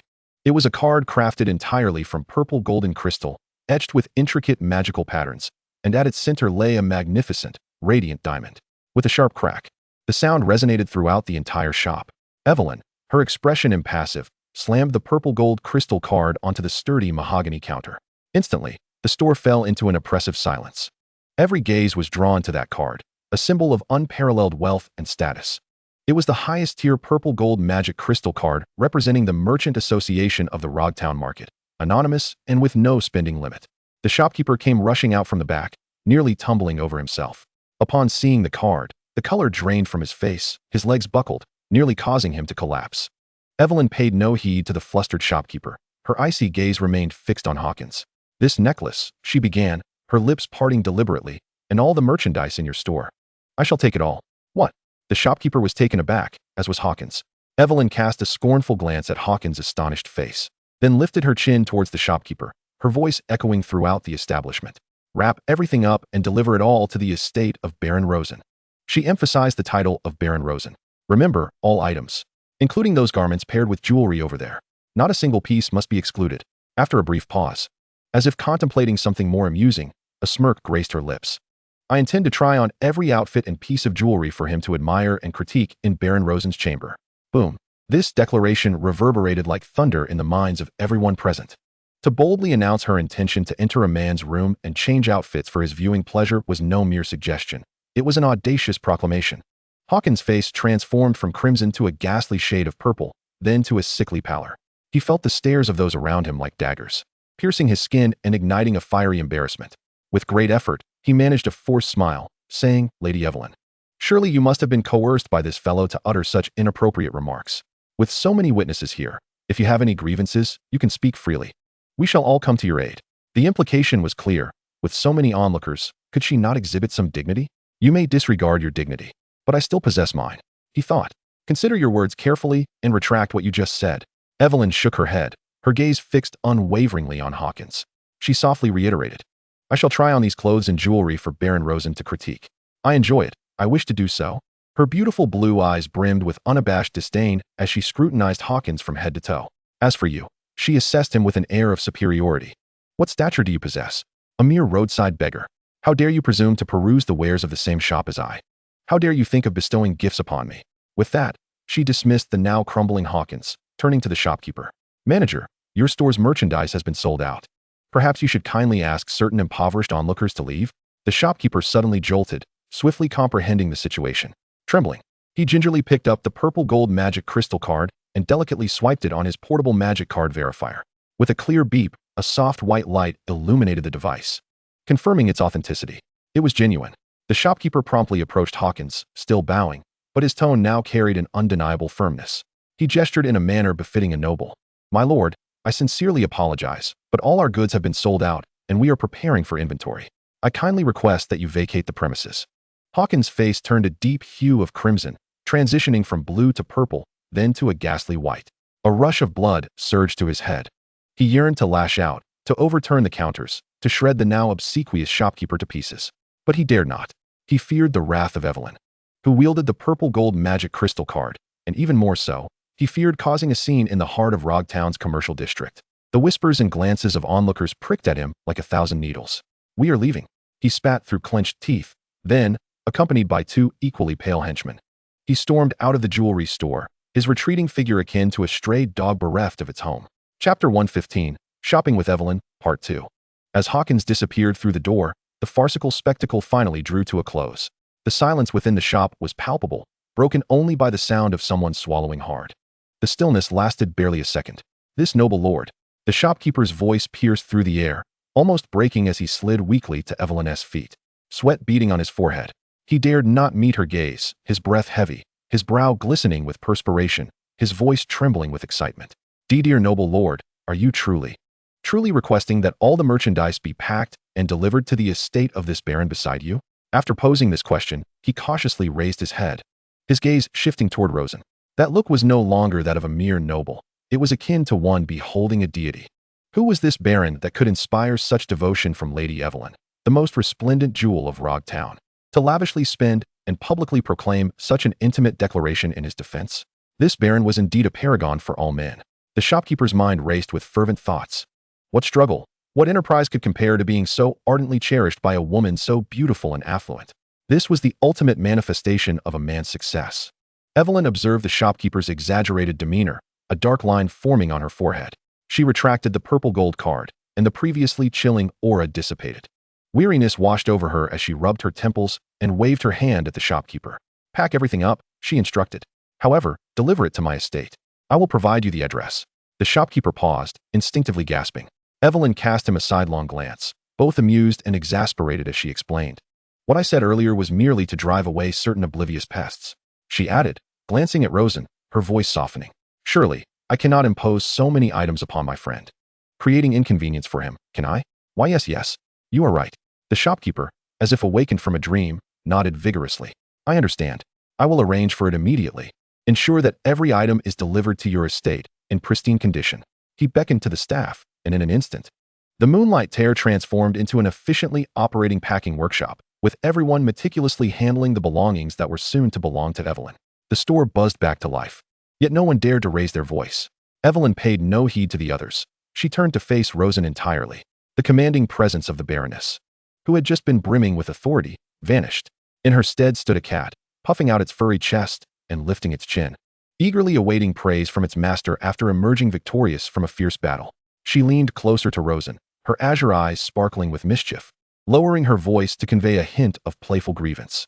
Rosen, in avenging you, I've incurred quite the expense. The total value of this shop's items could sustain half a knight's squad for an entire year, she whispered, her warm breath brushing against Rosen's ear. Isn't that worth at least a compliment? In that moment, she was no longer the astute Lady Lord, but rather a small girl fervently seeking affirmation after standing up for her beloved. Rosen gazed at her demeanor, unable to suppress a smile. He shook his head, his tone laced with a tenderness he was unaware of. You are quite reckless. Although he spoke reproachfully, his gaze was unusually soft. Just as Evelyn was about to retort, claiming he lacked romantic sensibility, she noticed Rosen slowly raising his hand. Instinctively, she thought he would pat her head as he did with the imp, and a rush of embarrassment and annoyance surged within her. However, Rosen's hand did not descend. His fingertips, imbued with an unrecognized hesitation and gentleness, gently brushed across her forehead, carefully tucking a strand of her golden hair, which had fallen out of place due to her earlier excitement, behind her ear. The fleeting touch of skin against skin was as delicate as a feather's descent, yet it stirred a tempest within the tranquil waters of Evelyn's heart. Rosen's voice was low, tinged with a warmth he himself was unaware of. Thank you. Evelyn's body froze instantly. A rush of warmth surged from her chest to the crown of her head, her fair cheeks blushing a vivid crimson at an observable pace. In that moment, her mind felt utterly incapacitated. I, she stammered, attempting to articulate something, only to find that she could not utter a single coherent word. The composed and eloquent Baroness was rendered speechless at that instant. Wait a moment. She recoiled as if someone had stepped on her tail, stepping back in a flustered manner. Stop, please. She crouched down, burying her head in her knees, desperately trying to calm her racing heart. Her muffled voice emerged from between her fingers, imbued with indignation and panic. You broke the rules. That was too much. I wasn't ready. Rosen observed her huddled on the ground like a startled creature, momentarily taken aback. He had acted on impulse. Was her formidable exterior merely a facade for such vulnerability beneath? Instead of finding it amusing, he found it rather endearing. After a considerable while, Evelyn took several deep breaths, forcing her tumultuous heartbeat to settle. She gradually stood up, still too shy to meet Rosen's gaze, and hurried to the counter to retrieve the forgotten moonlight stone necklace. The icy touch of the gem helped to cool her chaotic thoughts somewhat. When she turned back, although the blush had not entirely faded, her eyes regained a semblance of clarity and composure. Rosen assumed she would put it back on. However, to his surprise, Evelyn approached him and handed him the necklace. No, it was not merely a handover. She grasped Rosen's left hand firmly. Under his puzzled gaze, Evelyn meticulously wound the exquisite necklace, which was meant to adorn her neck, around his wrist, layer by layer. The delicate moonlight stones, akin to a flowing river of stars, nestled against his skin, cool and refined. The scene was peculiar, yet surprisingly harmonious. This is our first trophy of the day. Evelyn lifted her gaze, her face blossoming with a smile more radiant than all the jewels in the shop combined, the remnants of her blush enhancing her allure. I'll leave it in your care for now. When we go on our next date, you shall put it on me yourself. Do you understand? This was no longer a mere suggestion, but an unrefusable promise. Rosen looked down at the cool moonlight stone on his wrist, then back up at the bright-eyed, beaming girl before him. What more could he say? He could only smile and nod. Understood. The warm and sweet atmosphere enveloped them, causing the bustling staff around them to instinctively tread lightly, fearful of interrupting this beautiful moment. Just then, a soft commotion arose from a corner. The imp, Having unearthed a small display stand originally meant for rings, had fashioned it into a miniature golden crown. Clutching the oversized crown, it wobbled as it took flight. Its destination was the drowsy, chubby grass panda resting on the carpet. After much effort, it managed to place the tiny crown squarely atop the panda's rotund head. Panda? The chubby grass panda awoke to the unexpected weight above, blinking one eye open before shaking its head, causing the little crown to wobble. It seemed to sense no threat, letting out a hearty sound before rolling over, comfortably slipping back into slumber, blissfully unaware that it had been crowned king. Uffed. Evelyn could no longer contain herself and burst into laughter. She tugged at Rosen's sleeve, exclaiming, "Look quickly, your chubby grass panda is about to be crowned." Her melodious laughter echoed in the quiet shop, dissipating all prior tension and ambiguity, leaving only pure joy and warmth in its wake. Rosen watched her, her eyes twinkling with mirth, and found himself unconsciously deepening his smile. This feeling, indeed, was not unpleasant at all. Chapter 116, Shopping with Evelyn, Part 3. The shop's door closed behind them, sealing away the glittering treasures within.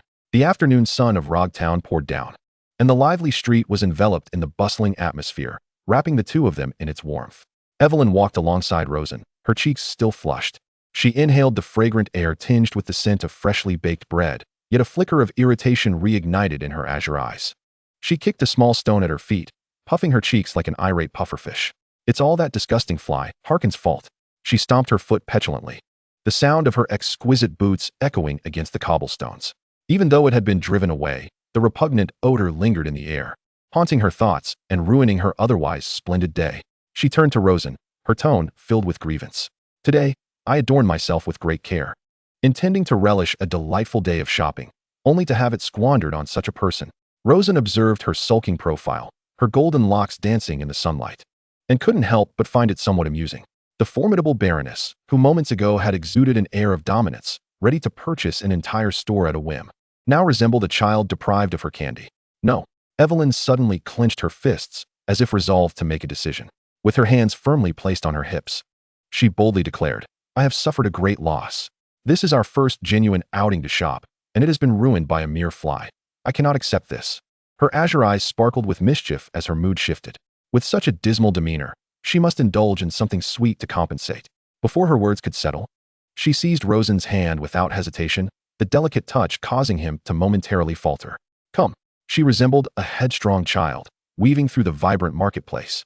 Her skirt traced elegant arcs amidst the crowd, and her golden waves cascaded rhythmically with her steps, completely shedding the earlier vexation. The streets of Rog Town buzzed with life today, stalls on either side wafting an array of tantalizing aromas. The smoky scent of grilled meats, the sweet fragrance of baked goods, and the intoxicating aroma of various unknown fruit-based wines intertwined to create a lively symphony of the marketplace. Evelyn's intentions were clear. She disregarded the greasy meats and heavy breads, leading Rosen directly to a stall selling unique fruit candy skewers. The stall displayed rows of bright red candy, the crystalline coating enveloping plump fruits, refracting an alluring sheen in the sunlight. "Boss, 2 skewers, no, make it 3. Evelyn's voice rang clear and bright, tinged with a childlike authority. The vendor, a kindly middle-aged man, swiftly prepared 3 skewers, wrapping them in greaseproof paper before handing them over. Evelyn accepted them, promptly thrusting one skewer into Rosen's hand. "For you." Then, she eagerly took one for herself, unable to contain her excitement as she bit into it. With a crunch, the outer coating shattered, and the sweet and tangy juice erupted in her mouth. Evelyn squinted her eyes in bliss, her cheeks puffed out like a satisfied little hamster. Delicious," she mumbled in delight. Next, she crouched down and offered the last and largest skewer to the ever-loyal grass panda, who was curiously sniffing the air filled with sweetness. Upon seeing the gigantic candy skewer before it, its round, black eyes transformed into shining stars. "Pandat," it exclaimed joyfully, propelling itself forward with its short legs, wrapping its furry paws around the candy that towered over it. It opened its mouth wide and took a hearty bite.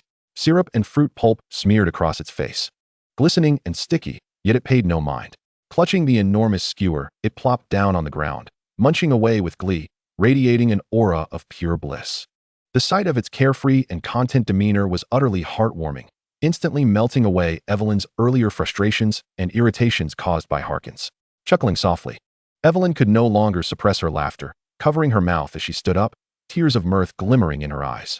Her spirits visibly lifted, she exclaimed, "Ha, ha, ha. Rosen, look at it.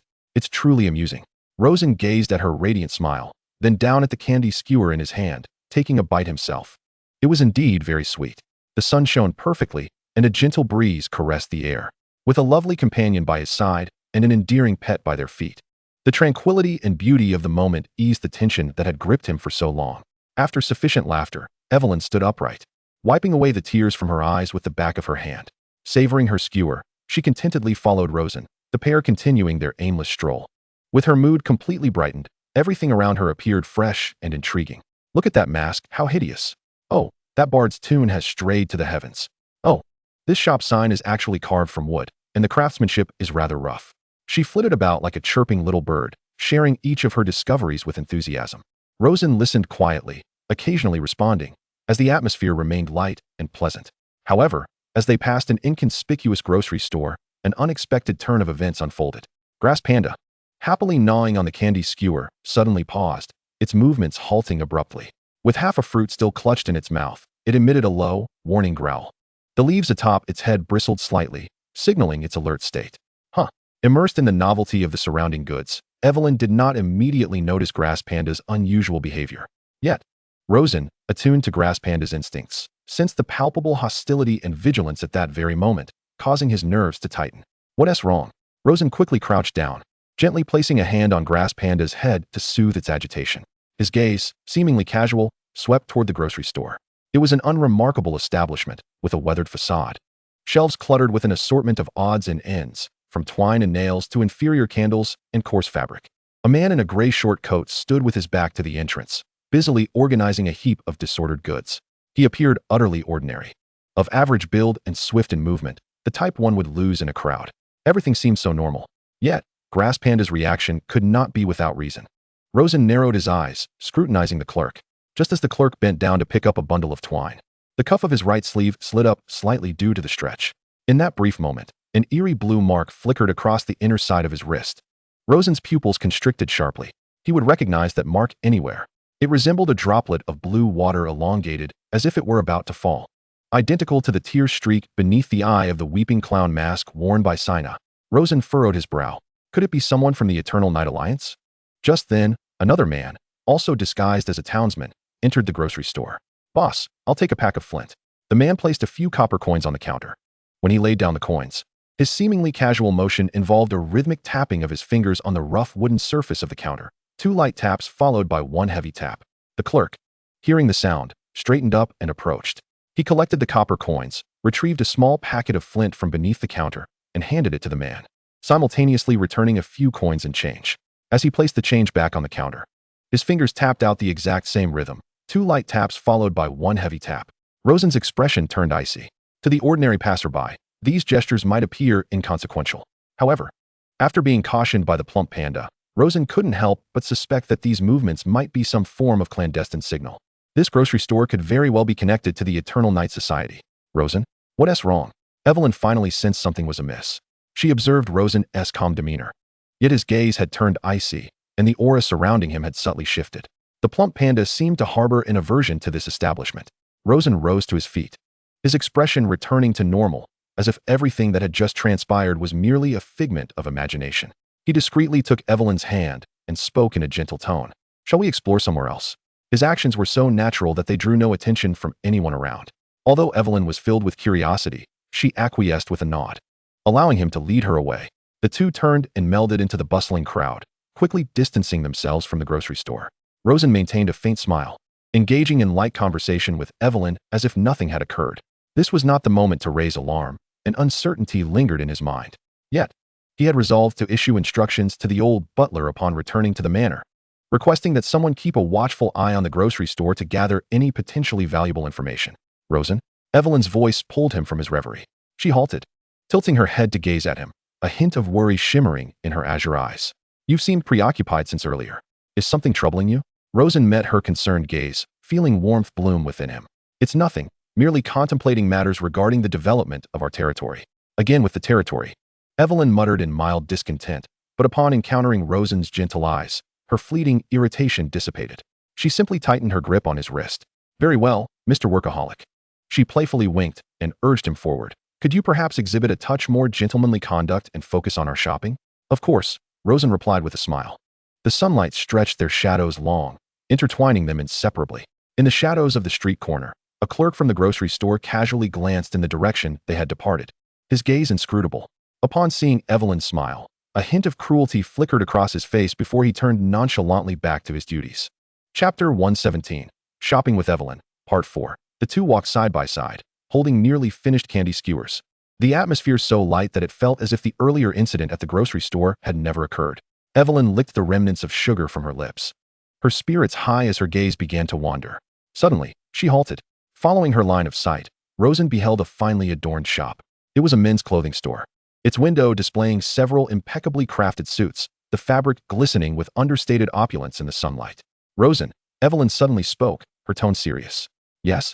No, she shook her head, her expression too earnest to suggest jest. Rosen was perplexed. What do you mean no? Evelyn turned to him, extending her slender finger to point accusingly at his chest, where his plain cotton attire resided. This is unacceptable.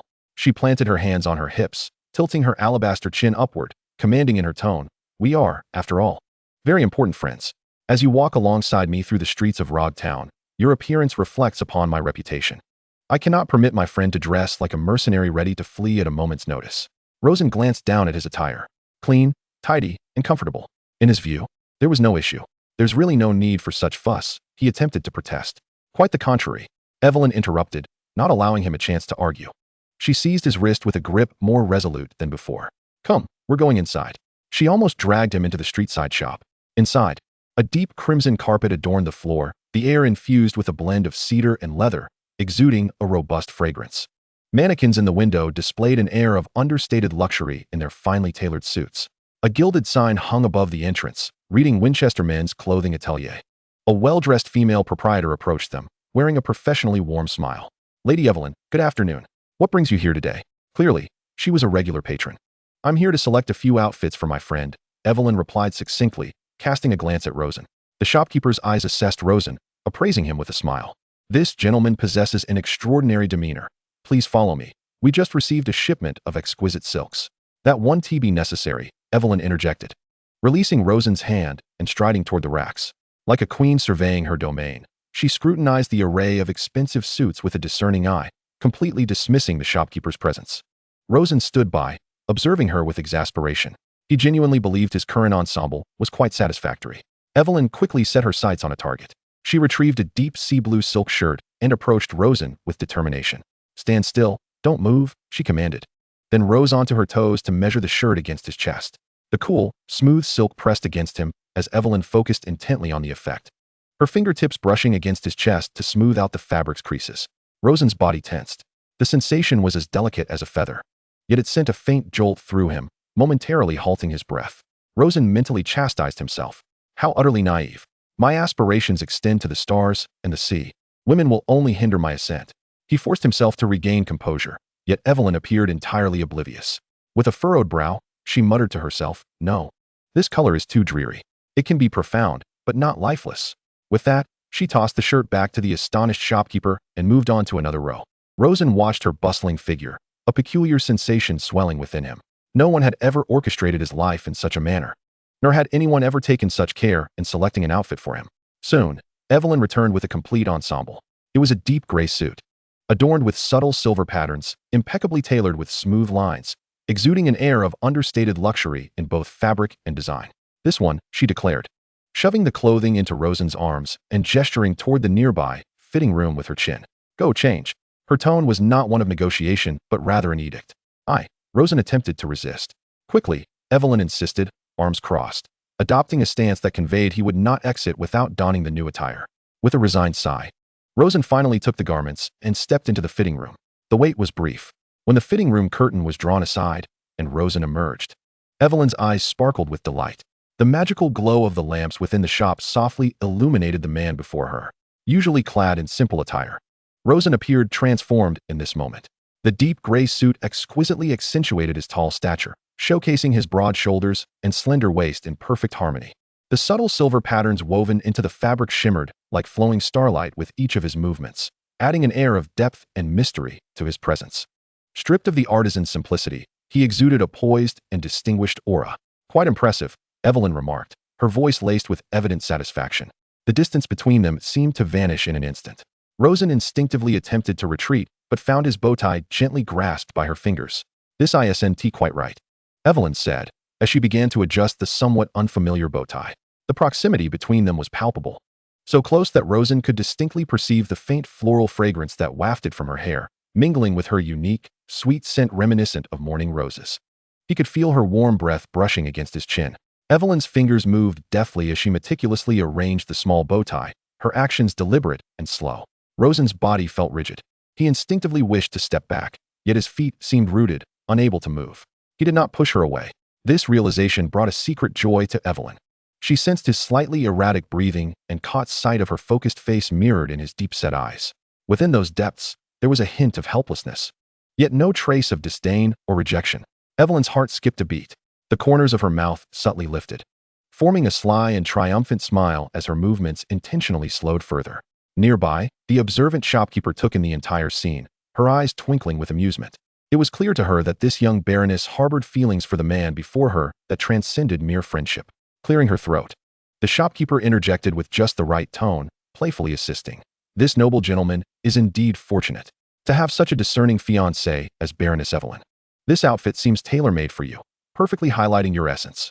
Together, you truly make a match made in heaven." The mention of fiancé struck Rosen like a bolt of lightning, rendering him utterly motionless. Evelyn's fingers faltered for a moment, and a blush surged across her cheeks, spreading from her face to her delicate earlobes. Yet, she did not protest. She merely continued to lower her gaze, reddened, as she resumed fiddling with the already adjusted bow tie, her heart secretly rejoicing. However, the slight upward curve of her lips betrayed her delight. At last, she released her grip, stepping back to admire her handiwork. Rosen remained frozen, uncertain how to respond to that title. Evelyn, however, had already turned to the shopkeeper, stating, "This set, please wrap it up for me." "Certainly. Excellent choice," the shopkeeper replied, her eyes sparkling as she surveyed Rosen once more, nodding in approval. Afterward, she glanced back at Rosen, conveying a clear message with her gaze. To refuse this garment would be to disregard her wishes. What could Rosen say? He regarded his reflection in the mirror and then turned to the expectant, assertive, yet somewhat playful girl before him. He sighed in resignation, ultimately choosing to acquiesce. Upon seeing his lack of dissent, Evelyn's smile blossomed, outshining even the sunlight streaming through the windows. With a flourish, she snapped her fingers. "Boss, let us settle the bill." She retrieved a luxurious purple-gold magic crystal card from her handbag, her movements bold and confident. With a soft chime, the transaction was completed. The shopkeeper beamed with delight, respectfully presenting the packaged garments. Yet, Evelyn did not accept them. "Deliver them directly to my estate," she commanded, then turned to Rosen, adding, "As for what you're wearing, keep it on. Consider it a payment for 2 sets." Evelyn raised an eyebrow in triumph. "Don't change out of it." Rosen observed her contented demeanor, sighing once more in resignation. Meanwhile, Evelyn internally celebrated her small victory, feeling a rush of sweetness in her heart as she perceived Rosen's helplessness in the face of her whims. She sensed that their relationship had been forcibly propelled forward yet another significant step. Chapter 118. Shopping with Evelyn. Part 5. As they exited the clothing workshop, Evelyn's spirits soared like a cloudless sky over Rog Town. She gazed at Rosen, now clad in fresh attire, finding him increasingly pleasing to the eye. His upright figure and composed demeanor seemed perfectly suited to the new garments. "Come, I'm hungry," she declared, naturally taking his hand. This time, Rosen showed no signs of stiffness. He appeared to have grown accustomed to it, or perhaps he had simply surrendered to her advances. Evelyn led him to the most renowned restaurant in Rog Town, Golden Wheat. Nestled in a prime location in the town square, the 3-story establishment boasted gleaming windows, with polite waitstaff in elegant uniforms graciously greeting patrons at the entrance. This was a favored social hub for nobles and affluent merchants, where the price of a single meal could sustain an average family for an entire month. Evelyn was clearly a valued guest. Upon spotting her, the manager approached with a broad smile, personally escorting them to a private booth on the 3rd floor with the finest view. Evelyn skillfully ordered several signature dishes along with a bottle of exquisite, chilled fruit wine. Rosen glanced at the menu and noticed that the ice crystals within the drink resembled those he had sold to Baron Montan. "Try this. It's made with water from the first snow atop the snowy peaks, blended with the sweetest autumn berries. It has a remarkably crisp flavor, especially paired with the recently supplied Mythical Beast ice crystals, refreshingly delightful." She poured him a glass, the liquid appearing a lovely amber hue. Rosen raised the glass to his lips and took a sip. Indeed, as she had described, it was cool and sweet, a single sip banishing the heat of the day. He surveyed the surrounding tables and noted that almost everyone was enjoying a beverage featuring ice crystals. No wonder Baron Montan had insisted on increasing production. The sales appeared quite promising. What do you think? Evelyn propped her chin on her hand, her sparkling blue eyes fixed on him, resembling a child eagerly awaiting praise. Quite good, Rosen replied, setting down his glass with a fair assessment. Evelyn huffed in mild discontent. Just good? Very good, he readily amended. At last, Evelyn's smile widened in satisfaction as she began to savor the exquisite dishes before her. The atmosphere was relaxed and harmonious. As she nibbled on the perfectly roasted fish, she casually remarked, "Speaking of which, it seems an intriguing individual has recently arrived in Rog Town." Rosen looked up at her, remaining silent as he awaited her elaboration. "I heard from the estate's steward that a mysterious shadow merchant has appeared in town," Evelyn said, elegantly cutting a small piece of fish. "Shadow merchant?" Rosen echoed the term. Evelyn nodded, for no one knew from whence he came, nor had anyone beheld his true visage. He was perpetually shrouded in a cloak. Whispers suggested that he possessed an array of exquisite items, from rare ores and uncommon herbs to pieces of information that were, shall we say, beyond the reach of ordinary folk. She leaned slightly forward, lowering her voice. "Would you care to take a look as well? Perhaps you might procure something beneficial for the development of your territory." Rosen hesitated momentarily. Information. He was in dire need of intelligence regarding the Eternal Night Covenant. He had already dispatched the old steward to monitor the hideout concealed within the general store, yet such clandestine investigations were inefficient and unlikely to uncover core secrets. If this shadow merchant indeed had access to valuable channels, perhaps, he felt a flicker of interest. Rosen replied calmly, then proceeded to slice a piece of richly aromatic roasted meat from the plate before him, placing a morsel into his mouth. This response evidently pleased Evelyn immensely. Following her lead, Rosen inquired, "Where might one find this merchant?" A glimmer of triumph flashed in Evelyn's eyes upon Rosen's inquiry. She had anticipated that this man's thoughts would be consumed by his territory and his quest for strength. However, that mattered little. As long as she could cultivate a sense of dependence in him, she would have achieved half her objective. She set down her knife and fork, gently dabbed her lips with a napkin, and then snapped her fingers crisply. The attendant waiting outside promptly entered, bowing respectfully. "Baroness Evelyn, how may I assist you?" Evelyn turned her head and whispered a few words into his ear. The manager's expression remained unchanged. He simply nodded before silently exiting. Evelyn's efficiency was nothing short of remarkable. In less than the span of a meal, a folded, sturdy parchment was presented on a silver platter at their table. Evelyn picked up the note without glancing at it and pushed it towards Rosen with her fingertip. The paper bore a single brief line. "Tonight, abandoned warehouse No. 3 in the East District." Night enveloped Rog Town. The abandoned warehouse in the East District, the most desolate corner of the town, was typically so neglected that even stray dogs shunned it. Yet tonight, an eerie vibrancy permeated the air. Shadows, akin to phantoms, emerged silently from every darkened nook, converging upon the rusted, colossal structure. Rosen and Evelyn melded seamlessly into the throng. Both donned inconspicuous gray cloaks, their wide hoods obscuring most of their faces, revealing only the contours of their chins. It was evident that this was Evelyn's first foray into such a place. She trailed closely behind Rosen. Her curiosity mingled with trepidation as she surveyed her surroundings. The warehouse's vast interior boasted a soaring dome, illuminated only by a few flickering candle lamps, casting a dim light over the scene. The air was thick with dust, rust, and an indescribable, musty scent mingled with various other odors. No fewer than 100 individuals had gathered, forming a makeshift underground market. Everyone, like them, concealed their identities beneath cloaks or masks, weaving through the hastily assembled stalls. The atmosphere heavy and silent, punctuated only by the occasional hushed bartering. Rosen's gaze swept over the crowd, swiftly honing in on a target. In the corner stood a figure considerably smaller than most, enveloped in a voluminous black cloak, utterly motionless, as if fused with the shadows. His aura was peculiar, reminiscent of lifelessness but tinged with a faint hint of vitality. Evelyn noticed as well, tightening her grip on Rosen's arm and signaling with her eyes. "That must be him," Rosen murmured. The two navigated through the throng towards the corner. As they approached, they observed a burly man towering over the diminutive figure, growling in a low voice. "What do you mean by this? My century-old copper pig is worth enough to buy 3 pieces of your information. You dare claim the value is unequal?" The one referred to as the shadow merchant slowly lifted his head, his hood concealing all but an abyss of darkness. A processed, genderless rasp emanated from beneath the cloak. "I only accept equivalent exchanges. Your item lacks sufficient worth." The burly man trembled with rage, his fists clenched, veins bulging. Yet the shadow merchant remained composed, unflinching. Ultimately, the hulking man refrained from striking, as if he understood the unwritten rules of this place, muttering a curse before retreating with his copper pig. When it was Rosen's turn, he stepped forward, positioning himself before the stall.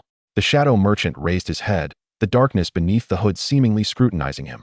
"What do you wish to exchange?" the raspy voice inquired. Without uttering a word, Rosen retrieved an item from his breast pocket. It was an irregularly shaped bone fragment, about the size of a palm, specifically a piece he had cleaved from the grotesque bone armor during his battle with Sina, using Shattered Tooth Strike. The bone shard exhibited an eerie grayish-white hue, marred with charred remnants from black flames and 2 deep gashes. As the fragment was placed upon the black cloth, the statue-like shadow merchant jolted slightly. Though the motion was subtle, Rosen perceived it distinctly, a visceral reaction born of profound shock. A faint, rapid inhalation escaped from beneath the cloak. After a prolonged moment, a hand, as withered as a branch and clad in a black glove, extended towards the fragment, pointing at it. Then, a gravelly voice, akin to sandpaper scraping, broke the silence he had maintained. "This can be exchanged for an S-rank intelligence regarding mythical beasts." Following this, the shadow merchant retrieved a roll of parchment bound with thin twine from beneath his cloak and placed it on the black cloth. Rosen reached out to accept it. The instant his fingertips brushed against the parchment, a notification resonated clearly in his mind. Ding. Detected a special medium, record of the reformed unfortunate Phoenix. Hint. Possession of this item enhances the probability of extracting the breeding formula for the mythical beast, heterogeneous Phoenix. A tempest surged within Rosen. Yet his countenance remained as tranquil as a still lake. The heterogeneous Phoenix. Such a creature was legendary, even at the end of its version. After purification through breeding, its combat prowess could hardly be overstated. The shadow merchant had indeed proffered something of tremendous value. Rosen's curiosity about the shadow merchant's identity deepened, as did his intrigue regarding the bone armor left behind by Sina, which had evidently compelled the merchant to present such an item for trade. He secured the parchment within his cloak and placed the bone fragment upon the stall. The shadow merchant extended a thin, gloved hand, gingerly yet reverently collecting the bone fragment. The transaction was complete. Without lingering further, Rosen exchanged a glance with Evelyn, and the two swiftly merged back into the crowd, making their exit. Once outside the warehouse, inhaling the crisp night air, Evelyn exhaled a long breath. "I was so tense just now." She patted her chest, her face alight with exhilaration. "Rosen, what was that bone?" The merchant reacted so strongly upon seeing it. In the midst of a battle, an unexpected prize was acquired. Rosen vaguely explained. The two were walking back toward the town center, where the horizon was already tinged with the pale light of dawn. The sun began to disperse the chill of the morning, ushering in a gradual rise in temperature. As Evelyn walked, a fine sheen of sweat appeared on her fair forehead. Just as she intended to retrieve a silk handkerchief from her handbag, Rosen suddenly halted in his tracks. Evelyn looked at him in confusion. He cast a fleeting glance her way, then raised his hand, revealing a blue baru ball in his palm. With a gentle toss, he summoned a chitin guan. In a flash of light, a plump, roly-poly penguin-like creature materialized on the ground.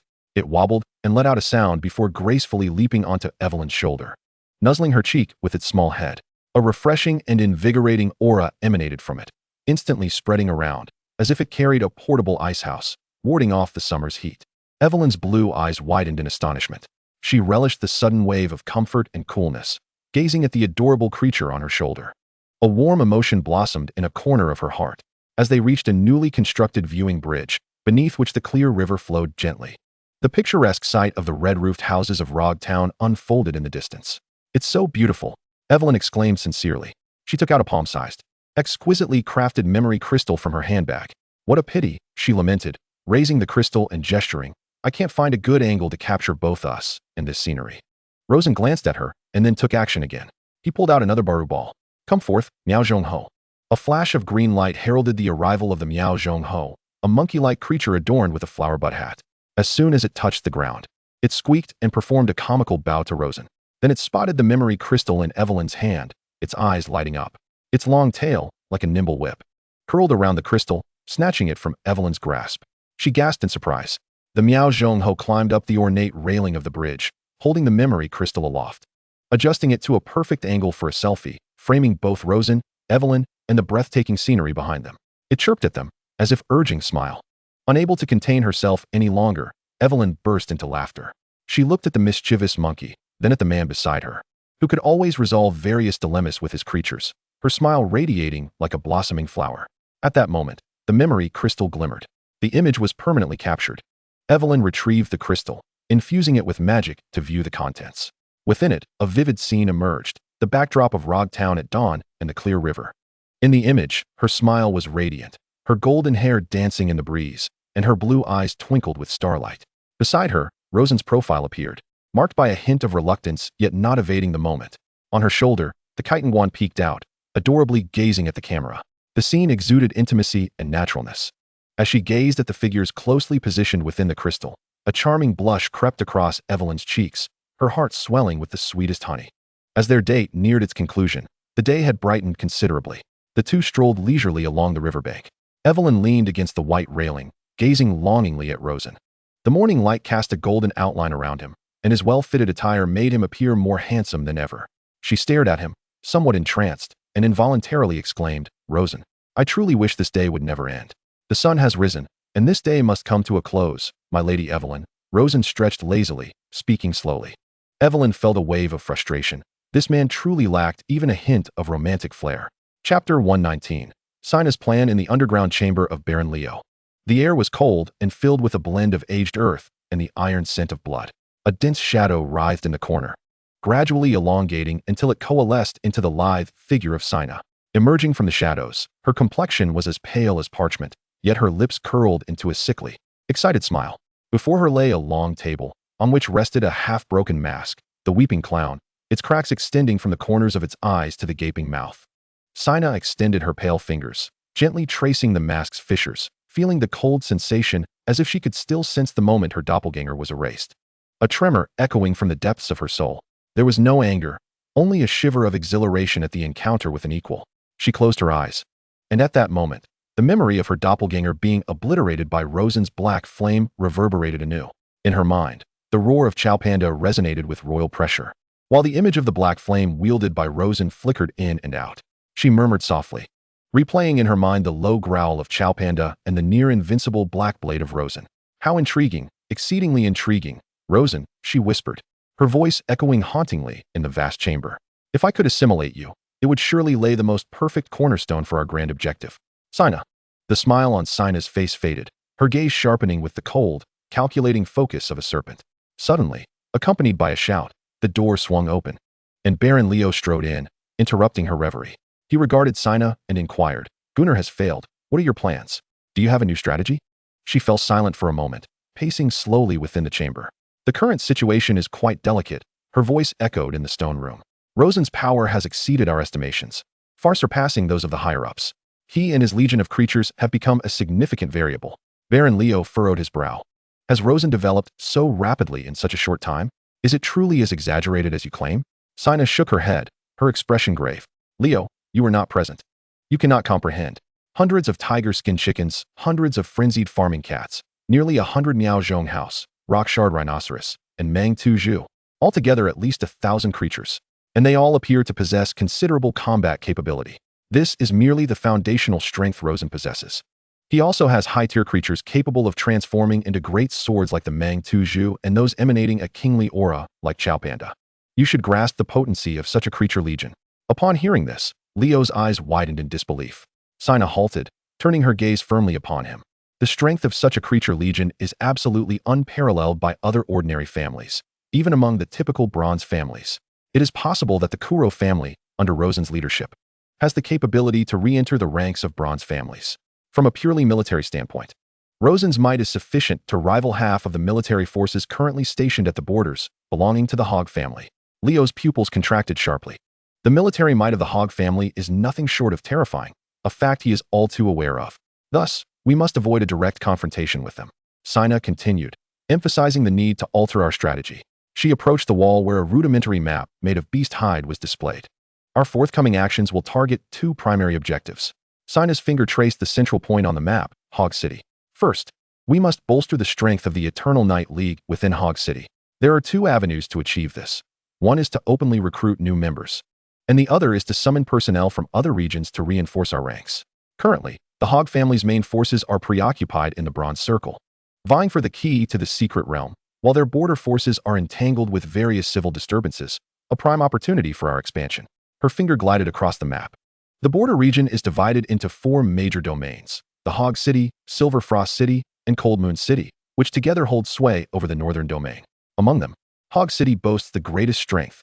According to the information received, the northern team's capabilities have exhibited a staggering advantage in the competition among the 4 domains. The likelihood of the northern domain emerging victorious in this contest for the secret realm key is exceedingly high. What do you mean? Leo asked, somewhat perplexed. You may not be fully acquainted with our Eternal Night League, Sina replied, her eyes glinting with cunning. While our members each pursue their own aspirations, we share a common objective. Given that Hog City is likely to secure the key to the secret realm, we merely need to inform our colleagues of the significant changes occurring in Hog City that could impact our grand design. By doing so, we can solicit their support, and they will have no reason to refuse. Sina paused and continued. Secondly, we must devise a way to divert Rosen's attention. This force can no longer be underestimated. Neglecting it could result in the Hog family summoning them, thereby thwarting our plans. Given Rosen's displayed strength, his illusionary beast legion is formidable enough to rival half of the Hog family's forces currently stationed at the border. A direct clash would not be to our advantage. Therefore, we shall act separately. Sina's gaze returned to the map, her fingers slowly moving until it rested beside Rosen's territory, marked by Evelyn's domain. She recalled Baron Philip's state. Encountering Rosen and Evelyn had stirred an inexplicable irritation within her due to his reckless bravado. Let Philip handle the Rosen side. He will lead the assault on Evelyn, thus diverting Rosen's attention. However, he must return first to receive reinforcements for dark assimilation. He must be instructed to act at the right moment and not recklessly. She then turned to Leo with gravity. As for you, Leo, from this day forth, step into the spotlight. Use your identity and wealth to rally the discontented and indecisive nobles. Employ any means necessary. I require you to establish a force capable of standing toe-to-toe with the Hog family in the shortest possible time. A smile crept across Leo's face as he nodded in agreement. This suited him perfectly. Go forth. No sooner had she spoken than Leo turned and departed, leaving Sina alone in the secret chamber. This decision meant an open defiance of the upper echelon's orders, which merely sought to deplete the Hog family's strength through the commoners. Those high-ranking individuals only wished for the commoners to exhaust the Hog family's resources, failing to comprehend the shifts in the current situation. They were complacent and timid. Discontent filled her eyes. Since they cannot be relied upon, it is time to act in our own way. Chapter 120, Philip's response. With that, she turned towards the center of the secret chamber, her fingertips tracing an intricate magical array upon the ground. Dark mist surged forth, illuminating the array with an ethereal glow that pulsed rhythmically. Moments later, the core crystal at her chest resonated with the flickering light, pulsing in unison. Before long, a raspy voice, as though woven from countless strands of silk, emanated from the array. Sina, you had better have something of significance to discuss. Weaver, do not address me with such an interrogative tone, Sina retorted defiantly. I have encountered a new circumstance, a variable that could influence the entire contest for the secret realm key. The visage within the mirrored web paused momentarily. Speak. A newcomer has emerged in Hog City. Baron Rosen. Sina succinctly described Rosen's illusionary beast legion and his method of counteracting dark assimilation. A royal individual? Black Flame? The voice of the webbed visage revealed a hint of surprise, intriguing indeed. What? From your tone, it appears you seek my assistance? That falls within your purview. Contacting me without authorization, you know the rules. You must have received word from above. Sina frowned. Currently, the northern domain displayed a clear lead in the great competition within the Bronze Circle, and it was highly probable that the secret realm key would fall into the hands of the Hog family, the strongest in the northern domain. So what? While I too wish to avoid the failure of our organization as plans, I cannot work for free. Sign aside. Resigned. You may withdraw a portion from the balance within my core crystal. Consider it your fee for aiding me. Cackling, the voice replied, if you have funds. You should have mentioned it earlier to avoid wasting words. Give me some time to prepare. 3 days hence, I will dispatch a night bat squad to you. The light faded, and the magical array extinguished. The secret chamber returned to silence. Shortly thereafter, the core crystal at Sina's chest flickered, the dark red glow dimming, and a grimace of pain crossed her face. She turned once more to the map, her finger gently resting on Evelyn's name. Now, it was time to address the second matter. Sina attempted to contact Philip through the core crystal to issue a command. However, the core crystal displayed a prompt. Your balance is insufficient. Please recharge. Veins throbbing at her temple, Sina could not help but curse. Weaver, you wretched. In Leo's domain. In his office, Leo's expression soured as he faced Sina. Sina, why must I use the core crystal to contact Philip? Can't you reach out to him directly? Ignoring Leo's complaints, Sina replied flatly. I instructed you to do it, so do it. Stop with the unnecessary chatter. Leo shot Sina a glare, reluctantly connecting with Philip through the core crystal. Sina would never admit that she was short on funds for the communication fee. Meanwhile, 100 miles away from Rog Town, in a hilly region, thick black smoke billowed and flames soared into the sky. A small baronial estate was presently engulfed in the throes of war. The estate's walls had been shattered, homes were ablaze, and the fields lay trampled in disarray. Within the territory, a handful of resistors were effortlessly torn apart by colossal illusionary beasts. It was sequence number 045, the Peck Blue Dragon. In the central clearing of the estate, a tall, menacing man stood with one foot planted on the chest of an elderly noble. He was none other than Baron Philip. Philip, you madman! How dare you openly attack a fellow noble sanctioned by the Empire? The elderly noble coughed blood, his voice hoarse with fury. Noble? Philip erupted into maniacal laughter, pressing down forcefully. Crack! The sound of bones shattering echoed. In such a place, fists and phantom beasts are the only titles of nobility. Philip grinned maliciously, kicking aside the corpse beneath his feet, his face alight with bloodthirsty delight. Just then, a core crystal at his waist vibrated. He answered it with a hint of impatience. Hello, who is this? Philip, it's me, Leo. Leo, what's the matter? What do you want? I'm rather busy. Philip wiped the blood splattered across his face. It's Senna who is looking for you. At the mention of Senna's name, Philip's impatience slightly dissipated. Speak. A moment of static crackled through the call, followed by Leo's resigned voice. Senna commands you to immediately cease all current actions and return to my territory with all your Peck Blue Dragons. Philip's first instinct was to refuse. No, I'm not going back. There's no way I'm giving up the thrill of slaughtering others to stay back there. After a brief silence on the other end, Senna's voice emerged. Come back. I plan to send you to attack Evelyn's territory, but we need to wait for the right moment to coordinate your actions with Leo. Evelyn. Hearing that name, Philip froze for a moment, then erupted in an extreme, cruel ecstasy. Ha ha ha ha ha ha. His laughter echoed madly across the burning territory. Evelyn, that harlot from Rog Town? Splendid. I've longed to deal with her and Rosen. Is this opportunity finally at hand? He had always found that woman to be insufferable. I've yearned to trample her estate and her underfoot, to ravage them both. Philip licked his lips, his eyes gleaming with avarice and brutality. Yes, that's more like it. Once I've feasted and drunk my fill, I'll return. Just wait. He agreed without hesitation. Leo on the other end seemed to want to say more, but Philip impatiently disconnected the call.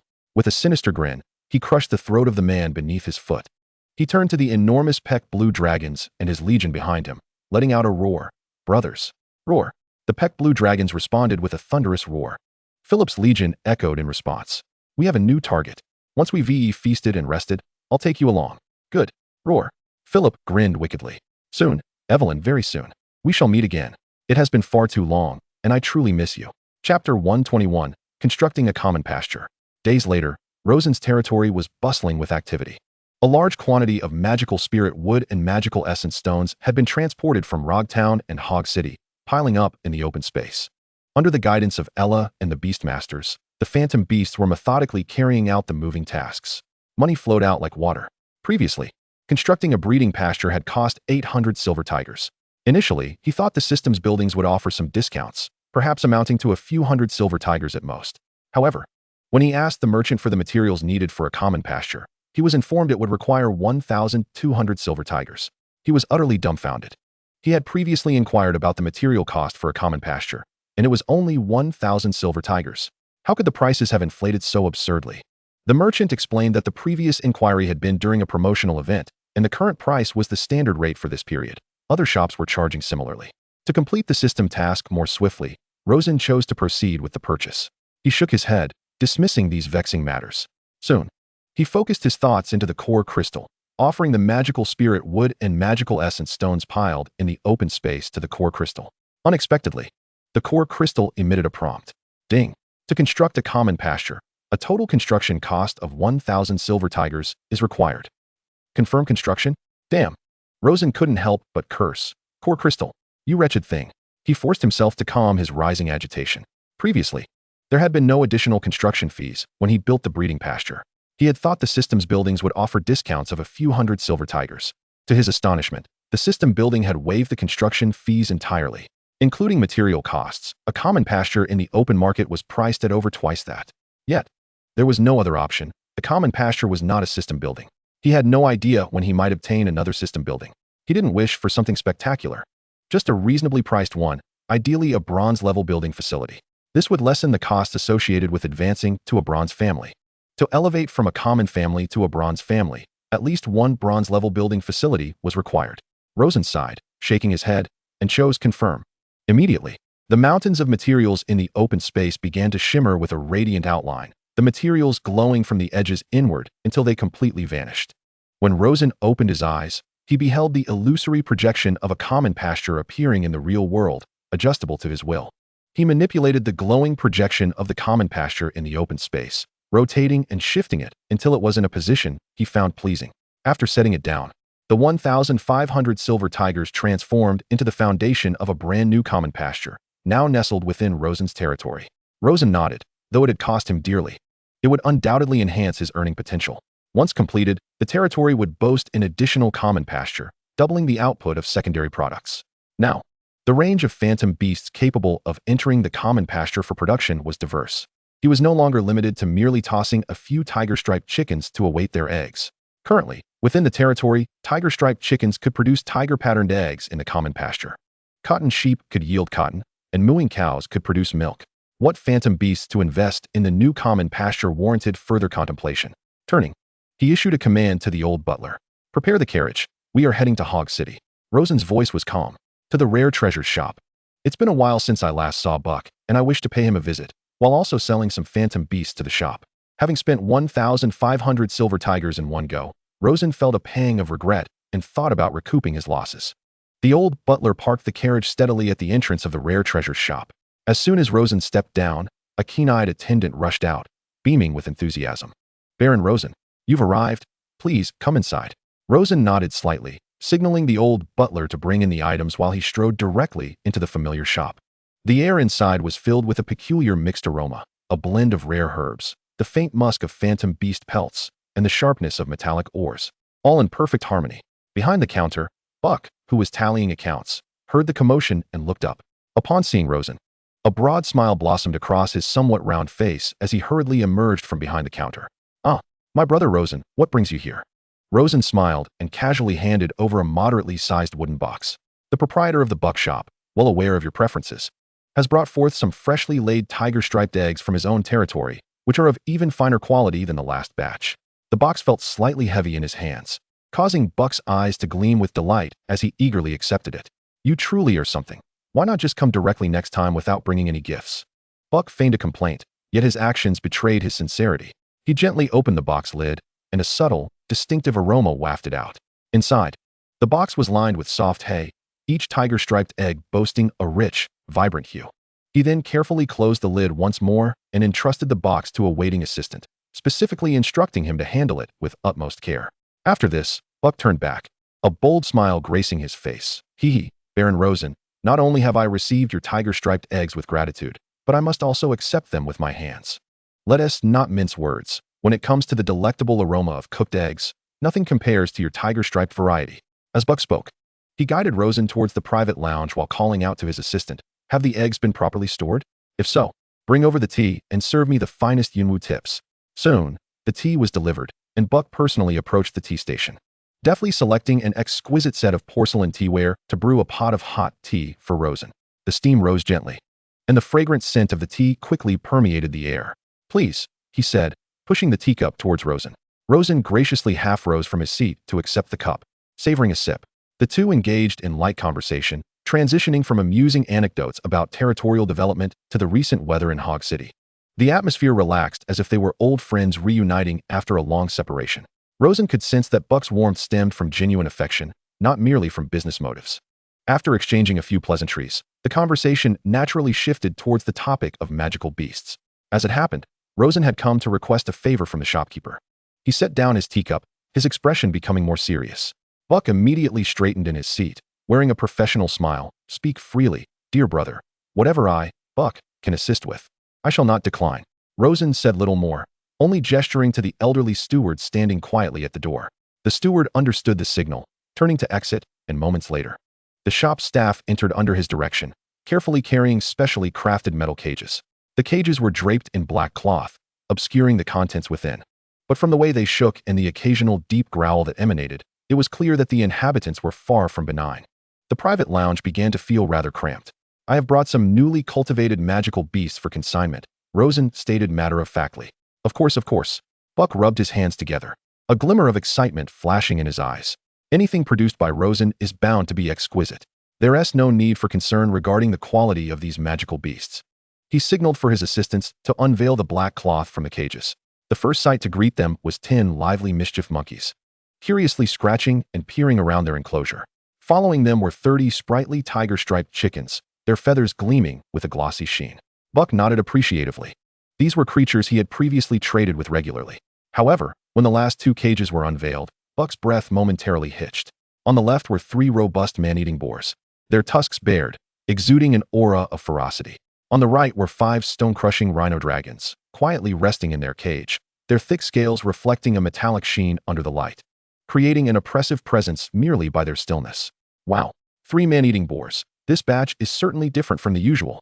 Buck couldn't help but exclaim, rising to his feet and pulling out a uniquely shaped pair of glasses from his pocket. These were the square crystal glasses, used for assessing magical beasts. The lenses shimmered with a pale blue stream of data. He habitually scanned the tiger-striped chickens and mischief monkeys, confirming their excellent quality and satisfactory traits with a pleased smile and a nod. However, his gaze shifted to the 3 man-eating boars, and the data refreshed on the lenses. Man-eating boar. Serial number, 020. Attribute, Earth.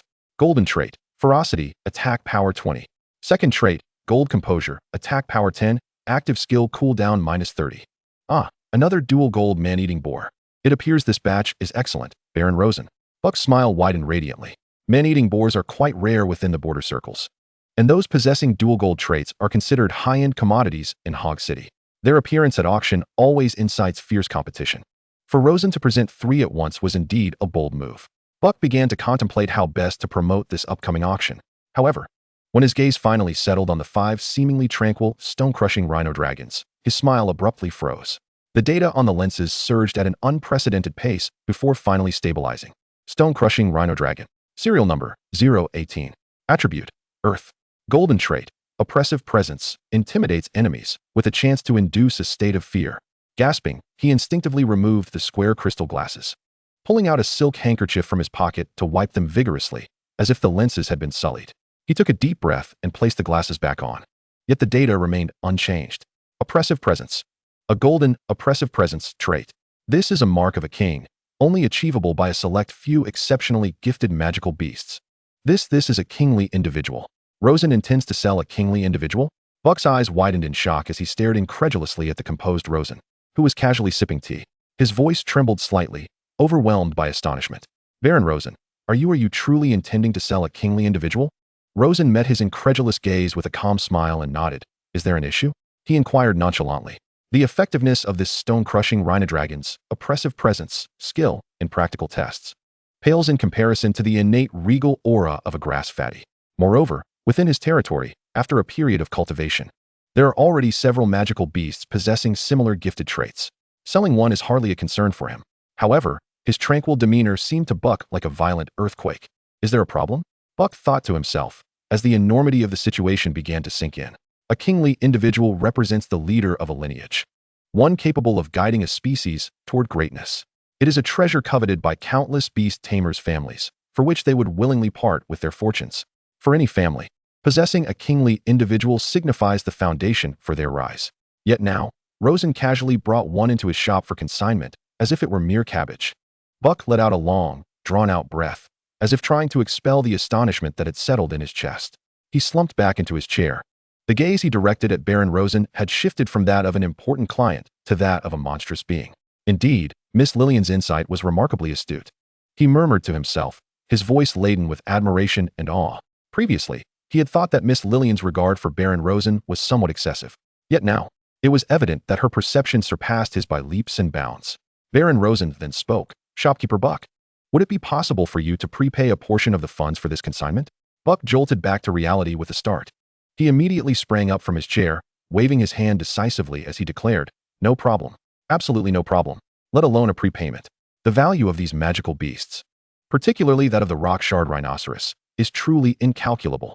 An auction is merely a matter of time, and it must be the highest caliber of auction. Buck paced back and forth in the room. In that case, I will directly prepay you 1,500 silver tigers. After speaking, he seemed to recall something and leaned in conspiratorially. Baron Rosen, given the increasing amounts of funds you're handling, conducting transactions with such large sums is neither secure nor convenient. Buck produced a pale purple card from his pocket. Crafted from an unknown metal, adorned with a vividly sculpted golden dragon. This was a purple gold card issued by the Golden Dragon Merchant Association. Redeemable at any major city's merchant branch across the continent. He extended the card towards Rosen, his expression earnest. Boss Lillian has graciously reserved a processing slot for me. Specifically for you. Just right. I will assist you in acquiring this card and transfer the 1,500 silver tigers directly onto it. This also fulfills a task Miss Lillian assigned to me. How does that sound? Rosen regarded the purple gold card, sensing the faint energy emanating from it, and nodded in agreement. Then I must trouble you, shopkeeper Buck. With this card, future transactions will indeed be much more convenient. Buck, upon receiving his affirmation, promptly ordered his subordinate to proceed with the arrangements. However, as they awaited the completion, Buck's demeanor gradually grew somber. He approached the door, ensuring no one was around, and then returned to lock the VIP room door from the inside. The soft click of the lock imbued the atmosphere with a sudden gravity. Rosen raised an eyebrow. Observing him, Buck lowered his voice, his face etched with concern. Brother Rosen, there is something I must bring to your attention. The city has been rather tumultuous lately. I presume you've heard? Rosen nodded, recalling the recent riots among the destitute and the rumors of noble assaults. Buck's expression grew grave. I've heard that you quelled a band of marauding vagrants in Log Town. However, the unrest among the destitute in Hog City continues unabated. Moreover, it seems that the disturbances are not solely caused by the vagrants. I suspect some nobles are also wading in the murky waters, seeking to undermine their rivals, or even seizing the opportunity to commit murder and plunder resources. Anything is possible. Just the other day, I heard whispers of attackers targeting those nobles on the decline, lacking substantial backing, employing remarkably clean methods, leaving scarcely any useful traces behind. Strangely enough, the Hog family has shown almost no reaction, merely sending out a token investigative team, which then leads to nothing. Buck leaned in closer, his voice dropping even lower. I don't know what has transpired with the Hog family, but I can't shake the feeling that a great upheaval is looming. Brother Rosen, your current status is vastly different. Your territory is expanding, and your wealth is accumulating, inevitably drawing the eyes of those with ulterior motives. You must be exceedingly cautious. I have been in Hog City for decades and am acquainted with all walks of life. Should any rumors arise, I will notify you at the earliest opportunity. Buck concluded gravely, let us keep each other informed. I hope we can establish a firm footing amidst this chaos. Rosen looked at him, understanding his concerns. Buck's words held considerable merit. After a moment's contemplation, Rosen solemnly nodded. Understood. Thank you for the reminder, shopkeeper Buck. Chapter 123, Extracting Breeding Formulas. Days later, as the last magical spirit wood fence lost its sheen and materialized into reality, a brand new ordinary ranch was finally completed. It stood side by side with the old ordinary ranch, lending an air of grandeur and freshness to the core area of Rosen's territory. A large number of striped chickens were introduced into the ordinary ranch, their clucking resonating with vitality. The output within the territory steadily increased each day. More importantly, ding. System notification. Ordinary ranch number 2 has been completed. Ding. System notification. Detected 2 breeding ranches and 2 ordinary ranches established in the territory. Magical Stone Task 1. Territory construction completed. Ding. Congratulations, Lord Rosen. You may claim your task reward. Magical Stones X100. Standing between the 2 new ranches, feeling the gentle breeze, a long-lost smile graced Rosen's face. It had been far too long. 100 magical stones.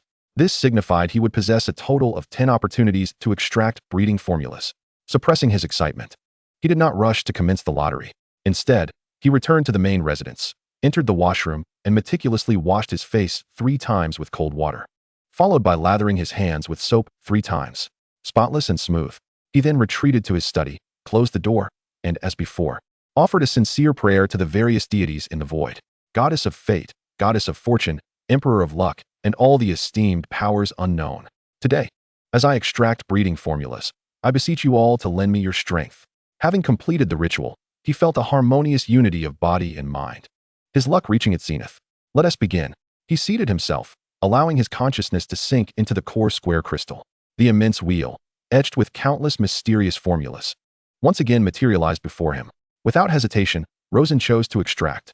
The wheel spun wildly, a kaleidoscope of colors intertwining into a brilliant sea of light.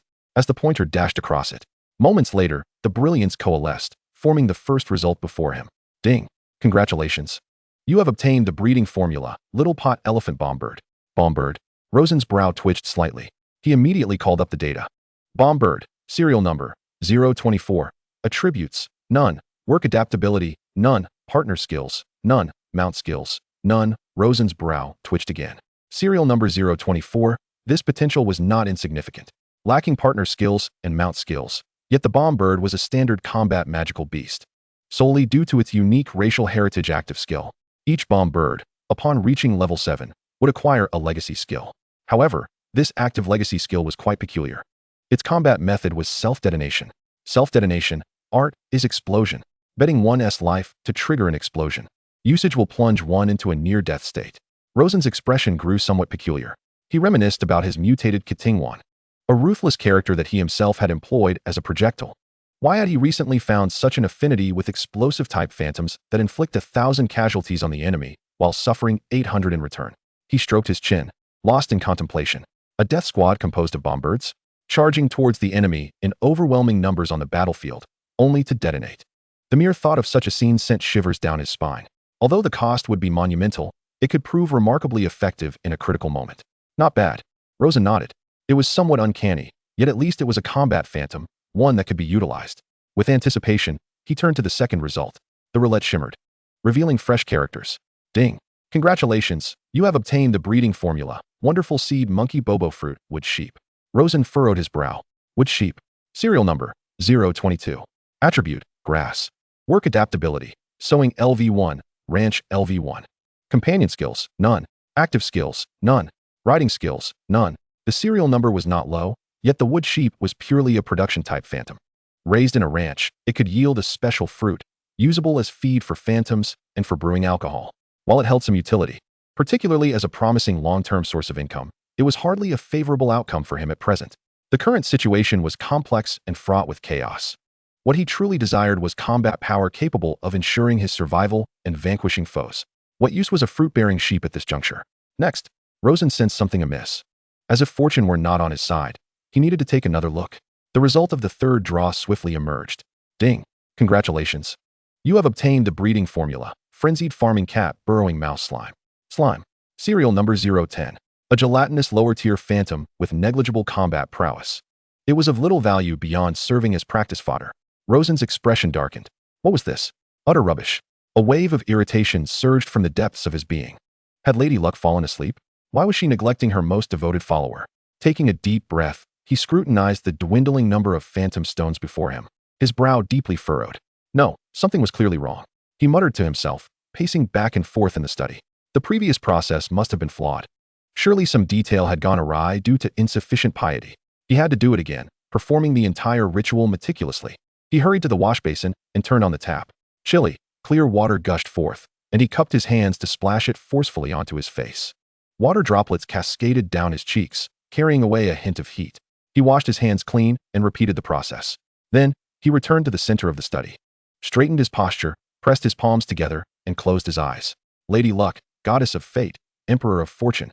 His voice rang with even greater sincerity than before, nearly trembling with fervor. I was distracted earlier, lacking concentration. I beg your forgiveness for my disrespect. Please grant me another opportunity, and I shall offer my most genuine faith. Let my bloodline transform into that of the fortunate at this very moment. He meticulously repeated this ritual 3 times, each iteration infused with greater dedication than the last. When he finally opened his eyes again, he felt a surge of self-assurance. An inexplicable confidence blossomed within him, as if he had established a connection with some mysterious, otherworldly force. He settled back into his seat, his consciousness diving into the core crystal. Once more. Phantom stones, 10. The roulette spun rapidly, light swirling, as colors coalesced into a hazy spectrum before his eyes. Please, let this time yield something worthwhile. Chapter 124, Ice Princess Spirit. Soon, as time elapsed, the needle began to slow. In an instant, a brilliant ice blue light erupted. The radiance coalesced before him, forming a line of text. Ding. Congratulations.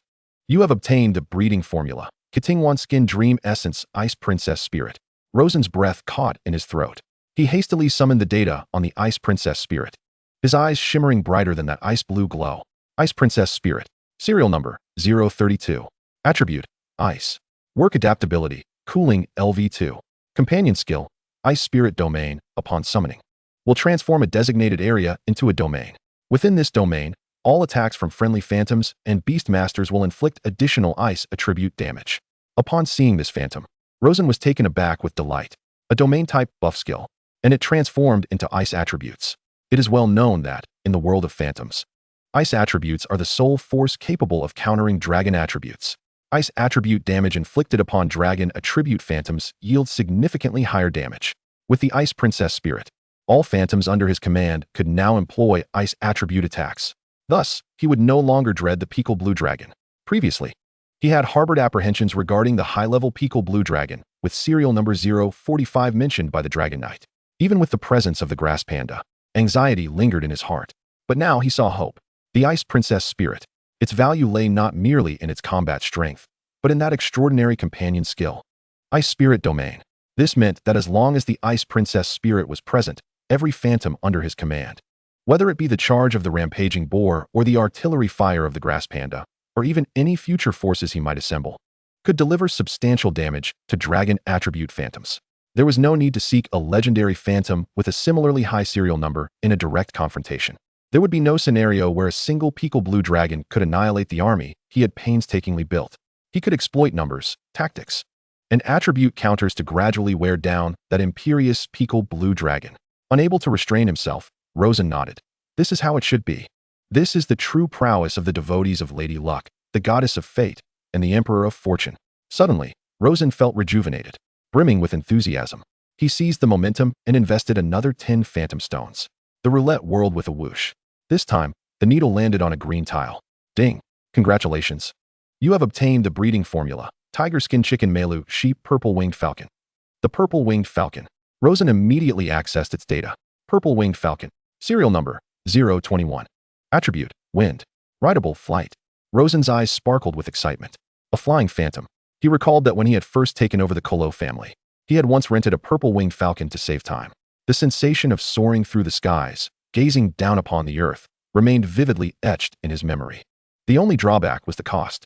Although its serial number was merely 021, and its combat prowess might not be exceptional, it filled the most significant void in Rosen's territory, air supremacy. The Grass Panda's gliding was ultimately just that, gliding. It could not conduct long-distance strikes or high-altitude reconnaissance. With the purple-winged falcon, everything would change. Rosen stroked his chin, recalling the bomb bird he had previously drawn. Perhaps these two fantastical creatures could synergize. An aerial cavalry unit composed of purple-winged falcons could swiftly maneuver and scout enemy positions. This was one aspect. What if the purple-winged falcons carried the bomb birds? A bold idea took shape in his mind. High-altitude dives and precise bomb dropping. Was this not akin to the bombers of this world? Was this not an air raid? Such tactics would surely disrupt enemy formations and destabilize their morale. Without hesitation, he spun the wheel again. This time, brilliance flickered, and arcs of electricity danced. Ding! Congratulations. You have obtained the breeding formula, Electric Mouse, Purple-Winged Falcon, Thunderbird. Thunderbird. Serial number, 034. Attribute, Lightning. Mountable, Flying. Companion skill, Radar Scan, during riding. Can consume mana to scan a vast area, marking moving biological targets. Splendid. Rosen slapped his thigh. This was a superior alternative to the purple-winged falcon. Serial number 034 was nearly on par with the grass-fat panda. Moreover, it possessed considerable destructive power with its lightning attribute, and the radar scan skill. With this ability, the Thunderbird could drop bomb birds from heights unseen by the enemy. Furthermore, this skill would provide vital information and early warnings for his ground forces, achieving real-time reconnaissance. An undeniable enhancement to combat prowess. Although it required the purple-winged falcon as a prerequisite for breeding, it was entirely worth it. Rosen's heart swelled with fervor. He could hardly wait to command an aerial legion of Thunderbirds. He composed himself and turned his gaze to the next lottery draw. Let me see what surprises await me. The wheel stopped, and a heavy, earthy yellow light illuminated the room. Ding! Congratulations, you have obtained the breeding formula, Reckless Boar. Beautiful Ram, Galloping Mountain Deer. Galloping Mountain Deer. Serial number, 027. Attribute, Earth. Mounting skill, Skateboard legs. During riding, speed is significantly enhanced on smooth stone pathways. Upon seeing this skill, Rosen rubbed his chin thoughtfully. Skateboard legs. This skill was quite impressive. Speed would be greatly amplified on smooth stone roads. What is relied upon for long-distance transport? Horse-drawn carriages. The speed of horses in this world is hardly remarkable. Many mountable fantastical creatures exceed the speed of horses. and by a considerable margin. Yet, people still predominantly use horse-drawn carriages due to the expense of fantastical beasts. In the borderlands, few can afford them. Generally speaking, horses are significantly more manageable than mountable creatures. However, the galloping mountain deer is different. This fantastical beast boasts a load-bearing capacity far surpassing that of horses, effortlessly pulling several carriages. As long as there is an unobstructed stone road, its speed could be 2 to 3 times that of an ordinary carriage. It could entirely replace the conventional horse-drawn carriage. Yet the road. The word slipped from Rosen's lips. This was currently a pressing dilemma. The roads of Rog Town, even those of Hog City, seemed inadequate in his eyes. The overall layout of Hog City appeared chaotic to him. It was a disorganized mess born of barbaric development without planning, leading to bumpy, twisted, narrow, and disorderly roads. If he were to utilize the galloping mountain deer to its fullest potential, perhaps, just perhaps, his ambitions could expand even further. Chapter 125, The Condensed Flame Kirin.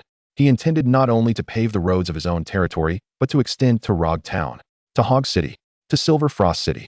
He aspired to connect the entire northern domain with solid, smooth stone pathways. At that time, whether he engaged in transportation business, rented out the galloping mountain deer as a means of transport, or collected tolls, it would amount to unimaginable wealth. The heavens are high, and the emperor far. In this border region, with sufficient strength and enticing interests, such plans are entirely feasible. The investment for this venture would be astronomical, far beyond what a mere baron could bear. Long-term planning is essential. Moreover, Rosen believed that even if he successfully ascended to a bronze family and challenged the Tower Master, there was no necessity to relocate his entire family to the Bronze Circle. He could develop both areas simultaneously, utilizing the accumulation and foundation of the borderlands to nurture growth within the Bronze Circle. Of course, these were merely speculations for him at present. He took a deep breath and refocused his attention on the wheel before him. One must eat one bite at a time. He still had 4 chances to draw. Here we go again. This time, the wheel settled on an unremarkable green square. Ding! Congratulations, you have obtained the breeding formula. Little Pot Elephant, Skin Dream Spore Mushroom. Spore Mushroom. Serial number, 016.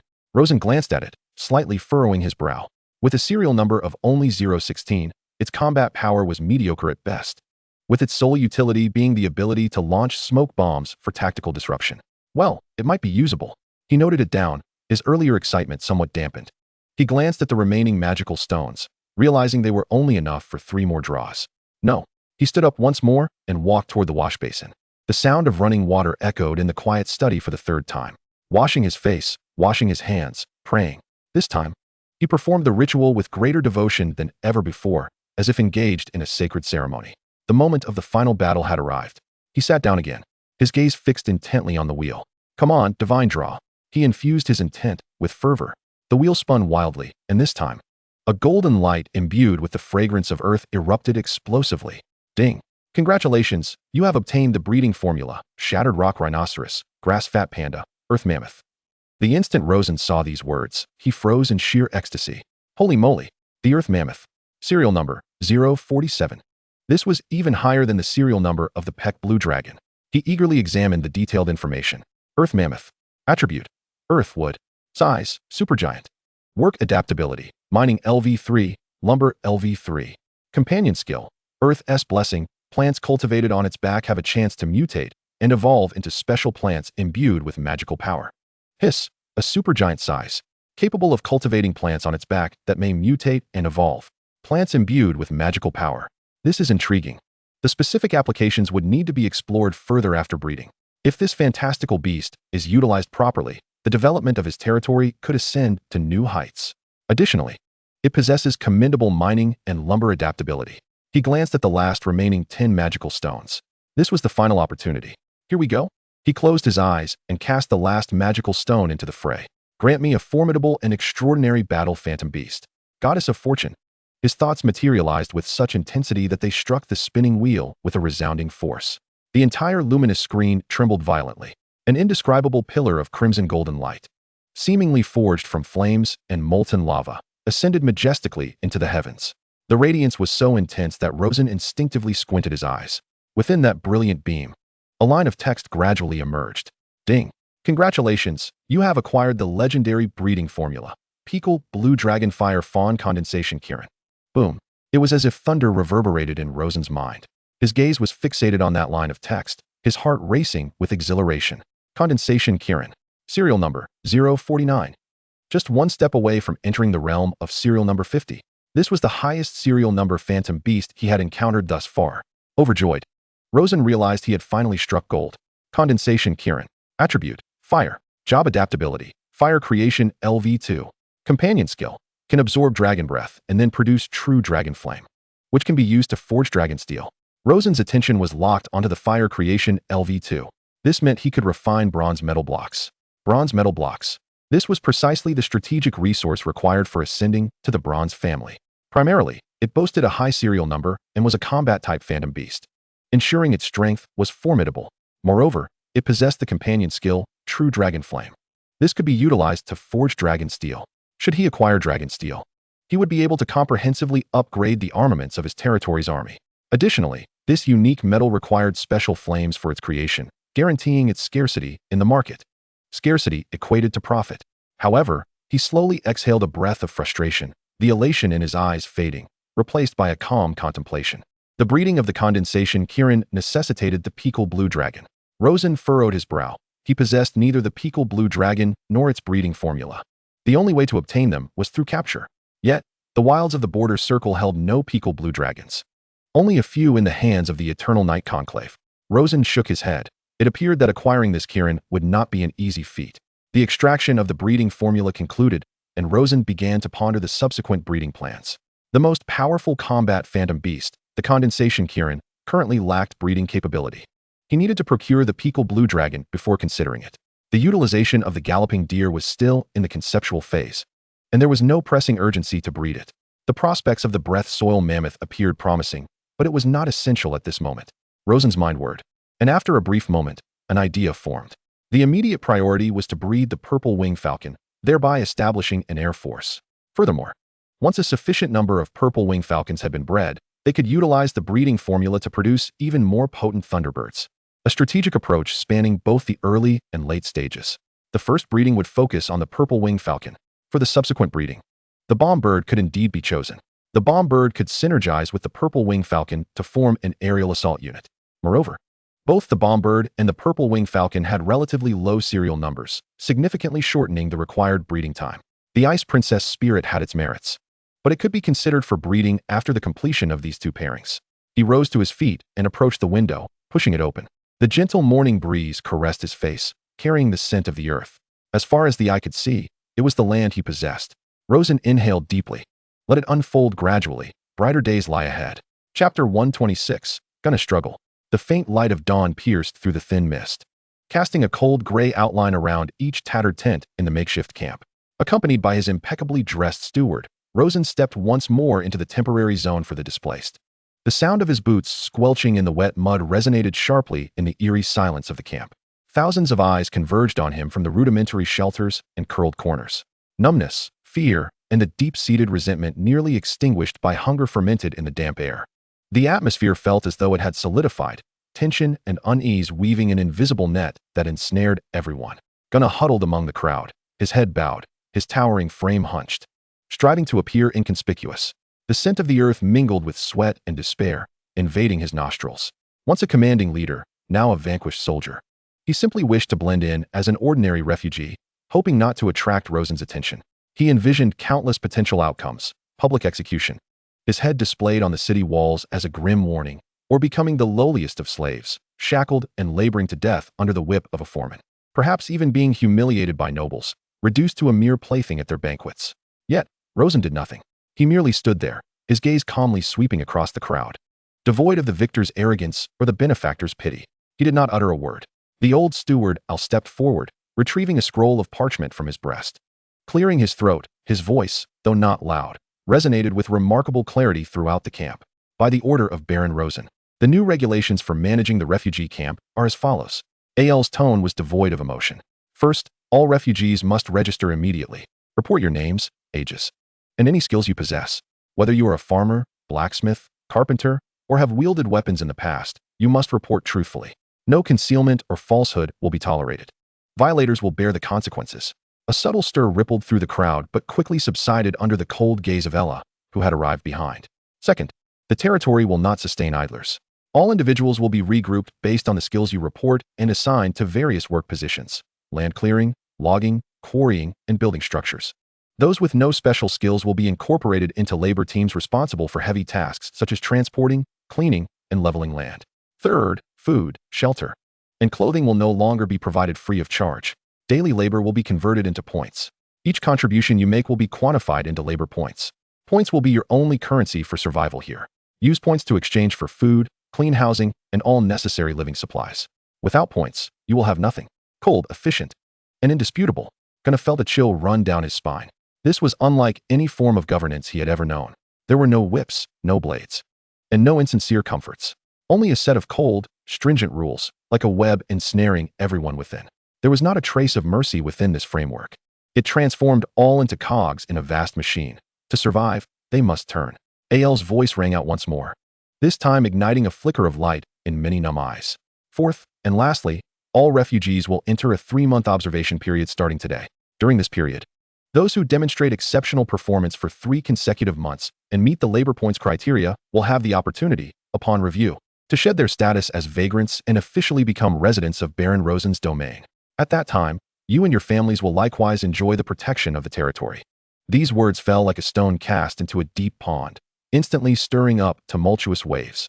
To become an official resident? To receive protection? For those who have been displaced and live in constant uncertainty, these 4 characters possess an unimaginable allure. They signify stability, dignity, and above all, home. Ghana was utterly bewildered. He stood there, dazed, with his mind a blank slate.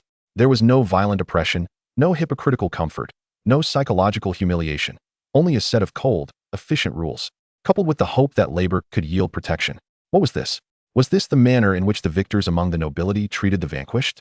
Should they not be mercilessly beaten, ruthlessly oppressed, forced to sign contracts of servitude? He could not comprehend it at all. This sensation left him feeling powerless, for he realized that the stirring tactics he once prided himself on, the prestige built upon violence and fear, were as fragile as paper in the face of this ironclad system. Rosen did not glance at them again, as if he had merely announced a trivial matter, turning to leave with Al. After his departure, the camp fell into a deathly silence, which was soon shattered by an uncontrollable buzz of conversation. Work could be exchanged for food. 3 months. Just 3 months to become a resident? Was this for real? Could the words of a noble be trusted? Doubt, speculation, and a flicker of ignited hope intertwined among the crowd.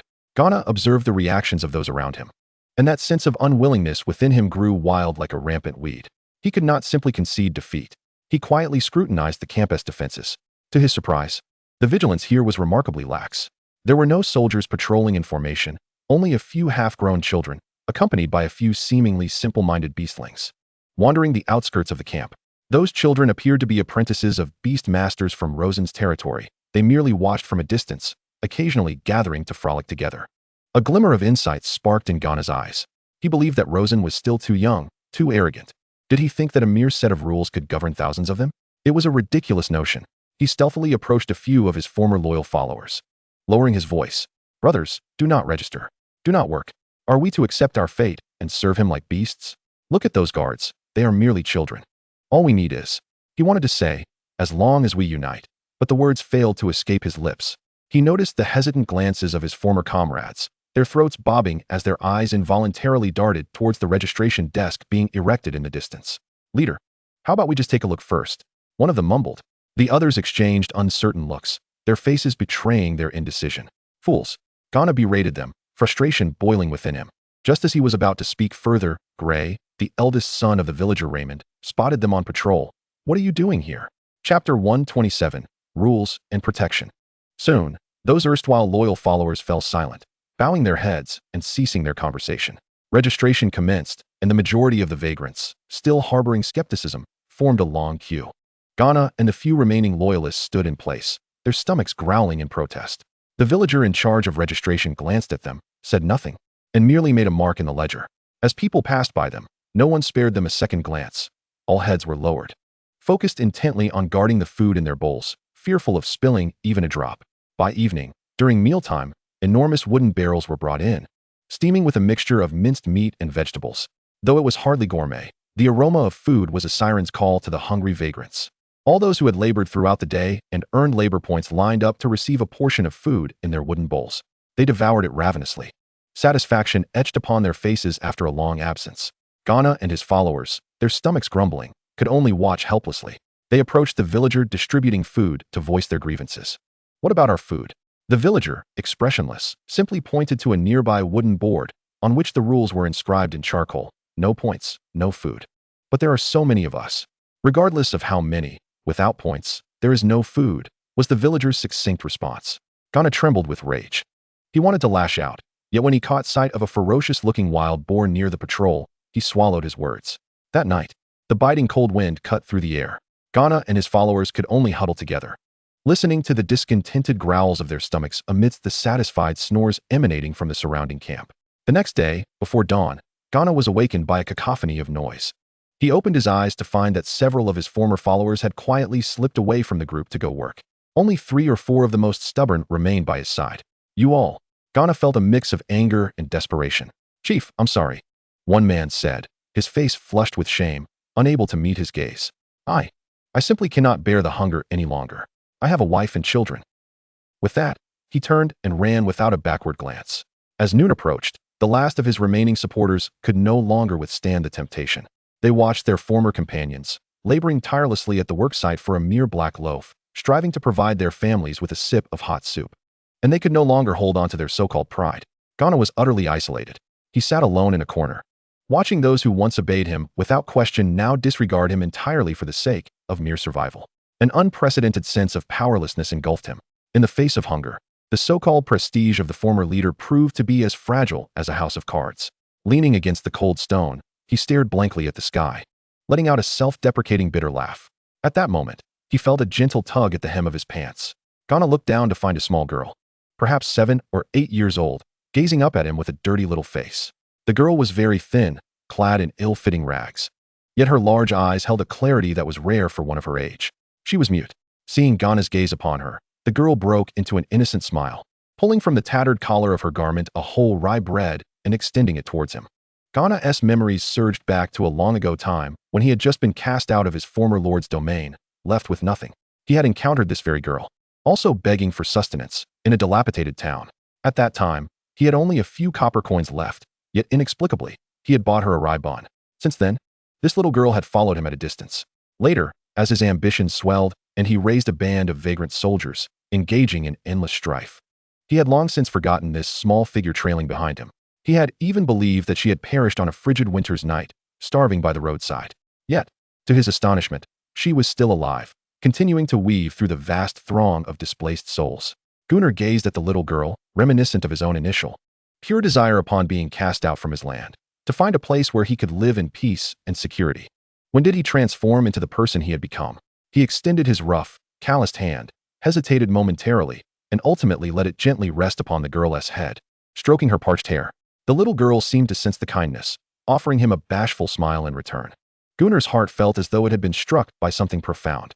Rising to his feet, he brushed off the dust from his clothes and, for the first time, took the initiative to approach the bustling construction site. Meanwhile, the manor of Rosen was ablaze with light. A grand banquet was in preparation. As night descended, opulently adorned carriages, guided by servants, slowly rolled into the estate. Headmaster Auguste, beaming with delight, engaged in jovial conversation with several nobles from the royal capital. Fauco and Catherine approached side by side, the latter maintaining her usual icy demeanor. Baron Valerius and Baron Montan huddled together, whispering about future business collaborations, their faces adorned with indistinguishable merchant smiles. The military nobles Kieran, Landon, and Walker entered, each carrying bottles of fine spirits. Even Buck, the proprietor of the curiosity shop from Hog City, made a special appearance, wearing a warm smile. From a distance, Gunnar gazed at the radiant lights of the manor, listening to the faint strains of music and laughter carried by the wind, his expression a tapestry of complex emotions. It was a world he had once yearned to enter, now seemingly out of reach. Lowering his gaze, he looked at the half-piece of stale bread in his hand, a reward for laboring tirelessly to move over 100 heavy stones that afternoon. He broke off a generous chunk and offered it to the mute little girl beside him, who eagerly accepted it and took a cautious bite, her eyes closing in bliss. Gunnar sighed, shaking his head. Perhaps it was time to truly let go, to relinquish those absurd ambitions, to abandon the so-called dignity of a leader, and to sincerely accept his current identity, one who must toil with his hands to procure sustenance. Then, he could strive to survive. 3 months. If he persevered for just 3 months, he could shed his status as a vagabond and become a legitimate resident here. Gunnar lifted his head once more toward the lights, his heart a whirlpool of intricate feelings, yet stirred with an unprecedented sense of anticipation. Would he find protection? Rosen, can I truly place my trust in you? Chapter 128, The Feast of Fantastical Beasts. Rosen stood beneath the corridor at the entrance of the main residence, personally scrutinizing the menu presented by the elderly butler. The parchment was inscribed with elegant cursive, listing a series of extravagant dishes. The butler stood by, observing as his young master's fingertips glided over the dish names, the wrinkles on his face blossoming into a smile. He knew that once the assembled nobles beheld this menu, they would be left utterly speechless. Charcoal-grilled Shardrock dragon ribs with black pepper sauce, wine-infused manticore meat jelly, golden tiger striped egg pudding, crystal base bisque. The butler inhaled deeply, as if he could already scent the rich aromas wafting from the kitchen. The fantastical ingredients transformed through culinary artistry. He could almost foresee the astonished expressions of the self-proclaimed worldly nobles when this menu was unveiled. Let us proceed with this, Rosen said, returning the menu to the butler with a calm demeanor, instructing him to ensure the kitchen executed it with care so as not to waste the precious ingredients. Rest assured, young master, the butler replied, bowing slightly with fervor. Rosen nodded, turning to walk toward the entrance of the banquet hall. As night deepened, the path from the estate to the main residence was illuminated as brightly as day by 2 rows of magical lights. A procession of lavish carriages, each bearing different crests, silently approached, coming to a halt before the carpeted steps. Guests had begun to arrive in succession. Rosen stood at the entrance, welcoming each one personally. Oh, my dear Rosen, your estate is increasingly breathtaking. Headmaster August's hearty laughter echoed from afar as he approached, accompanied by several elegantly attired nobles, pride radiating from him. Auguste, welcome. I'm delighted to have you here, Rosen replied, wearing an appropriately warm smile. And to the esteemed guests accompanying you, I hope you enjoy this evening. Baron Rosen, it is an honor to finally meet you. A nobleman with a goatee inclined his head slightly, his gaze filled with scrutiny and curiosity. Rosen engaged effortlessly in conversation with them, his balanced demeanor leaving even the most haughty nobles unable to find fault. As they were about to enter, Auguste leaned closer to Rosen and whispered, Baron Rosen, honestly, what do you think of the young Lady Catherine? I believe you two would make a splendid match. Rosen pretended not to hear, maintaining his smile as he ushered Auguste inside. Baron Fauco and Lady Catherine followed closely behind. Rosen, Fauco exclaimed, opening his arms for an enthusiastic embrace. Catherine merely nodded coolly, disinterested in such pleasantries. Baron Valerius and Baron Montan arrived nearly in unison. Good evening, Baron Rosen. Valerius managed a strained smile, his hawk-like eyes gleaming with intensity. Good evening, my dear partner. Baron Montan was much more effusive, waddling over with his rotund figure, wearing a similar merchant smile. Kieran, Landon, and Walker, the military nobles, also arrived, unlike the other nobles who came empty-handed, each carrying a bottle of their prized spirits. A small token of our appreciation, Baron Rosen, Landon, the most straightforward, offered. I heard you have delectable treats tonight, so we brought some fine liquor to accompany it. Too kind of you. Please, come in, Rosen replied with a smile as he accepted the offering. Even Buck, the owner of the curiosity shop from Hog City, appeared among the crowd, sporting his signature warm smile. He presented a beautifully wrapped gift box, bowing at an angle that conveyed respect while maintaining his dignity. A small gesture from me, Baron Rosen. You are too gracious, Buck. Rosen greeted each arriving noble warmly, expressing gratitude for their presence. The manor was ablaze with light, and melodious music floated from the grand hall, the atmosphere of the banquet already charged with exuberance before the formal commencement. The immense rectangular dining table was adorned with pristine white linens, and silver cutlery shimmered under the glow of the magical lights. Nobles took their seats in accordance with their ranks and relationships, engaging in hushed conversations as they awaited the evening's first course. I wonder what kind of banquet Baron Rosen has prepared, a minor noble from Rogtown remarked curiously to his companion. It's surely one to disappoint. Have you not seen that even Headmaster Auguste is present? I've heard that Baron Valerius and Baron Montan have recently come into great wealth, all thanks to Baron Rosen. Is that true? Guests clustered together in small groups, murmuring among themselves, their glances frequently darting toward the head table. The banquet was about to begin. A row of uniformed servants entered the hall, stepping in synchronized rhythm. Each of them cradled a silver platter adorned with a gleaming cover. As the servers steadily placed the platters before each esteemed guest, they simultaneously lifted the lids. An indescribable aroma, a rich blend of roasted succulents and overwhelming energy, surged forth like an invisible tide, enveloping the entire banquet hall. The air seemed to vibrate with an energy that was palpable. Some of the less formidable nobles, who had yet to truly become red-level beast masters, felt their own magical energy surge uncontrollably within them, flushing their faces with an unusual crimson hue. All eyes were irresistibly drawn to the sumptuous feast laid out before them. It was a colossal rib roast, easily the length of a forearm, its surface charred to an enticing caramel hue, thickly draped in a rich black pepper sauce, still sizzling with heat. Most astonishingly, a visible pale orange energy aura flowed languidly across the surface of the rib, as if it were breathing. What kind of meat is this? Such a staggering energy fluctuation. Just inhaling the aroma makes me feel on the verge of a breakthrough. Baron Valerius stared intently at the rib roast before him, his eyes wide with astonishment and a hint of speculation. Trembling, he picked up his knife and fork, cautiously slicing off a small piece. The moment the blade met the meat, it encountered no resistance, gliding through as effortlessly as cutting through fine butter. He placed the morsel in his mouth. The meat dissolved instantly, requiring no chewing. A warm, pure torrent of energy surged down his throat into his belly, exploding forth and radiating through his limbs. Valerius felt every pore in his body expand at that moment, overwhelmed by an indescribable sensation of bliss that nearly escaped as a moan. He abruptly lifted his head, his face a canvas of shock and ecstasy, forgetting all noble decorum as he cried out, "My heavens! This is orange-level illusion beast cuisine. The ingredient is the flesh of the shattered rock rhinoceros." Boom! Valerius's exclamation echoed throughout the banquet hall. The cacophony of the hall ceased abruptly. All actions halted as everyone turned to him, incredulous, then glanced down at the rib chunks on their own plates. Such high-grade illusion beast ingredients, even a tiny piece, would cost a well-to-do commoner 10 years' worth of expenses. Yet here, each of them had a hefty portion. Impossible. The shattered rock rhinoceros? How could its meat be so tender? A noble from the royal capital instinctively retorted, yet his hand was already slicing off a piece to hastily shove into his mouth. The next moment, his expression mirrored that of Valerius. Baron Montan, too, was flushed with excitement, his corpulent frame quivering uncontrollably. His method of cutting the meat was more brutal than anyone else's. Shoving large chunks into his mouth, dripping with juices, his eyes gleaming with delight. You can't miss this opportunity, while everyone else is still in shock. Eat as much as you can. Meanwhile, Baroness Evelyn dined with grace, delicately wiping her mouth with a silk napkin, her gaze occasionally darting toward Rosen. Soon after, the second course and then the third course were served. The wine-infused wild boar gelatin, made from the tenderloin of the illusion beast wild boar, marinated for 49 days in aged fruit wine, then crafted with secret techniques, was crystal clear, cool, and smooth on the palate, with a gentle, lingering energy. The golden tiger striped egg pudding, made solely from the yolk of premium tiger striped eggs, blended with bobo cow's milk and honey nectar, was sweet and soft, each bite nurturing the mind's apex. When Baron Valerius tasted that pudding, he nodded in agreement. The flavor was exquisite. It was made from the very premium tiger striped eggs he had been selling. One delicacy after another, each infused with pure energy, graced the table.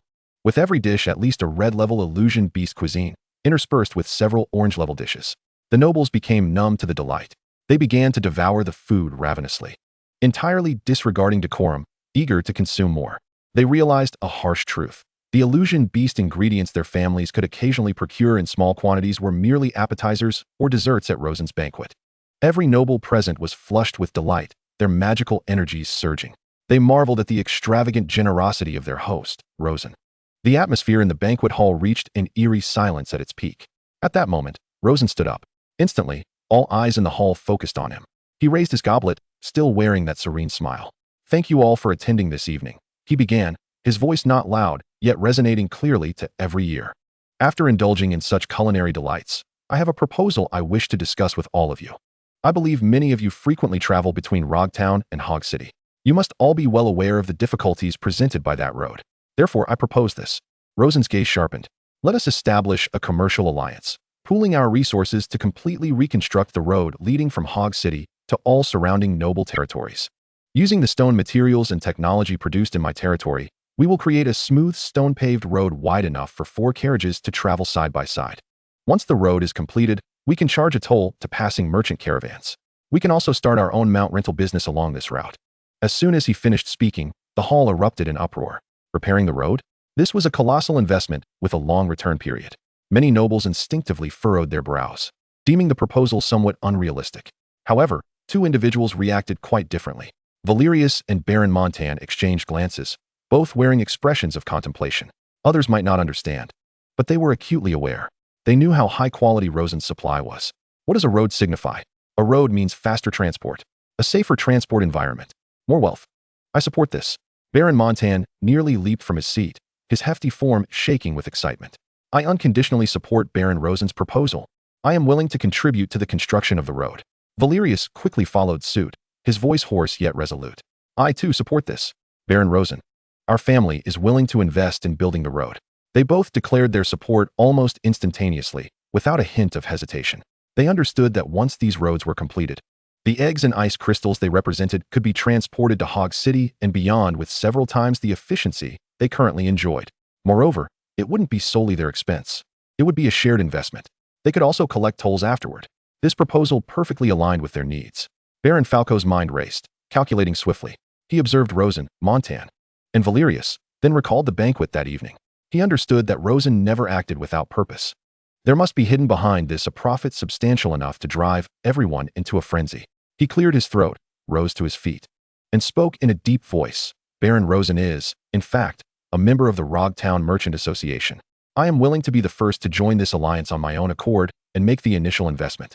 Simultaneously, I will confer with the members of the Rogtown Merchant Association regarding their participation in this alliance. In truth, Falco's position within the Rogtown Merchant Association is exceedingly high. His declaration essentially represents the sentiments of a significant portion of the merchants in Rogtown. Landon, Kieran, and Walker, the three noble military figures, exchanged glances. Baron Rosen, Kieran intoned, "We shall also join. The Hess family will join as well." Baron Hess stood up, having received favors from Rosen, and he chose to trust without hesitation. Baroness Evelyn elegantly held her wine glass, a smile gracing her lips, and chimed in with a melodious voice, "Count me in as well." Headmaster Augustus stroked his beard, nodding in approval. Infrastructure development is the cornerstone of civilization's progress. I did not anticipate that Baron Rosen possessed such foresight. And how could such an intriguing venture proceed without my involvement? The previously silent shopkeeper Buck also smiled and spoke. Baron Rosen, the rare goods store is honored to join this grand initiative.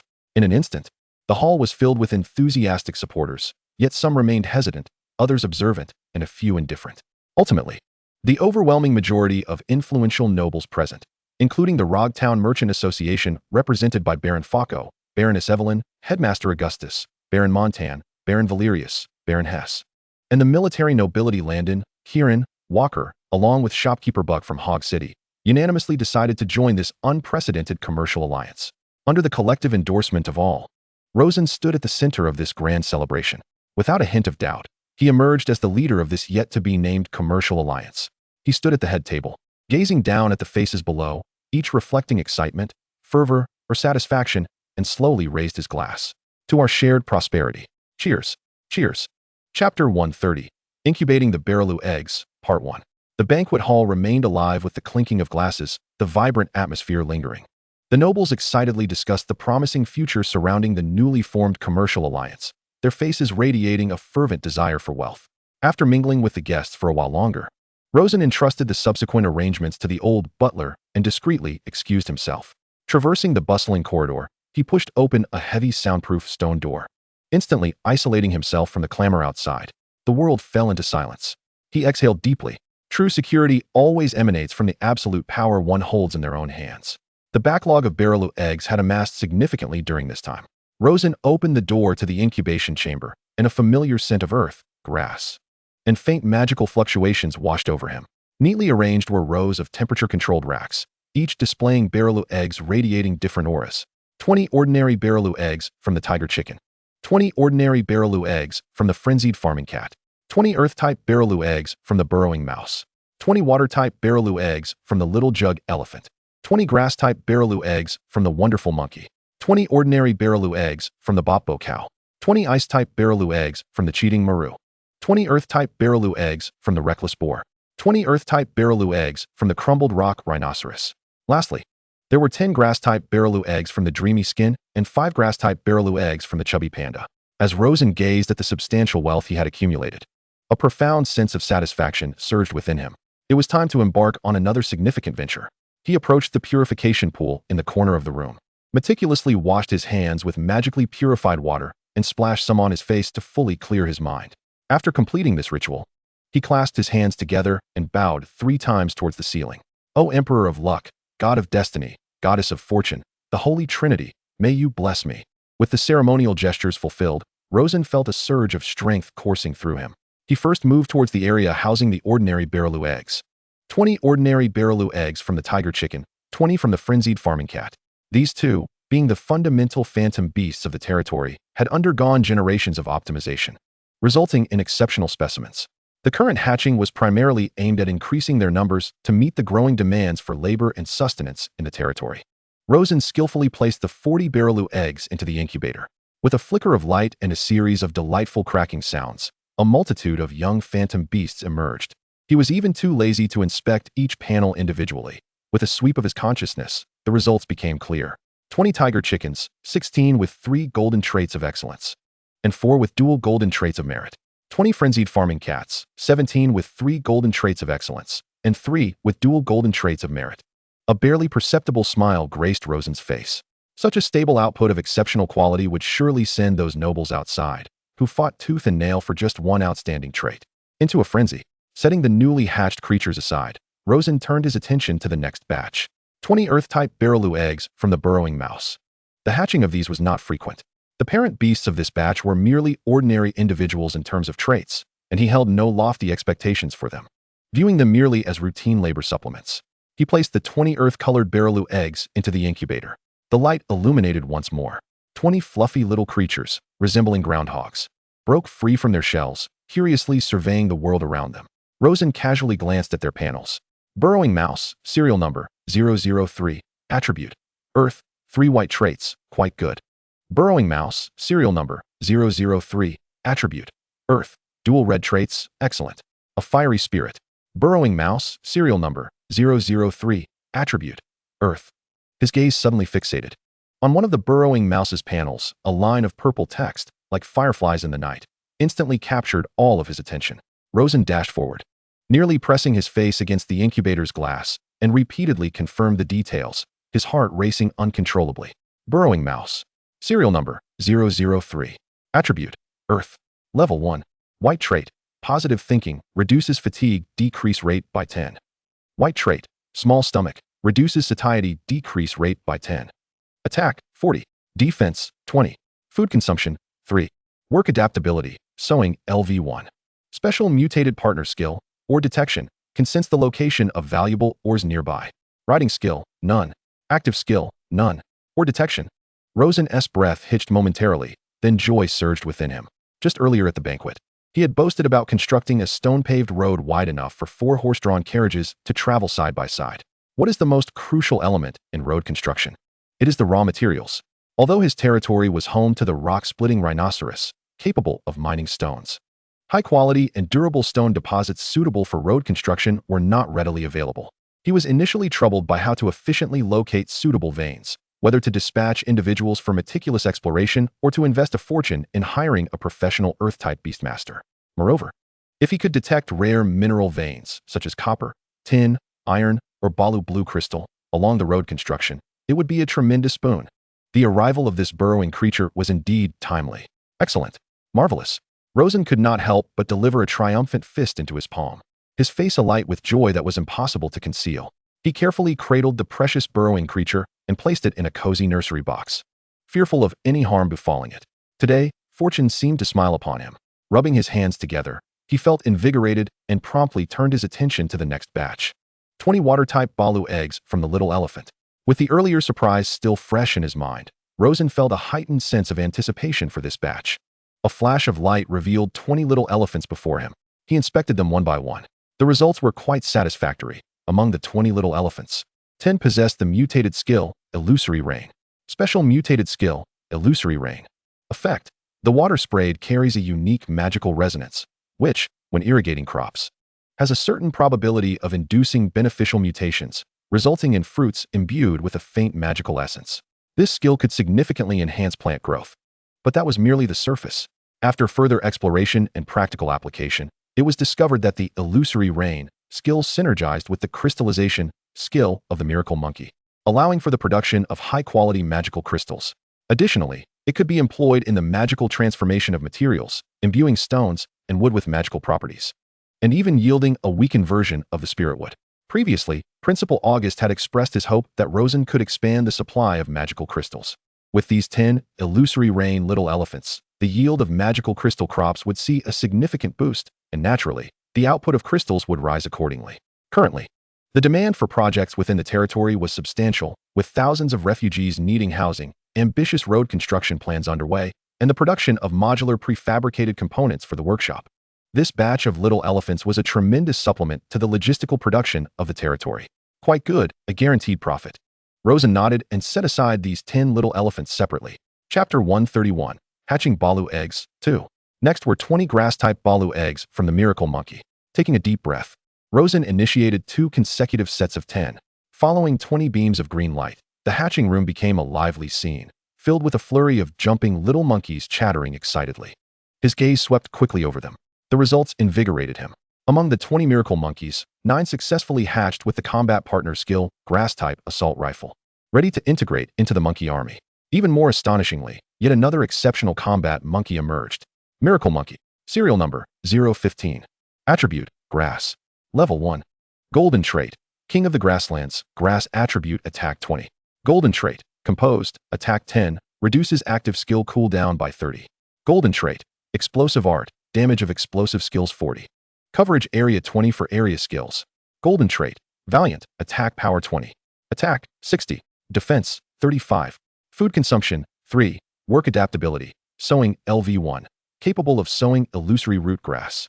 Active skill. Mutated seed mine. Special mutated partner skill. Grass type assault rifle. Effect. When this phantom beast's affinity with the Beastmaster reaches 2 stars, it will manifest an assault rifle, engaging in high-frequency grass-type magical projectile attacks alongside the Beastmaster in battle. Riding skill, none. For gold. Dual mutated skills. Rosen was elated. Another 4 gold combat trait miracle monkey with dual mutated skills had emerged. This meant that future breeding of miracle monkeys could involve both parents being extraordinary 4 gold trait beasts with dual mutated skills. Thus, the monkey army could expand and steadily reinforce its ranks. Aside from these 9 combat monkeys, 4 of the remaining 11 possessed the crystallization skill, which could be sent to a dedicated production area, becoming new sources of magical crystal production. A bountiful harvest. Satisfied, Rosen organized this batch of monkeys and moved on to the next round. 20 ordinary Balu eggs from the bubble cow. Rosen maintained a calm demeanor regarding the bubble cow. On one hand, through culinary development, the meat of the bubble cow was delectable, boasting an exquisite texture and even possessing a slight invigorating effect, making it a new favorite at his table. On the other hand, the milk produced by the bubble cow was widely recognized as a top-tier nutritional product, with many nobles using it to nourish newborn infants. His sister, Ava, was already pregnant, and Rosen had long been planning to prepare the finest provisions for his yet-to-be-born nephew. Come on, let us see an abundance of production-type beasts. Rosen activated the incubator once more. Another 2 sets of 10 draws yielded satisfactory results, as he nodded in approval. Among the 20 bubble cows, 5 successfully hatched with the golden work trait, Craftsmanship Spirit. Craftsmanship Spirit significantly enhances efficiency and output quality in the ranch. Although 5 was not a large number, it was a promising start. By placing them into the breeding ranch, given time, he would cultivate a highly efficient milk-producing team. Patience is key, no rush. Rosen's gaze fell upon the next batch of ice blue Balu eggs. 20 ice-type Balu eggs from the Katingmaru. The ice crystals produced by the Katingmaru, through Baron Montan's channels, were in high demand in Hog City. Even during outings with Evelyn, he encountered beverages made from ice crystals sold by Baron Montan. Yet he knew well that such seasonal products would quickly saturate the market as the weather grew colder. However, his goal had never been the ice crystals. This batch of Katingmaru beasts was precisely the one that had mutated to produce the RPG rocket launcher. In these troubled times, nothing brings more security than a larger caliber cannon.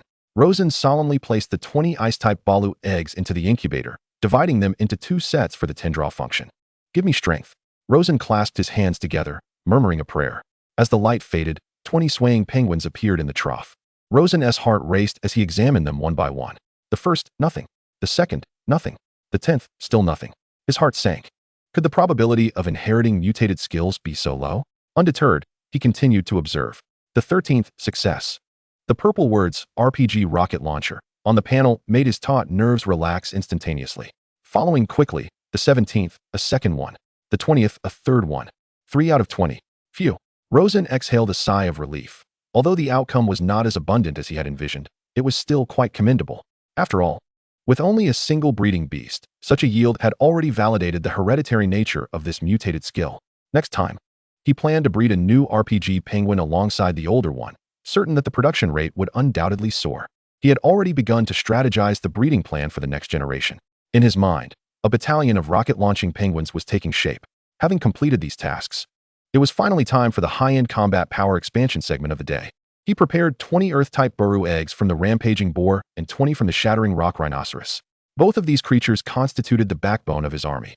The shattering rock rhinoceros boasted commendable charging abilities and formidable defensive capabilities, serving as an indomitable heavy tank. Meanwhile, the rampaging boar's blade transformation mutation allowed its wielder to unleash extraordinarily high-damage active skills, comprising 3 stages: vertical slash, crushing tusk charge, and rock blade tornado. The existence of these 3 skills endowed users of the rampaging boar's great sword with formidable individual combat prowess. Even those rampaging boars lacking blade transformation could be integrated into the heavy infantry of the shattering rock rhinoceros, tasked with dismantling enemy formations. Rosen approached the pool once more, splashed cold water on his face, and performed the 3rd prayer ritual. This time, he was more devout. Let there be some surprises. He first placed 20 rampaging boar Buru eggs into the incubator. Amidst the flickering radiance, 20 adorable little piglets huddled together. Rosen eagerly began his inspection. The results were remarkably stable. Out of the 20 rampaging boars, 8 successfully inherited the blade transformation mutation, and each possessed at least 2 golden attributes of the highest quality. Although there were no instances of 4 golden attributes or anything more outrageous, the ability to consistently produce 8 high-end combat units left Rosen quite satisfied. Stability and performance was commendable, suppressing a slight disappointment at not having achieved an even greater surprise. He turned his attention to the final batch of shattering rock rhinoceros Buru eggs. This creature was, aside from the grass panda, the most formidable beast in his current territory. 20 Earth-type Buru eggs were sequentially placed into the incubator. The light of hatching appeared resplendent. As the radiance faded, 20 shattering rock rhinoceroses opened their bewildered eyes. Chapter 132, Hatching Buru Eggs, Part 3. Rosen took a deep breath and began his review. The results remained stable. Shattering rock rhinoceros. Serial number 018. Attribute: Earth. White attribute: Brave, attack power 10. White attribute: Earth power, Earth attribute damage 10. Just barely usable. Moving on to the next. Golden attribute: Valiant, attack power 30. White attribute: Brave, attack power 10. This one is quite decent. Although it is merely a single gold, it is still an attack-enhancing attribute. Next. Golden attribute: Valiant, attack power 30. Golden attribute: Tough skin, defense power 20. Golden attribute: Rock puppet pioneer, Earth attribute attack power 20. A splendid 3 gold specimen has emerged. Quite impressive. Moving on. Among the 20 shattering rock rhinoceroses, none exhibited any mutated skills, yet 10 of them were naturally endowed with 3 golden attributes of the highest quality. This indicated that they possessed a higher growth ceiling and superior base attributes. While there were no unexpected surprises, this stable infusion of high-end combat power also brought satisfaction to Rosen. The foundation of his army was gradually being solidified. As the hatching work approached its conclusion, only 2 batches remained: 10 grass-type Buru eggs from the Dreaming Spirit and 5 grass-type Buru eggs from the Grass Panda. The Dreaming Spirit had always served as a production unit, responsible for small-scale sowing, and their work efficiency was rather average. Rosen believed that the sowing efficiency of the Dreaming Spirit paled in comparison to that of the Clear-Eyed Cat. Sometimes, watching the Clear-Eyed Cat work made him feel a twinge of sympathy. Lost in thought, he casually placed the 10 eggs into the incubator, preparing to wrap up for the day. However, just when he thought all his luck had been exhausted, a delightful surprise arrived unexpectedly. Among the 10 adorable Dreaming Spirits, one displayed a brand new purple mutated skill on its panel. Rosen's eyes widened in astonishment. Dreaming Spirit. Serial number 021. Attribute: Grass. Level 001.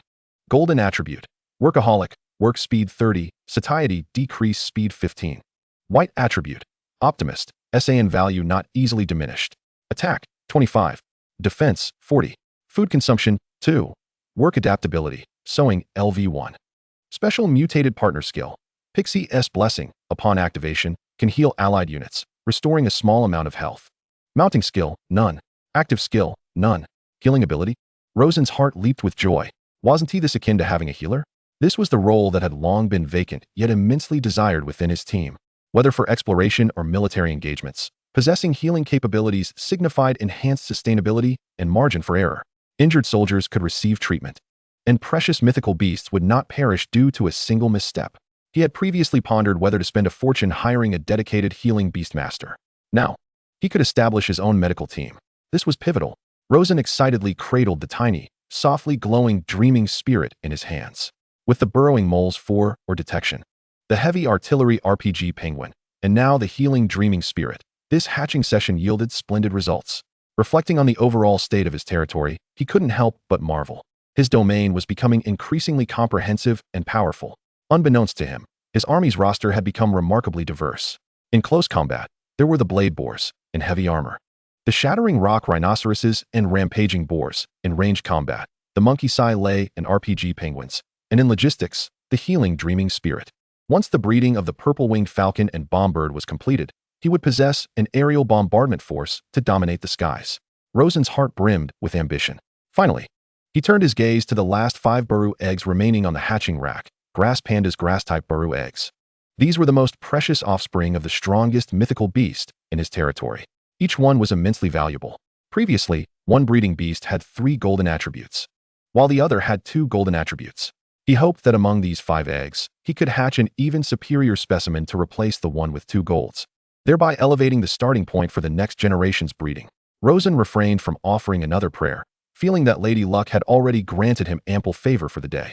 With a calm demeanor, he gently placed the 5 Baru eggs, brimming with vibrant life force, into the incubator. The light illuminated, then gradually dissipated. 5 round, endearing grass pandas appeared before him. At that moment, it felt as though Rosen's heart had momentarily stopped. He held his breath, his gaze sweeping from left to right, meticulously inspecting each creature. The first one, a dual golden attribute. The second one, a triple golden attribute. Splendid. The third one, also a dual golden attribute. The fourth. Rosen's pupils suddenly constricted. Good heavens. Another with 4 golden attributes. Grass Panda. Serial number 035. Attribute, Grass. Level, 1. Golden attributes. Intelligence, attack power 40, work speed 60. Golden attribute, Bravery, attack power 20.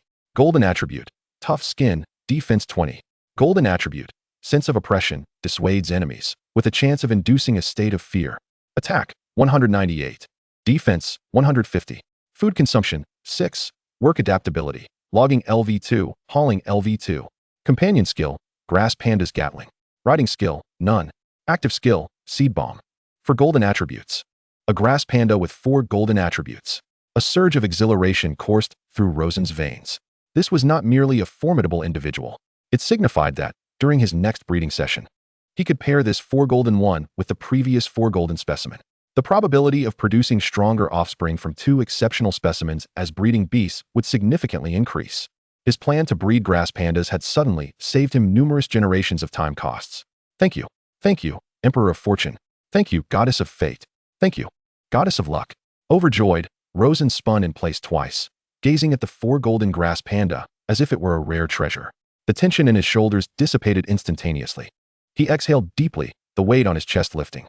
In the incubation chamber, the newly born phantom beasts emitted various innocent cries. The burrowing mole, adept at detecting or curiously dug through the wood shavings in its nursery box. The RPG Keto was swaying as it inspected its wings. The healing Pidream essence radiated a gentle aura of life. Meanwhile, the 4 golden grass panda had already begun gnawing on a bamboo shoot model. A beautiful future beckoned him. However, there were matters to attend to. Having just taken in so many refugees, he was uncertain what troubles might arise. Vigilance was essential. Rosen stretched, contemplating the affairs of his territory as he made his way back to the study. Chapter 133, Gana's Troubles. In the refugee camp, the dawn light barely illuminated the world, and the icy air pierced through to the bones. Gana opened his eyes, feeling as if his entire body had disassembled, every muscle protesting in sharp agony. He turned his head, noticing a small figure curled up beside him, deeply asleep. The little girl clutched the half piece of black bread he had given her the previous night. She had nibbled at it, holding it tightly through the night. Gana's gaze lingered on the half piece of bread for a moment, his throat tightening. He clenched his rough fists, his knuckles turning white from the force.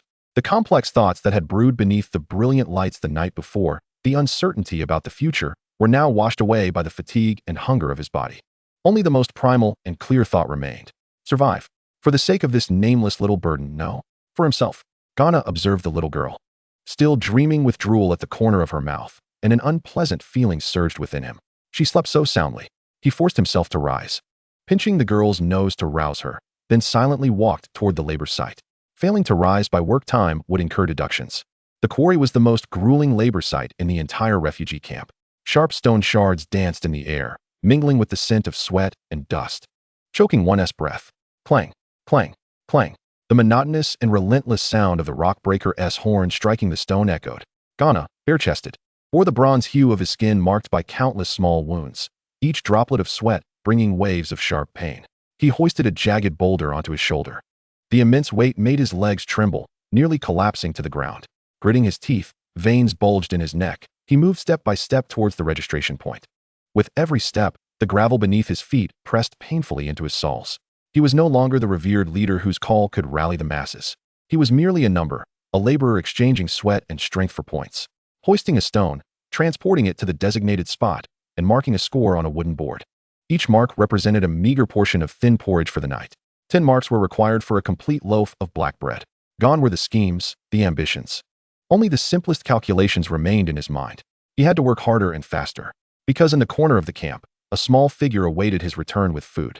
Yet, where there are people, there is strife.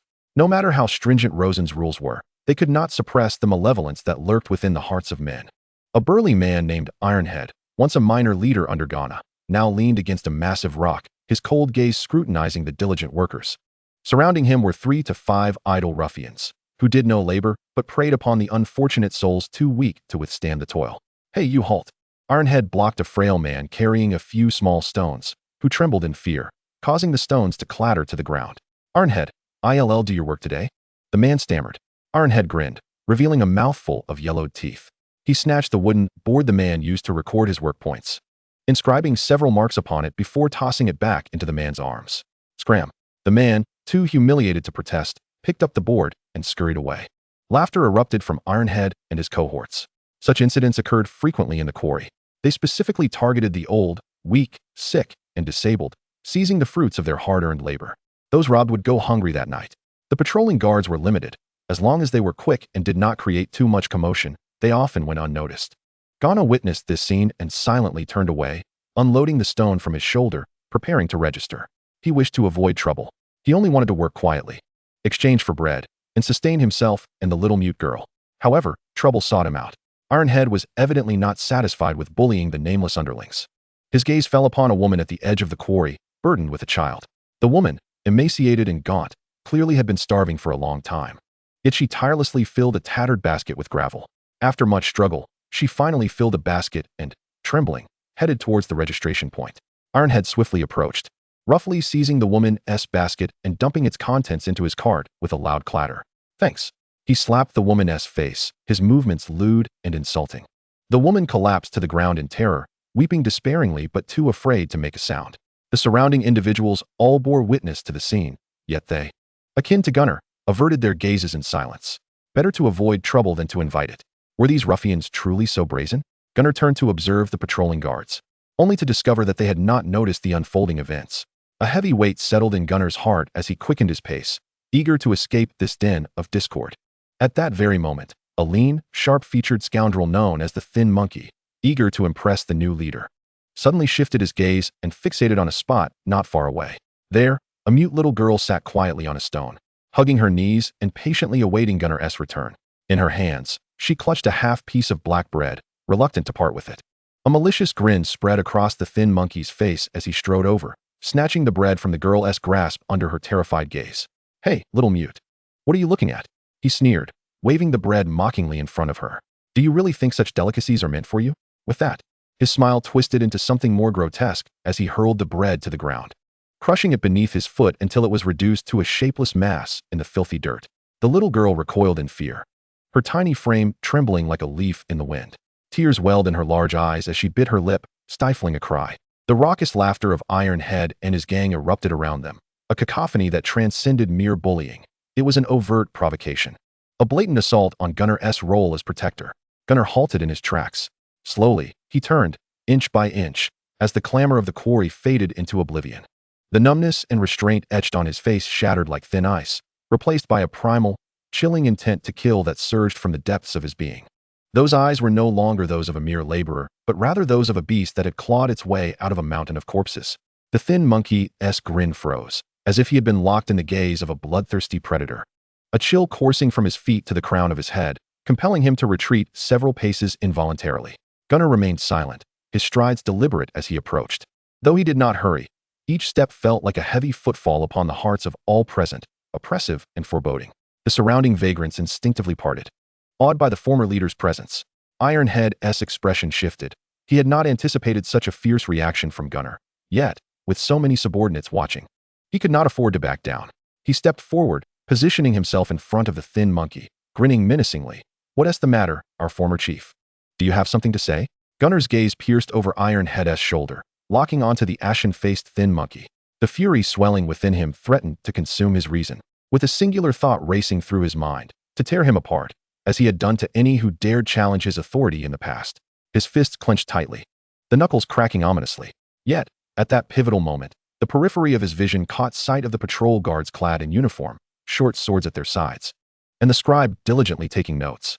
The face of Rosen, the expressionless visage of Al, the gaze of the little girl as she offered the bread, the cold regulations, and the promise of protection for them and their families flickered through his mind. Here, one need only work diligently. Points could be exchanged for sanctuary. The bloodlust in Gunnar's eyes gradually receded. He forcibly suppressed the boiling desire to kill and executed an action that even surprised himself. He refrained from throwing a punch, but called out in a voice clear enough for all to hear. The rules set forth by Baron Rosen dictate that labor is rewarded according to merit. What you have stolen is not just raw materials, nor documents, nor bread. What you trample underfoot, what you have taken, are the very regulations established by the Baron. His voice was as frigid as ice. "How audacious you are! Are you testing whether your fists are harder than the Baroness' laws?" Ironhead's sinister grin instantly froze. His eyes widened as he gazed at Gunnar, who bore an altogether different countenance than he had anticipated. He had envisioned Gunnar erupting in rage, resorting to violence, engaging in a fight to the death. He could never have imagined that this once violent bandit leader would invoke the law so boldly, reporting him in front of everyone. He lacked the courage to openly challenge the order established by Rosen, for that would be tantamount to suicide. I didn't. It was this woman who dropped her token. I merely sought to return it to her. She was the one who cried out in fear. Ironhead barked defensively, his bravado undermined by the quaking in his voice. A wave of suppressed snickers rippled through those nearby. At that moment, the patrolling guard, Gray, the eldest son of Raymond, approached swiftly, accompanied by the recording scribe. "What is going on here? Why are you all gathered?" Gray's voice, youthful yet imbued with undeniable authority, cut through the tension. Ironhead's heart sank. The woman who had been robbed, emboldened by the arrival of the guards, pointed at Ironhead, her voice thick with tears. It was him. Ironhead shot a menacing glare at the woman, causing her to falter and retreat into silence, stumbling over her words. "I witnessed it all," came a hoarse voice. Gunnar stepped forward, retrieving the trampled bread from the ground, his expression devoid of emotion as he addressed Gray. "They took this woman's labor and destroyed my food. According to the rules, how should this be handled?" Gray glanced at Ironhead, then at Gunnar, ultimately focusing on the bread now sullied in the dirt. He frowned and said to Ironhead, "You will accompany me. Today, all your points are revoked, and you are to clean the stone slope over there until nightfall." Ironhead began to protest. "Speak another word, and I shall send you to converse with my savage boar." Gray pointed toward the fearsome beast dozing at his feet.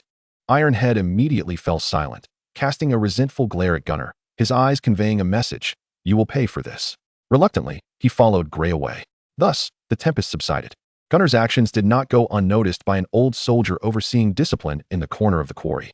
The veteran, with graying hair and a long scar across his face, remained taciturn, observing as Gunnar returned to help the little girl, awkwardly wiping her tear-streaked face with his sleeve, before resuming his labor as if nothing had transpired. A glimmer of light flickered in the old soldier's murky eyes. As evening fell, the bell signaling the end of work rang out. The weary workers lined up to record their daily points. When it was Gunnar's turn, he provided his temporary number. The scribe marked it down, and unexpectedly, the old soldier spoke up: "Add 5 extra points for him." The scribe paused momentarily but complied. Gunnar was taken aback, looking up at the scarred veteran. "Why?" "To uphold order is to be rewarded." The old veteran, with an impassive demeanor, uttered a few terse words before turning his gaze away. Gunnar stood motionless, clutching the wooden plaque that recorded his extra points. Thus, he had truly descended into the realm of the petty. A man who would publicly accuse others merely to scrape by. An indescribable sensation welled up within him, yet despite his feelings, the necessity of sustenance remained. He exchanged his surplus points for 2 whole, still warm loaves of black bread, and even indulged in a small bowl of steaming soup adorned with a few specks of minced meat. He pushed the entire loaf and the bowl of soup towards the little girl in front of him. The girl gazed at the food, then at Gunna, her large eyes brimming with disbelief. Gunna remained silent, taking a hefty bite of his own bread. It was dry and hard, scraping painfully against his throat. He ate too quickly and choked, his face flushing crimson. Observing this, the little girl hurriedly pushed her bowl of soup towards him, tilting her small face upward. Her eyes filled with concern. Gunna, not wishing to be courteous, seized the bowl and gulped down a generous mouthful, the scalding soup sliding down his throat. Finally, easing the choking bread, he exhaled deeply, recalling the days not long past when he devoured meat heartily and inwardly cursed. This stuff is truly inedible. When he lifted his head, he found the little girl nibbling on her bread, savoring it with a radiant expression of happiness, a sentiment he had not encountered in ages. Sensing his gaze, she looked up at him, chewing slowly, her clear eyes reflecting a hint of innocent bewilderment, as if questioning why he was not delighted by such a delicious offering. Gunna's heart paused, the curse lodged in his throat. With a resigned sigh, he lowered his head, continuing to gnaw at his black bread, this time with a deliberate slowness. Chapter 135, A Design Encounter. The night enveloped the quarry like a heavy black shroud, obscuring the day's clamor and dust. Only a few scattered campfires flickered in the corners, casting distorted shadows of faces. Ironhead tossed a cleanly gnawed bone into the fire, producing a faint hiss. The scar on his face, inflicted by Gray with the hilt of a knife, appeared especially grotesque in the firelight. That bastard. Ironhead muttered under his breath, his voice thick with suppressed malice, daring to impose Lord's rules upon me. He scanned the faces of his close associates, former subordinates who had once followed him, now equally seething with indignation. Who does he think he is? A tiger in hiding? Bah. He is merely a dog waiting for scraps from the nobles. A gaunt-faced man leaned in, lowering his voice in agreement. Brother, this cannot be left unpunished. Today he humiliated you in front of everyone. How will the brothers follow you tomorrow? Indeed, brother, that fellow is far too arrogant. If we don't show him a lesson, he'll think he is still the indomitable Gunna. The surrounding clamor intensified the ferocity in Ironhead's eyes. He grinned maliciously, his yellowed teeth glistening in the firelight. Of course, this cannot go unpunished. He picked up a stick and began sketching a rudimentary map of the quarry in the dirt. Tomorrow, we will devise a trap for him. Let him meet with an accident in the quarry and incapacitate him. Ironhead jabbed the stick forcefully at one of the points on the map. And that little mute girl, let her suffer too. Damn it. I loathe that look in her eyes, as if we are the most vile of villains. One of his subordinates smiled sinisterly. Brother speaks wisely. In the quarry, it's quite ordinary for someone to fall and get injured. No one would uncover the truth. Ironhead's smile morphed into a cruel smirk. Let us proceed with this plan. He pointed to a high cliff on the map, precisely where Gunna was assigned. A large boulder rested there. We shall loosen that rock, leaving only the weakest support. He paused, relishing the awe in his subordinate's eyes. When he arrives below, we can casually toss a small stone from a distance, and bang. Ironhead slapped his thigh, the sound startling the campfire. A perfectly orchestrated accident. Even if he survives, he'll be left limping, reduced to crawling like a dog to beg for scraps. Brilliant. This plan is truly brilliant, brother. The laughter that followed was a low, sinister cackle, echoing like ghostly whispers in the stillness of the night. The next day dawned gray and dreary. Gunna was awakened by a gentle prodding. He blinked awake to find the little girl's dusty face before him. She held half of the black bread he had given her the previous day, having only nibbled a small portion herself. Now, she stubbornly held it out to him, her large eyes fixed on him unwaveringly. Gunna was taken aback. He was accustomed to confronting everything with violence and threats. Yet he had not anticipated receiving such a clumsy gesture of gratitude. His throat tightened, and he snatched the bread, gruffly saying, I got it. Hurry up and get up. Without another glance, he turned and made his way to the labor assembly area. The little girl, intimidated by his harsh tone, shrank back. But upon witnessing him accept the bread, a smile involuntarily crept across her face, and she quickly scampered to follow him. The individual responsible for area inspections that day happened to be one of Ironhead's loyal subordinates. Upon seeing Gunna, the man plastered a false smile across his face. Good morning, Brother Gunna, he said, while extending a tool towards him. Gunna accepted his tool with an impassive expression, nodded slightly, and wordlessly proceeded towards the western district. As he arrived at the designated stone area, an inexplicable sense of foreboding seized his heart. This was not an instinct born from superstition, but rather a primal intuition honed through countless life and death struggles. He sensed that the environment around him differed subtly from what he had observed the previous night after work. He set down his tools and discreetly raised his head, scanning his surroundings with the corner of his eye. The towering rock walls of the quarry loomed ominously, casting vast shadows in the morning light. Soon, his gaze fixated on a massive boulder hanging directly overhead, its shape resembling a monstrous head, grotesquely protruding. The earth surrounding it appeared fresh, littered with signs of disturbance. The connection point supporting the boulder was surrounded by numerous new fragments. The angle of the rock's fissures displayed an unnaturally twisted quality, as if manipulated by tools. Gunna's brow furrowed imperceptibly. He quickly surmised that this was a trap, likely set by Ironhead's crew. However, he could not be entirely certain. Perhaps others wished to see the former bandit leader fall into misfortune. Feigning ignorance, he bent down and began leisurely moving the scattered stones beneath the massive boulder. His movements appeared casual, yet his attention remained fixated on the formidable rock above.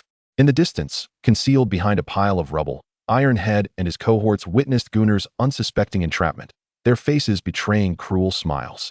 Brother, that fool has taken the bait. He remains blissfully ignorant of his impending doom. The glint in Ironhead's eyes shimmered with both excitement and malice as he signaled to his emaciated companion. Strike now. The thin man grinned wickedly, picking up a fist-sized stone that had long been prepared. Farewell, our esteemed leader. With a swift motion, he drew his arm back and, with tremendous force, hurled the stone towards the most vulnerable point of the massive boulder. With a sharp crack, the final connection of the support point shattered. The colossal stone, weighing several hundred pounds, swayed slightly before plummeting with a cataclysmic force. Chapter 136. Rosen learns the truth. Yet, at that very instant when the rock detached from the cliff, the seemingly defenseless figure below sprang into action. Gunnar, as if possessing eyes in the back of his head, did not even glance upwards. Relying solely on the faint sound of the fracture and the oppressive air around him, his body instinctively reacted. In a lightning-fast sideways roll, he pressed his entire form against the ground, utilizing an unimaginable burst of energy to propel himself several meters away in an instant. Boom! The boulder nearly grazed his heels as it crashed to the ground, erupting in a deafening roar. The earth shook violently, the solid rock surface caving in to create a terrifying pit, sending countless shards and dust skyward, forming a gray curtain. But that was not the end. The impact of the boulder triggered a violent chain reaction. The already unstable rock wall structure collapsed instantaneously, showering down a torrential deluge of debris, which rained down upon another work area nearby. There, a destitute laborer, toiling earnestly to provide for his family, stood frozen in shock, utterly oblivious to the impending disaster. He was on the verge of being crushed into a pulp by a boulder the size of a grinding stone. Disaster. Gunnar's pupils constricted in alarm. Rosen's rules strictly forbade personal conflicts. Should a life be lost, the ensuing investigation would undoubtedly implicate him as the instigator. This thought flashed through his mind like lightning, and his survival instinct overwhelmed all else. Just as the laborer was about to be engulfed by the massive stone, amidst the crowd's terrified screams, Gunnar sprang into action. With a twist of his waist, every muscle in his body tightened in an instant. Grasping a nearly 2-meter-long heavy iron bar, initially intended for prying rocks, he wielded it as if it bore no weight at all. His veins bulged prominently. With all his might, he aimed the iron bar at the descending stone that threatened the laborer, his body arching back like a drawn bow, and he hurled it with all his strength. Whiz! The iron bar sliced through the air, emitting a nerve-wracking shriek. In mid-flight, it left a trail and struck the massive stone. When the resounding clash of metal against stone reverberated throughout the quarry, sparks flew. Astonishingly, the grinding stone was deflected off its course by this ferocious blow. It narrowly missed the laborer's back, crashing into the ground with a sharp whistle, stirring up a cloud of dust. Silence engulfed the area. Time seemed to freeze at that moment. The rescued laborer collapsed onto the ground, gasping for breath, his legs giving way as he slumped down, his face a portrait of bewilderment and fear after the near miss. All around, the onlooking laborers gaped in shock, their mouths agape as they beheld the man slowly rising from the ground. In the distance, Ironhead and his henchmen, once grinning maliciously, now wore expressions of disbelief and horror. Could such power truly belong to a mere mortal? That throw, brimming with primal and pure aesthetic violence, etched itself into the minds of every witness. In a corner, the old veteran overseeing the operation witnessed the entire sequence, his pupils narrowing to pinpricks. Meanwhile, from a nearby vantage point, the patrolling Gray observed everything with clarity. From the thin man's sinister chuckle to Gunnar's miraculous evasion and heroic rescue of the laborer, not a single detail escaped his notice. Seize them! Gray's furious shout shattered the silence, filled with uncontainable rage. The guards, already on high alert, surged forth like wolves, heading straight for the stunned Ironhead and his crew. No, it wasn't me. I did nothing. Ironhead, terrified to the core, turned to flee but was met with a swift kick to the back of his knee by one of the guards, collapsing to the ground with a cry. Pinned mercilessly against the cold rubble, his companions were swiftly subdued as well. A meticulously plotted assassination had been dramatically thwarted. That evening, a detailed report was delivered to Rosen. This document meticulously chronicled the events, including Gunnar's actions from the previous day to maintain order, all pinned by the old veteran himself. The report was personally presented to Rosen by the steward Owl.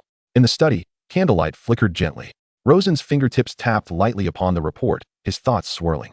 The document detailed Ironhead's provocations, Gunnar's restraint, and that fateful throw. Upholding order, saving a citizen, Rosen murmured as he read the words. A former bandit, a rogue who had thrived on arson and pillage, began to wield the rules to champion others. In a moment of crisis, he had saved a life. Rosen understood well that the order he had established was not flawless. No matter how many guards were present, they could not oversee every corner. The malice lurking in the depths of the human heart would always find a way to exploit the gaps in the rules. This group of laborers was far from docile sheep. He required someone who could command respect, someone who understood these laborers and instilled fear within them. A leader who emerged from their midst, yet was more ruthless and stronger than they. Gunnar, the former leader of the laborers, was undoubtedly the prime candidate. Owl. Rosen's voice broke the stillness. Yes, my lord. The steward emerged from the shadows, bowing slightly. Gather everyone in the quarry to the open area, Rosen commanded, rising with a glint of icy determination in his eyes. I shall attend personally. He paused, adding, bring Ironhead and his gang along. Ael's eyelids flickered slightly. He understood the implications all too well. Without further inquiry, he respectfully replied, as you wish, my lord. In a mere quarter of an hour. The atmosphere in the quarry transformed from a calm, working environment to one of tumult and commotion. Everyone halt. All of you. To the open area for assembly. Quickly. A battalion of fully armed guards stormed into the quarry, clad in uniform leather armor, wielding sharp spears, and bearing a blue glowing orb at their waists, their faces expressionless. They herded all laborers at work into the most expansive clearing in the area. The guards' stern demeanor instilled terror among the laborers, spreading like wildfire. Laborers in other sections huddled together, trembling, their whispers muted to a near hush, fearful of drawing the guards' attention. What is happening? I am uncertain, observing the current situation. It appears that matters are rather grave. Who, I wonder, is so unfortunate as to have provoked the Lord? Chapter 137, Punishment and Reward. Gunnar stood amidst the crowd, his expression composed. A small girl clutched tightly to the hem of his garment, her tiny frame trembling incessantly with fear. Gunnar gently caressed the girl's head, remaining silent. He could sense the myriad of complex emotions radiating from the surrounding gazes directed at him, some reveling in misfortune, others curious, and yet more filled with trepidation. He paid them no heed, instead raising his gaze toward the entrance of the quarry. Before long, a heavy and synchronized cadence of footsteps approached from afar. The crowd parted instinctively to form a pathway. Rosen, flanked by Gray and several loyal guards, strode forth. Though his pace was leisurely, to the eyes of the destitute, he bore an overwhelming presence, akin to an invisible mountain pressing heavily upon each heart. The quarry fell into an immediate, profound silence. Even the wind seemed to cease. Bring them forth. Gray bellowed with vigor. Several guards roughly shoved Ironhead and his associates forward, forcing them to kneel upon the ground before Rosen with a kick to their knees. Ironhead, stripped of his arrogance from the previous night, appeared disheveled, bloodied, and with one eye swollen to a mere slit. Upon lifting his gaze to meet Rosen's icy stare, terror gripped him, and he began to prostrate himself frantically. My lord, spare my life. My lord, I was wrong. I shall never dare again. It was Gunnar. Gunnar provoked me first. It was he. His pleas were abruptly silenced. For Rosen's attention did not linger on him for even a moment. Rosen's gaze swept slowly across the crowd, taking in every face marked by fear, numbness, or reverence. Ultimately, his eyes settled upon Gunnar, lingering for a heartbeat before moving on. Gray, Rosen's voice, though soft, resonated clearly throughout the corners of the quarry. Yes, inform them of the transgressions committed by these individuals, and how they shall be dealt with. Gray stepped forward, retrieving a scroll of parchment from his cloak, and began to read aloud. The vagrant Marlin, also known as Ironhead, in collusion with 5 others, has willfully disregarded the laws of the territory, ruthlessly bullying the weak and seizing the fruits of others' labor. Furthermore, due to personal vendettas, he maliciously damaged the quarry's rock formations, causing rockfalls with the intent to harm others. His actions not only directly endangered lives, but also triggered a collapse, almost resulting in greater casualties, severely jeopardizing public safety and disrupting production order. With each word Gray pronounced, Ironhead trembled more violently. By the time he reached the final sentence, Ironhead had crumpled to the ground, a dark stain spreading beneath him, exuding a repugnant odor. Gray rolled up the parchment and stepped back behind Rosen. A profound silence enveloped the crowd, each individual holding their breath in anticipation of the Lord's judgment. Rosen finally directed his gaze toward the man, now akin to a puddle of mud, at his feet. "Have you considered how you wish to meet your demise?" he inquired calmly. Ironhead abruptly raised his head, his face streaked with tears and dirt, and he screamed in desperation, "No, my lord, I do not wish to die. I do not want to die. I beg you, grant me a chance. I am willing to work like a beast. I will do anything."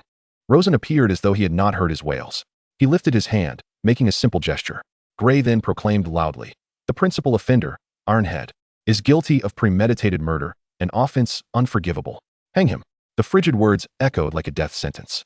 Immediately, 2 guards advanced, dragging the limp Ironhead as one would a dead dog. They deftly retrieved thick hemp ropes and a gallows from a nearby cart, erecting it before the eyes of the entire assembly. "No."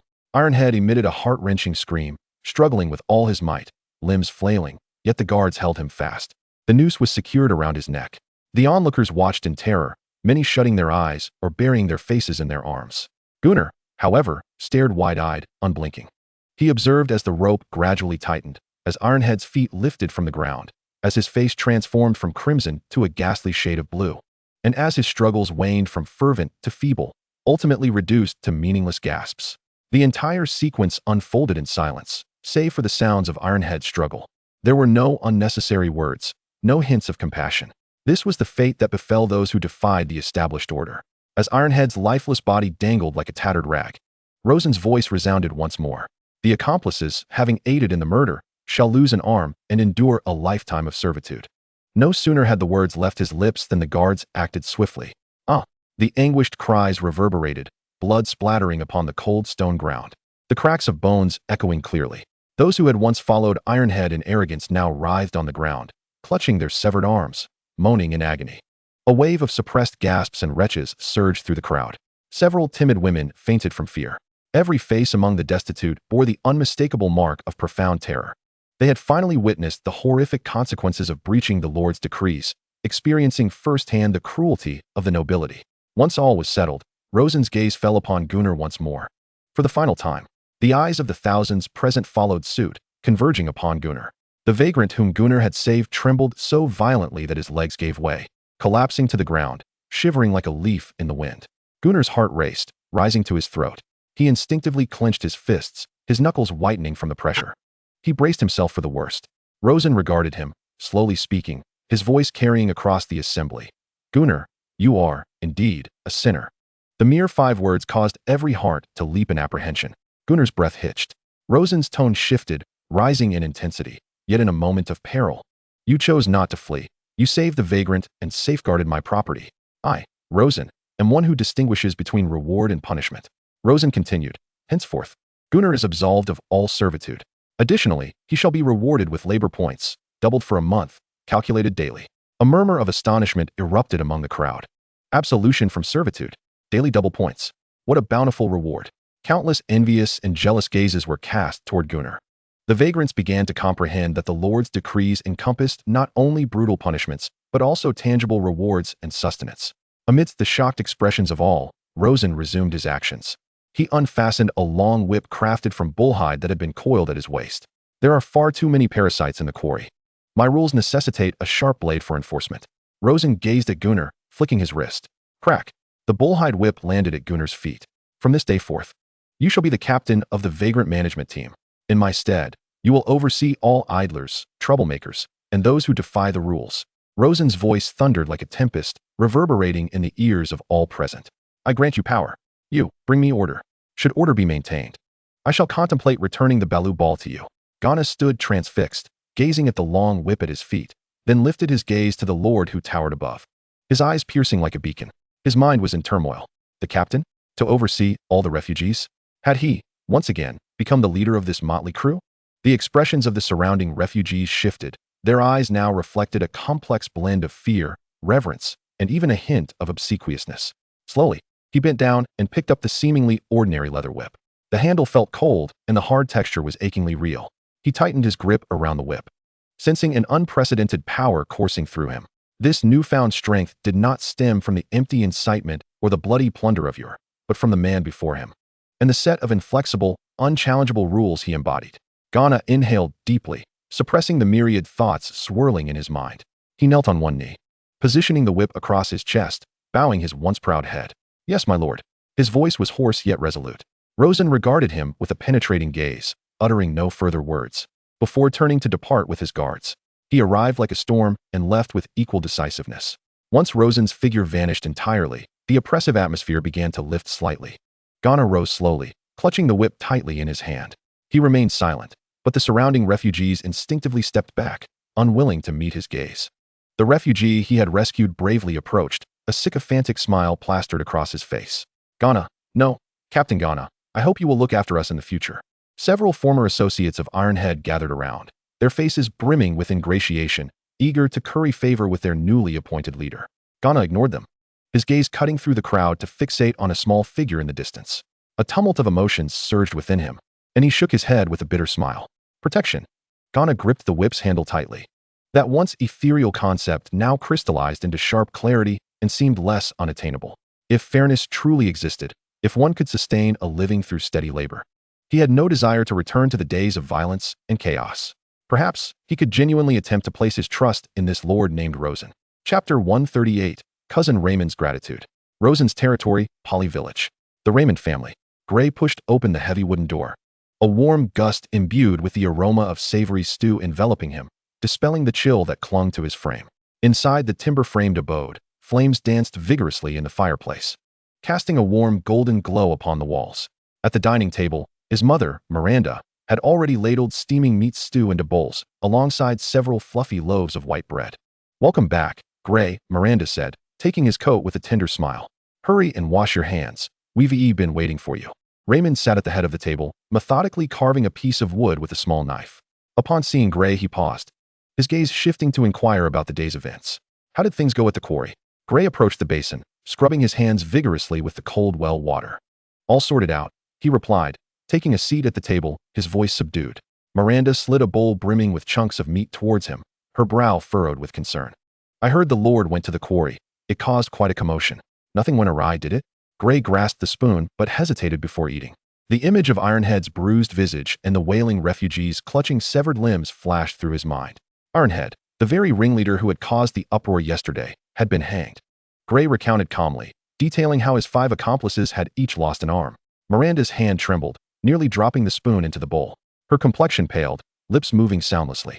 Raymond's expression remained unchanged as he tore off a piece of bread, dipping it in the stew, and asked in a low voice, "In front of everyone?"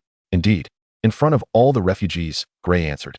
"The Lord commanded me to announce their crimes, premeditated murder and disruption of order." Raymond nodded, pausing before adding, "Do not dwell too much on this matter, nor be afraid. It bears no relation to us common folk. It is a matter between the Lord and the refugees. Now, let us eat."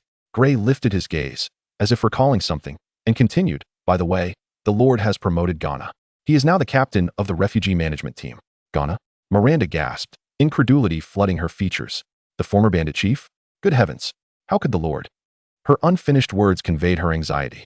She grasped Gray's arm urgently, exclaiming, "That Ghana is a ruthless bully, merciless in killing. It's far too dangerous for you to be working alongside such a wolf." Raymond shot her a sharp glance, asserting firmly, "Can we fathom the wisdom of the Lord? His actions must surely be based on his own considerations." Gray nodded vigorously, fully endorsing his father's perspective. "Father is right. Ghana holds sway among the refugees and understands their sentiments better than anyone. Besides, I have observed him. Although he initially came off as a hothead, he soon settled down. Moreover, during this incident, he rescued a refugee. Entrusting him with the whip to maintain order at the quarry is indeed a sound decision." Witnessing the maturity and respect in his son's eyes, Raymond felt a wave of relief wash over him. He patted Gray's shoulder, his tone softening. "Do well, Gray. Captain Ella has sent you to the refugee district. You ought to observe and learn, striving to alleviate the Lord's burdens." He added, however, "Do not neglect your lessons with Captain Ella. Remember, everything we have now is granted by the Lord. Only by becoming a true beastmaster, gaining strength, can you serve the Lord better. Following the Lord's lead is the path to improving our lives. Do you understand?" "I understand, Father." Gray nodded solemnly, his resolve unwavering. Just as the family was about to commence their meal, a series of knocks resounded at the door. Who could it be at this hour? Raymond furrowed his brow and rose to answer. Upon opening the door, a gust of cold air rushed in.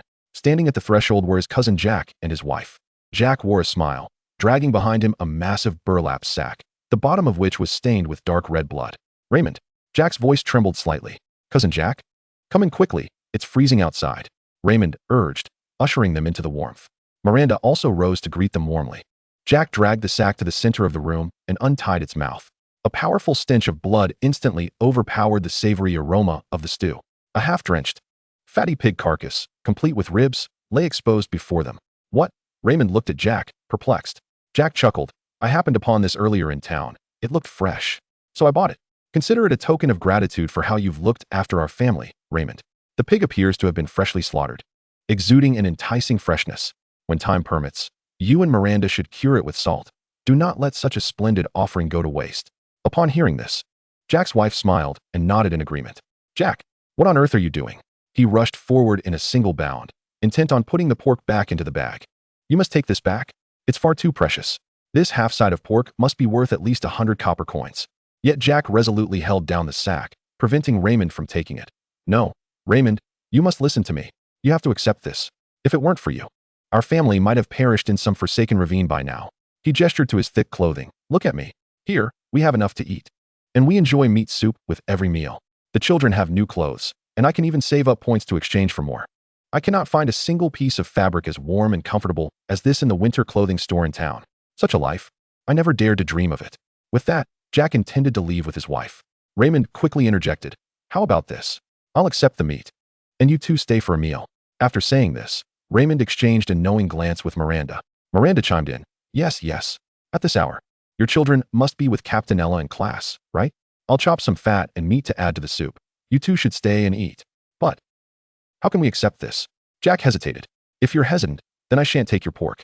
After much insistence from Raymond and his wife, Jack's family eventually took a seat at the dining table. Before long, Miranda brought 2 more bowls, filling them with hearty meat soup. Jack cradled the warm ceramic bowl, savoring a generous sip of hot soup, letting out a long sigh of relief, as if every fiber of his being was soothed. He gazed at the flickering candlelight on the table, then at the contented expression on his wife's face, and cautiously began to speak. Cousin Raymond, you have no idea, outside. Life has become unbearable. His voice was soft, yet it cast a heavy silence over the room. What haven tea I witnessed while fleeing from my homeland. I saw with my own eyes a baron, in a bid to seize a piece of rye land from a neighboring baron, drove all the farmers in his domain to the battlefield. Those refugees, armed with nothing more than makeshift sticks, surged forward wave after wave, only to be mowed down by the enemy cavalry like grass. The corpses piled high like small hills, and blood soaked the earth. That baron stood atop his castle, watching without so much as a blink. Miranda gasped, covering her mouth in horror. Raymond remained silent, gripping his wife's hand tightly beneath the table. Jack managed a bitter smile and continued. And then, on my way to buy bread, I passed a village, completely deserted, not a soul in sight. I heard it was slaughtered by a band of passing brigands. They not only looted everything, but spared no one. He paused, lowering his voice further, trembling slightly. I also heard that in some places, when hunger became unbearable, they began to resort to cannibalism. The phrase cannibalism struck like cold steel into Raymond and Miranda's hearts. They looked at the succulent piece of pork on their table, then back to the hellish scenes Jack had described, a chilling wave of dread coursing through their spines. This was not merely a story. It was the living reality unfolding outside. Jack's emotions surged as he pointed towards the window, his voice rising in pitch. Raymond, just the other day, I boldly ventured near my former territory to take a look, and guess what I saw? What? Raymond asked anxiously. The castle has collapsed. Do you understand? It's in ruins. My lord has long been lost to who knows where. Jack slapped his thigh. Compared to the lord here, outside is nothing but hell. Here, this is paradise. I tell you, brother, I have never seen a place like this in my life. As long as you're willing to work, you can eat your fill. No one dares to bully you. Here, we are human beings. We are people who proudly earn our keep with our own hands.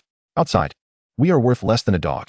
Each of Jack's words struck Raymond and Gray like a hammer, resonating deeply. They understood all too well the truth behind Jack's words. For they too had once lived in desperate uncertainty, their bellies often empty. It was Rosen, this young lord, who had single-handedly pulled them from the depths of despair, granting them a paradise. This meal was consumed amidst a complex and heavy atmosphere. After bidding farewell to Jack and his family with heartfelt gratitude, Raymond secured the door. The mood inside the house did not lighten with the arrival of the half-side of pork. Instead, it grew more somber. Raymond approached the fireplace, poking at the fire. Sparks flying.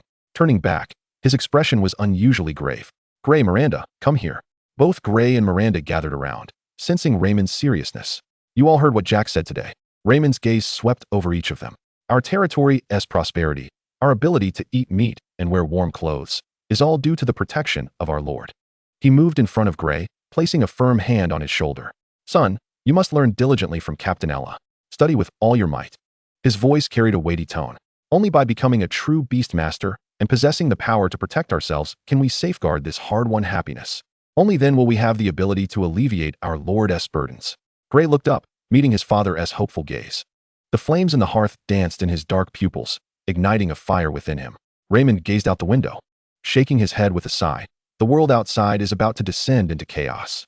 Chapter 139, Undercurrents. The stone door to Baron Leo's secret chamber was violently kicked open from the outside. Bang! The heavy door slammed against the wall, echoing loudly and dislodging a cloud of dust. Philip swaggered in, having just changed into an opulent silk outfit. Yet the unyielding stench of blood, mingled with sweat and dirt, clung stubbornly to him, creating a jarring contrast with his attire. "Senna, why did you hastily summon me back?" He plopped down at the long table, propping his muddy, blood-stained boots up casually, displaying an air of indifference. Senna's gaze swept over him, her brow furrowed, the scent of blood causing her stomach to churn. "Did you attack other nobles before coming here?" Her voice was cold, laced with accusation. Upon hearing this, Philip grinned, revealing his teeth stained yellow from wine. Nonchalantly, he flicked a dried blood clot from his lavish sleeve. "Just dealt with a few pesky insects." He waved dismissively. "Senna, you're not afraid, are you?" "The Hog family's fools couldn't care less, and even helped me cover my tracks, claiming it was the work of roving brigands. Is this trivial matter truly worth your inquiry?" His tone brimmed with impatience. "Stop wasting time on such mundane affairs and speak of serious matters. When shall I be permitted to eliminate that wretched Evelyn?" Seated nearby, Leo observed Philip's frenzied demeanor, his brow furrowing in distaste. He could scarcely endure the presence of this lunatic, whose thoughts were consumed solely by carnage and women. "I must reach out to other nobles to discuss significant matters," Leo coldly remarked, his voice laced with disdain. Without casting another glance at Philip, he turned on his heel and strode away. Bang! The heavy stone door slammed shut with force, the resounding noise obliterating the thick stench of blood and the contempt reflected in Leo's eyes. Senna watched Leo's departing figure, a fleeting shadow of melancholy crossing her gaze. She forcibly suppressed her dissatisfaction with Philip, fully aware that the current plan necessitated his cooperation. "Our strategy is to create a diversion." Senna's voice was devoid of emotion. "Once your team has recovered, you shall lead them, accompanied by the assigned Peklin dragons, to strike swiftly at Evelyn's territory. Evelyn's relationship with Rosen is complex. It would be prudent to amplify the commotion, drawing Rosen's attention away. Your objective is not to conquer or plunder, but to instigate chaos. Do you understand?" As Senna outlined the plan, a ghastly ecstasy illuminated Philip's face. He slowly straightened, extending his tongue to greedily lick his cracked lips, a ghastly chuckle escaping his throat. "Ha ha ha ha! I comprehend. I fully grasp." His raucous laughter reverberated through the chamber, infused with lasciviousness and brutality. "What this means is that while you lot engage in your tedious games of power from behind, I shall be relishing the most delectable prey. I will shred what Rosen holds dear." "Splendid. This suits me perfectly." His eyes blazed with avarice, the visage of Evelyn's proud and beautiful face vividly dancing in his mind. "I have longed to witness the gradual shattering of that haughty expression of hers amidst pain and despair." Ha ha ha! Evelyn's estate basked in the afternoon sun. Golden rays streamed through the windows, casting a kaleidoscope of light upon the exquisite carpet. The air was imbued with the mingling scents of roses and parchment. Evelyn rested her chin upon her palm, her fingertips absent-mindedly tracing a procurement list from the Rosen territory. The handwriting was hardly elegant, bordering on scrawled. Yet she perused it with rapt fascination, as if it were a deeply heartfelt love letter rather than a mundane inventory. Her mind had already drifted back to a few days prior, to that afternoon when the wind tousled her golden hair, and Rosen, with a clumsy yet tender gesture, tucked a stray lock behind her ear. The warmth of his fingertips upon her earlobe seemed to linger on her skin. And there was the moonstone necklace she had wrapped around his wrist with her own hands, a token for their next meeting, which he was forbidden to remove. Her imperious, yet playful declaration had earned him a gaze of reluctant indulgence. As she recalled this, a delightful flush crept onto Evelyn's porcelain cheeks. She set the list aside, rising with a buoyancy akin to a fluttering butterfly, and glided toward the grand full-length mirror at the far end of the room. What should she wear for their next rendezvous? Tilting her head, She selected one beautiful gown after another from the nearby rack, holding them up before her. The sky blue silk gown exuded a pure charm. The fiery red off-the-shoulder dress radiated passion. The buttery yellow lace skirt was lively and spirited. Two close handmaidens stood by, observing their mistress in the throes of love, unable to suppress their giggles. Our lady has been like this lately. Just a glance at something from Baron Rosen can brighten her whole day. Indeed. However, my lady, have you heard? There have been disturbances near Rog Town. Several minor noble territories have fallen prey to banditry. Yes, I heard from my cousin that while delivering goods, he passed by a baron's estate, and heavens. The entire castle had been reduced to ruins, the fields devastated. How terrifying. Evelyn, lost in her own reverie, merely caught a fragment of their conversation. It's merely the rabble causing unrest. Such occurrences happen every year, she replied dismissively, not allowing it to trouble her mind. Do not worry, our guards are formidable. Those vagabonds would not dare approach us. For her, those distant calamities paled in comparison to the pressing matter at hand. For our next meeting, I must look even more splendid than before. Her gaze ultimately settled upon a delicate lavender gown. The hue resembled a dreamlike sea of lavender blossoms, adorned with tiny silver crystals that shimmered in the sunlight. She held the gown before her, gracefully twirling in front of the mirror, the hem blooming like petals. She imagined Rosen's expression upon seeing her attire. Would he, as before, be momentarily entranced, only to shyly avert his gaze? The thought deepened the smile on Evelyn's lips. She beamed at her own radiant reflection, filled with anticipation for the future.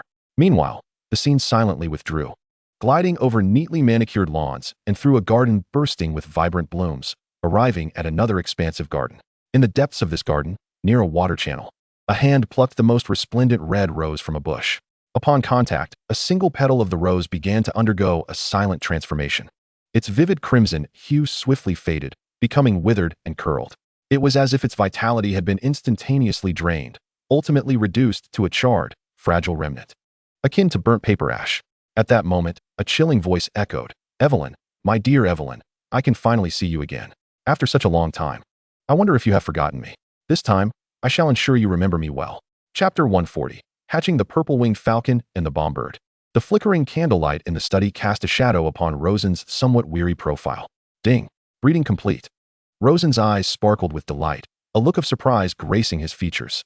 He swiftly turned and made his way toward the incubation room. In a corner of the incubation room stood several incubators, housing a modest number of balu eggs, the fruits of his latest breeding formula. 10 ordinary balu eggs of the purple-winged falcon and 20 ordinary balu eggs of the bombird. Rosen took a deep breath and approached the familiar basin once more. The sound of rushing water echoed as the icy, clean water washed over his hands, his thoughts fervently wishing for this hatching to proceed smoothly. He then grasped the soap nut, meticulously scrubbing every part of his hands, knuckles, palms, and even beneath his nails. What I wash away is not merely dirt, but potential contamination. Not a trace must remain. After rinsing, Rosen splashed a handful of cold water onto his face, the icy sensation invigorating his spirit. Immediately, he clasped his hands together and whispered a prayer to the air, the ritual performed with remarkable proficiency. Goddess of fortune, God of fate, Emperor of luck, I beseech you. These are the inaugural members of my airstrike squadron. They hold great significance. Let us see what you have in store today. Upon completing the ceremony, he felt a robust connection re-established with the unseen currents of fortune. He first approached the 10 eggs of the purple-winged falcon. The recipe combined the tiger skin chicken with the beautiful sheep, using as progenitor my earliest 4-gold battle chicken king. The genetic ceiling had been maximized. Now, it was a matter of destiny. He placed the first 3 eggs into the incubator in succession. With a hum, the incubator activated, and a radiant white light instantly filled the entire hatching chamber. As the luminescence faded, 3 fluffy chicks appeared before him, their heads cocked in curiosity. Rosen's gaze immediately fixed on the panel.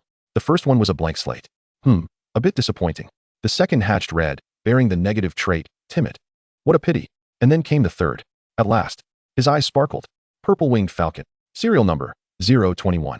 Attribute, none. Level, 1. Golden trait. Valor, attack power 20. Golden trait. Composed, attack power 10. Active skill cooldown -30. Attack, 88. Defense, 55. Food consumption, 5. Companion skill, none. Riding skill, can be ridden for flight. Not bad. Rosen exhaled, his taut nerves easing slightly. The beginning wasn't extraordinarily auspicious, but having produced a dual gold combat individual was far from a loss. He continued to place the remaining 7 eggs into the incubator. The light flared up once more. Rosen continued to observe. This time, the first panel made him frown. Red trait. Timid. Attack power -20 when health is below 50. TSK, such a waste of a good specimen. He shook his head and looked at the fourth. Red trait. Acrophobia. Probability of confusion when flying above 50 meters. The corners of Rosen's eyes twitched. A falcon, suffering from acrophobia? Surely this is a jest. He sensed that the goddess of fortune was playing tricks on him. However, expelling the negative traits wasn't entirely a bad thing. He took a deep breath and turned his attention to the remaining 5 eggs. The 6th was a blank slate. The 7th, dual gold. The 8th, yet another dual gold. The 9th, still a dual gold. Rosen's breathing quickened, and he swiftly examined the traits of these 3. The configuration of traits was almost identical to the first. Excellent. Excellent. Rosen's fist clenched. The last one, though it bore only a single gold, still possessed the combat trait, valor. Out of 10 eggs, he had produced 4 exceptional dual gold individuals and 1 outstanding single gold. This result far exceeded his expectations. The foundational framework for his air force had been established. He carefully arranged these 4 future sky hunters before turning towards the 20 eggs of the bomb bird. He approached the 20 bomb bird eggs, using a dual gold battle little elephant as the progenitor, an above-average choice. He maintained a calm disposition, not expecting to hit the jackpot like the grass panda, which had astonishingly yielded for golden traits. As long as he could achieve decent combat power similar to the earlier purple-winged falcon, he would be satisfied. He proceeded with 2 rounds of 10 consecutive incubations.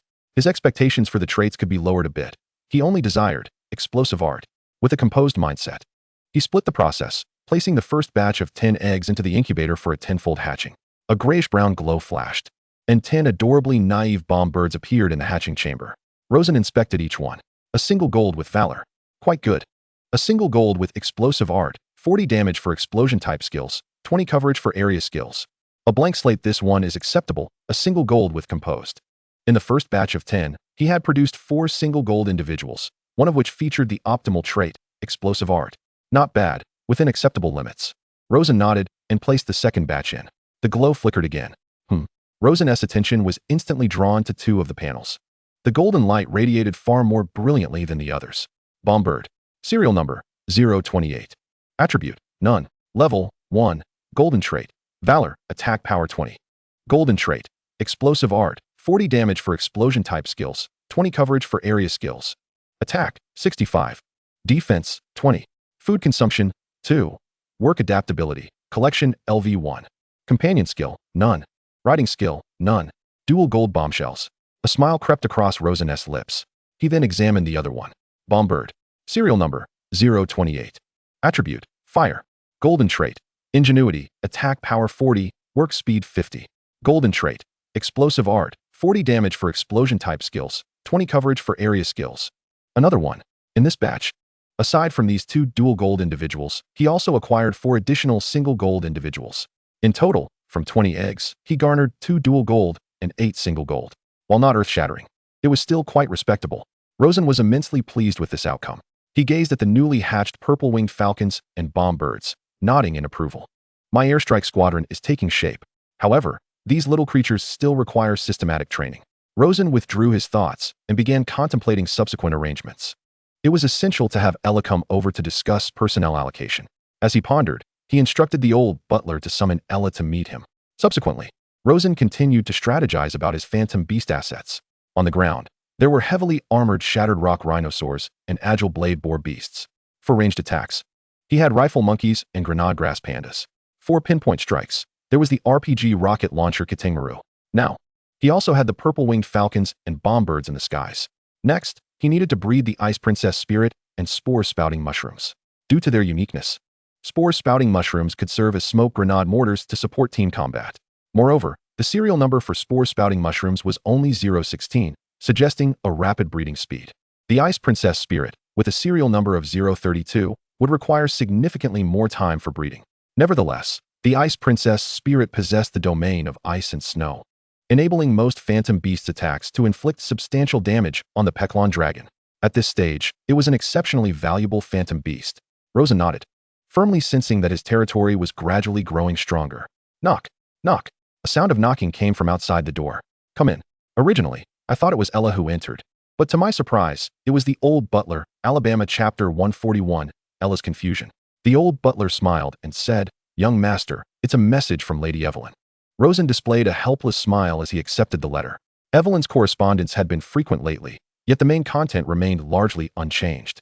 She consistently inquired whether he was available, expressing her desire to go shopping with him, mentioning the many places she wished to visit. After each of these statements, she would cautiously soothe his feelings, asking, "Do you find me bothersome? I'm not trying to rush you. If you don't want to, you can simply say so, and I won't mind. I just want to convey that I am always prepared and available." Rosen shook his head in resignation after reading the beginning. Truly, it was the same as always. Although the sentiment of being cared for was undeniably pleasant, he was indeed very busy. There were countless matters requiring his attention. The old butler gently advised, "Young master, the affairs of the territory are indeed important, but the legacy of the Kuro family holds equal significance." Rosen shot a glance at the old butler, waving his hand repeatedly. Go on, I am busy." "Very well, I shall take my leave," replied the butler. As he watched the study door close once more, Rosen shook his head. Recently, he simply had no time. In military matters, he needed to establish a framework for the air force, while in construction. There were issues to address and refine at the workshop. He also had to constantly monitor the situation in the refugee areas among the populace. Each day was filled with endless reports and proposals. When would he have time for romance? However, Rosen felt a twinge of headache. After all, he and Evelyn were friends. And repeatedly rejecting her felt somewhat disheartening. Primarily, he had never encountered such persistent pursuit in either this life or his previous one, leaving him utterly at a loss regarding how to handle it. Images of Evelyn's smile during their shopping outing flashed through his mind. With a wry smile, he resolved to provide her with an ambiguous response, promising to arrange a time when he was free. Suddenly, a gentle knock sounded at the door of Rosen's study. Knock, knock, knock. Come in. The door creaked slightly as a tall and graceful figure stepped inside. Ella had changed out of her training attire and donned a more streamlined black outfit that accentuated her powerful physique. At that moment, a hint of confusion adorned her delicate face. "My lord, did you call for me?" Rosen set down the quill he had been holding and raised his head, gesturing for her to take a seat on the chair beside him. "Ella, do not be so formal," he said in a gentle tone. "I heard from the old butler that your beast tamer team has been achieving remarkable results in training lately." Upon the mention of training, Ella seemed to be activated by a switch. She straightened her back, her previously puzzled gaze instantly transformed into one filled with fervent enthusiasm.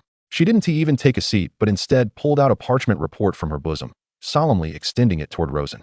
"My lord, this is precisely what I intended to report to you first thing tomorrow morning." Her voice rose slightly in excitement. "Our beast tamer squad, consisting of 50 members, under your devised training plan and resource support, has all achieved the rank of Crimson Beast Tamers in just 1 month's time." Rosen took the report, feeling its weight. He merely glanced at the densely packed records before nodding, revealing no surprise on his face. This reaction left Ella's carefully prepared astonishment caught in her throat. Taking a deep breath, she presented a piece of news she believed would make any lord leap from their seat. Moreover, she fixed her gaze on Rosen, enunciating each word. "Among them, 30 have successfully advanced to the orange level. This means our Beast Tamer squad now has over half of its members capable of commanding 3 phantom beasts simultaneously in coordinated combat." After speaking, she held her breath, awaiting the lord's astonishment. Yet, Rosen merely nodded again, a faint smile gracing his lips. Seeing his lack of reaction, Ella inhaled deeply and disclosed an even more significant piece of information. "My lord, I too have sensed a loosening of the bottleneck. I am just a step away from becoming a yellow-level beast tamer." "Oh, is that so? My lord, don't you find this astonishing?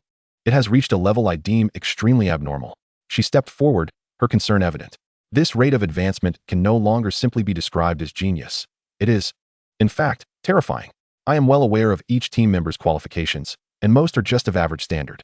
Yet now, any of them, if placed in an external Beast Tamer Academy, could undoubtedly be hailed as a prodigy." Ella's brow furrowed deeply, her face etched with worry. "My lord, this appears exceedingly peculiar. I cannot help but wonder if our training methods contain some fatal flaw. Have we unknowingly embarked on a misguided path, leading to such abnormal advancements?" She finally voiced her gravest fear. Many nefarious secret arts can yield immense power in a short time, but the cost often involves burning one's life essence or exhausting one's future.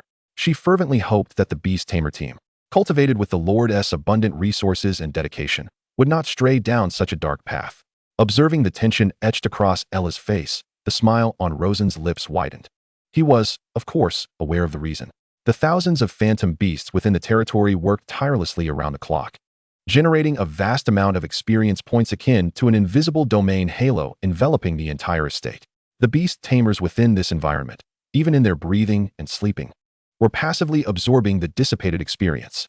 This method of advancement was something Ella had never encountered, and likely, the entire world could hardly find a second instance. Rosen raised his hand, softly tapping the table with his knuckles. Peculiar? No, Ella, not at all. The crisp sound of his tapping drew Ella's full attention. The reason you perceive it as unusual is that your previous understanding has constrained your imagination. Rising to his feet, he paced a couple of steps while explaining, firstly, consider the food I provide you. Reflect on what you consume daily. It is among the finest phantom beast meat even in Rogtown and Hog City. This meat, meticulously prepared, maximizes the replenishment of your training energy expenditure. The pure energy it contains serves as a significant supplement for beast tamers. Pray tell, which beast tamer academy can guarantee food supplies of my caliber? Upon hearing this, Ella instinctively recalled her meals. Indeed, the provisions provided by the Lord were lavish to an extravagant degree. Chapter 142, the Air Assault Unit. Tender, juicy bobo beef steaks, rich and hearty momo lamb soup, golden and fluffy tiger-striped egg custard. Each day brought something different. Not to mention the nearly limitless supply of bobo milk, sweet and delicious, leaving her feeling invigorated after each drink. Such dietary standards, not even the top noble academies in Hog City, could provide for every student. Ella pondered for a moment and nodded emphatically. The second point, Rosen continued, is that the training regimen I have designed is meticulously calculated for each exercise and every moment. The aim is to maximize your potential without compromising the integrity of your physical foundation. Ella nodded once more, deeply resonating with this sentiment. The training program is nothing short of exquisite. As time progressed, the intensity of the regimen escalated, each session proving challenging yet, remarkably, always pushing them to their limits. Each completion left them feeling rejuvenated, and by the following day, they were brimming with energy. Lastly, and most importantly, Rosen approached the window and opened it, the evening breeze tousling his hair. He gestured towards the expansive grounds outside, speaking softly. Our estate, belonging to the Cullo family, is, in fact, a treasure trove of geomantic fortune. It nurtures all living things and accelerates their growth. Your ability to train here is indeed a stroke of luck. With a blend of truth and embellishment, Ella found herself momentarily entranced. The combination of top-tier sustenance, scientific training, and this mystical land seemed almost unbelievable. Yet, gazing upon Rosen's confident demeanor as he spoke with ease, her inner doubts and anxieties melted like snow under the sun. In their place blossomed a profound respect for the meticulous design orchestrated by her lord. Her perspective had been woefully narrow. Seeing Ella completely convinced, Rosen nodded with satisfaction, then shifted the topic. Very well, since most of your team has now reached the orange level and possesses the ability to command 3 phantoms, it is time to proceed to the next phase of training. You may begin to practice aerial combat. With that, he retrieved 2 blue Bellu orbs from his phantom pouch. Aerial combat. Ella blinked in surprise, momentarily taken aback. Rosen offered no explanation, but casually tossed the 2 orbs forward. Come forth. In a flash of white light, 2 entirely new phantoms materialized in the spacious study. When Ella's gaze fell upon these 2 phantoms, she was utterly transfixed. The one on the left was sleek and robust, its wings a deep indigo, shimmering with a metallic luster in the candlelight. Its gaze was sharp as a blade. It was the purple-winged falcon. The one on the right appeared somewhat goofy, with a broom-like comb, short wings, and curious little eyes surveying its surroundings. However, when Ella donned her crystal glasses and scanned their information panels, her pupils dilated in shock. This was the double gold attribute purple-winged falcon, an aerial mount. Her voice trembled with disbelief. Valiant and composed. My heavens, perfect combat attributes. Her attention snapped to the other phantom. This is the bomb bird. Explosive art and cleverness. A double gold bomb bird. Ella felt her mind go blank, a buzzing echoing in her head. My goodness, the initial attack power is extraordinarily high. As a graduate of a prestigious academy, Ella understood all too well the implications of this. Any one of these phantoms could incite a frenzy among the lesser nobles, potentially sparking a minor uproar. Yet her lord had casually produced 2 of them as if they were mere candies. Ella? Rosen's inquiry roused her from her stupor. She snapped back to reality, instinctively standing at attention. Yes. Rosen continued calmly. I have 9 more of these purple-winged falcons and 19 bomb birds, many of which are excellent individuals with single gold attributes. Shortly, you shall seek out Butler, Alabama to accompany you in retrieving these Baloo orbs. Then, based on the characteristics of your team members, you will personally oversee their distribution. Boom. My goodness. Not just 1 or 2, but an astonishing 30 in total. It is known that the Mangta pig, serial number 020, is already a rare phantom in this border region. Not to mention the purple-winged falcon serial number 021, and the Bombird, serial number 024. Both of these exceed the threshold of 20 in their serial numbers. Her lord had just mentioned 10 purple-winged falcons and 20 Bombirds, with several boasting double gold attributes. What other astonishing trump cards does her lord possess? I require you to form the first aerial squadron, centered around 4 double gold purple-winged falcons. Rosen's voice resonated with authority. He extended his hand, clenched into a fist, then mimed a releasing gesture in the air. From those Bombirds, select the most exceptional individuals to establish the first Bombardier team. The operational method of this unit is quite simple. His voice, though soft, carried a force potent enough to penetrate the heart. The purple-winged falcons will be responsible for mobility and air superiority. Their speed and strength will enable them to carry the imminent Bombirds, delivering them accurately to the enemy's head, the rear lines, and even the command center of the generals. We shall possess an airstrike unit capable of striking precisely where commanded from the skies. Boom. Rosen's words detonated in Ella's mind like thunder. Her exceptional tactical brain began to whirl into action, and a vivid image formed in her mind. On the battlefield, the enemy's heavily armored infantry formed a formidable square. Weapons raised like a forest. Suddenly, a sharp whistling pierced the sky. Several purple phantoms darted overhead, followed by a rain of small black shapes descending directly into the heart of the enemy formation. The next moment, deafening explosions erupted, flames and shockwaves consuming everything in their path. The enemy's formation was torn apart, soldiers screaming in terror, and the command system instantly paralyzed. This would be the nightmare of all ground forces. I understand now, my lord. Ella's cheeks flushed with excitement. She snapped to attention, heels together, producing a crisp sound. I vow to complete the task. Chapter 143, Evelyn under attack. Evelyn's domain. In the banquet hall, the sound of the harp flowed like a stream under the moonlight, weaving through the guests. Hundreds of candlesticks and the chandelier overhead cast a warm and bright glow, infusing every inch of the space with a cozy radiance. The light was fragmented into countless sparkling shards, showering every smiling face. The air was infused with the aroma of roasted squab, the richness of red wine, and the scent of exquisite perfumes adorning the ladies, creating an atmosphere of tranquility and beauty. Evelyn donned a pale lavender gown, the silver crystals on its hem twinkling like stars in the night sky with her every movement. Holding a glass of garnet-hued wine, she gracefully navigated through the crowd, a subtle smile gracing her lips as she responded to the greetings of each noble. Yet her thoughts drifted, far removed from this banquet held in celebration of the harvest. Would he appreciate her attire? Would he, once again, gaze in awe, then shyly divert his eyes? My dear, you are positively radiant today. A plump and affable lady, Mrs. Anna, leaned closer to her, lowering her voice to tease. What are you pondering, my dear? Your smile is so sweet. Evelyn's cheeks flushed slightly, and she feigned a sigh of resignation. As she regained her composure, a rosy hue enveloped her fair complexion. She took a delicate sip of wine to mask her disarray and, half seriously, half complaining, remarked, I was contemplating, Anna. How could anyone be utterly indifferent to beautiful dresses and exquisite attire, consumed instead by thoughts of their land and mythical beasts? Mrs. Anna erupted into laughter, her ample form shaking with mirth. Oh, my sweet Evelyn, you seem to be lost in some delightful haven. No wonder your laughter is so enchanting. What nonsense are you spouting? Evelyn retorted playfully, yet the laughter in her eyes betrayed her true feelings. She had even begun to envision the new expressions and gestures that Rosen might exhibit during their next rendezvous. With this thought, her smile softened further. At that moment, a thunderous roar reverberated through the air, as if the ground itself had split open, drowning out all melodies and conversations. The heavy door of the banquet hall, crafted from centuries-old oak and intricately carved, was violently shattered as if struck by a primal force. Countless splinters and debris surged inward like lethal shrapnel. A fierce gust, laden with the chill of night and the stench of blood, swept through, toppling silver candelabras and crystal goblets from the nearby tables. The cacophony of shattering glass mingled with the gasps of horrified guests. The music ceased abruptly, and all eyes turned in terror toward the violently breached entrance. Amidst the swirling dust, a figure stepped onto the shattered threshold, advancing slowly, clad in what should have been a splendid silk gown. The attire was now marred with dirt and the dark stains of dried blood, as if the wearer had just emerged from the grave.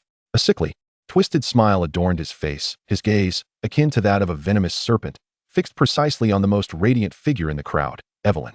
Ah, my beautiful Lady Evelyn. How delightful to see you again, his voice rasped, grating on the ears.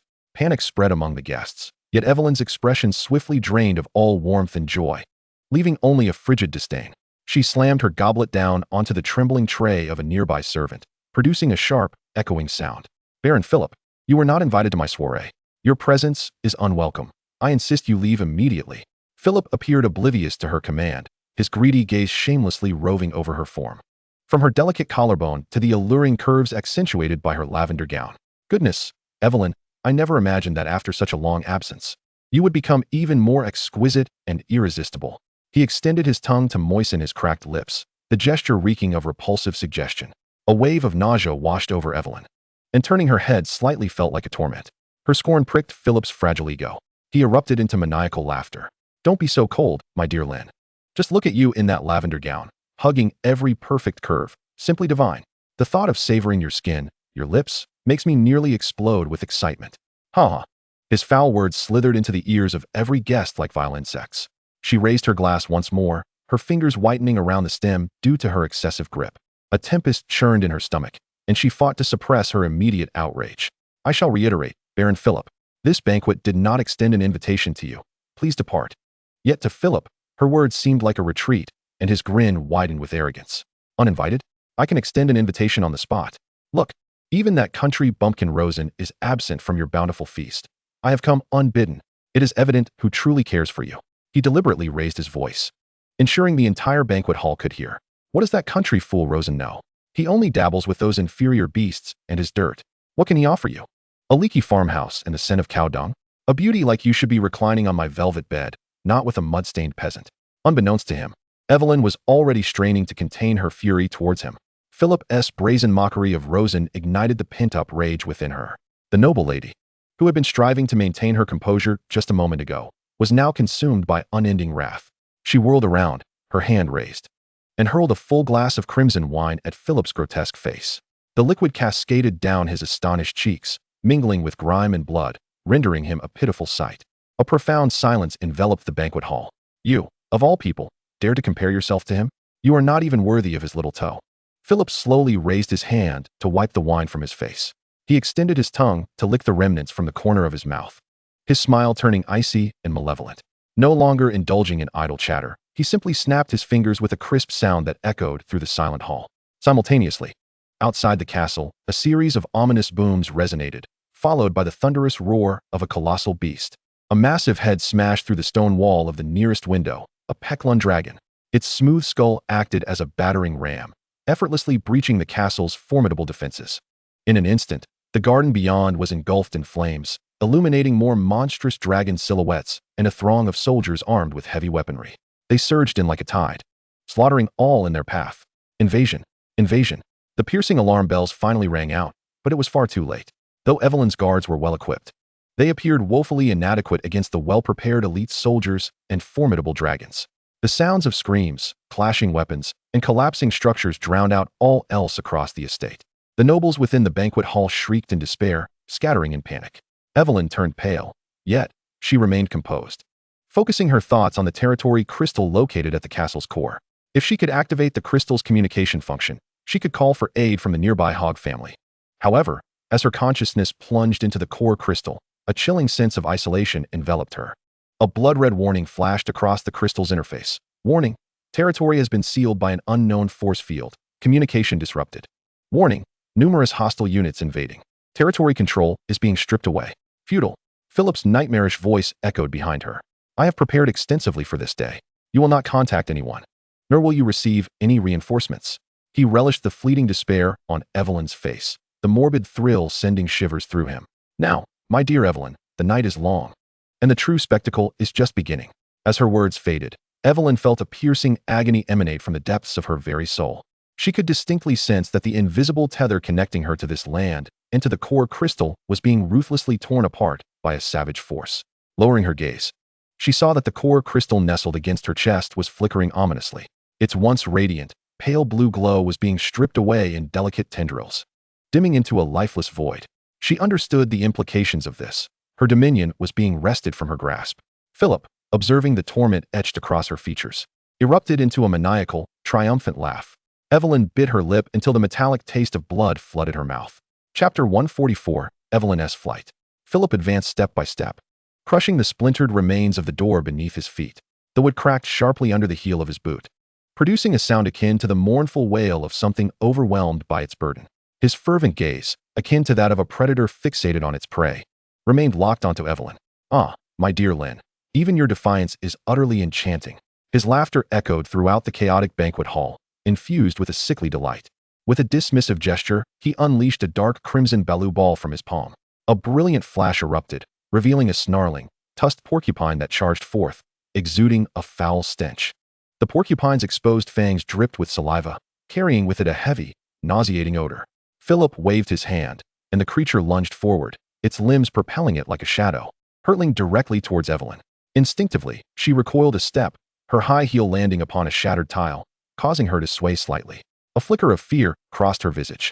Just as the moment teetered on the edge of calamity, a figure surged forward, positioning itself protectively behind her. It was the housekeeper, Leah. "Miss, step back." Leah's voice was deep and resolute, and in her hand, a blue baloo ball had appeared unbeknownst to them. Without a moment's hesitation, she hurled the ball before her. A radiant light burst forth, and a robust, rock-armored rocky rhinoceros roared into existence. With a thunderous stomp, the ground trembled beneath its weight. Rocky rhinoceros, charge and strike. It wasted no time and unleashed its skill. Furious charge. Lowering its head, the rhinoceros aimed its hardened horn forward, crashing towards the tusked porcupine like a rampaging siege engine. With a resounding thud, the porcupine's momentum was obliterated, and it screamed as it was sent flying, tracing a parabolic arc before crashing heavily onto a long table. Philip effortlessly summoned the injured creature back into its baloo ball. His expression bore no surprise. Rather, a mocking grin reminiscent of a cat toying with a mouse spread across his face. "A rocky rhinoceros, you say? It seems you have an admirable guardian, Evelyn." He clapped slowly, his gaze thick with derision. "Too bad you crossed paths with me." Before his words could fully dissipate, he lofted another blue baloo ball high into the air. A flash of light heralded the arrival of yet another rocky rhinoceros, this one significantly larger than Leah's. Ominous red glimmers flickered between the heavy seams of its rocky armor, and its eyes mirrored Philip's, brimming with madness and savagery. Leah's rhinoceros sensed the oppressive aura radiating from its kin, quaking in trepidation as it pawed anxiously at the ground, emitting a low warning growl. Leah, witnessing her companion's reaction, furrowed her brow. She had not anticipated Philip possessing such a formidable rocky rhinoceros alongside that enormous peck blue dragon. "Go, crush them," Philip commanded with a wave.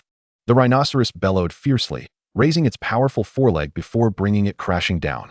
The earth groaned in response, a visible shockwave emanating from the point of impact. The opulent marble floor of the banquet hall fractured like thin ice struck by a sledgehammer. A menacing rock spike erupted unexpectedly from beneath Leah's rhinoceros. With a precise strike, the spike struck the creature's vulnerable underbelly.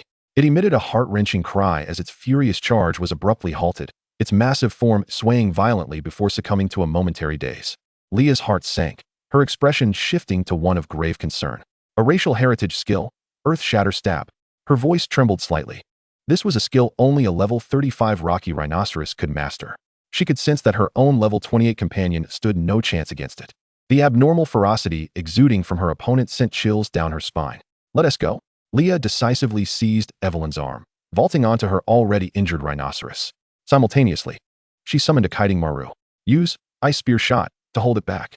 The kiting maru, receiving the command, closed its eyes as magical circles materialized in the air, launching a barrage of ice spears that hurtled towards Philip's rampaging rocky rhinoceros. Trying to flee, Philip seemed to relish the unfolding drama, leisurely following in their wake. His rocky rhinoceros remained unfazed by the ice spears, allowing them to shatter harmlessly against its rocky armor, while it intermittently unleashed a series of mud throws that landed perfectly in front of Leah's mount, creating obstacles. The tusked porcupine was summoned once more, swiftly tearing the unfortunate kiting maru to shreds, dispersing it into a flurry of light. Leah maneuvered her rhinoceros deftly, yet they were unable to shake off their pursuers.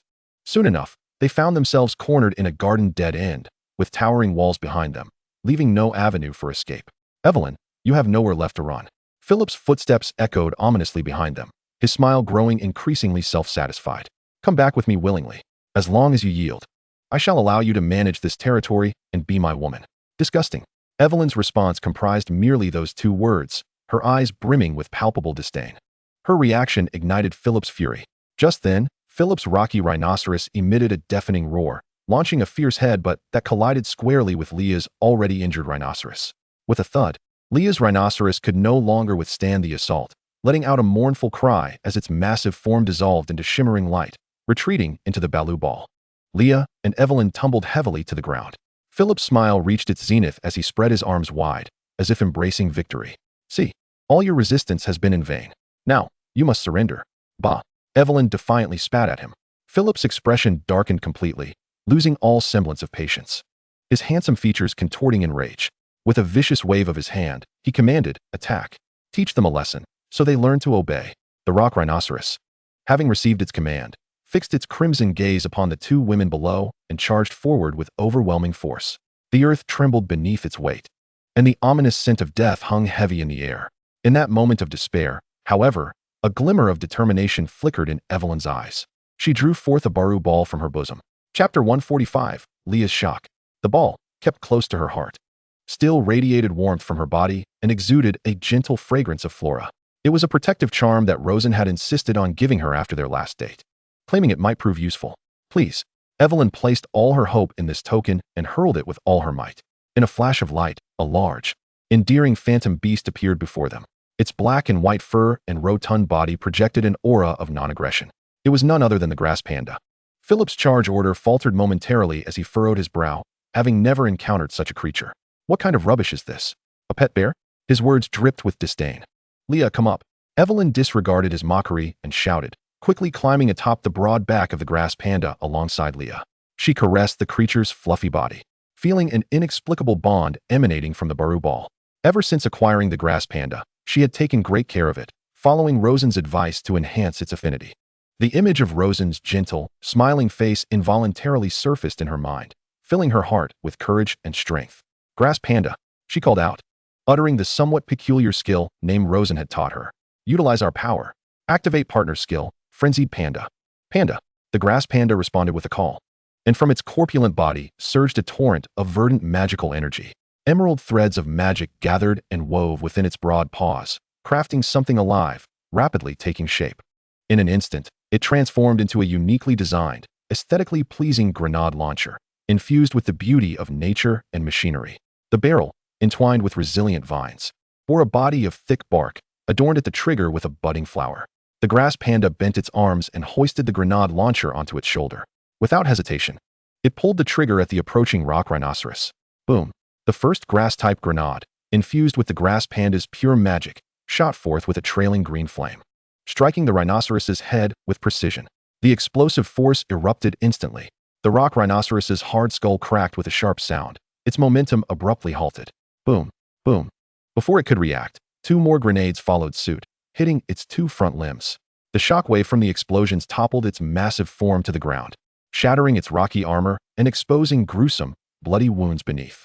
The once formidable level 40 rock rhinoceros convulsed a few times on the ground before succumbing to severe injury, begrudgingly dissipating into a beam of red light. The billowing smoke from the explosions perfectly obscured Philip's line of sight. Cough, cough. Damn it. Damn. As he waved away the smoke, everything had concluded. All he could see was that strange panda phantom beast, cradling Evelyn and Leah, its green leaves whirling rapidly above them. The air currents surged as if they were a colossal bamboo dragonfly, gently lifting them into the sky, gliding away toward the night beyond the castle. Cursed.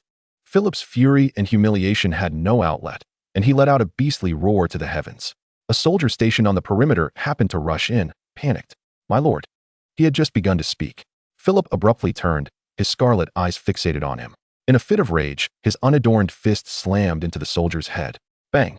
The soldier's skull burst like a ripe watermelon under the force of the blow. Blood and brain matter splattered onto Philip, who paid it no mind, fixated instead on the direction in which Evelyn had vanished, his voice seething through clenched teeth. Evelyn, you cannot escape. The night enveloped Cullow Manor in serene stillness. Inside the study, the candlelight flickered as Rosen's fingers glided over the freshly drawn territorial map. Outside, only the whisper of the wind through the leaves could be heard. Suddenly, a dull thud resonated, as if a heavy object had fallen from a great height, followed by the distinctive sound of sparkling light as a phantom beast dissipated. Rosen paused, his gaze turning toward the window. The sound of hurried footsteps approached, chaotic and laden with suppressed gasps. Bang! The study door burst open with great force. A figure stumbled in, filling the room with the chill of the night and the scent of dust. Evelyn, clad in a once magnificent lavender gown, now appeared as a tattered remnant. The hem of her dress was torn, stained with mud and dried dark blood, while delicate lace bore traces of grass. Her once radiant face now resembled a sheet of paper, pale and stricken with shock. Close behind her, the housekeeper Leah followed, clutching her other arm tightly. Blood seeping through her fingers, her face equally ghostly. When Evelyn's gaze finally landed upon the familiar figure illuminated by candlelight, the tautness of her nerves snapped. All her feigned strength, all her masqueraded calm, crumbled to dust upon seeing Rosen. Rosen. She managed to utter his name before her throat constricted with sobs.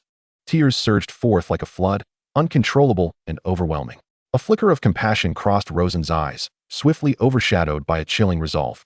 He rose and strode purposefully to Evelyn's side.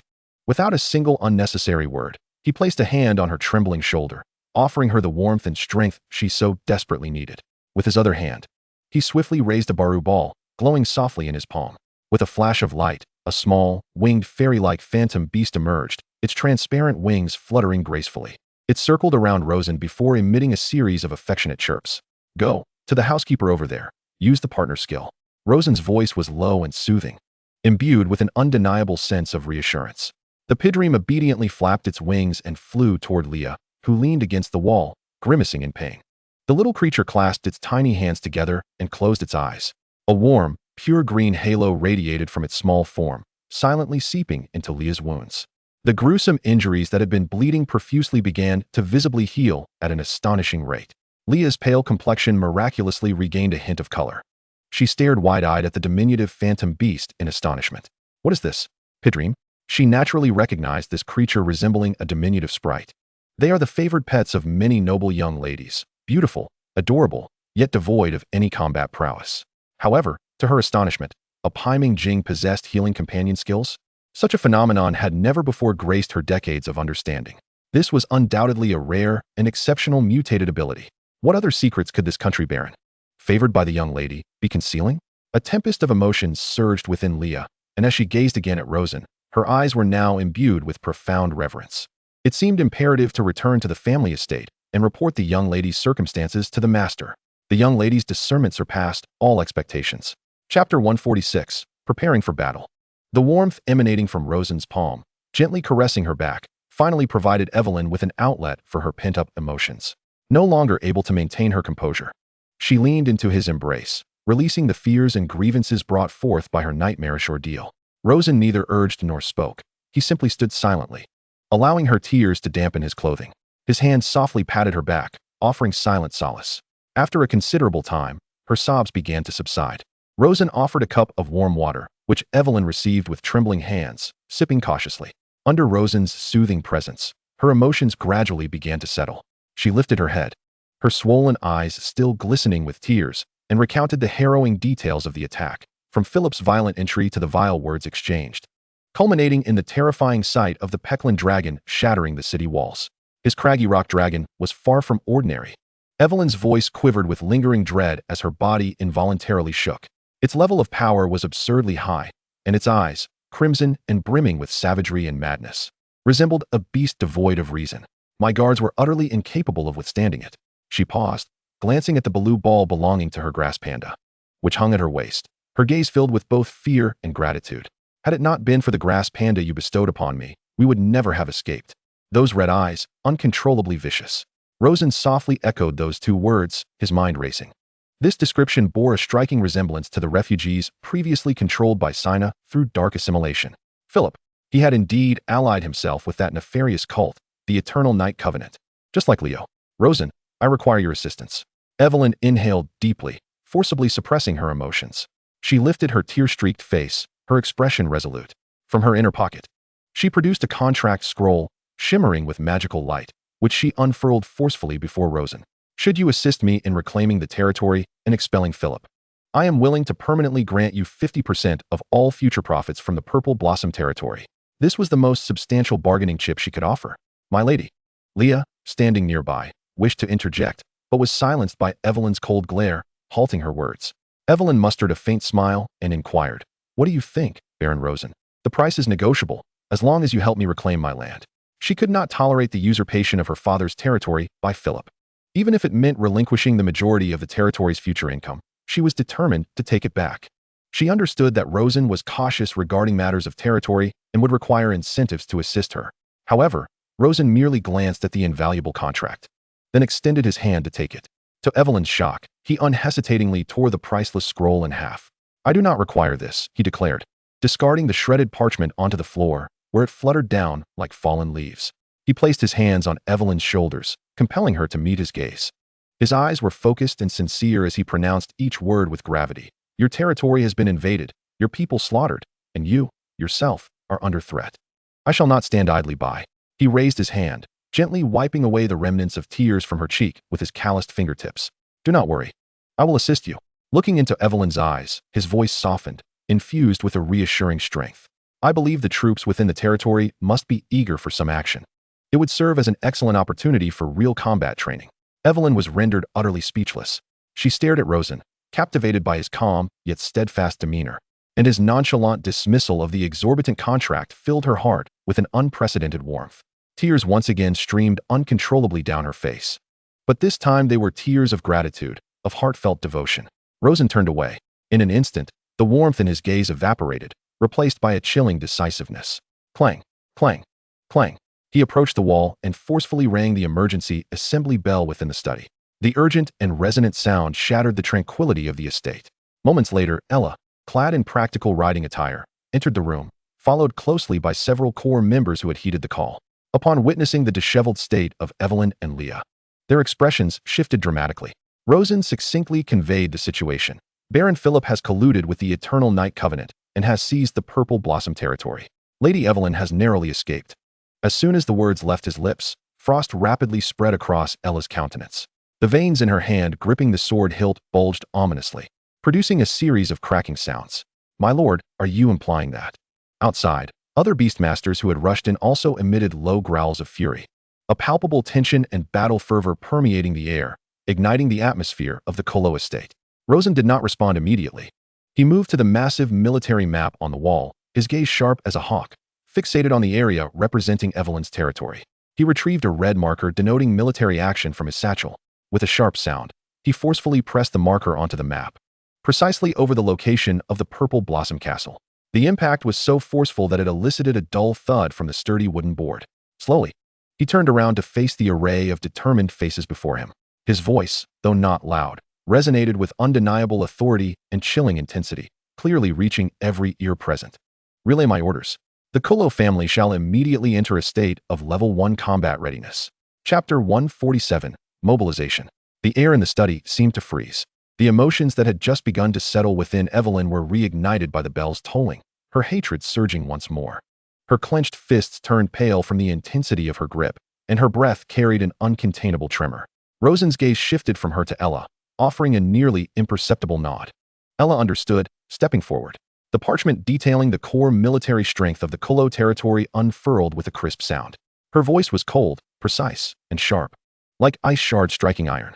"My lord, the Beastmaster team is currently at full strength with 50 members, all ready for immediate deployment. Among them, there are 30 orange-level Beastmasters and 20 red-level." "What?"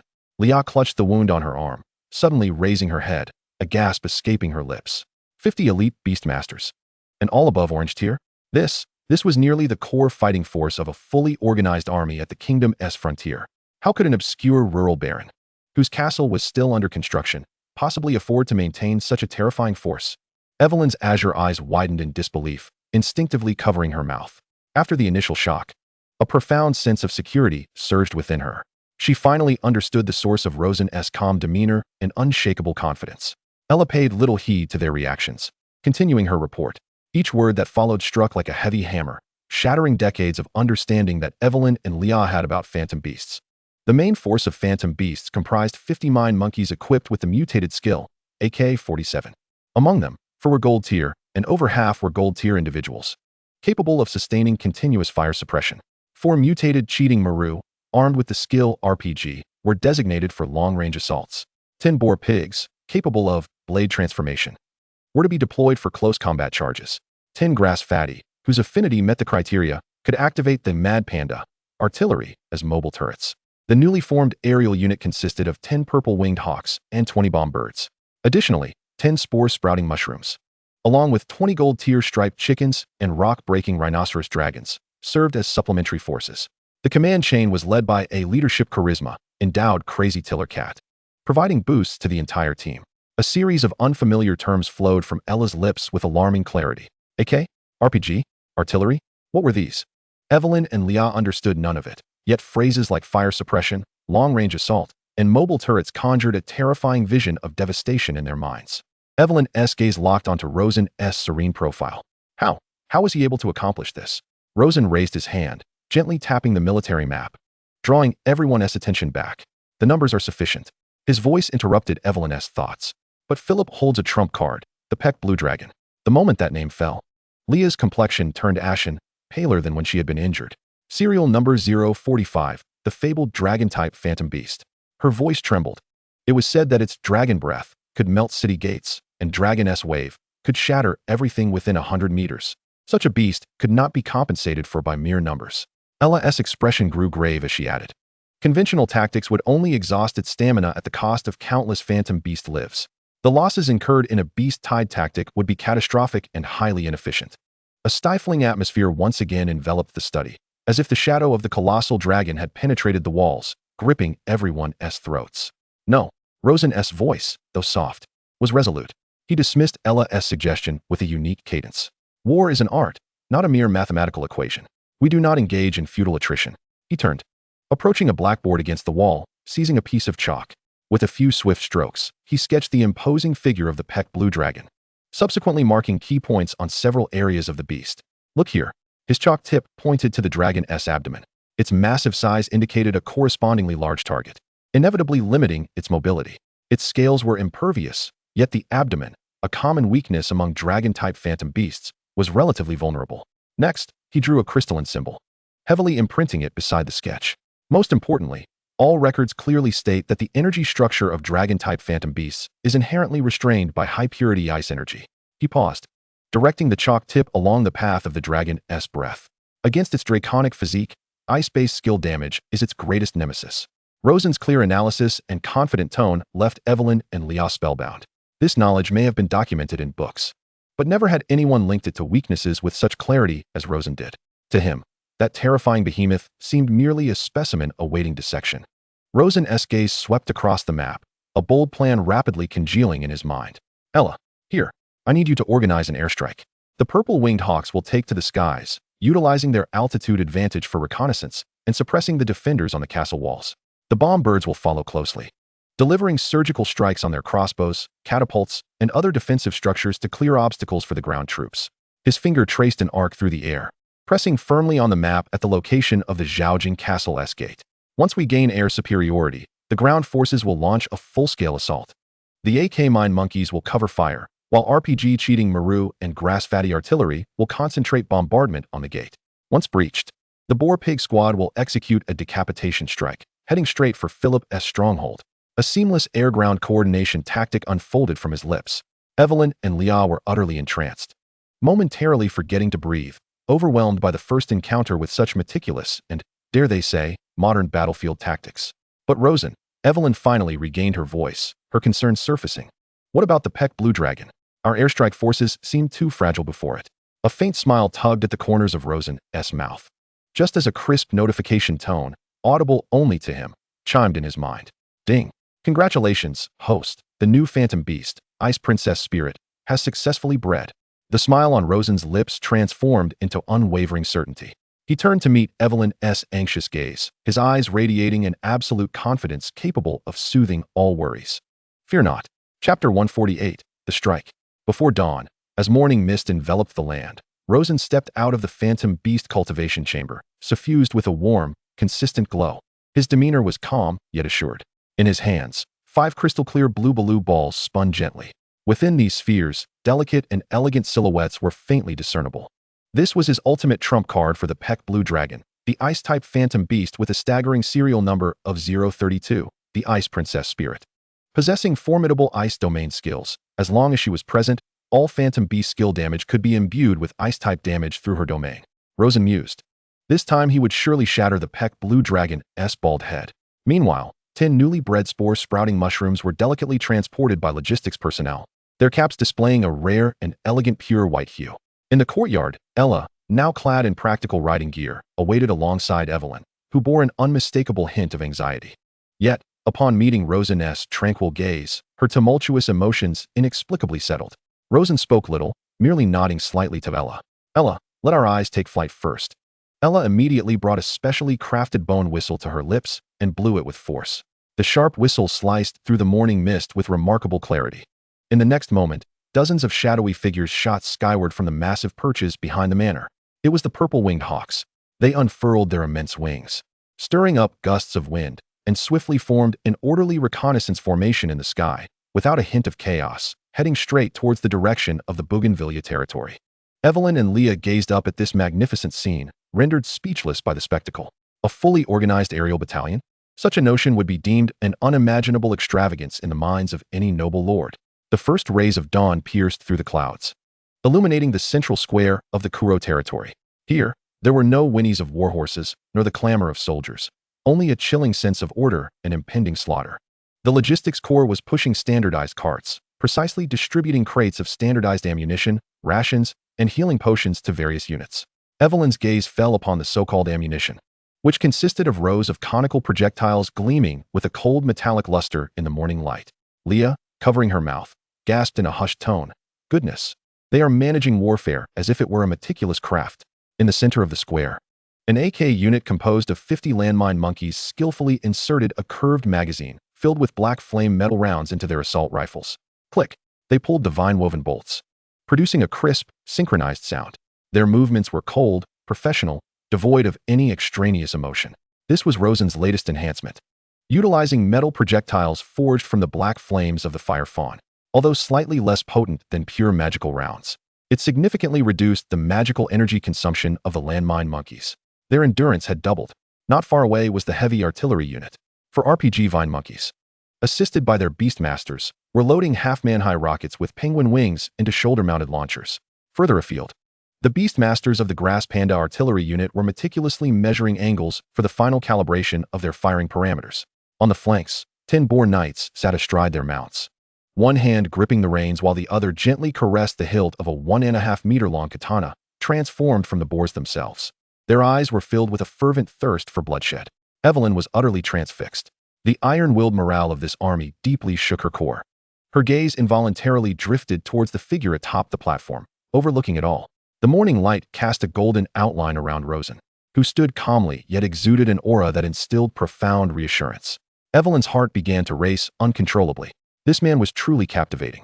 She shook her head, forcing her consciousness back to the serious scene before her. He had deployed such a military force to assist her, she could not afford to lose focus. As all units assembled, the square fell into silence, with only the sound of the wind rustling through the flags. Rosen stepped forward, his gaze sweeping over every resolute face below. His voice, though not loud, resonated clearly in everyone's ears. "Soldiers, our allies are suffering. Our order is under siege." He paused, his voice suddenly turning steely. "We march forth for but one purpose: to make the enemy understand what it means to be in awe." There were no mountain-shaking roars of battle cries. In response, all the landmine monkeys raised their rifles in unison, barrels pointed skyward. All the boar knights swiftly unsheathed their half-inch katanas, the clear sound of metal scraping against metal converging into a resounding roar. The chilling battle spirit coalesced into an invisible storm, soaring towards the heavens. Just as Evelyn expected Rosen to lead the charge himself, he turned to Ella and said, "Ella, command is yours. Execute our air-ground coordination plan as discussed last night." "Lord?" Both Ella and Evelyn were taken aback. Rosen looked at Ella, his eyes filled with complete trust. A commander untested in the crucible of blood and fire is forever merely a scholar of theoretical strategy. "Ella, you need this victory to prove yourself, and our legion requires a true commander." He paused briefly. "Go forth, and let me witness your achievements." Ella straightened up, a newfound brilliance igniting in her eyes, and shouted with all her might, "Yes, my lord, I vow to accomplish the mission." With that, Rosen turned to Evelyn and smiled. "Let us observe from the vantage point with the best view." With Ella's command, this black torrent of steel began to advance. There was no cacophony of traditional armies, no chaos, only an eerily synchronized march and mechanical efficiency. The AK landmine monkey unit served as the vanguard, spreading into combat formation. The grass panda artillery unit took the center, with the boar cavalry flanking both sides. The entire army moved as one, silently advancing towards the Bougainvillea territory. In the sky, a colossal purple-winged falcon ascended smoothly, on whose broad back Rosen and Evelyn stood firmly. From their lofty perch, the Black Army resembled a sharp surgical scalpel, precisely slicing through the earth with icy intent, aimed directly at the festering rot. Evelyn instinctively clutched the hem of Rosen's garment, filled with an unprecedented sense of safety as she beheld this power he had forged by hand, capable of overturning the world. Chapter 149. The Arrival of the Peck Blue Dragon. At dusk, the blood-red sun resembled congealed plasma, smeared across the battlements of the Bougainvillea castle, casting an ominous glow over every stone. Upon the walls, Philip raised a silver cup, reveling in a feast with several of his trusted guards. Rich ale dribbled down the corner of his mouth, yet he paid it no mind, speaking in a tone of mockery akin to a cat toying with a mouse. "Let us see, my beautiful cousin Evelyn should be running to Rosen by now. Sobbing her heart out, right? Ha ha ha. My lord, you overestimate that country bumpkin. Even if he had 100 lives, would he dare lead an army here?" One of his guards laughed obsequiously. "Exactly. With his meager resources, he can barely afford a few farming beasts. Compared to your Peck Blue Dragon. He asked nothing but a joke." Philip laughed heartily, downing the contents of his cup. He could almost envision Rosen locked away in his quarters, with Evelyn weeping in despair. He relished the sensation of having everything under his control. Just then, a sharp, ear-piercing shriek unexpectedly rent the sky. What was that sound? Philip's laughter abruptly ceased as he looked up in confusion. Several kilometers away on a high ground, Ella lowered her telescope, the lens reflecting the last rays of the setting sun. Her voice transmitted clearly through a specially designed sound-conducting bone horn to the rear lines. Coordinates calibrated. Heavy artillery position 1. Fire at will. First round. Commence. In the next moment, 10 grass pandas simultaneously propped up their rotund bellies, their bamboo tube-like organs retracting sharply, producing a resounding boom. 10 massive shells, enveloped in magical energy, trailed long tails of flame, like meteors hurled by deities, screaming through the sky. The guards on the city walls had yet to comprehend what was happening when death descended upon them. Boom. The first shell struck a watchtower with pinpoint accuracy. The sturdy stone tower crumbled like a cookie crushed by an invisible giant hand, exploding into a cloud of debris. Following closely were the second and third shells. Boom, boom, rumble. The thunderous roar of explosions resonated in unison.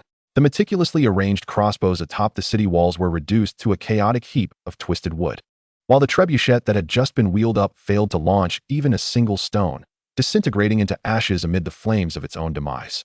Enormous blossoms of fire and smoke erupted successively upon the battlements. The entire Bougainvillea castle trembled violently, as though it might collapse at any moment. Philip was thrown to the ground by the shockwave of the explosion, his silver cup rolling far away. Struggling to rise, he felt a buzzing in his ears. Confusion and horror etched across his face. In the midst of chaos, Ella had already issued her second command. RPG squad, target the city gate. 4 vine-shooting warriors stepped forward, leveling their colossal vine launchers at the distant castle gate. Whoosh, whoosh, whoosh, whoosh. 4 rockets, adorned with penguin wings, traced a straight trajectory and violently collided with the heavy iron gate. Boom. A sound more profound than any previous explosion reverberated. The gate, capable of withstanding 1,000 troops, was shattered into a whirlwind of debris under the relentless barrage. A breach was opened. The earth began to tremble rhythmically with intensity. 10 heavily armored knights formed a sharp V-shaped assault formation, charging forth from the billowing dust. The boars beneath them emitted excited roars, their hooves flying as swiftly as galloping horses. The katanas at their waists had somehow been drawn, transforming into lethal blades of 1.5 meters, glimmering with a bloodthirsty sheen under the setting sun. Shield wall. Quickly, form a shield wall. A guard captain bellowed hoarsely. In a frenzy, the soldiers attempted to form a feeble line of defense with their flesh and blood behind the breach. However, the boar knights showed no sign of slowing. They surged forward like a searing brand, ruthlessly slicing through cold butter. Thud! The foremost shield, along with the soldiers behind it, was cleaved in two by the first knight, leaving the fragile defense utterly shattered. Bodies and limbs flew in disarray. This was a massacre devoid of any suspense. Following closely, the AK Mine Monkey squad advanced in 3-person combat teams, providing alternating cover as they surged into the castle. They did not charge blindly, but swiftly utilized the wreckage of demolished structures and corners as cover, advancing steadily. Rat-a-tat-tat-tat-tat. An archer, hidden behind a parapet, barely poked his head out to shoot, only to be instantly engulfed by 3 intersecting tongues of flame.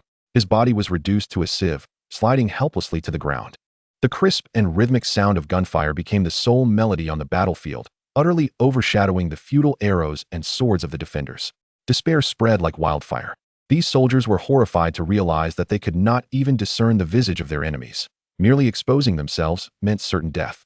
On the watchtower of the main fortress, Philip clutched the railing tightly, his knuckles white. He witnessed his army crumble to dust in a matter of mere minutes. Why? Why were artillery shells raining down from the heavens? Why were those boars as swift as lightning? Why did the sticks in those monkeys' hands spew flames of death? His once proud elite soldiers now appeared as fragile as paper before this monstrous legion he had never encountered. A profound terror gripped his heart, rendering him nearly breathless. He incoherently roared at his nearby guard. What is that? What in the world are those things? No one could answer him. Ultimately, all the confusion, anger, and fear coalesced into a hysterical scream. Curse it! Rosen.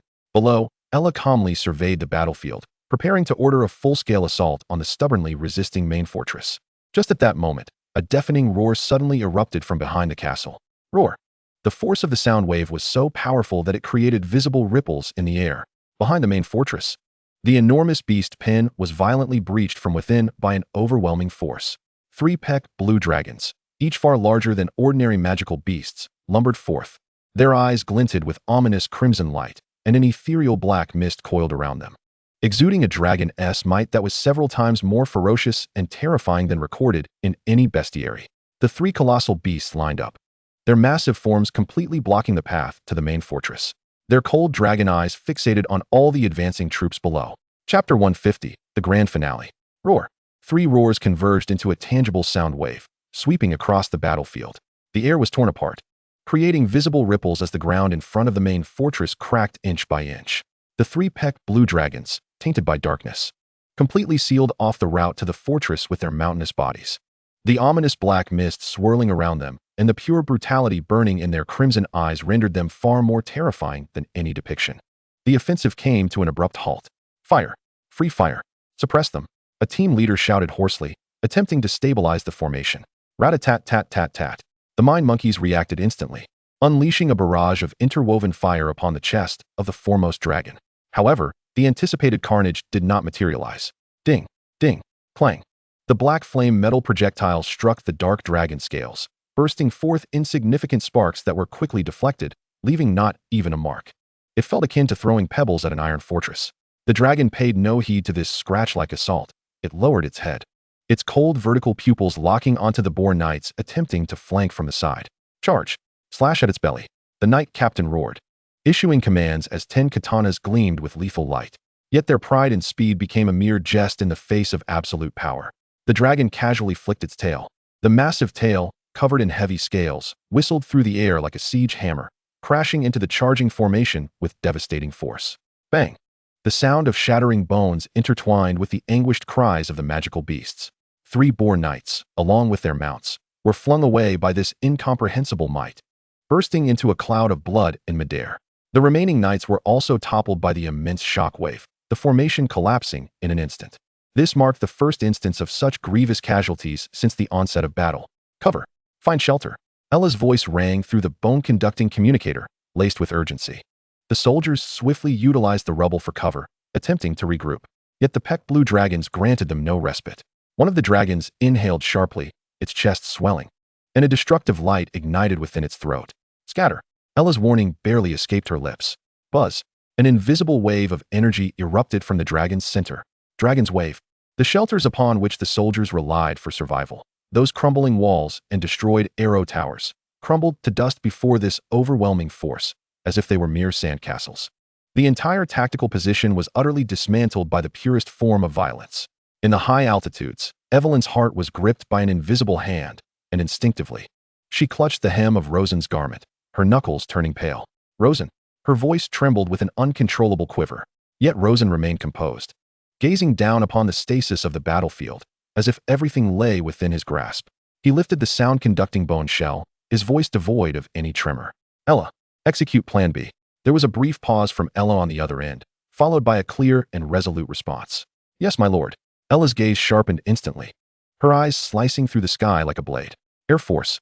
Execute justice from the skies according to Plan B. With the command issued, dozens of purple-winged falcons, circling high above, let out piercing cries. They folded their wings, aligning their bodies at a perfect angle with the ground, like arrows released from a bow, diving at supersonic speed towards the 3-headed dragon below. The deafening sonic booms successfully captured the dragon's attention. They lifted their heads, preparing to unleash their fiery breath upon these pesky little creatures. In that moment, the true killing blow descended silently. 20 explosive birds, concealed amidst the chaos wrought by the purple-winged falcons, emerged from the clouds. Their bodies had swollen to the limit, their surfaces flickering with the ominous red glow of a self-detonation countdown. Like precision-guided bombs, they silently plummeted from the blind spots of the dragon's vision, targeting the most vulnerable regions of their underbellies. Boom, boom. A cacophony of explosions erupted simultaneously across the soft bellies of the three dragons. The seemingly indestructible dragon scales were torn apart from within, dark dragon blood mingling with shattered entrails, splattering across the ground. The three once mighty beasts let out agonizing wails, their immense forms crashing to the earth one after another. Above the fortress, Philip's arrogant grin instantly froze. No, it can't be. The pride in his eyes transformed into a frenzied rage within a heartbeat. Incompetence. A bunch of worthless fools. He abruptly fished a pitch-black pill from his pocket and swallowed it without a second glance. At the same time, he flicked his wrist, sending several more pills like bullets into the gaping maw of the fallen dragons. Roar! An ominous black mist erupted from both Philip and the three-headed Peklon dragons. Akin to a volcanic eruption, Philip's body began to swell unnaturally, his bones cracking under the strain, muscles tearing through his lavish attire. The fallen dragons, too, rose anew amidst the black mist, their forms expanding, wounds visibly healing at an alarming rate, leaving behind only more grotesque scars. One man and three dragons, their eyes glowing crimson, had fully succumbed to the frenzied final form of dark assimilation. A palpable sense of despair once again enveloped the battlefield. At that moment, a colossal shadow slowly descended. Rosen personally piloted a purple-winged falcon, landing steadily at the forefront of the ranks. Before him, 5 crystalline blue baru balls quietly materialized. A flash of light revealed 5 elegant figures, seemingly sculpted from ice and snow, emerging silently. The Ice Princess spirits. Barefoot, they floated above the ground, leaving behind a trail of delicate ice crystals in their wake. Philip's blood-red gaze fixated on Rosen, his voice hoarse and distorted.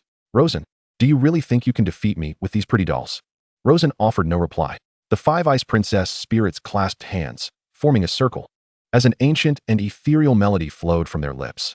Domain skill, Eternal Frost Domain. A visible frost-white halo expanded instantaneously from their center, enveloping the battlefield. The temperature plummeted. The earth was cloaked in frost, and fine snowflakes began to drift from the sky. A layer of faint frost encased all the phantom beasts of the Kuro Legion. Rosen raised his hand, pointing towards the now completely irrational Philip and his Dragon Legion. His voice was frigid, embodying the will of this frost domain. Full assault. The moment the command was issued, the battlefield transformed into a hell of ice and fire. Tat tat tat. The gun barrels of the landmine monkeys no longer spewed forth mere tongues of fire. Each black flame round was enveloped in a layer of lethal frost, piercing viciously into the flesh of the dragons. Whoosh. The RPGs fired by the vines launched missiles, their warheads concentrated with a freezing core, and upon detonation, they unleashed an extreme cold. The Boar Knights charged forward once more, their blades entwined with howling blizzards, leaving deep, bone-exposing frostbite wounds with every strike against the dragons. The artillery of the grass-fatty unleashed shells composed purely of condensed ice crystals, freezing everything in their explosive wake. The mania on Philip's face was finally replaced by dread. He felt acutely that the frenzied power within him was being rapidly consumed and frozen by this bone-chilling cold. No, I will not lose. He let out a final roar, attempting to command the dragons to counterattack. But what met him was an overwhelming barrage of devastating attacks infused with high-purity ice damage. Frost-coated AK rounds, RPGs with freezing cores, and sword strikes wrapped in blizzards converged into a storm of ice crystal artillery. Philip's confidence, fury, and unwillingness ultimately morphed into pure fear and despair. He and his three-headed dragon were entirely engulfed by this tempest of snow and ice. At last, all attacks ceased. In the center of the battlefield stood a massive, crystalline ice sculpture. Philip and the 3 Peklon dragons were forever frozen in their final moments of life. Crack. A faint sound echoed. A crack appeared upon the ice sculpture. Then came the second, the third. Crash. The enormous ice sculpture shattered, scattering into a flurry of ice shards, reflecting the last rays of sunlight before dissolving into nothingness. With Philip's demise, the remaining forces within the city completely surrendered, casting down their weapons. Rosen strode to the front of the castle, his voice resonating clearly in every corner. Baron Philip, colluding with cults and invading allied territories, is guilty of irredeemable crimes and is sentenced to death. The remainder will be identified and dealt with accordingly. His voice was calm, yet bore an unassailable authority, establishing complete control over the area. With Leah's assistance, Evelyn made her way step by step to the core crystal of the castle. She extended her trembling hand, gently pressing it against the surface. The moment she re-established the connection, the once silent Violet Blossom Castle illuminated once more with warm and bright light for its mistress.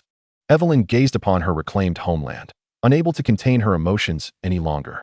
She turned and looked at the man who had accomplished all of this for her.